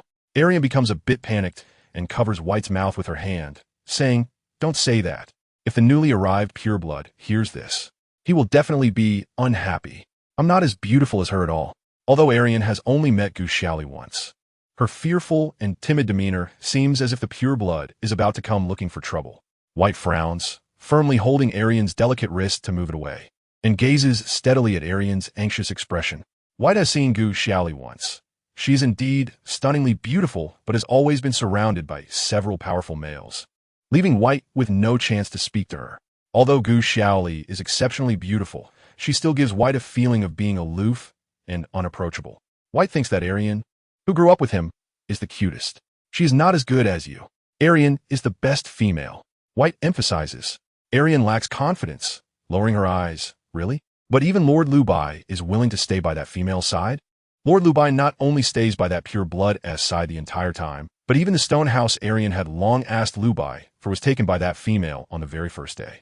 White does not see Aryan's somewhat gloomy gaze. To make her happy, he thumps his chest and says, Lubai must have been momentarily confused, dazzled by that female's appearance. I'll have a good talk with him. Lord Lubai is so smart, he won't be fooled. Aryan, you are the best female. After hearing this, Aryan's expression becomes even more difficult to bear. She lowers her head, suppressing her feelings, and asks coldly, Are you saying she really looks better than me? White scratches his head awkwardly. Aryan seems to be even more upset, but White does think Gu Xiaoli looks a bit better. The difference in appearance between her and Aryan is just too great, making even White, who usually doesn't pay attention to looks, able to distinguish them at a glance. Hey, I didn't say that. Aryan, don't be discouraged. I'll go find Lubai to explain right away. After saying this, White doesn't delay at all, leaving the fish he just caught uneaten and stands up to walk towards the village. Wait, Lord Lubai doesn't like to be disturbed. White you. Aryan hesitates, and at the last moment, she changes don't go to don't say it's me.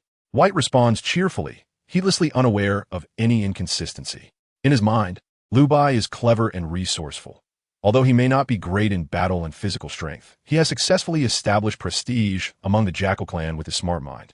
So he certainly wouldn't be deceived by the mere appearance of a pureblood.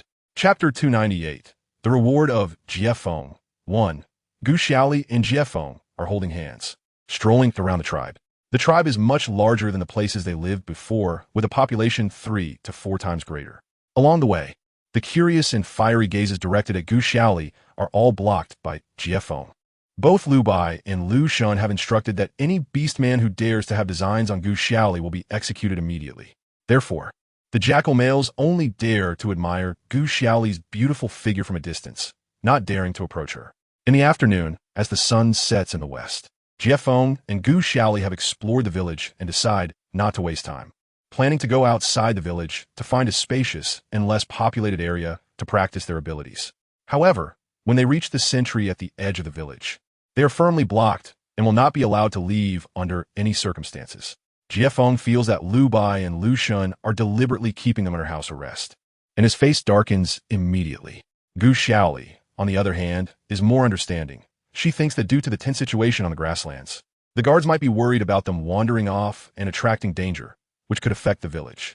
She politely smiles and approaches the 2 jackal guards to explain the situation. We just want to go out and find a place with fewer people to stay for a while. And if we encounter danger outside, we definitely want to bring it back to your village. The jackal guards, seeing her unusually approachable attitude, are taken aback, and then helplessly explain. In order to defend against external enemies, the village set up many dangers on the outskirts. Lu Shun and Lu Bai were worried that she, being unfamiliar with the area, might inadvertently leave the village and fall into a trap. So they instructed the guards to ensure that she and Jiefeng could not leave the village under any circumstances. Jiefeng and Gu Xiaoli exchange a glance, realizing why they had taken so many detours on the way. However, the dangers hidden in the swamps and bushes would only trap inexperienced orcs. Gu Xiaoli and Jiefeng were warriors who had undergone extensive training and had extraordinary reactions. How could they be stumped by such trivial traps? Gu Xiaoli spoke kindly. It's okay, we can completely take care of ourselves. Besides, we remembered quite a few routes out of the village on the way here, so we won't get hurt in any traps. Even if something happens to us, I will explain everything to Lu Shun and Lu Bai and will never blame you. The 2 wolf guards still refused to let them go. It wasn't that they didn't trust the 2's abilities, but Lu Shun and Lu Bai had ordered that even if it meant fighting with Gu Xiaoli and Jiefeng, they must be kept in the village. Jiefeng looked up at the sky. It would be dark soon, and Gu Xiaoli had promised to have dinner with the Lu brothers that evening, leaving them with little time for training. While Gu Xiaoli was still thinking of how to persuade the guards with reason, Jiefeng, impatient, stepped forward and pushed one of the guards hard with both hands. The guard, taken by surprise by the seemingly average-looking youth's strength, fell backward and landed heavily on the ground, taking a moment to get up. The other guard, seeing this, immediately transformed into his beast form, tail tucked, and focused intently on Jiefeng. Just as Gu Xiaoli was about to step in to stop Jiefeng from using violence, she was suddenly interrupted by a loud shout from the side. You're not allowed to go out. How can you, a female, be so unreasonable? Gu Xiaoli and Jiefeng turned to see the source of the voice, an angry Wait. Wait had heard aliens' grievances and, filled with righteous indignation, had searched the tribe for a while. He hadn't found Lu Bai, but had seen the purebred who made aliens sad. Wait had not witnessed the events leading up to the argument between Jiefeng and the wolf guards. He only saw Jiefeng pushing the guard and assumed Gu Xiaoli was watching, automatically imagining a scene where a fierce female was instructing her mate to act maliciously. Filled with a sense of justice, Wait felt that the purebred was arrogant and overbearing, just like the other females in the tribe, and had bullied his alien, which he found intolerable. What did you say? Jiefeng's green eyes turned icy. He could not tolerate Gu Xiaoli being bullied.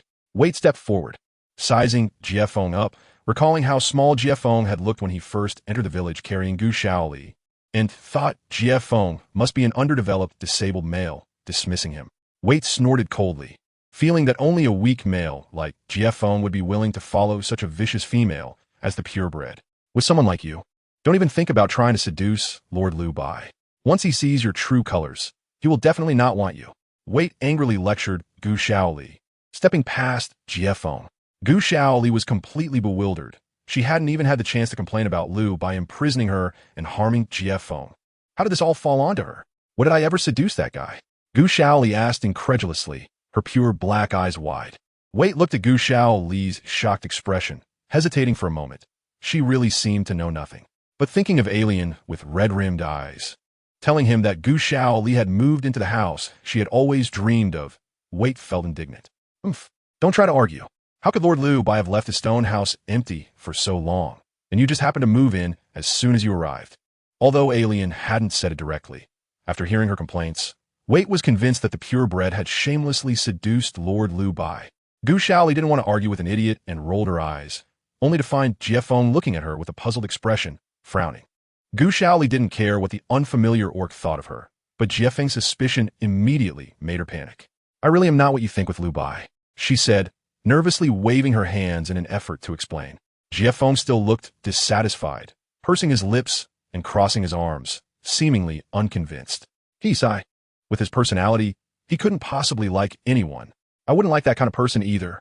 Gu Xiaoli was getting anxious, wanted to jump up and down.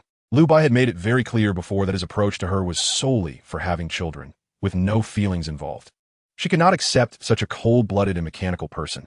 However, Gu Xiaoli was at a loss for words to explain her feelings to Jiefeng at that moment.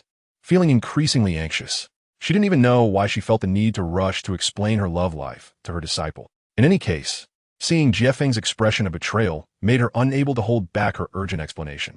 Gu Xiaoli bowed her head, rapidly thinking of how to phrase her words, not noticing that the icy expression on Jiefeng's face had long since melted away, his gaze soft and gentle as he watched her. Deep down, Jiefeng, although he didn't like fickle females, accepted the fact that females in the beast world had multiple partners.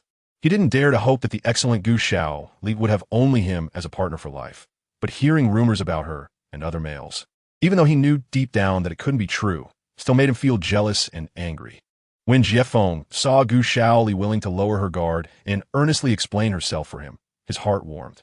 He stepped forward and gently took Gu Xiaoli's hand. I believe you, he said, his voice warm and steady. This is a reward.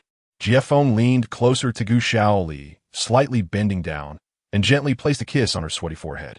Chapter 299, Jiefeng's Reward. 2.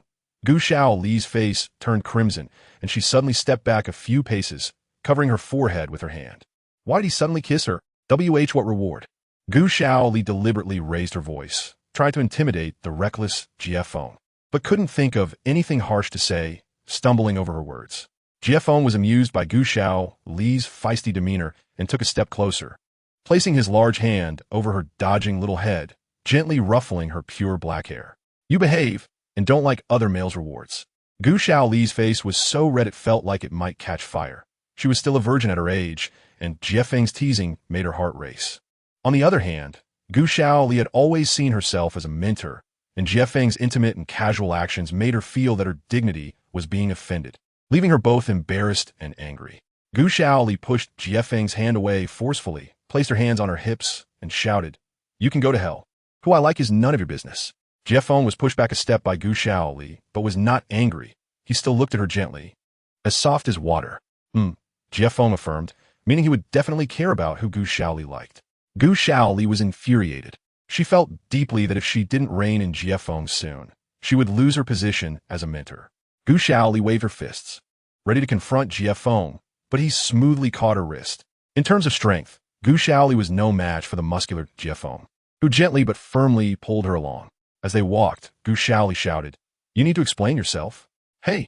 Jiefeng didn't respond, leaving only his back to Gu Xiaoli as he continued to pull her forward. The furious Gu Xiaoli didn't see the happiness and affection radiating from Jiefeng, which was soft like the spring sunshine in March. Wade originally wanted to take this opportunity to suppress the arrogance of the purebred female. However, he didn't expect that she could be easily handled by a less-than-perfect leopard tribe youth, and suddenly felt that she was not as arrogant as he had imagined, but rather had a bit of cuteness. Walter stood still, unsure whether to disturb the sweet moment between the two. Jiefeng walked briskly and suddenly stopped. Gu Xiaoli, being pulled by Jiefeng, didn't have time to break, and her pert little nose was about to bump into Jiefeng's broad back. Jiefeng keenly sensed the warmth behind him, not the kind of warning about danger he felt in battle, but a slight prickling sensation that lightly stung his heart. A soft and mild pain. Jiefeng realized that besides being able to anticipate his own danger, he could also keenly detect when someone he liked was in danger. He quickly sidestepped, retreating a half step, and accurately caught the soft body that was about to collide with him. Gu Xiaoli fell into a warm yet firm embrace and looked up at Jie Feng in surprise. "What are you doing?" Gu Xiaoli's tone was still fierce as she hurriedly pushed Jie Feng away. No matter how many times she faced Jie Feng's closeness and intimacy, she could never adapt. She felt like a young girl in love, with her heart racing and unable to calm down. Gu Xiaoli was both indignant and helpless, wondering why she could remain immune to the flirtations of Lu Shun, a master of teasing, yet could never help but feel shy and her heart race around Jie Feng. "Wait." Jie Feng casually threw out a short sentence, bypassing Gu Xiaoli and walking towards Walter, who was standing behind her. Seeing Jie Feng approach him with a cold face, Walter's combative nature took over, and he puffed out his chest to meet him. Jie Feng's beast form was so small that he couldn't possibly defeat him. Walter had just hesitated about whether to cause trouble, and now he saw a perfect opportunity to teach this pair of ungrateful people a lesson. "Apologize to her." Jie Feng stated his intention straightforwardly. Walter seemed to have heard something unbelievable and laughed exaggeratedly 3 times. "Apologize to her? Why should I? She should be the one feeling ashamed." Walter retorted confidently. Walter's straightforward personality, combined with the pitiful crying of a Lien, led him to believe that Gu Xiaoli was the type who bullied the weak and relied on the strength of males. Jie Feng disdainfully glanced at the big fool Walter, sneering, and had no intention of wasting words on an idiot. Walter didn't take Jie Feng seriously, not even using his beast form, only revealing his 2 beast claws. He was still thinking about how to teach Jie Feng a lesson when everything suddenly blurred before him. Before he could see clearly, he felt a chill at his neck, followed by a warm liquid gushing out. His mouth dropped open in terror and disbelief, and the delayed pain surged into his mind. His artery had been cut by a young boy, just like that. The 2 wolf guards present gasped in shock. Even the strongest beastman in the tribe had never displayed such speed. The wolf guards, adhering to the principle of protecting their own, immediately transformed into their beast forms, vigilantly surrounding Jie Feng, whose hands were covered in blood, hissing and showing their sharp teeth, constantly warning him but hesitating to advance, creating an air of intimidation. Just a second ago, Gu Xiaoli was still immersed in her resentment towards Jie Feng, but the next second, she turned to see a flower of blood blooming and spraying from the neck of that unfamiliar beastman, looking terrifying. Jie Feng, surrounded by the 2 wolves, casually shook the blood off his claws, not at all concerned about the 2 enormous beast wolves. A trail of blood droplets fell from Jie Feng's crimson claws into the yellow earth. The 2 wolves cautiously retreated. Gu Xiaoli's fleeting fantasies as a girl were instantly shattered, and she rushed forward to support Jie Feng. At this moment, Gu Xiaoli's feelings couldn't be described by mere shock. Jie Feng had always been the silent and reticent boy in her mind. How had she not realized that he harbored such a violent temper? That male beastman may have spoken harshly, but surely it wasn't a death sentence. Shocked as she was, Gu Xiaoli still prioritized protecting her good apprentice Jie Feng, drawing out her lightning bow and sternly reprimanding the 2 wolves that posed a threat to Jie Feng. The 2 wolves had been given strict orders not to harm Gu Xiaoli under any circumstances. They exchanged glances with the fierce Gu Xiaoli, then retreated, ultimately surrendering and transforming back into human form, raising their hands to show they meant no harm. Jie Feng stood with his back to Gu Xiaoli, a slight smile forming on his lips. She was indeed still protecting him, and Jie Feng's mood brightened instantly. Walter knew he had sustained a fatal injury. If he didn't find a shaman immediately, he would likely not live much longer. Turning to see Gu Xiaoli wielding a strange, shining object, his fear increased. He had merely wanted to seek justice for the kind alien, and he couldn't understand why it had come to this. Walter, impulsive by nature, hoped that perhaps there was some misunderstanding and asked Gu Xiaoli to spare his life. The wolf guards stared intently at the weapon in Gu Xiaoli's hands, their expressions serious as they spoke kindly on Walter's behalf. Walter was usually warm-hearted and upright in the tribe, and both wolf guards had been helped by him during hunting trips. Though wolves were selfish by nature, losing Walter would mean one less enthusiastic beastman in the tribe, and life would certainly lack much-needed support. So the 2 wolf guards still tried their best to plead for Walter. Chapter 300. Healing Walter, Jie Feng withdrew his claws and watched coldly, seemingly considering Walter's life and death insignificant. He had long seen that these wolves bullied the weak and feared the strong. If he didn't show them some strength at first, he didn't know how much more Gu Xiaoli would have to suffer in the village. However, Gu Xiaoli couldn't bear to watch any longer. Although she firmly stood with Jie Feng, she couldn't just watch a beastman die before her eyes. Jie Feng, enough for now. This punishment is already enough for him. Gu Xiaoli said as she called the two wolf guards to help Walter, who was clutching his neck and lying on the ground. The two wolf guards breathed a sigh of relief, but as they helped Walter, who was bleeding profusely, they became worried. It seemed the village's shaman had gone out to gather herbs this morning. What were they going to do now? Walter still retained some consciousness, and upon hearing their words, he felt hopeless. He had seen beastmen on the battlefield with their throats cut, blood flowing uncontrollably. It wouldn't be long before they became cold. And even the old shaman couldn't save them. Was he, Walter, destined to bury his life here today? He just wanted to take one last look at the lovely and obedient Lien before he died. But after he died, he wouldn't be able to care for Lien anymore. He wondered if she could live healthily and happily on her own. Gu Xiaoli knelt down, closely examining Walter's condition. His neck had been sliced open by Jiefeng's 3 fingers, blood flowing out like gills on a fish.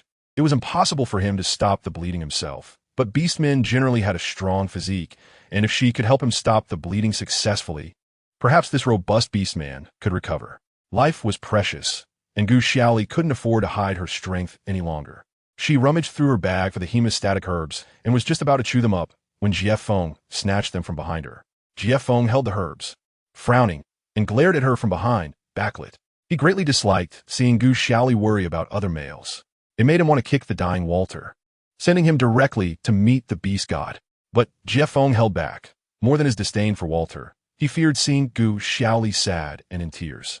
The bitter herbs were put into Jiefeng's mouth, and he chewed them angrily, eventually spitting them out in disgust and slapping them onto Walter's bleeding wound.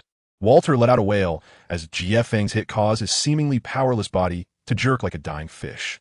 The two wolves holding Walter were sweating profusely, unaware that Gu Xiaoli also knew how to use herbs. Looking at the strange plants that Gu Xiaoli had produced from nowhere, they suspected that the two were taking the opportunity to take revenge on Walter.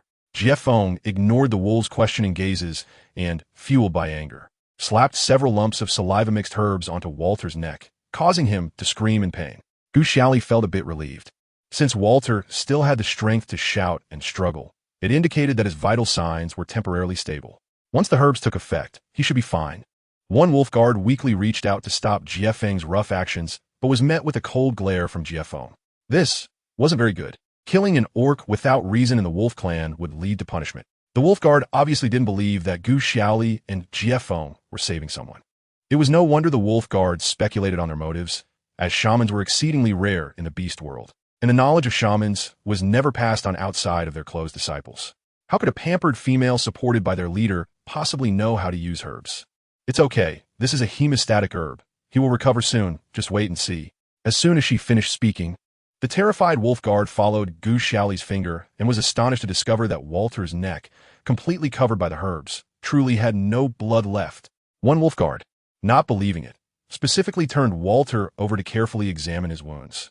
Underneath the thick green herbs, the horrific 3 scratches were beginning to scab over, and the bleeding had miraculously stopped. You were a shaman? The wolves stared in disbelief at the delicate Gu Xiaoli. Such a severe wound. Even their tribe's highly respected shaman might not have been confident in healing it. Yet this seemingly ignorant female had swiftly helped Walter stop the bleeding. The two wolves were astonished, unable to close their mouths, and immediately looked at Gu Xiaoli with newfound respect. She was not only of noble blood, but also a skilled healer. No wonder their leader was willing to go to great lengths to keep her in the village. Such a treasure. If anything were to happen to her, it would be a tremendous loss for the entire tribe. In his panic, Walter also noticed that the pain from the wound on his neck seemed to have lessened. He gently touched his neck and found that it really had stopped bleeding. He was taken aback and looked up at Gu Xiaoli in astonishment. Walter had just scolded her, yet she saved his life? Walter was increasingly confused. He vaguely sensed Gu Xiaoli's integrity and kindness, but he couldn't understand why she would entice Liu Bai and put pressure on Lien. Gu Xiaoli wiped the sweat off her forehead, ignoring the shocked questions from the two wolves. She stepped back a little, took out another type of herb from her backpack, and tossed it to the two wolf guards. This is a herb for replenishing blood and energy. Boil it for him to drink every day. Given his physique, he'll be fine in 5 or 6 days. Committed to saving him completely, Gu Xiaoli kindly introduced the methods of using the herbs to the 3 stunned orcs on the ground. Walter, clumsily covering his neck, stood up, his wide eyes fixed on Gu Xiaoli in disbelief. Jiefeng was displeased. He stepped forward and positioned himself between Walter and Gu Xiaoli, looking at Walter with an unfriendly expression. Walter felt a pain in his neck and quickly lowered his head, stumbling away.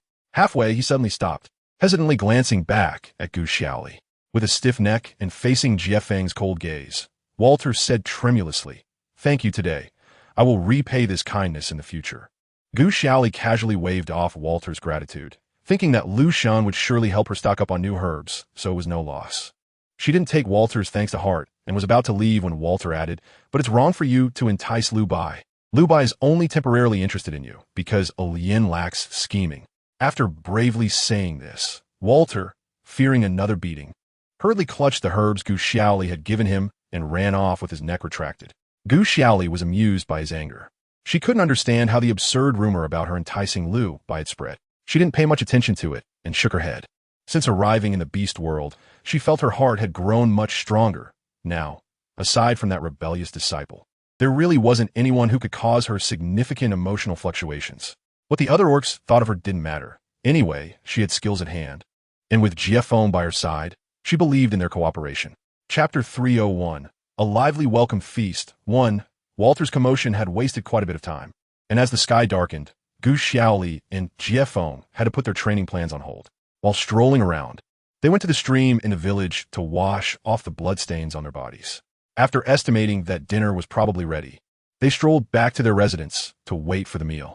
In the small courtyard enclosed by stones, warm mist mingled with smoke, wafting delicious aromas from the center of the yard.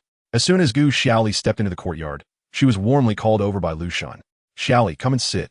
Lu Shan had been preparing since noon, handling various ingredients, and decided to treat Gu Xiaoli to a long-awaited spicy hot pot for dinner. Gu Xiaoli was pulled away by Lu Shan and seated on a stool, leaving Jiefeng to walk alone behind them. "Start eating, it will be ready soon." Lu Shan brought Gu Xiaoli several creamy white fruits as appetizers. Lu Bai, who usually didn't lift a finger, unexpectedly joined in the food preparation, diligently assisting Lu Shan. Jiefeng stood with his arms crossed behind Gu Xiaoli, disdainfully watching the two brothers busy cooking. "You should eat too." Gu Xiaoli turned around and offered Jiefeng one of the fruits. Jiefeng's mood improved slightly. He expressionlessly accepted the fruit from Gu Xiaoli, casually pulled up a wooden stool, and sat beside her. "What's so great about this? It's just some food," Jiefeng murmured quietly while eating. Gu Xiaoli was originally enjoying the scene of the two handsome brothers bustling about in the smoke. But she seemed to hear Jiefeng say something and turned to look at him. "What's wrong?" Gu Xiaoli asked. "Nothing," Jiefeng said sullenly, lowering his head and swallowing the rest of the fruit in one bite. Lu Bai finished preparing the ingredients and pulled out several pink wild fruits from his fur bag, smiling gently as he walked towards Gu Xiaoli. "It's been so long, Xiaoli, you still love spicy food." Lu Shan pointed at the spicy hot pot he was preparing. Gu Xiaoli grinned. Lu Shan must have learned that spicy food was hard on her stomach, as he had strictly controlled her spicy intake during their travels in the village. Perhaps this time, Lu Shan truly intended to settle down, as he actively proposed to treat Gu Xiaoli to a spicy hot pot to satisfy her cravings. "Eating too much spicy food will hurt your stomach. Eat more of this." Lu Bai stuffed the fruits into Gu Xiaoli's arms. These fruits not only tasted sweet and starchy, but also alleviated bloating and aided digestion, which Lu Bai had picked specifically for her when he heard she wanted spicy food. Gu Xiaoli happily hugged the snacks Lu Bai had given her. The attentiveness of these two brothers was remarkably similar. Whether in the hands of the older brother or the younger brother, she received caretaker-level treatment. Gu Xiaoli marveled at the wolf's attentiveness when suddenly the stool beneath her wobbled, and a strong arm encircled her soft waist, forcibly pulling her back and away from Lu Bai. "Hey!" Gu Xiaoli was startled, nearly dropping the fruits in her arms. "The smoke is too thick over there. Move over here." Jiefeng frowned as he glared at Lu Bai, who had come over to chat, as if guarding his territory. A familiar and pleasant voice, along with a warm breath, reached Gu Xiaoli's ears, and she finally felt at ease. It turned out that Jiefeng had forcefully pulled her from behind, dragging both her and the chair back more than half a meter. Gu Xiaoli raised her little head and looked at the position they had just been in. It was upwind from the fireworks where the wind direction was stable, and the smoke couldn't reach there at all. Lu Bai was interrupted mid-conversation, but didn't get angry. Instead, he looked at Jiefeng behind Gu Xiaoli with amusement, as if observing a puffed-up little kitten. "Your little apprentice is quite interesting." Lu Bai, appearing delicate and weak, was looked down upon by such a masculine figure. which made Jiefeng even more displeased. It would be more interesting to give you a beating. Jiefeng's tone was unfriendly, as if Lu Bai said one more word, he would immediately swing a punch at that unmanly face. Gu Xiaoli rubbed her forehead, pondering how to comfort this big hedgehog Jiefeng, when suddenly a timid female voice came from the entrance of the small courtyard. "Excuse me? Is Gu Xiaoli living here?" A small-statured female with a big head peeked out from beside the stone wall, her little triangular eyes cautiously surveying everything in the courtyard. Gu Xiaoli had only seen a Lian briefly at the village entrance, and she couldn't recall who she was. Jiefeng was uninterested in the female outside, and taking advantage of Gu Xiaoli's moment of distraction, he retracted his arms, placing Gu Xiaoli between his legs and holding her tightly, fearing she might be lured away by the other two males. Lu Bai and Lu Shun had stayed in the village for a while and immediately recognized a Lian. Lu Shun glanced at a Lian, who was half sticking out, then quickly looked at Lu Bai, revealing a meaningful smile. A Lian's pursuit of Lu Bai had been well known throughout the village for quite some time. Most beastmen might not know a Lian's true nature, but the cunning Lu Shun and Lu Bai could see that the seemingly pitiful female was likely one of the most scheming in the entire village. Lu Bai could easily guess that a Lian was not genuinely kind-hearted. In the past, a Lian's pursuit of Lu Bai had been subtle and shy, pretending to be a weak little rabbit because there was no female in the village more beautiful or of purer blood than her. Now, with the purebred Gu Xiaoli by Lu Bai's side, who outshone a Lian in appearance, bloodline, and abilities, a Lian naturally could not sit idly by. Lu Bai had always been cold as ice towards unrelated people in matters. He was too lazy to say another word and gave a glance to the two wolf subordinates guarding the courtyard door. The two tall male beastmen immediately understood the order and positioned themselves to firmly block a Lian outside the courtyard, although there was not much danger in the wolf tribe's village. Lu Bai and Lu Shun were cautious of each other and had both deployed their capable subordinates near the stone courtyard. They could call them out immediately in case of any trouble. A Lian's small, shining eyes quickly caught sight of Lu Bai's signal to chase her away, causing a pang in her heart. Then, resentment and anger surged up, and she blamed all her grievances on Gu Xiaoli. It's all that purebred's fault. She clearly has Lord Lu Shun and that Black Panther, yet she insists on stealing my Lord Lu Bai. Although Lian was filled with resentment, she still maintained a reserved demeanor, trying hard to seize the opportunity to enter the courtyard. She knew that if she lost her temper now, she wouldn't even be able to enter Lord Lu Bai's door. Wait, I'm here to apologize to Xiaoli. Please give me a chance. Lian, with her small frame carrying a basket, dodged left and right, trying to avoid being driven away by Lu Bai's two subordinates. Chapter 302. A Lively Welcome Party, 2. Lu Bai's subordinates were well-trained and completely ignored a Lian's pitiful pleas. Two iron hands ruthlessly grabbed a Lian, intending to toss her far away. Seeing that she was about to be forcibly taken away, a Lian abandoned her ladylike image and shouted loudly into the courtyard. During the day, Wait offended Lady Xiaoli. After all, he is my pursuer. He made you unhappy, and now he can't come to apologize to you in person. I have the responsibility to apologize on his behalf. Upon hearing this, the two Lu brothers turned to look at Gu Xiaoli intently. They had no interest in a Lian and her foolish pursuers, but they were primarily concerned about whether Gu Xiaoli had suffered any grievances in the village. If she truly had, as the hosts, they could not stand by idly. Lu Bai subtly gestured to halt the guards from driving a Lian away, and seeing a glimmer of hope, a Lian acted obediently. Jiefeng, having experienced Wait's slander against Gu Xiaoli, guessed that it might be Lu Bai's unwanted affection. Seeing the concerned expressions on Lu Bai and Lu Shun, he felt that the two were merely putting on an act, and he coldly snorted while holding Gu Xiaoli. Lu Bai and Lu Shun were even more convinced that Gu Xiaoli had been bullied. Gu Xiaoli felt uncomfortable under the scrutinizing gazes of Lu Bai and Lu Shun, and she gently coughed, struggling to free herself from Jiefeng's embrace. It's nothing, just Gu Xiaoli struggled to find the right words. After all, her Jiefeng had nearly beaten someone to death and was in the wrong. She didn't know how to explain to keep Jiefeng out of trouble. Lady Xiaoli, Wait is seriously injured. I heard he made you angry and got punished. He lost too much blood and really can't move. I'll apologize on his behalf, hoping that you, as a magnanimous person, can spare Wait. Lian suddenly interrupted Gu Xiaoli, pleading in a low voice. Lian's words evaded the main issues, not mentioning how Wait initiated the conflict or that Gu Xiaoli saved his life, only stating the things that favored Wait. Those who were unaware might think that Gu Xiaoli was being unreasonable, throwing a tantrum and harming an innocent beastman. Initially, Gu Xiaoli had no impression of Lian, but after hearing this speech, it sounded suspiciously like a deliberate attempt to frame her. Gu Xiaoli suddenly remembered seeing a female with a sinister gaze at the village entrance. At this moment, that resentful freckled face perfectly matched with the pitiful female nearby. It seemed that the other party had come to target her from the beginning. Just as Gu Xiaoli was about to explain, Jiefeng preemptively spoke up.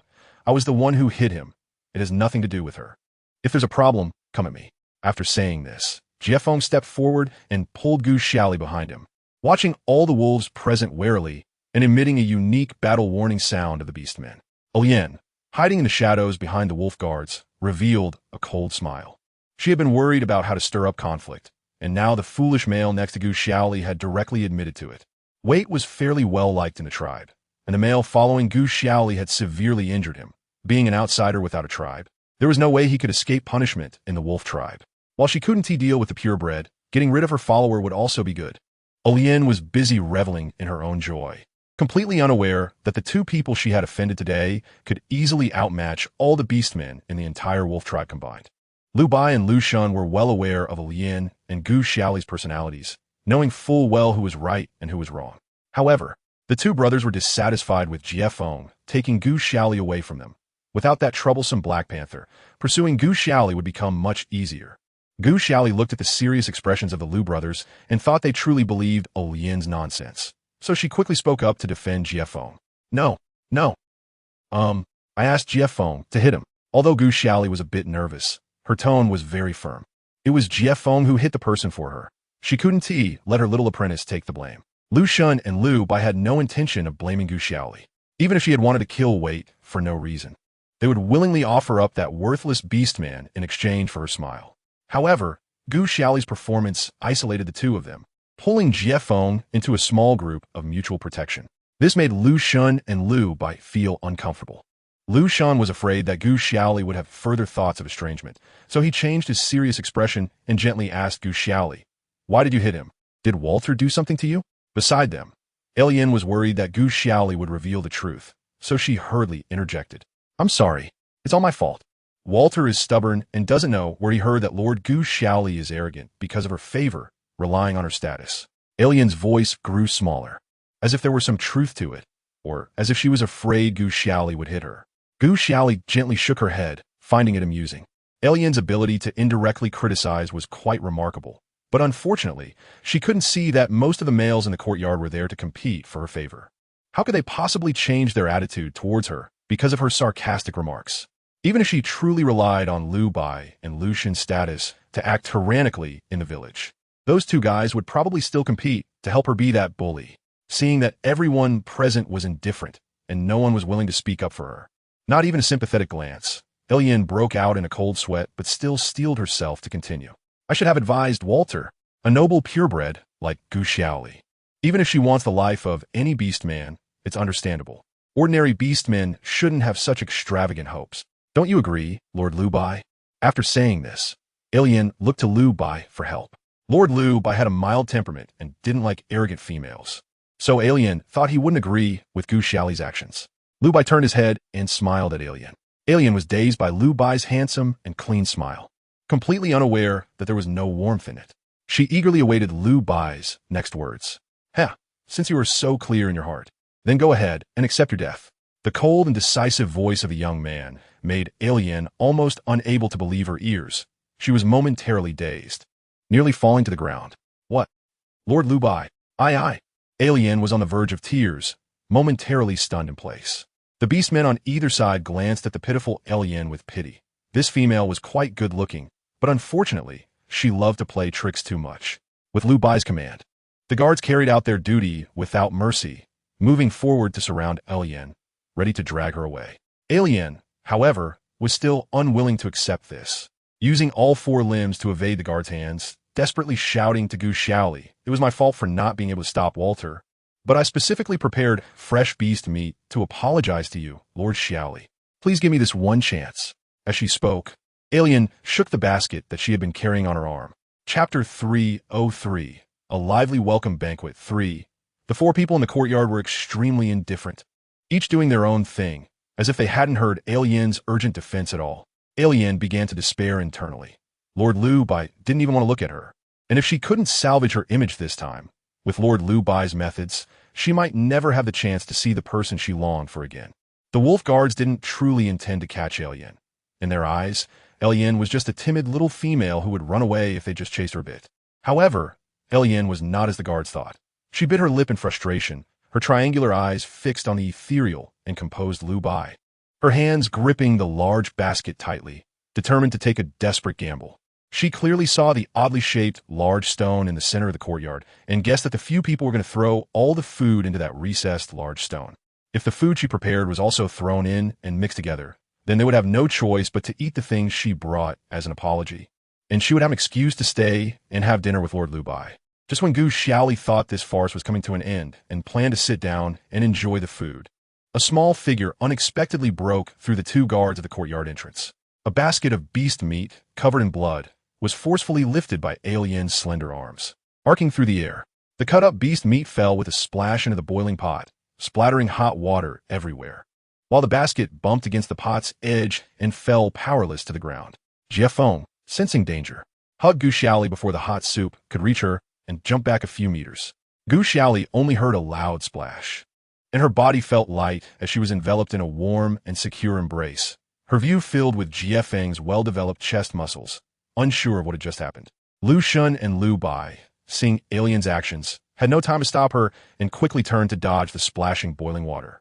Xiaoli, are you okay?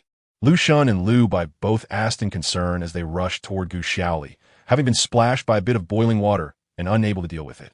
Jiefeng had anticipated the danger and had taken Gu Xiaoli away in advance, so neither of them was scalded. Gu Xiaoli curiously poked her head out from Jiefeng's embrace and saw the stone pot in disarray from the beast meat Alien had thrown in, feeling regret for Lu Shun's hard work. Yes, I'm really sorry. I didn't mean to. I just wanted you to taste the carefully prepared beast meat. Without waiting for anyone's reaction, Alien immediately knelt on the ground, crying and apologizing to Gu Xiaoli, looking like a bullied little wife. Lu Shun and Lu Bai confirmed that Gu Xiaoli wasn't hurt at all before they felt relieved and turned their cold faces toward Alien to deal with her. Gu Xiaoli had no interest in Alien and regretfully walked over to the pot to look at the high-quality hot pot base that had been stained with blood. That was the base Lu Shun had prepared from dusk until dark, using various ingredients to create a fresh and spicy hot pot base. Alien had thrown a whole basket of meat in, hitting the mark precisely, with not a piece missed, all falling into the large stone pot. However, Alien didn't know how to prepare beast meat. Although it was cut into pieces, it still had sinews and bloodstains, emitting an unpleasant odor. Lu Bai's usually stoic and handsome face turned icy, and he shot a sharp glance at the guards at the entrance. The two wolf guards trembled, knowing they would definitely face severe punishment this time, and inwardly cursed Alien for causing trouble, quickly moving to catch the struggling Alien. Regardless of how much Alien cried and pleaded, the two guards showed no signs of softening. Lu Shun, with a dark expression, looked at the completely ruined base and then at the wailing Alien, suddenly called out to stop the actions of Lu Bai's subordinates. Wait, the meat is still there. It doesn't matter if you don't join, just sit down, let's all eat together, Lu Shun said in a deep voice. Alien had come this far and had ruined the results of Lu Shun's hard work, so he naturally wouldn't let her off easily. However, compared to killing her immediately, Lu Shun preferred to make Alien of use. At least her cheap life could still have some value. Lu Shun's subordinates also stood at the entrance, their numbers comparable to Lu Bai's subordinates. The two beastmen holding Alien relaxed their grip, staring wide-eyed between Lu Bai and Lu Shun, unsure of what to do. Lu Shun's connections and influence were no less than those of Lord Lu Bai. If the two were at odds, neither would give way, and they didn't dare to act recklessly. Offending either one would lead to a bad end. Alien reacted quickly, eagerly grasping the lifeline that Lu Shun had handed her, disregarding her image as she struggled fiercely, breaking free from the two beastmen holding her, and crawling to Lu Shun's feet, grateful and thankful. Thank you, Lord Lu Shun. Lu Shun glanced disdainfully at the dirty Alien and ignored her. He turned around and directed his subordinates to lift the large pot, pouring out the contaminated soup while leaving the meat chunks aside. Lu Bai was momentarily taken aback, then shot a sidelong glance at his seemingly unfazed and busy older brother, who was focused on cleaning up the soup. Lu Shun was deliberately targeting him. Lu Bai thought for a moment. He could ignore Lu Shun and force Alien out, but he didn't want to let Gu Xiaoli see blood on what should be a celebratory occasion, especially since she had just arrived. Moreover, Lu Bai smiled at Gu Xiaoli's expression. She was clearly dissatisfied with Lu Shan's actions, hugging her arms and shrinking behind Jie Feng, staring oddly at the busy Lu Shan. After Lian got up awkwardly, she found no one in the yard willing to talk to her, so she had no choice but to follow Lu Shan awkwardly. I'm sorry, I didn't know that Lord Xiaoli's food was so complicated. I can make a new dish instead, Lian said, not knowing how to cook food, but still mustering the courage to offer her help to show her goodwill. Lu Shan glanced at Lian indifferently. No need. You can stay with Lu Bai. Lu Bai did not continue to trouble Lian, but instead joined Lu Shan in washing the pot and preparing fresh water, adding the seasonings as before. There were still many seasonings left from preparing the first pot of broth, so it didn't take long for the second pot of clear broth to boil. While waiting for the water to boil, Lu Shan knew Gu Xiaoli was upset, so he approached her with fresh fruits to please her. Want to have some fruit? Lu Shan bent slightly, holding 3 plump fruits in his hands and presenting them to Gu Xiaoli, all of which were her favorite types. Gu Xiaoli lowered her eyes and silently shook her head. Jie Feng, who had long been displeased with Lu Shan, took the opportunity to push Lu Shan away, placing himself between the two and glaring fiercely at Lu Shan. Chapter 304. The Bustling Welcome Feast. 4. Lu Shan knew that letting Lian in the yard would definitely not please Gu Xiaoli, so he could only hope that Lian would quickly eliminate his annoying brother from the competition, allowing him to properly apologize to Gu Xiaoli. The fire under the large pot was roaring, the orange flames dancing in the night, and before long, the water in the pot was boiling again.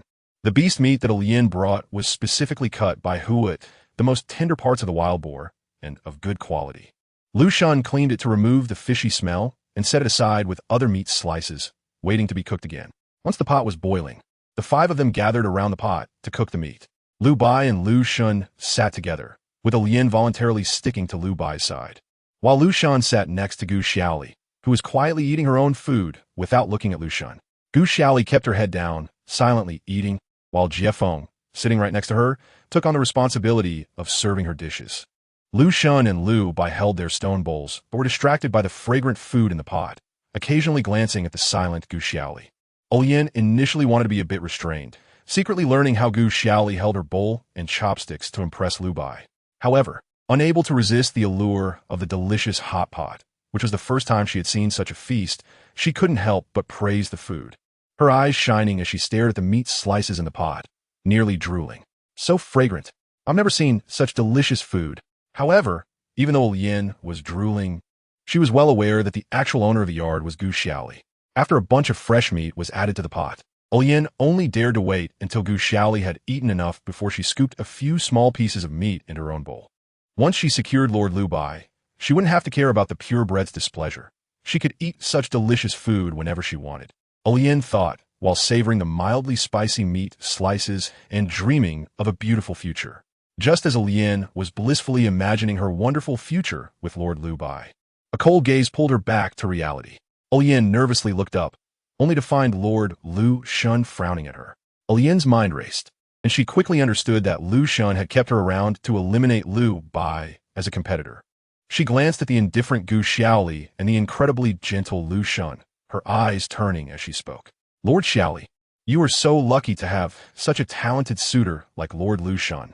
Unlike me, as long as Lord Lu Bai would look at me a bit more, I would be satisfied. As she spoke, Lian even thought she was charmingly glancing at Lu Bai. Lu Bai, however, filled a large bowl with meat, completely ignoring Lian as if she were air. Lu Shan, taking advantage of Lian's compliments, filled a bowl with various meats and, with a smile, presented it to Gu Xiaoli. Eat more. This is your favorite flavor. Before Gu Xiaoli could respond, Jie Feng reached out and slapped Lu Shan's bowl away, nearly causing the bowl full of meat to fall to the ground. If she wants to eat, she can serve herself. No need for you. Jie Feng coldly pushed Gu Xiaoli to the side, away from Lu Shan. Gu Xiaoli disliked scheming and wasn't interested in the reasons behind Lu Shan's unusual behavior. She just wanted to quickly eat a few bites and leave this place of gossip. Lu Shan felt stifled, allowing Jie Feng's unreasonable retort to go unchallenged. Usually adept at manipulating power dynamics, he found it impossible to win Gu Xiaoli's heart this time. Lu Bai sneered silently. His brother always thought he was invincible, but when faced with Gu Xiaoli, he was just like before, scheming yet hitting a wall. Lian watched the awkwardness between Lu Shan and Gu Xiaoli. Although she felt her status wasn't as noble as a purebred's, She still considered herself one of the only two females present and believed she had a say in pursuing a mate. With someone as excellent as Lord Xiaoli, she would undoubtedly have many more outstanding suitors in the future. If she were to be the only one, Lord Xiaoli might not appreciate it. Olian noticed Gu Xiaoli's aloofness towards her and turned her focus to Jie Feng, who was always by Gu Xiaoli's side. Since she couldn't persuade Gu Xiaoli to change her mind, it would also be good to help Lord Lu Shun suppress the foreign beastman's arrogance. Jie Feng had never regarded the hypocritical Alien highly, but he had to admit that with Gu Xiaoli's conditions, if she wanted multiple partners, he, as a wandering beast, had no right to stop her. Jie Feng's back stiffened, and he nervously turned to look at Gu Xiaoli, anxiously observing her reaction. Alien added fuel to the fire, believing she was sincerely advising Gu Xiaoli. Lord Xiaoli, Lord Lu Shun is capable, handsome, and so devoted to you. Gu Xiaoli laughed absurdly and rudely interrupted Alien. If you think he's good, you can choose him as your partner. My life is none of your business. Who are you to speak about it? Alien was, after all, someone Lu Shun had kept around. Gu Xiaoli couldn't fathom Lu Shun's true intentions and didn't want to make things too awkward with Alien, not wishing to embarrass Lu Shun. However, unable to endure Alien's incessant chatter, Gu Xiaoli noticed Jie Feng becoming anxious over something unwarranted. Under the table, Gu Xiaoli found Jie Feng's large hand and gave it a comforting squeeze, glaring coldly at Alien without showing any good humor. It was the first time Jie Feng felt Gu Xiaoli actively holding his hand. His youthful heart tightened, and then a warm current spread in his chest. She actually took the initiative to hold his hand, and she and T let go for so long. Her hand was soft and warm. Did this mean she was really willing to accept him? Jie Feng thought happily yet anxiously. The blush on his face was not very noticeable against his brown skin, and he could no longer hear any other sounds, feeling as if he were floating in a honey pot. His eyes only able to focus on the delicate Gu Xiaoli beside him. From Lu Shen's perspective, he could faintly see Gu Xiaoli and Jie Feng's hands overlapping together. His expression darkened, and his oppressive cold gaze interrupted Alien's brewing words. Yes, I'm sorry. Alien has made you unhappy again. Alien felt uneasy, her expression flickering with a weak apology. Lu Shan took a deep breath. He hadn't expected Alien to appear shrewd, but actually only to be playing some useless tricks. Today, Lu Shan's image in Gu Xiaoli's heart had plummeted. If he didn't push his brother Lu Bai out, it would be too much of a loss. By the way, Lu Bai, you're not a child anymore. If there's a suitable match in the village, hurry up and settle down. Lu Shun smiled without warmth, adding a piece of meat to Lu Bai's plate, appearing very much like an older brother caring for his younger sibling. When the topic shifted to Lu Bai, Alien, unwilling to back down, quickly vowed her determination. Lord Lu Bai, although Alien may not be as exceptional as other females, Alien will only have one male in her lifetime, and I have low demands. I will absolutely not cause you any trouble in the future. While showcasing herself, Alien did not forget to belittle Gu Xiaoli, unaware that Gu Xiaoli had no intention of finding a mate and looked down on those females who relied on males to survive. Chapter 305. The Bustling Welcome Feast 5. Lu Bai smiled slightly, putting down the stone bowl in his hand, raising his head with a glint in his eyes, directly aimed at his brother Lu Shun. I do have a female I admire, but unfortunately, big brother, you are unwilling to let go, right? The boy's tone was respectful, but his voice was as cold as thin ice. Lu Shun's expression darkened as he frowned at Lu Bai. When you grow up, you'll understand that life is not as simple as you think. Many things don't allow for your whims. Lu Shun's implication was that Lu Bai shouldn't expect Gu Xiaoli and should take Alien away quickly. Lu Shun, broad-shouldered, restrained his smile, and the pressure he emitted made Alien and the guards shiver. However, Lu Bai was not intimidated by his brother's imposing demeanor. The slightly slender boy stood tall. Big brother, is it interesting that I can't be willful, but you can have your wishes fulfilled? Lu Bai's words pointed directly at Lu Shun, showing no signs of compromise. Alien didn't expect the two adults to be so at odds over Gu Xiaoli, shrinking her neck, but unwilling to remain a small, unnoticed figure. She mustered her courage to speak. Gentlemen, please don't argue. It's all Alien's fault. Alien was too greedy, only thinking about her own happiness and not handling the conflicts well. If you want to blame someone, blame me. Don't let it hurt your brotherly bond. Hearing Alien's overly present speech, Gu Xiaoli couldn't help but laugh. Lu Shun and Lu Bai had never clashed before. Yet now, they were openly fighting for her sake as a purebred's interest. When did their struggle give Alien the right to apologize? Alien was clearly using her apology to drive a wedge between the two brothers. Gu Xiaoli rubbed her temples. The three beasts of the wolf tribe were quite a show, truly deserving of their reputation as the most cunning race on the grasslands. After spending a little time with them, Gu Xiaoli already felt her head buzzing from the noise. If conditions allowed, she wouldn't want to be the center of conflict at all. She'd rather roam freely, without having to consider anyone's feelings. This meal left Gu Xiaoli mentally exhausted. She didn't want to engage in meaningless arguments, quickly picked up her bowl, shoved raw meat in her mouth, left a polite smile, and got up to leave. You wolf tribe's relationships are quite complicated. I won't get involved. You can talk slowly. Gu Xiaoli didn't look back, waving her hand dismissively. Even if Gu Xiaoli didn't bring it up, Jiefeng had seen enough of the wolves' hidden daggers and wanted to take her away from this gathering. Without saying a word, Jiefeng got up and followed Gu Xiaoli closely, protecting her on either side. Lian was taken aback. She had originally thought Gu Xiaoli would definitely be angered by her and retaliate, preparing a belly full of counter-arguments, but it all went to waste. She didn't get the chance to say a single word. Xiaoli, Xiaoli. Lu Shun and Lu Bai called out in unison as they saw Gu Xiaoli getting up to leave, their expressions changing. If Gu Xiaoli took another step, the two brothers would likely personally chase after her to bring her back. So she had to stop in her tracks, waiting awkwardly and helplessly for the brothers' next words. Mainly, the two brothers were battling fiercely, with Lian throwing in her sarcastic comments, making it impossible for Gu Xiaoli to find peace. Gu Xiaoli just wanted to have a quiet meal, but she kept getting swept up in the storm, making it truly unbearable to stay. It would be better to leave and find peace. Lu Shun took a few steps forward, his broad back slightly bent, sincerely saying, Xiaoli, I was wrong. If you're angry, you can hit me or scold me. But today is your first day here in our wolf tribe. At least give me a chance to let you have a good meal. It's my duty. While saying this, Lu Shun stood at the door of the courtyard, determined not to let Gu Xiaoli's dinner end hastily. Lian was wide-eyed in shock, staring at Lu Shun's back, the future tribe leader, usually so high and mighty, actually showing such a kind demeanor and lowering himself. Lu Bai also stood up, blocking Gu Xiaoli's path, making his stance clear. Xiaoli, if you don't like it, I promise I won't let her appear in front of you again. Don't get angry over something like that. It's not worth it.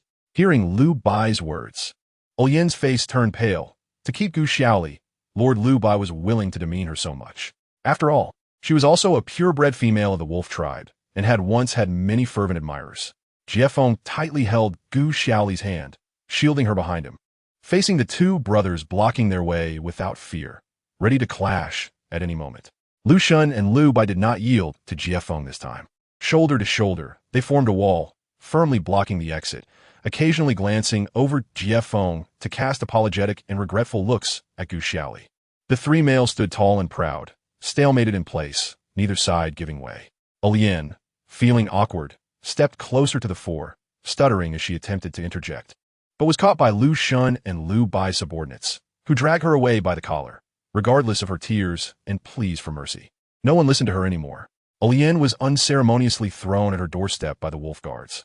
On the way, she struggled and screamed like a little chick, her disheveled appearance being seen by many passing villagers. The beastmen holding Lian were Lu Bai and Lu Shun's subordinates. While the villagers felt sympathy and curiosity about what was happening to Lian, they did not dare to defy the two leaders, glancing quickly before hurriedly walking away, none daring to step forward to rescue the embarrassed Lian. Lian's small body was tossed with a thud at her own home, and the two wolf guards patted their hands and left, showing no sympathy for this cunning little female. With her greed and audacity, it was already extraordinarily merciful and generous of Lord Lu Bai not to secretly end her life. Lian knelt on the ground, waited for the wolf guards to walk far away, and slowly stopped her sobbing, revealing a venomous expression. That Gu Xiaoli made her fall to this point. She would definitely not let her have it easy. In the stone courtyard, Lu Shun and Lu Bai were still trying to persuade each other while blocking the door, not allowing Gu Xiaoli and Jiefeng pass. Gu Xiaoli couldn't resist the two, sighed softly, and gently tugged at Jiefeng's hand behind her. If they continued to stand off, Jiefeng would really lose control, and it would inevitably lead to a fierce battle using the abilities she taught them. Gu Xiaoli didn't want to watch this well-crafted little courtyard be destroyed by her own hands. Let's eat first. Gu Xiaoli sighed in concession. As soon as Gu Xiaoli's attitude softened, Lu Shun and Lu Bai immediately pulled her back to the stool, eagerly serving her dishes and soup. Not mentioning Lian's matter at all, Jiefeng let go of Gu Xiaoli's big hand, and when he saw her being pulled back by two wolves, he pouted, suppressed his dissatisfaction, and obediently followed her back, pulling out a chair to sit next to Gu Xiaoli. Throughout the meal, Gu Xiaoli focused on eating and didn't speak to Lu Shun and Lu Bai again. The two of them noticed that she was quite willing to eat, and they surrounded her, diligently serving her meat and vegetables and helping her with rice, treating Gu Xiaoli with care as if she were a baby in swaddling clothes. Chapter 306. Jiefeng's Little Thoughts. 1. The silent dinner ended amid Gu Xiaoli's chewing sounds. The stars sparkled overhead, vast and magnificent. Gu Xiaoli stared at the stars in a daze, contentedly rubbing her full belly and letting out a satisfied burp. Wanting to take you to see something? Jiefeng's voice came from behind her. Gu Xiaoli looked up at the stars, unaware of Jiefeng's anxious and cautious expression. Gu Xiaoli casually replied. So, taking advantage of Lu Shun and Lu by being busy cleaning up the dishes, Jiefeng quietly pulled Gu Xiaoli out of the yard. Gu Xiaoli was quite satisfied with the food, and Lu Shun and Lu Bai allowed the two of them to sneak away. There was only so much they could do tonight, and being too strict with her would only make Gu Xiaoli resentful. Jiefeng led Gu Xiaoli through the village, winding around several clusters of trees, crossing a shallow creek, and finally bringing her to a secluded water source. Gu Xiaoli looked around and saw a winding, clear stream flowing gently. A large stone, half her height, stood quietly in the night, and lush bushes bordered the stream. The surroundings were filled with the sounds of gently flowing water and chirping birds and insects, serene and peaceful. Although the environment was somewhat desolate, Gu Xiaoli didn't dislike this natural setting far from the hustle and bustle of the world. Following Jiefeng's lead, he bent down to lift her thigh and hugged her up onto the large stone. Jiefeng somehow pulled out some animal skins and snacks, making a simple picnic mat for Gu Xiaoli. After setting everything up, Gu Xiaoli thought Jiefeng would climb up the stone to share the moonlight with her, but instead, Jiefeng patted her shoulder, turned, and jumped into the bushes, rustling around and busying himself with something. The moonlight was beautiful, and with food and drink at hand, Gu Xiaoli sat cross-legged, eating fruit and admiring the moon while waiting for Jiefeng. After a long time, as the moonlight illuminated the sparse stars, Gu Xiaoli had nearly memorized all the textures and pits on the crescent moon. She had also finished eating the fruit Jiefeng left behind and began to feel a bit bored. That guy Jiefeng, mysteriously saying he would show her something, had left her here to bask in the moonlight. She couldn't help but wonder what he was up to. Gu Xiaoli casually wiped her hands, nimbly jumped down from the large stone, and looked in the direction where Jiefeng had disappeared. She noticed a flickering light source in the bushes downstream, seemingly with smoke rising.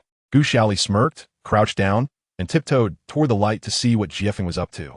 Gu Xiaoli's slender legs silently moved through the bushes, and the flames ahead became clearer. As she got closer, she carefully squatted down, hiding behind the rustling green leaves, and quietly peered through a gap in the bushes at the boy who was sweating and focused on his task. Next to the water, a small campfire crackled cheerfully, with a crooked wooden frame holding a fish that was slightly burnt at the tail. Jiefeng squatted next to the fire, concentrating hard on turning the fish, while occasionally squeezing a lemon over it. Blackened fish carcasses lay in the fire, and several half-burnt fish were stuck in the sand nearby, clearly the results of previous failures. Jiefeng glanced nervously at the moonlight, then quickly returned his attention to the fish, as if he were handling a matter of life and death that allowed for no distractions. He had already been away from Gu Xiaoli for a long time and couldn't afford to delay any longer. This last fish had to succeed. Gu Xiaoli was hiding in the grass just 3 steps away, but Jiefeng was so focused on the little fish that he didn't notice someone was hiding in the bushes behind him. Gu Xiaoli pressed her hands tightly over her mouth, stifling her laughter until her face turned red and her whole body trembled. It was the first time she had seen such a difficult and serious expression on Jiefeng's usually cool and handsome face.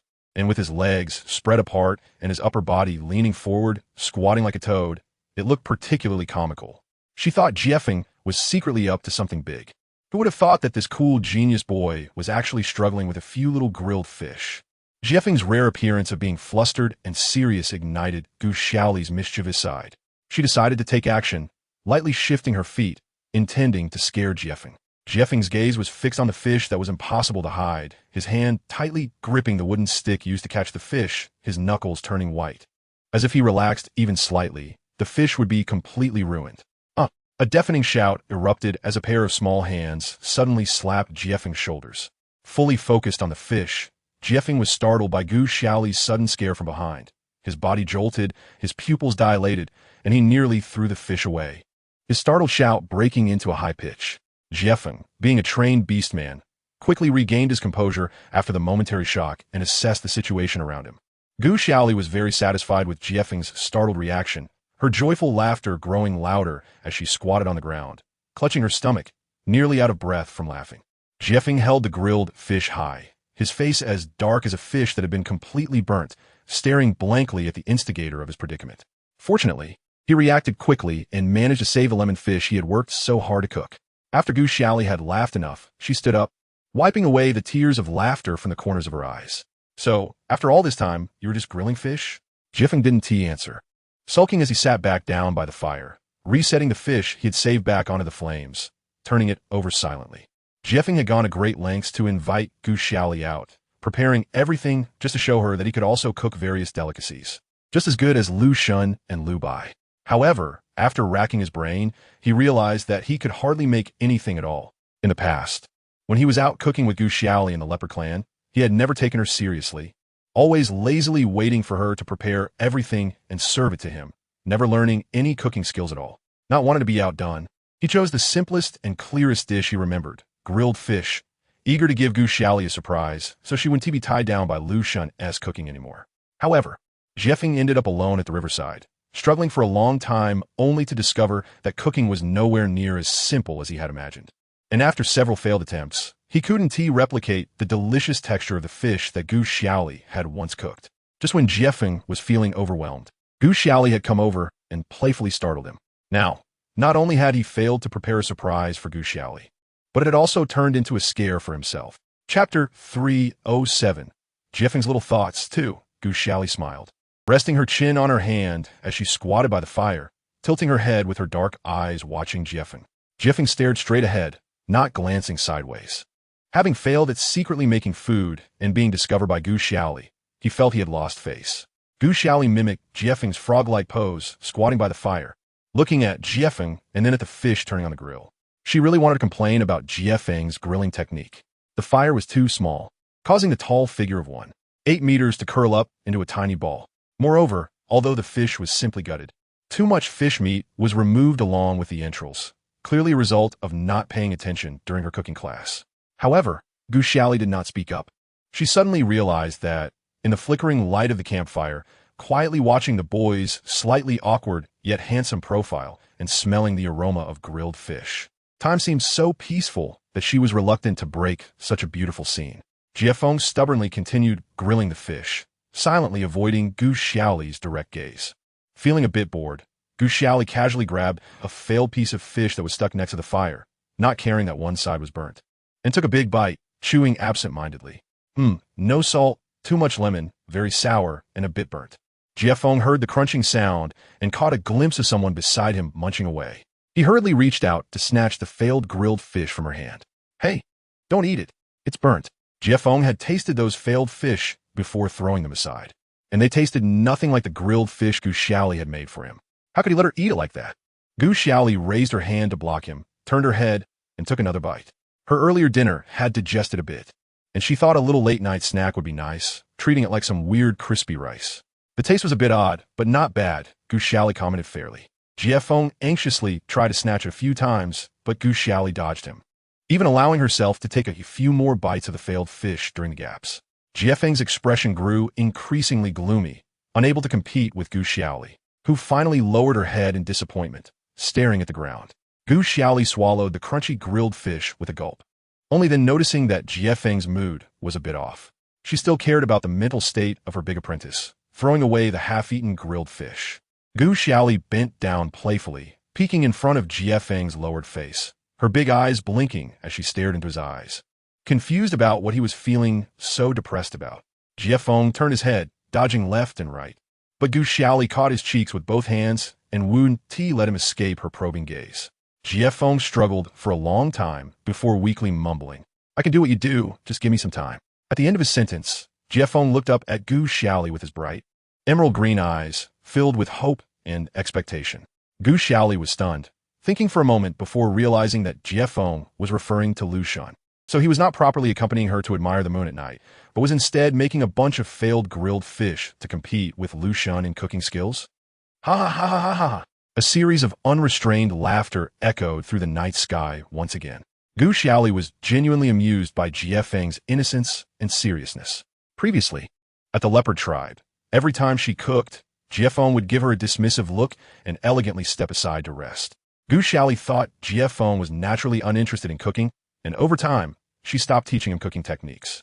In her mind, Jie Feng was the dark warrior she wanted to train in the future, with his handsome, pure black fur, strong and good-looking, perfect enough without needing to learn such trivial things as cooking.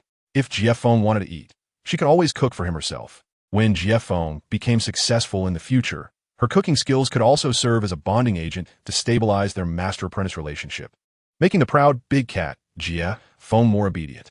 Gu Xiaoli never expected Jie Feng would be stimulated by Lu Shun's rapid improvement in cooking skills and secretly put on this show for her.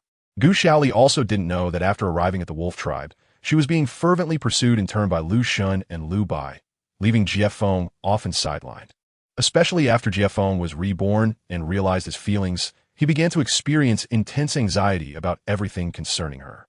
Every time Jie Feng saw Gu Xiaoli show a satisfied and happy expression while eating the food Lu Shun made, jealousy spread in his heart like wildfire. And in his impulsiveness, he almost wanted to rush over and punch Lu Shun's annoying smiling face.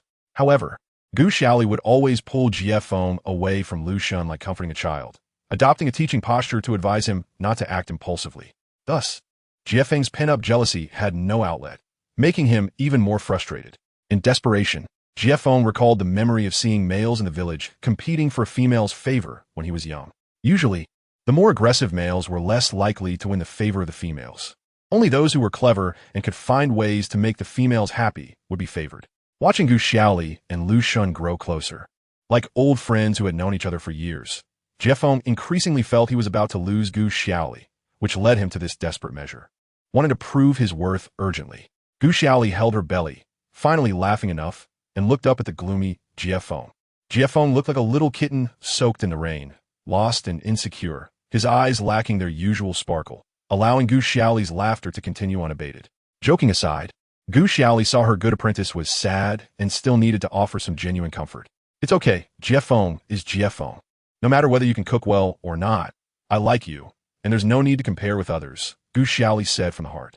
She didn't take Jie Feng in to be a cook. Her future warrior didn't need to do such trivial chores. Really? Jie Feng's emerald green eyes sparkled as he looked at Gu Xiaoli, his expression a mix of anticipation and caution, fearing that what he just heard might be an illusion. Gu Xiaoli nodded firmly and comfortingly ruffled Jie Feng's soft hair. Of course, Jie Feng will always be the best apprentice in my heart. Jie Feng first broke into a bright smile, radiating lively energy, but upon hearing the word apprentice, he furrowed his brow, seemingly dissatisfied with Gu Xiaoli's response. Turning away in a huff, Gu Xiaoli didn't notice Jie Feng's subtle change in expression, thinking he was just sulking because of her earlier teasing and pranks, and continued softly to chase after him. Still not happy? Gu Xiaoli poked Jie Feng's solid shoulder muscle, thinking about how to appease her stubborn little apprentice. Chapter 308, Going Hunting with Lu Shun. 1. Jie Feng glanced at Gu Xiaoli's sincere profile, feeling slightly softened inside, mustering up the courage to mumble, "Can you not treat me as an apprentice?" The second half of the sentence, Jie Feng ultimately couldn't bring himself to say. Gu Xiaoli chose him simply because he wasn't like other males, uninterested in pairing with her. Jie Feng didn't know that if he removed the master-apprentice relationship between him and Gu Xiaoli, he had no leverage to make her accept him. Gu Xiaoli listened attentively, but couldn't catch Jie Feng's second half of the sentence, feeling a bit frustrated as she pulled him, asking him to say it again. "It's nothing. It's getting late. Let us go back," Jie Feng said gloomily. Jie Feng stood up, pulling Gu Xiaoli up by her wrist, brushing the sand off her skirt and playfully messing up her hair, jokingly ending the topic. Gu Xiaoli observed Jie Feng's mood, but found he had hidden all his emotions, returning to his previous cool demeanor. Perhaps it was just the emotional fluctuations of puberty. Gu Xiaoli comforted herself, thinking that the simple-minded Jie Feng wouldn't cause any major issues. Jie Feng silently led Gu Xiaoli back to the courtyard. It's fine to silently stay by her side, as long as I can see her realize her wishes. Happy and carefree, Jie Feng is willing to guard her as a disciple for a lifetime. The dinner incident passed without any danger, and Lu Shun and Lu Bai no longer disturbed Gu Xiaoli. Her intense training resumed. Gu Xiaoli hadn't seen a Lian for several days, but she noticed Wate, who seemed to want to say something but hesitated. When Gu Xiaoli, who was in training, discovered him, he hurriedly turned to leave. One day, Gu Xiaoli was planning to go out for a jog around the village when Lu Xun took advantage of the rare time GFO was away from her training to stop her and suggested taking her out of the village for hunting. The surroundings of the wolf tribe village were heavily guarded, and Gu Xiaoli hadn't left the small village in a long time, so she had some interest in Lu Xun's proposal to hunt in the wild. However, considering her training plan, she suppressed her excitement and politely declined Lu Xun. Since Lian had dampened her spirits at dinner, Gu Xiaoli began to deliberately maintain distance from Lu Xun. Although she still communicated with him about daily matters as agreed, her attitude shifted from excited sharing to indifferent reporting, as if she were just completing a daily task. Lu Xun noticed a rift in Gu Xiaoli's heart and tried various ways to resolve it. Seemingly relaxed, Lu Xun followed Gu Xiaoli for a while, but she insisted on training and remained unmoved. Xiaoli, do you remember that you owe me a condition? Lu Xun had to bring out his trump card. Gu Xiaoli stopped her jogging, turned to face Lu Xun, and with a serious attitude, agreed to the condition she owed him after losing to him in a competition. Come hunting with me, Lu Xun suggested with a smile. Huh, is that it? Gu Xiaoli blurted out, stunned and incredulous as she repeatedly confirmed with Lu Xun. Lu Xun, who was so skilled at calculating, had risked half his life for a condition just to have her accompany him for a mundane hunting trip. Gu Xiaoli thought Lu Xun must be joking. However, it turned out that the deep-minded Lord Lu Xun indeed used the hard-won condition for a simple outing to hunt. Gu Xiaoli, confused, could not resist Lu Xun's sincere and enthusiastic invitation, and she reluctantly followed him out of the wolf village. Lu Xun took Gu Xiaoli away at a rapid pace, and she didn't have time to find GFO before Lu Xun directly carried her out of the tribe under the pretext of fulfilling his condition. The place Lu Xun took Gu Xiaoli for hunting was a vast grassland. It was a prairie located in the central area of the wolf tribe's territory, far from the disturbances of the leopard tribe. Although it wasn't very large, it had rivers, shrubs, wild grasses, and a few crooked trees, creating a self-contained ecosystem that was lush in water and grass, with abundant prey. Especially, there were large groups of low-level wild boars and deer that could not transform into human forms. Gu Xiaoli, Lu Xun, and his several wolf subordinates looked out at the edge of the prairie, where at least 3 to 5 different groups were gathered by the winding river, making a great place for hunting. Lu Xun and several wolf beastmen transformed into their beast forms, and one of the wolves obediently crawled to Gu Xiaoli, allowing her to ride on its back. After many days, seeing such a vast grassland filled Gu Xiaoli with excitement. She put aside her conflicts with Lu Xun and was eager to test her training results. No need, I want to try it myself, Gu Xiaoli said, looking at the mount Lu Xun had prepared for her and ultimately proposed to act alone. After all, Lu Xun's subordinates could lend her a ride for a moment, but they couldn't lend her a ride for a lifetime. The wolf assigned to Gu Xiaoli did not dare to leave without Lu Xun's command and knelt at her feet. Gu Xiaoli waved to Lu Xun, took out her lightning bow and hung it on her back, then grabbed 2 handfuls of yellow dirt from the ground to smear on her face, striking a muscular pose to show she was completely fine. Lu Xun transformed into his beast form, his large gray eyes hidden in his fur, staring intently at Gu Xiaoli's small arms and legs, and finally nodded, allowing her to proceed. Lu Xun's original plan was to split into 3 teams.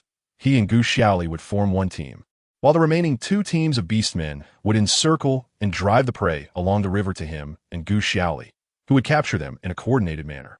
However, since Gu Xiaoli insisted on acting alone, Lu Xun felt uneasy and only sent 2 teams of wolves to herd the prey together, while he himself followed Gu Xiaoli at a safe distance to ensure her safety. Gu Xiaoli pouted, indicating that Lu Xun's worries were unnecessary. Although she couldn't defeat beastmen in close combat before, after accumulating training for so long, could she not take down a low-level animal? Gu Xiaoli felt somewhat dissatisfied, but still skillfully crouched down, her petite figure perfectly hidden in the low grass, slowly approaching a group of deer by the river. The 2 teams of wolves Lu Xun sent out slowly moved upstream and downstream to encircle the groups of beasts in the center. To prevent accidents, Lu Xun instructed his subordinates in beast language to drive the majority of the beasts away from Gu Xiaoli's position, leaving only a small group of 3 to 5 deer in her direction. Gu Xiaoli intentionally softened her footsteps, her eyes fixed on a large group of fat deer by the river. Along the way, she spotted Lu Xun's 2 teams also approaching that group of deer. As the distance closed, with almost no grass cover to conceal her advance, A gray figure shot forward like an arrow toward the animals resting by the river, followed closely by a mass of gray. Without a moment's hesitation, they immediately followed. Fear erupted like thunder among the low-level beasts by the river, spreading like ripples to all the prey, which fled in a panic away from the two teams of wolves. The slowly flowing river was stirred into waves as the frightened beasts chose to cross collectively. Chapter 309. Going out to hunt. 1. Gu Xiaoli was fully focused on everything happening not far away, slowly stepping out of the grass, drawing her bow, and confidently waiting for a large number of animals to be driven in her direction.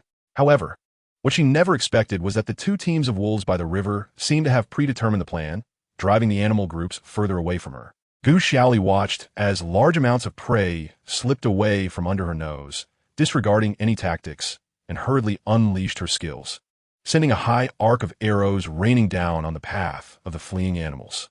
The front-running prey, startled by the sudden lightning, immediately stopped in their tracks, attempting to turn back. The animals in the back, unable to avoid, collided with those in front, causing many to fall and nearly resulting in a stampede. With cries of distress rising and falling, the animals trapped behind the fleeing herd sensed something was wrong, skillfully turned around, and charged towards the encircling net of the wolf tribe. For the low-level animals being hunted, the thunder they had never seen before was far more terrifying than the bloodthirsty wolf hunters. Seeing the panicked herd turn towards Gu Xiaoli, Lucian's alarm bells went off in his head. With powerful hind legs, he dashed towards Gu Xiaoli. Gu Xiaoli was indeed formidable in long-range combat, but her small and fragile physique facing wild animals much larger than her might not guarantee her safety. Although Gu Xiaoli was confident in testing her training results, when she truly saw the roaring beasts charging towards her, she couldn't help but feel nervous.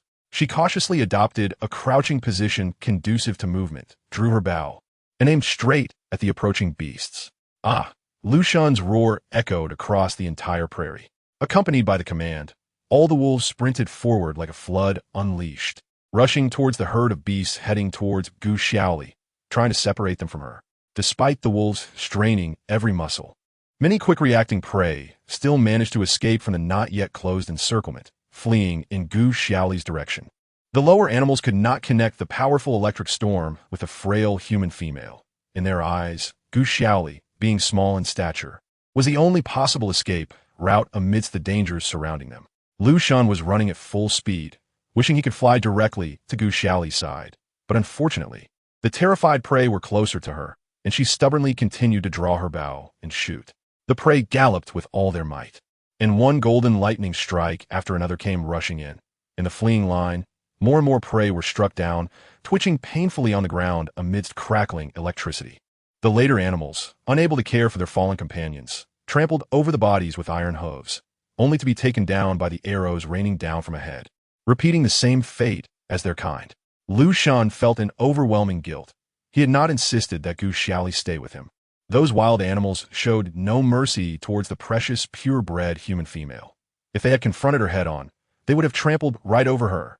Gu Xiaoli's palms were soaked with sweat. The ground beneath her feet trembled violently as the beasts approached, and their fearful wails were deafening. Her fingers were numb, yet arrows continued to fly out at high speed. Lucian ran with all his strength, leaving his wolf subordinates far behind, but he was still a step too late. He watched helplessly as a strong and robust lead deer lowered its head and charged towards Gu Xiaoli with its sharp antlers. At that moment, Lucian even felt the pain of being gored in his gut, a danger he could not let his beloved escape from.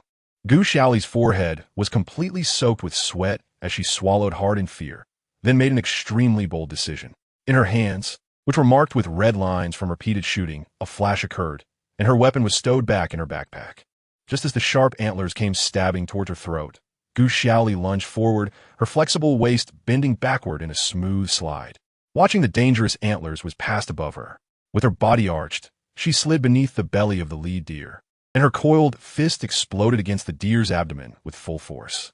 Gu Xiaoli seemed to hear the sound of her own flesh and blood bursting from within, and the massive creature above her let out a painful scream as it was thrown aside. Gu Xiaoli could not afford to look back. With a swift movement, she sprang up, her figure like a wraith, dodging left and right as she unleashed her skills amidst the remaining dozen wild deer. With the experience of taking down the first one in close combat, Gu Xiaoli calmed down, quickly recalling the techniques she had memorized during training, and ruthlessly greeted the wild deer. When Lu Xun finally caught up to Gu Xiaoli, breathing heavily, all the wild deer that had just been lively had been taken down by the seemingly delicate Gu Xiaoli. Lu Xun crouched on the ground, his mouth agape and eyes wide, unable to believe that he had witnessed Gu Xiaoli, who was only half the height of an adult wild deer, take down more than a dozen wild deer with her bare hands. The wolves that arrived later gasped at the sight of the suffering prey on the ground, instinctively stepping back 2 paces. Who would have thought that Lord Lu Xun's future partner looked so small? It was actually so dangerous. Fortunately, they had never offended this hidden powerhouse. Gu Xiaoli let out a long breath, wiped the sweat from her forehead, and shook her hands happily as she looked at the spoils scattered across the ground. Although her energy level was temporarily average, dealing with more than a dozen beasts twice her size was no problem at all. Her insides might be shattered and hard to deal with. The internal organs were a hassle to clean up, so she decided to just discard them. After taking down more than a dozen wild deer, along with the ones she had shot down, there were nearly 100 in total. After catching her breath, she assessed the edible value of the deer, seemingly unfazed. Glancing up at the wild deer she had shot down along the way, she noted that their number was quite considerable, and she secretly stowed a few intact, tender-skinned deer into her system backpack. While storing the herbs, Gu Xiaoli discovered that time inside her system backpack was completely frozen. Anything placed inside would maintain its state regardless of how much time passed outside. It served as a natural safe box, allowing her to store food and drinks without worry. Lu Xun snapped out of his shock and caught a hint of sweetness mixed with the wild deer scent in the air. There are too many prey. I can't eat them all.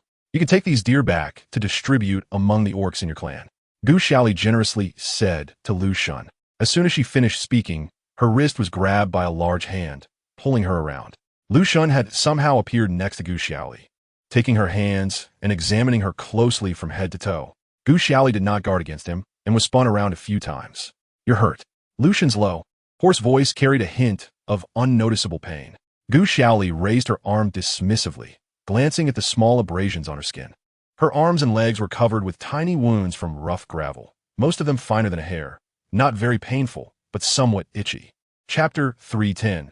Out hunting, 2. This was already the best outcome Gu Xiaoli could foresee from using her energy. The energy could grant her an immense attacking power and extraordinary speed far beyond her physical strength, but she was still that purebred human with fragile skin, and the relative force during attacks made her prone to injury. Fortunately, this time Gu Xiaoli specifically aimed for the deer's abdomen. Aside from some abrasions, there were no other injuries. If she had thrown all her strength into a punch against a hard rock, the rock would have shattered instantly. But her hand would also break and dislocate. Gu Xiaoli's body was inherently not as robust as that of the orcs, so she did not expect too much. Being able to skillfully use her energy to fight against beasts that were several times her size was already a great achievement for her. As for the pain and wounds, she could treat them after the battle. Her endurance had always been strong. Aren't you going to praise me? Gu Xiaoli pointed at the spoils scattered along their path, feeling quite proud. Clearly, she did not expect herself to be this capable and was overjoyed. Lu Xun's face was solemn as he silently stared at the self-satisfied Gu Xiaoli. He reached out, tightly gripping her arm with such strength that Gu Xiaoli winced uncomfortably. Before Gu Xiaoli could ask Lu Xun anything, she was pulled towards the other wolf-like creatures. Gu Xiaoli struggled against Lu Xun's force with all her limbs, but with the innate advantages of their races. Unless she seriously used her energy to counterattack, she couldn't budge Lu Xun an inch. Hey, if you keep this up, I'm really going to get angry, Gu Xiaoli shouted. She had not been in a good mood with Lu Xun these past few days. After finally getting the chance to hunt with him and feeling happy for a moment, she now had to deal with his expression, which made her extremely dissatisfied. Lu Xun halted, turning to look at Gu Xiaoli, his face close to hers, his deep eyes resembling a stormy sea, oppressive and wild. You're hurt, and you're bleeding. Here, you have wounds. Lu Xun pulled up Gu Xiaoli's arms and calves, which were covered in bruises, and placed them in front of her. His trembling hands tried hard to control their strength, but there was no room for resistance. Gu Xiaoli was tugged back and forth by Lu Xun, unable to stand steady and following his force. Her forehead bumped against his strong and warm chest. Gu Xiaoli felt very unwilling. She was overjoyed to try out her newly learned abilities, and it turned out to be very successful, bringing so many prey to the entire village. She couldn't understand why Lu Xun was so fixated on her minor injuries and was furious with her. Gu Xiaoli bit her lower lip in frustration. pressed her hands against Lu Xun's chest, and with a sudden force, pushed him away. So what? You guys always end up with bloody heads when you fight, right? Gu Xiaoli raised her head and argued loudly. Compared to you, what I have is nothing. As she spoke, Gu Xiaoli raised her arms in front of Lu Xun, forcefully slapping them a few times to prove she was completely fine, but Lu Xun grabbed her wrist, rendering her immobile. Gu Xiaoli's face was filled with anger. Her small face flushed with rage. Lu Xun knew Gu Xiaoli was stubborn and couldn't be too forceful with her. He sighed deeply and softened his expression. We are male beastmen, born for battle, and injuries and deaths are voluntary. There's nothing to pity. But you are a purebred female human. I searched the entire prairie and couldn't find another like you. Injuries and bleeding have always been the responsibility of males, not something you, as a female, should worry about. Lu Xun's brows furrowed, and his deep voice rumbled like thunder in Gu Xiaoli's ears. Gu Xiaoli's body was covered in fine, dense wounds. Although she didn't feel much pain, it pained Lu Xun deeply.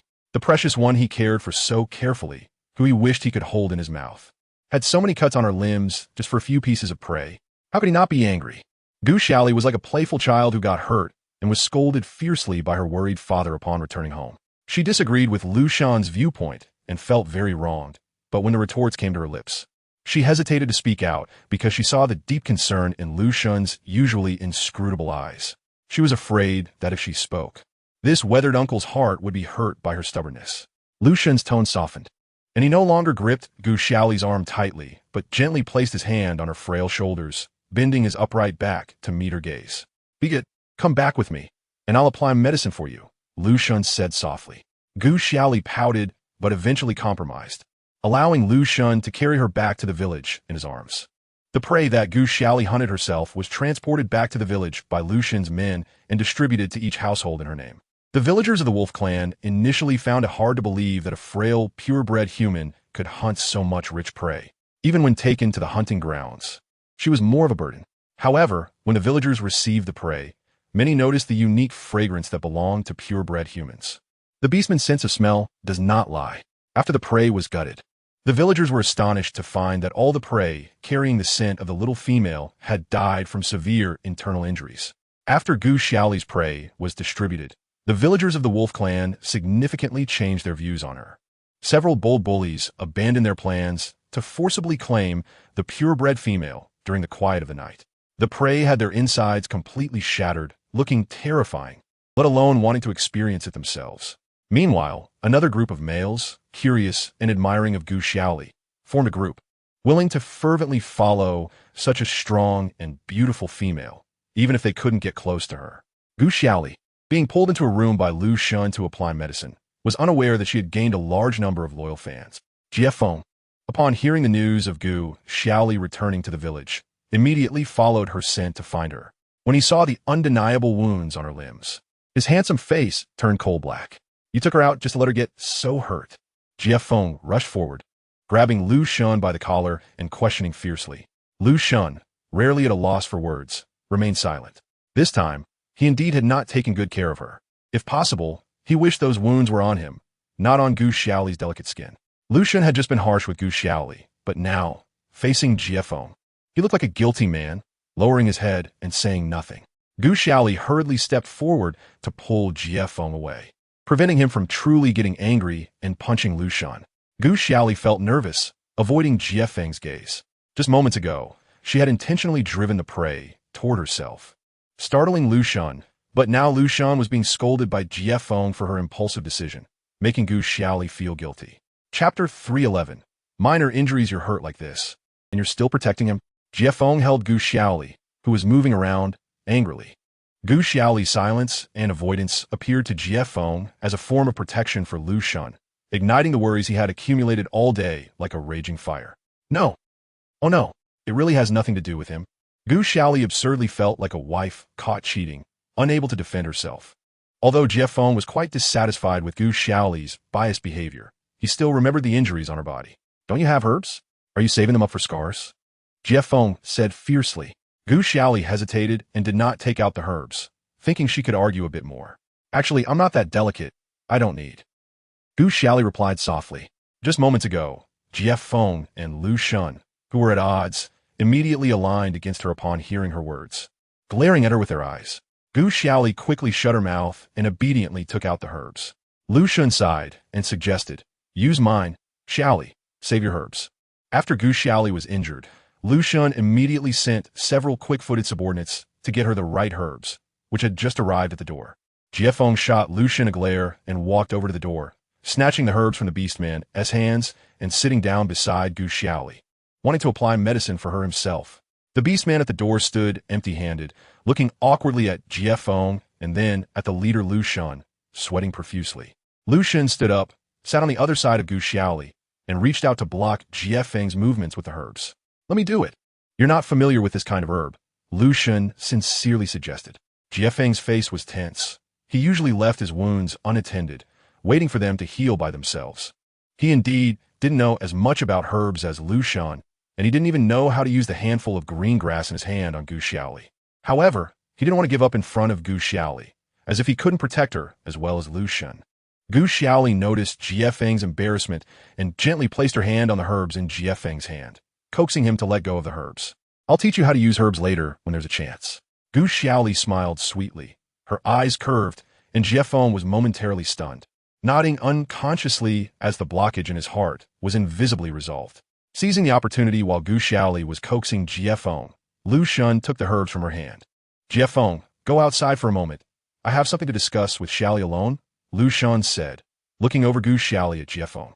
Jiefeng's good mood, which had lasted only a few minutes, immediately vanished, and he glared at Lu Xun defiantly. "I have something to say too. You go out first." Jiefeng had nothing to say. He was just deliberately opposing Lu Xun. Lu Xun didn't respond, but turned to look at Gu Xiaoli. Since the alien incident, there has been an invisible wall between him and Gu Xiaoli, and both emotionally and logically, they really should communicate well. Gu Xiaoli understood Lu Xun's meaning. After hesitating for a long time, she still reached out and gently patted Jiefeng's shoulder, lowering her head and suppressing her gaze, softly saying, Jiefeng, just avoid it for a little while." Although Gu Xiaoli didn't want to hurt the aggrieved Jiefeng, as a teacher, she still didn't want her student to interfere too much in her personal life. Jiefeng felt Gu Xiaoli's small body lean over, and her warm chest was originally stirring. But when she heard her last sentence, her entire face fell.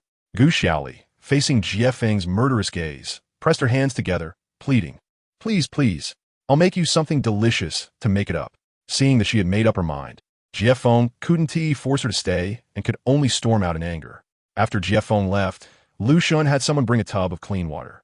Using soft, clean animal skin to soak up the water, he gently lifted Gu Xiaoli's arm and wiped the dust off her wound. The cool water on the wound felt refreshing, and Gu Xiaoli relaxed, enjoying Lu Xun's care. "Are you still angry with me?"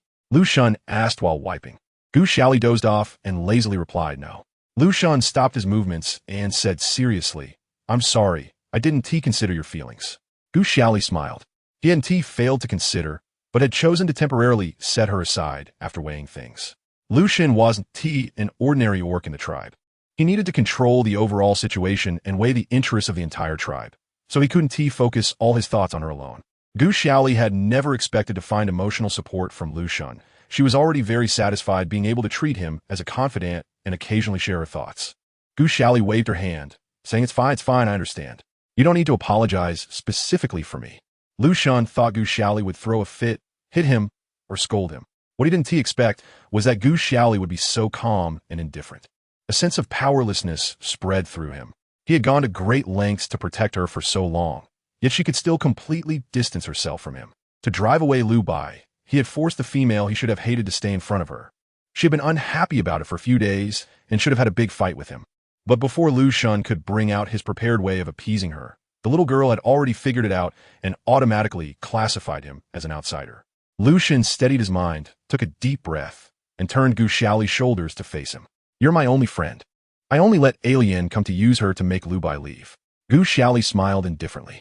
Lu Xun continued to explain, "Lu Bai has imprisoned you, Xiaoli. Right now, it's just not the right time. If there really is an opportunity, I genuinely fear he would hurt you."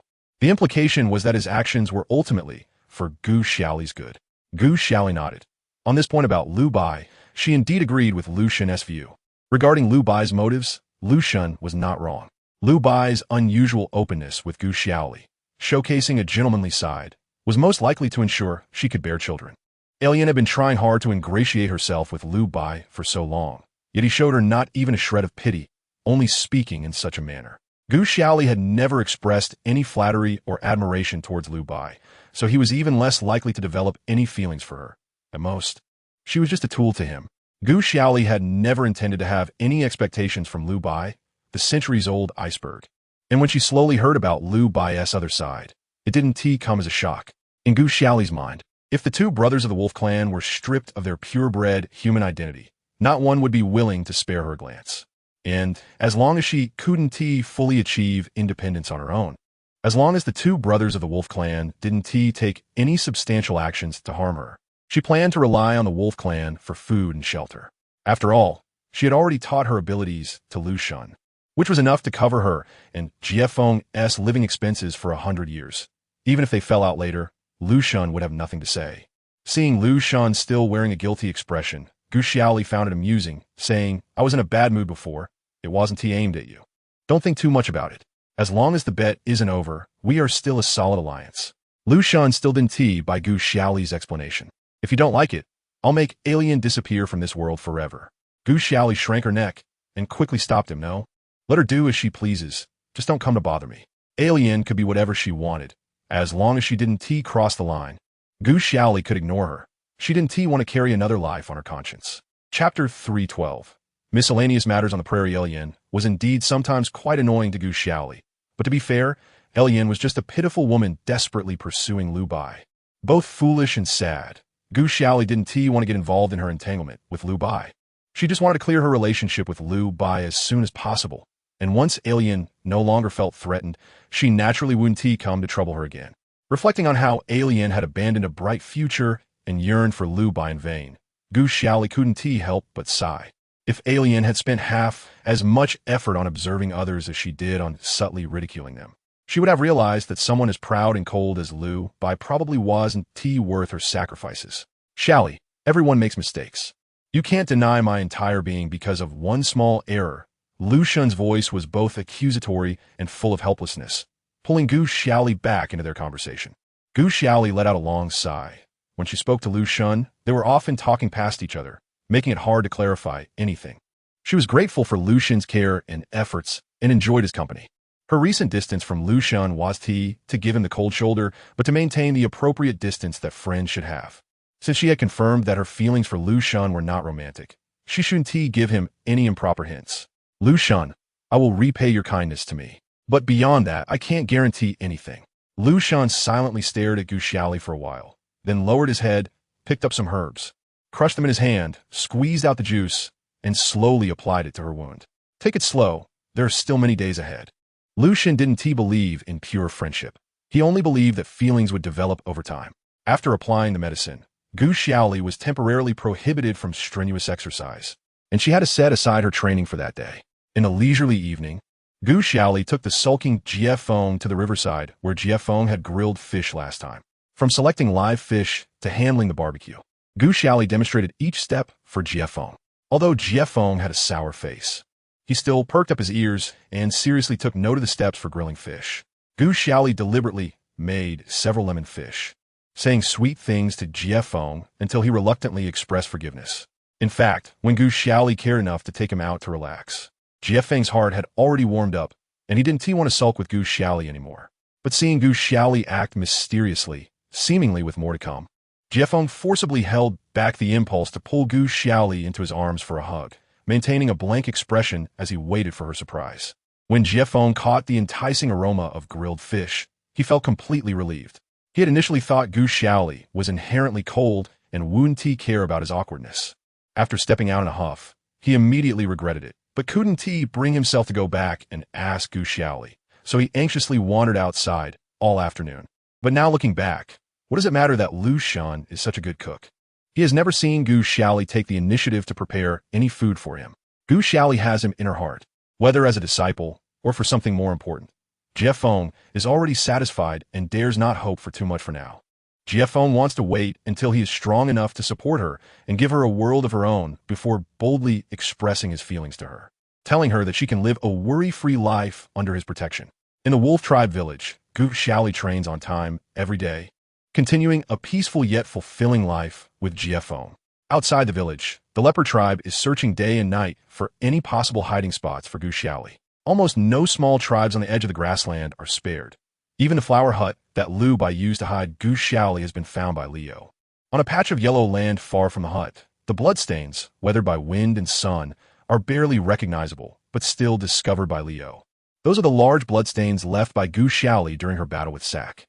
Leo's expression darkens as he stares at the blurry bloodstains on the ground, and the leopard beastmen beside him feel a chill, unable to help but shrink their necks. Leo does not know what Gu Xiaoli has gone through in her wandering, but he is certain that he will make all the beasts that have harmed her wish they were dead. Lu Shun and Lu Bai are increasingly busy, and the time Gu Xiaoli can see them in the tribe is limited. Lu Shun has to balance taking care of Gu Xiaoli, practicing skills, and confronting Leo, and his appearance visibly deteriorates day by day. Gu Xiaoli has also suggested going to the battlefield with him to face Leo directly, but Lu Shun has refused every time. Lu Shun can see that although Gu Xiaoli appears resolute on the surface, there's a trace of painful fear hidden in her eyes. The harm that Leo has caused her is too great, even if one day she is strong enough to defeat Leo. The fear and pain in her heart cannot be overcome overnight. Lu Shun does not want to bring further harm to her gentle heart. Having the two brothers face the brutal Leo is enough. Gu Xiaoli does not have as many concerns as Lu Shun. She is only focused on intensifying her training with her good disciple. One day, while Gu Xiaoli is training in martial arts, a wolf beastman rushes over in a panic, seemingly wanting to tell her something important. Usually, the wolves in the village are well managed, although the males cast various looks at Gu Xiaoli. None have ever dared to approach her openly. Gu Xiaoli feels that this beastman must have something significant to say, so she stops her movements and listens seriously. Walter, he is about to die. Please, you have to save him. The wolf male clasps his hands together, sweating profusely from anxiety. Gu Xiaoli furrows her brow and tilts her head, feeling that something is off. The last time she saw Walter, his injuries were almost healed, and he looked fine. There was no reason for sudden deterioration. Moreover, even if something happened to Walter, shouldn't they be looking for the tribe shaman? What does it have to do with her? Seeing Gu Xiaoli's suspicion, the beastman kneels down, crying and pleading for her compassion, insisting that she must go with him. Other passing beastmen are drawn to the scene, stopping to watch. Gu Xiaoli rubs her chin thoughtfully. There are too many doubts, and she considers whether to ask Lu Shun or Lu Bai first, as they are also part of the tribe, and she does not want to meddle in others' affairs. The kneeling beastman quickly glances around, noticing more and more onlookers gathering, and in a moment of courage, he lunges forward, trying to grab Gu Xiaoli's leg. Gu Xiaoli quickly jumps back, almost caught by his ankle. Walter is about to die. He said only you can save his life. You are beautiful and kind. Please save him. The male is in tears, utterly desperate, losing all composure. Gu Xiaoli's expression darkens. Although Walter is a bit foolish, he is honest and straightforward. Previously, he had been used by Alien against her. If Walter is really in trouble, she is not unwilling to save him. However, everything happening is too suspicious. It definitely is not as simple as it seems on the surface. Gu Xiaoli sneers, guessing who is behind this, and she wants to see what kind of scheme is unfolding. Stop crying. Where is Walter? Take me to him. Before Gu Xiaoli follows the beastman, she checks her backpack, which contains supplies to deal with danger. Chapter 313, Outwitting by Lien. 1. On the way, the beastman deliberately chooses less populated areas to walk, occasionally glancing back to confirm Gu Xiaoli is still following him. Gu Xiaoli follows him at a moderate distance until they reach a small grass hut at the edge of a remote village. This is it. Please go in and take a look. The leading beastman stands at the door with his hands awkwardly placed on his legs, refusing to enter himself. Cough, cough, cough. A male's cough comes from inside the hut. Listening closely, it does resemble Walter's voice. Gu Xiaoli frowns. There are too many doubts along the way, and she doesn't believe it's not a trap. However, since she is already here, it would be a waste not to take a look inside. As the saying goes, one is not afraid of thieves stealing, but afraid of thieves keeping an eye on you. If the thief targeting her is not dealt with today, who knows what kind of trouble they might cause her in the future. Gu Xiaoli remains alert to her surroundings, lifts her foot, and steps in the shabby little grass hut. The interior is in poor condition, with a muddy floor and grass walls. The dim and damp hut has only one window, one door, and a pile of soft straw. On the straw lies a male, covered in wounds, with his back to Gu Xiaoli. Hearing the movement behind him, Walter struggles to prop himself up to look back. Lady Xiaoli, what brings you here? Walter's eyes widen in surprise, clearly unaware that Gu Xiaoli was invited to treat him. Gu Xiaoli crosses her arms and looks Walter up and down. He is in tattered clothes, his hair is dirty, and his body is covered in shocking bloodstains, some of which are still oozing blood as he speaks. He looks like a street beggar who has been beaten up and starved, utterly miserable. Walter coughs a few more times, seemingly remembering something, and suddenly kneels in front of Gu Xiaoli, hands in a prayer position, continuously pleading. I really can't bear Alien anymore. Please have mercy on her. She's a female and can't survive alone outside the village. Walter's face is pale and anxious, and his injuries and worry are unmistakable. Just as Gu Xiaoli is about to ask what is going on, she suddenly tenses up and covers her mouth and nose. At some point, a strong scent of mandrake flowers wafts into the hut. That smell, Gu Xiaoli had almost smelled every day while being kept under house arrest by Lu Bai, and she is all too familiar with it. Gu Xiaoli glances warily at the only window in the closed hut. A shadow flits by outside, and that smell is clearly released intentionally, targeting her. Covering her mouth and nose, Gu Xiaoli furrows her brow, alert to her surroundings. The other party has not revealed themselves yet, and Gu Xiaoli decides to play along and pretend to be weak, barely kneeling on the ground. Walter wants to continue pleading, but sees Gu Xiaoli acting strangely and rushes forward to ask, Lady Xiaoli, what is wrong with you? Before Walter can help Gu Xiaoli up, a triumphant female voice comes from the doorway. I didn't expect the highly sought-after pure blood to end up like this. Alien stands at the door with her hands on her hips, followed by two males, one of whom is the one who led Gu Xiaoli here. Walter never expected that the alien he saved with his life from Lu Bai's hands would return to the wolf tribe at this moment. Gu Xiaoli turned to look at the door, half of her face covered by delicate hands, making it impossible to see her expression through the barrier formed by her hands. She asked, It really is you? Why do you want to harm me? Gu Xiaoli had guessed a rough idea of Alien's reasons for wanting to harm her. Asking one more question was just to hear her reveal her true face, so that Walter could see clearly. Today I will make sure you understand before you die. Alien's smile was sinister. Lord Lu Bai grew up with me. If it weren't for you, he would have been my mate long ago. But now he actually wants to kill me for you. Alien's slanted eyes were tinged with a bloodthirsty red. Even Walter, who was usually slow to react, could feel her hatred and murderous intent. Gu Xiaoli shook her head. She had no idea that Lu Bai wanted to kill Alien. Alien sneered and had no intention of letting Gu Xiaoli go. I am already a dead person in Lord Lu Bai's eyes, so you shouldn't expect to have it easy.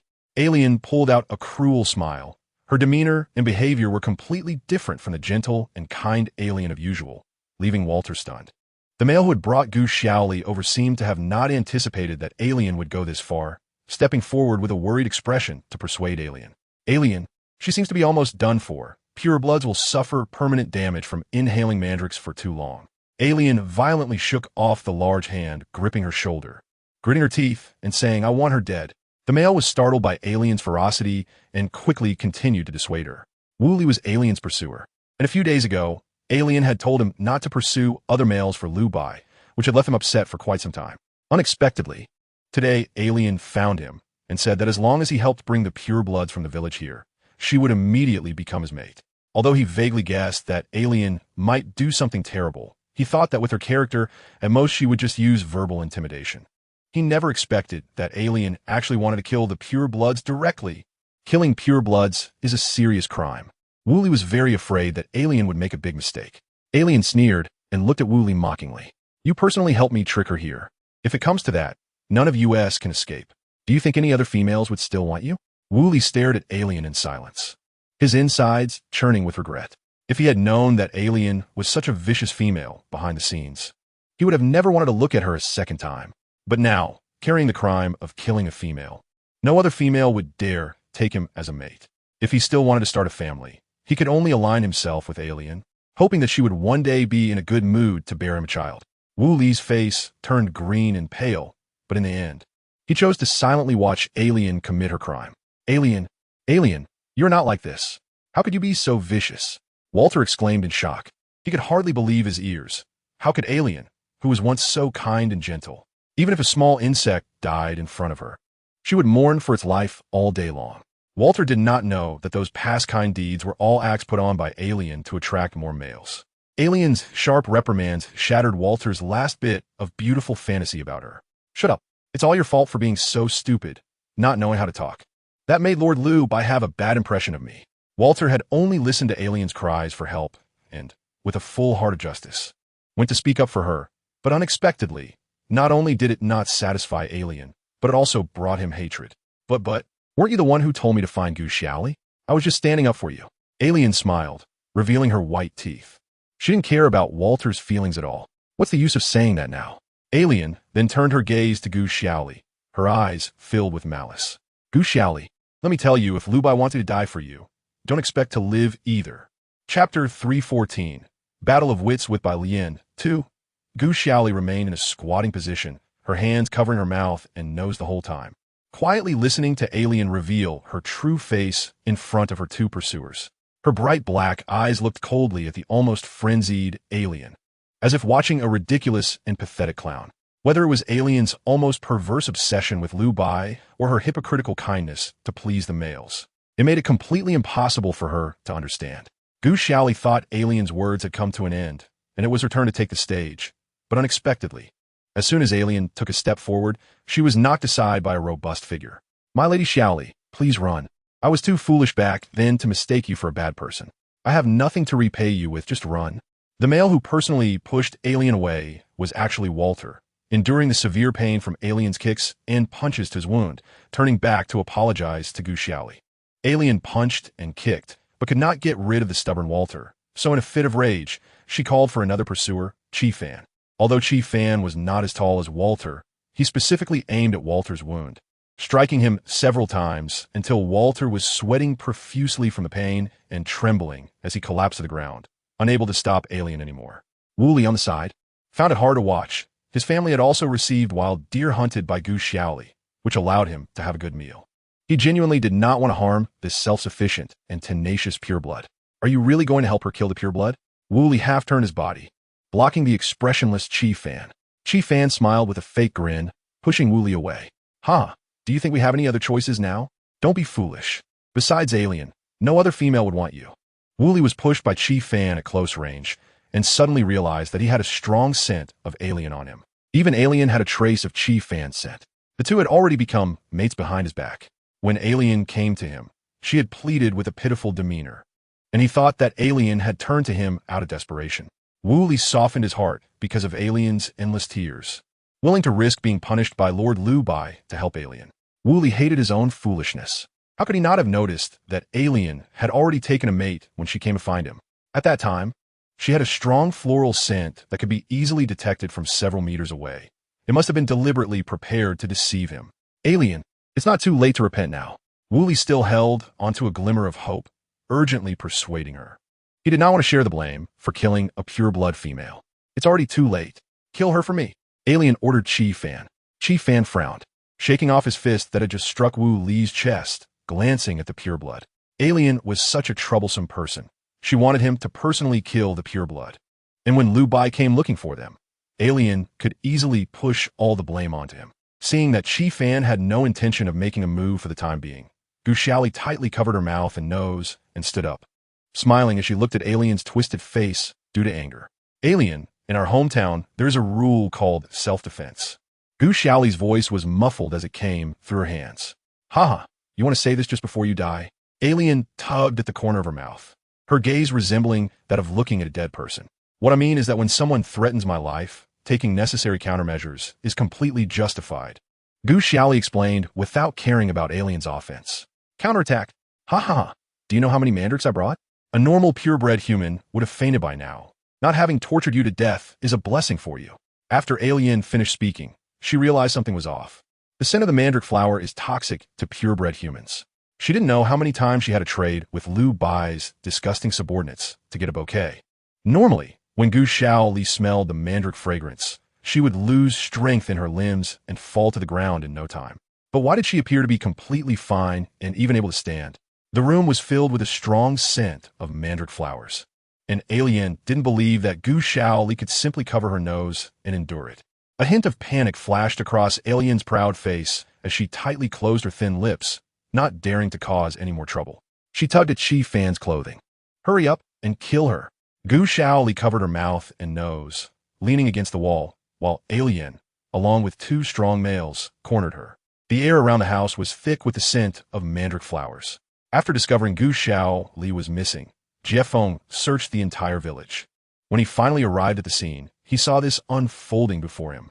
With Alien's urgent kill order, Jiefeng retreated a step and charged forward. But before he could reach Alien and the others, Gu Xiaoli stepped back slightly, took a quick breath, and executed a fierce, spinning kick that landed squarely on Qi Fan's forehead.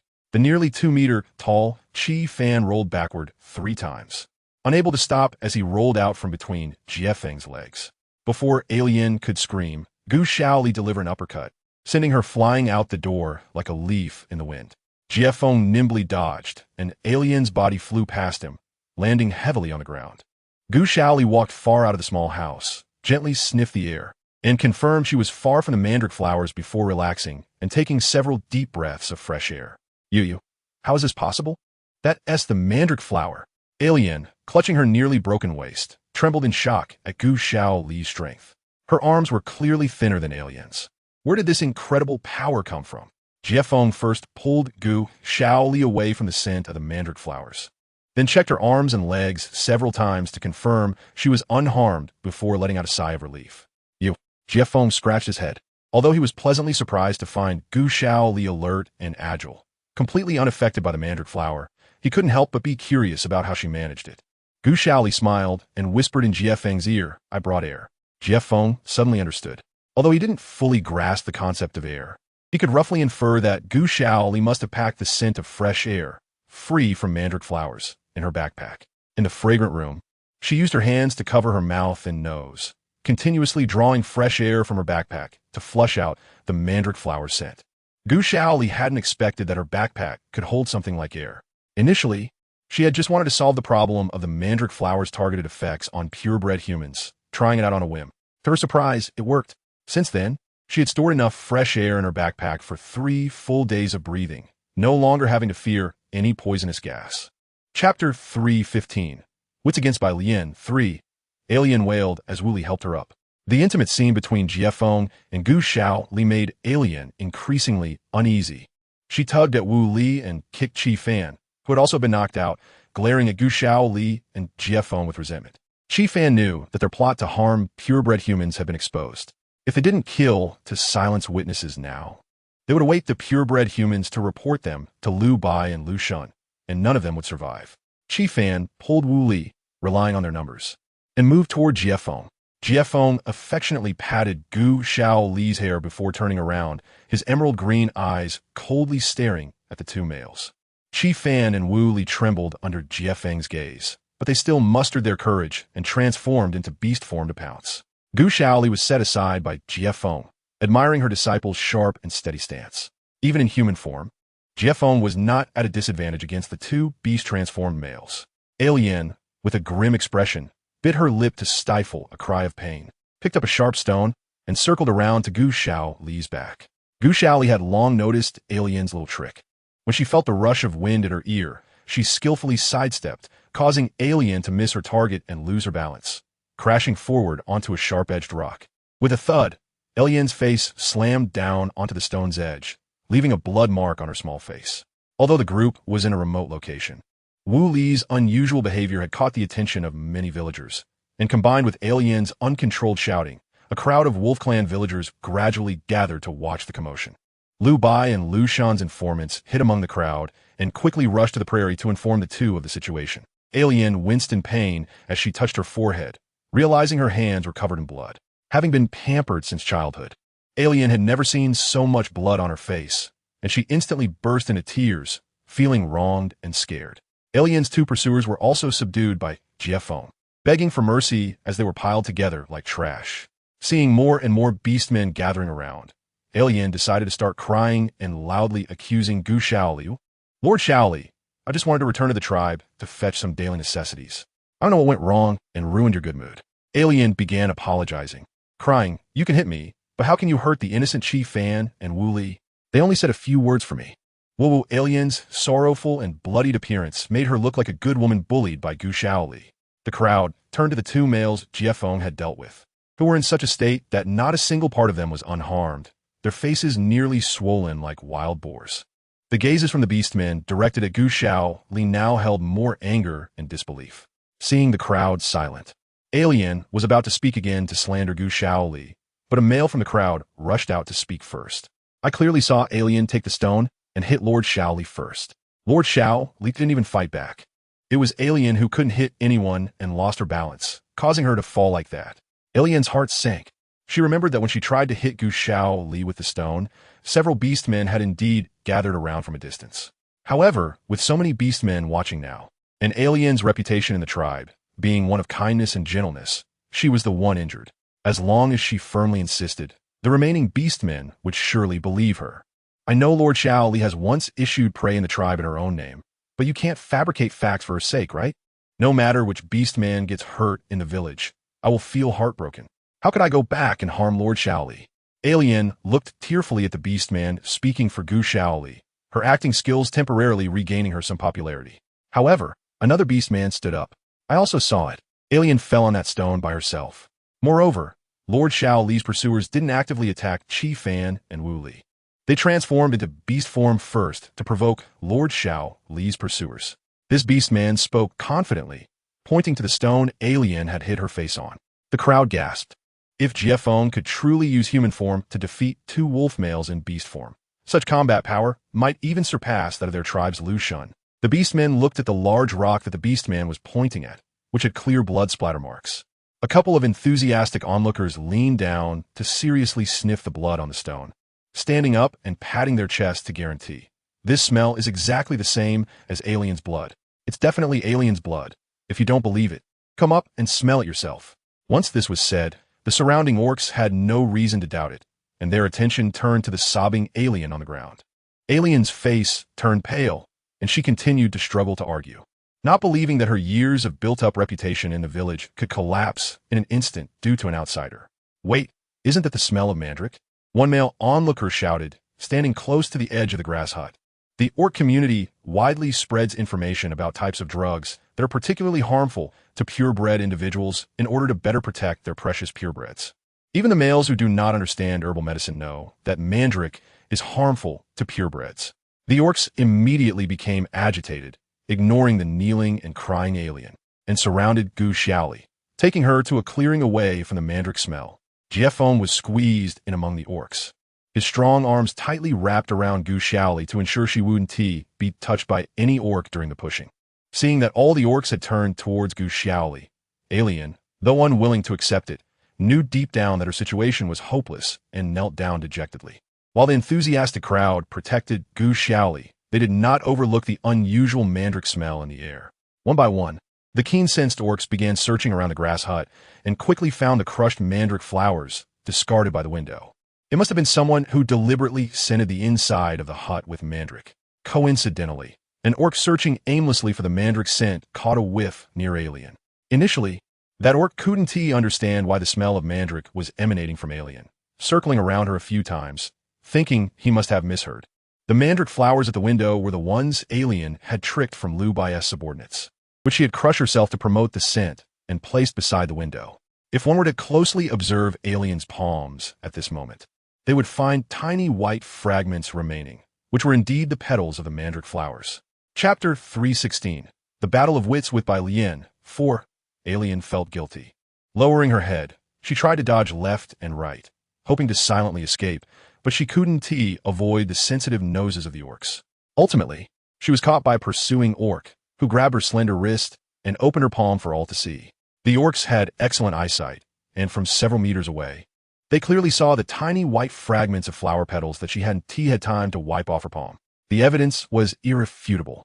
The incriminating evidence that Alien could not hide in her palm was like a heavy bomb thrown into the crowd, causing an uproar.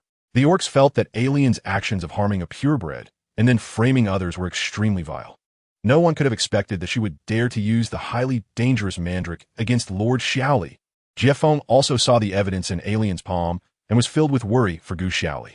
He grasped her shoulders, repeatedly confirming that she was conscious and had not inhaled any toxic mandrake, finally feeling relieved. Gu Xiaoli, being examined repeatedly by Jiefeng, couldn't help but giggle. Don't worry, with her little ability, she can't hurt a single hair on my head. Saying this, she even stood on tiptoe to pat Jiefeng's head, as if comforting an anxious big dog. The surrounding orcs couldn't help but cast envious glances at Jiefeng. Alien was drowned out by the accusations, still stubbornly denying it. She rubbed her palms vigorously, shaking off those annoying fragments. But not a single orc was willing to believe her anymore. In the orc world, there's an unwritten rule that any harm to a female orc must be met with corresponding punishment. Moreover, what Alien attempted to harm was not an ordinary orc, but the strong and kind Lord Gu Xiaoli.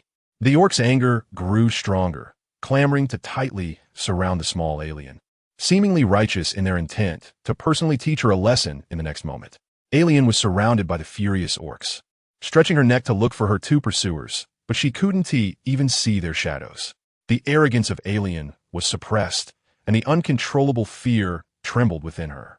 She felt that these heartless beasts were about to rush up and tear her apart. She could only humbly kneel on the ground, with her hands clasped together, crying and hoping for the orcs' continued pity and sympathy. But the public outrage would not cease because of her crocodile tears. Suddenly, an injured orc pushed through the crowd and painfully walked in front of Alien. The surrounding orcs fell silent for a few seconds, all staring at the orc whose face was swollen like a pig's head. It turned out to be Wu Li, who had finally regained some spirit, struggling to get up from the ground, transforming back into human form, and limping toward Alien. Alien, we really can't hide this anymore. You should admit your mistake to Lord Xiaoli. Killing a female is a serious crime. Wu Li's voice trembled. I didn't. Alien fearfully retorted, unable to forget the cold, merciless gaze of Liu Bai when he took her into the wild and had his subordinates kill her. Even with Walter's help to escape death. Recalling it still sent shivers down her spine. She absolutely could not violate Liu Bai's taboos again. Wu Li, didn't you like me? You should clarify with everyone that it was you who wanted to kill Gu Xiaoli, and I knew nothing about it. Please. Alien crawled to Wu Li's feet, imploring him without dignity. I really beg you. If Lord Liu Bai finds out that I secretly came back, he will definitely make my life worse than death. Wu Li, you liked me so much before. You surely wouldn't want to see me tortured, right? Alien raised her head, tears blurring her vision, her hands tightly clinging to Wu Li's dangling arms. The orcs glared at Alien and her beaten pursuer, clearly unwilling to let either of them off the hook. Wu Li didn't want to pay for Alien's recklessness any longer. He gently pulled his arm away from her grasp. Alien glanced back at the onlooking orcs, gritted her teeth, and, following Wu Li's slight movement, fell to the ground with a cry of ouch. Wu Li, I've warned you many times not to harm Lord Xiaoli. Just give it up. Alien lay on the ground, sorrowfully accusing Wu Li, making it seem like he was the mastermind behind everything. Public opinion tends to favor the weaker side, and Alien's performance quickly drew some sympathy and pity. Wu Li instinctively raised his hands, stepping back 2 paces away from Alien, only to realize that Alien's words had gathered everyone's attention on him. Wu Li felt his head might explode. He had never anticipated being caught up in such a dire event before leaving home, and he now loathed his previous greed and luck. The gazes of the orcs toward him grew increasingly unfriendly, compared to the kind Alien. They were more inclined to accept that a strong male was the true instigator of the harm against Lord Xiaoli. Wu Li opened his mouth, wanting to argue, but was drowned out by Alien's continuous cries. Even 2 orcs, unable to bear the sight of Alien's miserable state on the ground, came forward to help her up. Gu Xiaoli, being petite, couldn't see the situation inside from the outer circle, so she was carried on Jiefeng's back, observing what was happening with Alien. She heard Alien spreading rumors again, frowning in displeasure, and was about to speak the truth when another voice interrupted. Alien, Wu Li is innocent. Stop shifting the blame. Walter shouted with all his might, the exertion causing his chest to ache, cutting through Alien's cries and making sure everyone heard him clearly. The attention of the crowd was drawn to Walter, who was covered in wounds. At that moment, 2 figures, one large and one small, hurriedly returned from the front line where they had been confronting Leo, quietly standing on the outskirts to watch, mostly unnoticed. Walter was covering his bleeding wounds with one hand while supporting himself against the doorframe, and despite Alien's cries trying to stop him, he recounted everything that had happened when he saw Gu Xiaoli to the crowd. To Walter, Alien was no longer the gentle and graceful female he once knew. She had become unrecognizable, leaving him with no reason to continue protecting her. In the end, Walter solemnly apologized to Gu Xiaoli in the distance. He had misunderstood the kind-hearted and upright Gu Xiaoli from the very beginning, blinded by Alien's hypocritical facade. Walter revealed everything, Alien couldn't believe that her most loyal pursuer, Walter, would expose her in front of everyone. Seeing that there was no room for rebuttal, Alien completely abandoned her weak and delicate persona, angrily lunging at Walter, scratching his still healing scars with her nails. Walter, honest and simple-minded, couldn't bring himself to curse Alien, even in the face of her many wrongdoings. He could only cry out in pain and dodge away. Gu Xiaoli quietly observed Alien's ridiculous struggles and helpless justifications, shaking her head in disappointment. Alien had brought this upon herself and had no reason to blame others anymore. Chapter 317. The Battle of Wits with the White Lotus. 5. Alien showed no signs of remorse, only complaints about her pursuers and her indelible malice. Gu Xiaoli got off Jiefeng's back, casually picked up a small stone from the ground, infused it with a bit of energy, and took a powerful step back before hurling it towards Alien. In the distance, Alien let out a sharp scream as the intense pain made her release Walter, who was suffering. The small stone Gu Xiaoli threw hit Alien's hand, which was pulling at Walter's wound, causing her hand to go numb and making her stumble to the side. The stone shattered into 4 or 5 pieces, and it seemed that Alien's bones might have been broken as well. Honest Walter, not wanting to deal with Alien any longer, quickly covered his head and hid to the side, not wanting to be grabbed by her again. The front row of beastmen were shocked by the sudden flying stone, turning to look at its source, only to find Gu Xiaoli elegantly finishing her stone-throwing motion, clapping her hands, and walking towards Alien. A group of muscular beastmen hurriedly made way for Gu Xiaoli, respectfully clearing a wide path. Even a strong adult beastman couldn't break someone else's hand from such a distance with just a small stone. It was hard to imagine how much power this seemingly petite pureblood human had hidden. The lingering scent of mandrake in the room dissipated amidst the commotion, and Gu Xiaoli stood near the small house, confirming she felt no discomfort before moving forward. Gu Xiaoli walked calmly to Alien, who was holding her painful wrist and unable to speak, and gave her a cold glance. "What are you going to do?" Alien felt an unprecedented, chilling, murderous intent emanating from Gu Xiaoli and was terrified deep down. "Walter stood up to help me in a time of crisis. Of course, I will repay him," Gu Xiaoli smiled. Upon hearing this, the beastmen looked at Gu Xiaoli with admiration, realizing that while females helping males was seen as natural, they had not expected Lord Xiaoli to appear cute and soft, yet be a righteous and strong woman at heart. "Xiaoli," a warm and gentle youthful voice called out from beside her. Gu Xiaoli looked up to find it was Lu Bai, who had been missing for several days, along with Lu Shun, who had been busy recently, both of whom had somehow made their way to the center of the crowd. Jiefeng quickly stepped in front of Lu Bai and Gu Xiaoli, manually creating distance between them. The onlooking beastmen hurriedly fell silent and took a few steps back. Lu Bai smiled and said, "Leave the rest to me, don't dirty your hands." Gu Xiaoli did not leave in a hurry. She was indeed curious about what kind of ending someone like Alien, who was doomed to self-destruction, would face in the Wolf Clan village. She crossed her arms and assumed a spectator's posture, watching the two brothers, Lu Bai and Lu Shun. When Alien saw Lu Bai, she did not approach him with the same pleading and eager demeanor as before. Instead, she trembled and crawled back a few steps, staring in horror at Lu Bai's calm face. Previously, when Lu Bai had taken her out of the village, she had been overjoyed, thinking he finally recognized her worth. But unexpectedly, he had pulled her further away, ultimately leading her to a desolate corner of the grassland, ordering his subordinates to execute her on the spot. Lu Bai had only one reaction to Alien's desperate pleas for survival. He stepped back in disgust, not wanting her blood to splatter on him. Just when Alien was nearly in despair, Walter suddenly charged out, fighting Lu Bai's subordinates and shouting for Alien to escape. Meanwhile, Lu Bai received urgent frontline reports that Leo was attempting to break through one of their strongholds. Lu Bai's subordinates were strong enough to kill both Walter and Alien, so he abandoned the need to execute Alien and hurried to the front lines. Alien was indeed caught by Lu Bai's subordinates, but she desperately pleaded with them, offering her body as a price, begging them to spare her life. Lu Bai's two subordinates, whose partners were older, did not have a body as young as Alien's. Considering that they had been traveling for a long time and occasionally indulged in some pleasures that their countless female partners at home would not notice, they took turns brutally ravaging Alien in the wild before reluctantly letting her go. Unexpectedly, that scoundrel Alien had secretly taken the mandrake flowers they had brought along in their bags when they weren't paying attention, returning to the tribe to harm the most important purebloods. The mandrake flowers, mixed with many other herbs, were originally prepared for the village's shaman. An alien had stolen a bit from the large bag of herbs, which they had not noticed for a while. It was not until they followed Lu Bai back to the village that they realized what it meant when one set a knife above the character of lust. Alien had truly brought about their downfall. With a single glance from Lu Bai, the two beastmen who carried Alien's scent were quickly brought before everyone.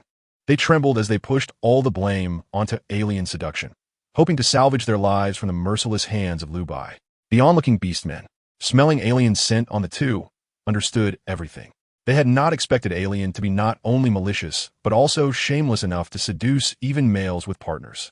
The two trembling males were pinned to the ground, revealing the sharp claws of the executioners behind them, raised high. Lu Shun quietly walked over to Gu Xiaoli's side, saying, "Don't look, take a break." Gu Xiaoli felt a warm hand cover her eyes, and all she could hear were the sounds of flesh tearing and blood spraying, followed by the thud of two heavy objects falling to the ground. Alien's shrill cries of terror echoed through the sky.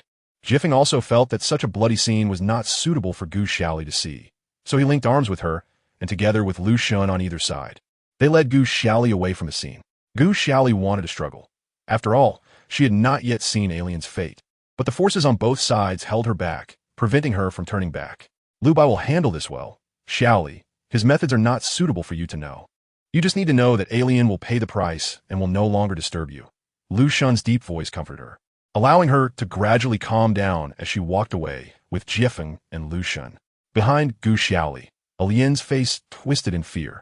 Her voice hoarse from prolonged screaming as she pushed against the approaching orc with hands and feet, but was forced into a dead corner of the small hut, with nowhere to escape. The two males who had once let her go were decapitated in front of everyone, and it was likely that no one would dare to risk losing their heads to help this selfish little female again. Gu Xiaoli was almost carried back to her dwelling by Lu Shun and Jiefeng, despite her repeated claims that she had not inhaled any mandrake scent and even kindly demonstrated how to use her consciousness to open her backpack to take in fresh air. The two still called for the clan shaman to give her a thorough examination. It was only when the old shaman announced that she was in excellent health that Jiefeng and Lu Shun finally felt relieved. Chapter 3:18. Lu Bai's actions. 1. After the farce, the tribe was particularly quiet. Gu Xiaoli did not know if it was her illusion, but as she walked down the road, the orcs across from her would always keep their distance. Occasionally, a few bolder males would dare to greet her from several meters away, like little fans, respectful yet timid, before running off immediately. What Gu Xiaoli did not know was that the villagers' respect and admiration for her were genuine, but their fear and avoidance were instilled by Lu Bai and Lu Shun behind scenes. After the incident with Lien, Gu Xiaoli felt that she could handle 3 to 5 adult males without any problem, and she was very satisfied with the results of her training over the past few days. This satisfaction led her to train even harder, spending every day in a sweat-filled endeavor. A few days later, while Gu Xiaoli was practicing her physical skills, a swaying, sneaky figure slowly approached her. This figure had followed her for a long time, and Gu Xiaoli had long since noticed. As the person drew closer, Gu Xiaoli turned around, swiftly stepped forward, and swept her leg to knock the person to the ground. Upon closer inspection, she discovered it was a haggard-looking Wait. He lay on the ground, begging her to stop. On the day Lu Bai dealt with Lien, all of her pursuers who were involved were executed on the spot. Only Wait was spared because he had taken the initiative to expose Lien's actions and had bravely tried to protect Gu Xiaoli. Wait was known for his honesty and loyalty and was recognized by many in the village. With the crowd's pleas and later Gu Xiaoli's account, Wait was able to escape death. Surviving the catastrophe should have been something to be happy about, but Gu Xiaoli wondered what motive Wait had for following her. Wait lowered his head, hesitated for a long time, and finally spoke. "Lady Xiaoli, could you help Lien?" Gu Xiaoli's first reaction was disbelief. Lien was still alive. Her second reaction was that Wait, having been bullied by Lien to such an extent, was still willing to plead for her. Wait noticed the ambiguity in his words and, fearing that it would disgust Gu Xiaoli, quickly began to explain. It turned out Lien was not dead, but was imprisoned in a secret location by Lu Bai, living a life worse than death. After the males complicit in her actions were executed, Lu Bai took Lien to a valley filled with starving wolves. These starving wolves could not transform into human form, but needed to compete with the orcs for food, becoming extremely bloodthirsty and cruel due to dwindling resources. Lien was tied by her waist and hung from the branches of a towering tree. After several strong orcs left, the starving wolves pounced on her, gnawing at her dangling limbs. Periodically, Lu Bai would send someone to check on Lian, applying hemostatic herbs to her stumps and lowering her from the tree a bit more, allowing the wolves to eat more of her remaining limbs. On the 5th day, unable to contain his curiosity, Wait secretly followed Lu Bai's men into the mountains and witnessed the bloody scene. Lian had lost all her limbs, weakly hanging from the tree, barely able to moan in pain, yet kept alive by various herbs, unable to live or die, and whenever the nearby wolves left, she would face the torment of the beasts again. Even Wait, who had been through many hunting grounds, could not help but return home after that scene, haunted by nightmares. Though he no longer liked Lian, he could not bear to see a fellow being suffer like that. With his conscience tormented day and night, Wait quietly followed Gu Xiaoli, knowing she was the only one who could persuade Lu Bai. After hearing Wait's description, Gu Xiaoli felt a wave of nausea rise in her throat. A chill crept up her back, realizing that the price Lu Bai spoke of referred to such inhumane torment. Lian has committed such wrongs against you.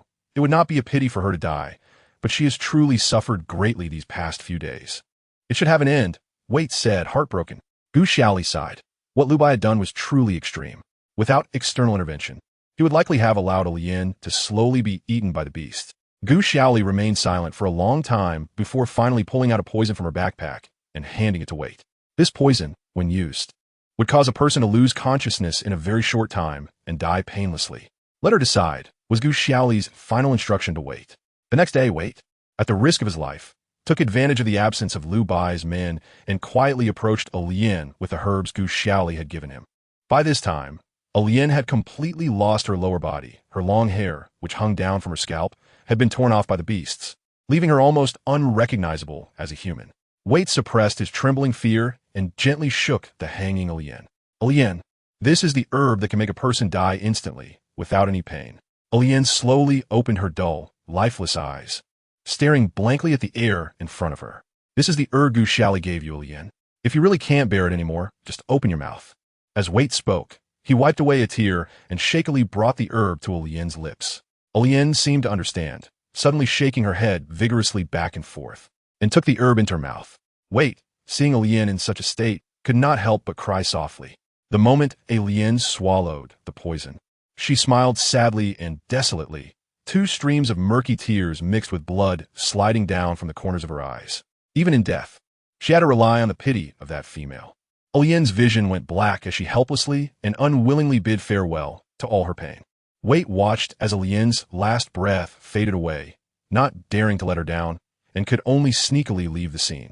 Departing from the female he had pursued for most of his life. After giving Wait the poison, Gu Xiaoli's right eyelid kept twitching, feeling that things would not end so simply.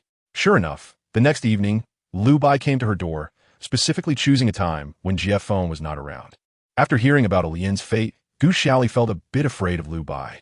She clasped her hands together, trying hard to appear more natural. Gu Xiaoli's reaction was within Lu Bai's expectations. After Wait secretly revealed the truth, Lu Bai had to come to Gu Xiaoli to salvage his image. Xiaoli, have you been satisfied with life lately? Lu Bai asked gently, keeping an appropriate distance from Gu Xiaoli. You. Gu Xiaoli hesitated to speak, glanced at Lu Bai, and quickly lowered her gaze, one foot idly kicking the ground. Lu Bai probably came to seek an explanation because she had helped end Lian's life early. However, Lu Bai did not ask about Gu Xiaoli's concerns, instead speaking ambiguously. If you need anything, feel free to tell me. Gu Xiaoli remained silent, ultimately shaking her head and choosing to bury her head in the sand. Chapter 319. Lu Bai's actions too. By the way, someone moved my things in the forest yesterday. If you have no objections, I will handle it my way, Lu Bai said lightly, as if discussing the fate of an old piece of clothing. You caught Walter too? Gu Xiaoli asked in surprise. Lu Bai smiled, which was taken as an acknowledgement. On his territory, no one could disrupt his rules. Of course, except for Gu Xiaoli. Have you thought how to deal with it? Lu Bai asked for Gu Xiaoli's opinion.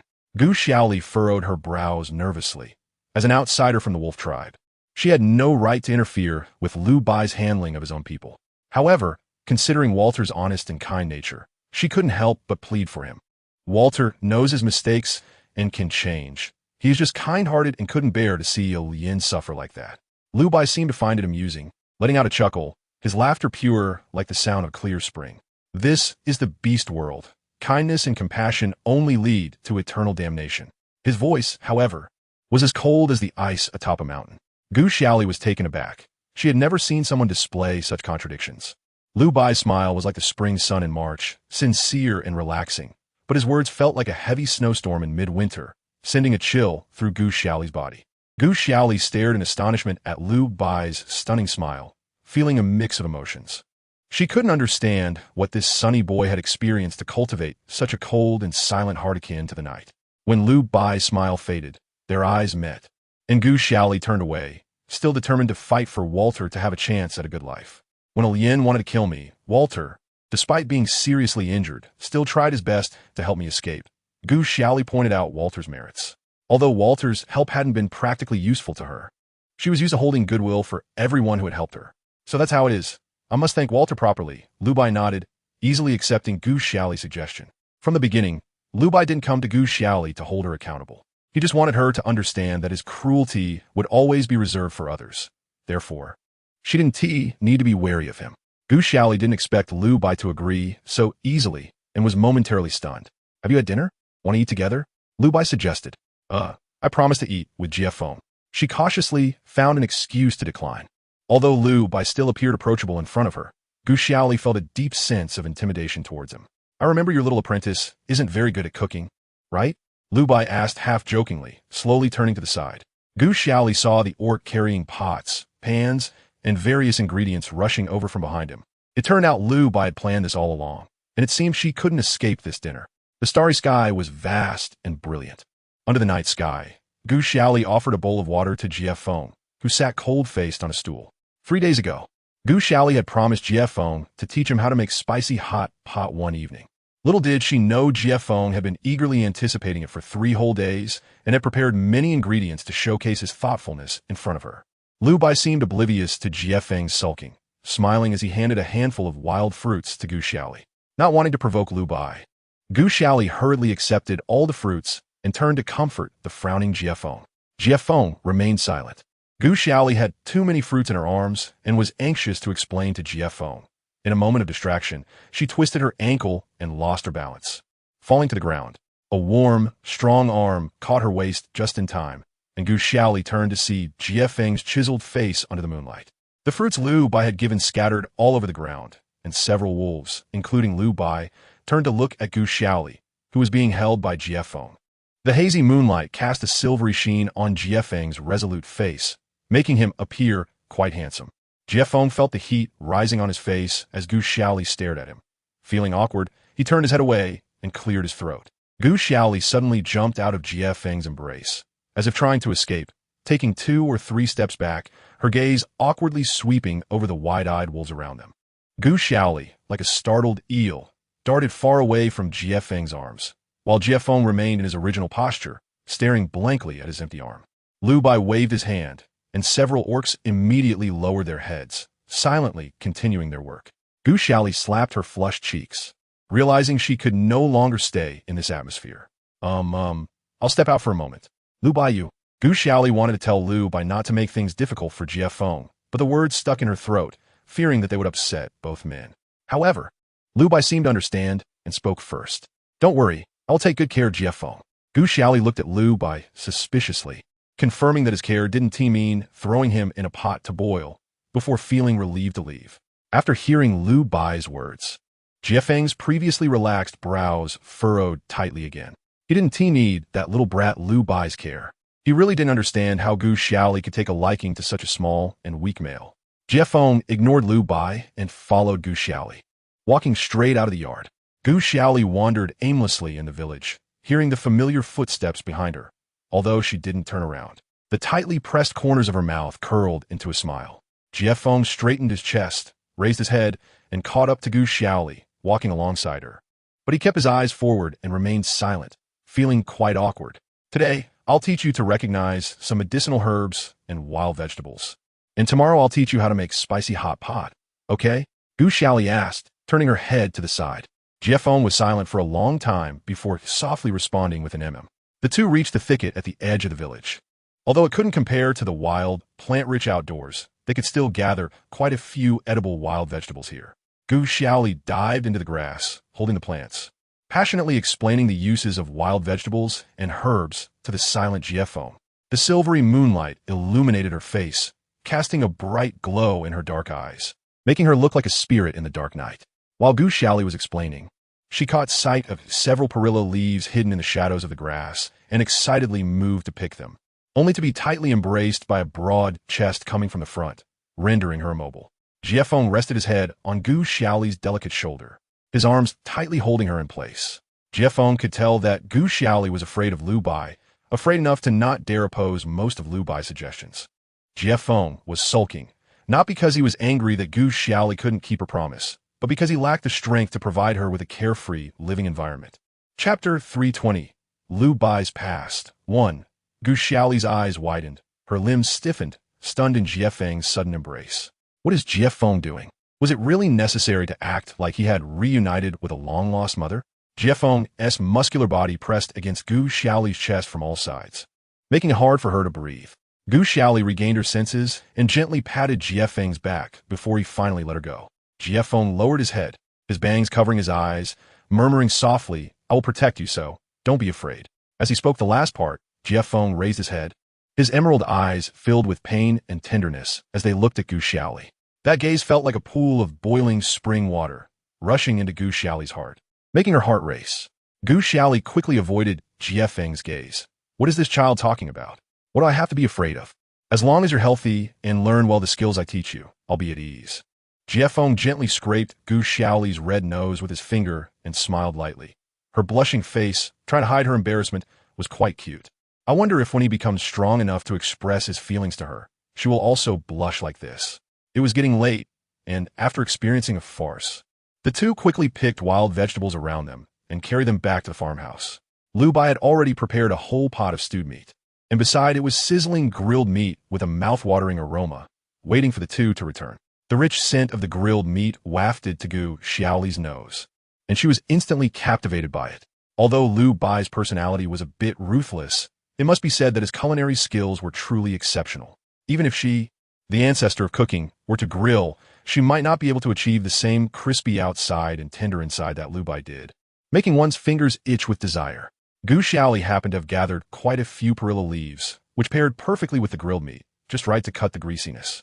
At first, Jiefeng was filled with hostility towards Lu Bai, but fortunately, Lu Bai was aware of Gu Xiaoli's situation and generously prepared enough food for the three of them to eat well, not intending to hold anything against Jiefeng.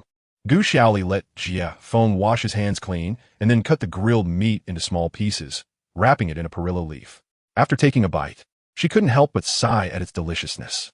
The rich and fatty grilled meat paired with the perilla leaf was fresh without being greasy, leaving a lingering fragrance on the lips and an endless aftertaste. Jiefeng was busy cutting the grilled meat into small pieces, while Gu Xiaoli personally wrapped a portion for him. Seeing his hands covered in oil and inconvenient to take it, she kindly fed it to Jiefeng's mouth. Jiefeng slightly turned his head away, his cheeks flushing. Gu Xiaoli proactively feeding him was like taking care of the closest partner. The unexpected happiness left Jiefeng somewhat at a loss, but he ultimately hurriedly wiped his hands on his fur skirt and respectfully accepted the grilled meat that Gu Xiaoli had wrapped, savoring it bite by bite. However, at the moment Lu Bai saw the perilla leaves, he fell into deep thought, even forgetting to notice the intimate interaction between Jiefeng and Gu Xiaoli. Lu Bai stared at the stack of green perilla leaves, his thoughts drifting back to the few carefree moments of his childhood.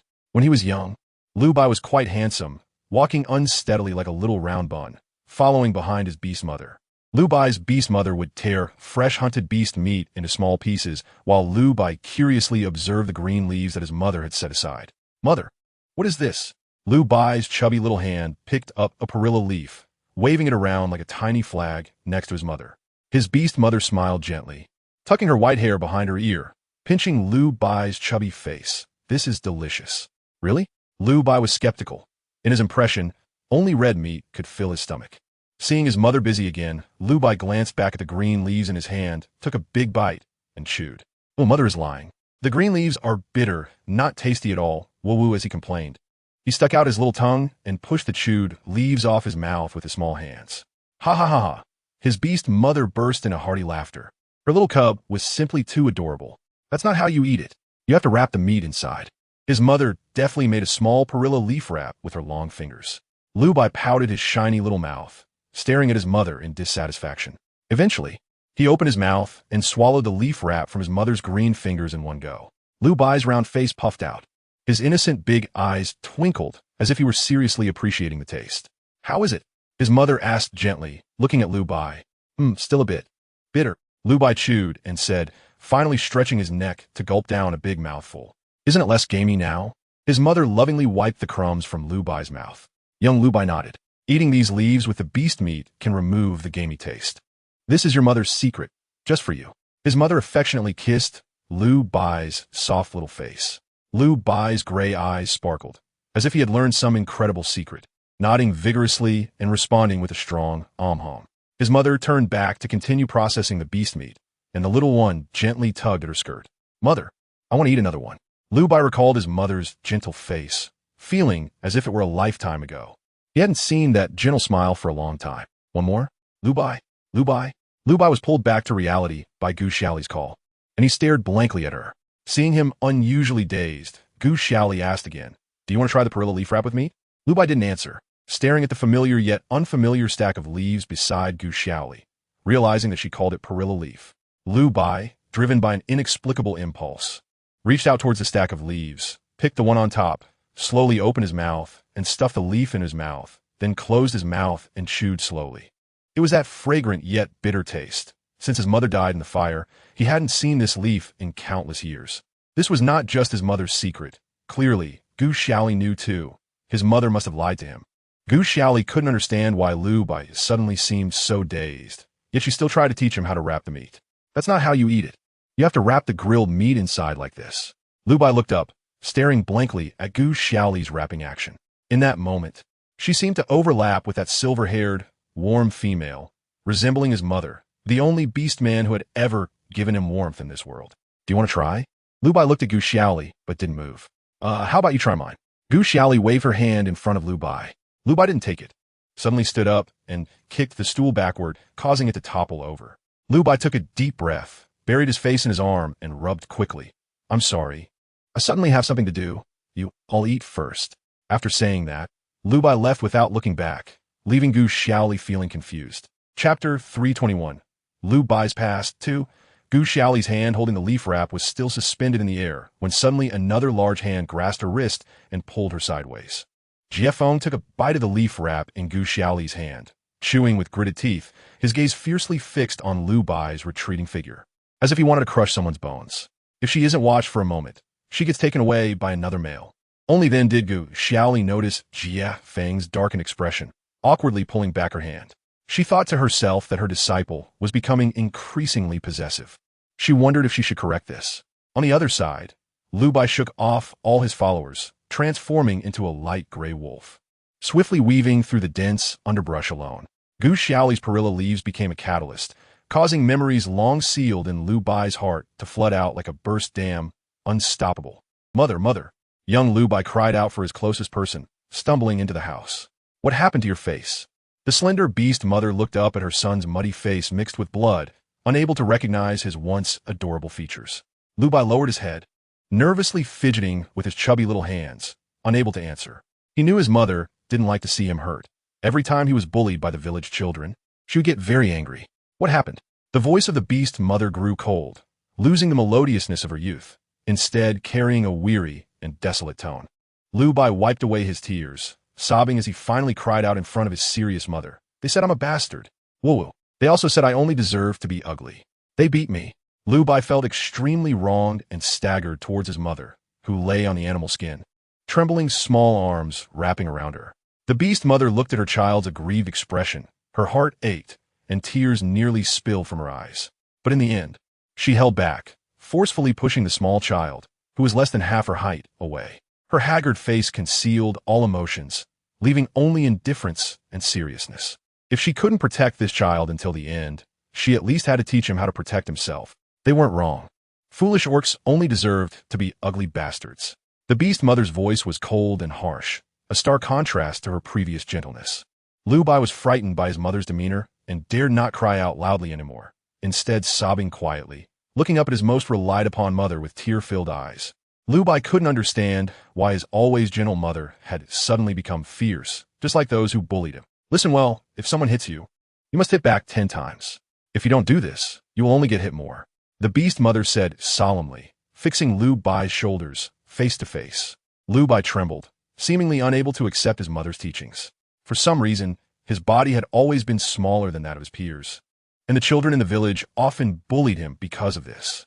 Lu Bai was very afraid of those harsh laughter, even more afraid of those children surrounding him and beating him mercilessly. But I can't fight back.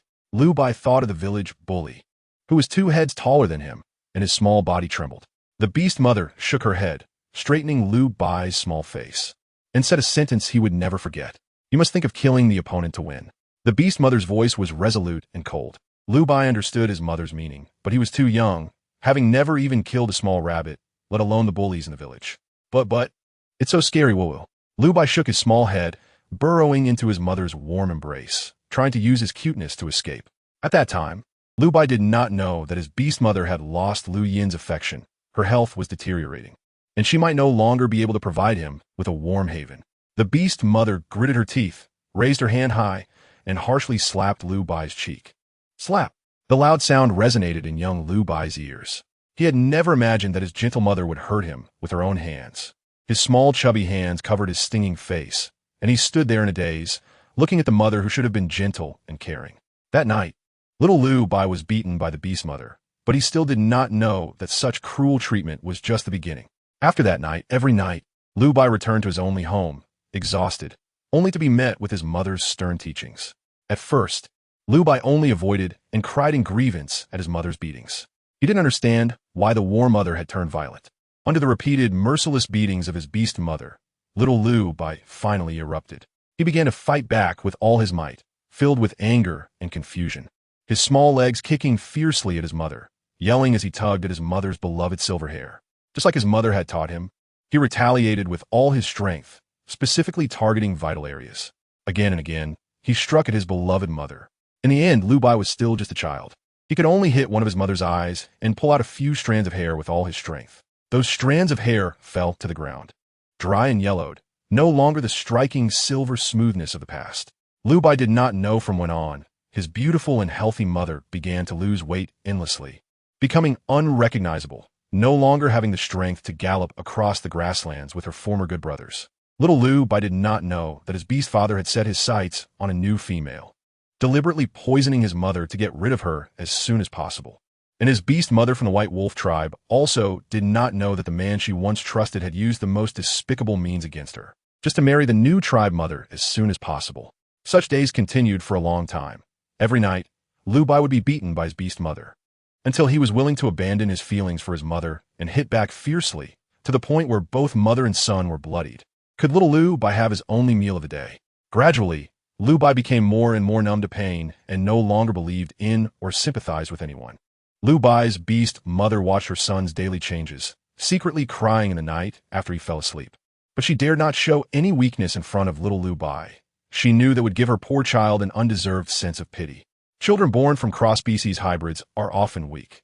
Without the protection of their beast mother, Lu Bai's life in the tribe would become increasingly difficult. But as a beast mother of the White Wolf tribe, she could not bear to let her child suffer and become a lowly orc of the Jackal tribe for life.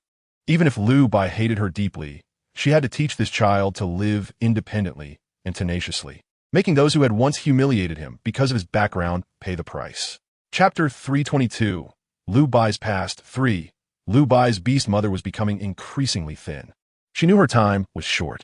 One day, Lu Bai's beast mother lay in bed, hearing the orcs outside discussing.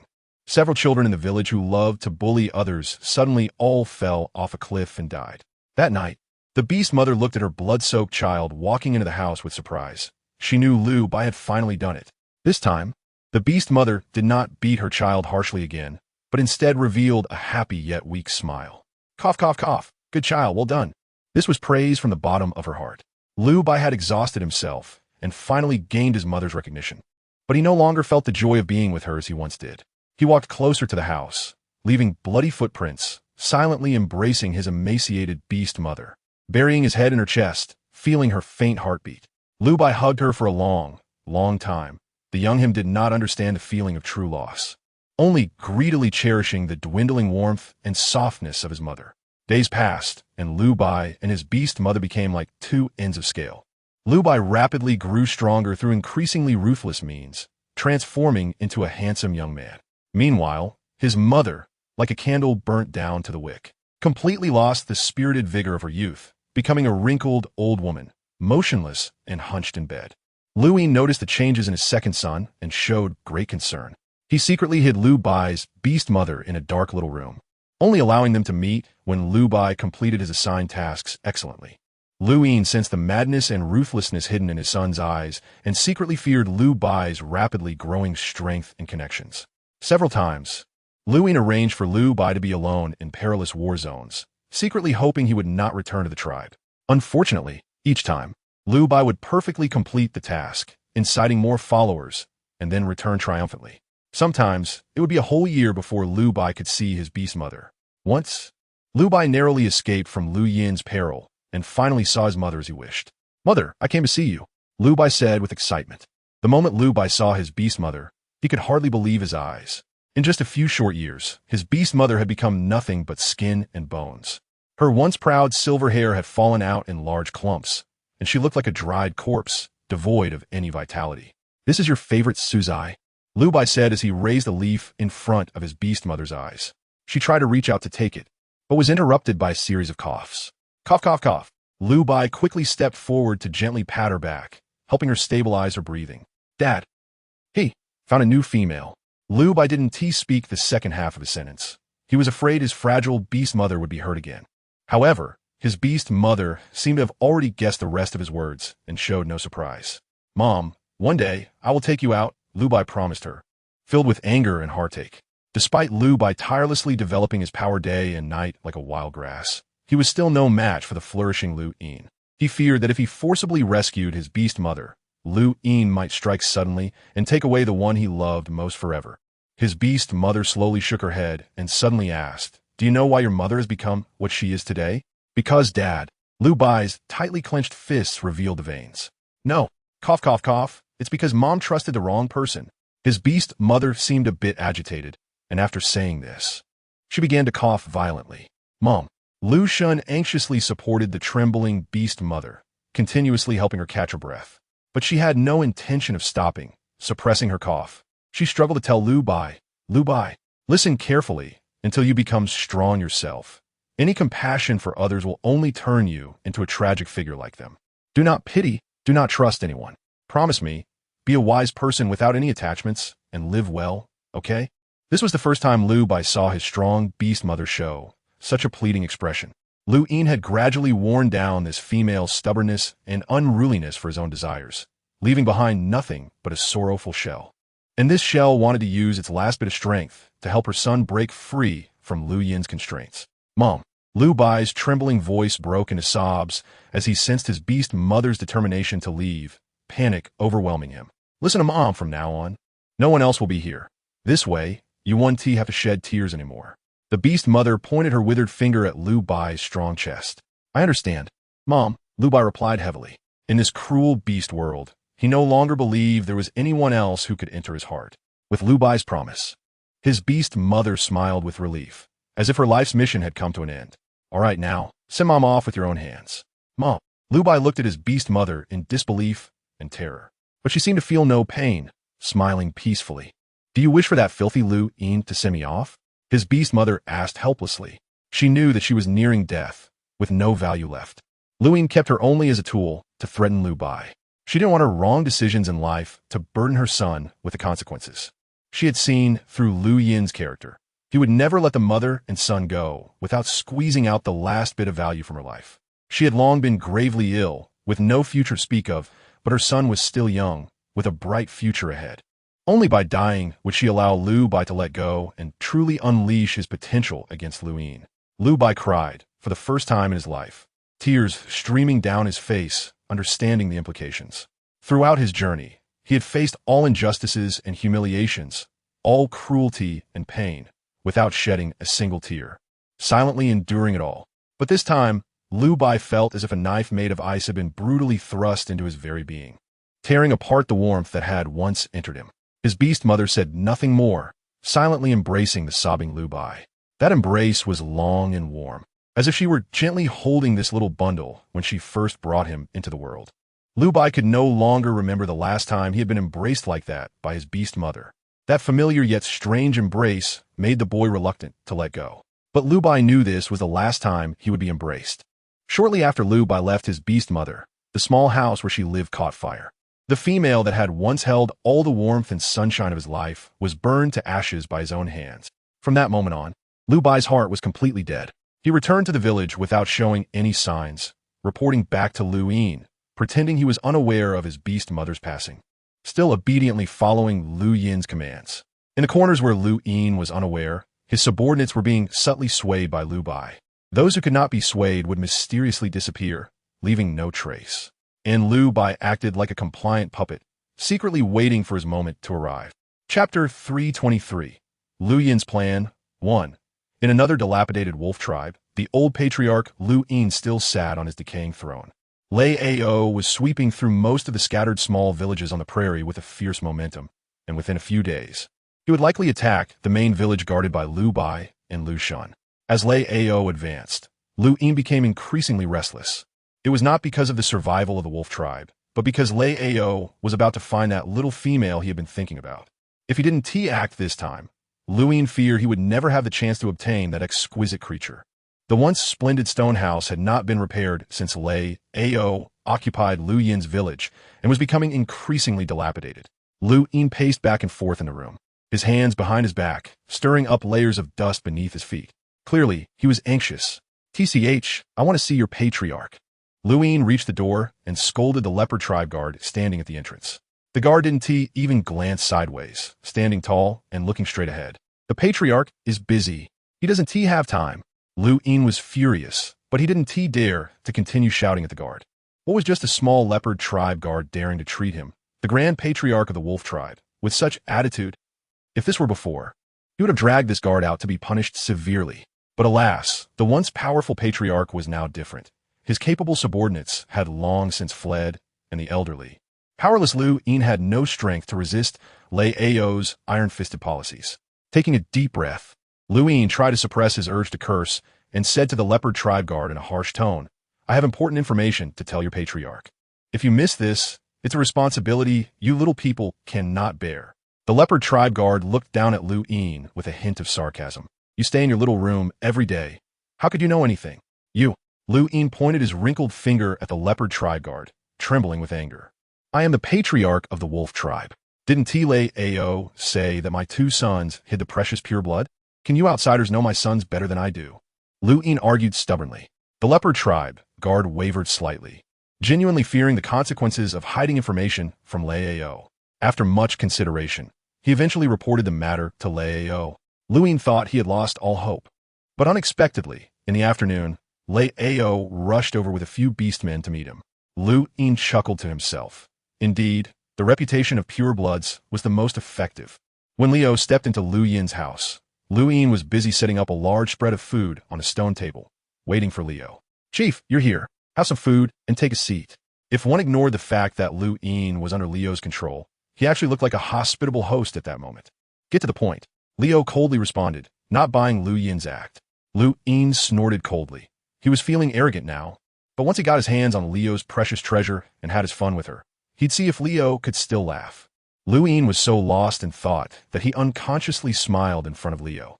We snapped back to reality and saw Leo's cold expression. He began to sweat and could only cough awkwardly. "I have a way to guess where your precious Gu Xiaoli is." Lu Yin rubbed his hands together eagerly. Leo raised an eyebrow.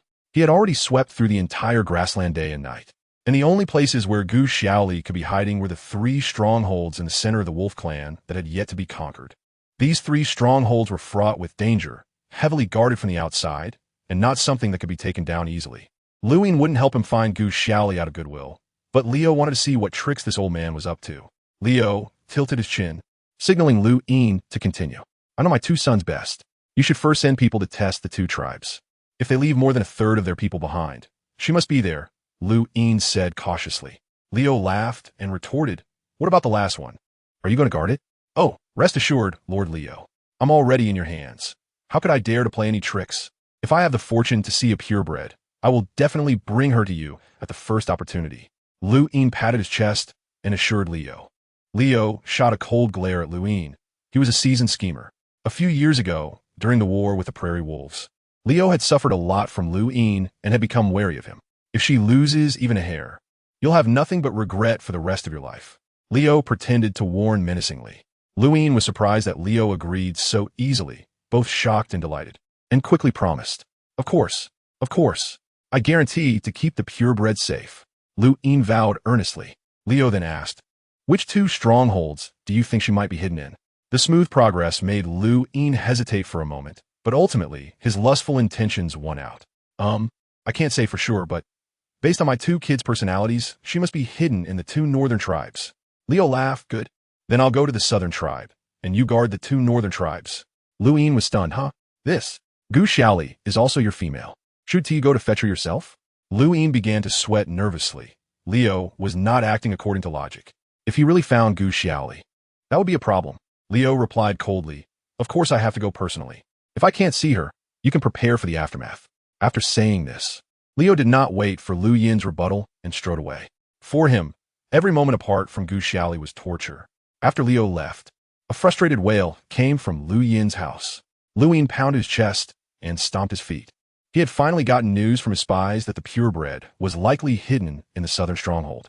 Originally, he wanted to trick Leo into putting pressure on the other two tribes to divert Lu Shun and Lu Bai away, allowing him to sneak into the southern stronghold and take the purebred away.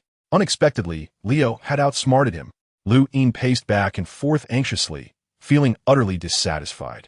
In a moment of determination, he shouted outside the door, calling in the few remaining subordinates he had left.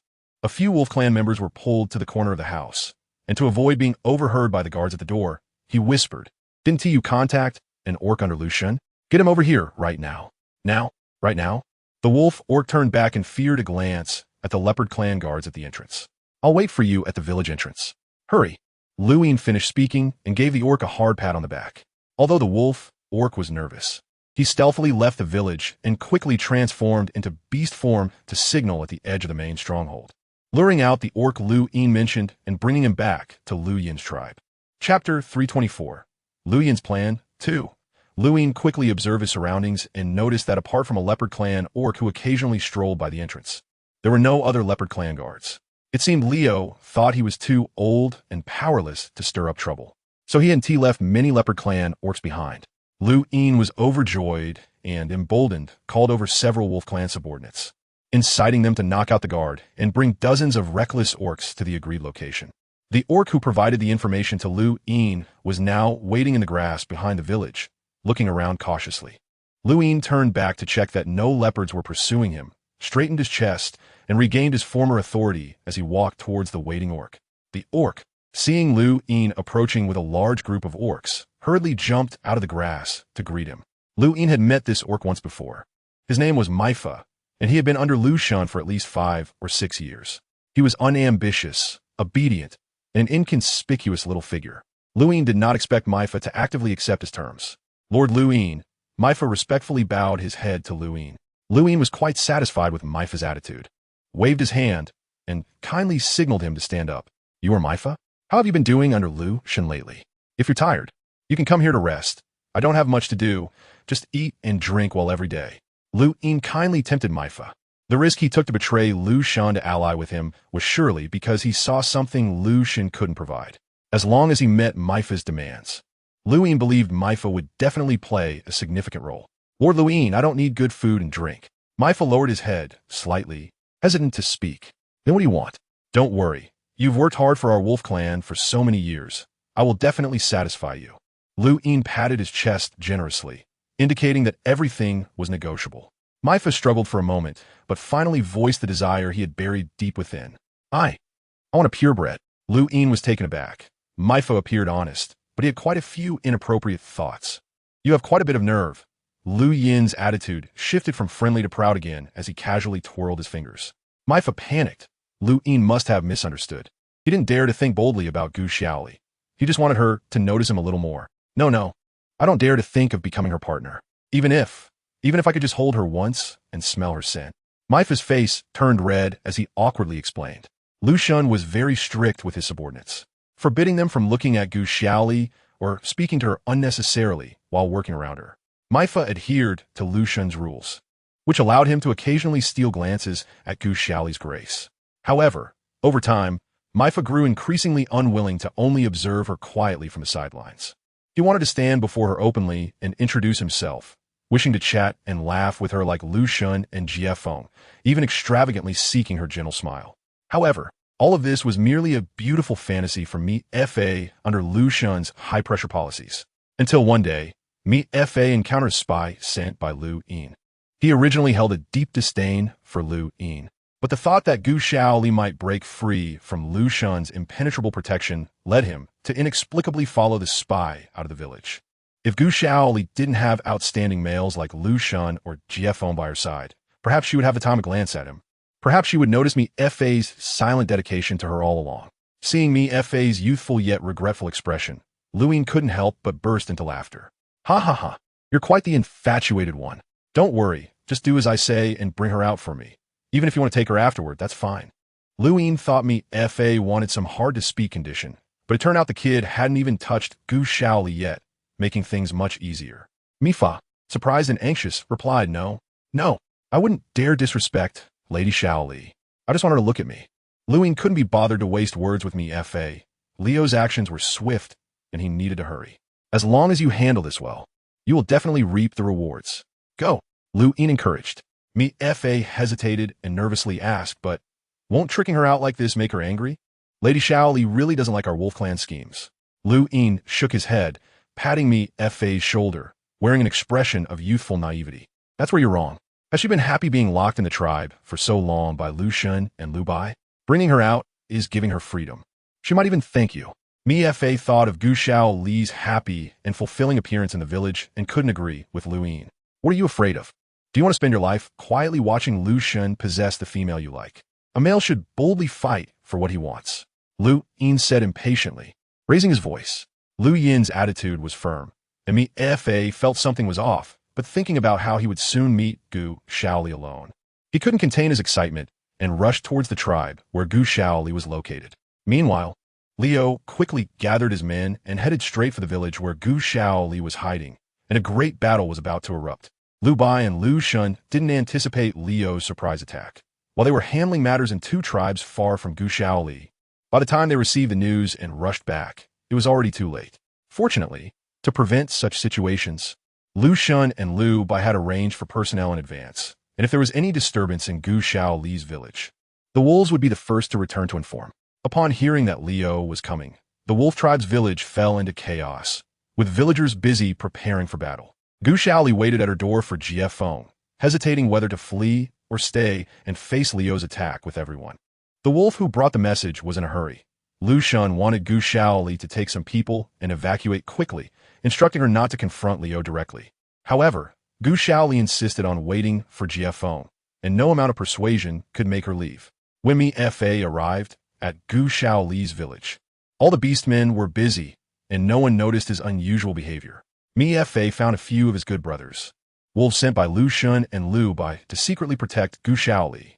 He lied, claiming he had seen Gu Xiaoli and that she wouldn't leave without Jie Feng, directing them to the direction where he had just seen Jie Feng. The anxious wolves, trusting Mi Fa's usual reliability, didn't think twice and rushed towards the direction he indicated to quickly bring Jie Feng back to leave with Gu Xiaoli. Once they were far away, Mi Fa hurriedly found Gu Xiaoli, who was anxiously waiting at the entrance. Chapter 325, Lu Yin's Plan 3. Mi Fa thought Gu Xiaoli would willingly escape with him out of fear of Leo, but to his surprise, she stubbornly remained at her door, focused on waiting for Jie Feng. Unable to forcibly drag Gu Xiaoli away, Mi Fa lied again, saying he had seen Jie Feng leave with his other brothers and urged her to catch up quickly. Mi Fa's performance was so vivid that even a seasoned old fox like Lu Shun would have believed it. However, Gu Xiaoli did not believe Jie Feng would leave her alone. Without hesitation, she gathered her energy and began searching through the chaotic village. Mi Fa anxiously followed behind. On the other side, Jie Feng did not believe the wolves' claims and broke through their obstruction with punches and kicks, searching the village for Gu Xiaoli. The wolf tribe's village was large, with houses clustered in the center and rivers and bushes on the outskirts. Both Gu Xiaoli and Jie Feng moved quickly, circling the village 3 times, just missing each other, and the delay had already taken a long time. Gu Xiaoli felt anxious. She knew Jiefeng would never abandon her. But the village was filled with fear and chaos, making it very difficult to find Jiefeng in such an environment. To save time, and with Mi Fei's urgent urging, she had no choice but to temporarily follow Mi Fei. Meanwhile, Lu Yin arrived at the agreed location with Mi Fei, eagerly waiting like a lamb to be slaughtered. Are you really planning to take that purebred female? But didn't Leo say not to touch a hair on her? One beastman following Lu Yin still felt uneasy. Although he was bold and eager to taste the purebred's flavor, he was still fearful of Leo. What does Leo know? Not to mention she has been in the leopard tribe for so long. How could Lu Shun and Lu Bai not have touched her at least once during her long time in the wolf tribe? This female, after so many encounters, it would be impossible to tell who has been with her and who hasn't. Once she is in my hands, I will enjoy her thoroughly and then clean her up to send back to Leo. With so many scents on her, Leo won't be able to tell. Lu Yin was confident, believing his plan was foolproof. Once Leo obtained Gu Xiaoli, he would surely fly into a rage over her promiscuity, leaving no time to pursue Lu Yin. But what if she reported him to Leo? The beastman was still not reassured. You are misjudging Leo. How many innocent beastmen has he slaughtered for this female? With possessiveness like his, that purebred wouldn't dare say a word to Leo. Lu Yin thought of Gu Xiaoli's previously submissive nature and firmly believed she wouldn't dare to speak much to the cruel Leo. Confidently, Lu Yin was unaware that Gu Xiaoli had long since changed, and his plans would soon fall apart. Gu Xiaoli rode on Mi Fei's back for a while and began to feel something was off. Mi Fei was taking her further off course, and none of the guards who usually accompanied him were following. It was just her and Mi Fei, one beast and one person. Gu Xiaoli gently patted Mi Fei's back, but he did not respond and instead quickened his pace. Just as Gu Xiaoli frowned, contemplating whether to jump off, Mi Fei stopped, and several unfamiliar beastmen emerged from the shadowy bushes ahead. Gu Xiaoli knew they were coming for her. She calmly got off Mi Fei's back and maintained a safe distance from him. So this is the purebred that all the tribes on the grassland are fighting over. Today, seeing her truly is extraordinary, came the harsh and wild laughter of an elder. Gu Xiaoli ignored the person and turned to question Mi Fei. Where is Jiefeng? Mi Fei, knowing she was in the wrong, lowered her head and dared not look directly at Gu Xiaoli. Looking at her toes, Mi Fei was just about to muster the courage and think of how to explain to Gu Xiaoli, when suddenly she was dragged away by two beastmen. Mi Fei struggled with all her might, but her fists were no match for four hands. In her panic, she still remembered Gu Xiaoli's safety and shouted to Lu Yin, Lord Lu Yin, you mustn't harm her. Mi Fei was dragged away while screaming, leaving only Gu Xiaoli and an old man with gray hair and a hunched back, along with a dozen wolf-like beastmen with gleaming eyes behind him.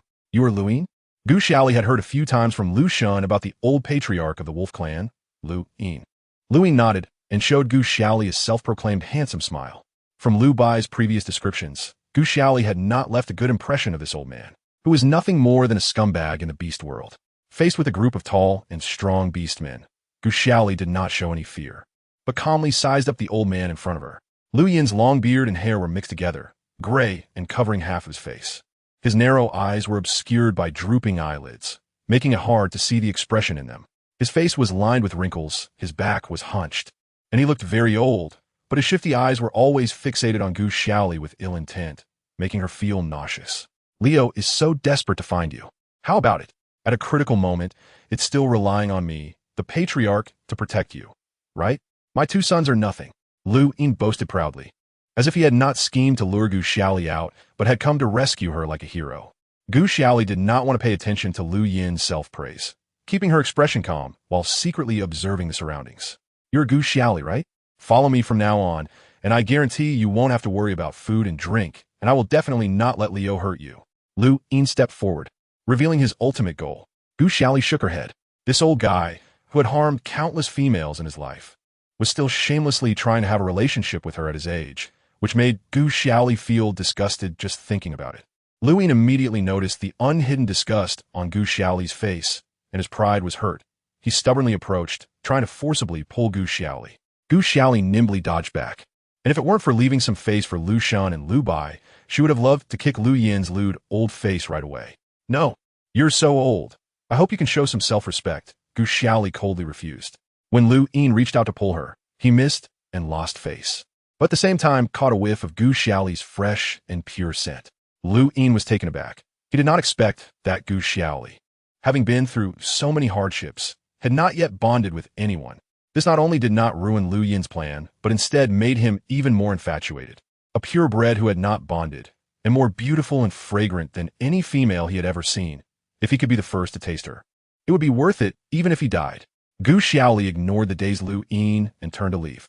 She had carefully memorized the path she took and planned to return on her own, since Mi Fa was unreliable. Huh? Do you think you could just walk out of here? If you regret it now and make me comfortable, you can still suffer less. Lu Yin's old and arrogant threat came from behind. Gu Xiaoli rolled her eyes at him. With her current strength, fighting Lu Yin and his subordinates would be as easy as sweeping away a candle. But she was in a hurry to find Jiefeng and didn't want to waste time on him. Chapter 326. Lu Yin's plan. 4. Lu Yin had heard of Gu Xiaoli's special abilities. He originally did not want to share such a rare beauty with so many people, but he was still somewhat wary of her strength. Therefore, he deliberately recruited many wolfmen to exhaust her abilities for easier conquest. You don't know what's good for you. It seems you won't understand until you suffer a bit.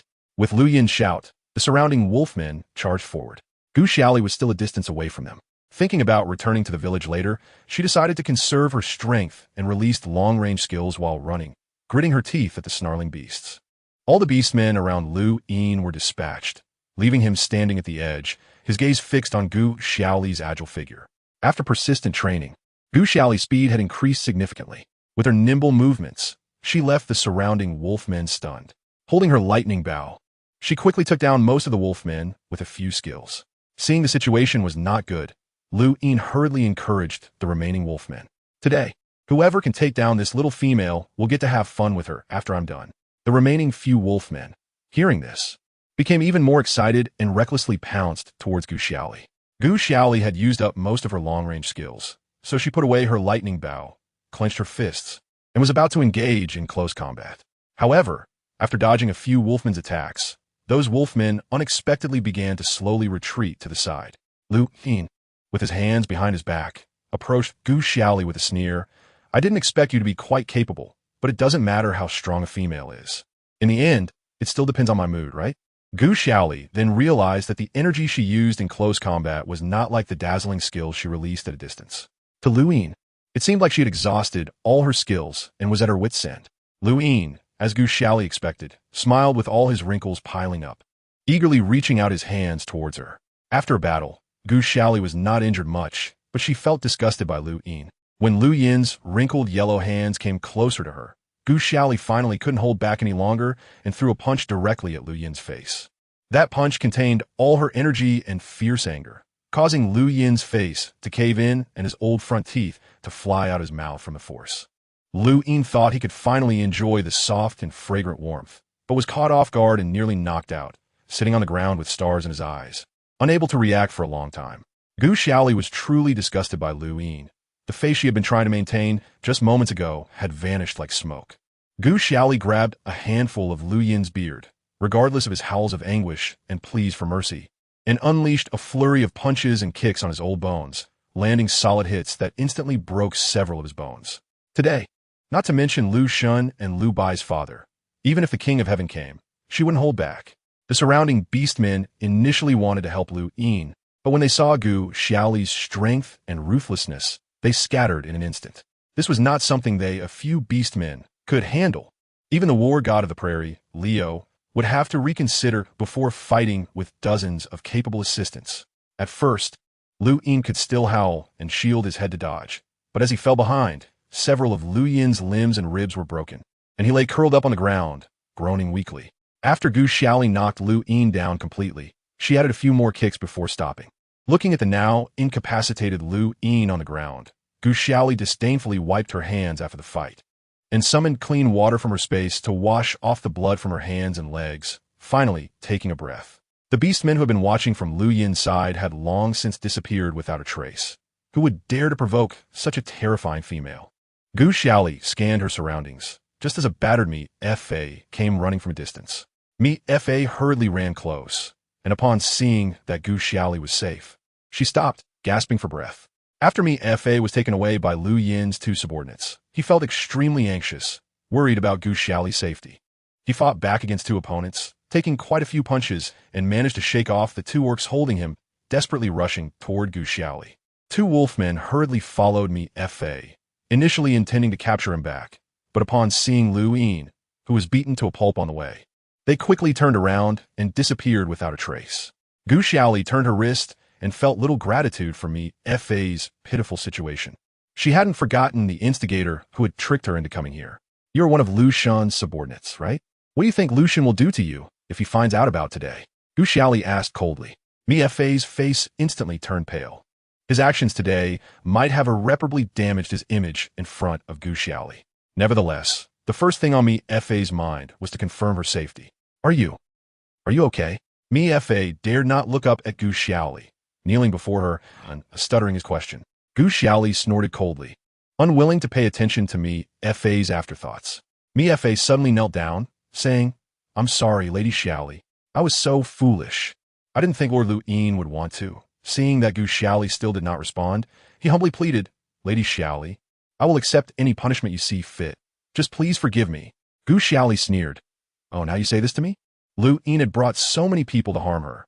If she hadn't practiced her close combat skills day and night, she might have already been ravaged by a group of beasts, waiting to die without any hope.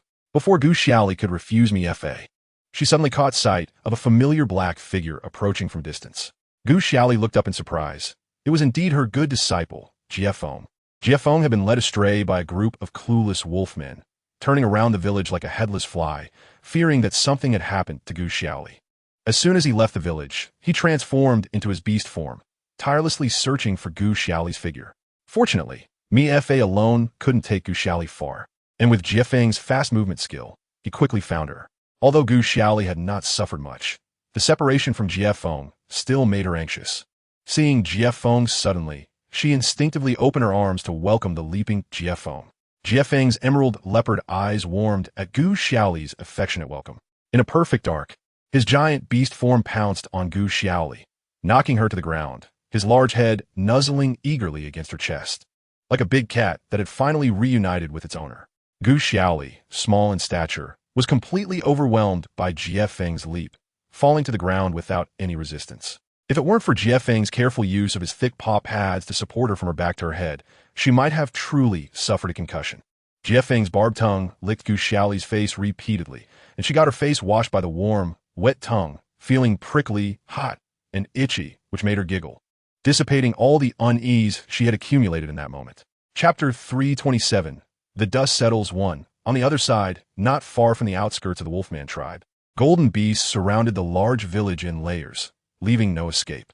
Leo seemed to be certain that Gu Xiaoli was in the village and, unwilling to waste words, led his golden beast to charge in.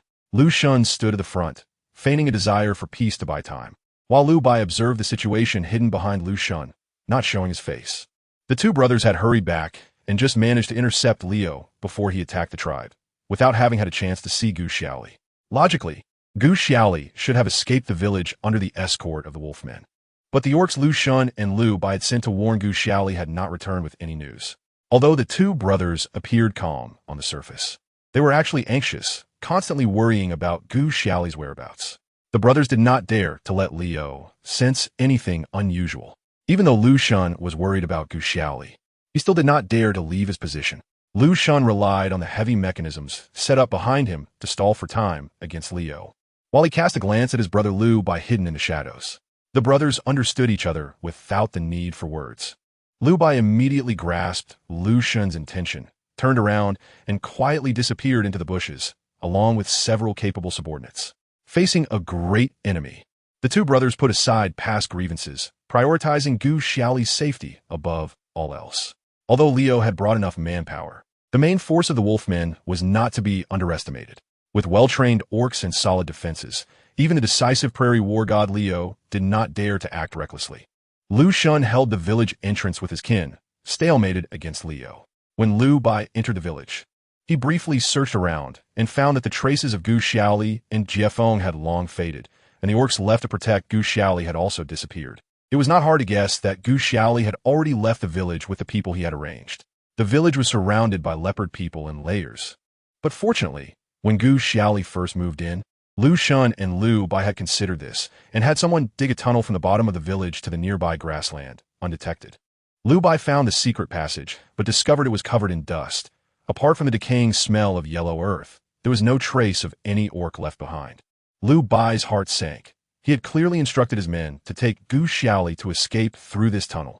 Lu Bai exerted himself and led his men out of the tunnel, increasingly anxious. Suddenly, he recalled a time when he had inadvertently seen one of Lu Shun's orcs secretly watching Gu Xiaoli from behind, with an obsessive and fanatical gaze. That person had a gloomy personality and was timid, and since he was one of Lu Shun's trained subordinates, Lu Bai had not pursued it further. Looking back now, Lu Bai felt increasingly uneasy. He searched around the village in a spreading pattern. A familiar and disgusting decaying smell gradually became clear, and Lu Bai's heart sank as he quickened his pace. It was the scent of Lu Yin, which he hadn't smelled in a long time. A rare panic appeared on Lu Bai's youthful face as images of his withered and decaying beast mother flashed in his mind. If that warm and soft figure also. Lu Bai dared not think further. Lu Bai had never run so frantically before. All thoughts stopped as he thought of that warm person. He only wanted to see her safe and sound immediately. Gu Xiaoli and Jiefeng were exchanging experiences on the grassland when Jiefeng, enraged after hearing about Gu Xiaoli's experiences, grabbed Mi Fa by the neck. Mi Fa, feeling guilty and helpless, lowered his head and said nothing, allowing Jiefeng to punch and kick him. Suddenly, a light gray figure appeared at the edge of the grassland, speeding directly toward Gu Xiaoli. Jiefeng reacted quickly, releasing Mi Fa, and stepped aside to block the incoming Lu Bai. Lu Bai was stopped by Jiefeng's brute force, hesitating for a moment, and it was then that Gu Xiaoli recognized him as Lu Bai. Gu Xiaoli lowered her guard and signaled Jiefeng to stand down. Reluctantly, Jiefeng took a small step back. However, Lu Bai paid no attention to Jiefeng. With a nimble movement, he bypassed Jiefeng and dashed toward Gu Xiaoli, arms wide open. Gu Xiaoli was startled by Lu Bai's sudden approach and jumped back, crossing her arms and staring wide-eyed at him. Realizing his outburst, Lu Bai awkwardly retracted his arms and took a polite half-step back, his eyes still filled with unshakable affection as he gazed deeply at Gu Xiaoli. "Are you all right?" Lu Bai's light gray eyes sparkled with tiny glimmers as he quietly observed Gu Xiaoli's condition. Gu Xiaoli rarely saw Lu Bai, who usually appeared calm and detached, lose his composure. She stared blankly at Lu Bai's forehead, drenched in sweat. Jiefeng stepped in to answer for Gu Xiaoli. "She's fine. No need for you to worry." After saying that, she straightened her chest and raised her head, aggressively forcing Lu Bai back 2 steps. Lu Bai was not angry. He turned his head to glance at Gu Xiaoli a couple of times, confirming that she was unharmed. He briefly informed her about the situation in the village before turning to check on the fallen wolf beastmen around them. Lu Bai regained his usual calm demeanor and quickly assessed the situation with a glance. Lu Yin lay on the ground, his old bones nearly falling apart from the beating. In his dazed state, he caught a whiff of a familiar youthful fragrance and, gathering all his strength to open his eyes, was pleasantly surprised to find it was his long-lost son. "Quick, come save me." Lu Yin groaned intermittently, struggling to prop himself up. Lu Bai approached Lu Yin expressionlessly, looking down at him from a height, observing the once mighty Lu Yin in his current weakened state. Lu Yin had not yet sensed the low pressure in the air and treated Lu Bai as the obedient tool he had been before, venting all his frustration and anger. "Why did it take you so long to come? Have you forgotten how I treated you before? One ungrateful wildling." Lu Bai smiled, a bewitching smile that made Lu Yin's eyelids twitch. "How you treated me, I certainly won't forget. Now, I must repay you well." Lu Bai's smile was radiant but held no warmth, and the madness in his eyes was unmistakable. Lu Yin's throat tightened and his heart raced. He had long believed he should not have kept this wildling. Lu Bai was just like his beast mother, never learning to be submissive. 2 beast men approached Lu Bai, surrounding Lu Yin and getting ready to drag him away. Lu Bai watched all of this from the outside, indifferent, as if he were a bystander to the bullying he had endured from Lu Yin in the past. Lu Yin, treated like a lowly creature, was dragged around without any of his former authority as the clan leader, his face pale, no longer daring to shout, filled with terror. "Wait, what are you going to do, Lu Bai? Your beast mother. Only I know where she is. If you dare to do anything to me, watch out for your beast mother." Sweat poured down Lu Yin's forehead as he sensed Lu Bai's murderous intent and hurriedly took out his trump card. Chapter 328. The dust settles too. Lu Bai sneered, with a hint of barely noticeable sorrow. Hasn't she been turned to ash years ago? It seems my father is getting old and his memory is failing. There's no need for this wolf clan leader anymore. The latter half of Lu Bai's sentence was delivered with a mocking tone, his voice as cold as ice. Lu Yin was taken aback, his heart sinking to the bottom. Lu Bai actually knew about his beast mother. Lu Yin lost the only means he had to control Lu Bai, feeling panic and tremors inside. But he stubbornly maintained the high and mighty demeanor of a clan leader, refusing to back down. You dare kill me? Don't forget, I'm still the leader of the Wolf Clan. If you dare to kill me, the clan members won't recognize you. Lu Yin threatened fiercely. Even if he couldn't have a good end, he wouldn't let Lu Bai benefit. Lu Bai flicked his fingers, seemingly unconcerned about the title of clan leader that Lu Yin mentioned. His light gray eyes suppressed a crazed glint, and he instead changed the subject. I've waited so many years, of course. I won't let you off easily. A breath caught in Lu Bai's chest as he suddenly recalled those beastmen who had opposed him in the past seemed to have disappeared or died mysteriously. Lu Yin's eyes darted around, hardly believing that the obedient son he once knew would personally send him to his doom. His face turned ashen, and just as he was about to plead for mercy, he was dragged away by two wolf beastmen without mercy. Lu Bai quietly and coldly watched his old father leave, just as he had skillfully and numbly dealt with countless beastmen before. But this time, there was an added sense of relief and pleasure. Gu Xiaoli and Jia Feng witnessed the dramatic fallout between father and son. Gu Xiaoli was astonished, unable to close her mouth. She had thought that since she had severely injured Lu Yin, she would have to explain and apologize. To her surprise, the reality was the opposite. Lu Bai showed her great care, but had people take away his severely injured father. Jia Feng shrugged nonchalantly, having seen many such scenes of familial betrayal in the beast world, and led Gu Xiaoli away from the wailing scene. In the beast world, there were no ethical norms. Betrayals between fathers and sons, brothers killing each other were common. Beastmen revered absolute power, and no beastman would act out of familial or friendly sentiments. Of course, love was an exception. Some males in the beast world pursued love to a frenzied and oblivious extent, with females becoming the nexus that connected the males. Lu Bai first took Gu Xiaoli to a new safe village, away from the three major tribes disturbed by Leo.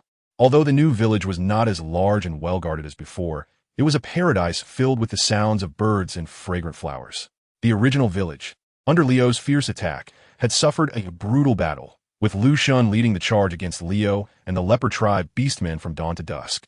The elite vanguard of the Leopard tribe ultimately broke through the outer defenses of the Wolf tribe's village, but at the cost of losing more than half of their beastmen.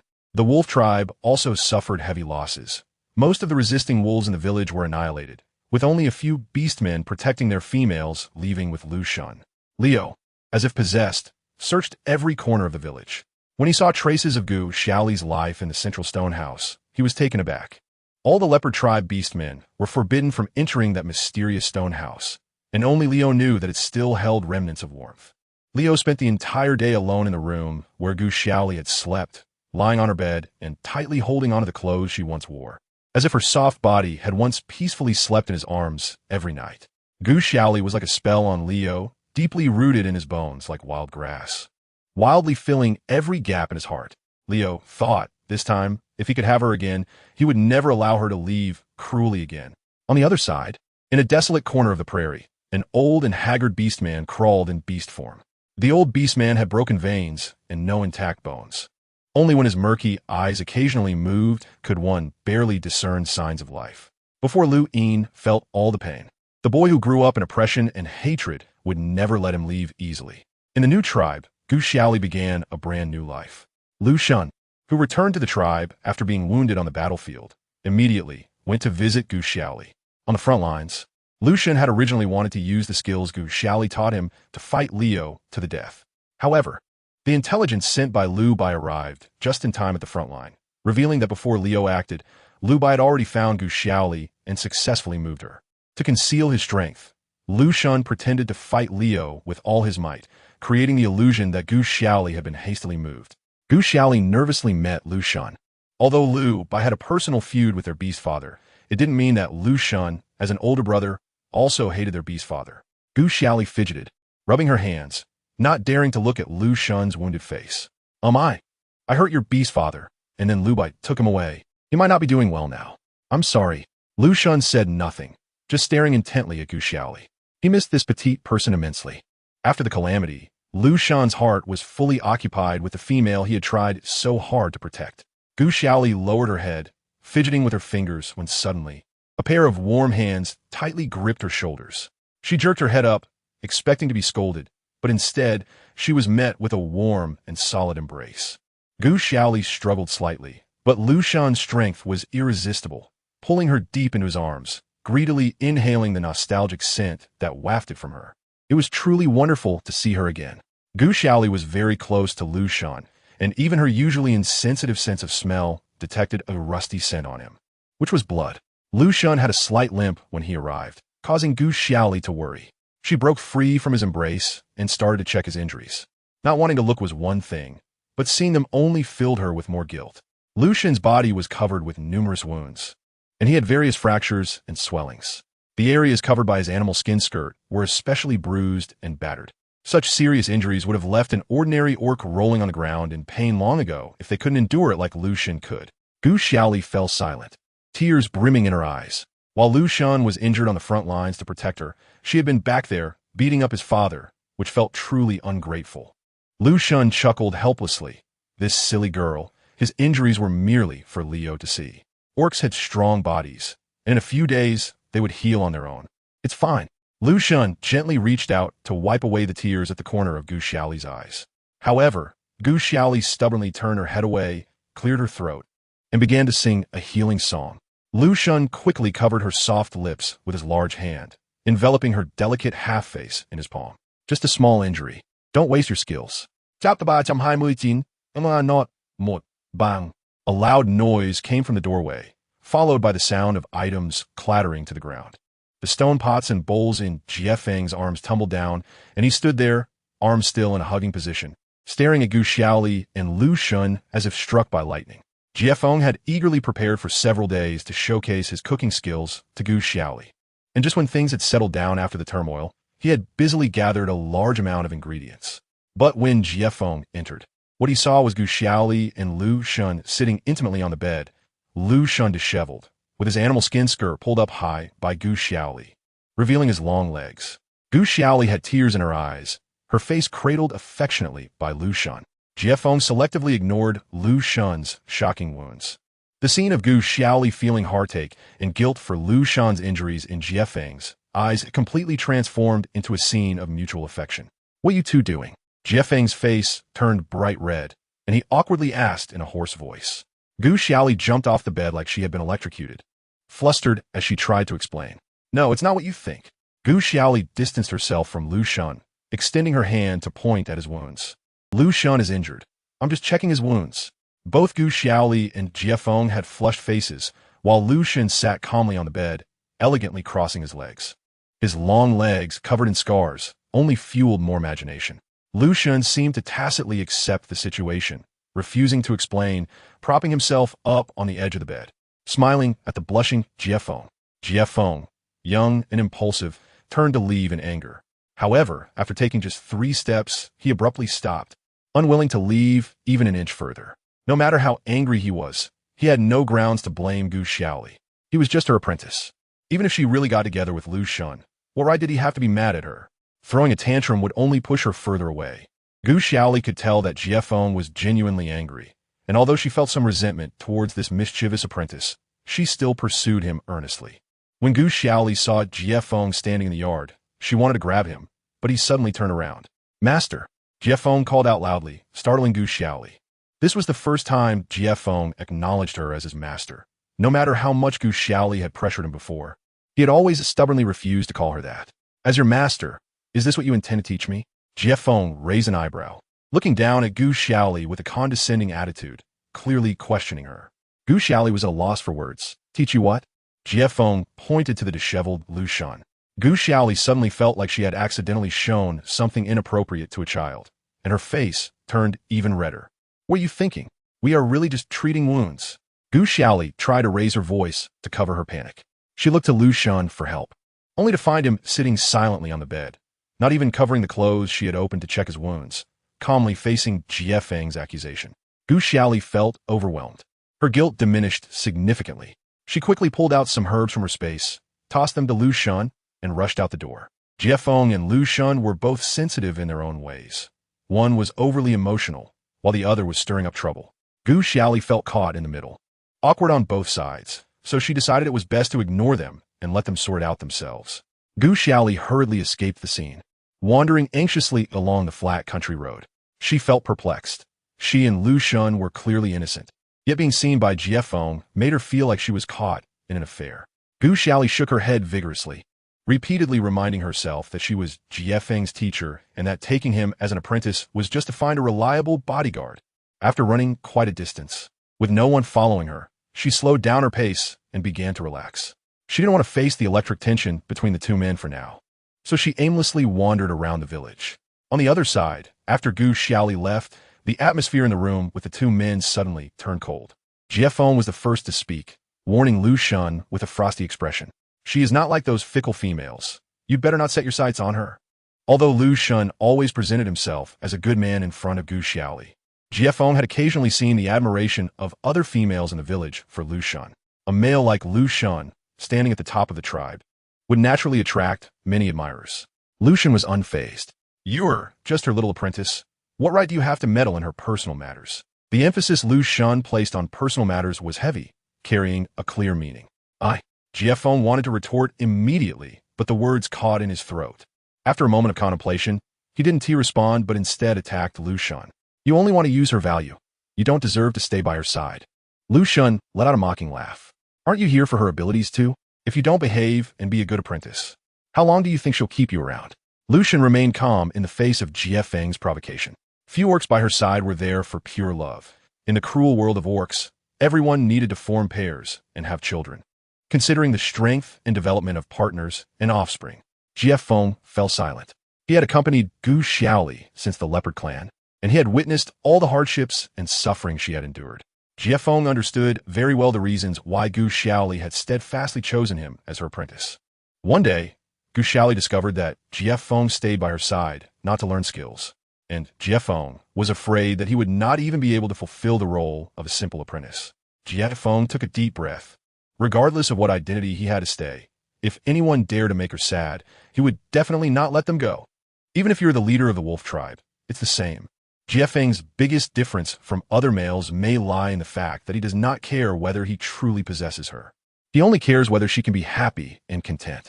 Jie Feng openly provoked Lu Xun, showing no fear and not caring about Lu Xun's reaction. After speaking, he left the small house without looking back. His purpose was fundamentally different from Lu Xun's, and there was nothing to argue about. Openly provoking the leader in the tribe was unacceptable, and a few wolves at the door were about to chase after him, but were stopped by a gesture from Lu Xun. Lu Xun looked down at the herbs Gu Xiaoli had left in his hand, lost in thought. Could it be that he was really just trying to get close to her for her body? Having spent so much time with her and seeing many sides of her that others did not know, Lu Xun became increasingly uncertain. Chapter 330. Heart Knot 2. In the following days of training, Gu Xiaoli strictly followed the schedule as usual. However, Jie Feng changed his usual behavior and stuck closely to Gu Xiaoli like super strong glue. The two chose different professions, so their training directions were naturally different, and many types of training could not be done together. Gu Xiaoli was worried that this would delay Jie Feng's training, so she tried several times to communicate seriously with him, but Jie Feng stubbornly brushed her off. After several discussions, they could not reach a conclusion. Gu Xiaoli simply let Jie Feng do as he wished. After all, with Jie Feng's current strength, very few could compete with him on the prairie. Gu Xiaoli did not know how desperate and fearful Jie Feng was when he was frantically searching for her throughout the tribe on the day Leo attacked the wolf tribe. From that moment on, Jie Feng was determined to keep Gu Xiaoli within his sight at all times. One day, while Jie Feng was training closely with Gu Xiaoli, a boy in a beige linen outfit bounced over. Jie Feng saw the figure from afar and immediately darkened his face. Gu Xiaoli waited for the person to come closer and realized it was the bright-eyed Lu Bai. Lu Bai's clean and youthful appearance smiled like a warm spring day, giving a feeling of a gentle spring breeze. Are you tired from training? Do you want to go out and play with me? I found a really beautiful place nearby. Gu Xiaoli tilted her head and thought for a moment. Sure, shall we go now? Just as Lu Bai was about to speak, Jie Feng answered first. I'm going too. His tone was very firm. Lu Bai's eyes curved with a smile as he looked at Jie Feng. No, I have something very important to discuss with Xiaoli alone. Jie Feng's face instantly turned cold. His eyebrows slanted as he glanced at Gu Xiaoli. Gu Xiaoli felt a mournful gaze shooting over from the side. Without saying anything, she knew it was Jie Feng. Gu Xiaoli scratched her head. Lu Bai rarely sought her out for no reason, so he probably really had something he needed her to know. She glanced back at the nervous Jiefeng. It looked like a big dog afraid of being abandoned by its owner. Gu Xiaoli sighed and pulled Jiefeng away, gently patting his shoulder and tiptoeing to whisper in his ear, "It's okay if there is anything important related to you. I'll definitely tell you when I come back." Jiefeng instantly wilted, his hair and emerald eyes losing their color. Gu Xiaoli comforted him by ruffling his short black hair. "You need to train well at home. Catch up on the progress you've missed these days. I'll make you something delicious when I return." Jiefeng pressed his thin lips together, his long fingers gently grasping Gu Xiaoli's wrist, his voice low. "I'll make you something delicious. So, can you not go by yourself?" Gu Xiaoli chuckled, suddenly finding Jiefeng somewhat adorable. "All right, but you can't stick to me all the time. What kind of man always follows others around?" Gu Xiaoli patted Jiefeng's back in encouragement.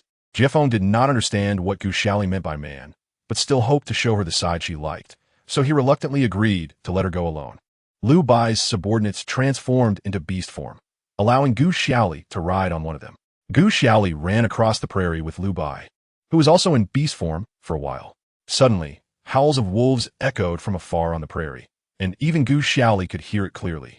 Lu Bai and a few wolves looked tense, focusing on the distance to listen. Lu Bai and several beastmen whispered to each other in beast language, and Lu Bai suddenly transformed back into human form. "Xiaoli, there are some matters that need to be handled over there on the prairie. I'll be back soon. Let them take you there first, and I'll join you shortly." Lu Bai explained to Gu Xiaoli with a smile, as if he was just going to deal with some minor issues. Gu Xiaoli knew that something significant must have come up for Lu Bai to suddenly abandon their agreement and leave in a hurry. "If the enemy is difficult to deal with, I can go with you," Gu Xiaoli suggested. Lu Bai shook his head. She was the treasure that the Lu family brothers fought to protect, so how could she be allowed to face the battlefield directly? Lu Bai transformed back into beast form and sprinted off alone in another direction.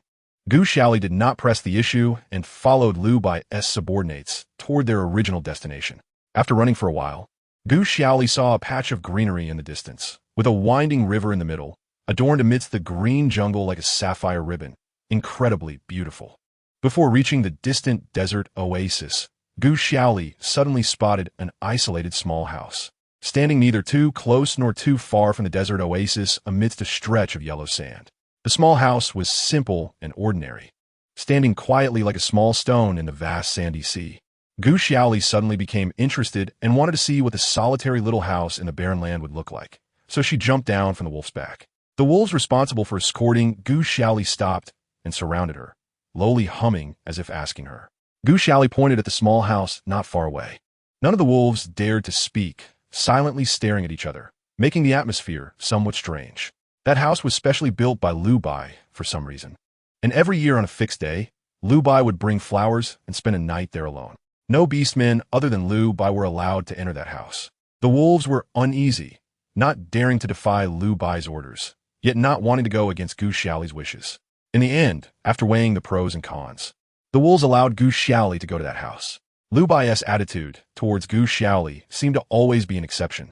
They sensed that Gu Xiaoli might be the first person able to approach that secret room. Gu Xiaoli had no idea about the complex history of that small house and entered it, full of curiosity and exploration. The house was very small, extremely simple, with earthen walls and ground, only a few animal skins and hay laid in the corner. Gu Xiaoli was curious as to why such an incongruous little house would suddenly stand in the endless yellow earth desert. The more she observed, the more she found that everything in the house seemed simple, yet it appeared to be carefully designed, as if imitating a specific environment's architecture. In a makeshift bedding piled in the corner, Gu Xiaoli saw something glimmering. She curiously approached and reached out to pull out what was covered by the animal skin. It turned out to be a string of small stones hollowed out in the middle, strung together with a tattered grass rope. The grass rope was very fragile. If she wasn't careful, the whole string of colorful little stones would scatter. Gu Xiaoli held it carefully. "So this is where you are?" Lu Bai's voice came from behind her. Gu Xiaoli turned her head upon hearing the sound and found Lu Bai, who had returned at some point, standing at the door with a blank expression. "Sorry, I couldn't help but come in to take a look." Gu Xiaoli felt that the atmosphere was a bit strange, as Lu Bai no longer wore the bright smile he had in the morning. Lu Bai stepped forward, not saying a word, but took back the beautiful string of small stones from Gu Xiaoli's hand. "It's very beautiful," Gu Xiaoli sincerely praised. Lu Bai seemed a bit displeased. He keenly sensed that the string of colorful small stones still carried Gu Xiaoli's scent. Although her scent was not unpleasant, Lu Bai still disliked the idea of other smells mingling with the only item his mother had left him. He carefully wiped the stones and silently put them away.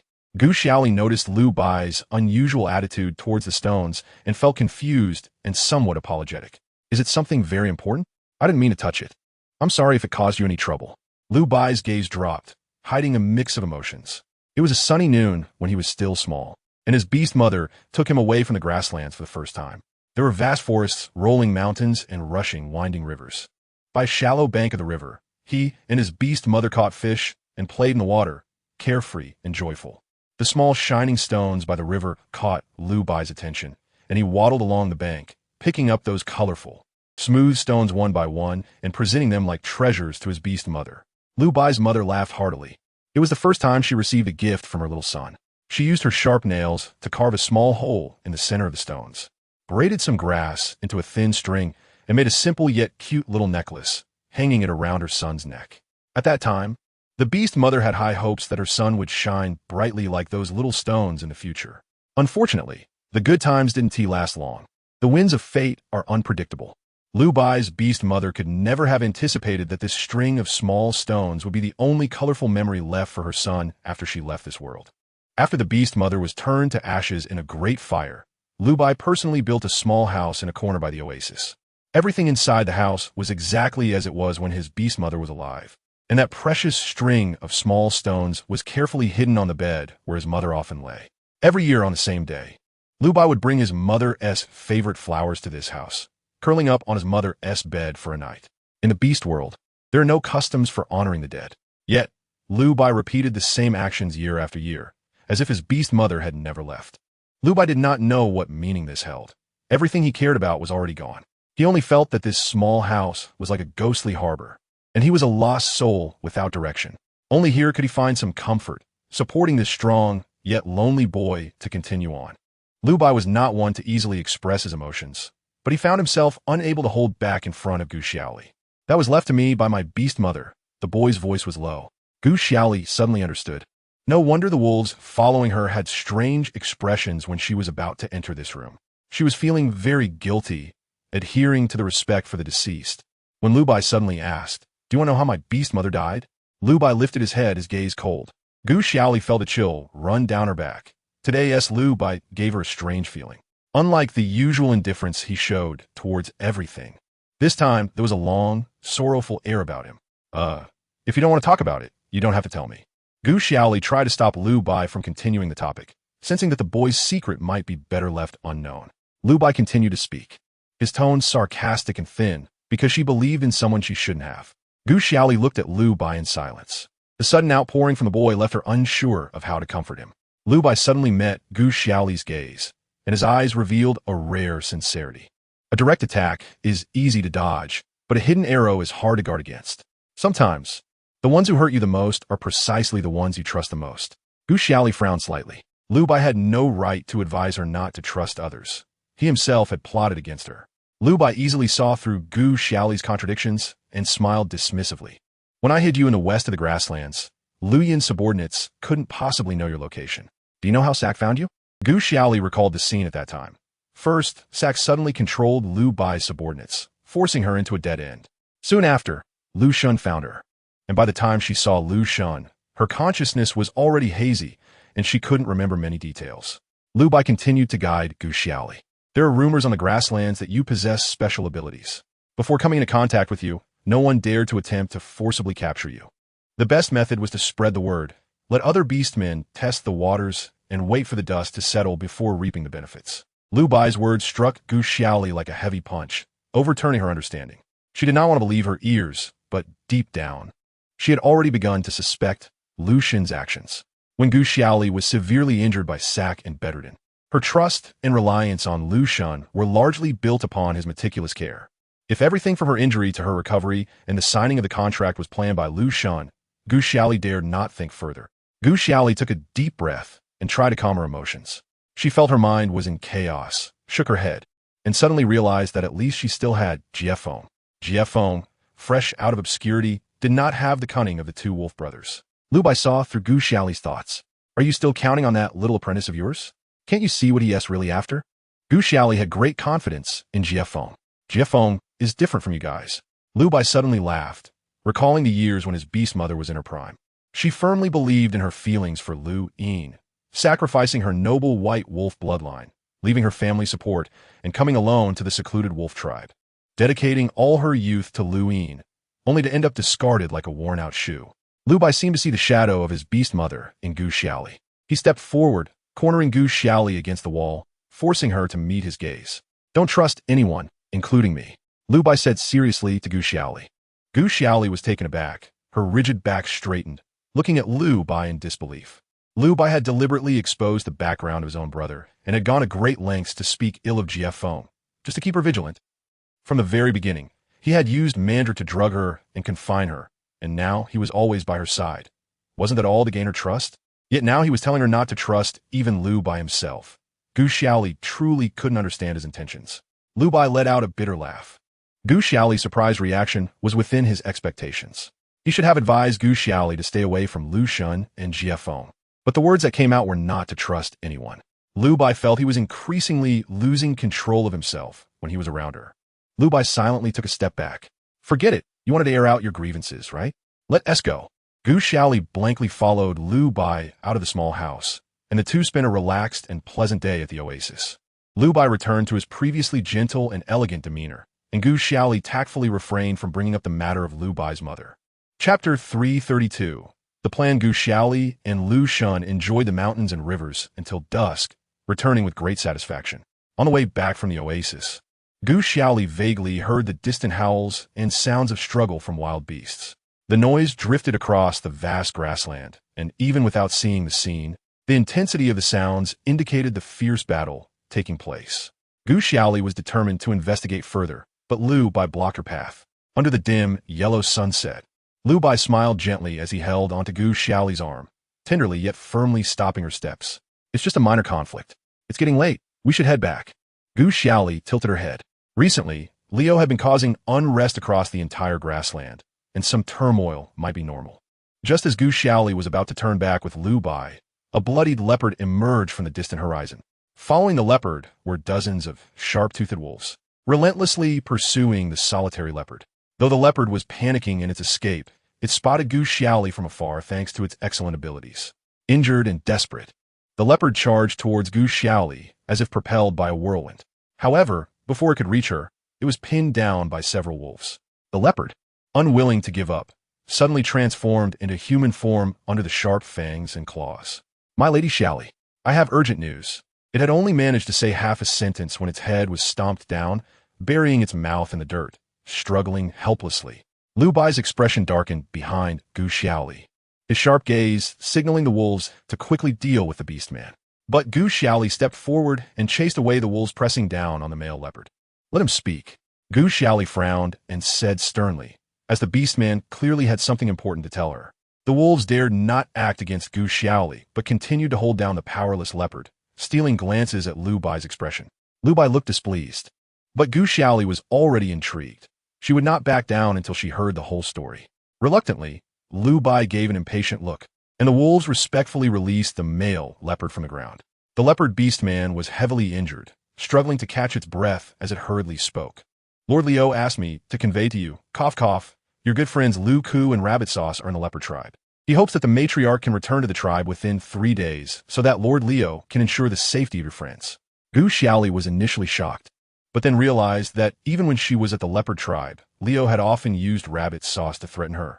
Not to mention that she had directly escaped from Leo without a trace. Rabbit Sauce and Lu Ku were definitely not having a good time in the leopard tribe, and Gu Xiaoli felt immense guilt.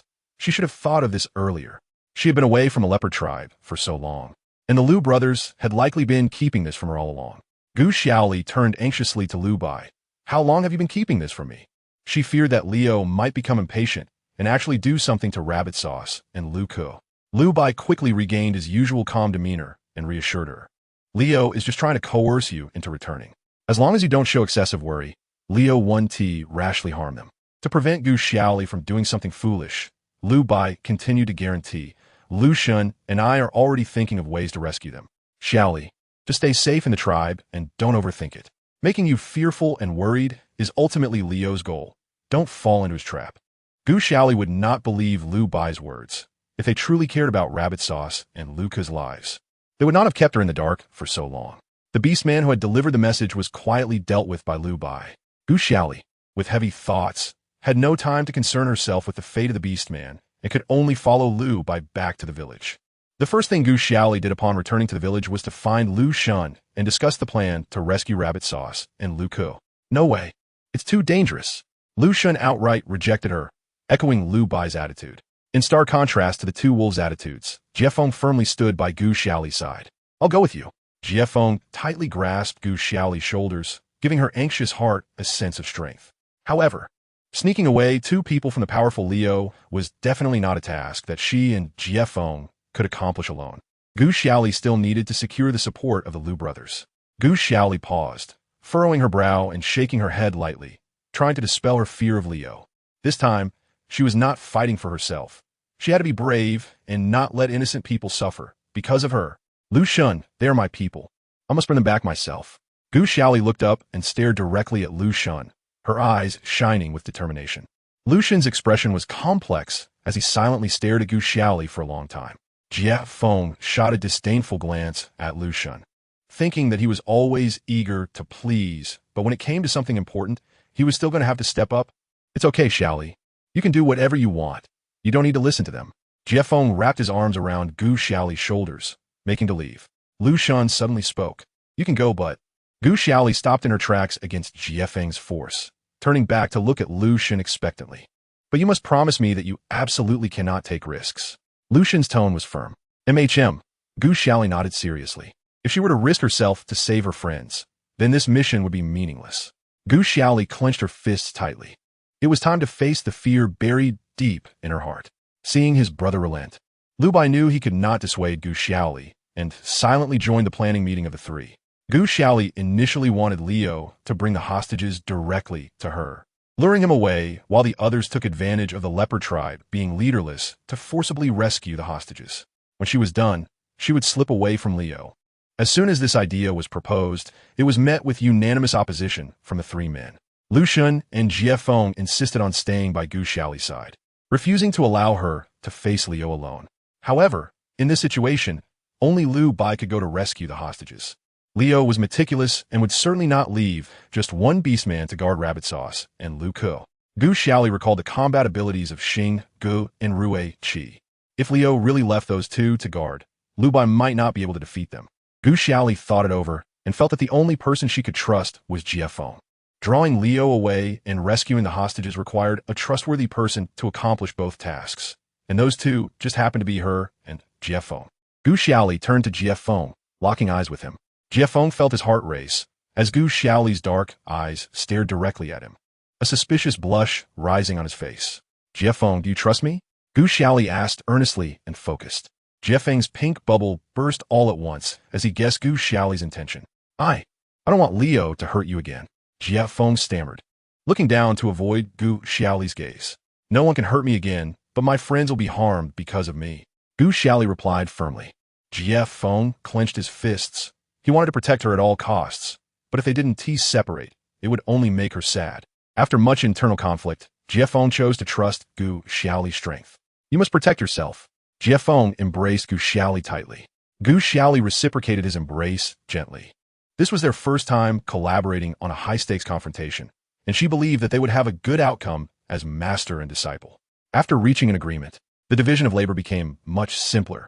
Gu Xiaoli and Lu Shun would team up to face Leo and draw him away, while Lu Bai and Jiefeng would lie in ambush, waiting for the opportunity to rescue the hostages.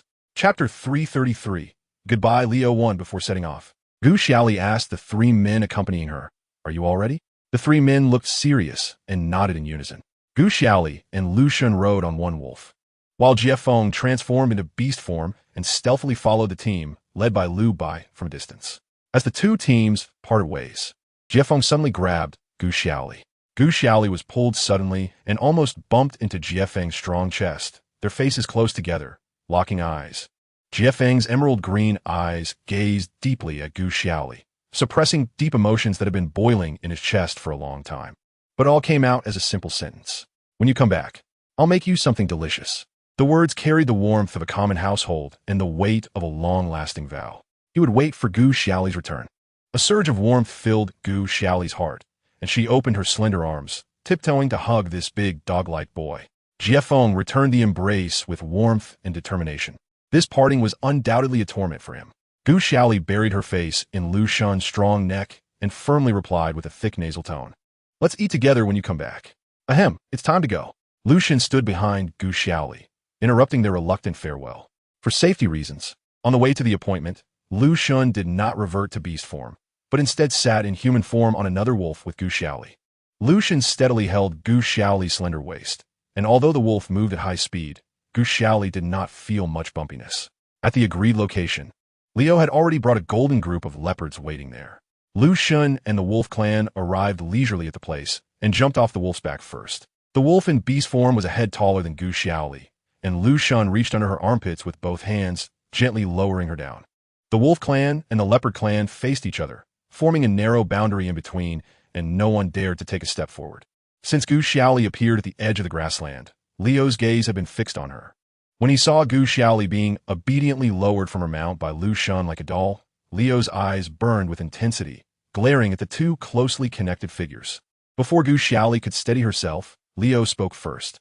It seems you've been doing quite well during your time away. You can still remember your two friends? Leo's deep voice was filled with sarcasm, his fists clenched, veins bulging, clearly displeased with Gu Xiaoli and Lu Shun's behavior.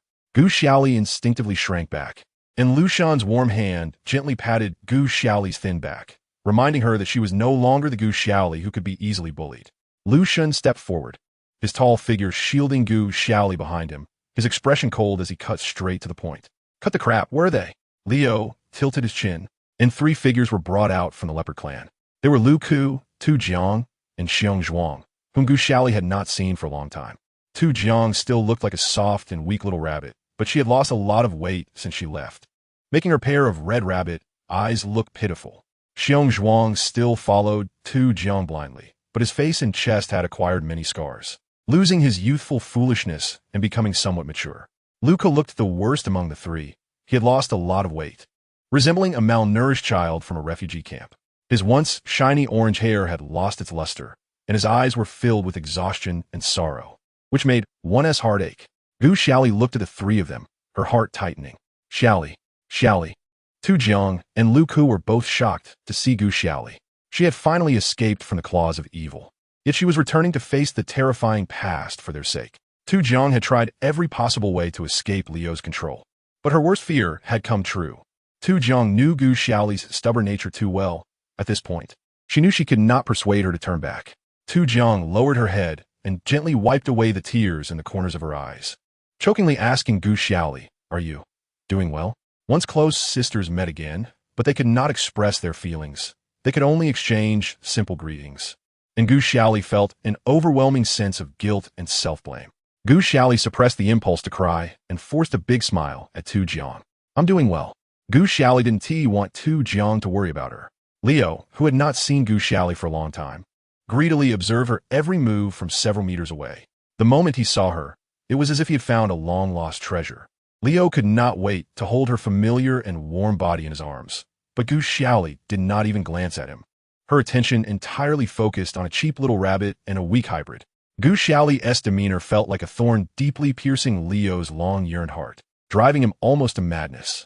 Leo used immense self-control not to start a fight. He knew that would only push her further away. His arrogance and selfishness had already pushed her too far.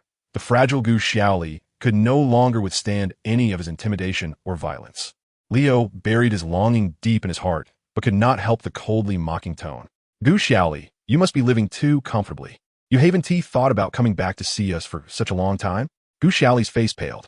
Leo contemptuously pointed at the two hostages, a cold smile curling at the corners of his mouth. "It seems you don't really care how your two friends are doing?" "No," Tu Jiang shouted first. Gu Xiaoli had almost lost hope of surviving during her captivity by Leo. As an observer, Tu Jiang could only glimpse a corner of Gu Xiaoli's life and found it unbearably suffocating. How could Gu Xiaoli, who had never experienced any freedom, endure it? Even if Gu Xiaoli fled the grassland without looking back, Tu Jiang would not blame her at all. She only hoped that this purebred person, who was the only one willing to respect her as a lowly beast man, could live freely and happily. A cold gaze shot towards Tu Jiang, causing her to shrink her neck and timidly turn her head to see Leo's intimidating stare.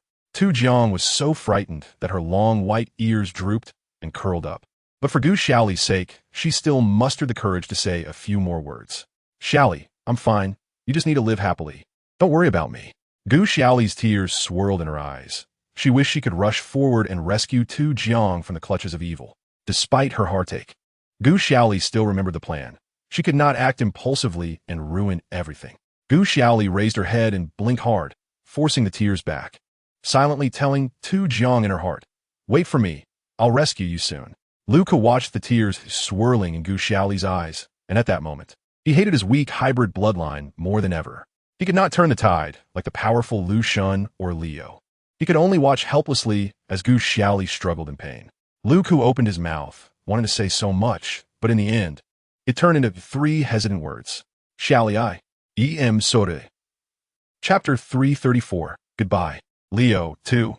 Leo was displeased that the two had taken all of Gu Xiaoli's attention, and with a glance, Richie understood and dragged the two away.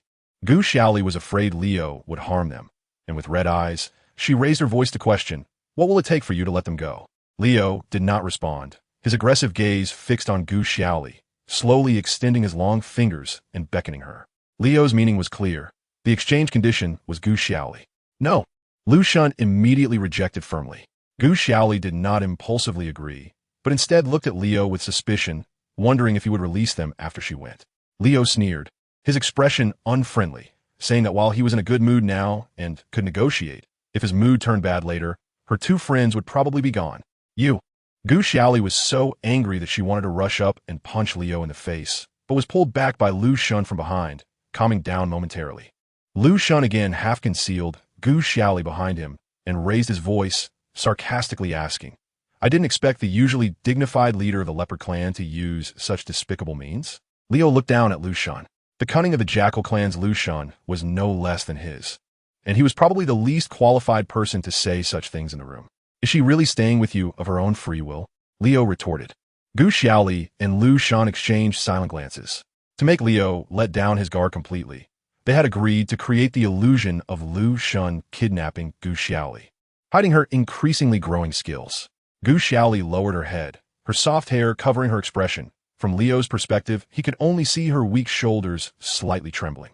Gu Xiaoli gently tugged at Lu Shun's clothes, her tone a mix of grievance and negotiation, saying she wanted to talk to Leo alone. Lu Shun frowned and firmly rejected her request. It looked as if Lu Shun was determined to keep Gu Xiaoli, while she still appeared fragile and easily manipulated. Gu Xiaoli maintained a cowering posture, secretly touching the mark on the inside of her wrist, which was a spell of exchange left by Lu Shun using his mage skills. "What's wrong? Don't you have confidence in keeping her?" Leo provocatively asked. Clearly, he had complete faith in the acting skills of Gu Xiaoli and Lu Shun. In reality, although Leo had never shown it, he had been in a state of panic and unease since losing Gu Xiaoli. Gu Xiaoli's fear of Leo ran deep, and if Lu Shun played the role of a kind flower-protecting knight, it would be easy to deceive Gu Xiaoli's true feelings away. Leo feared that one day he would win her body but lose her heart forever. Gu Xiaoli peeked at Leo through the strands of her hair. Her voice choked as she pleaded with Lu Shun. "Lu Shun, I beg you." Lu Shun's expression darkened. Torn between not wanting to let go and not wanting to hurt Gu Xiaoli, he glanced uneasily in Leo's direction before finally compromising. "All right, but you can't leave my sight." Leo laughed heartily. If Lu Shun treated Gu Xiaoli the same way he treated her, Leo had even more confidence in making Gu Xiaoli change her mind. To ensure Leo wouldn't suddenly decide to kidnap Gu Xiaoli, Lu Shun stood with the poised jackals a short distance away. Any movement would trigger countless jackals to pounce immediately. Leo easily agreed to Lu Shun's condition. In his eyes, a small group of jackals was nothing to worry about. The Jackal and Leopard clans retreated several dozen meters, leaving a large open space in the center where Leo stepped forward first. Lu Shun wrapped his arm around Gu Xiaoli's waist and slowly walked toward Leo. Halfway there, Gu Xiaoli subtly paused, signaling Lu Shun to go back, not wanting a conflict between the two men to arise. Lu Shun halted as well, gently patting Gu Xiaoli's back, leaning down to her ear, his steady and magnetic voice saying, "Don't be afraid, I will always be by your side." Gu Xiaoli nodded slightly. She knew Lu Xun would never leave her alone in Leo's hands. Gu Xiaoli took a step forward, turning her head back to give Lu Xun a confident smile. Her smile, backlit, was calm and confident, causing Lu Xun's heart to skip a beat. Turning back, Gu Xiaoli resumed a tense expression, helplessly clutching her upper arms as she walked step by step toward Leo. Leo's furrowed brow only relaxed after Lu Xun let go of Gu Xiaoli. The hot, bright sunlight shone on the yellow earth, casting a golden glow over the familiar and nostalgic feminine form. Leo suddenly felt a bit unreal. After countless sleepless nights, he had really found the long-lost peace of his heart.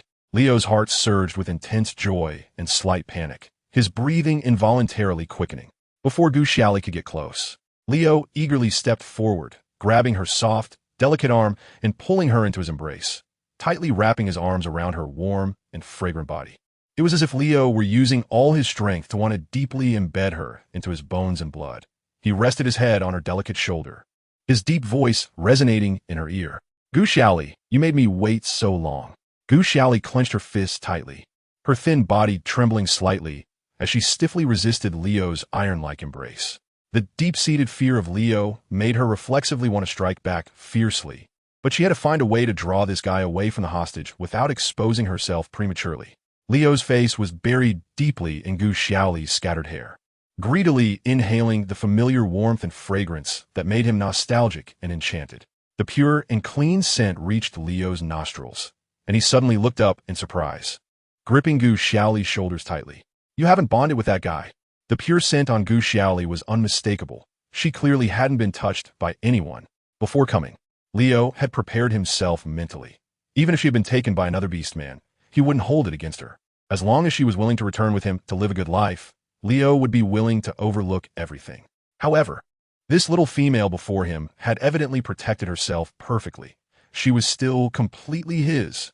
The feelings in Leo's eyes were overwhelming, and he slowly lowered his head, leaning close to Gu Xiaoli's delicate mouth and nose, feeling the breath she exhaled. Gu Xiaoli suddenly turned her head away, avoiding Leo's fiery kiss, and his thin lips inadvertently brushed against her fair neck. Gu Xiaoli frowned in disgust and pushed Leo away forcefully. When will you let Rabbit Sauce and Luca go? Gu Xiaoli coldly questioned, her demeanor starkly contrasting with Leo's passionate feelings. Leo did not react with his usual violent temper to Gu Xiaoli's blatant rejection, but instead gently took her hand in a pleasing and testing manner. Xiaoli, I was thoughtless before. I never expected that I would end up loving you so deeply. The latter part of the sentence Leo did not say out loud. Gu Xiaoli still held disdain and indifference towards him, and Leo knew this was not a good time to express love. After a pause, Leo calmed his breath. I am different now. You don't have to be so afraid of me. I will never hurt you. I will treat Rabbit Sauce and Luca well. They don't need to leave my leopard clan. I promise they will not worry about food and clothing in the leopard clan, no matter what you want. I can do it for you. That Lu Xun is just a jackal, not as powerful as our leopard clan. What he can achieve, I can do for you. So, Xiaoli, since you're here, let us go home together. I will definitely make you happy. Chapter 335. Goodbye, Leo. 3. Leo's proud demeanor was gone. For Gu Xiaoli, he was willing to lower his proud head and offer everything. However, Gu Xiaoli did not appreciate it. Home. Gu Xiaoli laughed, a sarcastic and cold smile.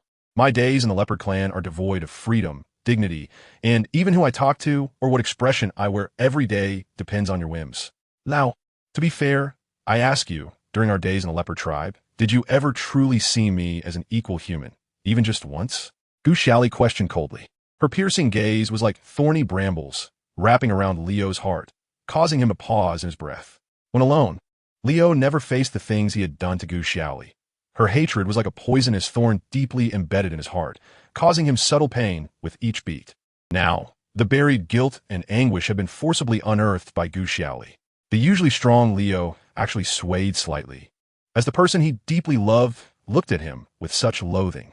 When Gu Xiaoli was by his side, he took her devoted care for granted, viewing her merely as something that could be easily conquered. It was only when she resolutely left, even at the cost of her life, that Leo realized how she had once given him countless warmth and joy, all of which he had destroyed with his own hands. Leo took a deep breath and composed himself. His inherent confidence and pride made him unwilling to give up. He had just chosen the wrong method before. As long as he could bring her back this time, He was certain he could change her view. No matter how much time and effort it took, Leo was willing. Xiaoli, I was wrong in the past, but I'm different now. I won't restrict your freedom anymore. As long as you are willing to come back with me, I promise to give you whatever you want. Give me another chance, and I will show you my good side. Gu Xiaoli didn't consider Leo's proposal at all. Some pains, even if they took a lifetime, could never be healed. Gu Xiaoli guessed that Jiefeng and Lu Bai should be ambushing not far away at this moment. Changing the subject, she said, you say you can agree to anything? Then I want you to release Rabbit Sauce and Lu Ku right now. Leo frowned and shook his head, slowly stepping closer to gently embrace Gu Xiaoli. Gu Xiaoli, thinking of how to lead Leo further away, endured and didn't push away Leo's cautious intimacy. Leo looked down at Gu Xiaoli with affectionate eyes. He was so intelligent. How could he not see that she was just stalling for time to allow that guy Lu Shun to take away the two hostages? Leo didn't want to use strong methods on Gu Xiaoli anymore and persuaded her in a pleasing tone. The strongest tribe on the grassland is only my leopard tribe. A precious resource like you will surely become the target of all the beastmen's disputes. No matter where you go, you cannot escape the fate of being forced. Besides me, there may not be any other beastmen here who can protect you well. Rather than wandering and suffering, it's better to stay by my side. I will treat you well. Gu Xiaoli trembled slightly in Leo's embrace, raised her head, and wore a mocking smile. Leo, it's been a long time, and you really haven't changed a bit. As arrogant and self-important as ever. Gu Xiaoli had already thought of a way to distract Leo and was too lazy to argue further. Aren't you trying to take me away? How about we make a bet? If you win, I will go back with you. If you lose, you must unconditionally release Rabbit Sauce and Lu Ku. Leo was momentarily taken aback. But on what? Gu Xiaoli broke free from Leo's embrace, taking 2 steps back to maintain distance. She pointed in the direction away from the hostages, where a crooked tree was growing alone in the vast grassland, reaching up to the sky. That tree was at least a few thousand meters away from their current position, and from a distance, it looked small and blurred in the yellow sand. If it weren't for the open view of the grassland, it would be hard to spot that little tree. Leo followed Gu Xiaoli's finger and spotted the standing tree. We will race to that crooked tree over there. Whoever gets there first wins, and neither tribe's beastmen can interfere. Leo glanced at the crooked tree, then looked back at the petite female in his arms. It seemed she was truly desperate if she could come up with such a ridiculous challenge. If he could successfully bring Gu Xiaoli back to the tribe, Leo did not want to resort to such hard methods. He had brought Rabbit Sauce and Lu Ku out just to scare Gu Xiaoli. Usually, he took good care of her 2 important friends, providing them with plenty of food and drink. Rabbit Sauce and Lu Ku did not need to participate in hunting, but their living conditions were much better than before. However, the 2 of them, especially Lu Ku, were worried and missed Gu Xiaoli, leading them to lose their appetite and look pitiful. When Leo first met Gu Xiaoli, she was obediently snuggling in Lu Xun's arms. Leo was consumed with jealousy and did not explain in time, deliberately putting pressure on her to make her compromise quickly. Little did he know that this rash action might have caused Gu Xiaoli to appear calm on the outside, but inside, she was already in turmoil. Xiaoli, you can't win against me. Just come back with me. The wind and sand here are strong, and the sun is hot. I don't want you to suffer, Leo said, tenderly wiping the beads of sweat from Gu Xiaoli's forehead. Gu Xiaoli, however, refused to give in, looking up defiantly at Leo. What? The mighty leader of a leopard tribe is afraid to accept such a small bet from me? Gu Xiaoli used provocation.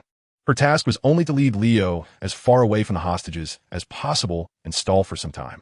As for what Leo thought of her, Gu Xiaoli didn't care at all. Leo shook his head helplessly, reaching out to grab Gu Xiaoli's soft hands, but she dodged away. Leo had no choice but to compromise for the time being. As long as he could bring her back, it was fine to let her take her time. Worst case, he would have the shaman find the best herbs on the grassland when they returned to help Gu Xiaoli recuperate. All right, I'll go along with you. But after the bet, you must obediently come back with me and not seek any more suffering. Gu Xiaoli secretly breathed a sigh of relief, while her peripheral vision caught sight of Lu Shun. In the distance, Lu Shun stood among the wolf beastmen, and with just a glance, he immediately understood Gu Xiaoli's intention and discreetly informed Jiefeng and Lu Bai. Leo was well aware of Gu Xiaoli's skills from the past. Looking at the distance to the tree, he transformed into his beast form, not daring to underestimate this bet. Gu Xiaoli tied her hair back with a leather cord, also preparing for a sprint. The wolf tribe and leopard tribe parted to the sides under the signal of their respective leaders, revealing a wide runway for Gu Xiaoli and Leo. Chapter 336. Goodbye Leo, 4 start. With Gu Xiaoli's crisp command, Both human and beast rushed towards the distant tree. Gu Xiaoli took the lead, but Leo transformed into his beast form and leaped ahead effortlessly, quickly outpacing Gu Xiaoli. Gu Xiaoli's 2 legs couldn't compete with Leo's 4 in beast form, and she soon fell behind. Leo was as quick as the wind, and after creating a distance of several dozen meters from Gu Xiaoli, he didn't rush to reach the destination but maintained a distance, leading her. On the battlefield with both the wolf tribe and leopard tribe present, too many variables existed, and Leo didn't dare to get too far from Gu Xiaoli for fear of her being harmed, glancing back at her from time to time as he ran. Gu Xiaoli ran with all her strength, but her breath showed no signs of disorder, a testament to her training over the days. While running, she worried about the situation behind her. Leo's speed matched hers, and before long, they reached the range where Jiefeng and Lu Bai could act. Having completed a third of the distance, to avoid raising Leo's suspicion, Gu Xiaoli used her first teleport, suddenly closing the distance between her and Leo. Leo quickened his pace with a few strides, still maintaining his lead in front of Gu Xiaoli. Leo ran effortlessly ahead, more concerned about looking back to check on Gu Xiaoli's condition. The grassland had plenty of fine sand and stones. If she accidentally fell, Leo would be unwilling to see it. As they ran, after more than half the distance, Leo was surprised to find that Gu Xiaoli had maintained her maximum running speed for a long time, without showing any signs of fatigue, which made him somewhat suspicious.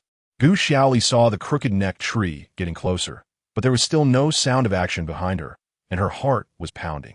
If the forced robbery plan failed, she still needed to rely on the bet with Leo to save the hostage. She couldn't really let Leo win the race. Gu Xiaoli gritted her teeth, used 2 flashes in quick succession, and suddenly hit the brakes, turning her agile form to flash in front of Leo. Before Leo could react, Gu Xiaoli didn't hold back and gathered her energy in her leg, delivering a fierce kick straight to Leo's face. Leo was startled. That kick was incredibly fierce, accompanied by a whirlwind of sand and gravel. Definitely not something she could have done. Following the momentum, Leo was about to take the kick head-on when suddenly his body flipped 180 degrees in midair, narrowly dodging that vicious kick. After landing, Leo felt a lingering fear. Fortunately, he was always on high alert.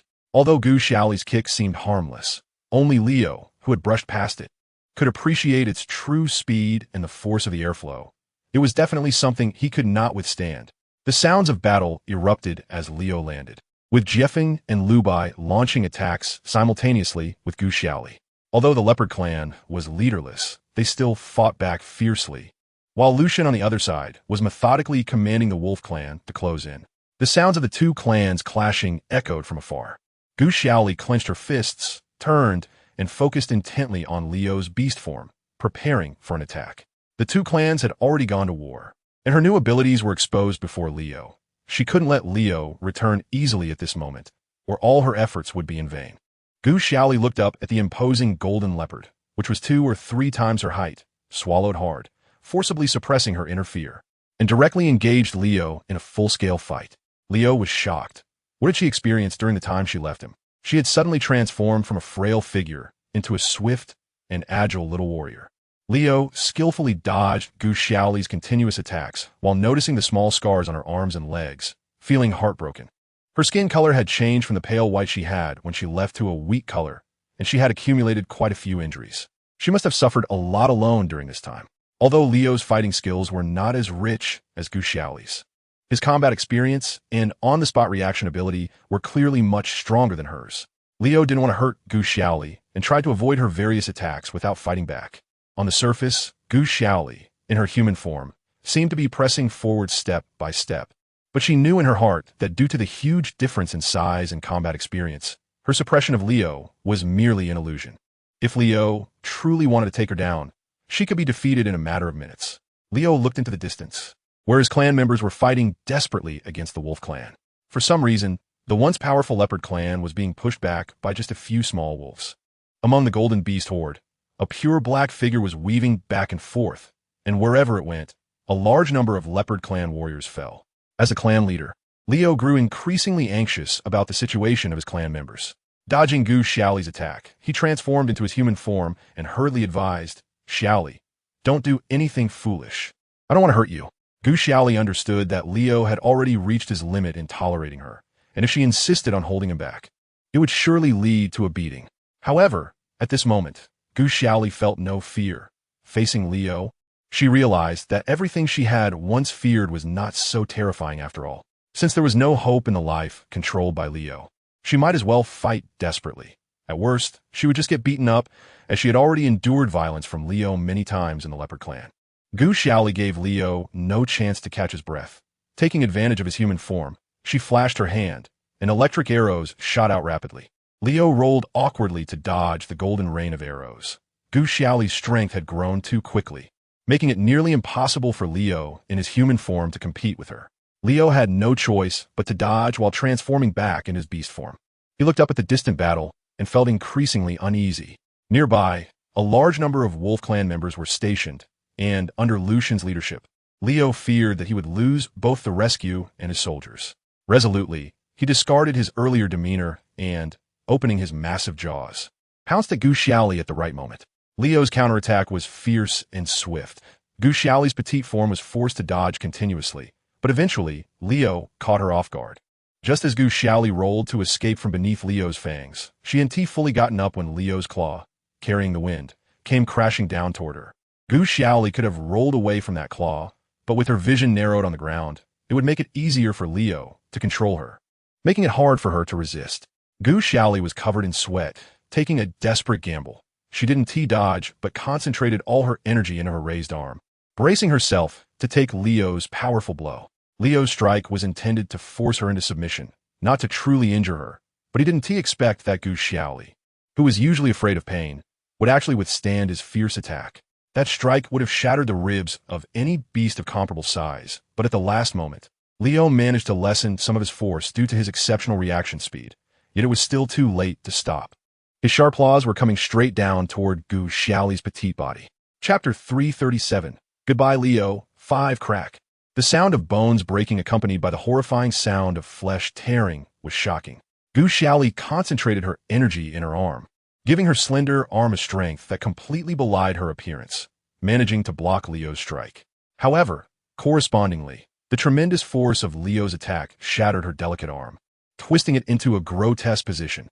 Gu Xiaoli gasped, gritting her teeth to suppress her cry of pain, turning it into a stifled whimper that made Leo's heart tremble. Xiaoli. Leo felt a pang of heartache. He never expected Gu Xiaoli to be so resolute, to be so harsh on herself. Leo could no longer afford to rush back to command his clan.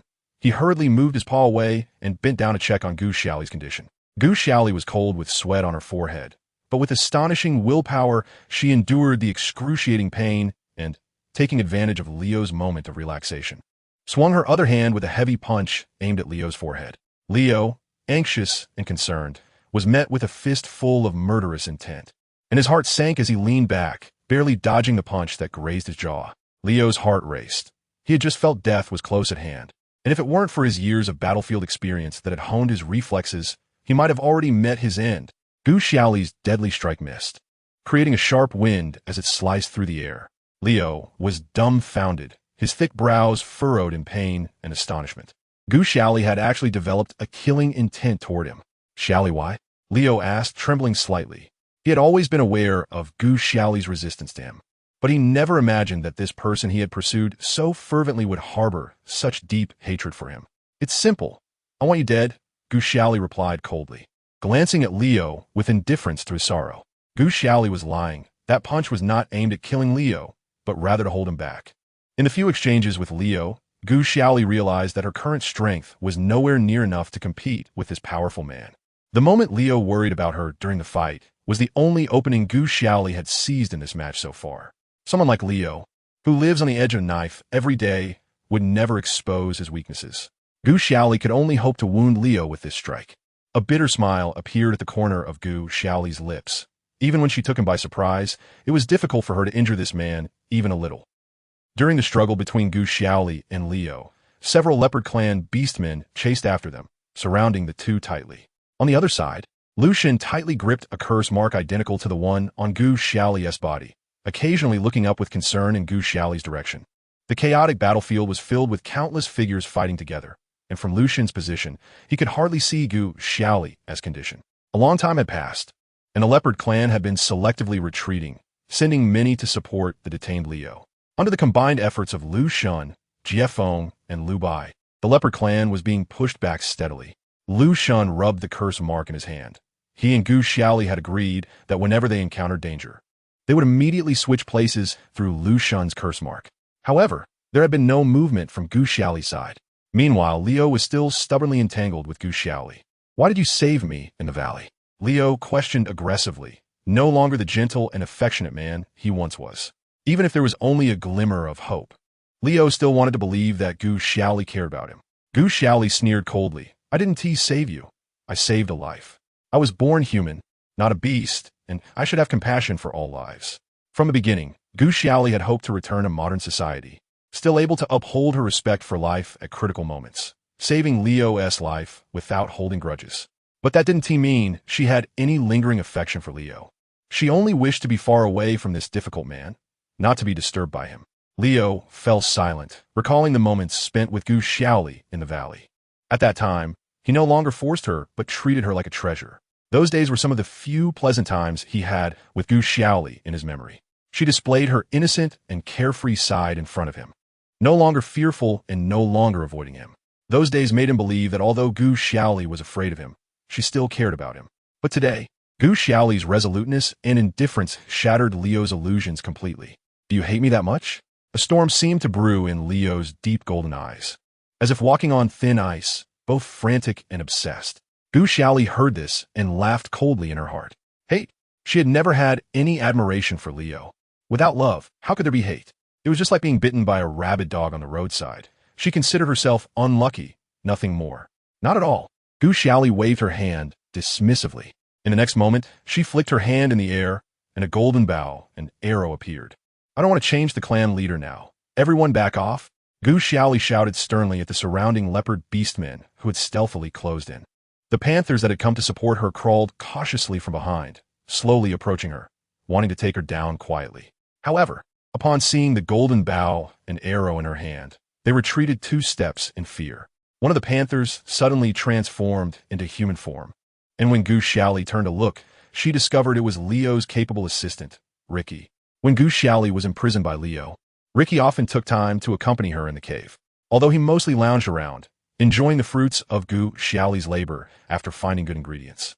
His rare companionship and equal treatment in that lonely, high-pressure environment allowed Gu Xiaoli to feel a rare sense of relaxation. She had once liked this somewhat sharp-tongued and mischievous young man. Unexpectedly, their reunion was now on a battlefield where tensions were high. Ricky had spent the past few months accompanying Leo, and unlike the opposer Singo, Ricky fully supported all of Leo's proposals. He didn't care whether Leo's decisions were right or wrong. Leo was the benefactor who had given him a second life. Even if Leo asked him to kill all the beastmen in the world, he would do so without hesitation. After months of hard work, Ricky had lost his previous carefree and joyful demeanor, with deep hollows in his cheeks and dark circles under his eyes. Although Ricky had a good impression of Gu Xiaoli, who was soft-spoken but could cook, his frustration with her grew as she had defied Leo's wishes and escaped, causing him considerable hardship. "Gu Xiaoli, do you know what Leo has done for you? Since you left, not a single day has he been able to sleep well. All the beastmen in the tribe, all the lives on the grassland, have suffered so much because of you. If you truly cherish life, you should obediently come back with us." Ricky spoke firmly, appearing righteous. Gu Xiaoli was first taken aback, then suddenly burst into laughter. She hadn't expected her former friend to indiscriminately push all the blame onto her, and a sense of infinite sorrow filled her heart. The weak tribe sacrificed a beast man they lived with every year to survive under the stronger tribe. If one day, the sacrificed beast man could no longer endure being skinned and bled, and escaped on their own, was it their fault? Did that beast man deserve to be tortured to death? Gu Xiaoli's accusations were heart-wrenching, and all the beast men present fell silent. During Gu Xiaoli's imprisonment, the beastmen in the tribe had selectively ignored her suffering, as no one dared to defy the powerful Leo. They simply wanted to sacrifice a weak female to exchange for their own quiet lives. Each of Gu Xiaoli's accusations pierced Leo's heart like a blade, skinning and bleeding, pulling tendons and bones. It turned out that his actions appeared so terrifying in her eyes. Leo's heart sank deeper. He knew there was no way to persuade Gu Xiaoli to willingly return with him today. Looking at Gu Xiaoli, who was gripping her bow tightly and was on high alert, his heart felt as if it were being torn apart. Yet even so, he could not let go of Gu Xiaoli. She had already become his obsession, deeply embedded in his being. Even if it meant doom, Leo wanted to drag her along. Leo's expression was emotionless, calm as water, seemingly reverting to the proud and authoritative figure he had been at the start. Xiaoli, come back with me. I want to say it a second time, Leo commanded in a deep, cold voice. Gu Xiaoli immediately felt an invisible pressure. She had delayed long enough and could only hope for the 3 remaining men. Gu Xiaoli adjusted her hand, pulling the bow slightly, digging her nails deep in her palm, letting a few drops of blood flow, which she subtly smeared on the curse mark Lu Xun had left for her. The wolf clan led by Lu Xun had successfully rescued Lu Ku, and suddenly feeling a wet warmth in his palm, followed by the sweet scent of blood. Lu Xun wasted no time and immediately activated the magical array. Leo had lost his previous humility and meekness, suddenly transforming into a golden leopard and lunging at Gu Xiaoli. With one hand already incapacitated, she could not draw her bow with just one hand, and her flash ability had already been used while racing against Leo. Gu Xiaoli looked up at the figure that haunted her nightmares day and night, her fists clenched, her back stiffened, her heart pounding. Just as she thought she was about to fall into the abyss again, the scene before her suddenly shifted, and her head spun with dizziness. When Gu Xiaoli could see clearly again, the oppressive gold had vanished, replaced by a pure black leopard. Lu Xun had succeeded.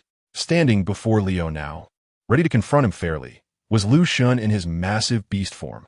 With Lu Xun's rich combat experience and the skills Gu Xiaoli had taught him, he would definitely not lose to Leo. Gu Xiaoli stared wide-eyed and stood frozen in place, while Jiefeng hurriedly transformed into human form and rushed forward to check on her injuries. Gu Xiaoli's nose tinged with sorrow, and suddenly she lunged forward, giving Jiefeng a big hug, tears streaming down like a flood that had burst its banks. Chapter 338. The rescue operation ends.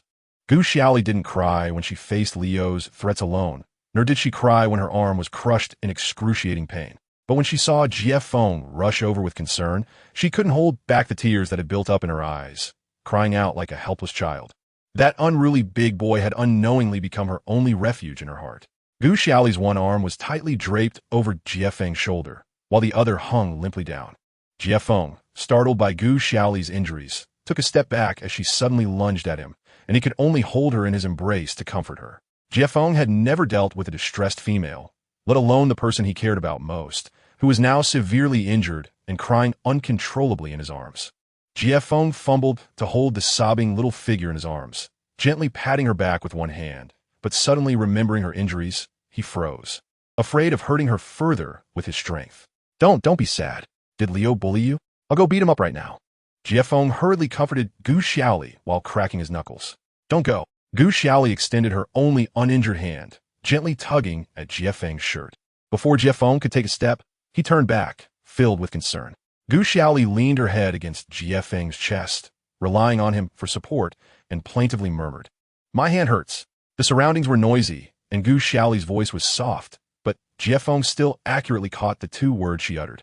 Jiefeng took a step back, carefully cradling her injured hand in his palms, furrowing his brow as he looked at her entire arm, which was bruised and swollen, feeling an unbearable ache in his heart. In a state of concern and confusion, Jiefeng, having seen Gu Xiaoli cry so hard and then seeing her terrible injuries, could only think of how to alleviate her pain, forgetting all the knowledge he had accumulated. Then can I blow on it? Jiefeng asked cautiously. Jiefeng knew nothing about treating wounds. He only vaguely remembered that when the pampered females around him got hurt as children, their beast fathers would gently blow on their scraped knees. He didn't know if this would help Gu Xiaoli, but it was the only idea he could come up with at the moment. Gu Xiaoli's arm was severely fractured and had long since lost sensation. But seeing Jiefeng clumsily and cautiously blowing on her swollen hand made her unable to hold back a smile. Jiefeng is so silly. It made her chuckle, and her earlier gloomy mood vanished. Jiefeng stared blankly at Gu Xiaoli, whose tear stains had not yet dried, but now she was smiling brightly, showing a row of white teeth. Jiefeng scratched his head and began to smile foolishly too, seeing her display a sunny smile. Half of the burden in his heart lifted. After a while of laughter, Gu Xiaoli calmed her emotions and began to assess her surroundings. She sighed. Her healing skills were still unused, and her injured hand was so painful it had gone numb. However, the battle was not over yet, and she wanted to save her healing skills for the end, to heal everyone during the grand reunion and maximize the value of this skill. Lu Xun hasn't come back yet, Gu Xiaoli murmured, gazing into the distance. Jiefeng's silly smile faded, and he furrowed his brow heavily. Do you want him to come back? Even though Gu Xiaoli was seriously injured, she still thought of Lu Shun, which felt like a heavy stone lodged in Jie Feng's heart. Gu Xiaoli didn't notice Jie Feng's disappointed expression and nodded slightly. It wasn't that she missed Lu Shun too much, but her arm was temporarily unusable, and it was uncomfortable to let it hang limply. She wanted to gather everyone quickly and treat the injured all at once.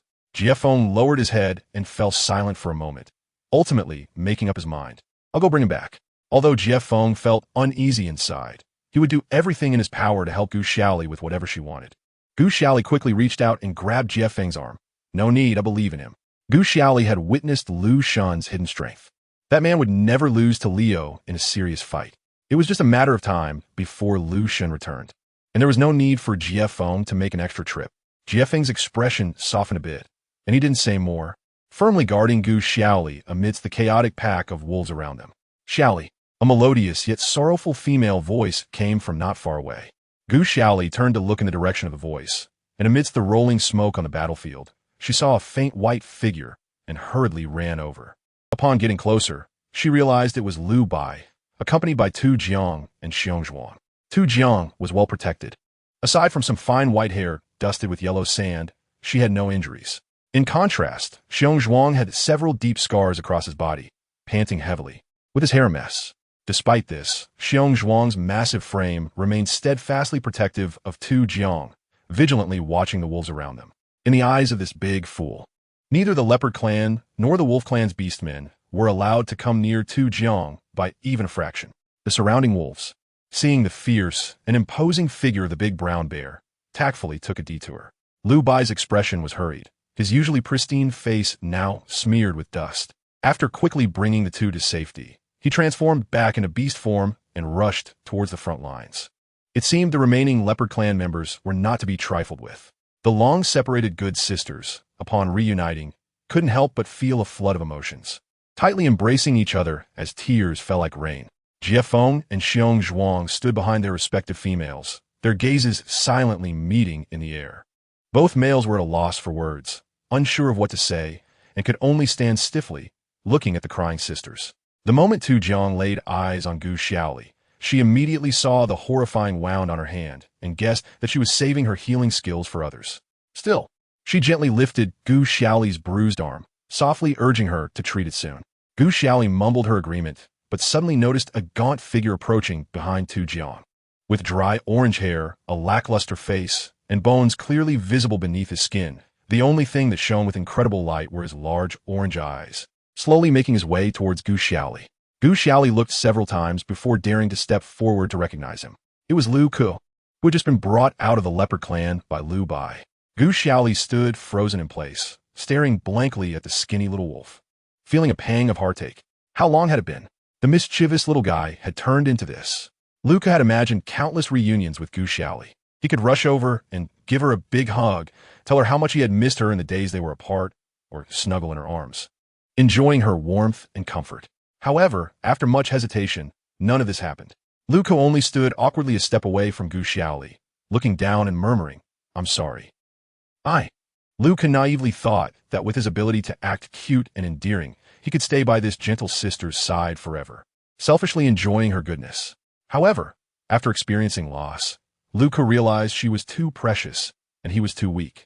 Around her were powerful beings, while he was merely a half-grown hybrid beastman, completely incapable of protecting her from the predators lurking on the grasslands. Lu Ke began to have serious doubts about himself. Does he really have the qualification to stay by her side? Does he truly have the right to hope for her smile every day? Can he defeat a powerful opponent like Leo? And can he measure up to the shrewd Lu Xun? Lu Ke suddenly felt that his previous enjoyment of her company and warmth was all a stroke of luck. A cruel joke played by fate to tell him how weak and inadequate he truly was, unworthy of such a beautiful and strong female. Gu Xiaoli looked at Lu Ke, who seemed like a different person, no longer the clingy little wolf he used to be, but instead timid and afraid to approach her. Suddenly, Gu Xiaoli stepped forward and took Lu Ke's hand, slightly crouching down so that Lu Ke's downcast eyes could see her face. "It's good that you're okay," Gu Xiaoli comforted gently as always. She didn't know what Lu Ke had experienced in Leo's hands during this time, but she still liked the mischievous and lively orange little wolf from before, although the past Lu Ke was a bit annoying. He still brought her endless energy and joy every day, unlike now, lifeless and without vitality. Lu Bai looked at the ongoing battlefield in the distance. This grand battle had lasted a long time, and the Wolf clan had suffered countless losses. If it weren't for the powers bestowed by Professor Gu Xiaoli, it was hard to say whether they could win this battle against the forces brought by Leo. Let us go back first. It's too dangerous here, Lu Bai pragmatically suggested, interrupting the touching scene of old friends reuniting. Several people responded in agreement. Lu Bai left a small part of the guard team to block the Leopard clan's attacks and took everyone back to the tribe. Leo from the Leopard clan was locked in a fierce battle with Lu Shun, who had been teleported over, and the Leopard clan's beastmen did not dare to chase after them, watching helplessly as Gu Xiaoli and the hostage walked away. As a descendant of purebreds, Lu Shun's hidden strength was already formidable, and with the skills enhanced by the mage, he quickly defeated Leo and his men. Leo had initially coerced and tempted Gu Xiaoli to reveal all her skills, but never expected that she could help other beastmen gain different abilities as well. After this defeat, Leo realized that she had likely started secretly teaching the little Black Panther she had picked up abilities while still in the Leopard clan. Injured all over, Leo returned to the tribe and stared at the empty cave, lost in thought. Gu Xiaoli would rather teach her abilities to a wandering beast of unknown origin than share a word with him. She had never had even a shred of trust or reliance on him. He had tried his best to get closer to her, to open his heart to her, but she had avoided him with utmost disdain, ignoring him completely. Leo no longer roamed the lands in battle, but shut himself indoors, remaining silent all day. The once proud and powerful man was no longer certain of his actions. He didn't know what the meaning of continuing to pursue her was. The Leopard clan finally settled down, and the beastmen, still haunted by fear, began to silently rebuild their homes, bringing a brief peace to the grassland. Chapter 339. Group healing Lu Shun, dusty and weary, returned victorious by the afternoon, only to find Gu Xiaoli waiting at the village entrance. The wind and sand on the grassland were strong, and Lu Shun hurried over. "Xiaoli, why are you still here?" Lu Shun's brows were filled with concern as he shot a reproachful glance at Lu Bai, wondering how he could let Gu Xiaoli wait at the village entrance after such a fierce battle. Lu Bai, at a loss for words, avoided his gaze. If he could have persuaded the stubborn Gu Xiaoli to leave, he certainly wouldn't have let Lu Shun see her standing there. In fact, besides Gu Xiaoli and Lu Bai, Jie Feng, Tu Jiang, Xiong Zhuang, Lu Ku, and a group of wolves who had returned together were all gathered at the village entrance. Lu Shun was highly efficient.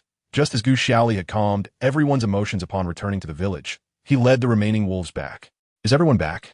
Gu Xiaoli stood on her tiptoes, trying to see how many had returned through the vast sea of people.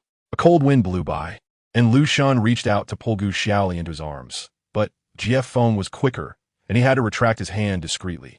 "Get inside. It's windy out here," Lu Shun urged seriously. Lu Shun glanced down and saw Gu Xiaoli's swollen, purple hand, and his face darkened further. "You're hurt so badly. Why didn't you call for me sooner?" Lu Shun's face was stern as he gently but firmly lifted Gu Xiaoli's injured hand to inspect it closely.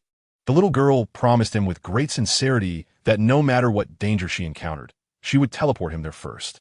Only then did Lu Shun reluctantly agree to Gu Xiaoli's request to face Leo. But he hadn't expected her to endure to such an extent just to stall Leo. Lu Shun held Gu Xiaoli's hand in his palm, and just one look told him that the bones and flesh were shattered. He couldn't imagine how long she had waited in the cold wind with such an injury, and his heart twisted painfully, a surge of unnamed anger rising within him. However, Gu Xiaoli temporarily ignored Lu Shun's low pressure and called out loudly for everyone to come over. The wolves who had just returned from the battlefield halted in their tracks, gathering curiously around Gu Xiaoli. Gu Xiaoli wanted to say something, but found herself surrounded by towering beastmen, obscured from view. She helplessly glanced back at Jie Feng, who immediately understood and squatted down beside her, wrapping his sturdy arm around her knees and lifting her into his embrace. Gu Xiaoli's view opened up instantly. Looking around, she saw that she was at the center of a crowd, filled with Wolf Clan beastmen, most of whom had crimson bloodstains on them, and some even bore horrific wounds and disabilities, showcasing the battle's brutality. Various gazes were directed at her, some hot, some envious, some dim, but more were filled with admiration and respect. Gu Xiaoli cleared her throat, thanking every beastman present for their cooperation. It was through their collective efforts that her good friend could be rescued. She had nothing to repay them, So she would sing a song to express her gratitude for everyone's hard work. In the beast world, cultural arts had not developed much, and few beastmen understood music. The wolves exchanged glances.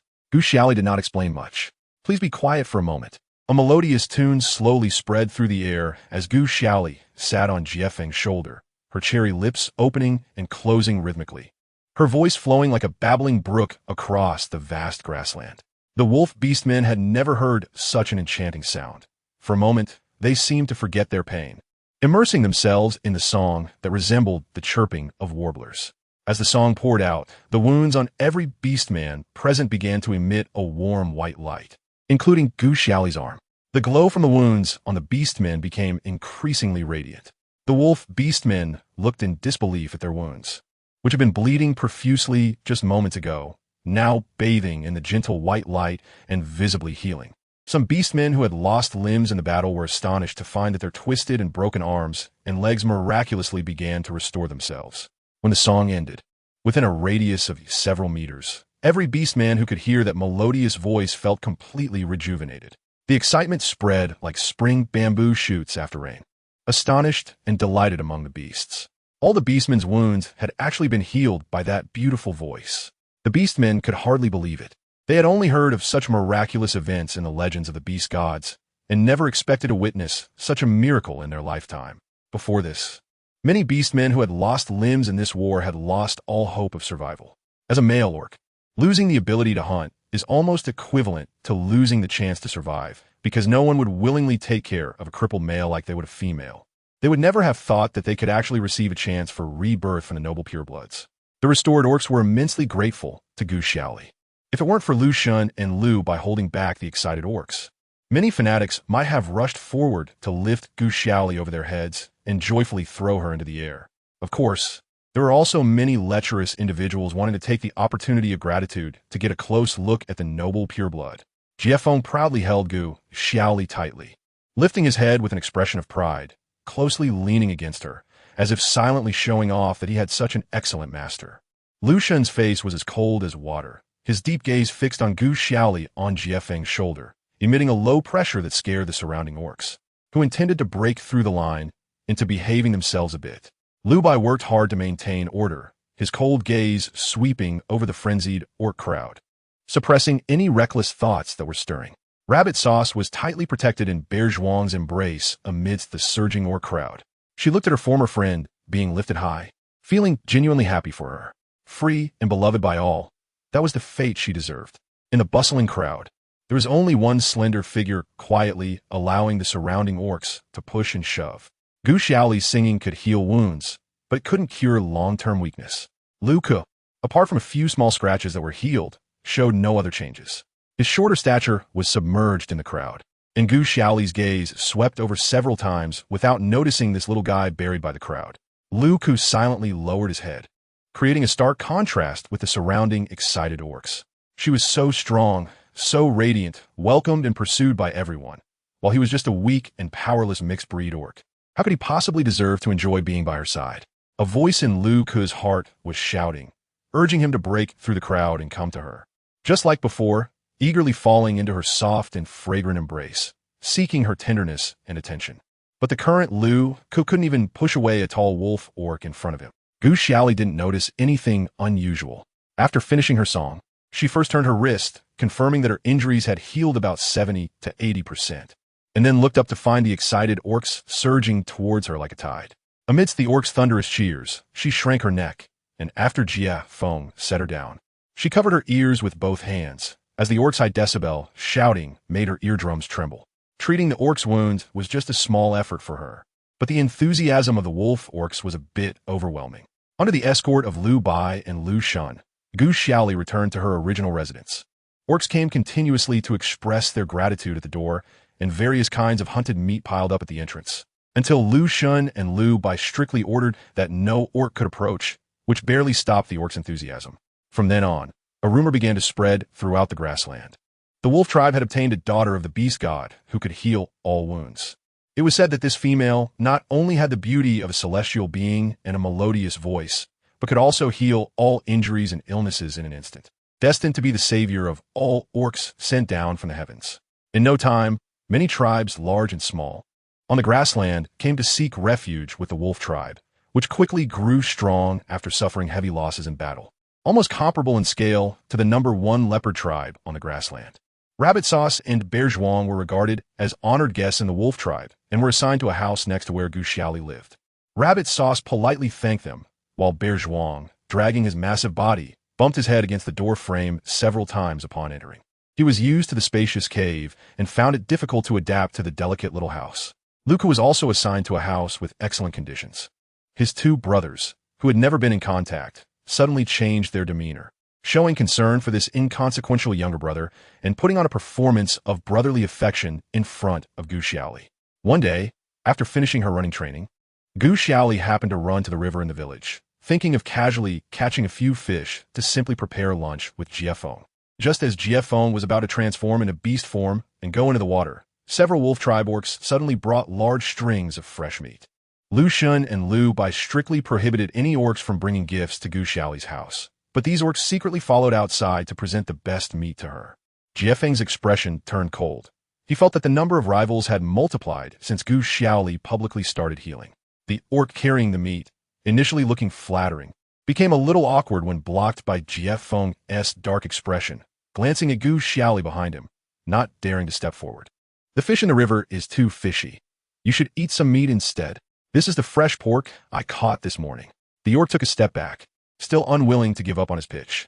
Jiefeng's face darkened further, disdainfully glancing at the orc and pulling Gu Xiaoli as if to leave. I'll go get you some meat. Even if Xiaoli eats, it must be the meat he personally prepared. That male orc's meat, which is bloody and carries the smell of pork, is not something Gu Xiaoli should eat. Chapter 340. The Turbulence Before the Banquet. 1. Really, it's not necessary. The fish in the river can be delicious too. I really don't want to trouble you. Gu Xiaoli waved her hands desperately, trying to block the orc's enthusiasm. Being popular is nice, but Gu Xiaoli didn't want to owe too many favors. Seeing Gu Xiaoli's resolute refusal, the orc was stunned for a moment, then glanced at the coldly frowning Jiefeng and suddenly understood something. Is it possible that Lord Xiaoli is considering the feelings of her arrogant pursuer? It's perfectly normal for a female in the beast world to have many suitors, but she was carefully considering the feelings of that Black Panther. It must be said that Lord Xiaoli is not only of noble blood, but also beautiful and kind-hearted, truly benevolent. Please don't misunderstand. How could a plain male like me dare to pursue you? If it weren't for you, I would be a cripple now. I just want to repay your kindness. I hope you can accept my heartfelt intentions. The orc quickly explained. Gu Xiaoli felt embarrassed. She just wanted to interact equally with everyone. But many wolf orcs elevated her to a high position. Really, it's not necessary. You were injured to help me rescue my friend. So it's my duty to help you heal. There's nothing to be thankful for. Gu Xiaoli had a black line on her forehead. Before the war with Leo, Gu Xiaoli was worried that Lu Shun would recklessly confront the leopard tribe for her, causing hardship and resentment among the people. But now looking at it, not only was there no resentment, but the respect and enthusiasm of the wolf villagers towards her were comparable to that of a deity descending from the heavens. The orc first widened his eyes in astonishment. He never expected Gu Xiaoli would consider a humble orc like him to such an extent. Then, the orc patted his chest and vowed. What are you talking about? It's only natural for males to fight to protect females. For a female like you, I'd be willing to die 10 times or 8 times. Gu Xiaoli was already widely popular in the wolf tribe, even if she didn't bring it up herself. If the orcs knew her friend was being bullied in the leopard tribe, they would undoubtedly charge up without hesitation. Jiefeng calmed down after hearing the orc say he had no intention of pursuing Gu Xiaoli, seemingly disinterested in the orc. Do you want to eat me? Jiefeng asked Gu Xiaoli, looking down. In preparation for her battle against Leo, she hadn't had a proper meal for a long time. Jiefeng thought it wouldn't be a bad idea to satisfy her cravings a bit. Gu Xiaoli realized that ever since Rabbit Sauce and Lu Ku arrived, they had been busy with post-war reconstruction and hadn't had the chance to catch up with old friends. She immediately decided to gather everyone together for a nice meal in the evening. Thank you for your beast meat, but I don't need it right now. How about you bring it to the open space in front of my house when the sun sets today? We can all enjoy a good meal then. The orc was overjoyed and readily agreed. To prepare for the big dinner, Gu Xiaoli and Jiefeng hastily ate some roasted fish for lunch. Lu Shun was out of the tribe, so Gu Xiaoli found Lu Bai and shared her idea of a communal dinner that evening. This was both a way to express her gratitude for the support from the wolf tribe and to promote the knowledge of using fire and cooking within the tribe. Liu Bai was very efficient, and news of the dinner quickly spread throughout the village. Gu Xiaoli specifically brought a lot of food and went to personally inform Rabbit Sauce and Lu Ko. Rabbit Sauce was at home with Xiong Zhuang, taking care of their new dwelling. As soon as Gu Xiaoli entered the yard, she saw Xiong Zhuang holding a large bundle of straw and placing it in a corner of the yard. When Xiong Zhuang turned around and saw Gu Xiaoli and Jie Feng standing in his yard, he tilted his head and stared for a moment before taking a few steps to the door, excitedly calling for Rabbit Sauce. "Hey, you are Rabbit Sauce. Your friend is here." Rabbit Sauce was inside laying down bedding, and upon hearing the voice, her snow-white ears perked up and turned towards the door. The next moment, she joyfully bounced to the entrance and couldn't wait to give Gu Xiaoli a big bear hug. Gu Xiaoli had trained for a long time. She had a solid stance, her arms slightly open, and she steadily caught Rabbit Sauce, who was about her height. The two petite girls stepped back, and Gu Xiaoli playfully patted Rabbit Sauce on the head, shaking her head as she joked, "Long time no see. Why haven't you grown taller at all? Did Xiong Zhuang not take good care of you?" Xiong Zhuang, who had somehow found another large bundle of straw, was about to pile it up in the golden hill at the corner when his ears perked up as if he heard someone mentioning him. "I did. I go up the mountain every day to find fresh carrots and wild fruits for Rabbit Sauce to eat." Xiong Zhuang protested, clenching his fist in dissatisfaction. Rabbit Sauce lightly pushed Gu Xiaoli's shoulder in mock reproach. "I've already grown up. How can I still grow taller?" Her friend was good to her in every way, but sometimes a bit too unserious. "Eat more. If you don't grow taller vertically, you can grow horizontally." Gu Xiaoli smiled at Rabbit Sauce. Rabbit Sauce's face turned a rosy red. "You just know how to tease me." She pouted, her small hand angrily tapping Gu Xiaoli's arm, which was no more than a cat scratch to Gu Xiaoli, who was well-trained. However, Xiong Zhuang didn't catch on to Gu Xiaoli's teasing tone and rushed over. "Seriously agreeing, yeah? Rabbit Sauce, how can you only eat that little every day? You need to eat more, or you won't grow any taller." Rabbit Sauce rolled her beautiful red eyes at the silly Xiong Zhuang, who carried a large basket of wild fruits and carrots home every day, almost burying her in food. Even though Xiong Zhuang had specifically learned to cook vegetarian dishes and was very diligent in feeding her every day, her stomach was only so big. How could she eat that much? Rabbit Sauce pouted and decided to join in, mimicking Gu Xiaoli's playful demeanor. "You're saying that. Long time no see. Aren't you still short too? Look at Jie Feng. He's grown quite a bit since the last time I saw him, and you're still standing still." Gu Xiaoli heard a soft chuckle from behind her, and when she turned around, she saw Jie Feng trying to cover half of his face with a clenched fist, his mouth curving up suspiciously. Gu Xiaoli turned back, and the two girls exchanged smiles. It had been a long time since they had freely indulged in their childish antics together. Gu Xiaoli informed Rabbit Sauce about the dinner, while Jie Feng took the opportunity to bring several fresh prey to Xiong Zhuang for processing. Jie Feng liked the title Jie Feng very much and silently designated Rabbit Sauce as his favorite female, second only to Gu Xiaoli, hoping that the little talking rabbit would say more. Reluctantly bidding farewell to her close friend, Gu Xiaoli took Jie Feng to Lu Ke's new home. Jie Feng, carrying various food and prey, gradually grew serious as he followed Gu Xiaoli. He had heard the story of the little wolf, originally just an inconspicuous hybrid orc, but he managed to make Gu Xiaoli risk her life to rescue him from Leo, securing a stable position in her heart. Before reaching Lu Ke's home, Jie Feng's spirits were high. Before they arrived, Gu Xiaoli heard a harsh mocking voice from afar. "Huh, with just you, this little hybrid? You dare to covet a purebred adult?" This was followed by a chaotic sound of kicking and weak groans. Gu Xiaoli hurried her pace and ran towards the small house. Upon entering, she saw several tall males cornering someone and beating them.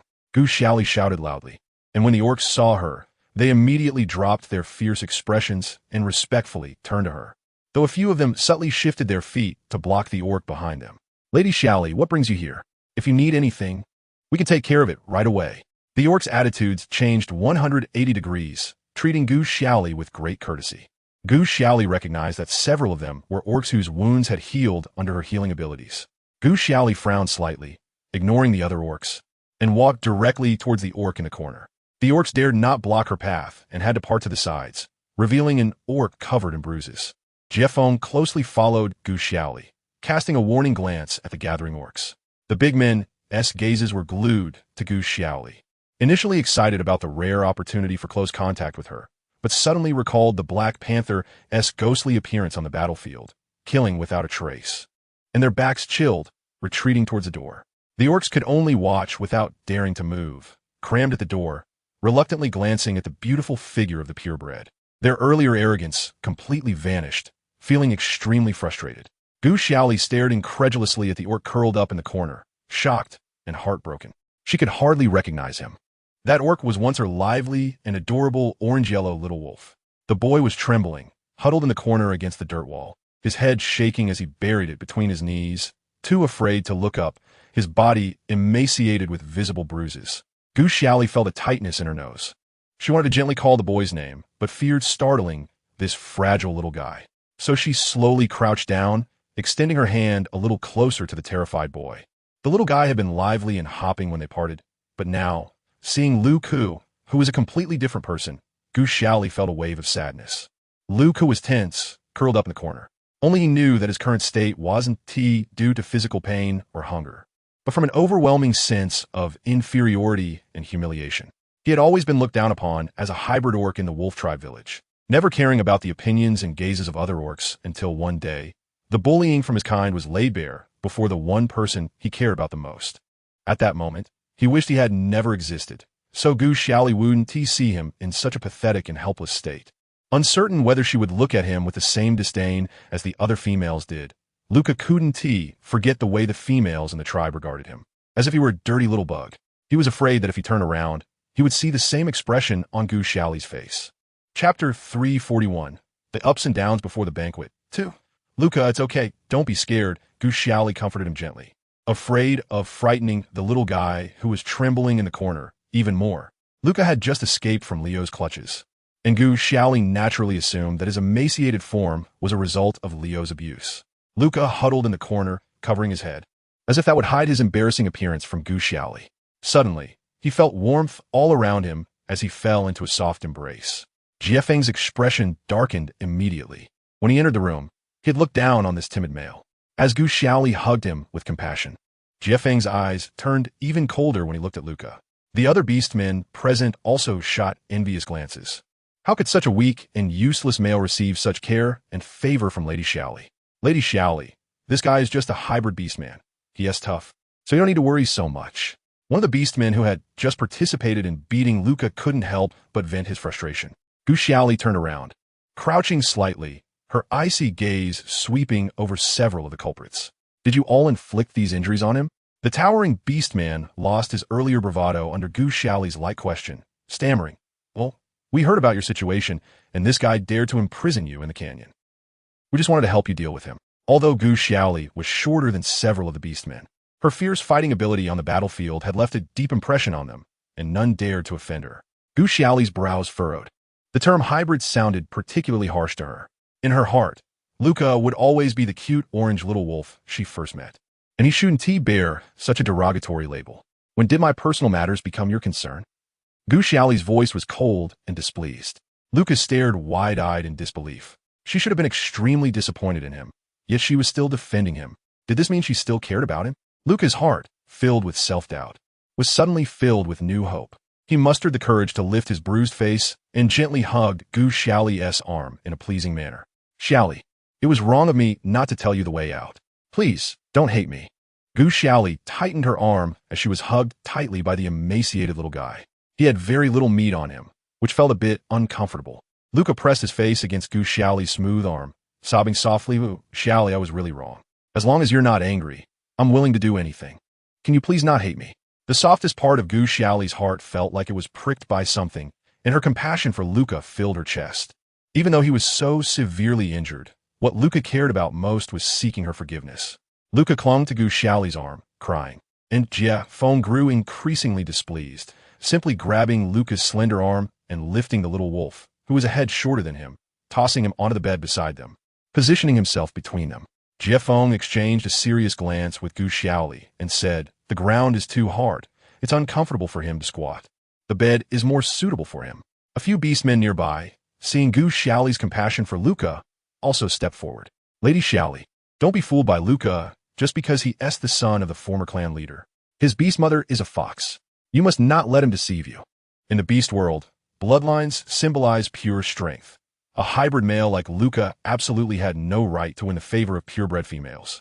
Gu Xiaoli, who inherently held the belief in equality from modern society, grew increasingly angry at their words and retorted, "So what if his beast mother is a fox? You beastmen pride yourselves on being purebred wolves, yet you bully the weak and fear the strong. How can you claim to be better than a hybrid beastman?" The several males exchanged glances, unable to refute her. "If I see you bullying anyone again, don't blame me for being rude." Gu Xiaoli clenched her fists and waved a warning at the beastmen. Although the beastmen were reluctant, they didn't dare to oppose a precious purebred, nodding and bowing, promising they wouldn't dare again. After saying that, they scurried off. Gu Xiaoli's words undoubtedly solidified her defense of Luca, and despite his orange eyes still glistening with tears, he revealed an excited smile. As long as Gu Xiaoli liked him, he was confident he could keep her by his side, no matter what methods he had to use. Jiefeng looked at Luca's pitiful appearance with indifference, completely unmoved. Stepping forward, before Luca could cautiously approach Gu Xiaoli, he tossed a large pile of beast meat in front of him with a loud thud. "This is food I brought for you. Eat more." Jiefeng crossed his arms, looking down at Luca, who was pretending to be pitiful. Luca had cursed Jiefeng countless times in his heart, but he still wore a surprised expression on his face and smiled at Gu Xiaoli. "Really? Xiaoli?" Gu Xiaoli nodded. She had spent a long time alone with Luca in the canyon, and she could see through his little schemes clearly. However, considering Luca's severe injuries, she allowed the little guy a bit of harmless maneuvering. Jiefeng, fearing that staying any longer would cause this troublesome wolf to stir up trouble, suggested, "It's getting late, and we still need to prepare for dinner. Let's hurry back." Gu Xiaoli looked at Luca with concern. Although the little wolf was cunning, his appearance of being bruised and emaciated made it hard to feel at ease. Luca immediately seized Gu Xiaoli's sympathy, trembling as he reached out to grasp the hem of her clothing, pleading pitifully for her to stay. Gu Xiaoli sighed, feeling somewhat troubled as she turned to Jiefeng. "I still have some things to discuss with Luca." She hadn't seen Luca for a long time, and there were many unresolved emotional knots and misunderstandings between them. It was better to stay and clarify things. Gu Xiaoli's and Jiefeng's south residences were close to each other, and Jiefeng dashed back to the house with a serious expression, completely ignoring the busy beastmen preparing for the banquet around them. Luca Shun and Luca Bai, who were preparing the ingredients, simultaneously looked up, exchanged glances, and then looked in the direction of Jiefeng's return, both guessing the situation. It seemed that Jiefeng, who was a constant presence beside Gu Xiaoli, had encountered a formidable opponent.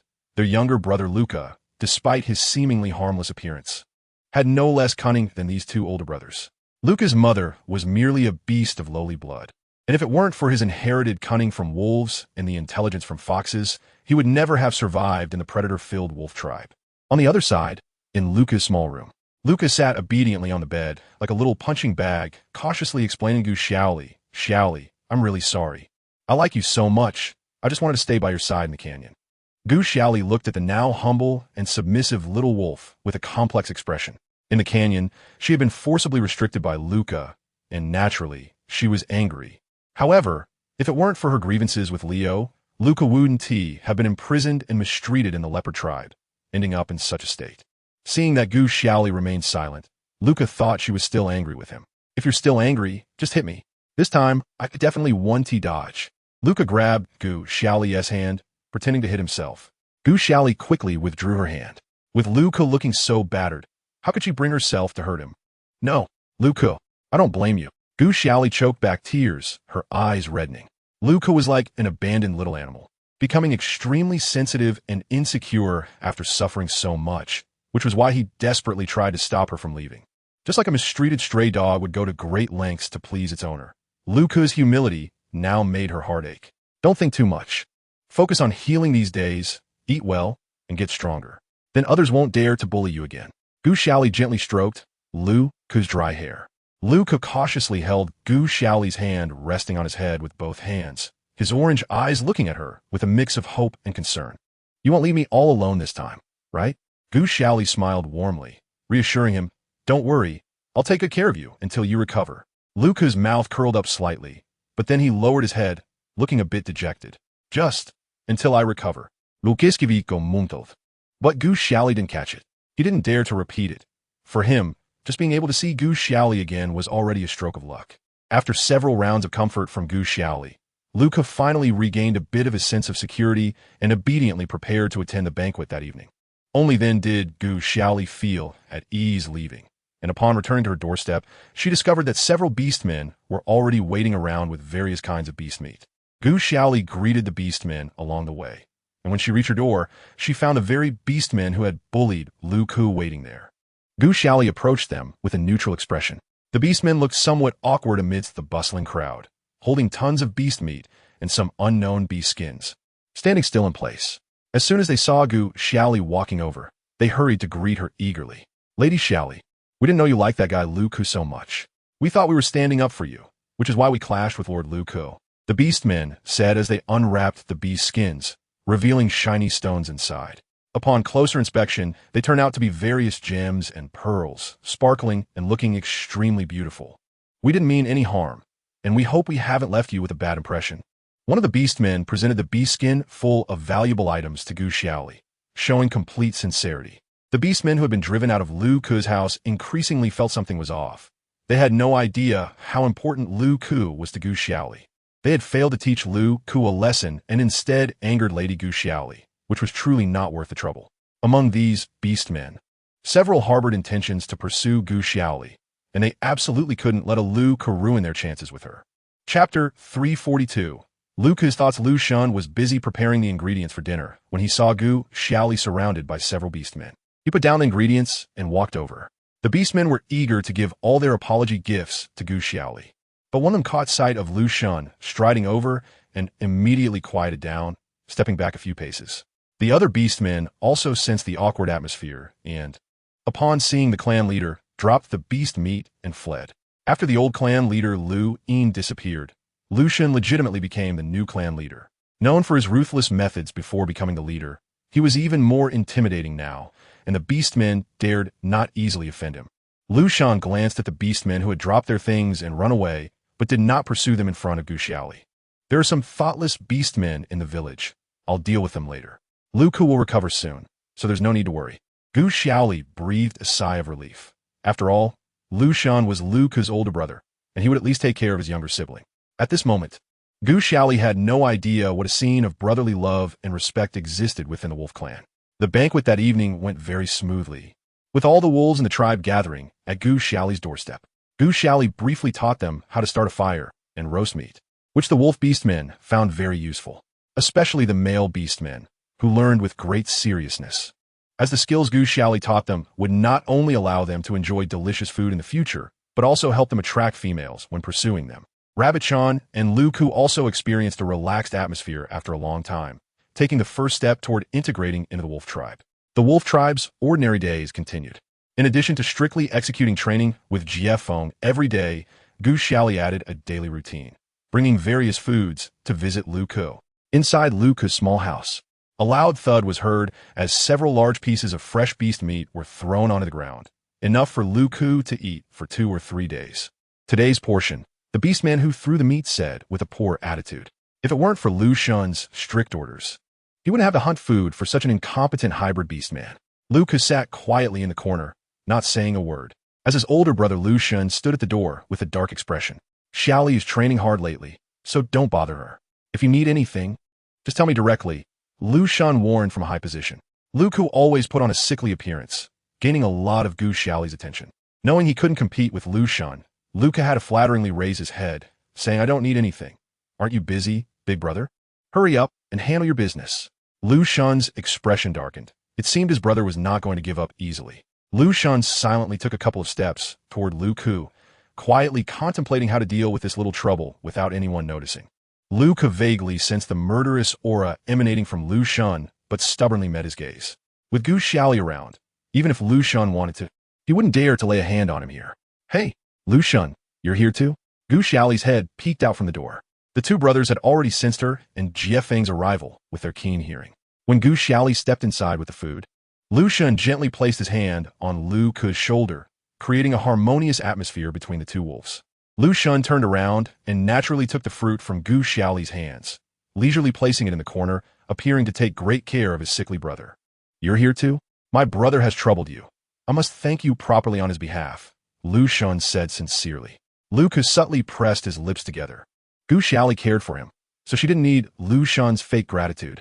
Luca was not influenced by Lu Xun and enthusiastically jumped up to pounce at Gu Xiaoli. Xiaoli. Jiefeng quickly pulled Gu Xiaoli away, and Luca missed his target. Gu Xiaoli was suddenly pulled and tumbled into Jiefeng's solid chest, stunned for a moment before gently pushing Jiefeng away. Luca looked up at the cold-faced Jiefeng with a wronged expression, resembling a small wife bullied by the main wife. Xiaoli, you must be tired. Come sit down. Luca timidly stepped forward, trying to pull Gu Xiaoli to sit on the bed. I'm fine, but did you not eat well again? Why are you still so thin? Gu Xiaoli broke free from Jiefeng's embrace and stepped forward to scrutinize Lu Ku, who still looked so frail. Lu Ku lowered his head and mumbled, I didn't have an appetite when you weren't around. Gu Xiaoli didn't catch what Lu Ku said, but both Jiefeng and Lu Xun heard it clearly and exchanged glances. The two men, once rivals, had now formed an unspoken alliance. Jiefeng gently pulled Gu Xiaoli's arm, saying, It's getting late. We should go back to cook. Lu Xun agreed, Yes, Xiaoli, you must be tired after training all day. You should head back. I'll take care of things here. Gu Xiaoli looked at the sky. After several days of training and visiting Lu Ku, she was indeed physically and mentally exhausted. Jiefeng pulled Gu Xiaoli and was about to leave. Lu Ku watched as Gu Xiaoli was about to leave, mustered his courage, and suddenly rushed to her side, grabbing her other hand. Can I have dinner with you tonight? Gu Xiaoli thought for a moment and replied, Sure. Anyway, I'll be having dinner with Jiefeng when I get back, so eating dinner with you is just right to supervise you. Jiefeng and Lu Xun's faces darkened. It seemed that this scheming little wolf cub would be hard to shake off tonight. Considering Lu Ku's physical condition, Gu Xiaoli specifically brought pots, bowls, and ingredients to cook at his doorstep. When Jiefeng arrived at Lu Ku's door carrying a large stone pot and bowls, he was nearly out of breath. Gu Xiaoli insisted on cooking at Lu Ku's door, relying on her practice to lift the heavy stone pot. Jiefeng didn't initially want to help Lu Ku have dinner with her, but he couldn't bear to see her carrying such a heavy load alone. After everything was set up, Lu Ku leaned against Gu Xiaoli, not even bothering to glance at the laborer who helped him. What are we having tonight? As long as it's made by Xiaoli, I like it. Lu Ku intimately linked his arm with Gu Xiaoli's, just like when they were trapped on the cliff. But Gu Xiaoli shook off Lu Ku's arm. She saw Jiefeng struggling to set up the stone pot alone and hurried over to help. Jiefeng had already put in a lot of effort accompanying her on hunts these days, and she couldn't trouble him further. Why don't you rest? I'll take care of it. I'll teach you a new dish today. Gu Xiaoli took a wooden spoon, smiling at Jiefeng. Jiefeng felt a warmth in his heart. She still cared about him. Let's learn another day. You're too tired today. I'll do it. Jiefeng took the spoon back from Gu Xiaoli. Lu Ku wanted to grab Gu Xiaoli again, but his hands were empty, standing lonely to the side, watching the two working seamlessly together on the ingredients. Lu Xun also came over to help, and soon a delicious dinner was ready. Lu Ku was left out, silently looking down at the empty bowl in his hands.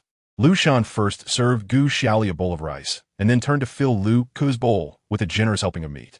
The more Lu Xun cared for Lu Ku, the more Gu Xiaoli felt she could safely distance herself from him. Eat more.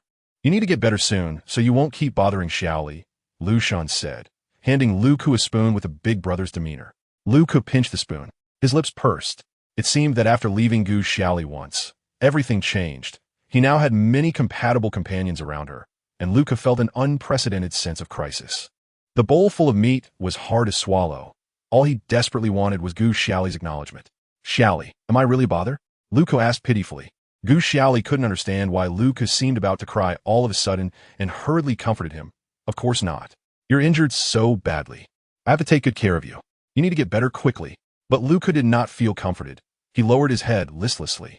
If recovering physically meant completely losing Gu Xiaoli, then he wished he would never regain his health. Lu Bai took a deep breath, gathered his spirits, and curiously asked, Why does Lu Ku want to be by Xiaoli's side every day? Why can he be with you every day? Gu Xiaoli chuckled softly. We're in training. Please don't disrupt us. Training for what? I want to train too. Lu Ku insisted, refusing to miss any opportunity to get close to Gu Xiaoli. Gu Xiaoli patted Lu Ku's dry orange hair. Not now. You're too weak. But I want to get stronger so I can protect you. Really? Won't you take me with you? I'm not afraid of hardship. Lu Ku leaned forward excitedly, his eyes sparkling. Jiefeng pressed his thin lips together, turning to stare fiercely at Gu Xiaoli, fearing he might not be her only disciple. Lu Xun secretly scoffed. Lu Ku was too naive, thinking that by acting spoiled, he could exchange for abilities from her. Sure enough, Gu Xiaoli choked on a mouthful of rice, showing no interest in Lu Ku's proposal. Let's eat first. We'll talk about the rest later. Jiefeng breathed a sigh of relief for now, leaning closer to Gu Xiaoli and quietly adding more meat to her plate. The dinner passed in silence. In the following days, Lu Shun sent plenty of food, piling it up in the corner of Lu Ku's room. To maintain his slim figure, Lu Ku would throw out the fresh meat after Lu Shun left. And when Gu Xiaoli came to eat dinner at night, Lu Ku would tirelessly persuade her to let him be her disciple. The village's creek washed away fresh meat daily, and for a day or two, Lu Shun could turn a blind eye, but over time, it became intolerable. One day, Gu Xiaoli came to find Lu Ku for dinner, as usual, and an orc carrying a pile of wet meat approached a few people, followed closely by Lu Shun. Lu Ku recognized what kind of meat the orc was carrying and felt a sense of foreboding. He moved closer to Gu Xiaoli and gently tugged at her sleeve, his big eyes blinking, trying to use her sympathy to avoid trouble. Big brother, what is this? Lu Ku clearly didn't want to admit it. Xiaoli trains hard every day from dawn to dusk, and still takes the time to hunt for you every night. If you really care about her, don't keep tormenting her. Lu Shun sternly reprimanded Lu Ku in front of Gu Xiaoli. Gu Xiaoli immediately understood and turned to look at Lu Ku intently. Gu Xiaoli was all too familiar with Lu Ku's personality. He used similar tactics to trap her when they were stuck on the cliff. Chapter 343. Lu Ku's decision. Seeing he could not evade the situation, Lu Ku hurriedly cried and snuggled up to Gu Xiaoli, apologizing. I'm sorry, Wu. I just wanted to spend more time with you. I'm so afraid you'll leave me. Wu, I'm sorry. Jiefeng watched Lu Ku cling to Gu Xiaoli. His fists clenched tightly, wishing he could charge in and tear the little wolf apart. Gu Xiaoli sighed, grasped Lu Ku's shoulders to push him away, and looked directly into his eyes. Lu Ku, I'm taking care of you because I still consider you a friend. I hope you live happily, but that doesn't mean I can endlessly sacrifice my energy to revolve around you. Lu Ku's heart sank.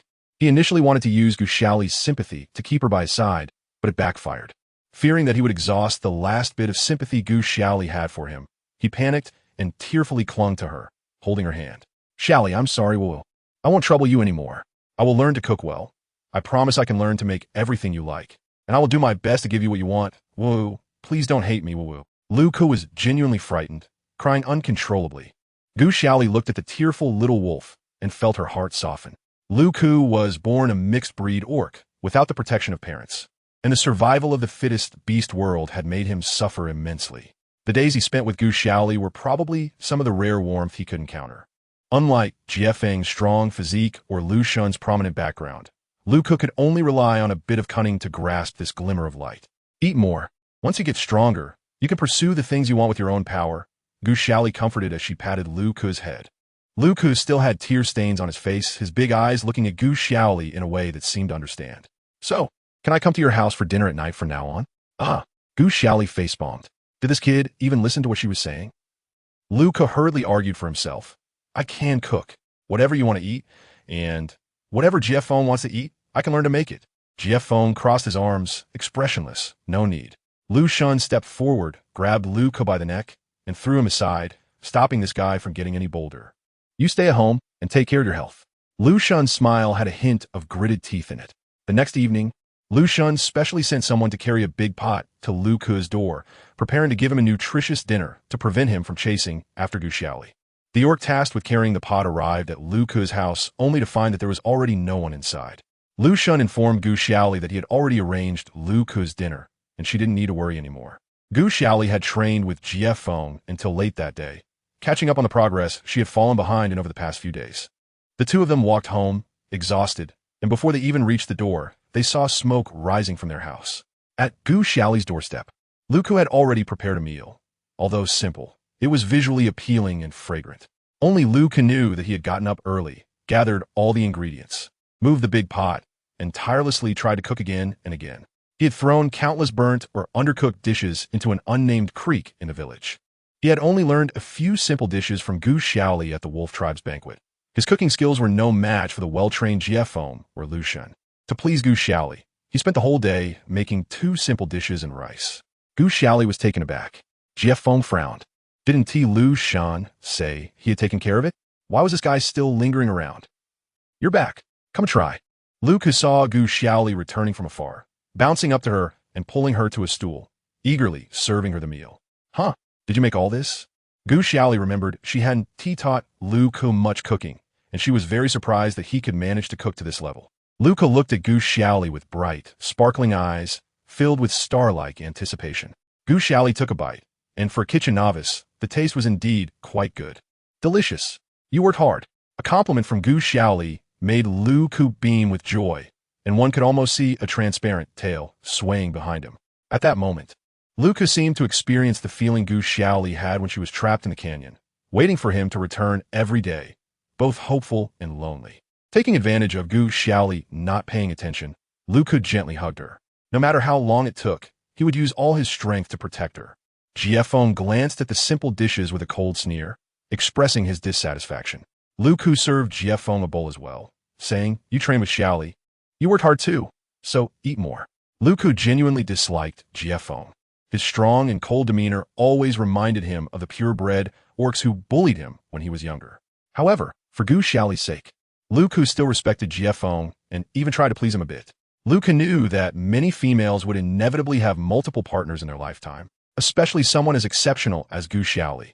Excessive jealousy would only annoy her. Jiefeng pinched the bowl Luca handed over with 2 fingers, his disdain evident. He wanted to smash the bowl to the ground, but ultimately restrained himself. Gu Xiaoli was tired after a whole day and had started eating. He didn't want to upset her. After finishing the meal, Luca quickly cleaned up all the dishes. Jiefeng's role as a cook was taken away, and he finally had some rare leisure time to sit beside Gu Xiaoli and chat with her. Gu Xiaoli and Jiefeng's houses were side by side. After the 3 of them had a simple farewell, they planned to go back to their own homes.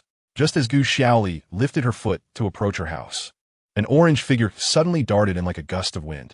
Jiefeng caught a glimpse, and before Luca could jump onto the bed, he grabbed the little wolf by the neck. Luca was lifted by Jiefeng with one hand, struggling defiantly and trying to call out to Gu Xiaoli.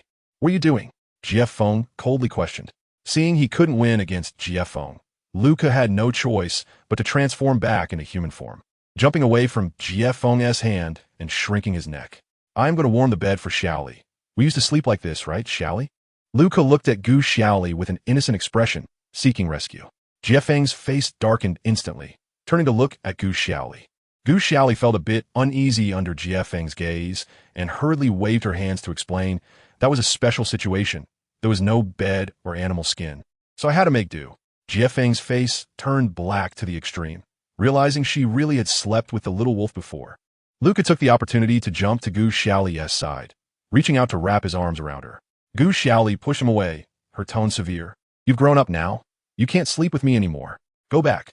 Previously, when she slept with the little wolf, she treated him like a loyal pet, without any extra thoughts.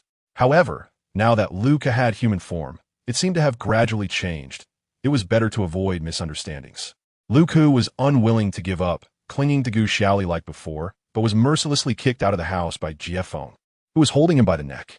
Luca rubbed his backside, which felt like it was about to split in two, tears streaming down his face. Gu Xiaoli knew Jiefeng's kick must have hurt, and worried, she walked to the door, only to see Luca looking at her with teary eyes. Instinctively, Gu Xiaoli wanted to step forward to help the weak Luca, but suddenly felt a chill behind her and hurriedly retreated into the house. Jiefeng stood there, arms crossed, silent with a face darker than charcoal. Gu Xiaoli awkwardly approached to comfort him, putting on a big smile. Jiefeng could fight, cook, and was particularly protective of her as a master at critical moments, but aside from being a bit jealous, he was quite good. She had worked hard to cultivate such a capable disciple and hoped to rely on him in the future, so she didn't want to lose him due to neglect. Jiefeng remained unmoved by Gu Xiaoli's explanation, his face cold and silent for a long time before he finally uttered, "You haven't slept with me yet." Huh? Gu Xiaoli almost thought she misheard. Back in the leopard tribe, Jiefeng was a very rebellious child. She had to be brave enough to approach the unruly black leopard, who would often snarl and threaten her. From that time on, she thought Jiefeng really disliked physical contact with her. Therefore, unless absolutely necessary, she generally kept a cautious distance from Jiefeng. Gu Xiaoli carefully glanced at Jiefeng's dissatisfied expression and tentatively asked, should I sleep with you for one night?" Jiefeng's eyes brightened for a moment, but when he saw Gu Xiaoli's ghostly expression, the enthusiasm in his heart was doused with cold water. Who cares? After saying that, Jiefeng lifted his proud head and strode out of Gu Xiaoli's house, not forgetting to give a warning glance to the persistent Luca outside. Luca huddled pitifully outside the door, feeling cold inside. In the past, when he was injured, Gu Xiaoli would always come to check on him worriedly. But now all her thoughts were on that black leopard. Lu Ke curled up and hugged his knees. Jiefeng's personality was not good at all, and he often got angry with Gu Xiaoli. In terms of looks, Jiefeng was not as lovable as he was. Was it just because Jiefeng was Xiaoli's disciple? Lu Ke suddenly realized that Gu Xiaoli had never given such special treatment to anyone, except for her one and only disciple. Lu Ke clenched his fists, regaining confidence. He had to become her disciple. Lu Ke Skiviko. It's getting late. Hurry back. Gu Xiaoli poked her head out from the door, looking at Lu Ke, who was talking to himself with some confusion. Oh, okay. See you tomorrow. Xiaoli, you should sleep early too. Lu Ke wiped the tears from his face, seemingly filled with endless energy. Gu Xiaoli tilted her head to look at Lu Ke, initially worried that he might have fallen hard, but to her surprise, he stood up with great spirit. Gu Xiaoli wouldn't he know that starting tomorrow, the little guy Lu Ke would have new reasons to cling to her side. Chapter 344. Drunk every night, when Gu Xiaoli finished training and returned home, she would see such a scene. Lu Ke, like a diligent little housewife, prepared 4 dishes and a soup, solving the meal problem for her and Jiefeng. During dinner, Lu Ke would act like a little child, constantly pouting and teasing Gu Xiaoli. Xiaoli, just accept me as your apprentice. Don't you like obedient apprentices the most? I'll do whatever you say. Please, let us eat. I don't take apprentices who are too weak. Gu Xiaoli said perfunctorily, choking on a mouthful of rice, her cheeks stuffed full. I've eaten a lot already. Lu Ke protested with his bowl raised, puffing up in indignation. These past few days, under Gu Xiaoli's insistence, he had gained quite a bit of weight, no longer looking like a bag of bones as he did when he first arrived. Gu Xiaoli added a large piece of meat to Lu Ke's bowl. Eat some more. Though Lu Ke's chubby cheeks were gradually filling out, Gu Xiaoli could see that he was still quite weak, and going out to hunt alone remained too dangerous for him. While Gu Xiaoli was busy serving Lu Ke, Jiefeng frowned slightly. She was so focused on taking care of Lu Ke that she hardly ate any meat herself. Jiefeng picked a few pieces of juicy meat and piled them into Gu Xiaoli's bowl. Lu Ke had been pestering her for several days, and Gu Xiaoli had been absent-mindedly brushing him off, which made him feel disheartened. A cruel suspicion surfaced in Lu Ke's heart, one he desperately tried to avoid. But the thought took root and grew wildly in the cracks of his mind like spring weeds. Gu Xiaoli only allowed Jiefeng to be her apprentice and permitted Lu Xun to learn abilities from her, but she refused to accept him. Lu Ke. Could it be because of his background? This thought drained Lu Ke's energy, making him more silent than usual as he quietly finished his meal. After tidying up the bowls and pots, Lu Ke glanced at Gu Xiaoli. She appeared to be in a good mood. He wondered if he could stay by her side a bit longer, but his small hope was met with a fierce glare from Jiefeng. Lu Ke's invisible tail drooped down like a dejected puppy as he walked away quietly, leaving Jiefeng and Gu Xiaoli to enjoy their rare leisure time in the evening. Today, Gu Xiaoli found a new type of fruit, which had a rich and fragrant juice, reminiscent of fruit wine. Since coming to the beast world, she had never tasted an alcoholic product, and after confirming the fruit was not poisonous, she indulged in several. Now, her face was slightly flushed, smiling dreamily as she leaned against the wall, slumped in a small chair. Why don't you accept him as your apprentice? Jiefeng suddenly asked, breaking the evening breeze. Gu Xiaoli often threatened to abandon this apprentice due to Jiefeng's disobedience. Meanwhile, Lu Ke was utterly compliant, doing everything to become her apprentice. Gu Xiaoli, her mind dulled by alcohol, took a few seconds to process Jiefeng's words. Why? Doesn't my little apprentice feel any sense of crisis? After drinking, Gu Xiaoli seemed especially bold. Slightly tipsy, she swayed as she stood up, losing her balance and falling against Jiefeng's strong chest. She slowly lifted her flushed face, her hot fingers poking Jiefeng's firm chest. With 3 parts dazed and 7 parts enticing, completely unaware of how appealing she was to the man. Jiefeng looked down at Gu Xiaoli, his handsome face turning bright red, his muscles tense and movements stiff. He swallowed hard and forcibly held Gu Xiaoli's shoulders, carefully pressing her back onto the chair, then hastily maintained a robotic distance from her. After doing all this, Jiefeng cautiously watched Gu Xiaoli, afraid she might fall off the chair in her unsteady state. Maybe you would agree to all your requests. Wouldn't that be good? Jiefeng continued to probe curiously. Gu Xiaoli smiled brightly, her flushed face glowing, carefree and charming. Who knows? None of the cubs from the wolf clan can be trusted. The eldest, Lu Xun, had someone beat me half to death just to get close to me. If it weren't for competing with Lu Bai, I might never have known this terrifying fact. Lu Bai is notoriously ruthless, clearly approaching me only for my body. And then there's the third brother, Lucre, who seems cute and obedient, but actually trapped me in a canyon for over a month. Although Gu Xiaoli appeared to get along well with the three brothers of the wolf clan, she understood better than anyone what lay beneath the surface. Gu Xiaoli squinted her eyes, enjoying the evening breeze. Seeing that she seemed unwilling to answer, Jiefeng was puzzled. Why do you want to accept me as your apprentice? Lu Shun fulfills all your requests, offering all his power and wealth. And only then do you agree to teach him abilities. Yet Lucre begs and pleads, trying every means, and you remain unmoved. While I, Jiefeng, am just a rebellious stray beast. If you wanted, there are countless more obedient candidates. Why pursue me? Perhaps due to the effects of the alcohol. Gu Xiaoli turned to Jiefeng, her eyes misty, adding an alluring charm to her innocent black pupils. Jiefeng met her gaze for a moment before silently turning away, lowering his eyelids to hide the flickering light in his eyes. Logically, he didn't meet her requirements at all. If she wanted him as an apprentice, not for some exchange, then for what reason? A question pulsed in Jiefeng's heart, one that he anticipated yet dared not guess, echoing in his mind. Perhaps because. Gu Xiaoli gently tapped her head against the wall, seemingly deep in thought. Jiefeng's heart raced at her pause, and he couldn't help but widen his eyes, fully focused on waiting for her answer. An overwhelming silence filled the air, followed by Gu Xiaoli's hoarse response after drinking. You don't like me? Ha ha ha.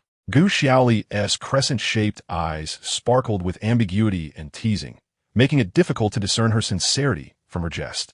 Jiefeng silently withdrew his gaze, pouting as he approached, and placed his palm on Gu Xiaoli's forehead.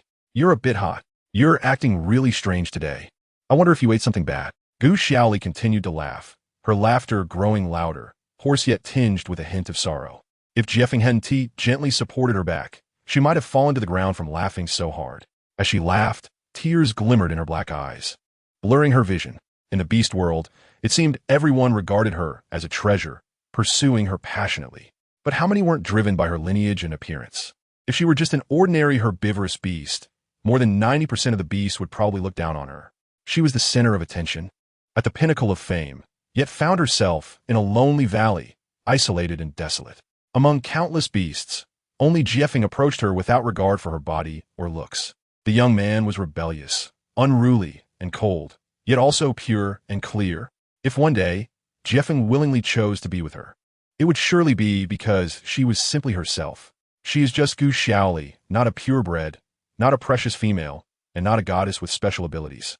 No matter how long it takes, she is willing to patiently wait for that day to come, waiting for this priceless friendship in the beast world, or perhaps a deeper bond. Gu Xiaoli was drunk to the point of confusion and couldn't think deeply. That night, Jiefeng nervously held Gu Xiaoli and found the tribe shaman. He thought Gu Xiaoli had lost her mind, while Gu Xiaoli just obediently nestled in his arms, smiling and crying. This stirred the three brothers of the wolf family, and in the middle of the night, half of the tribe's members rushed over to check on the purebred adult. Fortunately, the wolf tribe shaman was experienced and quickly identified that Gu Xiaoli had eaten too many madness fruits, prescribing her some invigorating herbs, which he brewed on the spot and forced down her throat. Gu Xiaoli groggily fell into a deep sleep. The next morning, Gu Xiaoli got out of bed, holding her buzzing and aching head. Jiefeng and Lu Ku were anxiously standing by her bedside, asking about her well-being. She didn't know that the aftereffects of that alcoholic fruit were so strong. Gu Xiaoli vowed never to have a hangover again.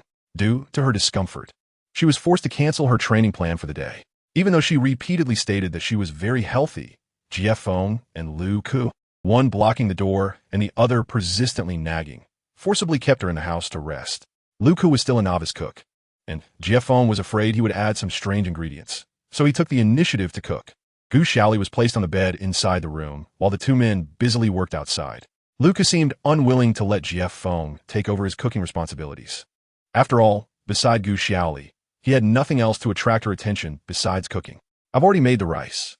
You don't need to trouble yourself anymore, Lu Ku said to the busy Jiefeng, thinking that even if he couldn't drive Jiefeng away, at least they could collaborate.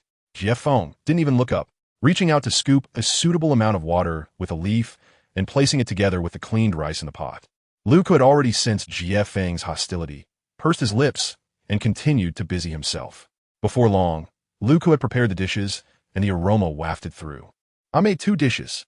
You can take a break. Jiefeng ignored him, setting up a large pot. Lu couldn't think much of those two dishes.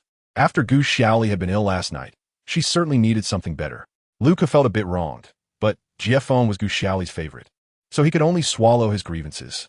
After Lu Ku finished cooking his own dishes, seeing Jiefeng's side bustling with activity, he put on a smile and came over to watch. "What delicious food are you making? Can you teach me?" Lu Ku asked, standing with his hands behind his back, slightly leaning forward, looking like a good apprentice hoping to learn some skills from Jiefeng. "Get lost." Jiefeng simply and bluntly refused. After being repeatedly met with Jiefeng's cold gaze, Lu Ku felt a buildup of grievances, but he caught a glimpse of Gu Xiaoli coming out of the small room, and his nose tinged with sourness. She used to spoil him the most, but now all the attention was taken away by this black leopard. Chapter 345. Lu Ku's persistence. Is it because I'm a hybrid beast man? Lu Ku's voice carried a hint of crying. His eyes red as he glared angrily at the still busy Jiefeng. Jiefeng raised an eyebrow and glanced at Lu Ku. "Get out of the way." Jiefeng, holding a large pile of ingredients, ruthlessly bumped into Lu Ku, who was blocking the way, causing Lu Ku to stumble back a couple of steps. Lu Ku, from the corner of his eye, spotted Gu Xiaoli and clearly saw Jiefeng's actions. He estimated that Gu Xiaoli should step in to mediate, taking half a step forward, standing in front of Jiefeng and asking with a quivering voice, "Xiaoli is so outstanding. She will definitely have more than one apprentice in the future. Why can't we just get along?" Jiefeng sneered, finally putting down his work, looking down at the aggrieved Lu Ku. "Just because of you? You think Xiaoli will support you in the future?" Jiefeng felt a mix of disdain and amusement inside. From the day he met Lu Ku, all he did was seek sympathy and play the victim. Jiefeng looked down on this kind of behavior. Whether it was a spoiled female or a male trying to flatter to avoid work, Jiefeng had a deep-seated aversion to these types of beastmen. Jiefeng's disdainful gaze deeply hurt Lu Ku. As a hybrid beastman who had no one to care for him, he had seen too many of those contemptuous looks throughout his life. But he did not want to be looked at with such disdain in front of Xiaoli. Lu Ku's small body bowed in silence, and upon closer inspection, one could see his fists tightly clenched, veins bulging on his forehead, and his whole body trembling slightly with restraint. Jiefeng pulled up a stool, sat by the pot, and with sharp claws, began chopping the clean ingredients into pieces, busying himself and ignoring Lu Ku. The suddenly quiet atmosphere was abruptly broken by an angry challenge. "I want to duel you. If you lose, you have to give up the apprentice position to me." Lu Ku rushed up to Jiefeng, his beast-like eyes slightly reddened, fangs bared, sharp claws tense with rage, and his previously aggrieved voice turned into a beastly hiss of warning. Jiefeng, with his elbows resting on his knees, maintained his action of cutting vegetables, looking up in surprise at the furious little beast before him. He thought Lu Ku, that pretty boy, would never have the courage to directly provoke him. Gu Xiaoli, who was just about to play peacemaker, was taken aback, clearly not expecting the usually smooth Lu Ku to act this way. "Really don't." Jiefeng had a bad temper and would really beat him to death. Gu Xiaoli worriedly reached out her hands, wanting to pull back the impulsive Lu Ku. But then Jiefeng suddenly stood up, throwing the vegetables aside and coldly staring at Lu Ku. "All right." Jiefeng was eager to teach Lu Ku a lesson. Lu Ku's figure was a whole circle smaller than Jiefeng's, but facing Jiefeng's overwhelming pressure, he showed no fear. His frail body suddenly transformed, and fur quickly grew on his smooth back. Gu Xiaoli hurriedly rushed forward and grabbed Lu Ku by the neck. Though Lu Ku was a smaller hybrid beastman, his beast form was considerably larger than Gu Xiaoli's. Gu Xiaoli used both her hands and feet to hold onto Lu Ku tightly. Lu Ku's body hadn't fully recovered, and fighting Jiefeng at full strength would definitely end badly for him. Lu Ku didn't dare to leap forward suddenly, fearing he would bring Gu Xiaoli down with him, twisting his body left and right, trying to break free from Gu Xiaoli's firm grip on his back. Jiefeng stood opposite, leisurely with his arms crossed, looking at Lu Ku with a calm expression. Lu Ku was even more infuriated by that nonchalant gaze, his entire body bristling with fur, and he suddenly transformed back into human form, pushing Gu Xiaoli away. The sudden force made Gu Xiaoli take a step back in surprise. Lu Ku looked at her with red eyes, feeling both heartbroken and guilty. He had never pushed her away so forcefully before. But this time, Lu Ku restrained his impulse to care for her. He had to prove himself first to gain the right to stay and care for her. "Xiaoli, if I win, you have to agree to take me as your apprentice. If I lose, I won't pester you anymore." Lu Ku looked at Gu Xiaoli firmly and decisively. Gu Xiaoli was momentarily stunned. She had never seen Lu Ku look so serious. The air fell silent for a moment. "Be careful." Gu Xiaoli only gave Lu Ku 4 words. She intended for Lu Ku to stay by her side, let alone become an apprentice. It was a good idea to keep avoiding the heavy topics and deceiving him. She knew that Lu Ku was not capable of defeating Jiefeng at this moment. Letting Jiefeng take action would also save her from being persistently bothered. Lu Ku revealed a relieved smile. She did not stop him. At least it meant she was willing to give him the chance to stay. Lu Ku took a deep breath, turned around, and focused entirely on the powerful Jiefeng. Gu Xiaoli stood behind Lu Ku, looking at Jiefeng with pleading eyes, gently shaking her head. Just let him know the difficulty and retreat, but don't be too heavy-handed. Jiefeng blinked, understanding the hint. At first, Jiefeng did not transform into his beast form. Dealing with a hybrid orc did not require a lot of effort. However, Lu Ku did not bite Jiefeng's leniency. With sharp teeth and claws aimed directly at the vital points. Relying on his agile and quick form, he repeatedly threatened Jiefeng's heart. Gu Xiaoli watched in fear. How had she not noticed that the little wolf looked cute but harbored such a heavy, killing intent? Jiefeng, using the skills he had trained regularly, skillfully dodged each attack, but he still ended up with several light scratches. After a few exchanges, Lu Ku was knocked away by Jiefeng's iron fist several times but seemed oblivious to the pain, quickly getting up to organize his next counterattack, exploiting the mercy shown by Jiefeng to repeatedly threaten him with murderous intent. Lu Ku's fierce gaze reminded Jiefeng of his own past. As the only black leopard in the tribe, all the spotted leopard clan members regarded him as an omen of misfortune, and he was inevitably bullied by other orcs when he was young. At first, Jiefeng continually compromised and retreated, abandoning his dignity in an attempt to please and integrate into the group. In the end, he realized that his endless attempts to please only resulted in endless oppression, and he was left with countless injuries without any change in his situation. Until one day, he no longer compromised. He gritted his teeth, swallowed his blood, and forced his scarred body to pounce on the orc that looked down on him. He let the other's sharp claws tear at his chest, letting blood gush out, and deeply sank his sharp fangs into the opponent's neck. The surrounding juvenile orcs called for many adults who kicked and beat him, but Jiefeng held on tightly to the other's neck until he felt a crunch in his mouth, and the orc stopped breathing. At that moment, he had only one thought: kill him. That time, Jiefeng was left with torn skin and broken ribs, and his fangs were broken. But he discovered that the attitude of the village orcs towards him had changed drastically. Those who once enjoyed watching him humiliated now carefully avoided him, and the adults in the village looked at him with increasingly strange expressions. He didn't care. He was already alone, and life had become calmer. Jiefeng thought that if the orc he had bitten to death had not been the chief's most favored son, perhaps he could have found a cave of his own near the tribe and lived a peaceful and lonely life, rather than being chased and hunted by the entire village. But none of that mattered anymore, because he had met that person. The pure black fur that the orcs once regarded as ominous looked handsome in her eyes. The quirks he developed from not fitting in could be embraced and accepted by her. The humble background that once made him feel inferior became the strongest weapon in her hands. Jiefeng looked at Lu Ku, who was rushing in with claws raised.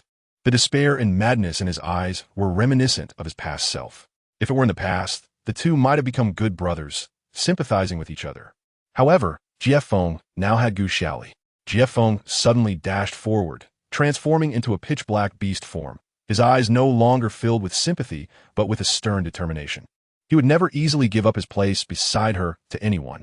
When Jiefeng got serious, he quickly knocked Lu Ku to the ground. Lu Ku endured several claw strikes from Jiefeng, curling up on the ground in pain, his body trembling and unable to make a sound.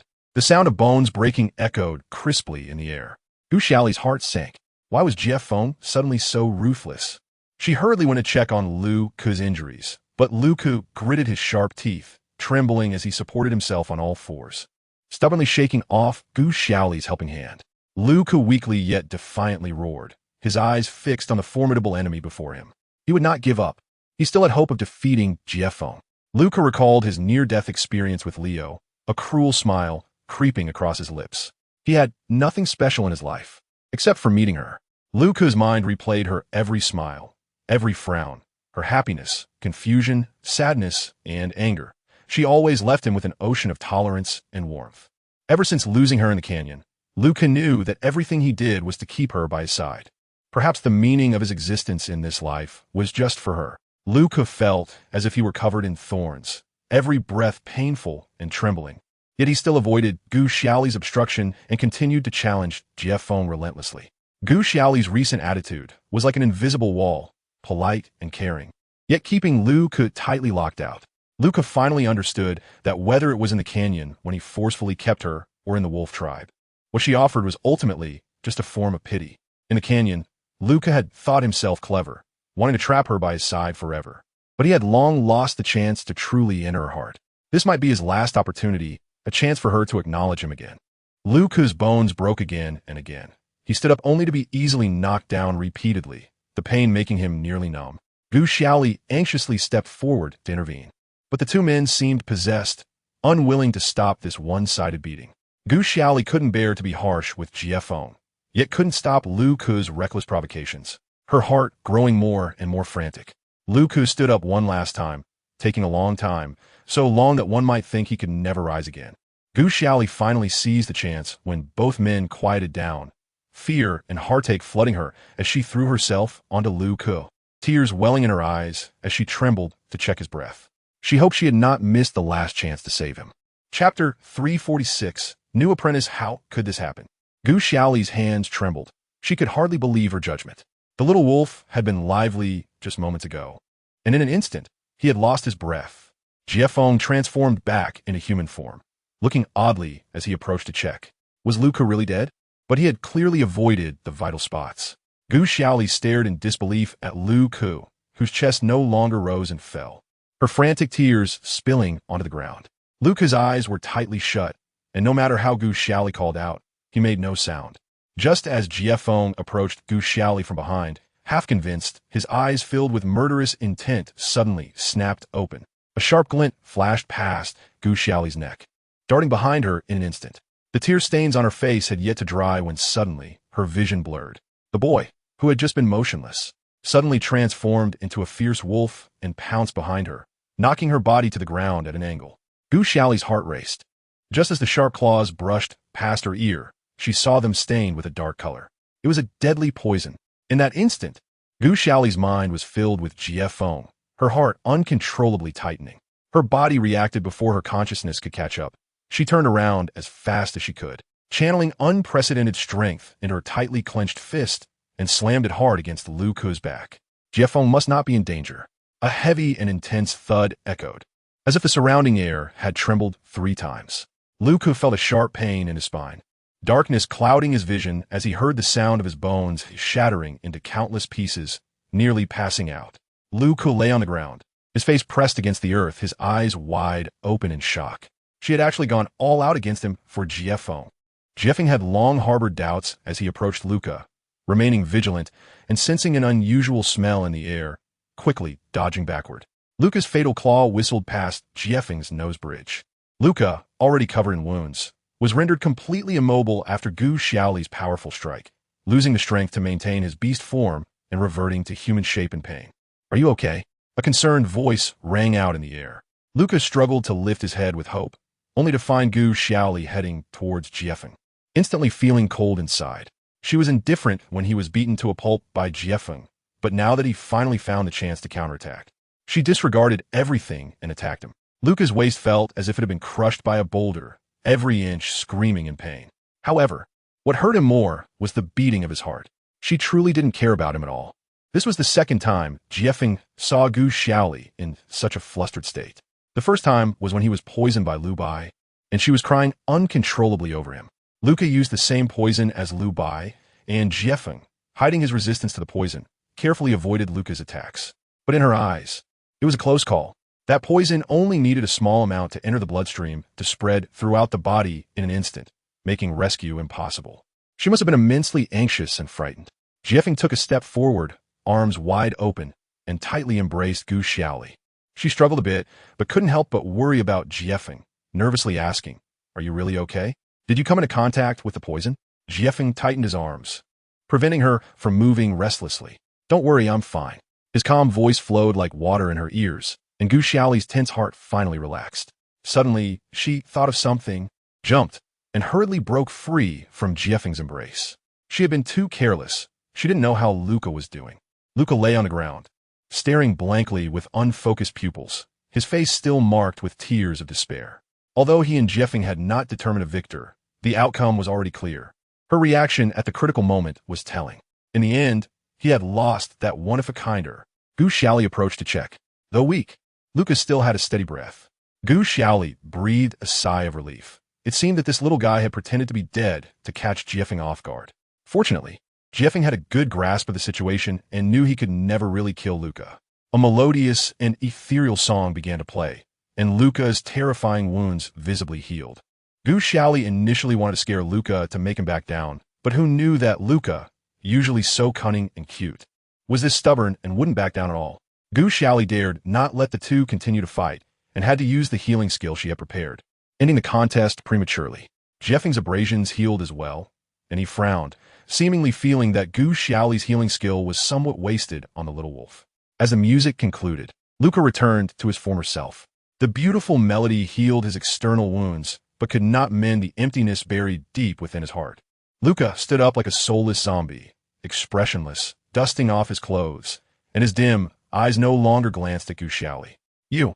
Gu Xiaoli noticed that although Luca had returned to his fighting form, he was intentionally avoiding her gaze, making him seem like a completely different person from the lively little wolf he used to be. Luca was now eerily calm and depressed. As Luca walked away from home, he suddenly stopped. Xiaoli, you used to care about me, right? Luca turned around, his eyes full of complete defeat and a humble need for validation. Gu Xiaoli was speechless. She thought Luca would cry and throw a tantrum like before, or desperately insist on fighting Jeffing again, and she was at a loss for how to persuade the little guy to go away. The air fell silent for a while. Luca shook his head and laughed self-deprecatingly, knowing that there was no possibility between them. Yet he still instinctively sought even the slightest warmth from her. Do you still want to be my disciple? Just as Luca was about to leave in disappointment, he heard Gu Xiaoli's hesitant call, stunned in place, unable to respond for a long time. Every word she said was clear to him, but when combined, it was hard for him to understand. Jeffing looked at Gu Xiaoli in astonishment. Did she really want to take a new disciple? Luca was also shocked, staring at Gu Xiaoli, doubting whether he had misheard. Gu Xiaoli cleared her throat and firmly stated her conditions.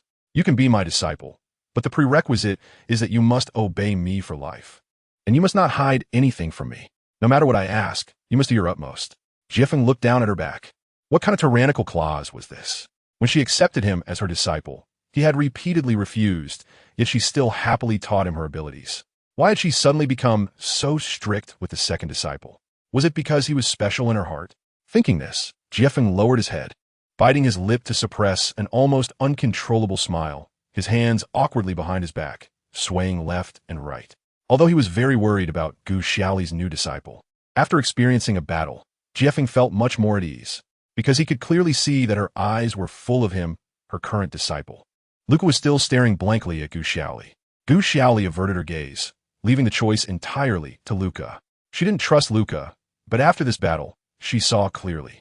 Even if Luca risked his life, he still fought to become her disciple.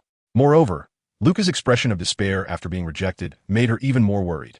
She feared that this little wolf might really do something foolish when he returned. She proposed harsh conditions. If Luca agreed, she would be glad to have an extra helper.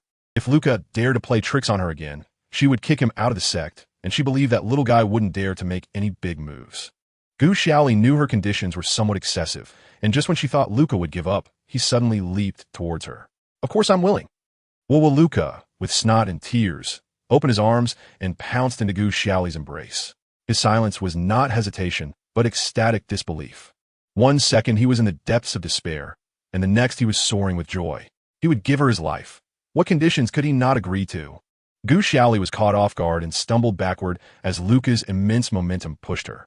Luca, having regained what he thought was lost, was like a dog that had been abandoned and then picked up by its owner, wagging his tail and hugging Gu Xiaoli tightly, his soft hair brushing against her neck. Gu Xiaoli felt dizzy, the weight pressing against her chest, her arms flailing in panic as she tried to find something to support herself. Just as she was in a fluster, she suddenly felt a strong hand grip her wrist from behind, forcibly pulling her out of Luca's embrace, her back colliding with another solid chest. Jeffing pulled Gu Xiaoli away and quickly retreated several steps to distance her from Luca. Luca fell to the ground with a thud, pouting, looking up at the now distant Gu Xiaoli with a wronged expression. Master, it hurts. Luca sat on the ground with teary eyes, complaining. reverting to his former mischievous and clingy self. Gu Xiaoli's face turned slightly red. The warmth of the reliable chest behind her was hot, making her heart race. Gu Xiaoli gently nudged Jie Feng behind her with her elbow, breaking free from his embrace. She pretended to cough lightly, trying to dispel the blush on her face. All right, Lu Ku, starting today, you are officially my apprentice. The master's orders are always absolute. If you don't obey, I'll kick you out of the sect immediately. Do you understand? Gu Xiaoli said sternly, hands on her hips, scolding Lu Ku. Lu Ku let out a small, aggrieved sound but nodded obediently. That day, Gu Xiaoli started teaching from scratch. Lu Ku chose to become a functional support, capable of helping teammates become invisible and charge in, along with a series of related abilities. Gu Xiaoli wasn't very clear about the support functions, so she taught Lu Ku how to open the panel and then let him explore skill combinations on his own. Fortunately, Lu Ku was very perceptive and quickly adapted to the training pace, perfectly integrating into their daily exercises. Lu Ku's originally delicate and weak little body gradually grew stronger day by day. Chapter 347, Transaction or Conspiracy 1, by the crystal clear stream. A boy's upright figure was shaded by the trees. He's quite a nuisance, don't you think?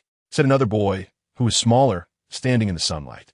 The person in the shadow chuckled lightly. So what? She trusts him too much. If that person disappears, it would be good for both of us. Another chuckle followed. She won't trust anyone. Not necessarily. He is very special. The boy in the shadow replied, his expression turning cold, revealing a rare sternness. What do I gain from helping you? The voice in the shadow asked indifferently. If you don't help, neither of us will have a chance. The boy clenched his fists. What if you share what you got from her with me? The taller boy slowly proposed a condition. Such things can't be shared. The boy stood in the sunlight, looking down at his toes, seemingly battling with his inner thoughts. The boy under the tree didn't believe his excuse, smirking. Come back to me when you've learned to share. After saying this, he turned to leave without a hint of reluctance. Wait, I can tell you how, but... The shorter boy rubbed his fingers anxiously. She won't find out. The calm assurance interrupted the boy's hesitation. The boy's anxious heart settled slightly. All right, what are you planning to do? It's simple. All beast men are the same. We just need to make her see his true self. But what if she really likes him? What then? The boy frowned, blocking the person under the tree, dissatisfied with his passive plan. She is a smart person and won't misjudge her position. Liking that kind of thing is too illusory for her, seemingly unwilling to linger longer. The boy in the shade transformed into a light gray wind and quickly disappeared into the trees, leaving behind a figure filled with both fear and excitement. Promise not to hide anything and always listen to her. Of course, he would do that. However, there was a premise. He had to be the first in her heart. Since the battle with Leo, the grassland seemed to have returned to peace. The leopard tribe no longer expanded outward ostentatiously, but instead focused on quiet reconstruction. Survivors from various herbivore tribes began to emerge, and life was rekindled in the war-torn ruins. One noon, in the fields near the wild boar beastman tribe, the surviving wild boars were facing off against a strong enemy. Wild boars are omnivorous animals, and during the harsh war, they relied on stored plants to barely sustain some of their kin. With the war temporarily over, they no longer wanted to live a life of hiding and evading. The females and young in the tribe had been starved for many days, and they needed meat. The strong males had to muster their courage to go hunting. They were fortunate enough to find many low-level small animals at the edge of the tribe and were planning to surround them all, bringing everything back to feed the females and young. However, a few unexpected guests quietly arrived nearby. Yuba, the wild boar leader, held his ground, his expression wary. Although the opposing side was not as large in size or number as his brothers, they had an array of vicious tactics that had caused the wild boar family to lose countless kin on the battlefield. Yet, looking at the plump prey running freely in the fields, Yuba swallowed hard, still reluctant to give up. Long time no see, Yuba. The opposing beastman surprisingly transformed into a gentle-looking boy. Yuba tilted his head, feeling puzzled. The other party didn't seem to harbor any hostility. Don't be so nervous. What happened before was also out of necessity. You know, with Leo's personality, even if we didn't act, he would still wipe you all out. The boy smiled brightly, as if he were not the one who had previously caused the wild boar tribe to lose over 30% of its beastmen. A fire seemed to burn in Yuba's heart. He would never forget the persecution his tribe had suffered. Yuba gritted his teeth, wanting desperately to pounce on this person with a beast's heart and a human's face. The air was tense for a long time, yet Yuba still held back. The wild boar tribe had suffered heavy losses and could not withstand any more conflict especially not against a powerful race that held nearly half the power on the grassland. Yuba slowly transformed into human form, suppressing the anger in his heart, and asked straightforwardly, "What do you want?" The boy's light gray eyes narrowed slightly, a satisfied smile appearing. "I heard that your wild boar tribe has stored quite a few rare plants. They actually came all this way just for such a trivial matter." Yuba was astonished, speaking nervously for a long time. He had never imagined that such a good thing could fall into his hands. On the other side, Gu Xiaoli was still continuing her daily training with her two apprentices. The days were fulfilling yet mundane. The only difference was that the grassland seemed to be revitalizing, with a herbivore tribe even proactively proposing to exchange some supplies.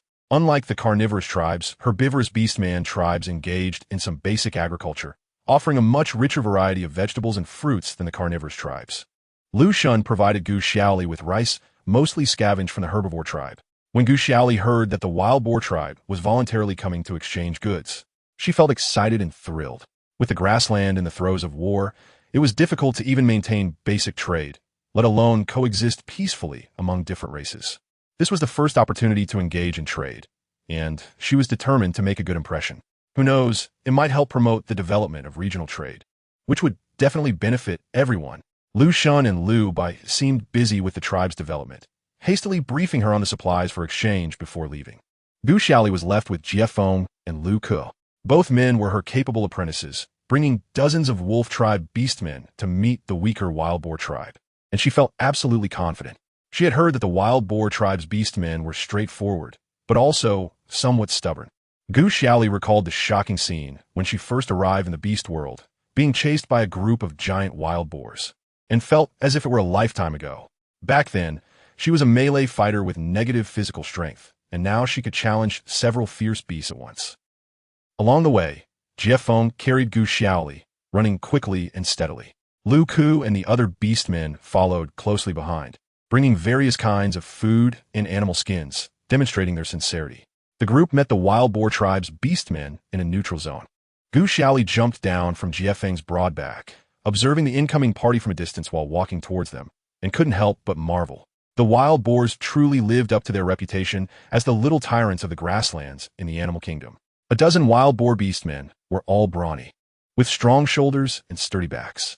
That physique could stand proudly even among a tribe of carnivorous wolves. Only someone as naturally strong as Lu Shun, or a bear-like individual with extraordinary racial talent, could rival it. Unfortunately, brute strength alone, coupled with a lack of intelligence, wouldn't help. Otherwise, they wouldn't be bullied by smaller wolf tribes. "Here you are?" "Ha ha ha." The leading boar orc laughed heartily, his voice booming like a bell.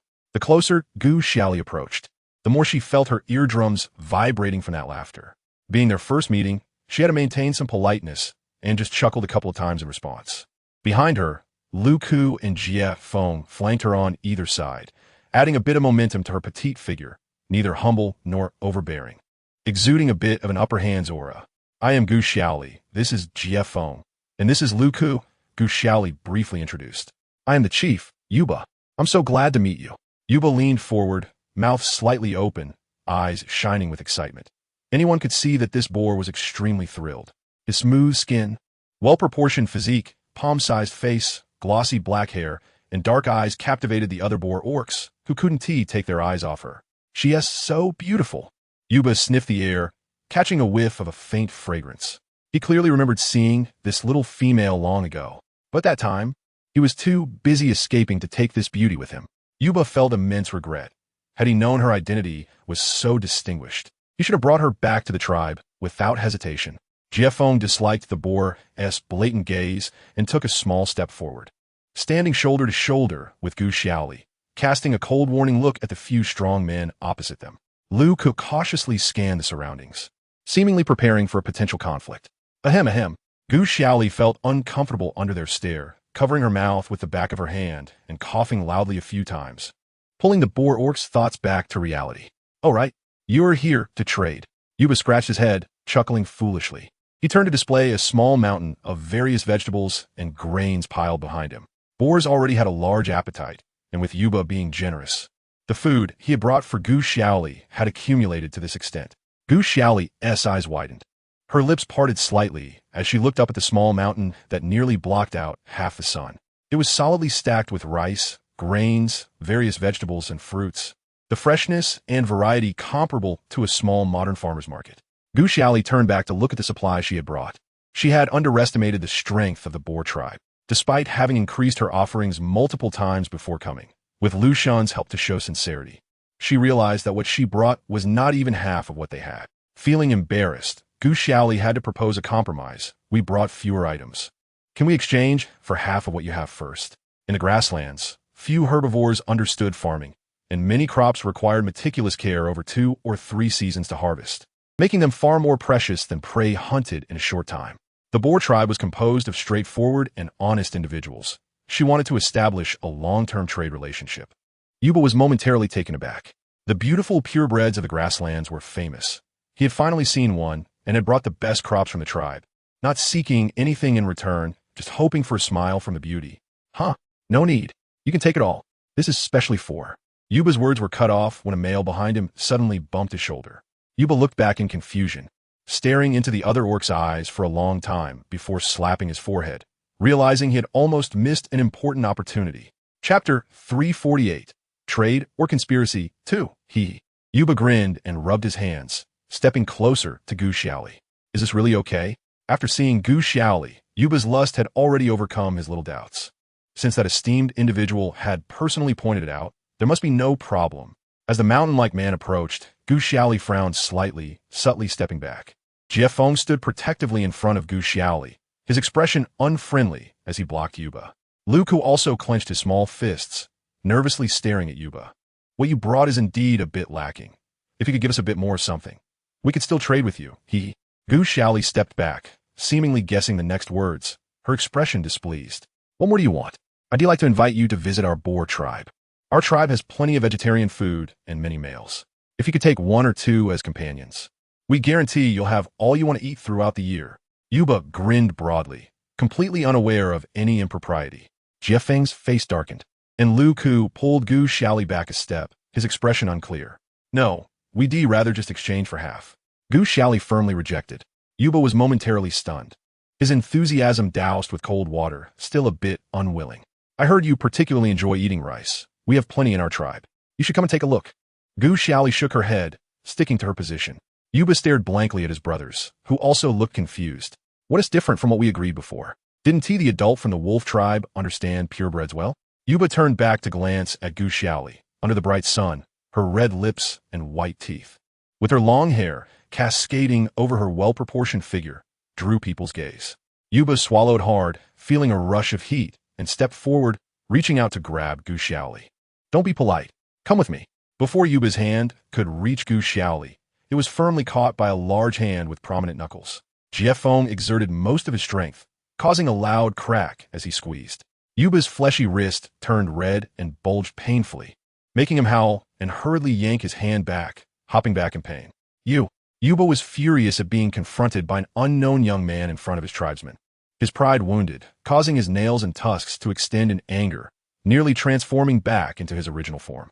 The other boar orcs also became vigilant, baring their sharp tusks and issuing loud warning sounds. The few wolves behind Gu Xiaoli, who had long admired her, naturally couldn't just stand by, all bristling with fur. Suddenly, the air grew particularly tense. Jie Feng remained calm and cold, feeling that he could handle a few boars by himself in no time. Lu Ku's gaze flickered between Jie Feng and the furious Yuba, his expression uncertain. Are we going to fight? Yuba's pain had subsided, but he still couldn't swallow this anger. The boar tribe was isolated and unaware that Gu Xiaoli had a fearsome pure black warrior by her side. Yuba sized up Jie Feng, who was shorter than him, and the few wolves, feeling no fear. Try moving her again. Jie Feng twisted his wrist, disdainfully glancing at Yuba. Yuba felt intimidated by Jie Feng's gaze, letting out a growl as he sounded the battle horn. Gu Xiaoli facepalmed. A good trade was about to be ruined. However, Yuba didn't seem entirely oblivious, sensing that something was off. Gu Xiaoli sighed, just as she was about to step in to mediate. A figure beside her quickly moved ahead, stepping between the 2 angry males. Let us not ruin the atmosphere. Lu Ku, caught between the 2 powerful males, raised his shoulders in fear, but still gathered his courage to extend his hands to block them. We just want to exchange some vegetarian food, no malice intended. Luca explained to the wild boar orc in a panic. Yuba snorted in dissatisfaction, still brooding over Jiefeng.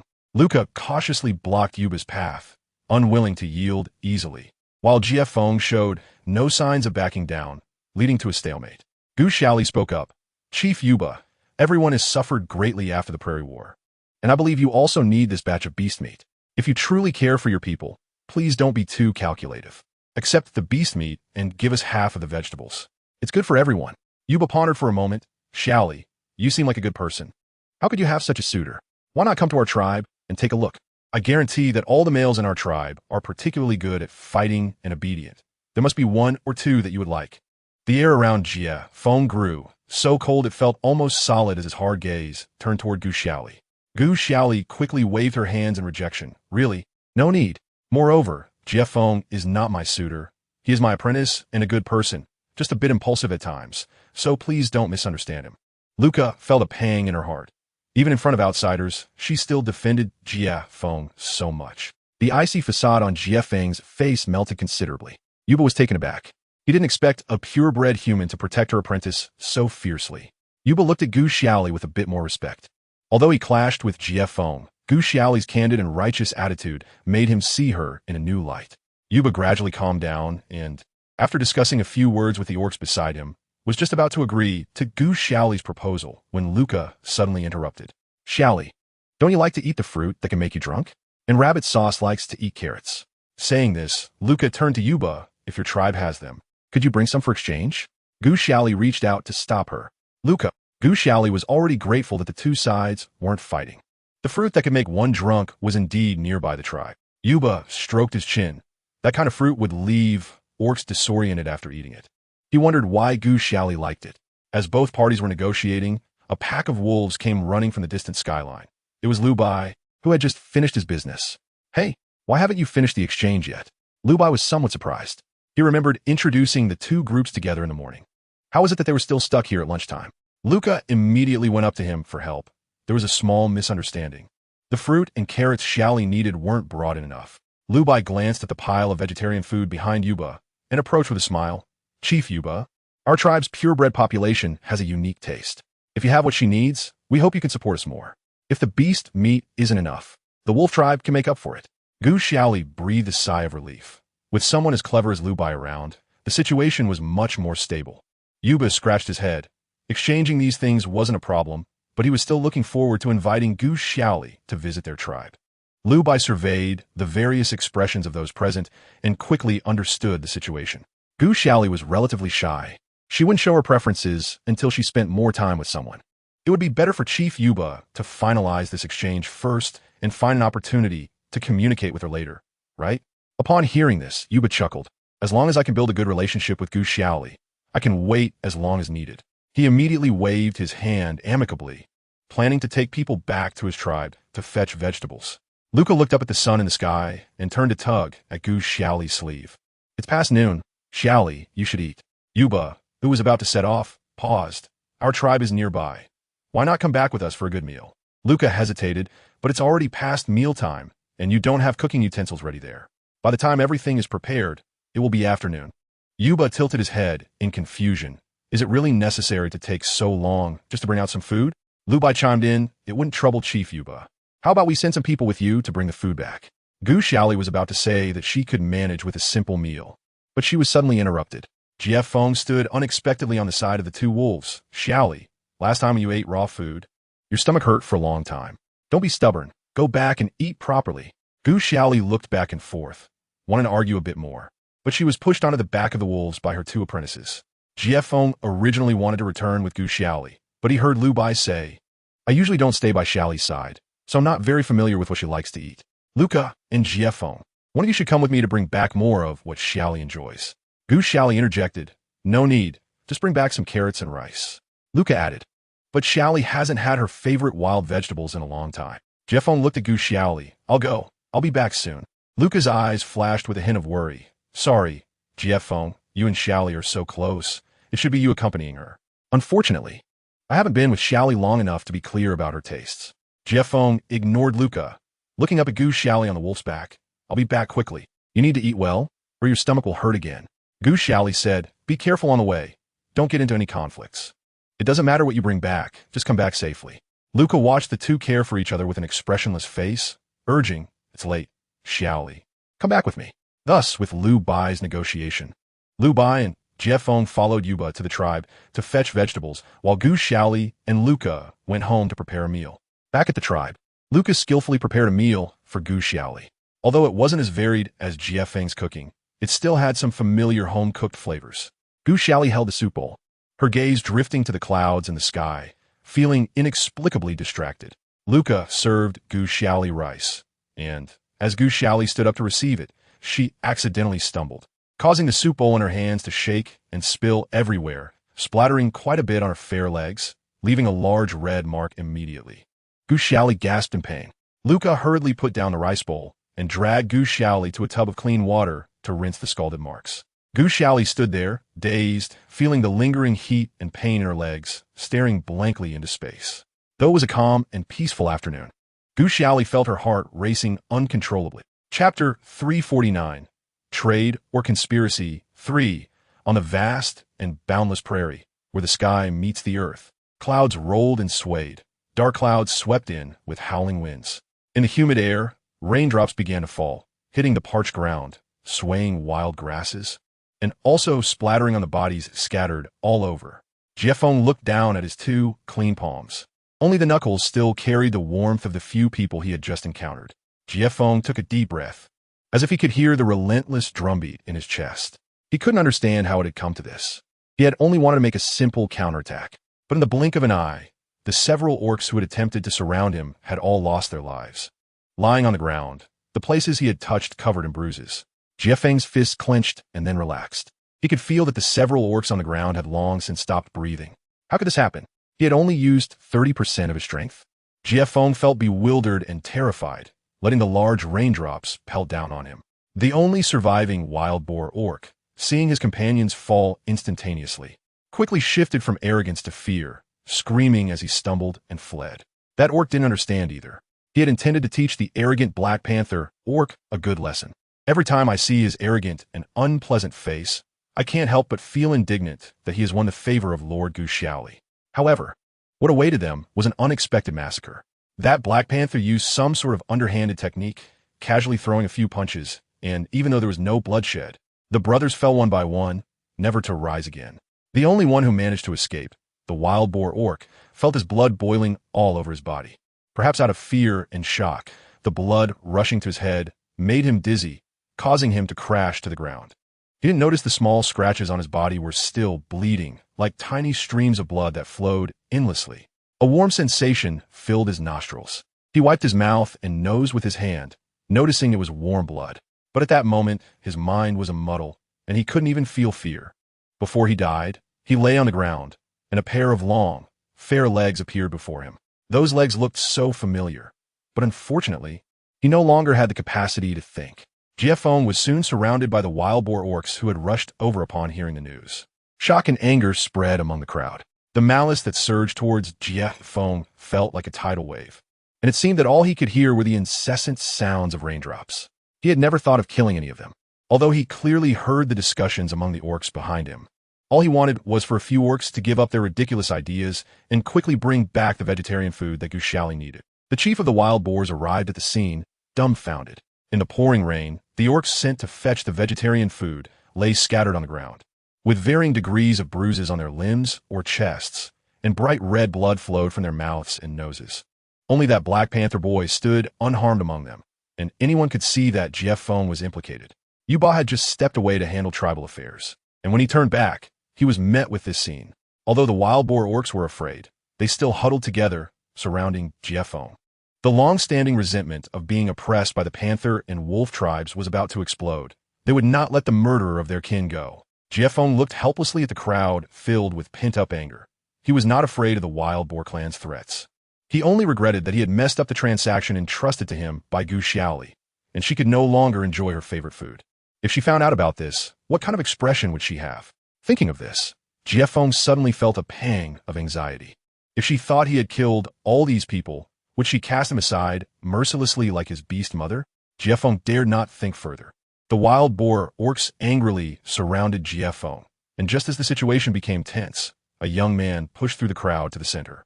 Jiefeng focused his gaze and saw that it was Lu Bai. Lu Bai seemed to have just arrived after hearing the news.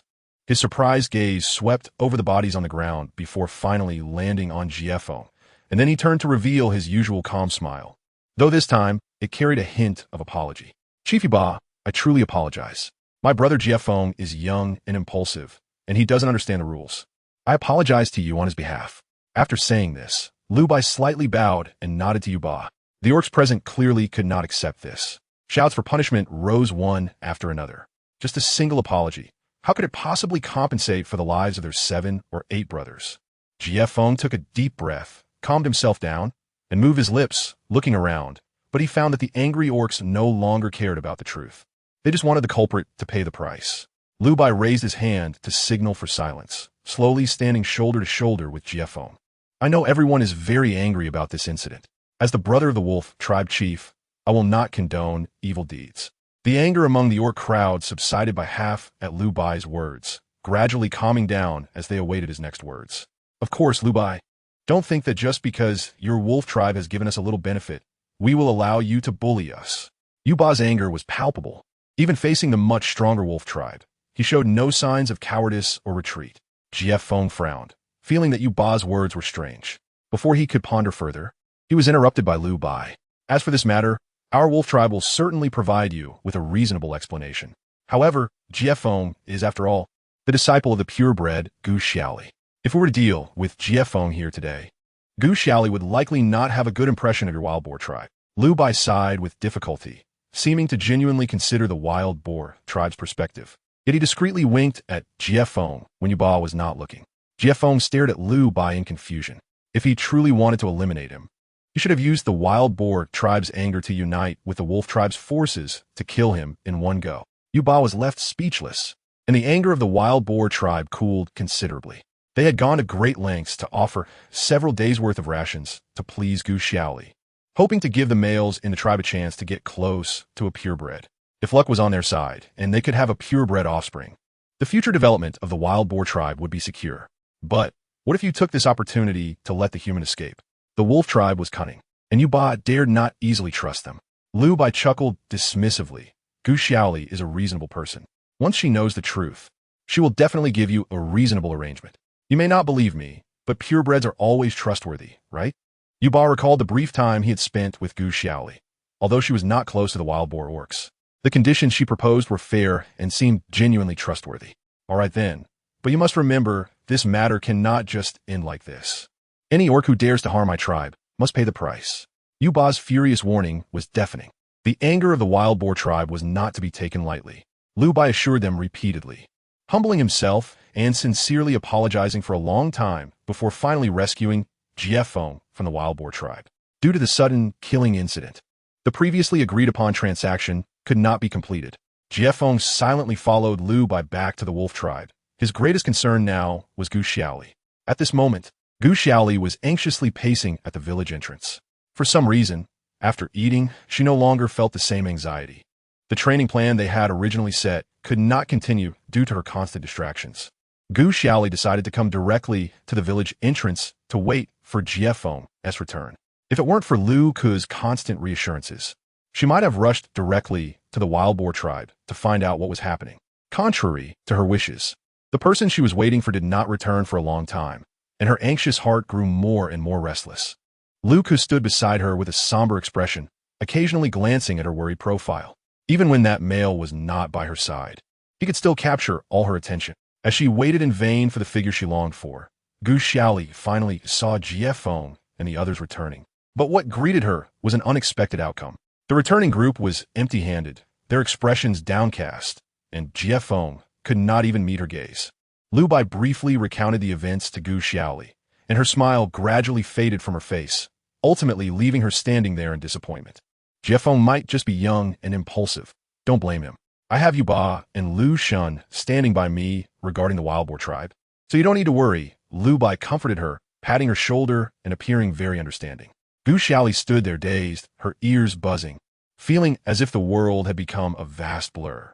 The last time such a thing happened was in Leo's hands. While going out to hunt, he accidentally encountered orcs from another tribe, who stared at her a bit too long, and then Leo snapped their necks without leaving a single one behind, turning them into her dinner. Luca agreed. It's understandable that the wild boar tribesmen dared to disrespect you. It's reasonable for Jiefeng to act that way. Xiaoli, don't overthink it. In an instant, countless thoughts flashed through Gu Xiaoli's mind. Finally, she pushed away the two brothers from the wolf tribe and strode toward Jiefeng, pulling him into a separate room without a word. Luca's words echoed in her mind, and she shook her head to drive those voices away. She just wanted to hear what Jiefeng had to say. Jiefeng allowed Gu Xiaoli to pull him into the room, turning his head to force him to meet her gaze, remaining silent as if he were a cold statue. Don't you want to say something? Gu Xiaoli's voice trembled. Jiefeng's silence made her inner fear grow uncontrollably, and she was afraid that Jiefeng would become as brutal and tyrannical as Leo, afraid that the rebelliousness and unruliness he had always shown were just an act, and afraid that her cherished disciple was actually the demon she feared the most. Jiefeng stood straight, his deep green eyes gazing deeply into hers, containing a myriad of unspoken words, but beneath those emotions he saw fear. That fear reminded him of his nightmarish experiences from childhood. Chapter 350. Turning point. Jiefeng never thought of himself as an anomaly since birth, a black panther among a group of leopards. From the moment he was born, he became an easy target for the tribe's scorn. No one wanted to approach him. No one would believe him. The village brats stole the chief's beast skin, and he just happened to be seen passing by. He intended to expose the orc's actions, but with just one lie or a suspicious glance. Public opinion in the village turned against him like a sharp sword. All accusations and punishments came pouring in. It seemed he was born a bad seed. Once the village children discovered this, they became even more brazen, causing trouble, vandalizing, stealing, and acting recklessly. Each time, they just had to feign grievance and point at the black anomaly in the village to escape all punishment. The poor little Black Panther wanted to argue and shout, but in the end, he found himself thrown into a deep pit with no light. No one cared what he said or did. People just needed him to bear all the injustices and anger. Jiefeng's gaze returned to Gu Xiaoli. Despite just a little, he still noticed her eyes resembled those of the villagers back then.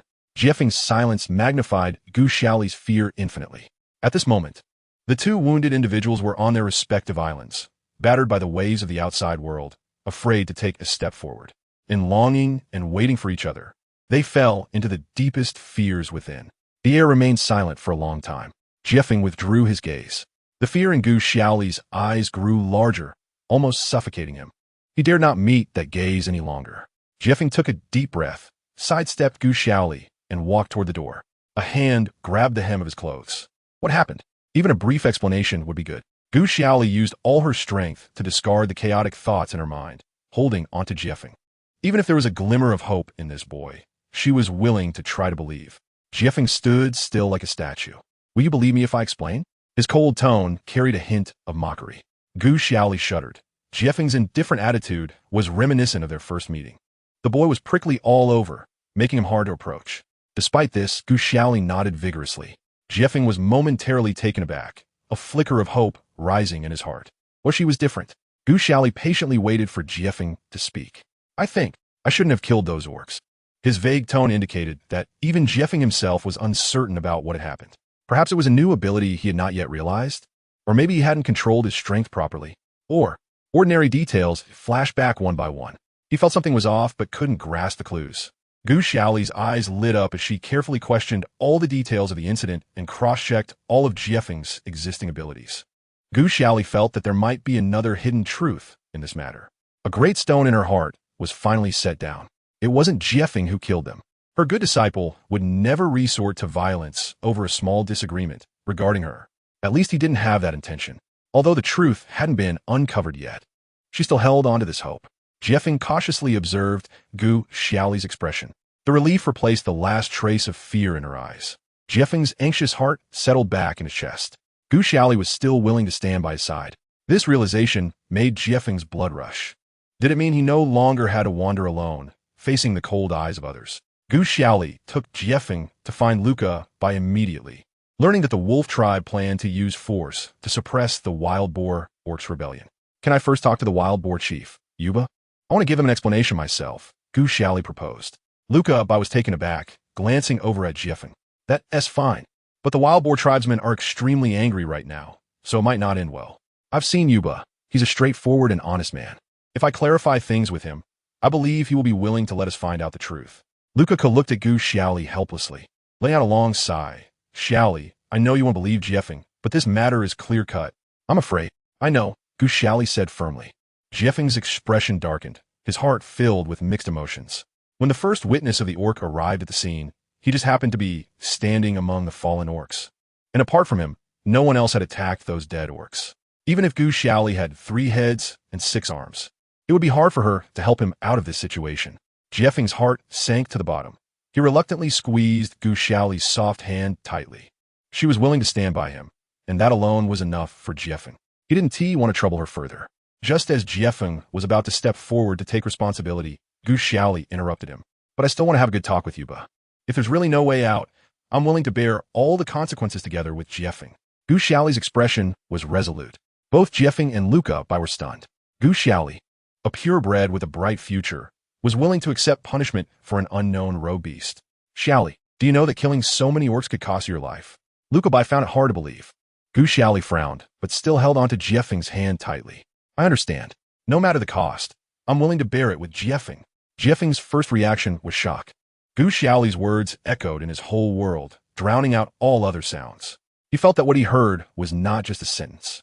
It was a warm current flooding into his heart, making his eyes well up. He had never thought that in this lifetime, someone would willingly accompany him to face death. Luca couldn't believe his ears and confirmed with Gu Xiaoli again. Gu Xiaoli still answered with unwavering determination. Gu Xiaoli, this is not a joke, Luca said seriously. Gu Xiaoli's impulsive nature was all too clear to Luca. She compromised and stayed in the wolf tribe only for the resources that the 2 brothers could provide. The same goes for Jiefeng, but it's only because he is young and naive, not understanding how to use her figure to feel in control and relaxed. She absolutely has no reason to risk her life for a tool. Gu Xiaoli did not explain much, but the unwavering light in her eyes made everything clear. Facing such Gu Xiaoli, Lu Bai was momentarily dazed. Could it be that his judgment was really wrong? But she remained so polite and distant with everyone else. Except for Jiefeng. Lu Bai stared intently at Gu Xiaoli, a flicker of excitement and curiosity crossing his eyes. Perhaps even he didn't realize that this female had silently piqued his interest. Meanwhile, Jiefeng deeply embraced Gu Xiaoli, then pried her fingers apart one by one, withdrawing his hand from hers. Xiaoli, thank you, but I don't need it. As soon as he spoke, Jiefeng turned into a streak of black lightning, quickly disappearing from their sight. Jiefeng ran alone across the cloud-covered grasslands, heading towards the wild boar tribe. It was the same rush towards the abyss, but this time, Jiefeng's heart was warm. Regardless of life or death, there would always be a warm person holding him in their heart. Gu Xiaoli was startled and immediately chased after Lu Bai. Leaning low on the wolf steed, Gu Xiaoli's heart tightened. Jiefeng clearly wanted to shake her off and face all the dangers alone. Gu Xiaoli was anxious and kept urging Lu Bai along the way. By the time Gu Xiaoli and the others arrived at the scene, Jiefeng had already been surrounded by the furious wild boar beastmen. Chief Yuba, I have something to tell you, Gu Xiaoli shouted from afar. The commotion among the wild boar beastmen was interrupted by this clear voice, and they turned to see Gu Xiaoli's forehead glistening with anxious sweat as she quickly climbed down from the wolf's back. Chief Yuba stepped out from the angry crowd. Gu Xiaoli, your apprentice killed 8 beastmen from my tribe. I must seek an explanation today. Gu Xiaoli first pushed through the crowd, gripping Jiefeng's wrist tightly, as if afraid he would disappear from her sight again. How do you know that it was my apprentice Jiefeng who killed your people? She stood tall and spoke firmly, leaving Yuba momentarily speechless. How else would I know? When our tribe arrived, several brothers were already dead, and Jiefeng was the only one there. Yuba said matter-of-factly, those brothers were just going to teach Jiefeng a lesson. Jiefeng must have had a conflict with them and killed them all. An angry beastman jumped out from the crowd. The previously quiet crowd erupted again, with anger almost impossible to suppress. Fortunately, Lu Bai had brought enough manpower, and the wolf tribe stood firm, forming a circle to protect Gu Xiaoli and Jiefeng inside. Gu Xiaoli was usually well-received and rarely faced such angry questioning from the beastmen. Under the deafening accusations, she instinctively shrank her shoulders, suddenly being pulled into a warm embrace. It was Jiefeng. The solid and warm chest seemed to give Gu Xiaoli the courage she needed. She took a deep breath. Chief Yuba, even if Jiefeng was found near your dead tribesmen, it could be coincidental. Please give me some time. I promise to uncover the truth. If it turns out that my apprentice did it, I will definitely give you an explanation. Yuba hesitated. In his eyes, Jiefeng's guilt was almost a certainty. I know there are many herbs that can kill without external force. If someone else killed your tribesmen, wouldn't you be letting the real culprit go free? Gu Xiaoli continued. Moreover, you provoked Jiefeng first. Even if he killed your tribesmen, it could be considered legitimate self-defense. What reason do you have to want him dead? We sincerely brought supplies to trade with you. If this creates enmity, you won't have another good opportunity to obtain resources. Gu Xiaoli spoke rapidly, leaving Yuba stunned. The crowd fell silent. Even if the wild boar tribe's beastmen were not particularly clever, they had to admit that Gu Xiaoli made sense. Chapter 351, Poisonous Wild Vegetables 1. Yuba, Gu Xiaoli, Jiefeng, Lu Bai, and the onlookers from both tribes arrived at the scene of the incident. Many of the unfortunate souls who had been killed had already been carried away by grieving relatives, leaving only a few who had no one to claim them lying in place. Gu Xiaoli crouched down and carefully examined the condition of the dead from all angles. The several beastmen had bruises on their limbs or chest and abdomen, and judging by the size and shape of the wounds, it was undoubtedly Jiefeng who had inflicted them. However, besides the bruises, all the dead beastmen had large amounts of fresh blood flowing from their mouths and noses, and some even had slightly bulging eyes, looking more like they had died from internal bleeding. Particularly, 2 beastmen had external injuries only on their legs, with no obvious external injuries to vital organs. Yuba and the wild boar tribe members formed a circle, watching Gu Xiaoli with confusion. After inspecting the scene, Gu Xiaoli breathed a sigh of relief. It could almost be concluded that the real murderer was someone else. However, why was it Jiefeng who had to bear the blame? If it was intentional, why would the mastermind target Jiefeng? Gu Xiaoli's mood was complicated. All attention was focused on the deceased, and an inconspicuous beastman quietly slipped away from the edge of the crowd, unnoticed. Gu Xiaoli observed for a long time, and Yuba grew impatient. We found Jiefeng right here. Besides him, the only ones present were our dead brothers. If it wasn't him, who else could it be? Gu Xiaoli confidently replied, look closely at these 2 people again. The visible external injuries are only on their legs. Are your wild boar tribe members so weak that they would die from just a kick to the leg? Yuba's rebuttal caught in his throat. The wild boar tribe was known for their strength on the grasslands. Apart from the leopard tribe beastmen, there were almost no beastmen who could match them in one-on-one combat. If the wild boar beastmen truly died from being kicked, it would be a source of embarrassment for all present. But if they weren't kicked, how did they die? The only one here besides your apprentice is Jiefeng. Yuba relentlessly questioned. Gu Xiaoli struggled to recall the herbs in her memory. She vaguely remembered that there was a herb that could accelerate blood flow, making people more responsive and their skin flush. While the drug was effective, it could warm a body in cold weather. However, if the body was injured, the rapid blood flow could lead to another terrifying outcome. This situation could very well be caused by a drug, but she wasn't sure which one it was and needed further investigation. Yuba and the wild boar beastmen exchanged glances. The wolf tribe had kept Gu Xiaoli's information well protected. Outside of the leopard and wolf tribes, not much was known about her. The wild boar tribe thought Gu Xiaoli was a pampered female who wouldn't know the effects of herbs. Gu Xiaoli is a competent shaman. We can all testify that she has cured many ailments that even the old shamans couldn't. Lu Bai stepped up to vouch for Gu Xiaoli. Gu Xiaoli gave Lu Bai a grateful glance. It had to be said that Lu Bai's insight made him an excellent ally. Yuba, who had been hesitant, upon hearing Lu Bai's words, looked at Gu Xiaoli with eyes filled with admiration. Not only was she beautiful and kind, but she was also a rare and skilled shaman. Oh no, Chief, another person has died. A wild boar beastman rushed into the crowd in a panic. What? Yuba's expression changed drastically. We were transporting food together, and everything was fine just a moment ago, but suddenly he collapsed. When I left, I saw he was on the brink of death. Our tribe has no shaman, so he probably has already passed away. I noticed he was only bleeding from his nose, and there was nothing else wrong with him. How could he just suddenly die like this? Could it be the plague? The orc who reported the news turned pale with fear at the mention of the plague. The orcs present all gasped in horror. Again, it was bleeding from the mouth and nose. Jiefeng was clearly right in front of him and had no chance to act. Could the cause of all this really be the plague? Fear silently spread through the crowd. Although the wild boar tribe had encountered the plague only a few times, each time it resulted in heavy losses. No one wanted to remember the scenes of bodies scattered everywhere. Yuba's eyes were hollow, his lips trembling with regret. Why hadn't he thought of this earlier? If it really is the plague, who knows how many orcs have been infected since the onset of the disease? It's not just about losing 7 or 8 orcs. The entire tribe might suffer. Lord Xiaoli, Lord Lu Bai, I was too foolish before. If it really is the plague, Could you please help us and save our tribe? Yuba, completely stripped of his previous bravado, humbly pleaded for the safety of his people. Yuba's attitude made Gu Xiaoli look at him with new eyes. Although Yuba, as the tribe leader, had average intelligence and often fell into traps set by other orcs, he was wholeheartedly dedicated to the overall development of the tribe, broad-minded, and did not have a trace of the arrogance typical of a leader. Don't worry, if it is the plague, I will do my utmost to help your tribe. However, let us first go check the situation.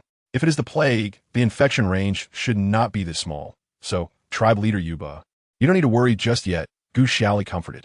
The wild boar tribesmen feared the plague, and most did not come to watch the commotion. Only Gu Xiaoli's group, Yuba, and a few scattered wild boar orcs went to see the second wave of deceased orcs. The orc lay on his back on the ground, his slightly swollen belly protruding, and his state was generally no different from the previous deceased. The only difference was that there were no external injuries on this orc. Gu Xiaoli wanted to get closer to take a good look, but was stopped by Jiefeng. It's dangerous. Let me do it.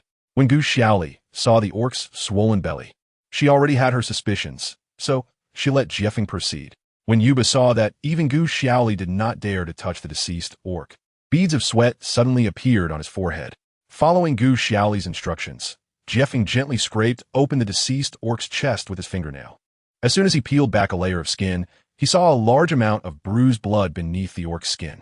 Digging deeper revealed shattered heart and lungs, with residual dark blood oozing out. Yuba's eyes widened as he stared at his tragically deceased kin, his eyes reddening. Lord Xiaoli, what is going on here?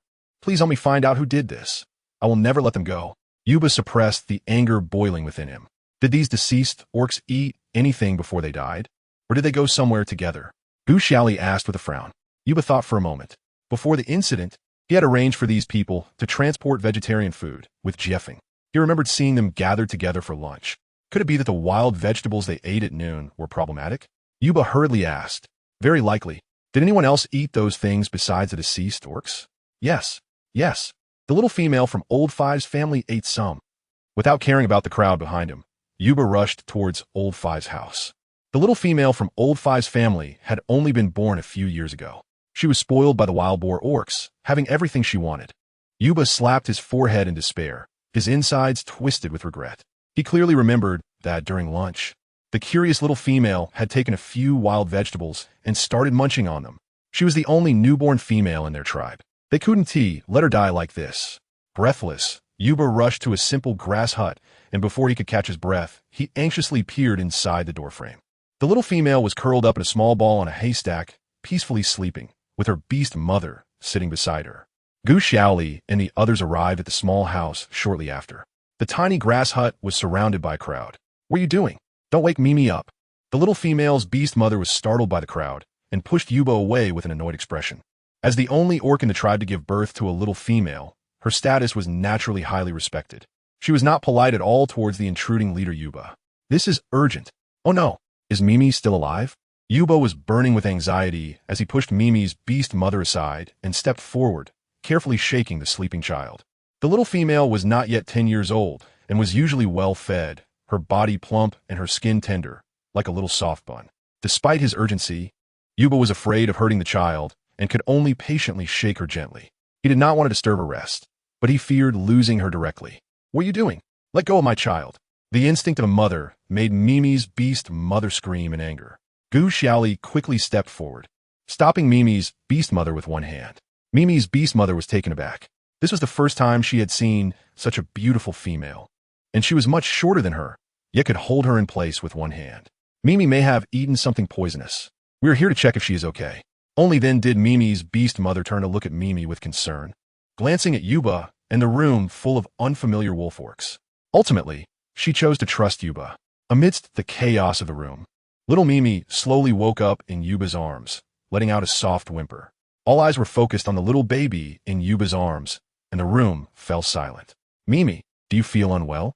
Yuba asked carefully, protecting Mimi. Mimi, still drowsy, rubbed her eyes. Gu Xiaoli knelt down in front of the little female to check on her condition. Yuba held Mimi under her armpits and placed her in front of Gu Xiaoli. Sister, you smell so good. Mimi called out in her baby voice and tried to snuggle into Gu Xiaoli's arms. Gu Xiaoli instinctively caught the little one.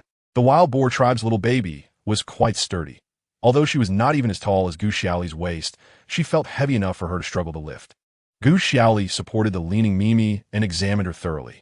Mimi's fair skin was flushed, and her round little face felt hot to the touch. Gu Xiaoli placed her palm on Mimi's chest, and the little one giggled, her chubby hand gripping Gu Xiaoli's slender wrist, seemingly very fond of her. Gu Xiaoli's heart raced beneath her palm. "What delicious food did you eat today, Mimi?" Gu Xiaoli leaned down and asked softly. Mimi bit her chubby little finger, tilting her head in deep thought for a moment. I ate meat and I had my mommy's milk, and some nasty grass. Spit, spit. Hearing the last part, Gu Xiaoli's expression changed. "Can you tell me what the nasty grass tasted like?" "It was." Mimi thought hard. "It's a bit spicy, and it hurts my mouth. Not tasty." Chapter 352. Lu Shun's secret: the plant fibers were relatively hard and slightly spicy. Gu Xiaoli opened the encyclopedia with her mind and began searching for relevant herbs. There were too many entries in the game's encyclopedia for her to remember them all. "Look, is it this kind of grass?" Just as Gu Xiaoli was struggling to find the right one, a bony hand offered her a handful of green plants. "It really is." Gu Xiaoli compared the appearance of the green plant with the encyclopedia and found it was called wild withering, used to accelerate blood circulation. However, if taken in excess, it could cause coagulation issues, easily leading to internal bleeding and death during intense physical activity. "How did you know?" Gu Xiaoli looked at Lu Bai suspiciously. Lu Bai smiled. "I understand some herbal knowledge too. You mentioned that it might be poisoning, so I sent someone to check the herbs near the village, and, sure enough, we found quite a few poisonous plants. This is just a little left behind after being picked." Gu Xiaoli realized that Lu Bai was meticulous. Even if she wasn't here with just Lu Bai alone, he could probably resolve the situation smoothly. After figuring out the source of the toxin, Gu Xiaoli examined Mei Mei again and found that she only had a slight fever and palpitations. After eating the poisonous plants, Mei Mei happened to be at nap time, and without any vigorous activity, she managed to avoid a disaster. After coaxing Mei Mei to drink a large jar of clean water, the little one ran to the toilet several times, and the symptoms subsided without endangering her life. Mei Mei's beast mother was extremely grateful. The wild boar tribe didn't recognize many herbs and would never eat wild grasses they hadn't tried before. Yuba immediately sent someone to investigate the source of these toxic wild vegetables and found that they were all gathered by the same orc who had gone out to collect them. Unfortunately, that orc had also accidentally consumed the wild vegetables and died from poisoning, so there was no way to hold anyone accountable. It was quite harmful. After uncovering the truth, Yuba bowed his head and repeatedly apologized to Gu Xiaoli and Jiefeng, even offering a lot of rice and carrots for free as a gesture of goodwill, fearing that he would miss the opportunity to befriend Gu Xiaoli due to his mistake. Gu Xiaoli didn't hold a grudge and happily accepted the rice and other vegetarian food, returning home with everyone. Although this exchange had its ups and downs, it didn't cost any resources and brought back a lot of rice and delicious food, making Gu Xiaoli very satisfied as she returned home to prepare a fully vegetarian feast with rabbit sauce. Little did Gu Xiaoli know, the test for her and Jiefeng was far from over. One day, on a sunny morning, Gu Xiaoli took her two apprentices out for a practical combat exercise. On the vast yellow sand prairie, the three stood firmly, considering that Lu Ku was a beginner. She planned to team up with him. Before she could speak, Jiefeng suddenly looked alert, glancing sharply to the back. A few seconds later, Lu Ku also wore a serious expression, focusing intently on that direction. Both men stepped forward, shielding Gu Xiaoli behind them. Gu Xiaoli stretched her neck out from behind the two tall men to look into the distance. Aside from the horizon where the earth met the sky and the grass swaying in the wind, she saw nothing. Just as she was about to ask, several small black dots suddenly appeared on the horizon and rapidly grew larger in their direction. Gu Xiaoli became alert. They were not far from the Coyote tribe's village. And with this number, could it be that Leo was still unwilling to give up? Gu Xiaoli's heart raced. It was too late to go back for help now. If the incoming ones were indeed Leo, she didn't know if they could withstand it. The small dots in the distance swept closer like a gust of wind. Gu Xiaoli focused her gaze and saw several injured coyotes, followed by a huge familiar figure, Lu Shun in his beast form, accompanied by many subordinates. Her heart finally settled. Although the two groups of coyotes were from the same tribe, there was no sign of friendly interaction. The ones in front were panicking, while the ones behind were aggressive. Lu Shun had been busy these past few days and had not been seen. It turned out he had gone to bully his own kind. The fleeing coyotes stopped in front of Gu Xiaoli, and Lu Shun thought it was bad and quickened his pace. Gu Xiaoli and her two companions assumed a combat stance. The coyotes being chased by Lu Shun were mostly remnants of the former patriarch Luin. These days, Lu Xun had been dealing with coyotes that had once stood by Lu Yin's side. The injured orcs, however, had no intention of confronting Gu Xiaoli. They transformed back into human form as they got closer, bending their knees and kneeling on the ground with a thud. Gu Xiaoli was taken aback. Lady Xiaoli, please save me. I can tell you a secret. The orc had dark red bloodstains on his face and looked terrified as he glanced back at his pursuers. Behind him, several brothers humbly prostrated themselves in front of Gu Xiaoli. Xiaoli, be careful. He's Lu Yin's trusted aide. Don't believe him. Lu Xun shouted as he approached. Gu Xiaoli raised her hand to signal Lu Xun to stop, watching the desperate man on the ground with interest. What secret? The orc slightly lowered his head, his hair falling over his forehead to conceal the glimmer in his eyes. Gu Xiaoli was indeed intrigued. Raising his head, the orc still appeared fearful. I'm afraid if I say it now, I won't survive afterward. He said this while hesitantly glancing back at Lu Xun. Lu Xun stepped forward. Grabbing the orc by the neck, he can't say anything. It's just a dying struggle. This is an internal conflict within our coyote tribe, and I hope you won't interfere. Xiaoli. The remaining injured orcs were also controlled by Lu Xun's subordinates. The orc struggled and cried out, viewing Gu Xiaoli as his last hope. Lady Xiaoli, save me. This secret is about Lu Xun. If I die, you will never know what kind of beast he is. The coyotes are all of the same character, stirring up emotions and playing with power. Gu Xiaoli didn't want to bother with this desperate orc, but unexpectedly, she saw Lu Xun's expression change slightly. Her interest was piqued. What kind of secret could make Lu Xun react so? Lu Xun regretted not breaking the orc's neck immediately because Gu Xiaoli had stepped forward and grabbed his wrist. I want to hear what the secret is. Jiefeng and Lu Ku exchanged subtle glances at Lu Xun. Jiefeng had a look of anticipation, while Lu Ku stared at Lu Xun with innocent curiosity, exploring him. If it weren't for the sly smile at the corner of Lu Ku's mouth that he couldn't hide, one might genuinely think Lu Ku was just purely curious about her brother's secret. Lu Xun sighed. Xiaoli, do you still not trust me? It's just some trivial matters. But the orc disagreed, raising his voice. Lady Xiaoli, Lu Xun is not what he seems. Do you think the coyotes treat you well just because they like you? Huh. For the coyotes, they only care about themselves. Lu Xun's face darkened, his knuckles turning white as he tightened his grip on the orc's neck, nearly choking him. Fortunately, Gu Xiaoli timely pried Lu Xun's wrist apart, insisting, I must hear this secret today. The orc's legs trembled as he fell to the ground, coughing violently. Lu Xun's deep eyes looked at Gu Xiaoli, filled with complex emotions she couldn't decipher. Xiaoli, I'm not the person you should doubt. Trust me, okay? Lu Xun's low voice carried a barely noticeable hint of panic. I can trust you, but you must trust me too. Is there anything you must hide from me?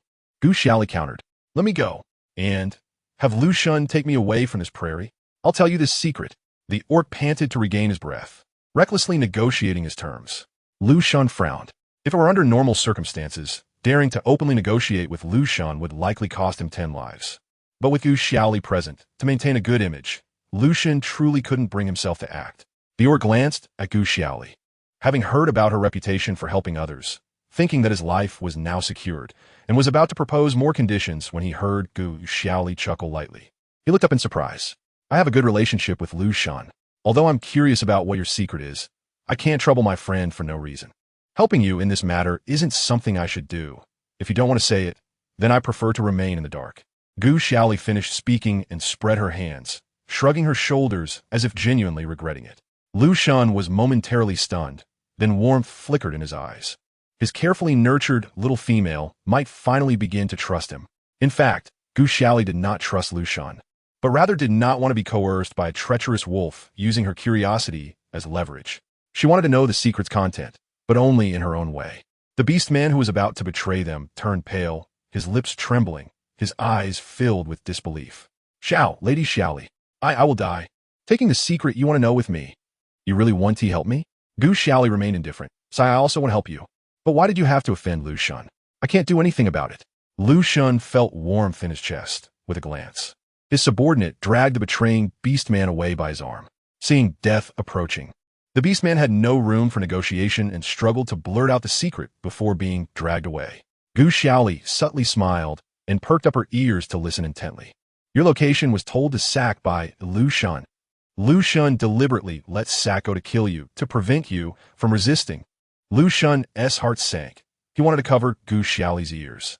However, those harsh words had already reached her ears without missing a single word. The scene fell silent, Lu Ke covered her mouth, her face showing exaggerated shock. Lu Xun carefully observed the unmoving Gu Xiaoli. Jie Feng, filled with rage, stepped forward and grabbed Lu Xun, pushing him away from Gu Xiaoli. How dare you? Jie Feng's clenched fist flew towards Lu Xun's nose. Jie Feng had heard about Gu Xiaoli's injury before. Initially, he thought it was just Lu Yin and his subordinate Sack being audacious. But he didn't expect Lu Xun to be involved too. Jie Feng had spent a long time searching the grasslands, but had not seen Sack, only to find a culprit bullying Gu Xiaoli right in front of him. The incoming punch was clear to Lu Xun. He could have dodged, but he stood straight and took the punch, needing to calm Gu Xiaoli first. A dull thud echoed, and crimson blood flowed down in response. Lu Xun steadied himself, dodging Jie Feng's continued attacks, and moved closer to Gu Xiaoli. His greatest concern was not Jie Feng's anger, but Gu Xiaoli. Lu Xun had invested countless efforts to establish a thin layer of trust. How could he let it collapse just like that? Chapter 353, 4 against 1 Xiaoli. Lu Xun opened his mouth to explain, but was stopped by Gu Xiaoli, feeling a chill in his heart. But Gu Xiaoli took a step forward, placing herself in front of the agitated Jie Feng. Lu Xun and Gu Xiaoli brushed past each other, momentarily stunned. Jie Feng was equally taken aback. Stop fighting. Gu Xiaoli's voice was calm. You were hurt so badly. How can you easily forgive him? Jie Feng said indignantly. I know. Gu Xiaoli shrugged. The betraying beast man had been mysterious, and she thought Lu Xun had some unknown secret. But upon hearing it, it was all old grievances. Lu Xun's scheming against her had been clearly stated long ago when Lu Bai revealed it to his brother. Gu Xiaoli no longer cared about Lu Xun's schemes. Without emotions, without reliance, there was naturally no need for trust. She was merely using Lu Xun's connections to temporarily settle down and had no intention of staying by his side for long. Just as the betraying beastman said, there was no warmth to the Wolf clan, only value and utility. For such a person, making open and transparent deals and being casual acquaintances was feasible. However, developing a true friendship would likely lead to constant anxiety about being stabbed in the back by this friend. Xiaoli. Lu Xun found an opening and wanted to explain, but noticed Gu Xiaoli was unusually calm. Aren't you angry? Isn't it better not to be angry? Gu Xiaoli's attitude was indifferent. Lu Xun's face lost its worry, replaced instead by a frightening heaviness. Jie Feng looked at Gu Xiaoli in confusion. Lu Ke, seeing Gu Xiaoli's demeanor, couldn't help but chuckle behind her hand. She clearly didn't care about Lu Xun at all.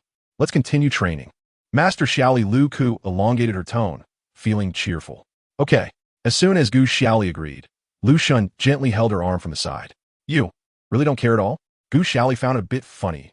What? Do you want me to throw a fit? Jie Feng was about to step forward to separate Lu Xun, but Lu Xun consciously let go of Gu Xiaoli and took a step back.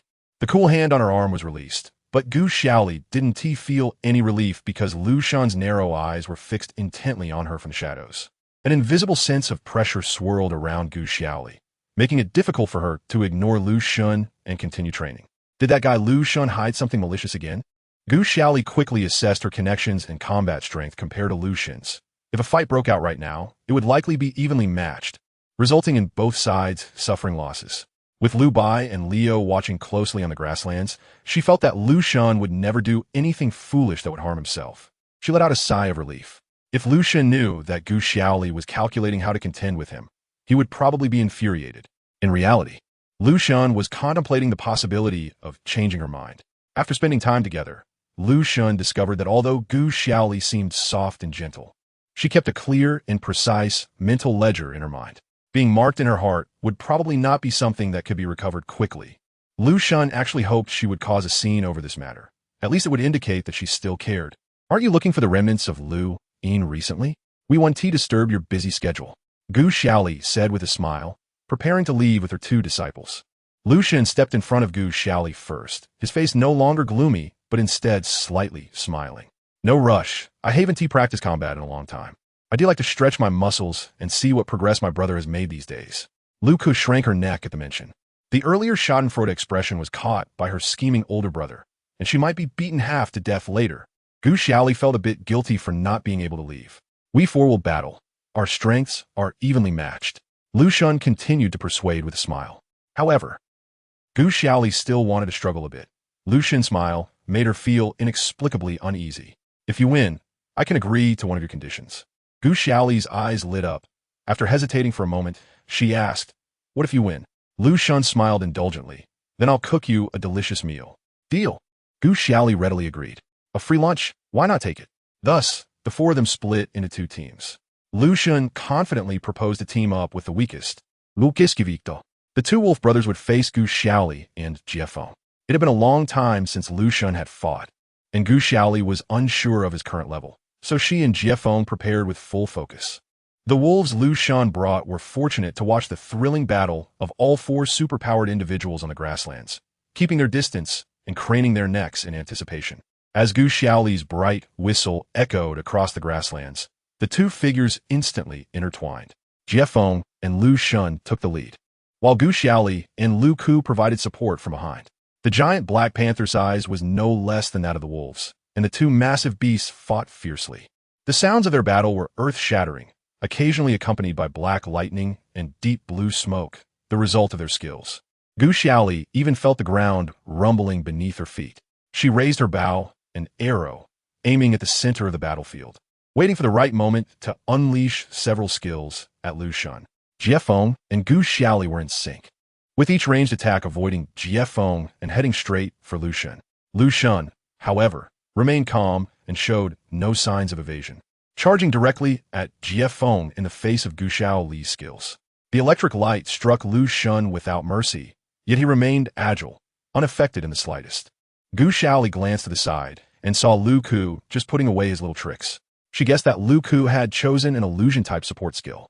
Her master had a liberal teaching philosophy, allowing his disciples to choose their own skills based solely on their wishes, and he rarely inquired about them. So she only had a vague understanding of her few disciples' abilities. Gu Xiaoli became interested and, while keeping an eye on the battle between Jiefeng and Lu Xun, quietly approached Lu Ku. Lu Ku was focused on supporting his older brother and seemed unaware of Gu Xiaoli's presence. With a sudden blink, Gu Xiaoli dashed behind Lu Ku. She reached out her arms, ready to lock him down, but heard Jiefeng let out a painful grunt. Instinctively, she looked up towards Jiefeng's direction, only to discover that a swarm of gray wolves was rushing towards her. Be careful. At the same time, Jiefeng's anxious warning came from the opposite direction. Gu Xiaoli narrowly dodged a disaster with a blink, only to find that the positions of the three males present had drastically changed, all thanks to Lu Ku's illusion. A nervous sweat trickled down Gu Xiaoli's forehead. She had no idea how many more times Lu Ku's illusion could be used. Among everyone present, she was the only human with the most lagging sense of hearing and smell. Even if Jiefeng's vision was confused, he could still determine their location through other sharp senses. She had almost no way to do so. Gu Xiaoli felt a wave of fear. She had just used up many skills, and if the illusion had begun before that, Gu Xiaoli shook her head, clearing her mind of distractions, and did her utmost to focus on her hearing and smell, trying to judge Lu Xun's position based on the tremors beneath her feet. The sounds of fighting came from a distance. To the naked eye, Jiefeng was still entangled with Lu Xun. Suddenly, a haunting song filled the air, the clear voice of Lu Ku. After the song, Gu Xiaoli could no longer hear the sounds of battle. The surroundings were filled with the sounds of birds and flowers, utterly peaceful. Gu Xiaoli's palms were sweaty as she quickly began to run, moving in irregular circles, trying to distance herself from the fighting Lu Xun as much as possible. She carefully sensed the vibrations of the ground beneath her. Sure enough, a series of deliberately lowered footsteps slowly followed her, getting closer. Gu Xiaoli clenched her fists and gathered her strength, waiting for the right moment to swing a punch behind her.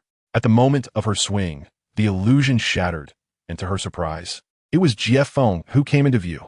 Jiefeng's eyes widened, equally astonished as Gu Xiaoli. Clearly, both had mistaken each other for an enemy. Gu Xiaoli quickly retracted her strength, but Jiefeng couldn't stop in time and had to retract his sharp claws, presenting his soft paw pads to Gu Xiaoli. Just a second before the collision between the human and the leopard, Gu Xiaoli noticed a familiar symbol on Jiefeng's injured arm. It was the symbol Lu Xun used for teleportation. It's over.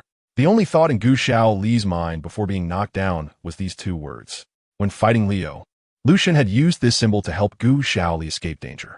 Unfortunately, Jiefeng was not familiar with Lu Xun's techniques. Sure enough, what awaited Gu Xiaoli was not Jiefeng's gentle paw. She was ruthlessly pinned to the ground by Lu Xun's large paw, which had already used up its flashes in the previous battle, leaving her to face him directly. Just as Gu Xiaoli was about to gather strength to counterattack, she realized her whole body was limp and she couldn't muster any force. It was then that she noticed a small blood mark on her neck, made by Lu Shun's claws when she was knocked down. Lu Shun must have taken this opportunity to apply medicine to her. Lu Shun smiled as he lowered his head and nuzzled Gu Xiaoli's fair face with his nose, seemingly enjoying her defiant yet helpless appearance. As the illusions faded, Gu Xiaoli finally saw clearly. Not far away, Jiefeng was gripping Lu Ke by the neck, forcing him to end the illusion. "Let her go, or I'll kill your brother," Jiefeng growled, pulling at Lu Ke's small frame. Lu Shun also transformed back into human form, a deep smile curving at the corners of his mouth as he held the weak and powerless Gu Xiaoli in his arms. "Give up, or Xiaoli won't be able to hold on." As he spoke, Lu Shun gently shook the limp Gu Xiaoli in his embrace. Lu Shun had coated his fingertips with mandrake, and in order to avoid harming Gu Xiaoli's body, he controlled the strength, allowing only a small portion of the poison to enter her neck's blood vessels. Even so, the mandrake's toxicity was too potent in the beast world, and Gu Xiaoli felt dizzy and lightheaded at that moment. "I'm fine. Winning is the most important," Lu Ke shouted dramatically, like a martyr going to his death. Although Gu Xiaoli's senses were temporarily dulled, her mind remained clear, and she internally blamed Lu Shun 100 times. "Damn it, the Wolf Clan really has no one upright." While Gu Xiaoli complained, she struggled to shake her head at Jiefeng, signaling him not to surrender.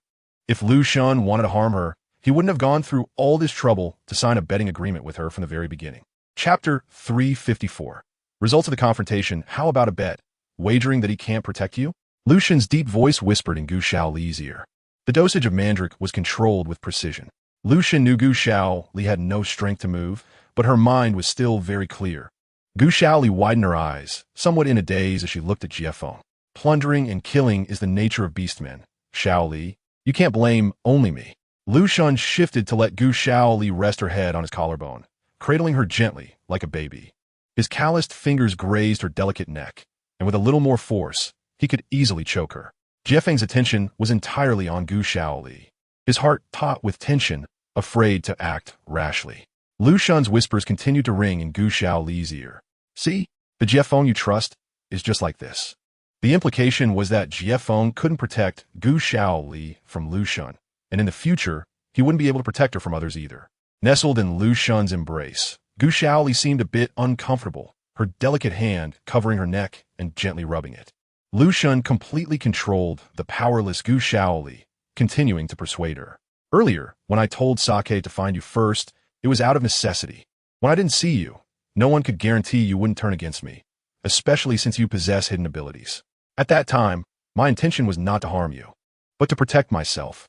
Lu Shun's deep gaze looked down at the soft person in his arms, filled with emotions Gu Xiaoli couldn't comprehend. Feeling Lu Shun's gaze, Gu Xiaoli stopped her small movements, presenting a languid appearance. "If you still hate me, you can hit back 2 or 3 times. I absolutely won't retaliate until you feel better. But you must trust me, Xiaoli. My feelings for you are no less than anyone else's. And Jiefeng, young and reckless. The world is unpredictable. He can never fully protect you. Xiaoli, you are a smart person. You should choose who to rely on. I believe you will make the right choice," Lu Shun said, gently stroking Gu Xiaoli's soft, shiny hair, as if caressing the closest lover. Gu Xiaoli slowly raised her head and looked directly at Lu Shun, her eyes exceptionally clear. "I certainly know. I choose to rely on myself." No sooner had she finished speaking than a heavy punch, accompanied by a sharp wind, swung towards Lu Shun's chin. Caught off guard, Lu Shun's head was thrown back by the blow. Taking the opportunity, Gu Xiaoli jumped out of Lu Shun's embrace. Jiefeng, who had been focusing on Gu Xiaoli, saw her escape and immediately knocked Lu Ke unconscious with a slap, transforming into his beast form and rushing over. Lu Shun steadied himself and wiped the blood from the corner of his mouth. That punch was really heavy. If Lu Shun hadn't carefully cast a magic shield on himself earlier, he might have lost a few teeth. Gu Xiaoli had a small wound on her neck, blood flowing like a bright red ribbon hanging in front of her chest. Lu Shun immediately understood that she had secretly used wild withering. She was already under the effect of belladonna, with her senses numbed. Her already fragile body, combined with wild withering, could improve blood circulation and temporarily alleviate the stiffness caused by belladonna. But in close combat, without feeling pain, she would inevitably suffer serious injuries. Even if wild withering had its effects, it couldn't stop the bleeding. At that time, it would be like calling for help from heaven and earth. Jiefeng rushed over quickly, The first thing he did was check Gu Xiaoli's injuries. When he saw the continuous blood in front of her, his heart ached, and he grabbed her wrist. However, Gu Xiaoli refused to relax, signaling Jiefeng to take care of Lucian first. Jiefeng felt Gu Xiaoli's skin was burning, and suddenly remembered the wild withering he had seen a few days ago. His mind was entirely focused on Gu Xiaoli's body, and he had no intention of continuing the fight. Lucian sighed deeply, ignoring Gu Xiaoli's aggressive actions, and reached out to her. Xiaoli, you can't engage in vigorous exercise right now. I lost, so behave yourself. Gu Xiaoli, in a daze, couldn't hear clearly and asked again. Lucian walked in front of her, solemnly announcing word by word, I admit defeat. After saying that, the two men, one on each side, reluctantly carried Gu Xiaoli back to the tribe. In the grass house, Gu Xiaoli sat listlessly on the animal skin bed. While drinking the detox potion Lucian had fed her, she ate the fruit Jiefeng brought to her mouth. Although she thought her injuries were minor, Jiefeng and Lucian forced her to sing a healing song. Gu Xiaoli sighed inwardly. This skill could only be used once every 10 days, and she wasted it on a few minor scrapes. What Jiefeng and Lucian didn't know was that although belladonna and wild withering were both poisons, their medicinal properties counteracted each other. When the two drugs were combined, they could neutralize to some extent, also playing a role in detoxification. Using both drugs together wouldn't kill a person with either poison. However, the effects of the two potent drugs would leave a person feeling weak, exhausted, and sweating profusely, leading to significant internal strain. Gu Xiaoli, relying on her training, wanted to tough it out. However, she was firmly rejected by the two men, who dragged her down to bed, nurturing her like a queen. Gu Xiaoli stuffed her mouth full of fruit, her cheeks puffing out. Chewing, she couldn't help but feel a bit disappointed. Although she won this match, it felt unearned, especially after she finally kicked Lucian away. She had been eagerly anticipating a fierce battle, only for her opponent to surrender directly. Gu Xiaoli's enthusiasm abruptly halted, like a fly stuck in her throat, leaving her a bit displeased. Lucian couldn't help but laugh at Gu Xiaoli's sulky little face. What's wrong? Didn't get enough of a fight? Want to go out and suffer more? Jiefeng shot a glare at Lucian, thinking that Gu Xiaoli had turned out this way because of him. Gu Xiaoli, sitting lower than the two men, didn't notice the electric exchange of looks above her head. You let me win on purpose. It's really boring. Gu Xiaoli complained straightforwardly. Lucian reached out to wipe the juice dripping from her mouth, looking just like a caring mother, which earned him a cold glare from Jiefeng. Xiaoli is a little female, and little females need to be cherished. How can we fight? Lucian said gently, taking advantage of Lucian's moment of distraction. Jiefeng wrapped his arm around Gu Xiaoli's waist and pulled her toward himself, as if guarding against Lucian. Gu Xiaoli swayed to the side, swallowing the fruit in her mouth with a thud, protesting, Don't treat me like a little female. I'm tired of being pulled around by you two. You might as well respect your opponent. It would make me a bit happier. After saying that, she dramatically waved her slender arm, making a muscular pose, as if to showcase her strength. Although Gu Xiaoli had gained some muscle from training, her arms were still slender and delicate. With the thickness of her arms, either of the two men could easily hold four of them. The air held a slight silence. Lucian looked at the proud Gu Xiaoli with a half-smile, while Jiefeng lowered his head, trying to suppress his laughter, and handed Gu Xiaoli 2 fruits. With no one cheering her on, Gu Xiaoli awkwardly cleared her throat and still wanted to correct Lucian's attitude. Anyway, I'm not a delicate female. I'm a warrior just like you. In the future, don't underestimate me when we fight. I really will knock you down. All right, little warrior. Come, drink another spoonful of medicine, Lucian said perfunctorily, shoving a spoonful of green medicinal liquid directly into Gu Xiaoli's mouth before she could argue. Gu Xiaoli, feeling frustrated, drank the medicine and crossed her arms, speechless. GuXiaoli, who had been knocked out by Jiefeng, was dragged back by the wolf beast man. The first thing he did upon opening his eyes was to look around for Gu Xiaoli. When he saw her lying comfortably on the bed, being taken care of by the two men, he finally breathed a sigh of relief. Realizing the pain in the back of his head, he winced. That Jiefeng was really ruthless. He had given him a huge bump on the back of his head, meaning he wouldn't need a pillow to sleep on that night. Lu pouted, muttering to himself that he had to take revenge, and slowly walked to Gu Xiaoli's bedside. Gu Xiaoli, having eaten and drunk enough, was lying on the bed, feeling bored. The sun was shining brightly outside, and she had wanted to go out for a walk to digest. Jiefeng and Lucian insisted that there were still toxins left in her body, and they forcibly kept her in bed, not allowing her to move. Under the watchful eyes of the two domineering men, she had no choice but to maintain a posture reminiscent of a corpse, staring listlessly at the yellow earthen roof. Seeing Lu Ku arrive, Gu Xiaoli felt a bit less bored. She first checked on his injury at the back of his head, then listened as Lu Ku introduced his skills one by one. Lu Ku had a gentle personality and was very good at making Gu Xiaoli happy. When there was nothing left to talk about, Lu Ku simply transformed back into his large orange wolf form. His furry head poked down to Gu Xiaoli's chest, swaying and allowing her to pet him. Jiefeng and Lu Shun looked on with dark faces, but Gu Xiaoli couldn't resist the adorable Lu Ku, cuddling with the little wolf, feeling quite affectionate.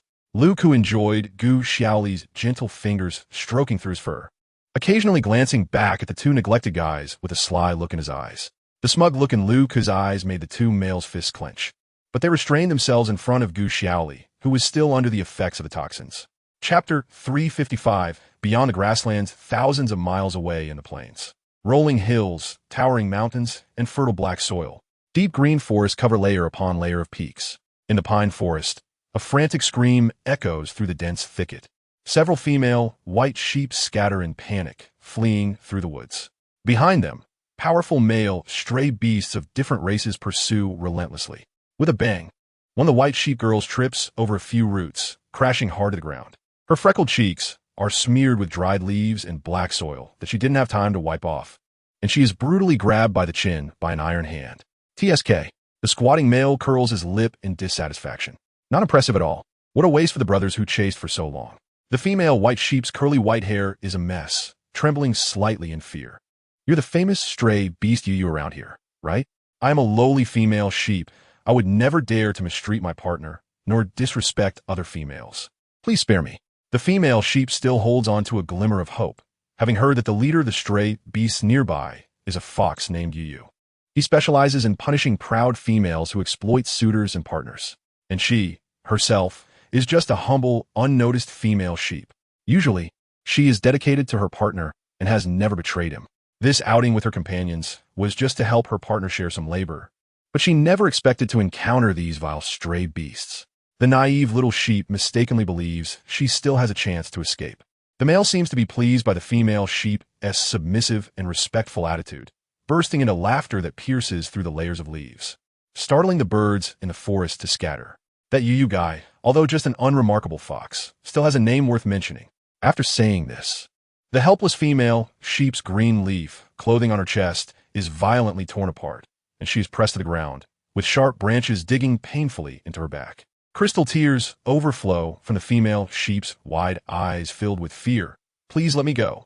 I have two partners at home. They're still waiting for me to come back for dinner. What? You want to refuse? Do you look down on that fox Yu?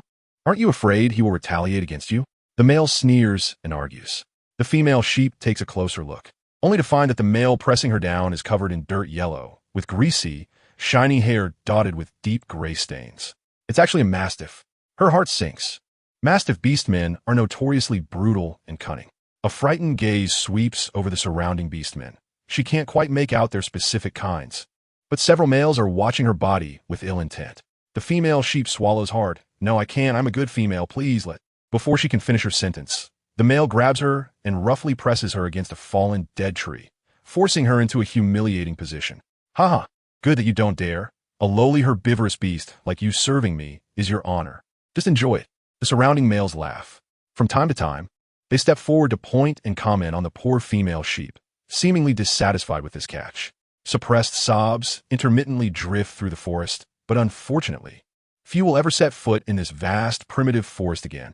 On the edge of the plateau, where Gu Xiaoli is, on the other side of an unfathomable cliff, a burly man is carrying a tree as thick as two people towards a cliff.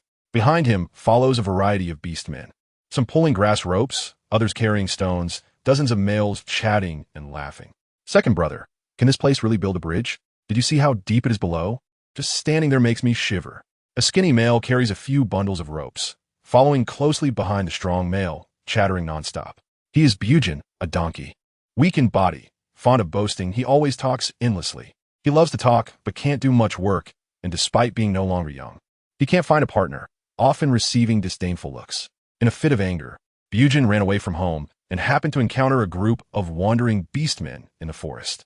To prove to the world that he could be a successful donkey, Bujin decided to follow the boss Yu to do something big. The Beastman, right behind him, is the second in command of the group, Wolo. Wolo is a strong middle-aged beastman, a purebred tiger. He is also the strongest beastman in the entire group. This wandering group is mostly made up of male beastmen who are not recognized due to their own flaws. They are either abandoned by their partners or severely humiliated by proud females and driven out of their villages. Their common goal is to make those arrogant and rude females pay for their selfishness and greed. They kidnap females, whip and discipline those haughty and spoiled females, turning them into obedient and polite females before selling them to males who have been harmed or abandoned by females. This group of righteous individuals is supported by many unsuccessful male beasts, but they're also seen as a thorn in the side by many noble-blooded females. Wolo might be the only anomaly among these beastmen. He was not abandoned by any female. Instead, he was favored by many females due to his strong and pure bloodline. In his youth, even after he bonded with a partner, many females still pursued him madly. With countless options available, he chose a path that was destined for tragedy. Wolo fell in love with a gentle little deer female. It had nothing to do with bloodlines or status. He loved her every frown and smile, loved her gentle wit. Unfortunately, the good times didn't last long. A female tiger of his clan relentlessly pursued Wolo, refusing to give up. When she learned that Wolo had chosen a lowly deer female, the tiger female was furious. She brought her suitors and brutally beat the weak deer female. The deer female did not survive, and Wolo lost his beloved. Wolo went mad, causing a scene, if not for the surrounding males holding him back. He might have killed the relentless suitor himself.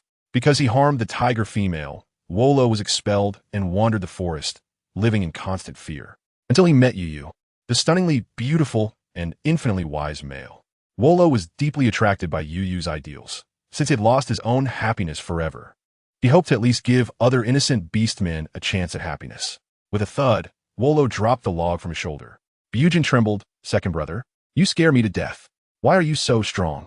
Wolo revealed his sharp tiger claws, and Bujin retreated 3 steps in avoidance. "Second brother, did you see the distance on the other side? Are we starting now? How long will this take? I don't even know what's good over there." Wolo focused on the task at hand. The hard, long log was easily split into dozens of rectangular planks under his sharp claws. The incessant nagging in his ears had taught Wolo to work while listening, and there was no mistake in his hands. Although Wolo is a tiger, he is approachable and treats the members around him well. He has grown accustomed to Bujin's nagging. Having such a guy around, constantly making noise, gives him a sense of reality in life. A warm and solid voice interrupted Bujin's chatter. "The materials are all ready, but I heard that the other side of the canyon is not peaceful. Wolo, have you thought it through?" Wolo raised his head. The speaker is Lumi, a deer beast man, also the brother of his former partner. After the tragic death of his sister, this gentle deer beast man joined Wolo in the quest against females. "That's right. I heard there's a particularly fierce leopard over there, and a few orcs who manage to escape never want to go back. If we go in and accidentally offend them, that would be bad." Bujin thought about those chilling rumors, fearing that he might be caught by the legendary bloodthirsty leopard and have his muscles ripped apart. "Is it just for a female?" Voro suddenly interjected. The 3 orcs exchanged glances and fell silent in tacit agreement. One female led to the downfall of most of the orcs on the prairie. In their eyes, no matter the reason, this female should not be living a stable life without guilt. Although they were a bit scared, but Oldwa, I support you. Where there is unfairness, there we are. Let's go teach that female a lesson. Bujin pounded his chest and proudly lifted his head. "I heard. She is a purebred human," said the deer fanatic beside him. Voro frowned deeply. He could never forget the proud female of the tiger clan when she cruelly killed his beloved. He wondered if this noble purebred female looked at those innocent orcs dying with the same contemptuous and disdainful gaze. Voro couldn't help but clench his fists, the wood in his hand cracking into pieces. He would make sure that this female received the punishment she deserved. On a night with a bright moon and sparse stars, in the peacefulness of the prairie, no one would know that unfamiliar faces quietly visited this brief moment of tranquility. The vast prairie was divided into 2 factions, led by Leo, the ruthless leopard clan, and by Lucian, the gradually growing wolf clan. Any disturbance would not escape the keen eyes of these 2 powerful tribes. Merchants who had not been seen for a long time arrived at this prairie. The highland prairie, reconnected with the outside world, seemed particularly welcomed by traveling merchants. Luba from the wolf clan and Shinga from the leopard clan routinely received the 2 groups of merchants. They seemed entirely different from the merchants of previous years. The mobility of merchants was high, and it was not surprising that orcs from multiple races mixed in. The two groups that successfully blended and were experienced and did not seem to alert the authorities. Or perhaps they were just what some people needed. In the Wolf Clan's tribe, ever since Rabbit Sauce was taken in, she and Bear Zhuang had not gone out. Leo's threat against Gu Xiaoli was still fresh in her mind, and Rabbit Sauce didn't want to cause any more trouble for Gu Xiaoli, strictly restraining herself and Bear Zhuang. Although their clothing, food, and shelter were all provided by the Liu brothers, they had nothing to worry about. However, being cooped up in the tribe all day, limited to the village, inevitably became boring over time. Chapter 356. Crisis approaches in the morning. Rabbit Sauce routinely took her dirty animal skins to the stream in the village. Bear Zhuang wandered behind her, chasing butterflies. Rabbit Sauce placed the animal skins by the riverbank, and Bear Zhuang, like a small mountain, plopped down on the riverbank and began rolling around out of boredom. The massive power of Bear Zhuang's rolling kicked up sand and stones from the riverbank, flying onto Rabbit Sauce's snowy white hair. "Don't mess around," Rabbit Sauce scolded, elbowing her cheek. Bear Zhuang jumped up with a roar, pounding his chest like a mad Tarzan.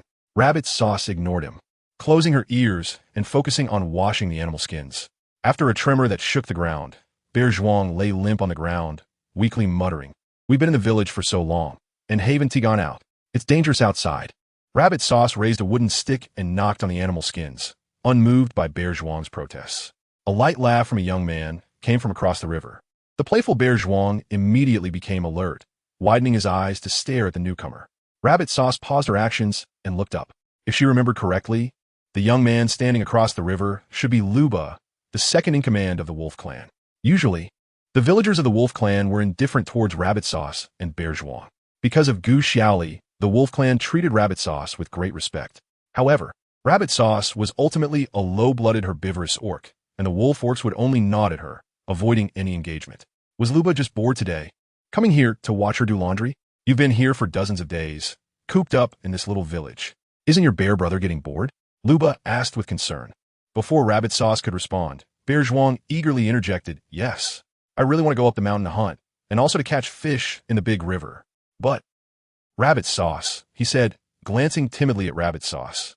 Luba chuckled. Bear Zhuang, with his imposing size, was actually concerned about a little Rabbit Sauce. The situation outside has basically stabilized now. It's not a good idea to keep yourselves cooped up. I know there's a wild vegetable field east of the village, not far away and in a safe location. Just right, our Wolf Clan doesn't have a habit of foraging there. If you want, you can go take a look, Luba thoughtfully suggested. Rabbit Sauce shook her head. "No, thank you for your kindness, but we have enough to eat and wear, and we don't need to go out right now." Bear Zhuang lowered his head and sighed. For him, the unchanging living environment was far more terrifying than the fierce golden leopard. Unfortunately, Rabbit Sauce was unwilling to go out, and he didn't want to make his little white rabbit sad, so he could only obediently control himself. On the other side, for supernatural beings gathered once again. Today was the day set for the practical confrontation between Gu Xiaoli and Lucian. Ever since being schemed against by Lucian last time, Gu Xiaoli had been thinking about having a fair match with Lucian. The four of them fought fiercely, with sparks flying and the ground rumbling. Even the distant edges of the prairie could feel the disturbances. Zongjio, who was out hunting, was startled, his fierce demeanor vanishing, replaced by fear. Suddenly, he slammed to a halt and hid in a crevice between stones. The orcs following him ran quite a distance before realizing their leader was missing. A few of Zongjio's subordinates stood still, gazing at the unfamiliar sight in the distance. The blood-drinking orcs were still afraid of the flames, let alone the frequently flashing lights at the horizon and the thundering sounds in the air. The foreign orcs were seeing this for the first time and were quite scared. After a long while, Zongjio noticed that there was no danger around before he dared to peek out from his hiding place. Another group of orcs was equally startled by the lights in the sky. Voro was exchanging some brought animal skins and meat with the local wild boars when he was attracted by the distant commotion. Bujin, holding a large bundle of carrots, was crunching away. Looking at the flickering lights in the sky, he opened his mouth wide, causing some carrots to fall out. "You look unfamiliar. This should be your first time here, right?" "That should be our prairie's purebred human. She is particularly impressive. Not only is she a healer familiar with herbs, but I heard she also has abilities that ordinary people don't possess." Yubo warmly introduced, while carrying a large quantity of animal meat and skins. This foreign tiger orc, Voro, looked fierce, but he was generous and had been a great help. Yuba welcomed this solid and silent orc very much. Voro frowned. Abilities that ordinary people don't possess. Yuba leaned closer to Voro's ear, standing on tiptoe to whisper to the tall man, "I won't tell anyone else. But during the war between the Wolf Clan and the Leopard Clan, some of my subordinates were lucky enough to survive and saw the purebred human using strange things to emit harmful yellow light. It was quite powerful. Ordinary people wouldn't dare to offend her." Voro's expression deepened. Whenever Yuba mentioned Gu Xiaoli, he became excited and spoke endlessly. "Let me tell you, our tribe has a very good relationship with her. The rice and vegetarian food she eats are all exchanged from our tribe, and she also treated our tribe's little female." Yuba looked at Waluo silently, thinking he had feelings for Gu Xiaoli, and winked at him, nudging him with his elbow. "If you have feelings for her, I can help you get in touch and arrange a meeting. Although you're a bit older, there has never been a powerful tiger clan on the grassland. She has a great personality, you might still have a chance." At this moment, Yuba felt like a gossiping matchmaker. Waluo slightly shifted his body, his voice deep, and suddenly asked, "She caused the war, leading to the deaths of over half of the orcs on the grassland. Is that true?" Yuba was momentarily stunned, scratching his head, as if it was a bit difficult to answer this question. "Not really. Leo did indeed kill people everywhere to find her, but I've interacted with her, and she doesn't seem like that kind of person. She probably doesn't want to see those things happen either." Waluo, however, was unconvinced, scoffing. "Do you really think she would be interested in the orcs of your tribe? So, she doesn't want to ruin relationships?" Yuba, a bit clueless, didn't catch the meaning behind Waluo's words, and proudly replied, "Of course. When she came last time, she was particularly gentle and polite to all the orcs in our tribe, completely unlike other high-ranking females who look down on people. She must be interested in the orcs of our tribe." Waluo stroked his chin, lost in thought for a moment, then generously patted Yuba on the shoulder. "Don't worry. She won't let you down." Yuba tilted his head, feeling something was a bit strange about this statement. With sharp tiger eyes looking towards the flickering lights in the distance, Waluo smiled confidently. Since he started this line of work, there hasn't been a female he couldn't correct. As night deepened, Gu Xiaoli finished her combat training and returned to the tribe, covered in injuries. This time, she tested Lu Shun's peak strength. The three men, just like last time, bypassed her to engage in a duel among themselves, not wanting to hurt her. Yet, she used her true abilities, treating Lu Shun as a deadly enemy, attacking with lethal moves, forcing him to bring out his real strength in response.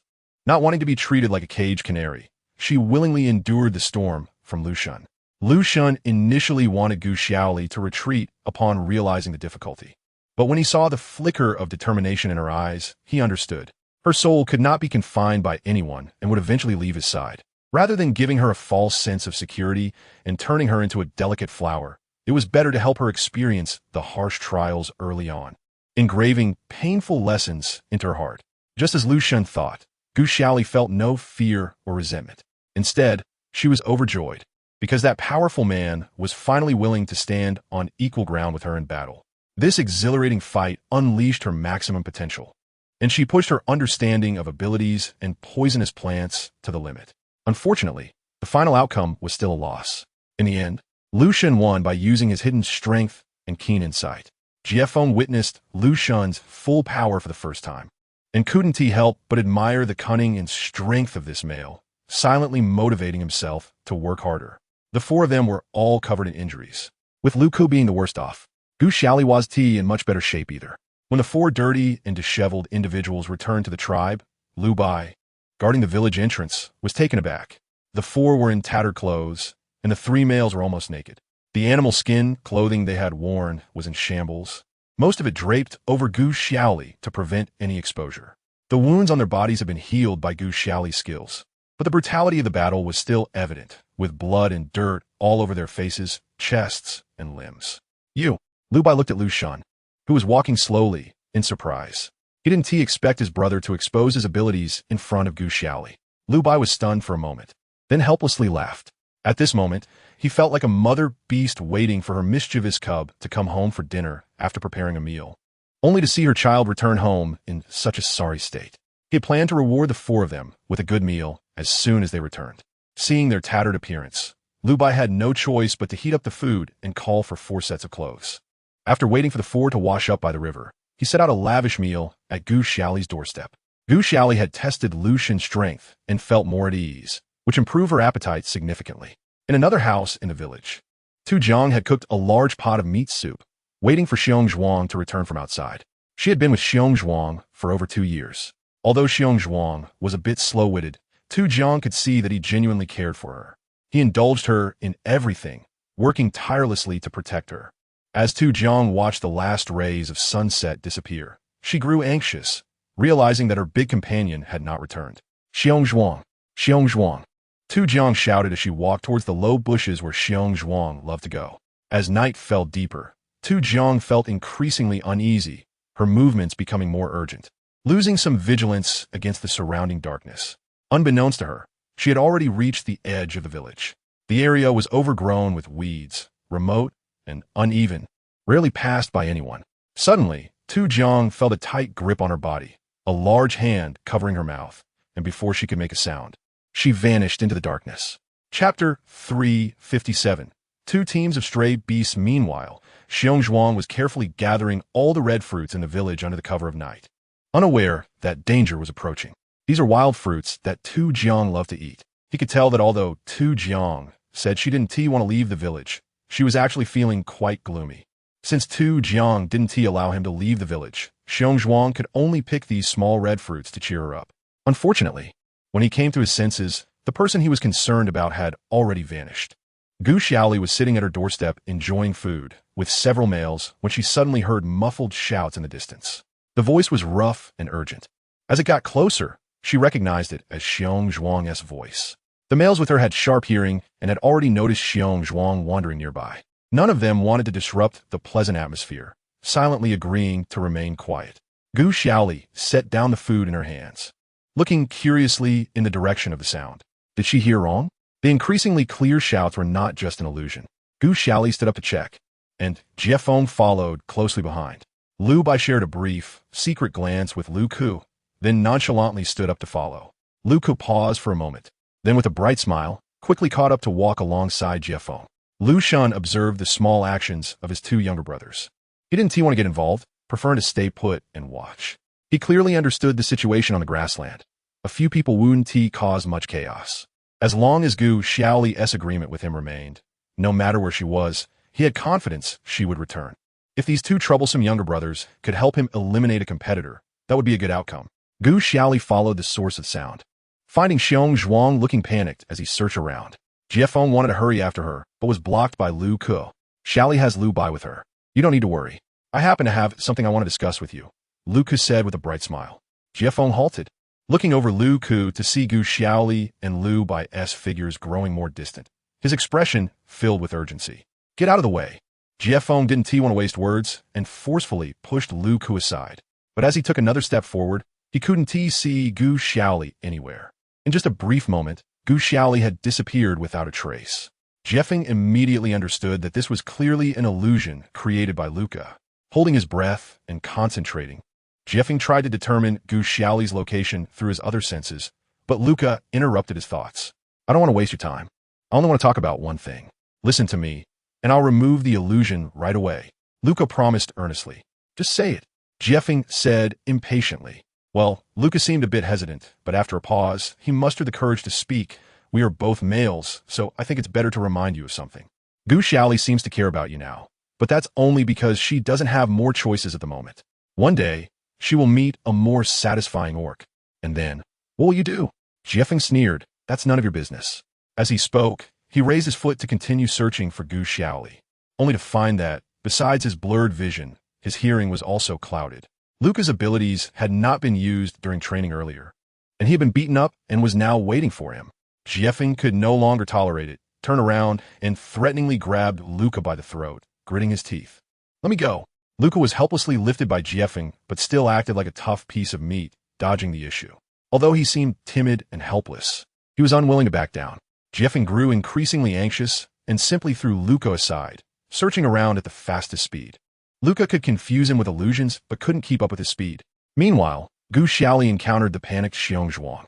Xiong Zhuang was clumsy with words and, having lost Tu Jiang, was so anxious that he was incoherent. After a long time of questioning, Gu Xiaoli learned the whole story. It was late at night, and Tu Jiang's sudden disappearance was no coincidence. Although Gu Xiaoli maintained her composure on the surface, her heart was in turmoil.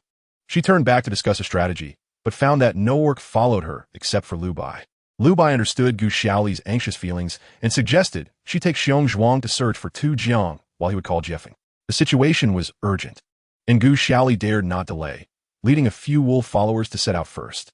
Upon hearing that they were going to find Tu Jiang, Xiong Zhuang hurriedly followed. On the other side, Tu Jiang was terrified and struggled as she was brought before a powerful male. The powerful aura emanating from the male made Tu Jiang tremble and kneel on the ground. Tears of fear wet Tu Jiang's face.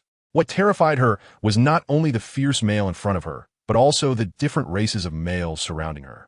Different types of orcs rarely gathered together, unless they were wandering orcs abandoned by their tribes for committing serious crimes against females or other heinous acts. Tu Jiang had seen a group of wandering orcs when she was young. At that time, her beast father had hidden her in the damp crevices of the creek stones, allowing her to escape a disaster. But the brutal acts committed by those wandering orcs against her beast parents were unforgettable for her. She watched helplessly as her beast mother was tortured to death by several orcs in turn, and her beast father was torn apart for resisting. Later, she wandered to this grassland with 2 or 3 surviving tribesmen. As the only surviving member of the White Rabbit tribe, she was taken in by the Leopard tribe. Life seemed to settle down, but every time she heard the wild laughter of the male beasts, her heart would tremble. And now, it seemed she had returned to that night of her childhood, the nightmare she had barely escaped. The tiger Volo looked down at the trembling little rabbit in front of him. She was captured from a wolf tribe by the brothers. You see. Do we need to train her? Lumi looked down at the poor Tu Jiang, hesitating a bit.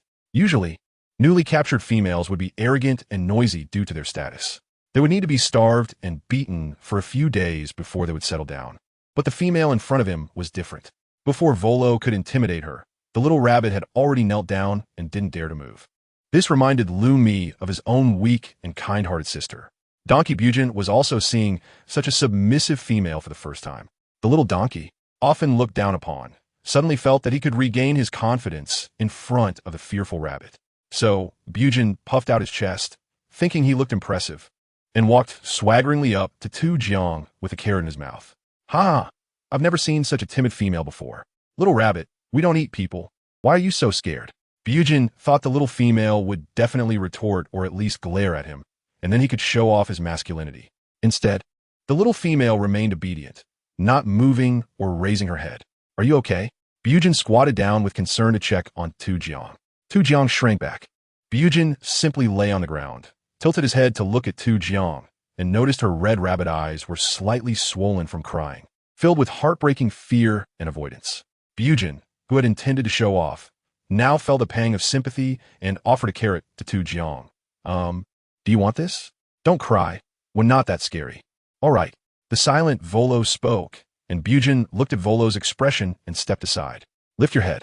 Volo's deep voice commanded Tu Jiang, and she dared not refuse. Tu Jiang bit her lip, clenched her fists, and suddenly raised her head to meet the powerful gaze of the tiger tribe male. She told herself in her heart that Xiong Zhuang and Xiaoli would definitely come to rescue her. After a moment of silence, Volo said, no need to train her. Find her a good family. Tu Jiang breathed a sigh of relief and sighed, although she didn't know what they meant by train. However, her past experiences with wandering orcs told her that she had just escaped a calamity. Just as Lumi was about to help the poor little rabbit up, Volo seemed to remember something and spoke again. You're also from the wolf tribe, right? Do you know Gu Xiaoli? Tu Jiang was shocked. Could it be that the wandering orcs were after Gu Xiaoli? I've seen her a few times. It was pointless to say more. Tu Jiang feared becoming a liability again. Volo narrowed his tiger eyes, instinctively feeling that this little rabbit was lying. But for a moment, he couldn't figure out what a lowly rabbit could have to do with purebred beings. A tacit understanding passed between them, and Lumi understood Volo's meaning, sternly lifting Tu Jiang off the ground. When it came to interrogation and torture, it was their forte, and they weren't afraid of the little rabbit refusing to tell the truth. On the other side, Gu Xiaoli hurriedly left the village with Xiong Zhuang, instructing the surrounding wolves to search widely. Gu Xiaoli could foresee the worst outcome being running into Leo. But if Tu Jiang's disappearance was indeed Leo's doing, he wouldn't leave a companion alone hidden in the wolf tribe. The silver moonlight spilled over the earth, and Gu Xiaoli struggled to discern the direction in the hazy moonlight when suddenly, a cry broke the silence. It was Xiong Zhuang's voice, followed by the sounds of fighting and growling. Gu Xiaoli nimbly dodged the incoming attacks, her small fists containing immense power, and before the attackers could see her clearly, they were struck and cried out in pain, bones breaking. Not far away, Xiong Zhuang also used his massive body to knock over several orcs. A few orcs attempting to ambush them were no match for Xiong Zhuang, but were reluctant to abandon Gu Xiaoli, so they could only stand their ground. After things calmed down, Gu Xiaoli could finally see clearly. Leading the attack against them was a short, brown-haired orc, one she had never seen among the orcs on the grassland. The orc's piercing gaze made her feel nauseous. Xiong Zhuang, seeing the orc baring its teeth in warning, suddenly remembered his brother's words. The different types of orcs gathered together are all strays, and strays are very bad. If you have a partner in the future, you must not let them see your partner. They will. At that moment, Xiong Zhuang, who was naive and inexperienced, interrupted his brother, insisting that he didn't need a partner, only his brother. But now, thinking back to the delicate and weak Tu Jiang, Xiong Zhuang suddenly realized that it must be these bad people who had taken Tu Jiang away. Chapter 358. Searching for the little white rabbit, Gu Xiaoli was tense, observing the surroundings without making a sound. Under the bright moonlight, Gu Xiaoli confirmed that Tu Jiang was not being held by several unfamiliar orcs. The other party had many members, and the guards of the Wolf Clan were scattered to search for Tu Jiang, but had yet to return. She only had Xiong Zhuang as her helper. However, when Xiong Zhuang got anxious, his strength was not to be underestimated. Coupled with her long-term training, dealing with just a few orcs was not a problem. Her main concern was still Tu Jiang. Tu Jiang had gone missing in the evening, and shortly after, this group of unfamiliar orcs appeared around the Wolf Clan's tribe. The Wolf Clan, as the second strongest tribe on the prairie, local orcs rarely had the courage to sneak close to the Wolf Clan's territory. The appearance of several sneaky orcs here was definitely not a coincidence. However, it was still unclear whether Tu Jiang's disappearance was related to them. As Gu Xiaoli was considering how to find out Tu Jiang's whereabouts without alerting the other party, Xiong Zhuang rushed to speak. "Are you bad strays? Where did Tu Jiang go?" Gu Xiaoli was speechless. Xiong Zhuang, who was not very bright since childhood, was someone she couldn't blame for being a clueless teammate. Now, the other party could directly use Tu Jiang to threaten them.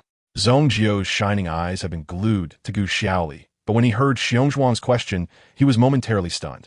He had heard that Waluo had just caught a few females. At that time, due to their low bloodline, Zhong Jio did not take the opportunity to fight for the chance to tame that female. Those ordinary low-ranking females had been played with too much and had long lost their novelty. This time, he was following Waluo into the perilous prairie, thinking of the purebred person who was said to be as beautiful as a celestial being. Zhong Jio's eyes darted between Gu Xiaoli and Xiong Zhuang, suddenly revealing a smile. "Tu Jiang, right? You give her to me, and I'll tell you," Zhong Jio said, seemingly friendly, as he stepped closer to Xiong Zhuang. Xiong Zhuang seemed to care a lot about Tu Jiang, and Zhong Jio thought that this silly bear would definitely agree without hesitation.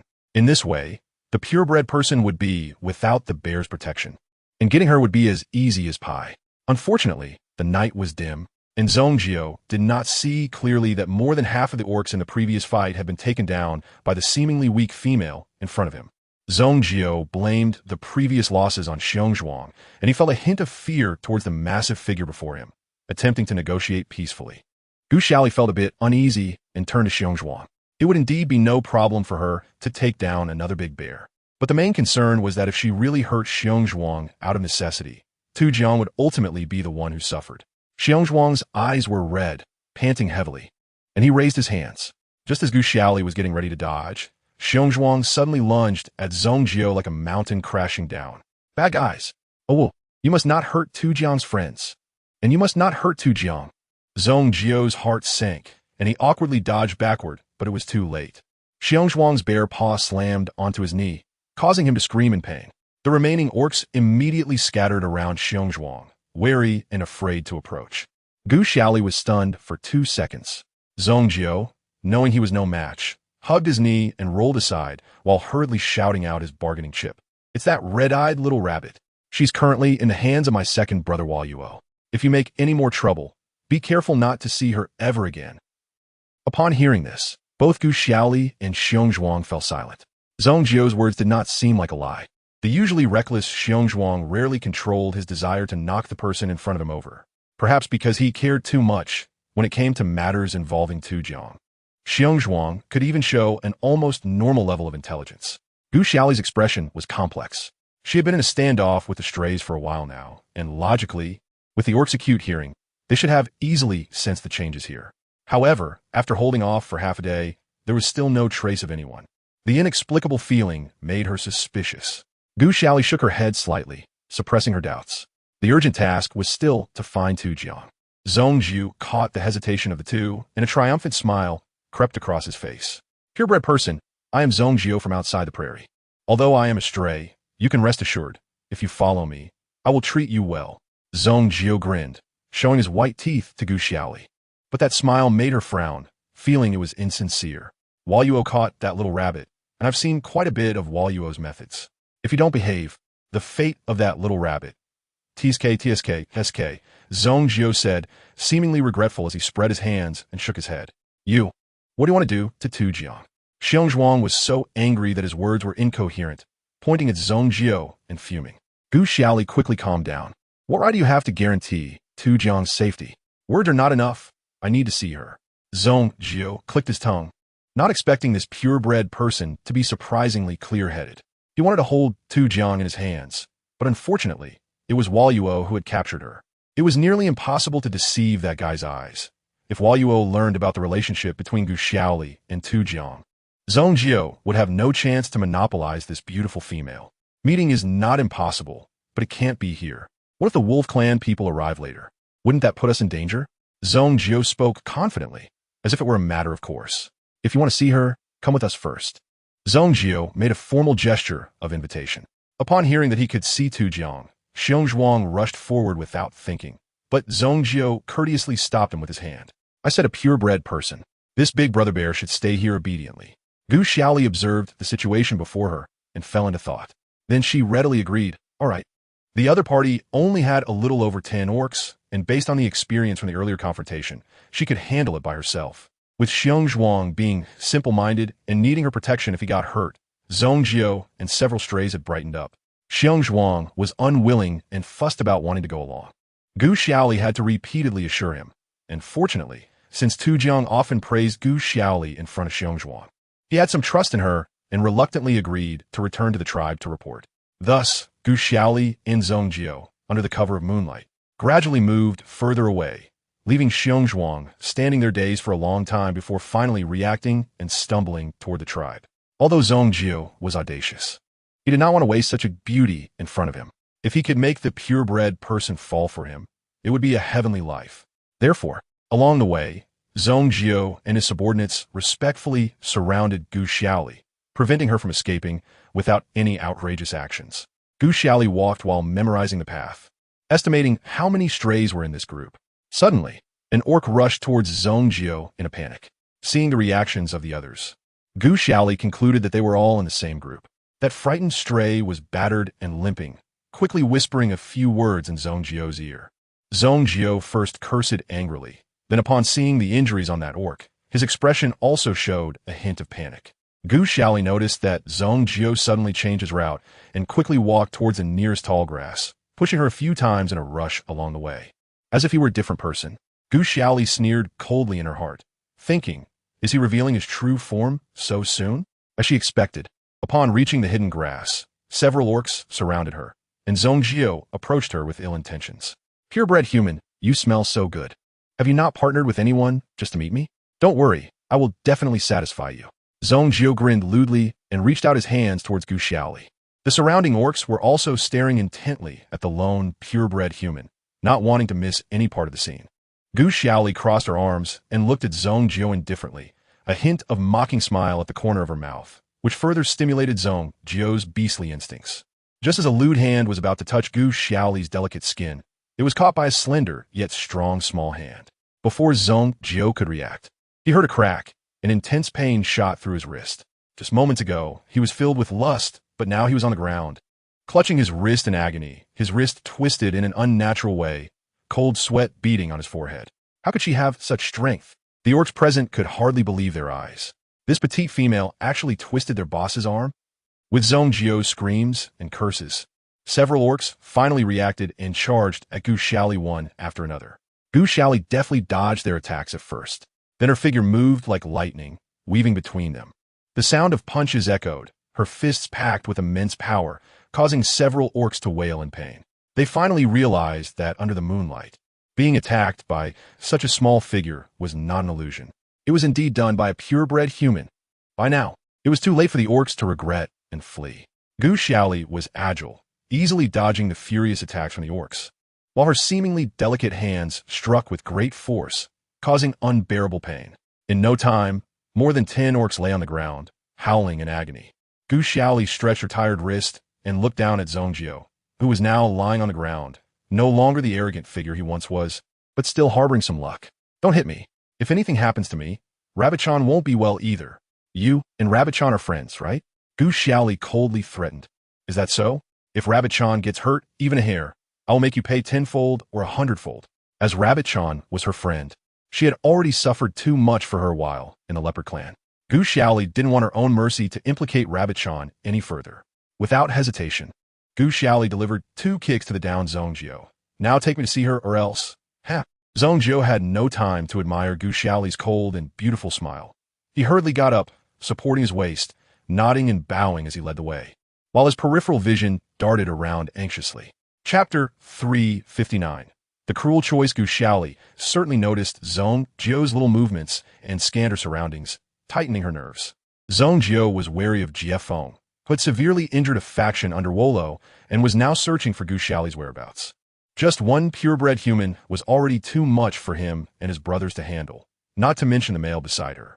Zhongjio hoped that his subordinates would smartly divert Jiefeng away. They had no strength left to endure another beating. Gu Xiaoli was eager to see Rabbit-chan, who was in the hands of the vicious strays, facing unpredictable harm every second, and she needed to find her as soon as possible. Meanwhile, Rabbit-chan was trembling in fear under Wolo's cruel methods. Wolo showed her the disobedient females he had captured, who went from furious shouts to eventually unable to lift their proud heads, their eyes devoid of light. Although Wolo had only starved them a few meals and symbolically threatened them with a wooden stick, the pampered females could not withstand such treatment and quickly succumbed to Wolo's dominance. The scene of her parents being slaughtered by the strays churned in Rabbit-chan's mind, and she immediately imagined various horrific scenarios of abuse. Aren't you going to say anything? You support purebred humans. Do you think she will be grateful? Wolo's indifferent face wore a sarcastic smile. Rabbit-chan curled up on the ground, tightly hugging herself, silently resisting. Wolo stepped forward, grabbing Rabbit-chan's arm and effortlessly pulling her up, forcing her to look him in the eye. Rabbit-chan trembled slightly, only her toes touching the ground, yet stubbornly turned her head away. A claw gleaming with cold light gradually gripped Rabbit-chan's delicate neck. She shivered. Beside them, Bujin could hardly bear to watch. Second brother, the little rabbit, is quite timid. Maybe the purebred human is threatening her on purpose, and that's why she won't speak. Let's not scare her too much. Rabbit-chan was the kindest and most beautiful female Bujin had ever seen, and he was immediately drawn to her at first sight. Her soft and tender demeanor and snow-white long hair evoked a desire to protect her. No, Rabbit-chan didn't know where she found the strength, fiercely rebutting, even in extreme fear. She still didn't want anyone to speak ill of her best friend. Wolo raised an eyebrow, surprised to find this little rabbit had some courage. Was it like? Wolo set Rabbit-chan down, but still held her throat. Rabbit-chan's eyes turned red, and she coughed twice. Xiaoli treats me very well. I won't let you hurt her. Wolo laughed heartily. With you? Rabbit-chan stubbornly glared at Wolo. There are many people who love and protect me. Despicable strays, you will never succeed. Wolo and Bujin fell silent for a moment, exchanging glances. This was the first time the little rabbit had spoken out after being captured. Not because she had been disdained or harmed, but because of a purebred human. This took both beasts by surprise. Rabbit-chan, in a state of desperation, bit down on Wolo's arm. For Wolo, it felt like a tickle, but Rabbit-chan's white teeth hurt him. Clearly, this little rabbit thought of them as nothing but strays who would only plunder and violate. A subtle admiration arose in Wolo's heart. This seemingly weak little rabbit had displayed such bravery for her friend. Wolo released his grip, and Rabbit-chan took 2 steps back but did not intend to escape. Surrounded by strays, she had already mentally prepared for the worst. However, Wolo did not harm her. Instead, he asked seriously, "Is that purebred human really worth you going this far? She might just be using you." Rabbit-chan shook her head firmly. "Gu Xiaoli is the kindest beast man I have ever met. She might doubt any beast man in this world, but she will never doubt Gu Xiaoli. Wolo stared at Rabbit Chan, unsure of what he was thinking. At this moment, a stray hurriedly ran to Wolo's side and whispered a few words. Wolo's expression changed, and with great interest, he said, "I want to see for myself if the purebred human is really as good as you say." After speaking, he drew his sharp claws across Rabbit Chan's neck, taking a few strands of her snow-white hair and tossing them to Bujin, then ordered the strays to hide Rabbit Chan well. Rabbit Chan struggled as she was taken away, growing increasingly anxious. She feared that Gu Xiaoli might repeat the same mistakes, as she was restrained from acting. On the other side, at the outskirts of the stray camp, Jiefeng's brows faintly revealed a hint of murderous intent. Wolo stood tall, striding forward to meet this formidable beastman. The Black Panther youth before him had single-handedly dealt a heavy blow to the stray beasts he had sent out. With a cautious pair of tiger eyes, he sized up Jiefeng, the seemingly unremarkable beastman, who was even shorter than his shoulder, managed to defeat over a dozen of his subordinates and followed the trail to this place. The numerous old and new scars crisscrossing his body indicated that this beastman was far from a simple tribal creature. Wolo squinted, a hint of appreciation in his eyes. "I am Wolo, and you are? Let's talk. Where's Gu Xiaoli?" Jiefeng cut straight to the point. Wolo raised an eyebrow, impressed by the boy's keen insight. However, in Wolo's eyes, with his skills and lineage, a purebred human would be more than sufficient for him. "She'll be here soon. Let's have a little chat. No rush," Wolo said, his eyes glinting as he looked at Jiefeng. Judging by the scars on the boy, he must have faced considerable hardships from a young age, making it easier for him to empathize with the wandering beasts.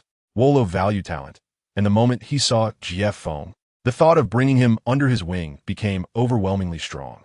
Jiefeng treated Wolo's olive branch with indifference, unwilling to trust the beastman before him. Wolo chuckled dismissively and casually tossed a strand of white fur to Jiefeng. The soft, shiny white hair floated down into Jiefeng's hand, exuding the scent of rabbit sauce. Jiefeng's pupils subtly contracted. Rabbit sauce was here. Gu Xiaoli would definitely come to save her. "So what do you think? Do you want to talk now?" Wolo's attitude was relaxed. Jiefeng clenched his fist, tightly holding the strand of white fur in his palm, remaining silent and reluctantly accepting Wolo's suggestion. After all, Jiefeng had seen enough of the treachery and brutality of the wandering beasts in his youth. Acting rashly without knowing Rabbit Sauce's location could very well lead to her death. "Join us, and I can let you have that purebred human all to yourself." Wolo proposed a deadly temptation. The value of a purebred human was self-evident, but if he could use her to control such a powerful weapon, Wolo would naturally be more than willing. Jiefeng was taken aback. Have her all to himself? He had never dared to entertain such outrageous thoughts. But once the idea was proposed, it sprouted like weeds in the corners of his heart. The vivid smile flashed through Jiefeng's mind. It was the endless hope she placed in freedom. Jiefeng shook his head, trying to drive away those dark thoughts. He only wanted to be a good disciple to Gu Xiaoli. Being able to protect her side by side for a lifetime was enough. But Wolo was not willing to easily let go of Jiefeng's desires. Think about it. One day she will be with a powerful male. You've certainly put in a lot for her, right? Rather than handing over your efforts to someone else, why not be honest and see your own desires clearly? Jiefeng concealed his emotions, ignoring the tempting words, and warily said, "Are you done? It's time to take me to see her." Wolo chuckled, clearly seeing the conflict and desire hidden deep in the boy's eyes. "You don't have to worry that she will dislike you for this. I've dealt with countless females in my lifetime. I guarantee she will listen," Wolo confidently assured. "She doesn't need to listen. She just needs to be herself. I won't let anyone interfere with her." Jiefeng replied emphatically, What if she only sees you as a tool? Once used, she could be discarded, ending up like us, a miserable wandering beast, never accepted anywhere, losing the right to love, and doomed to endless wandering." Wolo's eyes harbored an unerasable hatred. Jiefeng wanted to refute him, but suddenly recalled his beast mother. According to his beast father, his mother had once treated him with utmost tenderness, yet in the end, she allowed him to die tragically. "How about we make a bet?" Wolo revealed a mysterious smile, leaning closer to Jiefeng and whispering. Jiefeng stared blankly ahead, falling into silence. On the other side, Gu Xiaoli urged Zongjiu to arrive at Wolo's stronghold. Zongjiu, battered and bruised, was held captive by Gu Xiaoli, lowering his head and not daring to look at the wandering beasts approaching to greet them. The remaining defeated subordinates also kept their heads down in shame. When Wolo appeared in view with Jiefeng, Zongjiu suddenly rolled his eyes and tried to curry favor with Gu Xiaoli. That beast man must be your suitor, right? I'll let you in on a secret. Wolo's methods of winning hearts are incredible. That beast man definitely won T help you now, so be careful of him. Gu Xiaoli kicked Zongjio with a cold face. But her heart tightened. Before Jiefeng was taken in by her, he was a wandering beast, and she had put in a tremendous effort to act as a shield for him. She looked at Jiefeng, who silently followed behind Wolo, her heart filled with mixed emotions. Wolo and Jiefeng stood before Gu Xiaoli, the three of them in a standoff. When Wolo saw Zongjio's injuries, he couldn't help but be startled. The petite and beautiful female before him was hard to associate with the beast man who had caused such heavy injuries to Zongjio and the others. Gu Xiaoli stared at Jiefeng with a strange expression for a while, then turned to Wolo and said straightforwardly, "Hand over rabbit sauce." Jiefeng was fully capable of defending himself. What he needed to worry about now was rabbit sauce. Jiefeng's emerald eyes trembled slightly as he adjusted his breathing, averting his gaze from Gu Xiaoli. He never expected that the renowned, purebred human from the prairie would have such abilities. Wolo's praise was hearty and sincere. "If anything happens to rabbit sauce, you'll see what I can do." Gu Xiaoli's tone was cold and hard. "Ha ha ha." Wolo's laughter was deafening. "It seems the little rabbit protecting you really has its reasons. However, I, Wolo, am not without principles. If you accomplish a task, I will return rabbit sauce to you." Wolo stared at Gu Xiaoli with interest, his eyes casually glancing at the stone-like Jiefeng. "What? You break his arm, and I'll return rabbit sauce to you," Wolo said, pointing at the solemn Jiefeng. Chapter 360. Successful rescue. Gu Xiaoli's face turned pale. Why'd it have to be at this moment? During the combat practice, she had already used her healing skills. This meant that any damage sustained by the two in battle was irreversible. Was there really no other way? Jiefeng stared fixedly at Gu Xiaoli's panicked face. Upon arriving at Wolo's camp, it was the first time she showed such a look of helplessness. "Let's get started. Don't think about playing tricks, or your rabbit friend will suffer," Wolo said leisurely. Lumi extended a hand between Gu Xiaoli and Jiefeng, displaying a strand of blood-stained white fur. Gu Xiaoli's face turned even paler as she realized that rabbit sauce must be in the hands of this group. Wolo and his subordinates stepped back, leaving enough space for Jiefeng and Gu Xiaoli. The two stood on the endless yellow sand, staring at each other. They had faced countless similar scenes in battles before, but none had felt this torturous. Jiefeng remained expressionless, seemingly reverting to the silent, reclusive boy he was before. Tears welled in Gu Xiaoli's eyes, with the two most important people in her life weighed on opposite ends of the scale. At this moment, her mind raced. Was there really no other way? Gu Xiaoli felt lost, but then saw the last thing she wanted to see. Jiefeng transformed into his battle form before her. Not a smaller version of the Black Panther, but the enlarged Black Panther he used for killing. The hissing warnings and cold fangs made Gu Xiaoli feel an overwhelming sense of desolation. Jiefeng must not want to lose an arm. Losing an arm was undoubtedly a death sentence for a male. Gu Xiaoli shook her head, closed her eyes, and suppressed the starlight forming at the corners of her eyes. She would never blame Jiefeng, but at this moment, she had to bravely confront the battle. To face the killing weapon, she had trained herself. One large and one small, one black and one white. Two figures rushed towards each other. They met amidst the endless yellow sand, their forms intertwining as they fought fiercely. They trained and lived together every day, so familiar with each other's moves. Yet, when faced with real weapons, they could not help but feel shock and sorrow in their hearts. Jiefeng's merciless iron claws relentlessly struck at Gu Xiaoli's vital points, each blow adding a fresh crimson wound to her snow-white skin. Gu Xiaoli, after all, could not bear to use her full strength against this disciple who had been by her side day and night, and she gradually retreated. Jiefeng's eyes seemed to flicker with suppressed anger, each attack more fierce than usual, splattering blood in the air. Gu Xiaoli's clothes were tattered, and her exposed skin was stained red with blood. "Jiefeng, calm down, I don't want to..." Before Gu Xiaoli could finish her sentence, she was interrupted by a claw from Jiefeng. Jiefeng's vacant eyes seemed to deliberately avoid Gu Xiaoli, but the sharpness of his hands and teeth did not diminish at all. The injuries on Gu Xiaoli's body accumulated little by little, and the anger in her heart was about to explode. She did not want to hurt her disciple, who had been with her day in and day out. Every move Jiefeng made seemed ferocious, but in reality, she could easily neutralize them, and in the end, only her skin was harmed. This was not Jiefeng's true strength. Gu Xiaoli always felt something was off.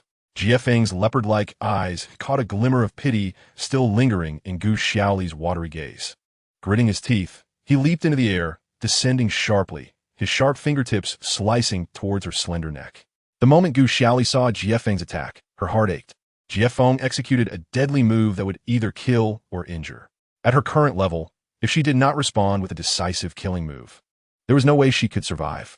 Energy instantly gathered in Gu Xiaoli's fist as she raised her head, roaring in defiance against the oncoming Jiefeng. Why? She could not understand. The moment she saw Jiefeng's killing move, the pain in her heart surpassed every wound on her body. Gu Xiaoli's charged fist brushed past Jiefeng's massive leopard paw. Jiefeng's handsome face was within reach. At the last moment, Gu Xiaoli's heart softened, and her fist filled with killing intent veered a few inches to the side. Faced with Jiefeng's sharp claws, she resignedly closed her eyes. With a thud, she felt every bone in Jiefeng that she struck shatter. However, the anticipated sharp pain did not come. What hit her neck was actually Jiefeng's soft, furry paw. He had just retracted his claws. Jiefeng, from a position unseen by Volo, secretly withdrew his killing move, pretending to be unable to defeat Gu Xiaoli. Jiefeng let out a muffled grunt, his hand hanging weakly, reverting to human form, and collapsed to the ground. Gu Xiaoli felt as if her heart had stopped beating. He sacrificed an arm for her. Warm tears streamed down her face like a dam breaking. Gu Xiaoli threw herself onto Jiefeng's trembling, pain body. Jiefeng had never intended to harm her. He just wanted to force her to make a choice. With his arm, he exchanged for her best friend. Before Gu Xiaoli's regretful sobs could escape her lips, a bloodied hand suddenly tightened around her throat. Don't move. Jiefeng's hoarse voice whispered in her ear. Saying this, Jiefeng struggled to stand up, dragging Gu Xiaoli slowly towards Volo. At that moment, Gu Xiaoli understood everything. Her heart was filled with mixed emotions, ultimately all masked beneath a facade of weakness. Gu Xiaoli coughed weakly a few times, trying to pry open the iron grip around her neck, but it was too tight, and she had no strength left, being dragged in front of Volo. Volo crossed his arms and looked them up and down a few times. When he saw Gu Xiaoli's face turning red from Jiefeng's grip, he finally lowered his guard. A female with such high pride being treated unjustly by a former suitor.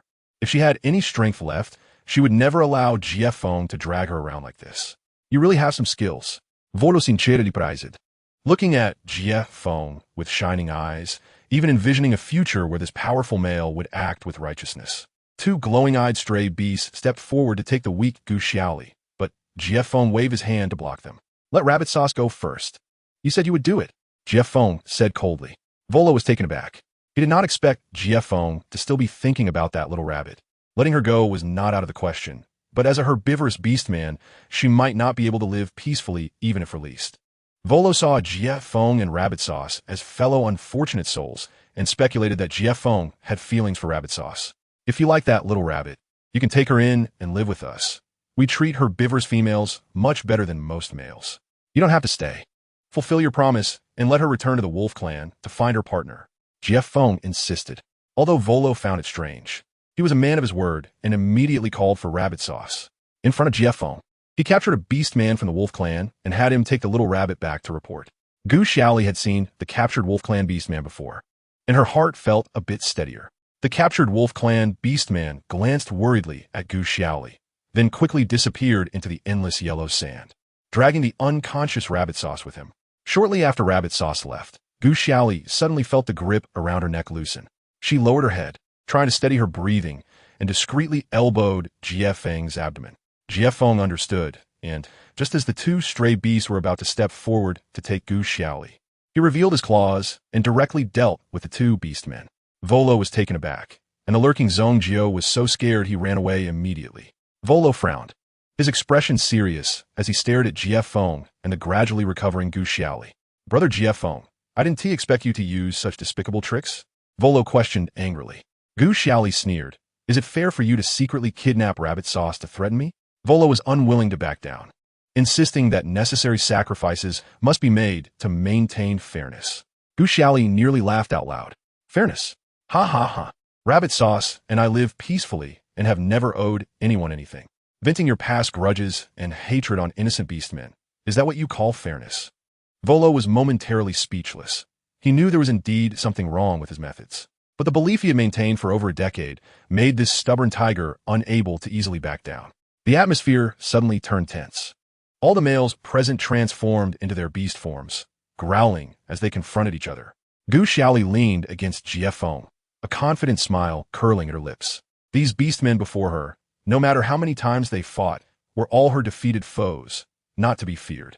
Just as Gu Xiaoli and Jiefeng were about to display their skills, a series of screams suddenly erupted from the outskirts of the stray beasts. In the distance, several beastmen's severed limbs flew into the air. Jiefeng immediately shielded Gu Xiaoli behind him with the only hand he could still move. Volo watched as his familiar subordinates were brutally dismembered, anger rising from his heart. He had no time to care about Gu Xiaoli and Jiefeng and hurriedly rushed towards the source of the conflict. Seeing this, the stray beasts followed closely, uniting to resist the external threat. For over a decade, Volo had meticulously maintained the lives of every stray beast, giving them a warm home. At a critical moment, Volo faced danger head-on. How could they stand by and do nothing? Gu Xiaoli turned to Jiefeng in confusion, but noticed his serious expression, intently gazing into the distance. What exactly was coming? Just as Gu Xiaoli was puzzled, a gust of wind suddenly rushed past her ear, and she hurriedly dodged, moving away from Jiefeng. Jiefeng came to his senses and realized it was the ill-intentioned Zhong Jiao who slapped him to the ground. Zhong Jiao's subordinates hesitated, surrounding him, wanting to help Zhong Jiao, but not daring to step forward. Gu Xiaoli glared at Zhong Jiao with disgust, but suddenly, her vision blurred as she was tightly held in a hot, hard embrace, causing pain to all her wounds. Jiefeng watched the orc who had kidnapped Gu Xiaoli, his pupils suddenly constricting as he leaped into action to follow. Unfortunately, with one arm shattered and unable to transform into beast form to walk, he was quickly surrounded by several approaching golden leopards. A hoarse roar of anger came from behind as Gu Xiaoli struggled desperately but was engulfed in a large mouth, pinning her limbs down. Gu Xiaoli felt increasingly uneasy. Despite her resistance, she was held in the mouth of the orc, and only one orc had ever done this before, Leo. In an instant, the golden black panther dashed like lightning, covering dozens of miles. The punches and kicks in its mouth could no longer be suppressed, and after confirming the surroundings were safe, Leo's beast form hurriedly spat out the person from his mouth. He had intended to take Gu Xiaoli directly back to the tribe, but if he didn't release her soon, he feared the little one would kick his fangs out. Chapter 361. Leo's choice. Leo slightly opened his mouth, and Gu Xiaoli quickly struggled to crawl out. She wiped the saliva off her face in disgust, taking deep breaths of fresh air, but still felt a bit dizzy. Leo transformed back into human form and supported her from the side. Before Gu Xiaoli could catch her breath, she immediately shook off his arm. "You're injured. Hurry and heal yourself." Leo's expression was also grim, after learning that she had been captured by the newly arrived stray beasts on the grassland. He had abandoned everything in the tribe and rushed over with his men. However, all he received from her was indifference and disdain. "You don't need to care." Gu Xiaoli shook her hand, lifted her foot, and turned to leave. Leo stepped forward, grabbing her slender wrist while carefully avoiding her numerous fresh wounds, then forcefully pulled her into his embrace. "You used up your healing skills?" Leo looked closely at Gu Xiaoli, who was covered in scars. Having exhausted her skills and been captured by the stray beasts, Leo felt a dull pain in his heart. Ever since the last time she had plotted against him and he had suffered a great loss, it seemed he had given up on her. He no longer sought any news related to her. Her name had become a taboo in the leopard tribe. Life could continue without her, but it was as if he was trapped in a gray haze. He could see no future, no color. Leo became like a walking corpse, numbly leading the leopard tribe to recover day by day, never showing any hope again. The leopard tribe, under Leo's efforts, quickly regained vitality and thrived. Only he seemed to be stuck in the day of defeat, never moving on. "Why can't you just let me go?" Gu Xiaoli pushed against Leo's rock-solid chest with all her might. The recent battles had drained her strength. The man who had once defeated her had captured her again, and she was unsure if she could escape. Each hit against Leo's chest echoed like a dull thud, seemingly striking directly at his beating heart, making him momentarily breathless. "Do you think I want to entangle you? You colluded with other males to frame me. Do you know how many in the leopard tribe have died? If I could forget you, do you think I would travel thousands of miles to save you?" Leo exploded. He thought he would never be able to have this love-hate female again and would spend his life in a dull gray. But the moment he heard she was in danger, he couldn't help but break his principles and ridiculous pride, rushing over with all his subordinates, just to see her safe and sound. Gu Xiaoli scoffed. "If I die, there will be no one to give you strong descendants, right?" The cold sarcasm instantly extinguished Leo's anger. He had hurt her too deeply in the past, and there was no way to refute it. Seeing Leo silent, Gu Xiaoli resolutely turned to leave, quickly disappearing from Leo's sight. Jiefeng was surrounded by both the stray beasts and the leopard tribe. She had to go rescue him. Gu Xiaoli was trying to determine the direction she had come from when she suddenly felt a gust of wind behind her and hurriedly dodged. Turning around, she found it was the persistent Leo. She immediately became vigilant. There were no orcs around to support her. She had to rely on herself. Come back with me. Leo's expression was cold, completely devoid of the pain and hesitation from before. Finally can't hold it in anymore? Gu Xiaoli mocked. Leo furrowed his brows slightly, then relaxed. No one can protect you like I can. I must take you away. Every wound on Gu Xiaoli's body indicated her current situation.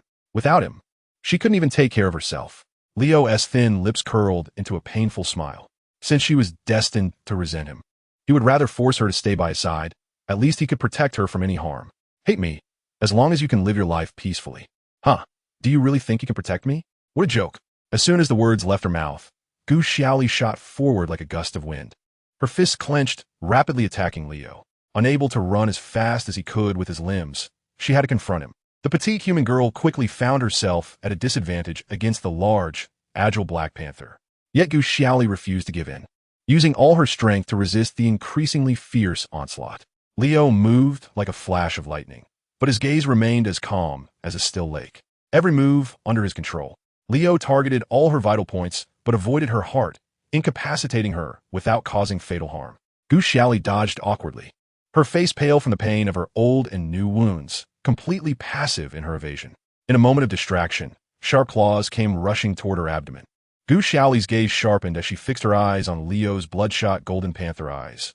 This time, she was going to take a gamble. Leo thought she would turn to evade. But at that moment, Gu Xiaoli suddenly bent down, her head directly meeting his claws that he hadn't yet retracted. Leo's pupils constricted, panic filling his heart as all plans and strategies vanished in that instant. To make her faint, this strike used 90% of his strength. If it truly hit her head, she would undoubtedly die. Gu Xiaoli held her breath, focusing all her attention. Regardless of his intentions, Leo wouldn't want her dead. Just as Leo was about to retract his claw, Gu Xiaoli suddenly sidestepped and delivered a flying kick to Leo's head. Leo instinctively dodged, but his front paw, which was shielding the side of his head, still took a heavy hit. A cracking sound of bones echoed. Unable to support himself, Leo had to transform back into human form. Leo stared blankly at his twisted hand bones. The pain in his heart was worse than the fracture. Did she really prefer to die rather than stay by his side? Leo knew she was gambling. But what if he hadn't been able to pull back in time? Leo couldn't bring himself to think further. Taking advantage of Leo's dazed moment, Gu Xiaoli dashed away in a flash. Leo watched her retreating figure, hesitating for a long time, but did not chase after her. In a self-torturous manner, Leo squeezed his shattered hand bones, repositioning them with such force that his entire arm turned purple. It seemed that only in such extreme pain could he ignore the torment in his heart. With a bitter smile, Leo shook his head. She was truly clever, choosing the most painful method of revenge among countless options. When Gu Xiaoli ran back to the stray beast camp, she discovered that the jackal tribe had already taken control of the scene. Without Leo's leadership, the leopard tribe orcs were quickly driven back. The three males from the Liu family scattered, anxiously searching for her traces on the grassland. Only Jiefeng remained at the scene. It seemed like a silent understanding between master and disciple. The two met again on the vast grassland. Jiefeng's emotions surged. The continuous killing and fighting did not make his breathing quicken, but seeing Gu Xiaoli made him so excited that he could hardly breathe. He hurriedly took 2 steps forward, but suddenly remembered the violence he had inflicted on Gu Xiaoli before. The red marks around her neck, which he had personally strangled, were still vivid in his mind, and Jiefeng hesitated. Could she really forgive him? To his surprise, he was greeted with a tearful embrace. Gu Xiaoli stretched out her arms, jumped up, and directly hugged Jiefeng. Jiefeng awkwardly supported her with one hand, but suddenly remembered that she was covered in wounds and feared hurting her, so he panicked and tried to let go. However, Gu Xiaoli clung to the back of Jiefeng's neck like a koala, refusing to come down from his embrace. I was so scared. I thought I would never see you again. Gu Xiaoli's voice was nasal and a bit spoiled, a nuance she did not even notice herself. Holding the light and soft Gu Xiaoli, Jiefeng felt his heart melting. After losing and regaining her, Jiefeng felt a mix of emotions. But he really couldn't find any comforting words for her and could only gently rub her back. Gu Xiaoli greedily absorbed the warmth from Jiefeng's chest. Feeling it was not enough, and tightly squeezed Jie Feng's narrow waist closer to him. Jie Feng noticed his chest was getting a bit damp and quickly pulled her away to check. Sure enough, she had forcefully reopened her wounds, and bright red blood was slowly gathering. Jie Feng frowned in distress, took out some hemostatic medicine from his space, chewed it into a paste, and applied it to her wounds bit by bit. He had carried those herbs ever since he saw Gu Xiaoli get hurt, just in case she needed them one day. After venting her emotions and regaining her composure, Gu Xiaoli felt a bit embarrassed when Jie Feng pulled her to apply the medicine and gently struggled. Jie Feng firmly held down the restless Gu Xiaoli. "You're so badly injured, and you're still being reckless." Jie Feng's stern gaze immediately subdued Gu Xiaoli. His long, nimble fingers quickly applied medicine to all her wounds. The orcs from the wolf tribe approached to report on the situation. The Liu family's 3 brothers had gone to search for Gu Xiaoli, but had not returned, and since Gu Xiaoli had some reputation among the wolf tribe, they unanimously agreed to let her make the decisions. It turned out that after sending away the rabbit sauce, the wolves exposed their position, and Leo's surprise attack caused the stray beasts to be unable to retreat in time, resulting in most of them being captured. After the leopard clan, orcs retreated. Only the captured stray beasts and some captured female beasts were left. The leader of the stray beasts, Wolo, managed to escape by luck under the protection of numerous stray beasts. However, another leader, Zongjio, was reported by angry female beasts during his escape and was surrounded and captured by pursuers. Gu Xiaoli first went to check on the situation of the female beasts. The female beasts brought in were divided into 2 groups. One group claimed to have been captured by Wolo's subordinates, totaling around 8 or 9, mostly herbivorous orcs, who were mostly unharmed apart from being frightened. Among them, only 2 haughty female weasels had bruises on their faces and seemed to be trying to take in a few male wolves as mates when rescued. The other group of females had a much worse experience. They claimed to have been captured by Zongjio and had suffered inhumane violations when they were captured. Most of them were good-looking but low-status herbivorous females. The longer the females had been imprisoned, the more emaciated they became, but their bodies carried a complex smell, clearly the result of being violated repeatedly over a long period. Gu Xiaoli recalled Zongjio's nauseating gaze, and anger surged within her, prompting her to come up with a plan. Chapter 362. The farce comes to an end. 1. Zongjio knelt on the ground, sweating profusely, and said with a fawning expression, "Lady Xiaoli, that Wolo is up to no good. If it weren't for my good advice, you would have been violated by him long ago. You are a reasonable person, and I don't expect you to return anything to me. But you can see my current situation. Can you help me just this once?" Gu Xiaoli coldly glanced at Zongjio and sneered. "But how do I remember that it was you, Zongjio, who kidnapped me?" Zongjio's features twisted in despair as he cried. It was all Wolo's coercion. How could a mere Zong dog like me stand up to a tiger like Wolo? He is a notorious bully, often oppressing and threatening other orcs. By the way, Jie Feng, you were also coerced by him, right? Zongjio eagerly wanted to prove his innocence, turning to look at Jie Feng beside Gu Xiaoli. Jie Feng remained silent, neither confirming nor denying. A dissenting voice came from not far away. "We followed Lord Wolo willingly." "Zongjio, you shameless scoundrel. Second brother treated you well, yet you slander him behind his back." The few people present turned to look, and it was a limping goat orc. The goat orc was loyal and had fallen behind while covering Wolo's escape, unfortunately getting caught by pursuers. Zongjio glared at the goat with malice, gritting his teeth, but then turned around with a pitiful expression, saying, "It's a frame-up. That goat is in cahoots with Wolo. They have jointly harmed females." Gu Xiaoli raised an eyebrow and said slowly, "Speaking of harming females, I need to investigate this thoroughly." Zongjio's eyes first flickered in panic and then deliberately widened as he stared unblinkingly at Gu Xiaoli's scrutinizing gaze. "Of course, many of the females we captured have been violated. It was all Wolo and his followers." Zongjio's fingers hidden behind his back trembled slightly. Several females who claimed to have been violated were brought forward. They huddled together in fear, trembling and softly sobbing. The orcs guarding them had transformed from the ferocious stray beasts to wolf orcs. Having endured long-term abuse, they had little hope for freedom. Zongjio's gaze flickered between Gu Xiaoli and the group of females. Before Gu Xiaoli could speak, he suddenly rushed forward and said, "They were all captured by Wolo." He even turned back to glare at the trembling females, his tone growing cold. "You were all forced by Wolo and his subordinates, right?" A few injured females huddled together, trying to move away from Zongjio, lowering their heads and daring not to speak. Gu Xiaoli frowned slightly, and with a glance, the nearby wolf orc immediately subdued Zongjio, pressing his emaciated face to the ground, his speech unclear but eager to interject. Gu Xiaoli scanned Zhong Zhio's pathetic state and guessed the truth. She slowly walked over to the frightened females, softening her voice. "Don't be afraid. If you have any grievances, speak boldly, and I will definitely help you." Gu Xiaoli was petite and had a gentle demeanor, making her more approachable than the strong and tall males. The trembling females slowly raised their heads in response to her gentle voice, all looking at Gu Xiaoli. What a beautiful female. Seeing Gu Xiaoli, the females thought in unison. One female timidly took 2 steps back, giving Gu Xiaoli space, lowering her eyes and no longer looking at her, while the remaining females reacted and followed suit. They were low-status herbivorous orcs, and the beauty and fragrance radiating from Gu Xiaoli showcased her pure and noble lineage. Low-status orcs did not deserve to stand on equal footing with high-status orcs, and they did not dare to defy her. Gu Xiaoli thought for a moment. Rabbit Sauce had looked like this when she first met her. So, she tried to put on the friendliest smile and softest voice. "You are free now. No one here dares to harm you anymore. You just need to tell me who hurt you, and you can leave here." A few pairs of eyes widened in disbelief as they looked at Gu Xiaoli.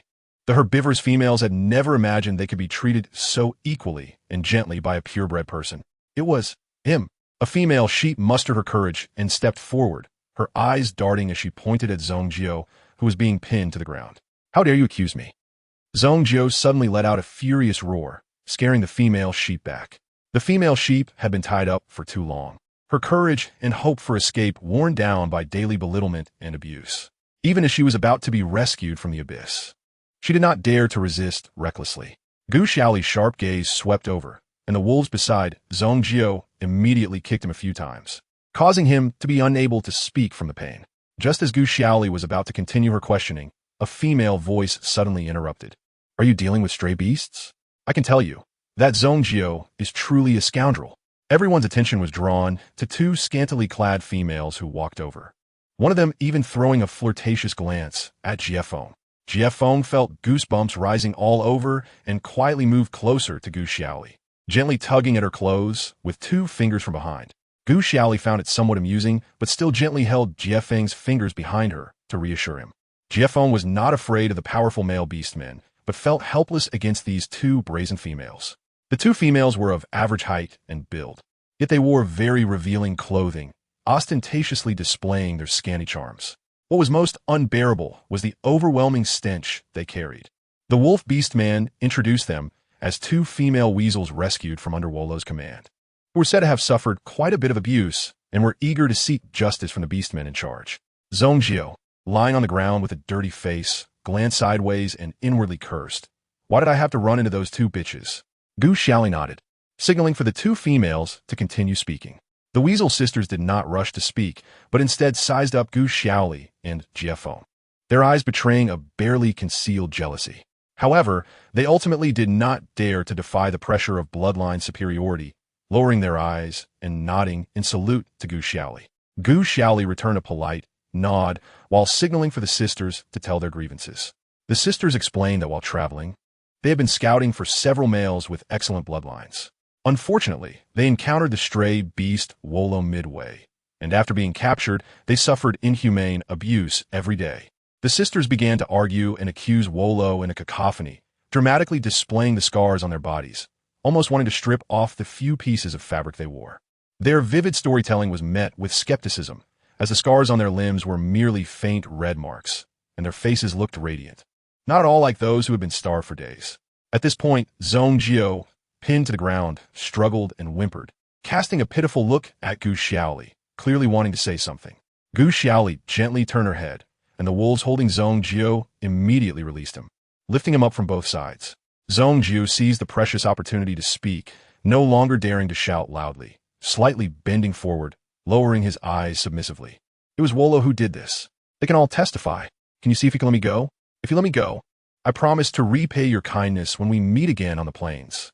Gu Xiaoli watched Zhong Zhio's performance with indifference. She did not believe a word he said.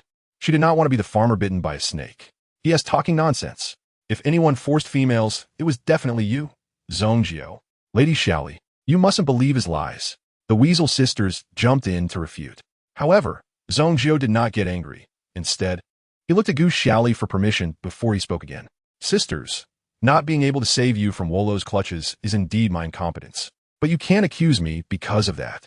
Zhongzhou's eyebrows drooped, his eyes filled with helplessness, resembling a wronged good person. The Weasel sisters were furious. Accuse you? I saw you take that little sheep out into the wild. When you came back, you both smelled of each other. Zhongzhou's eyes darted around. Maybe you saw it wrong? Were there others who saw it? He added, besides, weasels have a terrible sense of smell. Sigh. As he spoke, Zhongzhou hesitated, covering his nose with his hand and taking a step back in disgust, distancing himself from the sisters. The surrounding gazes toward the Weasel sisters turned more disdainful. Indeed, weasels had a foul odor, making their sense of smell poor, and they were known for lying and having a strong desire for revenge. The Weasel sisters were hit where it hurt and jumped in rage, rushing to beat Zhongzhou, only to be pulled back by several wolves. Observing the situation, Zhongzhou secretly wore a smug smile, rubbing his hands together as he cautiously approached Gu Xiaoli. Now that the truth is out, Lady Xiaoli, for the sake of reason, you should let me off the hook. Just as Zhongzhou was basking in his perfect comeback, Gu Xiaoli suddenly let out a cold laugh, her smile abruptly vanishing from her face. It's not over yet. Let us hear what the victims have to say. With that, Gu Xiaoli walked toward the timid herbivorous females. Zhongzhou quickly followed, positioning himself between Gu Xiaoli and the group of females, sweat trickling down his forehead. They have nothing to say. It was all Wolo's doing, right? The last two words were squeezed out between his teeth as Zhongzhou turned to the females behind him. Gu Xiaoli crossed her arms, watching Zhongzhou's desperate struggle with amusement. That is not for you to decide. After saying that, Gu Xiaoli swiftly produced a sharpened wooden stick from her hand. The stick was something Gu Xiaoli had packed in her backpack to escape the canyon, and upon discovering it was poisoned, she realized it could not pierce the thick fur of the beastmen. However, today, taking it out to test on Zhongzhou's human form was quite effective. Zhongzhou sensed something was wrong and tried to flee. Gu Xiaoli nimbly dodged, and the sharp tip of the stick pierced Zhongzhou's skin. Thinking Gu Xiaoli was going to kill him, Zhongzhou fled desperately, but after a few steps, he collapsed stiffly on the ground. What? What are you going to do to me? Zhongzhou exclaimed in terror, covering his wound. Don't worry. It's just a herb that will temporarily immobilize you. It won't harm your life, Gu Xiaoli said with a smile, casually tossing the wooden stick aside. Along with this, each herbivorous female was given a sharp stone in their hands. Chapter 363. The farce comes to an end. 2. Gu Xiaoli cleared her throat. You all know what Zhongzhou and his stray beasts have done. To be fair, I'm giving you a chance. You could do anything you want to them. A few stray beasts, also paralyzed by the herbs, were brought forward. The shocked females looked up and saw the males who usually abused them all in there. Zhongzhou's face turned pale in an instant, and he struggled desperately, howling and crying out. Lady Xiaoli, you can't do this. They will definitely kill me. Gu Xiaoli found it amusing. Don't worry, Zhongzhou. Didn't you say that all the injuries on these females were caused by Wolo? If it has nothing to do with you, they naturally won't harm you. Zhongzhou's mouth gaped open, momentarily at a loss for words. Or perhaps, the one who committed all those crimes against them is you, Zhongzhou? Gu Xiaoli's tone turned sharp, causing Zhongzhou to tremble all over. Zhongzhou struggled to turn over, his previously pleading gaze turning venomous. Oomph. Purebred, let me tell you, you're just lucky. Otherwise, I would have ridden you 1,000 times already. I warn you, if you want to harm me today, you better be careful when you go out in the future. Although Zhongzhou's face was fierce and menacing, the trembling hands behind him betrayed his inner fear. He felt the females he had once oppressed were now raising their heads, their resentful gazes making his hands and feet feel cold. Facing death, he was merely putting on a show of bravado.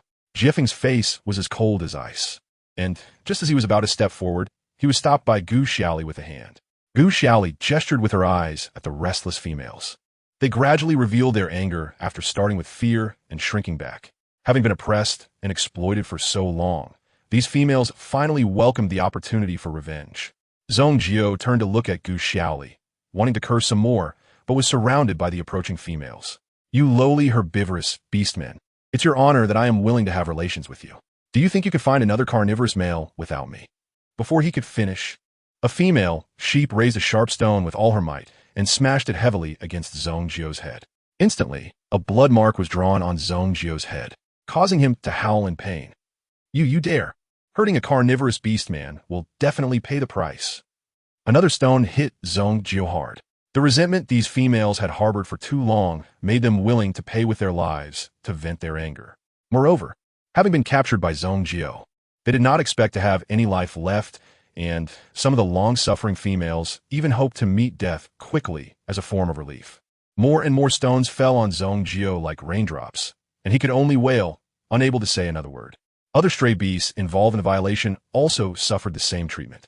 Although the Weasel sisters were not directly abused by GuXiaoli, they seemed to have a strong dislike for him and also joined in the retaliation. The herbivorous females were physically weak. Even wielding sharp stones against the strays only caused a few drops of blood to flow. However, the Weasel sisters among them had sharp, long claws that dug deeply into the flesh, causing blood to flow profusely. GuXiaoli watched for a short while and sighed silently. The females they rescued from the strays were only a small part. There were still countless innocent females under GuXiaoli's command, captured, abused, drained, and discarded like worn-out shoes, dying alone in the desolate wilderness, never to see this world again. The rescued females bore mixed scents of various strays, and as herbivorous beastmen who had suffered discrimination, it was already hard for them to find partners. Now, in this state, even if they escaped the strays' captivity, it would still be difficult to find someone willing to take care of them, and life remained tough and arduous. GuXiaoli left a few wolves to manage order, preventing the herbivorous strays from rebelling or escaping. Shortly after returning to the tribe, the Liu brothers rushed back in a flurry. GuXiaoli was surrounded by the three wolves, their concerned voices drowning her out. "Liu Shun, this time it was my fault for not protecting you well. Did Leo bully you again? I promise I won't let him come near you again. Liu Bai, I can't believe the strays disguised themselves as traveling merchants to approach you. It seems traveling merchants and strays won't need to appear on the prairie anymore. Liu Kabuhu, Xiaoli, you're hurt so badly, does it hurt? I can help you apply medicine to your wounds. I have a request." GuXiaoli hesitated, raising her hand to stop the three men's chatter. The three men fell silent, all looking at GuXiaoli in unison. "Can we take in some females rescued from strays?" GuXiaoli's tone was somewhat difficult. Those females had been violated for a long time. Many had repeated miscarriages and lost their ability to bear children, and they were in a lowly position, physically weak. It would be difficult for them to find males willing to care for them, and with their own strength, it was hard to survive alone in the wild. Even if they were rescued, what awaited them might also be a dead end. GuXiaoli thought hard and couldn't bear to abandon them. For the wolf tribe, accepting herbivorous beastmen was a rare occurrence, let alone accepting a group of abused, sickly females. They are truly at their wits' end. You only need to give them a little space to survive, and I can take care of their food and living needs. GuXiaoli felt anxious inside, trying hard to advocate for them. The Liu brothers fell silent, and GuXiaoli cautiously watched the three wolves. The beast world was cruel. If the wolf tribe refused to accept those females for their own development, she wouldn't blame them. After all, in cruel competition, everyone had to prioritize their own tribe's prosperity. "Is this your request?" Liu Shun looked at GuXiaoli with a complex expression. "Isn't it okay?" GuXiaoli felt a bit regretful. Liu Shun gently sighed, and just when GuXiaoli thought she would be rejected, Liu Shun replied, "Of course, Xiaoli, whatever you want, I will do my best to achieve it for you." GuXiaoli looked up in surprise, finding Liu Shun gazing deeply into her eyes, without any concealment, the emotions swirling within making her want to flee in panic. GuXiaoli slightly lowered her head and stepped aside from Liu Shun. Liu Ke chimed in, "They're so pitiful. Of course we should help them. You won't have to worry about their food. I'll take care of it for you." Liu Bai thought for a moment and suggested, "There are a few empty rooms on the east side of the village. We can have someone tidy them up to let them stay there for now." GuXiaoli could hardly believe that the three brothers, who always adhered to self-interest, would support her like this. However, it also meant she owed someone a favor. The Liu brothers were not ones to make unprofitable deals. Once an agreement was reached, Jiefeng and GuXiaoli stayed in the room to rest. Without healing skills, they could only use clean water to simply wash the wounds, carefully applying herbs to the rough treatment of the wounds from the battlefield. The two helped each other, treating the wounds on their backs or necks properly. Jiefeng then went to prepare several delicious home-cooked dishes, ensuring GuXiaoli was well fed, urging her to go to bed and resting against the low wall by the window, listening to her breathing gradually even out before slowly leaving. On the prairie, the Weasel sisters saw GuXiaoli slumped with no reaction and, finding it boring, shook their hands and left together. There were many excellent males waiting for them to take as partners on the vast prairie. They couldn't waste too much time on the mere GuXiaoli. The females, having vented their accumulated grievances by holding stones for a long time, finally lost their strength and blankly dropped the bloodied stones, looking at the slowly desolate prairie with a sense of desolation in their hearts. Some of them had been captured for years, and the road home had long blurred in their memories. The youthful days were gone. Even if they were lucky enough to escape back, there was no guarantee anyone would remember them. And among the recently captured females, very few had a clear sense of the way home. Moreover, they had already been violated, and the reserved, traditional herbivorous beastmen found it difficult to face their past suitors and partners. The strays had long lost the strength to scream, and the females surrounding them were like walking corpses, aimlessly scattering away. Suddenly, a pack of wolves appeared before these females through the endless yellow sand. Many of the females showed no fear or surprise, only numbly watching the tall beastmen approaching them. A portion were slightly fearful. They still held a glimmer of hope for returning home, afraid of falling into an endless abyss again. When they heard Lu Shan's deep and gentle voice inviting them to join the wolf tribe, they could hardly believe it, standing there for a long time in disbelief. Among the more than a dozen rescued females, only 3 hesitated for a long time before choosing to go home to find partners. Lu Shan gentlemanly arranged for each of them to be accompanied by 2 wolves, responsible for ensuring their safety on the way. Several females covered their faces with their hands, crying with emotion. Their lives had been like a roller coaster, plunging to the bottom and suddenly welcoming an almost unbelievable hope. Lu Shan quickly brought these females back to the tribe and settled them, while Lu Ku and Lu Bai waited in the tribe, providing plenty of basic supplies. Incredible and tearfully grateful herbivorous females were orderly placed in several grass houses. Everything on the prairie seemed to return to calm. In the deep night, the wind and sand obscured the moon. 2 figures, one tall and one short, met in the wilderness. What a coincidence. It's already taken care of. The speaker's tone was low and displeased.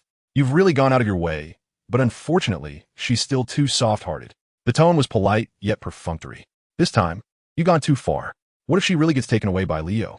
The young man chuckled lightly, showing concern in a flustered manner. Not expecting you to have this day. There won't be a next time. The low voice almost carried an icy edge. The young man remained light and carefree, seemingly unconcerned about the threat. However, don't you want to know her reaction at that time? The young man rarely laughed heartily, his laughter bright, yet inexplicably cold. She knew his thoughts, felt his deadly strike, yet still couldn't bear it. Silence spread under the hazy moonlight. She probably had more than simple goodwill towards him, the young man continued. When life is carefree, it's easy for people to think of helping others. But when it comes to fighting for the sole right to survive, making concessions can never be mere kindness. Chapter 364. The Whims of the Swift Wind. In the morning, Gu Xiaoli woke up to find breakfast already prepared. Her 2 apprentices were waiting at the door for her to start today's training. Lu Ku, your endurance is average. So today go run a few more laps on the prairie. Gu Xiaoli instructed while eating. Great. I'll go with you later, Xiaoli. Lu Ku waited eagerly for Gu Xiaoli. No, I'm training techniques with GF today. You go ahead by yourself.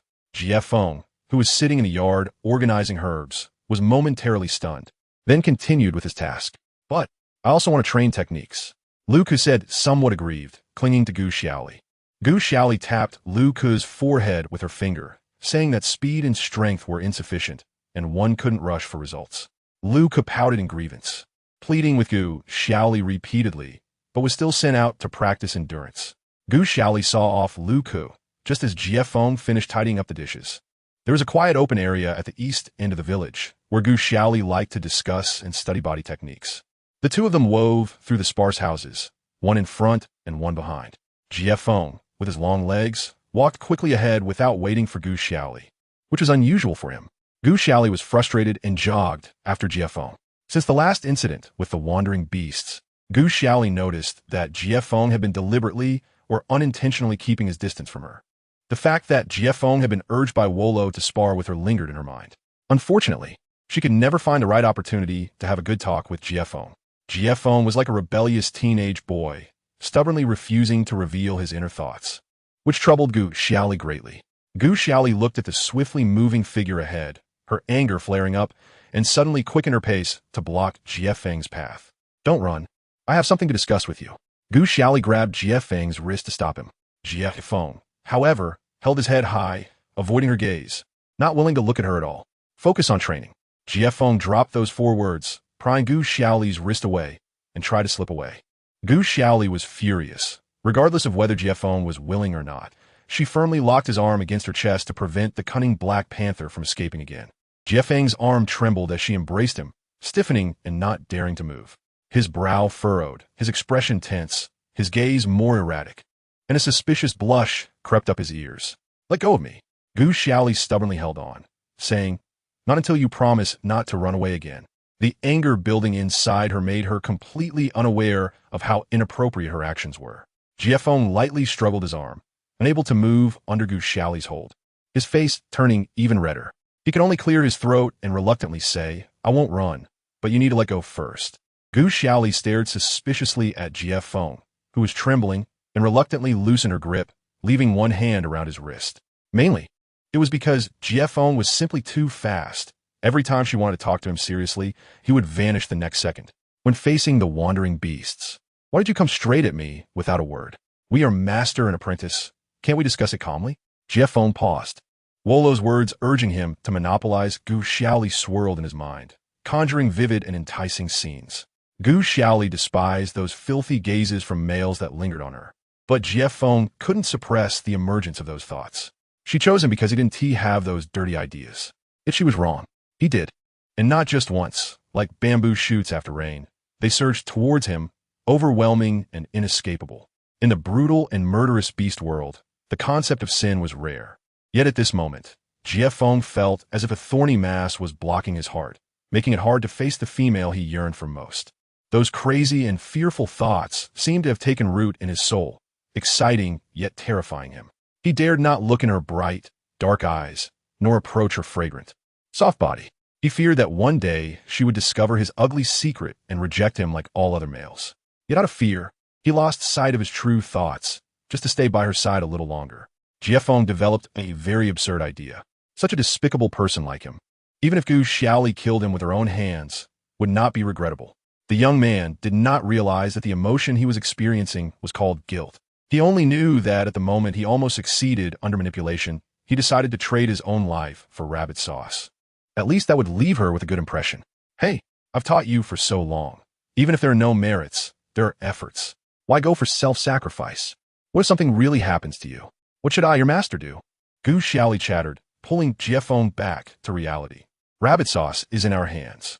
Jiefeng averted his gaze and answered in a low voice. He had been watching the relationship between rabbit sauce and Gu Xiaoli, knowing that Gu Xiaoli absolutely did not want rabbit sauce to be harmed in any way. Wolo also knew this, so he naturally dared not act rashly.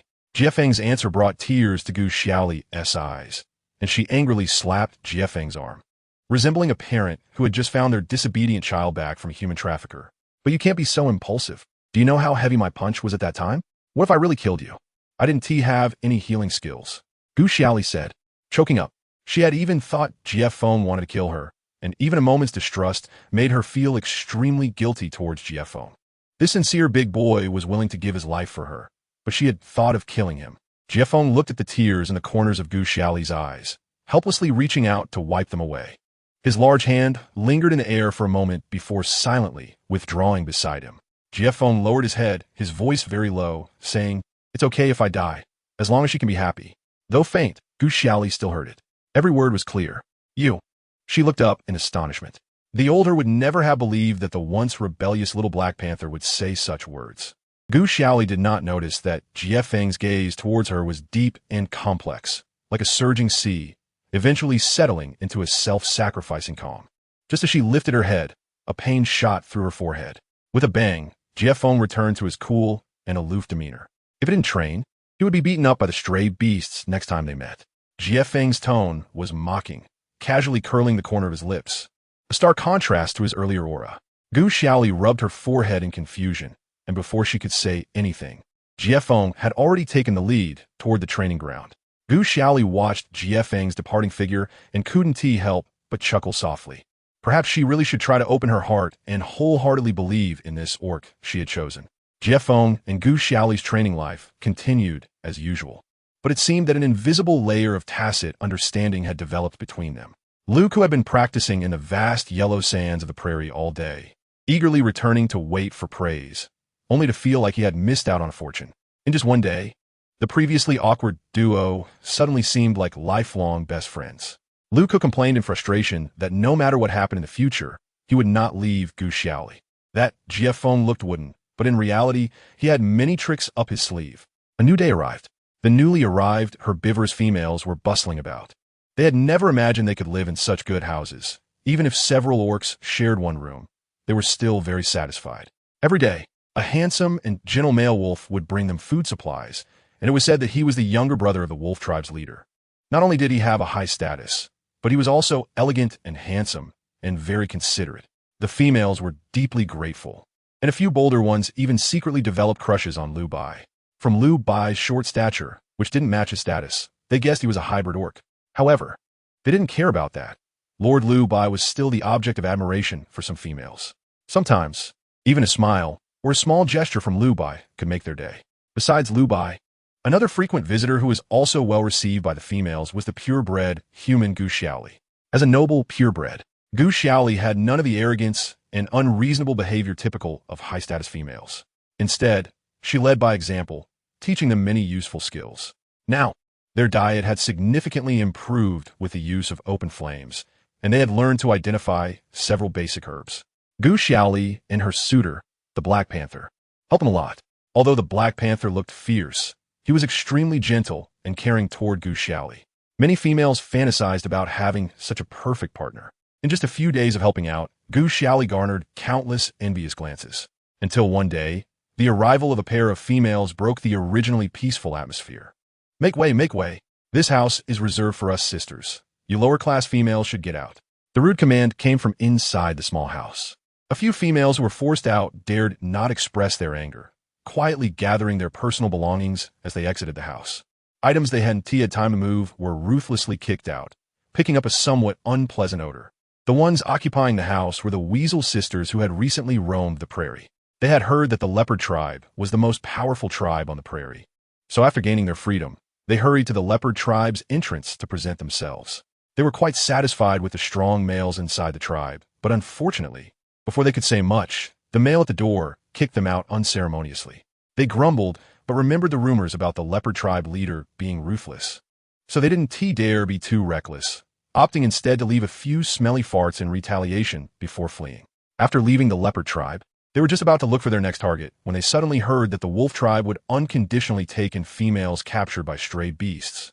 So they eagerly rushed over. If those mistreated lower-class females could be taken in, then there was no reason for them, as carnivorous females with few partners, to be overlooked. Strictly speaking, weasels are omnivores. However, most female weasels firmly classify themselves as noble carnivores and only eat meat to show their status. Chapter 365, Jiefeng's Trust. 1. In the early morning, Jiefeng carried a large stone pot toward the house where the females had been taken in a few days ago. Today, he planned to buy more living supplies for the females.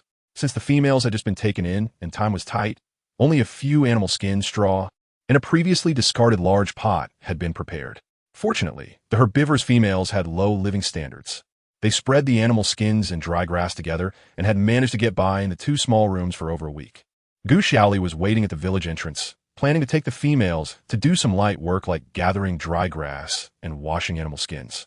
Jiefeng was responsible for transporting firewood and the stone pot to add some hardware to their daily life. Just as Jiefeng was about to set down the massive stone pot on his shoulder, a female voice came from the door of the small house. Psst, psst, psst. Quite handsome. Did the tribe leader send you to serve us?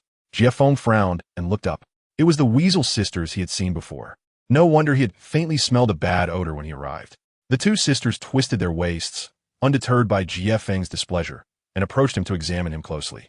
Broad shoulders, narrow waist, strong physique, and handsome features. Although his face was a bit grimy and his skin a bit dark, the Weasel sisters were clearly very satisfied with this male. After all, he was a purebred Black Panther. Jiefeng held back his annoyance and took a big step back to create distance, coldly questioning, "What are you doing here?" The Weasel sisters exchanged smiles. "Us? Those lower-class beasts have all been taken in by the Wolf tribe, so why wouldn't we as carnivorous females?" The elder sister confidently patted her chest. "We save the tribe leader some trouble. We take the initiative without him having to personally invite us." The younger sister squinted her eyes and smiled. The two weasels clearly did not see themselves as outsiders. Jiefeng glanced at the house they were occupying, where only a dozen or so females could barely squeeze into the other two rooms. Even if he chased them out now, the house would undoubtedly still retain an unbearable stench. Jie was at a loss for words and turned to leave. He didn't want to provoke two troublesome pests. However, the sisters were not planning to let Jie go and rushed in front of him, arms outstretched to block his way. Jie instinctively took 2 steps back, creating more distance. The smell of the weasels made it hard for him to breathe. The elder sister noticed Jie disgust and pouted in dissatisfaction.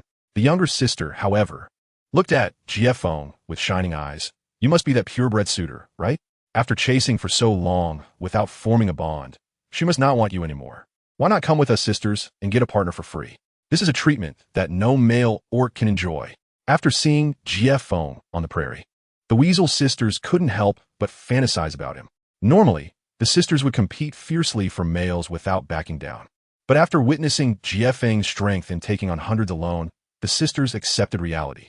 With their status, it was impossible for any one of them to monopolize Jie. So, the sisters decided to share this male. They seemed to believe that no male could resist such temptation in this beastly world. Jie felt nauseous facing the flirtatious weasels. No need. He coldly threw down a sentence and tried to leave, but the weasel sister clung to him shamelessly. Jie easily dodged, and the weasel sister fell face first to the ground.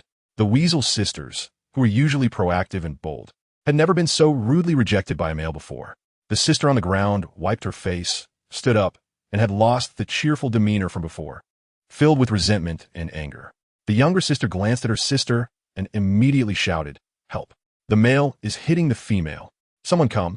Jie let out a cold laugh and raised an eyebrow, asking, "Do you want to see what real violence looks like?" In his childhood, Jie personally killed his bully and was driven out of the tribe. He wandered outside, suffering hardships, but he never regretted his actions.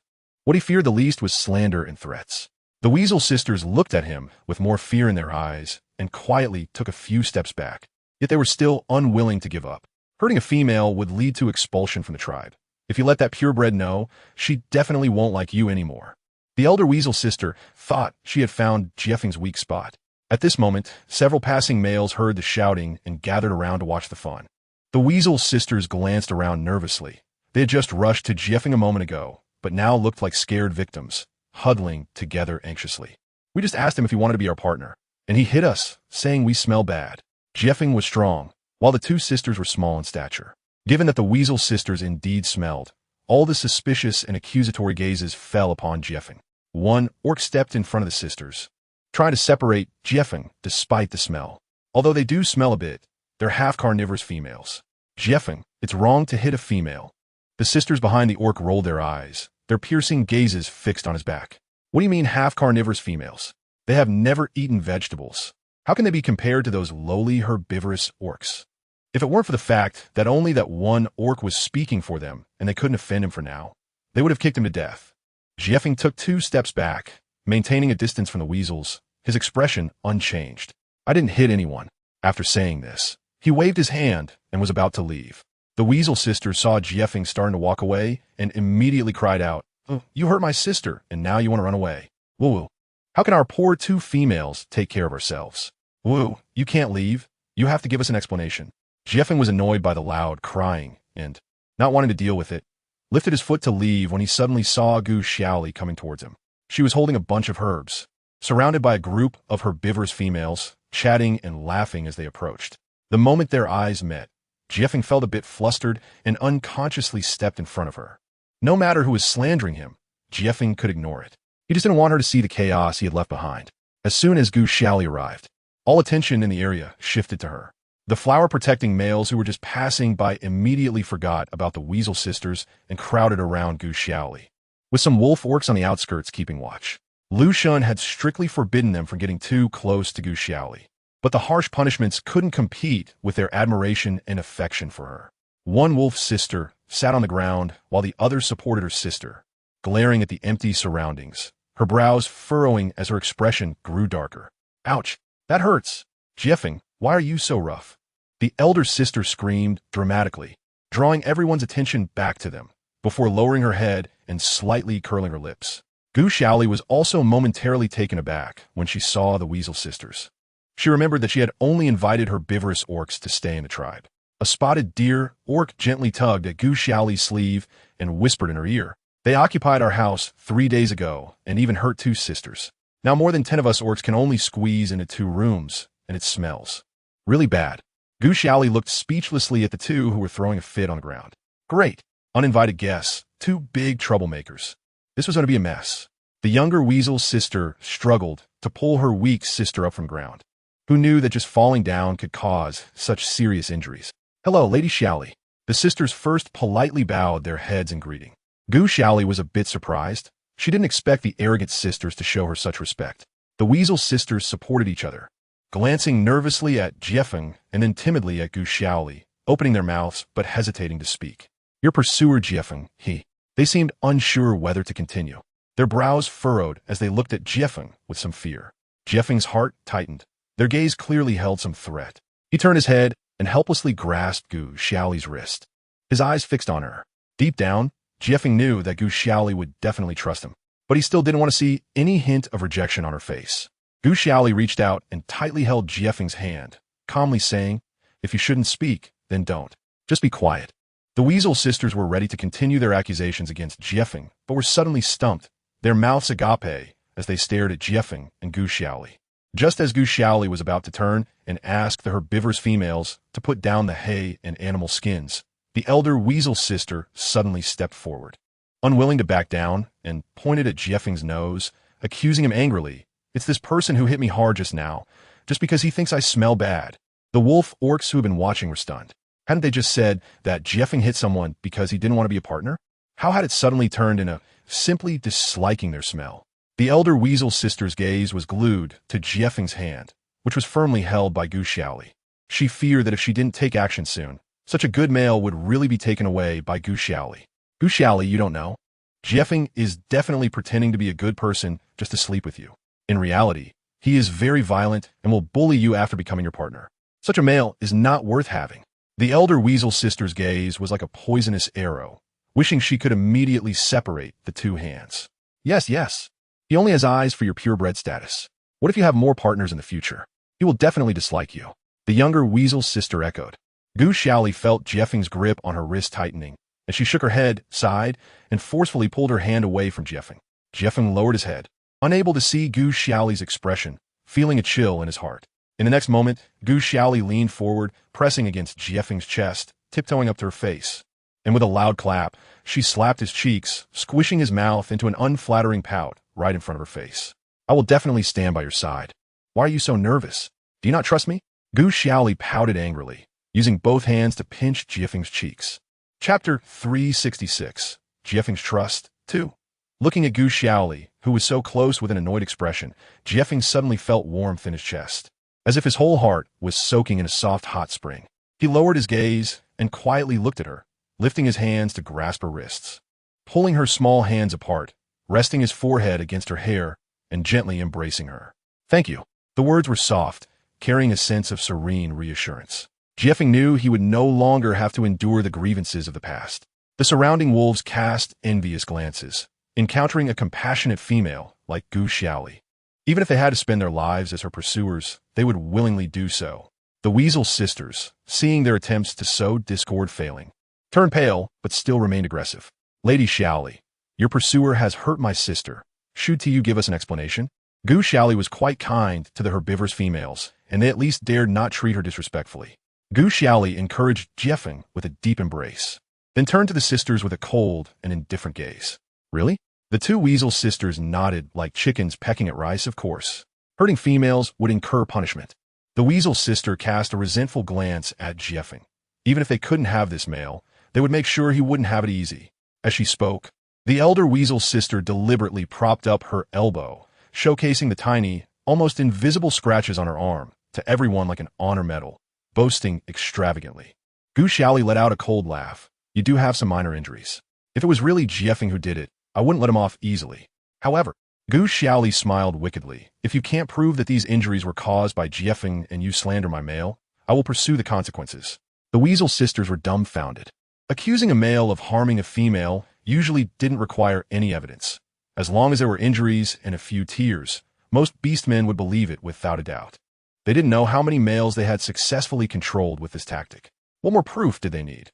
The injuries on the elder sister were the best proof, right? The younger sister's forehead beaded with sweat, her gaze wandering, but she forced herself to shout defiantly. Not necessarily. Did anyone see Jiefeng hurt you? Gu Xiaoli's smile was confident. The sisters looked around desperately for help, only to find that all the onlookers were exchanging glances. They hadn't seen it, which couldn't prove he didn't harm us. Otherwise, where did these injuries come from? Gu Xiaoli had already suggested pursuing responsibility, and if the Weasel sisters didn't hold their ground, they would likely face punishment. Huh, you only have some minor scratches.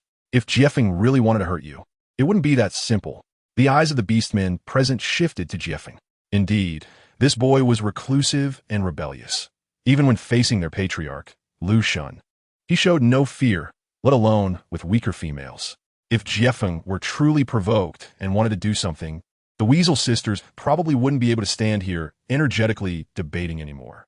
With their mouths half open, the Weasel sisters wanted to argue further. But the gazes of the surrounding beastmen were already filled with disgust. They had come uninvited, thinking that by finding a few partners in this tribe, they could enjoy the benefits of the wolf tribe for good. They didn't expect to offend so many people shortly after arriving. We are truly sorry, Master Xiaoli. We were unaware of our own limitations. We shouldn't have had any thoughts about your mail. We promise we won't dare in the future. You have a generous heart. The two sisters united in their stance, understanding that their current task was to peacefully navigate this conflict. However, Gu Xiaoli had no intention of letting them off easily. I remember that the house you were living in was allocated to another female by the patriarch. How come it's now occupied by the two of you? As soon as this was said, several grateful and admiring glances appeared behind her. The females living in the community had been oppressed by the Weasel sisters for several days, but due to their status, they had dared not voice their anger. The Weasel sisters' faces changed like a traffic light, from green to white to red. They had already been embarrassed because of Jiefeng, and now Gu Xiaoli had to dig up old grievances. The Weasel sisters were furious, their heads swelling with anger. After a moment of silence, they raised their heads, putting on fake smiles. Yes. We were wrong. We came too abruptly and didn't wait for the tribe to allocate us a house, so we borrowed a room from a few sisters to stay. If we cause you trouble, we apologize. Once you give us another room, we will move out immediately. Gu Xiaoli found it amusing. The weasels had an extraordinary thick skin. I remember that females moving into the wolf tribe need an invitation from a tribe member. The females living here were all expressly approved by Lu Shun. But how did you two get in here? Gu Xiaoli asked. The Weasel sisters exchanged glances, both feeling a boiling pot of anger inside. Gu Xiaoli, we want to be friends with you out of respect for your pure bloodline. Don't go too far. We have already apologized to those herbivorous beastmen. Do you really want to drive us, two carnivorous females, out? You should know how many males are eager to support us. Gu Xiaoli raised an eyebrow. Is that so? Since you are so popular, why not hurry and find those males eager to support you? You don't need to put up with me. You. The elder Weasel sister could no longer care about status, pointing at Gu Xiaoli's nose and about to curse, but was stopped by her sister. Jiefeng stood behind Gu Xiaoli, his gaze making them feel cold, as if he would break their fingers if they dared to say another word. The Weasel sisters were at a loss, stuck in place when a youthful figure emerged from the crowd. Coming to the front row, it was Lu Bai. Upon seeing Lu Bai arrive, the sisters rushed over to complain. They expressed their grievances, saying that Gu Xiaoli was trying to drive them away because of her status, completely abandoning their previous high and mighty attitude and adopting a conciliatory tone. They had forcibly moved in, and many beastmen in the village had cast scornful glances at them, except for Lu Bai, who had passed by their house several times, often watching their every move from a distance. They had heard that Lu Bai was the second son of mixed blood from the wolf tribe. Though the boy was handsome, such males were often weak and a burden, so the sisters had ignored Lu Bai's distant observations. But now, stay was a problem, and they still had to please Lu Bai to some extent. Lord Lu Bai, you must make a decision for us. Lu Bai took a step back discreetly. He had never liked getting too close to others, especially the Weasel sisters, who had a particularly strong odor. The Weasel sisters felt a sinking feeling. Although Lu Bai had not spoken, his gestures of disdain seemed to indicate his decision. The surrounding males looked at Lu Bai with increased caution. Like his brother Lu Shun, Lu Bai disliked outsiders getting close to Gu Xiaoli. However, Lu Bai's methods were more ruthless. The onlookers gradually retreated and began to disperse. Gu Xiaoli glanced at Lu Bai's expression and felt reassured. Lu Bai always handled matters appropriately, understanding her needs, and he should be able to manage the Weasel sister situation well. With that thought, Gu Xiaoli pulled Jiefeng and turned to start assigning tasks to the onlooking females, beginning today's basic construction. Just when everyone thought this farce had come to an end, Lu Bai's voice suddenly rang out. If you stop causing trouble, it's not impossible for you to stay. Everyone was stunned, and the gazes in the room gathered back onto Lu Bai. The sisters' faces darkened. They had already started regretting offending Jiefeng, and upon hearing this enormous surprise, their spirits instantly lifted, beaming with joy, eager to thank him profusely, almost wanted to rush up and give Lu Bai a hug. Had it not been for Lu Bai's cold expression and serious warning, they might have actually been hit by 2 toxic bombs. Gu Xiaoli heard the disappointed sighs from the females beside her. It seemed their days of oppression would continue. Gu Xiaoli remained silent, only casting an inquiring gaze at Lu Bai. The Weasel sisters were cunning and liked to stir up trouble. Staying in the tribe would only bring endless trouble. Lu Bai was a smart person and should understand this principle. Lu Bai smiled gently at Gu Xiaoli. Recently, the leopard tribe has been restless, simply to expand their influence. And taking in 2 more females is nothing. If they anger you again, I will personally deal with them. Though the words were light and casual, the Weasel sisters felt a chill down their spines. They had heard that the second in command of the wolf tribe, Lu Bai, although appearing gentle and polite, had countless beastmen who had met a tragic end at his hands. Sister Weasel hesitated about whether to stay in the tribe, when suddenly she was scanned by Lu Bai's gaze, causing her to shiver all over. The boy's eyes gave an indescribable feeling. They appeared distant and polite, yet when the gaze landed on her, it made her hair stand on end. I will prepare a house for you on the east side of the village. After you move there, live honestly and don't cause trouble, Lu Bai said with a smile, like a slow-paced receptionist at an office. The communal females were positioned at the far west of the village, and Lu Bai specifically chose the furthest spot for them. The Weasel sisters clung to each other, more terrified than when they were almost struck by Jiefeng, and they nodded timidly before disappearing from Lu Bai's sight, as if they were fleeing. Gu Xiaoli and Jiefeng exchanged glances, feeling that something was amiss. After this incident, the Weasel sisters no longer dared to appear in front of Gu Xiaoli, living with their tails tucked between their legs at the other end of the village, not daring to disturb the peace of the females. Aside from settling the Weasel sisters, Lu Bai had no further actions, seemingly just simply accommodating the 2 females. Under Gu Xiaoli's leadership, the communal females became self-sufficient and lived abundantly. Even a few kind and capable females caught the attention of the village's bachelors, and life was back on track. Chapter 367. Attempting death early in the morning, before dawn, Jiefeng opened his eyes. The originally quiet outside was vaguely filled with rustling sounds. Jiefeng rubbed his eyes and sleepily walked out the door. Gu Xiaoli was squatting by a small pot, focused on stirring the ingredients inside. The flames dancing beneath the stone pot crackled, and a fresh, enticing aroma wafted toward him in the morning breeze, instantly whetting his appetite. The faint orange light of sunrise spilled over the land, and against the backlight, Gu Xiaoli's silhouette was bathed in a soft glow, busily working amidst the curling smoke. Jiefeng stared blankly at the scene before him, lost in thought. "Are you up? Come and have breakfast," Gu Xiaoli called out cheerfully, waving at Jiefeng. Jiefeng slowly walked over and sat down on a small stool in front of Gu Xiaoli. "Why did you get up so early?" "Of course, it's to celebrate your reaching level 20 today." Gu Xiaoli smiled gently, serving a bowl of porridge into Jiefeng's hands. The experience accumulated from leveling up could be checked in the system. Yesterday, Jiefeng was just 15 experience points away from reaching level 20. With just a morning of training, Jiefeng could easily reach level 20.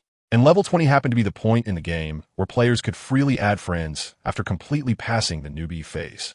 This meant that once Jiefeng reached level 20, Gu Xiaoli could call him for free. Gu Xiaoli was very much looking forward to this and got up early to prepare breakfast for the celebration. Jiefeng held the bowl of hot porridge, staring blankly at Gu Xiaoli's bright smile, feeling that the beautiful moment was almost unreal amidst the mist rising from the steaming porridge. "Hey, what are you 2 doing?" Lu Ku squinted as he sleepily walked out of the room, and at first glance, he saw Jiefeng and Gu Xiaoli warmly gathered around the pot. This scene shook Lu Ku awake a bit, and he quickly walked over, finding a small stool to sit between the 2. "Is Jiefeng reaching level 20? I'm so envious. I also want to work hard to level up, and then Xiaoli will have to make me delicious food." Lu Ku looked at Gu Xiaoli with eager eyes, carefully tugging at one of her fingers. Gu Xiaoli responded with a soft After all, Lu Ku was her disciple, and she couldn't treat them too differently. Jiefeng's mouth turned down, his gaze averted, and he let out a soft huff through his nose. After breakfast, the 3 of them eagerly threw themselves into training. Jiefeng, being exceptionally gifted, was also the disciple Gu Xiaoli had invested the most effort in, and among the three she taught, he was the first to reach level 20. As expected, after a morning of intense training, Jiefeng broke through to level 20 without any surprises. Jiefeng curiously checked the newly unlocked features. Gu Xiaoli had intentionally left one friend's slot empty, excitedly looking forward to adding Jiefeng as a friend. A sound echoed in both Gu Xiaoli's and Jiefeng's minds at the same time. Ding. Gu Xiaoli's friend list now had an additional friend with a blank avatar and username. This was also the first online friend she encountered since coming to the Beast World. She attempted to send a message to the other person with her mind, and then excitedly held Jiefeng's hand, her dark eyes shining with light, staring motionlessly at Jiefeng's reaction. Jiefeng opened the chat box based on instinct, and inside was a string of symbols he had never seen before. Yet he could completely understand their meaning. "Are you online? My little phone?" Followed by a yellow smiley face. Jiefeng's cheeks flushed, his gaze wandering, and he covered his mouth and nose with one hand, coughing a few times. "What little phone?" Jiefeng's thick eyebrows slightly furrowed, but the corners of his mouth secretly curled up. "That's great." Gu Xiaoli happily gave Jiefeng a big hug. Jiefeng pulled up his empty friend list, which only had Gu Xiaoli's cute cat avatar with the name Xiaoli Buli. Suddenly, it seemed the world before Jiefeng distorted for a moment, and a friend request appeared out of nowhere on his interface. "I'm Lao Gu, sis," reply quickly. "Request to add as a friend." Jiefeng's expression darkened as he carefully examined the request, hesitating for a moment before choosing to accept it. "What's wrong?" Gu Xiaoli, still immersed in the joy of having free calls, suddenly noticed Jiefeng's strange demeanor, tense jawline.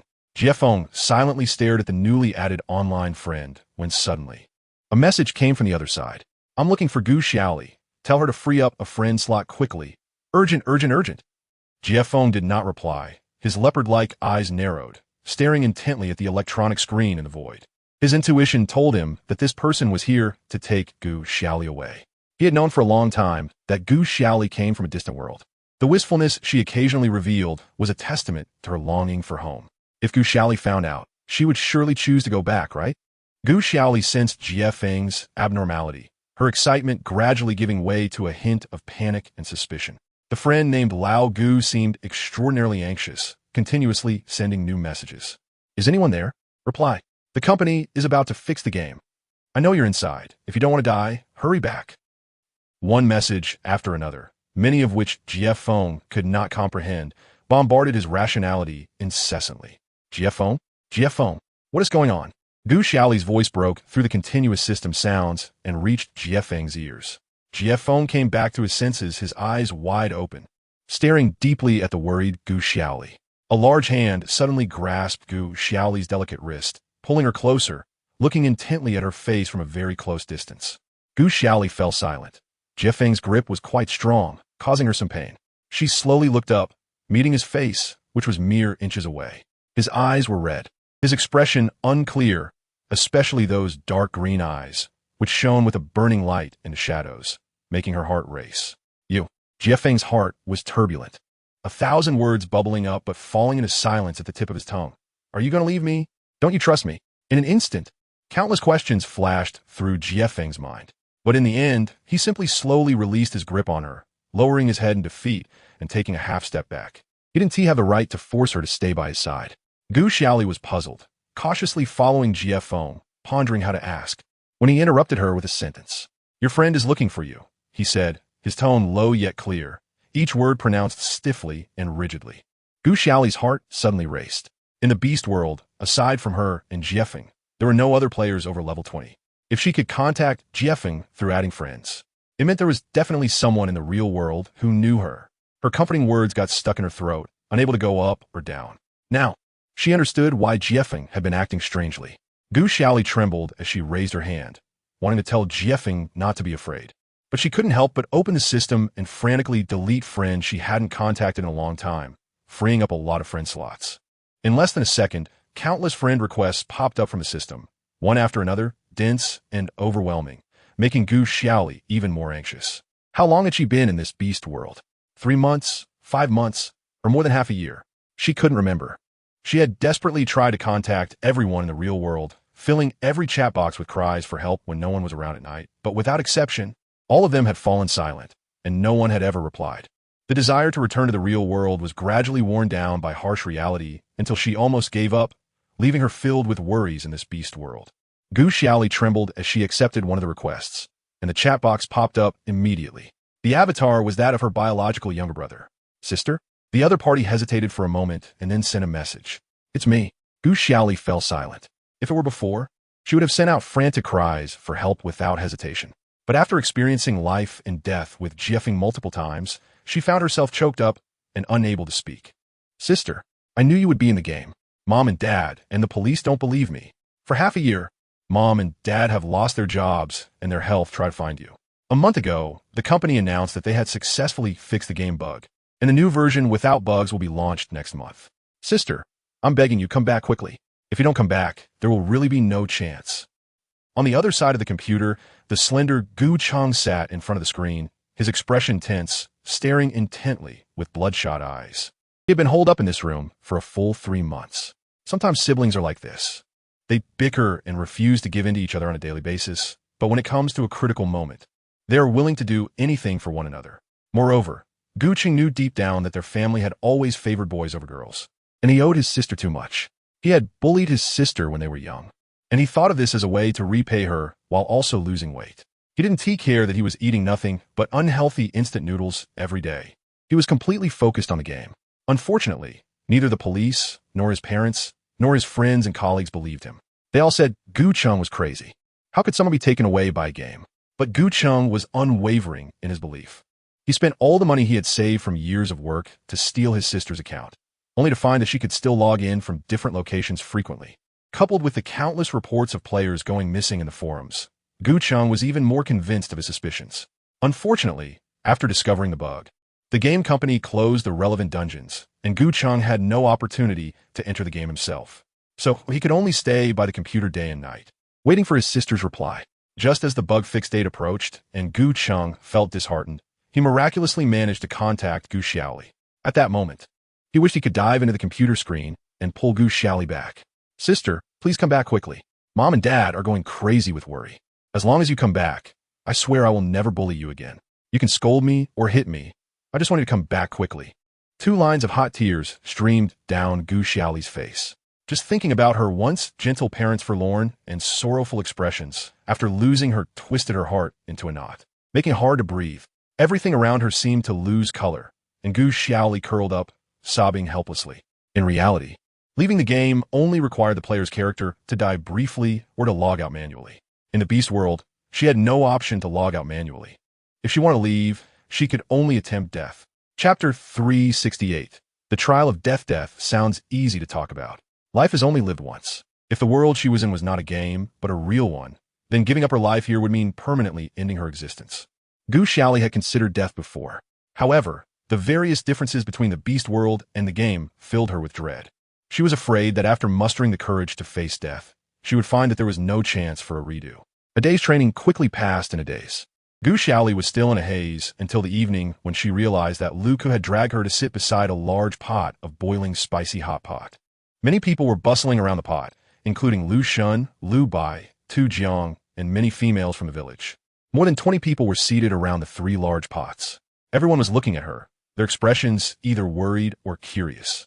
She remembered that to celebrate Jiefeng's successful level up, she had prepared a grand dinner aside for breakfast. The shock of returning home was so severe that she had completely forgotten about the surprise dinner she had been preparing for several days. Fortunately, Lu Ku had participated in her planning of this surprise and had completed all the remaining preparations alone after returning to the tribe. The guest of honor, Jiefeng, should have been overjoyed to accept the surprise dinner.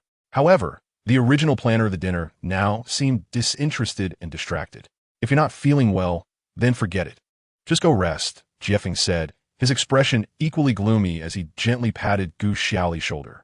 Gu Xiaoli looked around, feeling even more confused, but then suddenly lowered her head, took a deep breath, and held back the tears that were welling up in her eyes. When she raised her head again, her face was already adorned with a radiant smile. I'm sorry. I was a bit lost in thought just now. Everyone don't mind me. Please eat. The air was still for a moment, and then someone chuckled, breaking the tension and making the atmosphere lively again.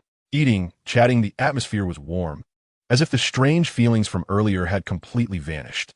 However, The orc holding a bowl of food would occasionally glance up cautiously, carefully observing Gu Xiaoli's expression. Most of the orcs present had been helped by Gu Xiaoli and held gratitude towards her. Seeing her being dragged back by Lu Ku, looking isolated from the world, they couldn't help but feel worried. Lucian knew today was Jeffing's level-up day, but couldn't figure out what had happened between the two. They had left happily in the morning, but returned in the evening looking like wilted eggplants. He seriously asked Gu Xiaoli a few questions, but she was absent-minded and evasive. No matter how much he tried to coax her with promises, she remained silent. Lu Bai watched the two with a thoughtful expression. Lu Ku wore a pleasant smile, but inside he was as anxious as an ant on a hot pan. Unfortunately, no matter how he asked, Gu Xiaoli and Jeffing wouldn't reveal a word. The beloved spicy hot pot now tasted like cardboard in Gu Xiaoli's mouth. The dinner was lively yet lonely, passing in a haze for Gu Xiaoli.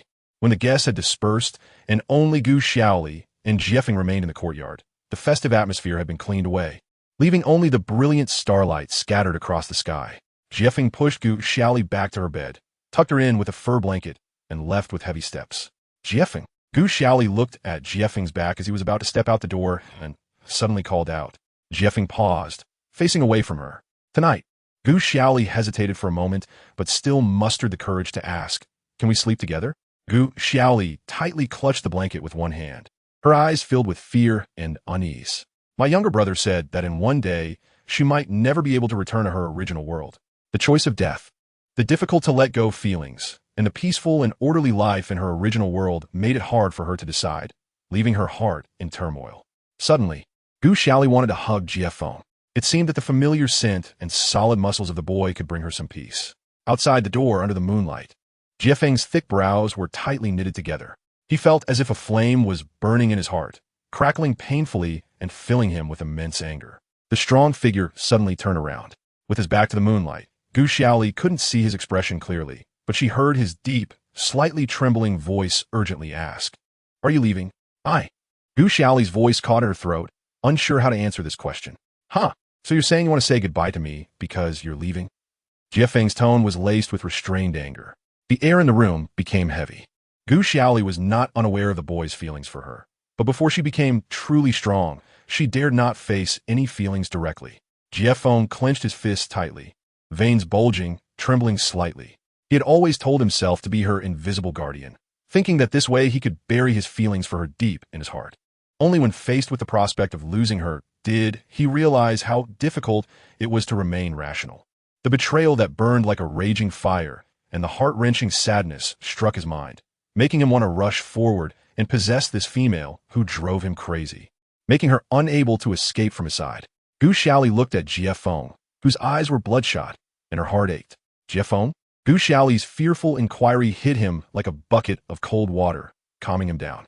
Jiefeng covered his eyes with his hand, lowered his head wearily, and rubbed his eyes hard, his tousled hair falling down to cover the emotions beneath. "If you want to go, then go. It's okay. I'm used to being alone." His voice was muffled, desperately hiding his tears. He didn't want to leave Gu Xiaoli with an impression of weakness on their last meeting.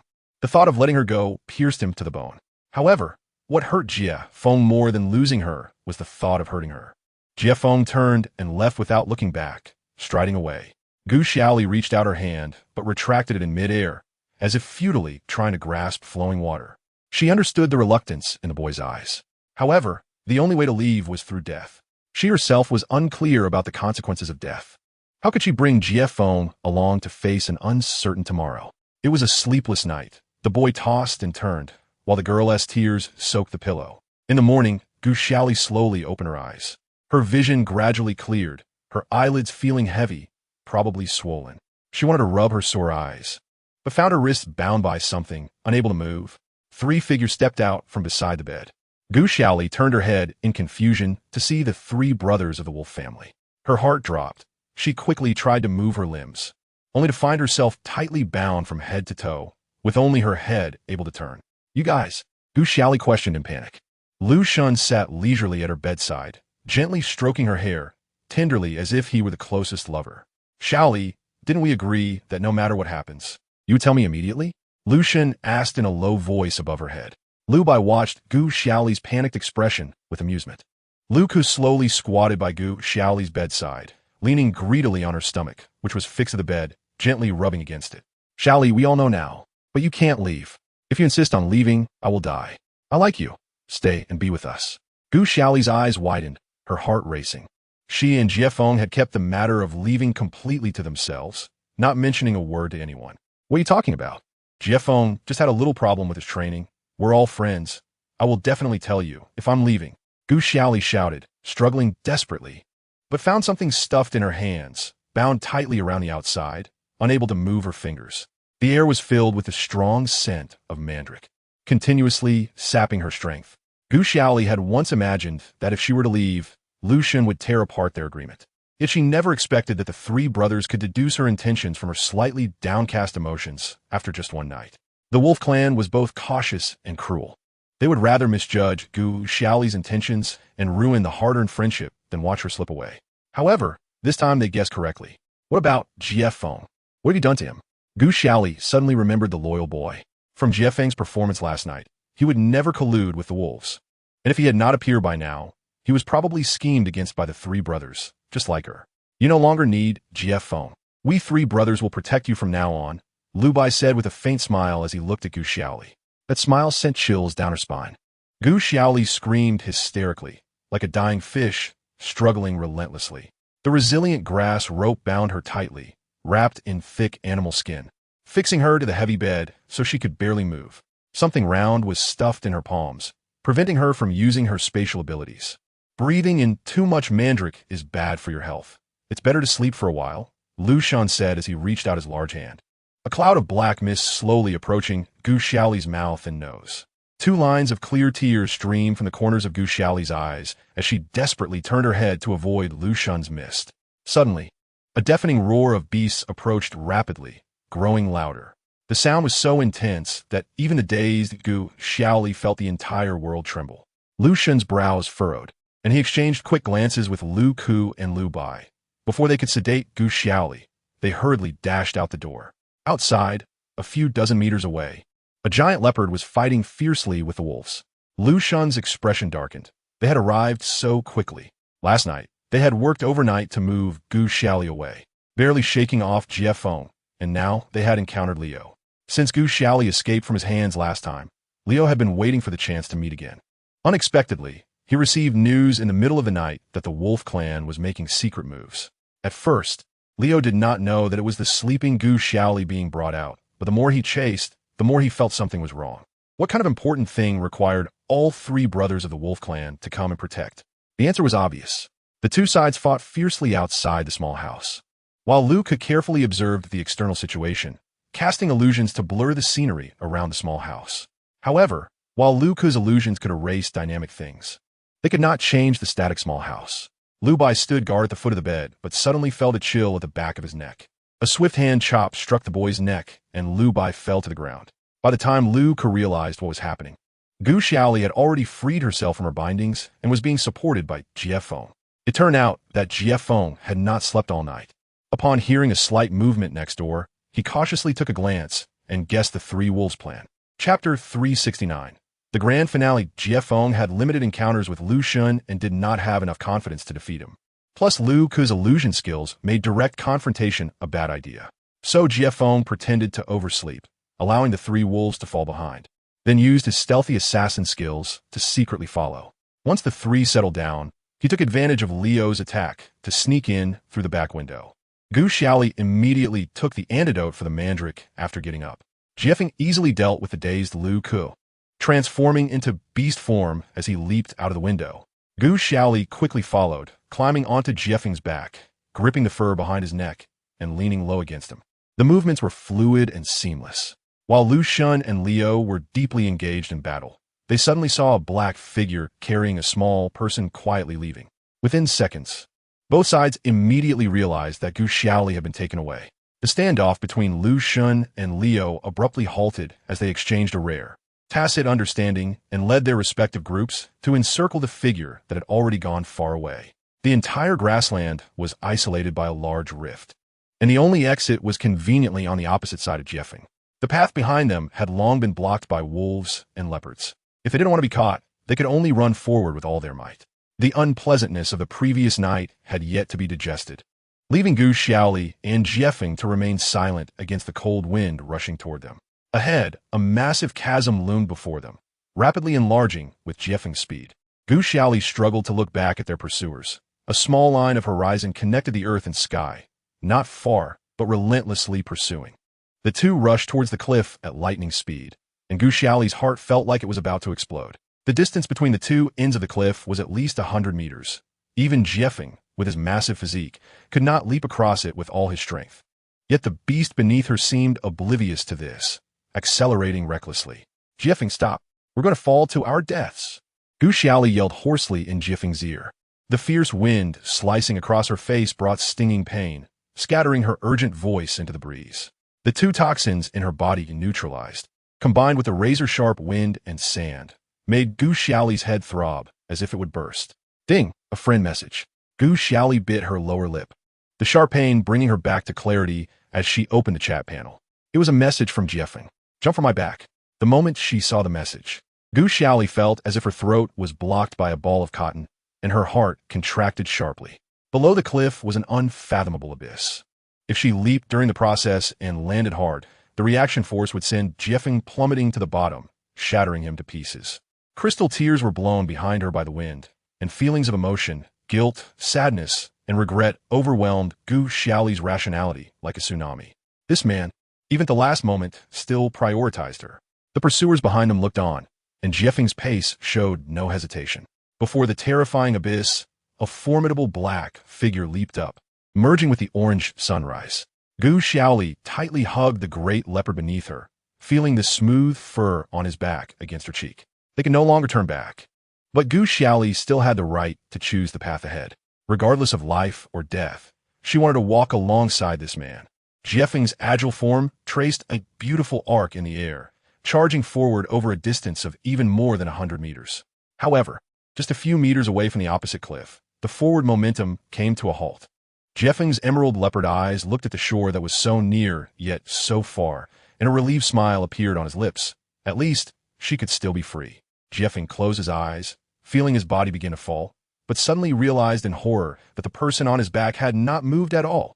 He opened his eyes wide, screaming and struggling, trying to push Gu Xiaoli back to the other side. But it was too late.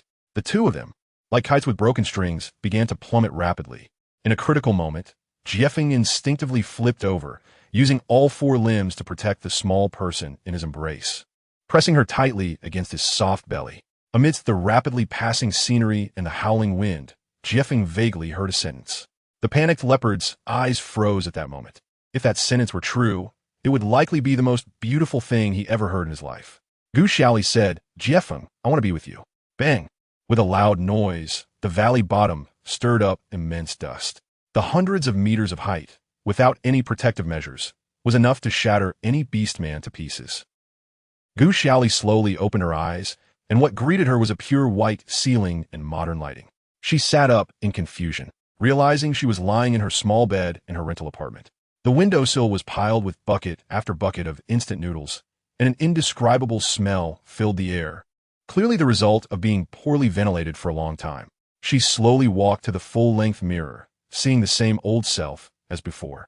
Wearing the pajamas she had on when she left, no muscle, and her skin still as white as snow. Everything felt like a dream. Gu Xiaoli staggered to the glowing computer screen, her fingers trembling as she opened the game, which had already been updated to the latest version. Just a few hours ago, the new bug-free version had gone live. In the silent room, the sound of a girl's sobbing began to rise, gradually turning into heart-wrenching cries. Because Jiefeng never belonged to this world, did he? In the end, she couldn't bring him back. Gu Xiaoli cried, so hard she could barely breathe.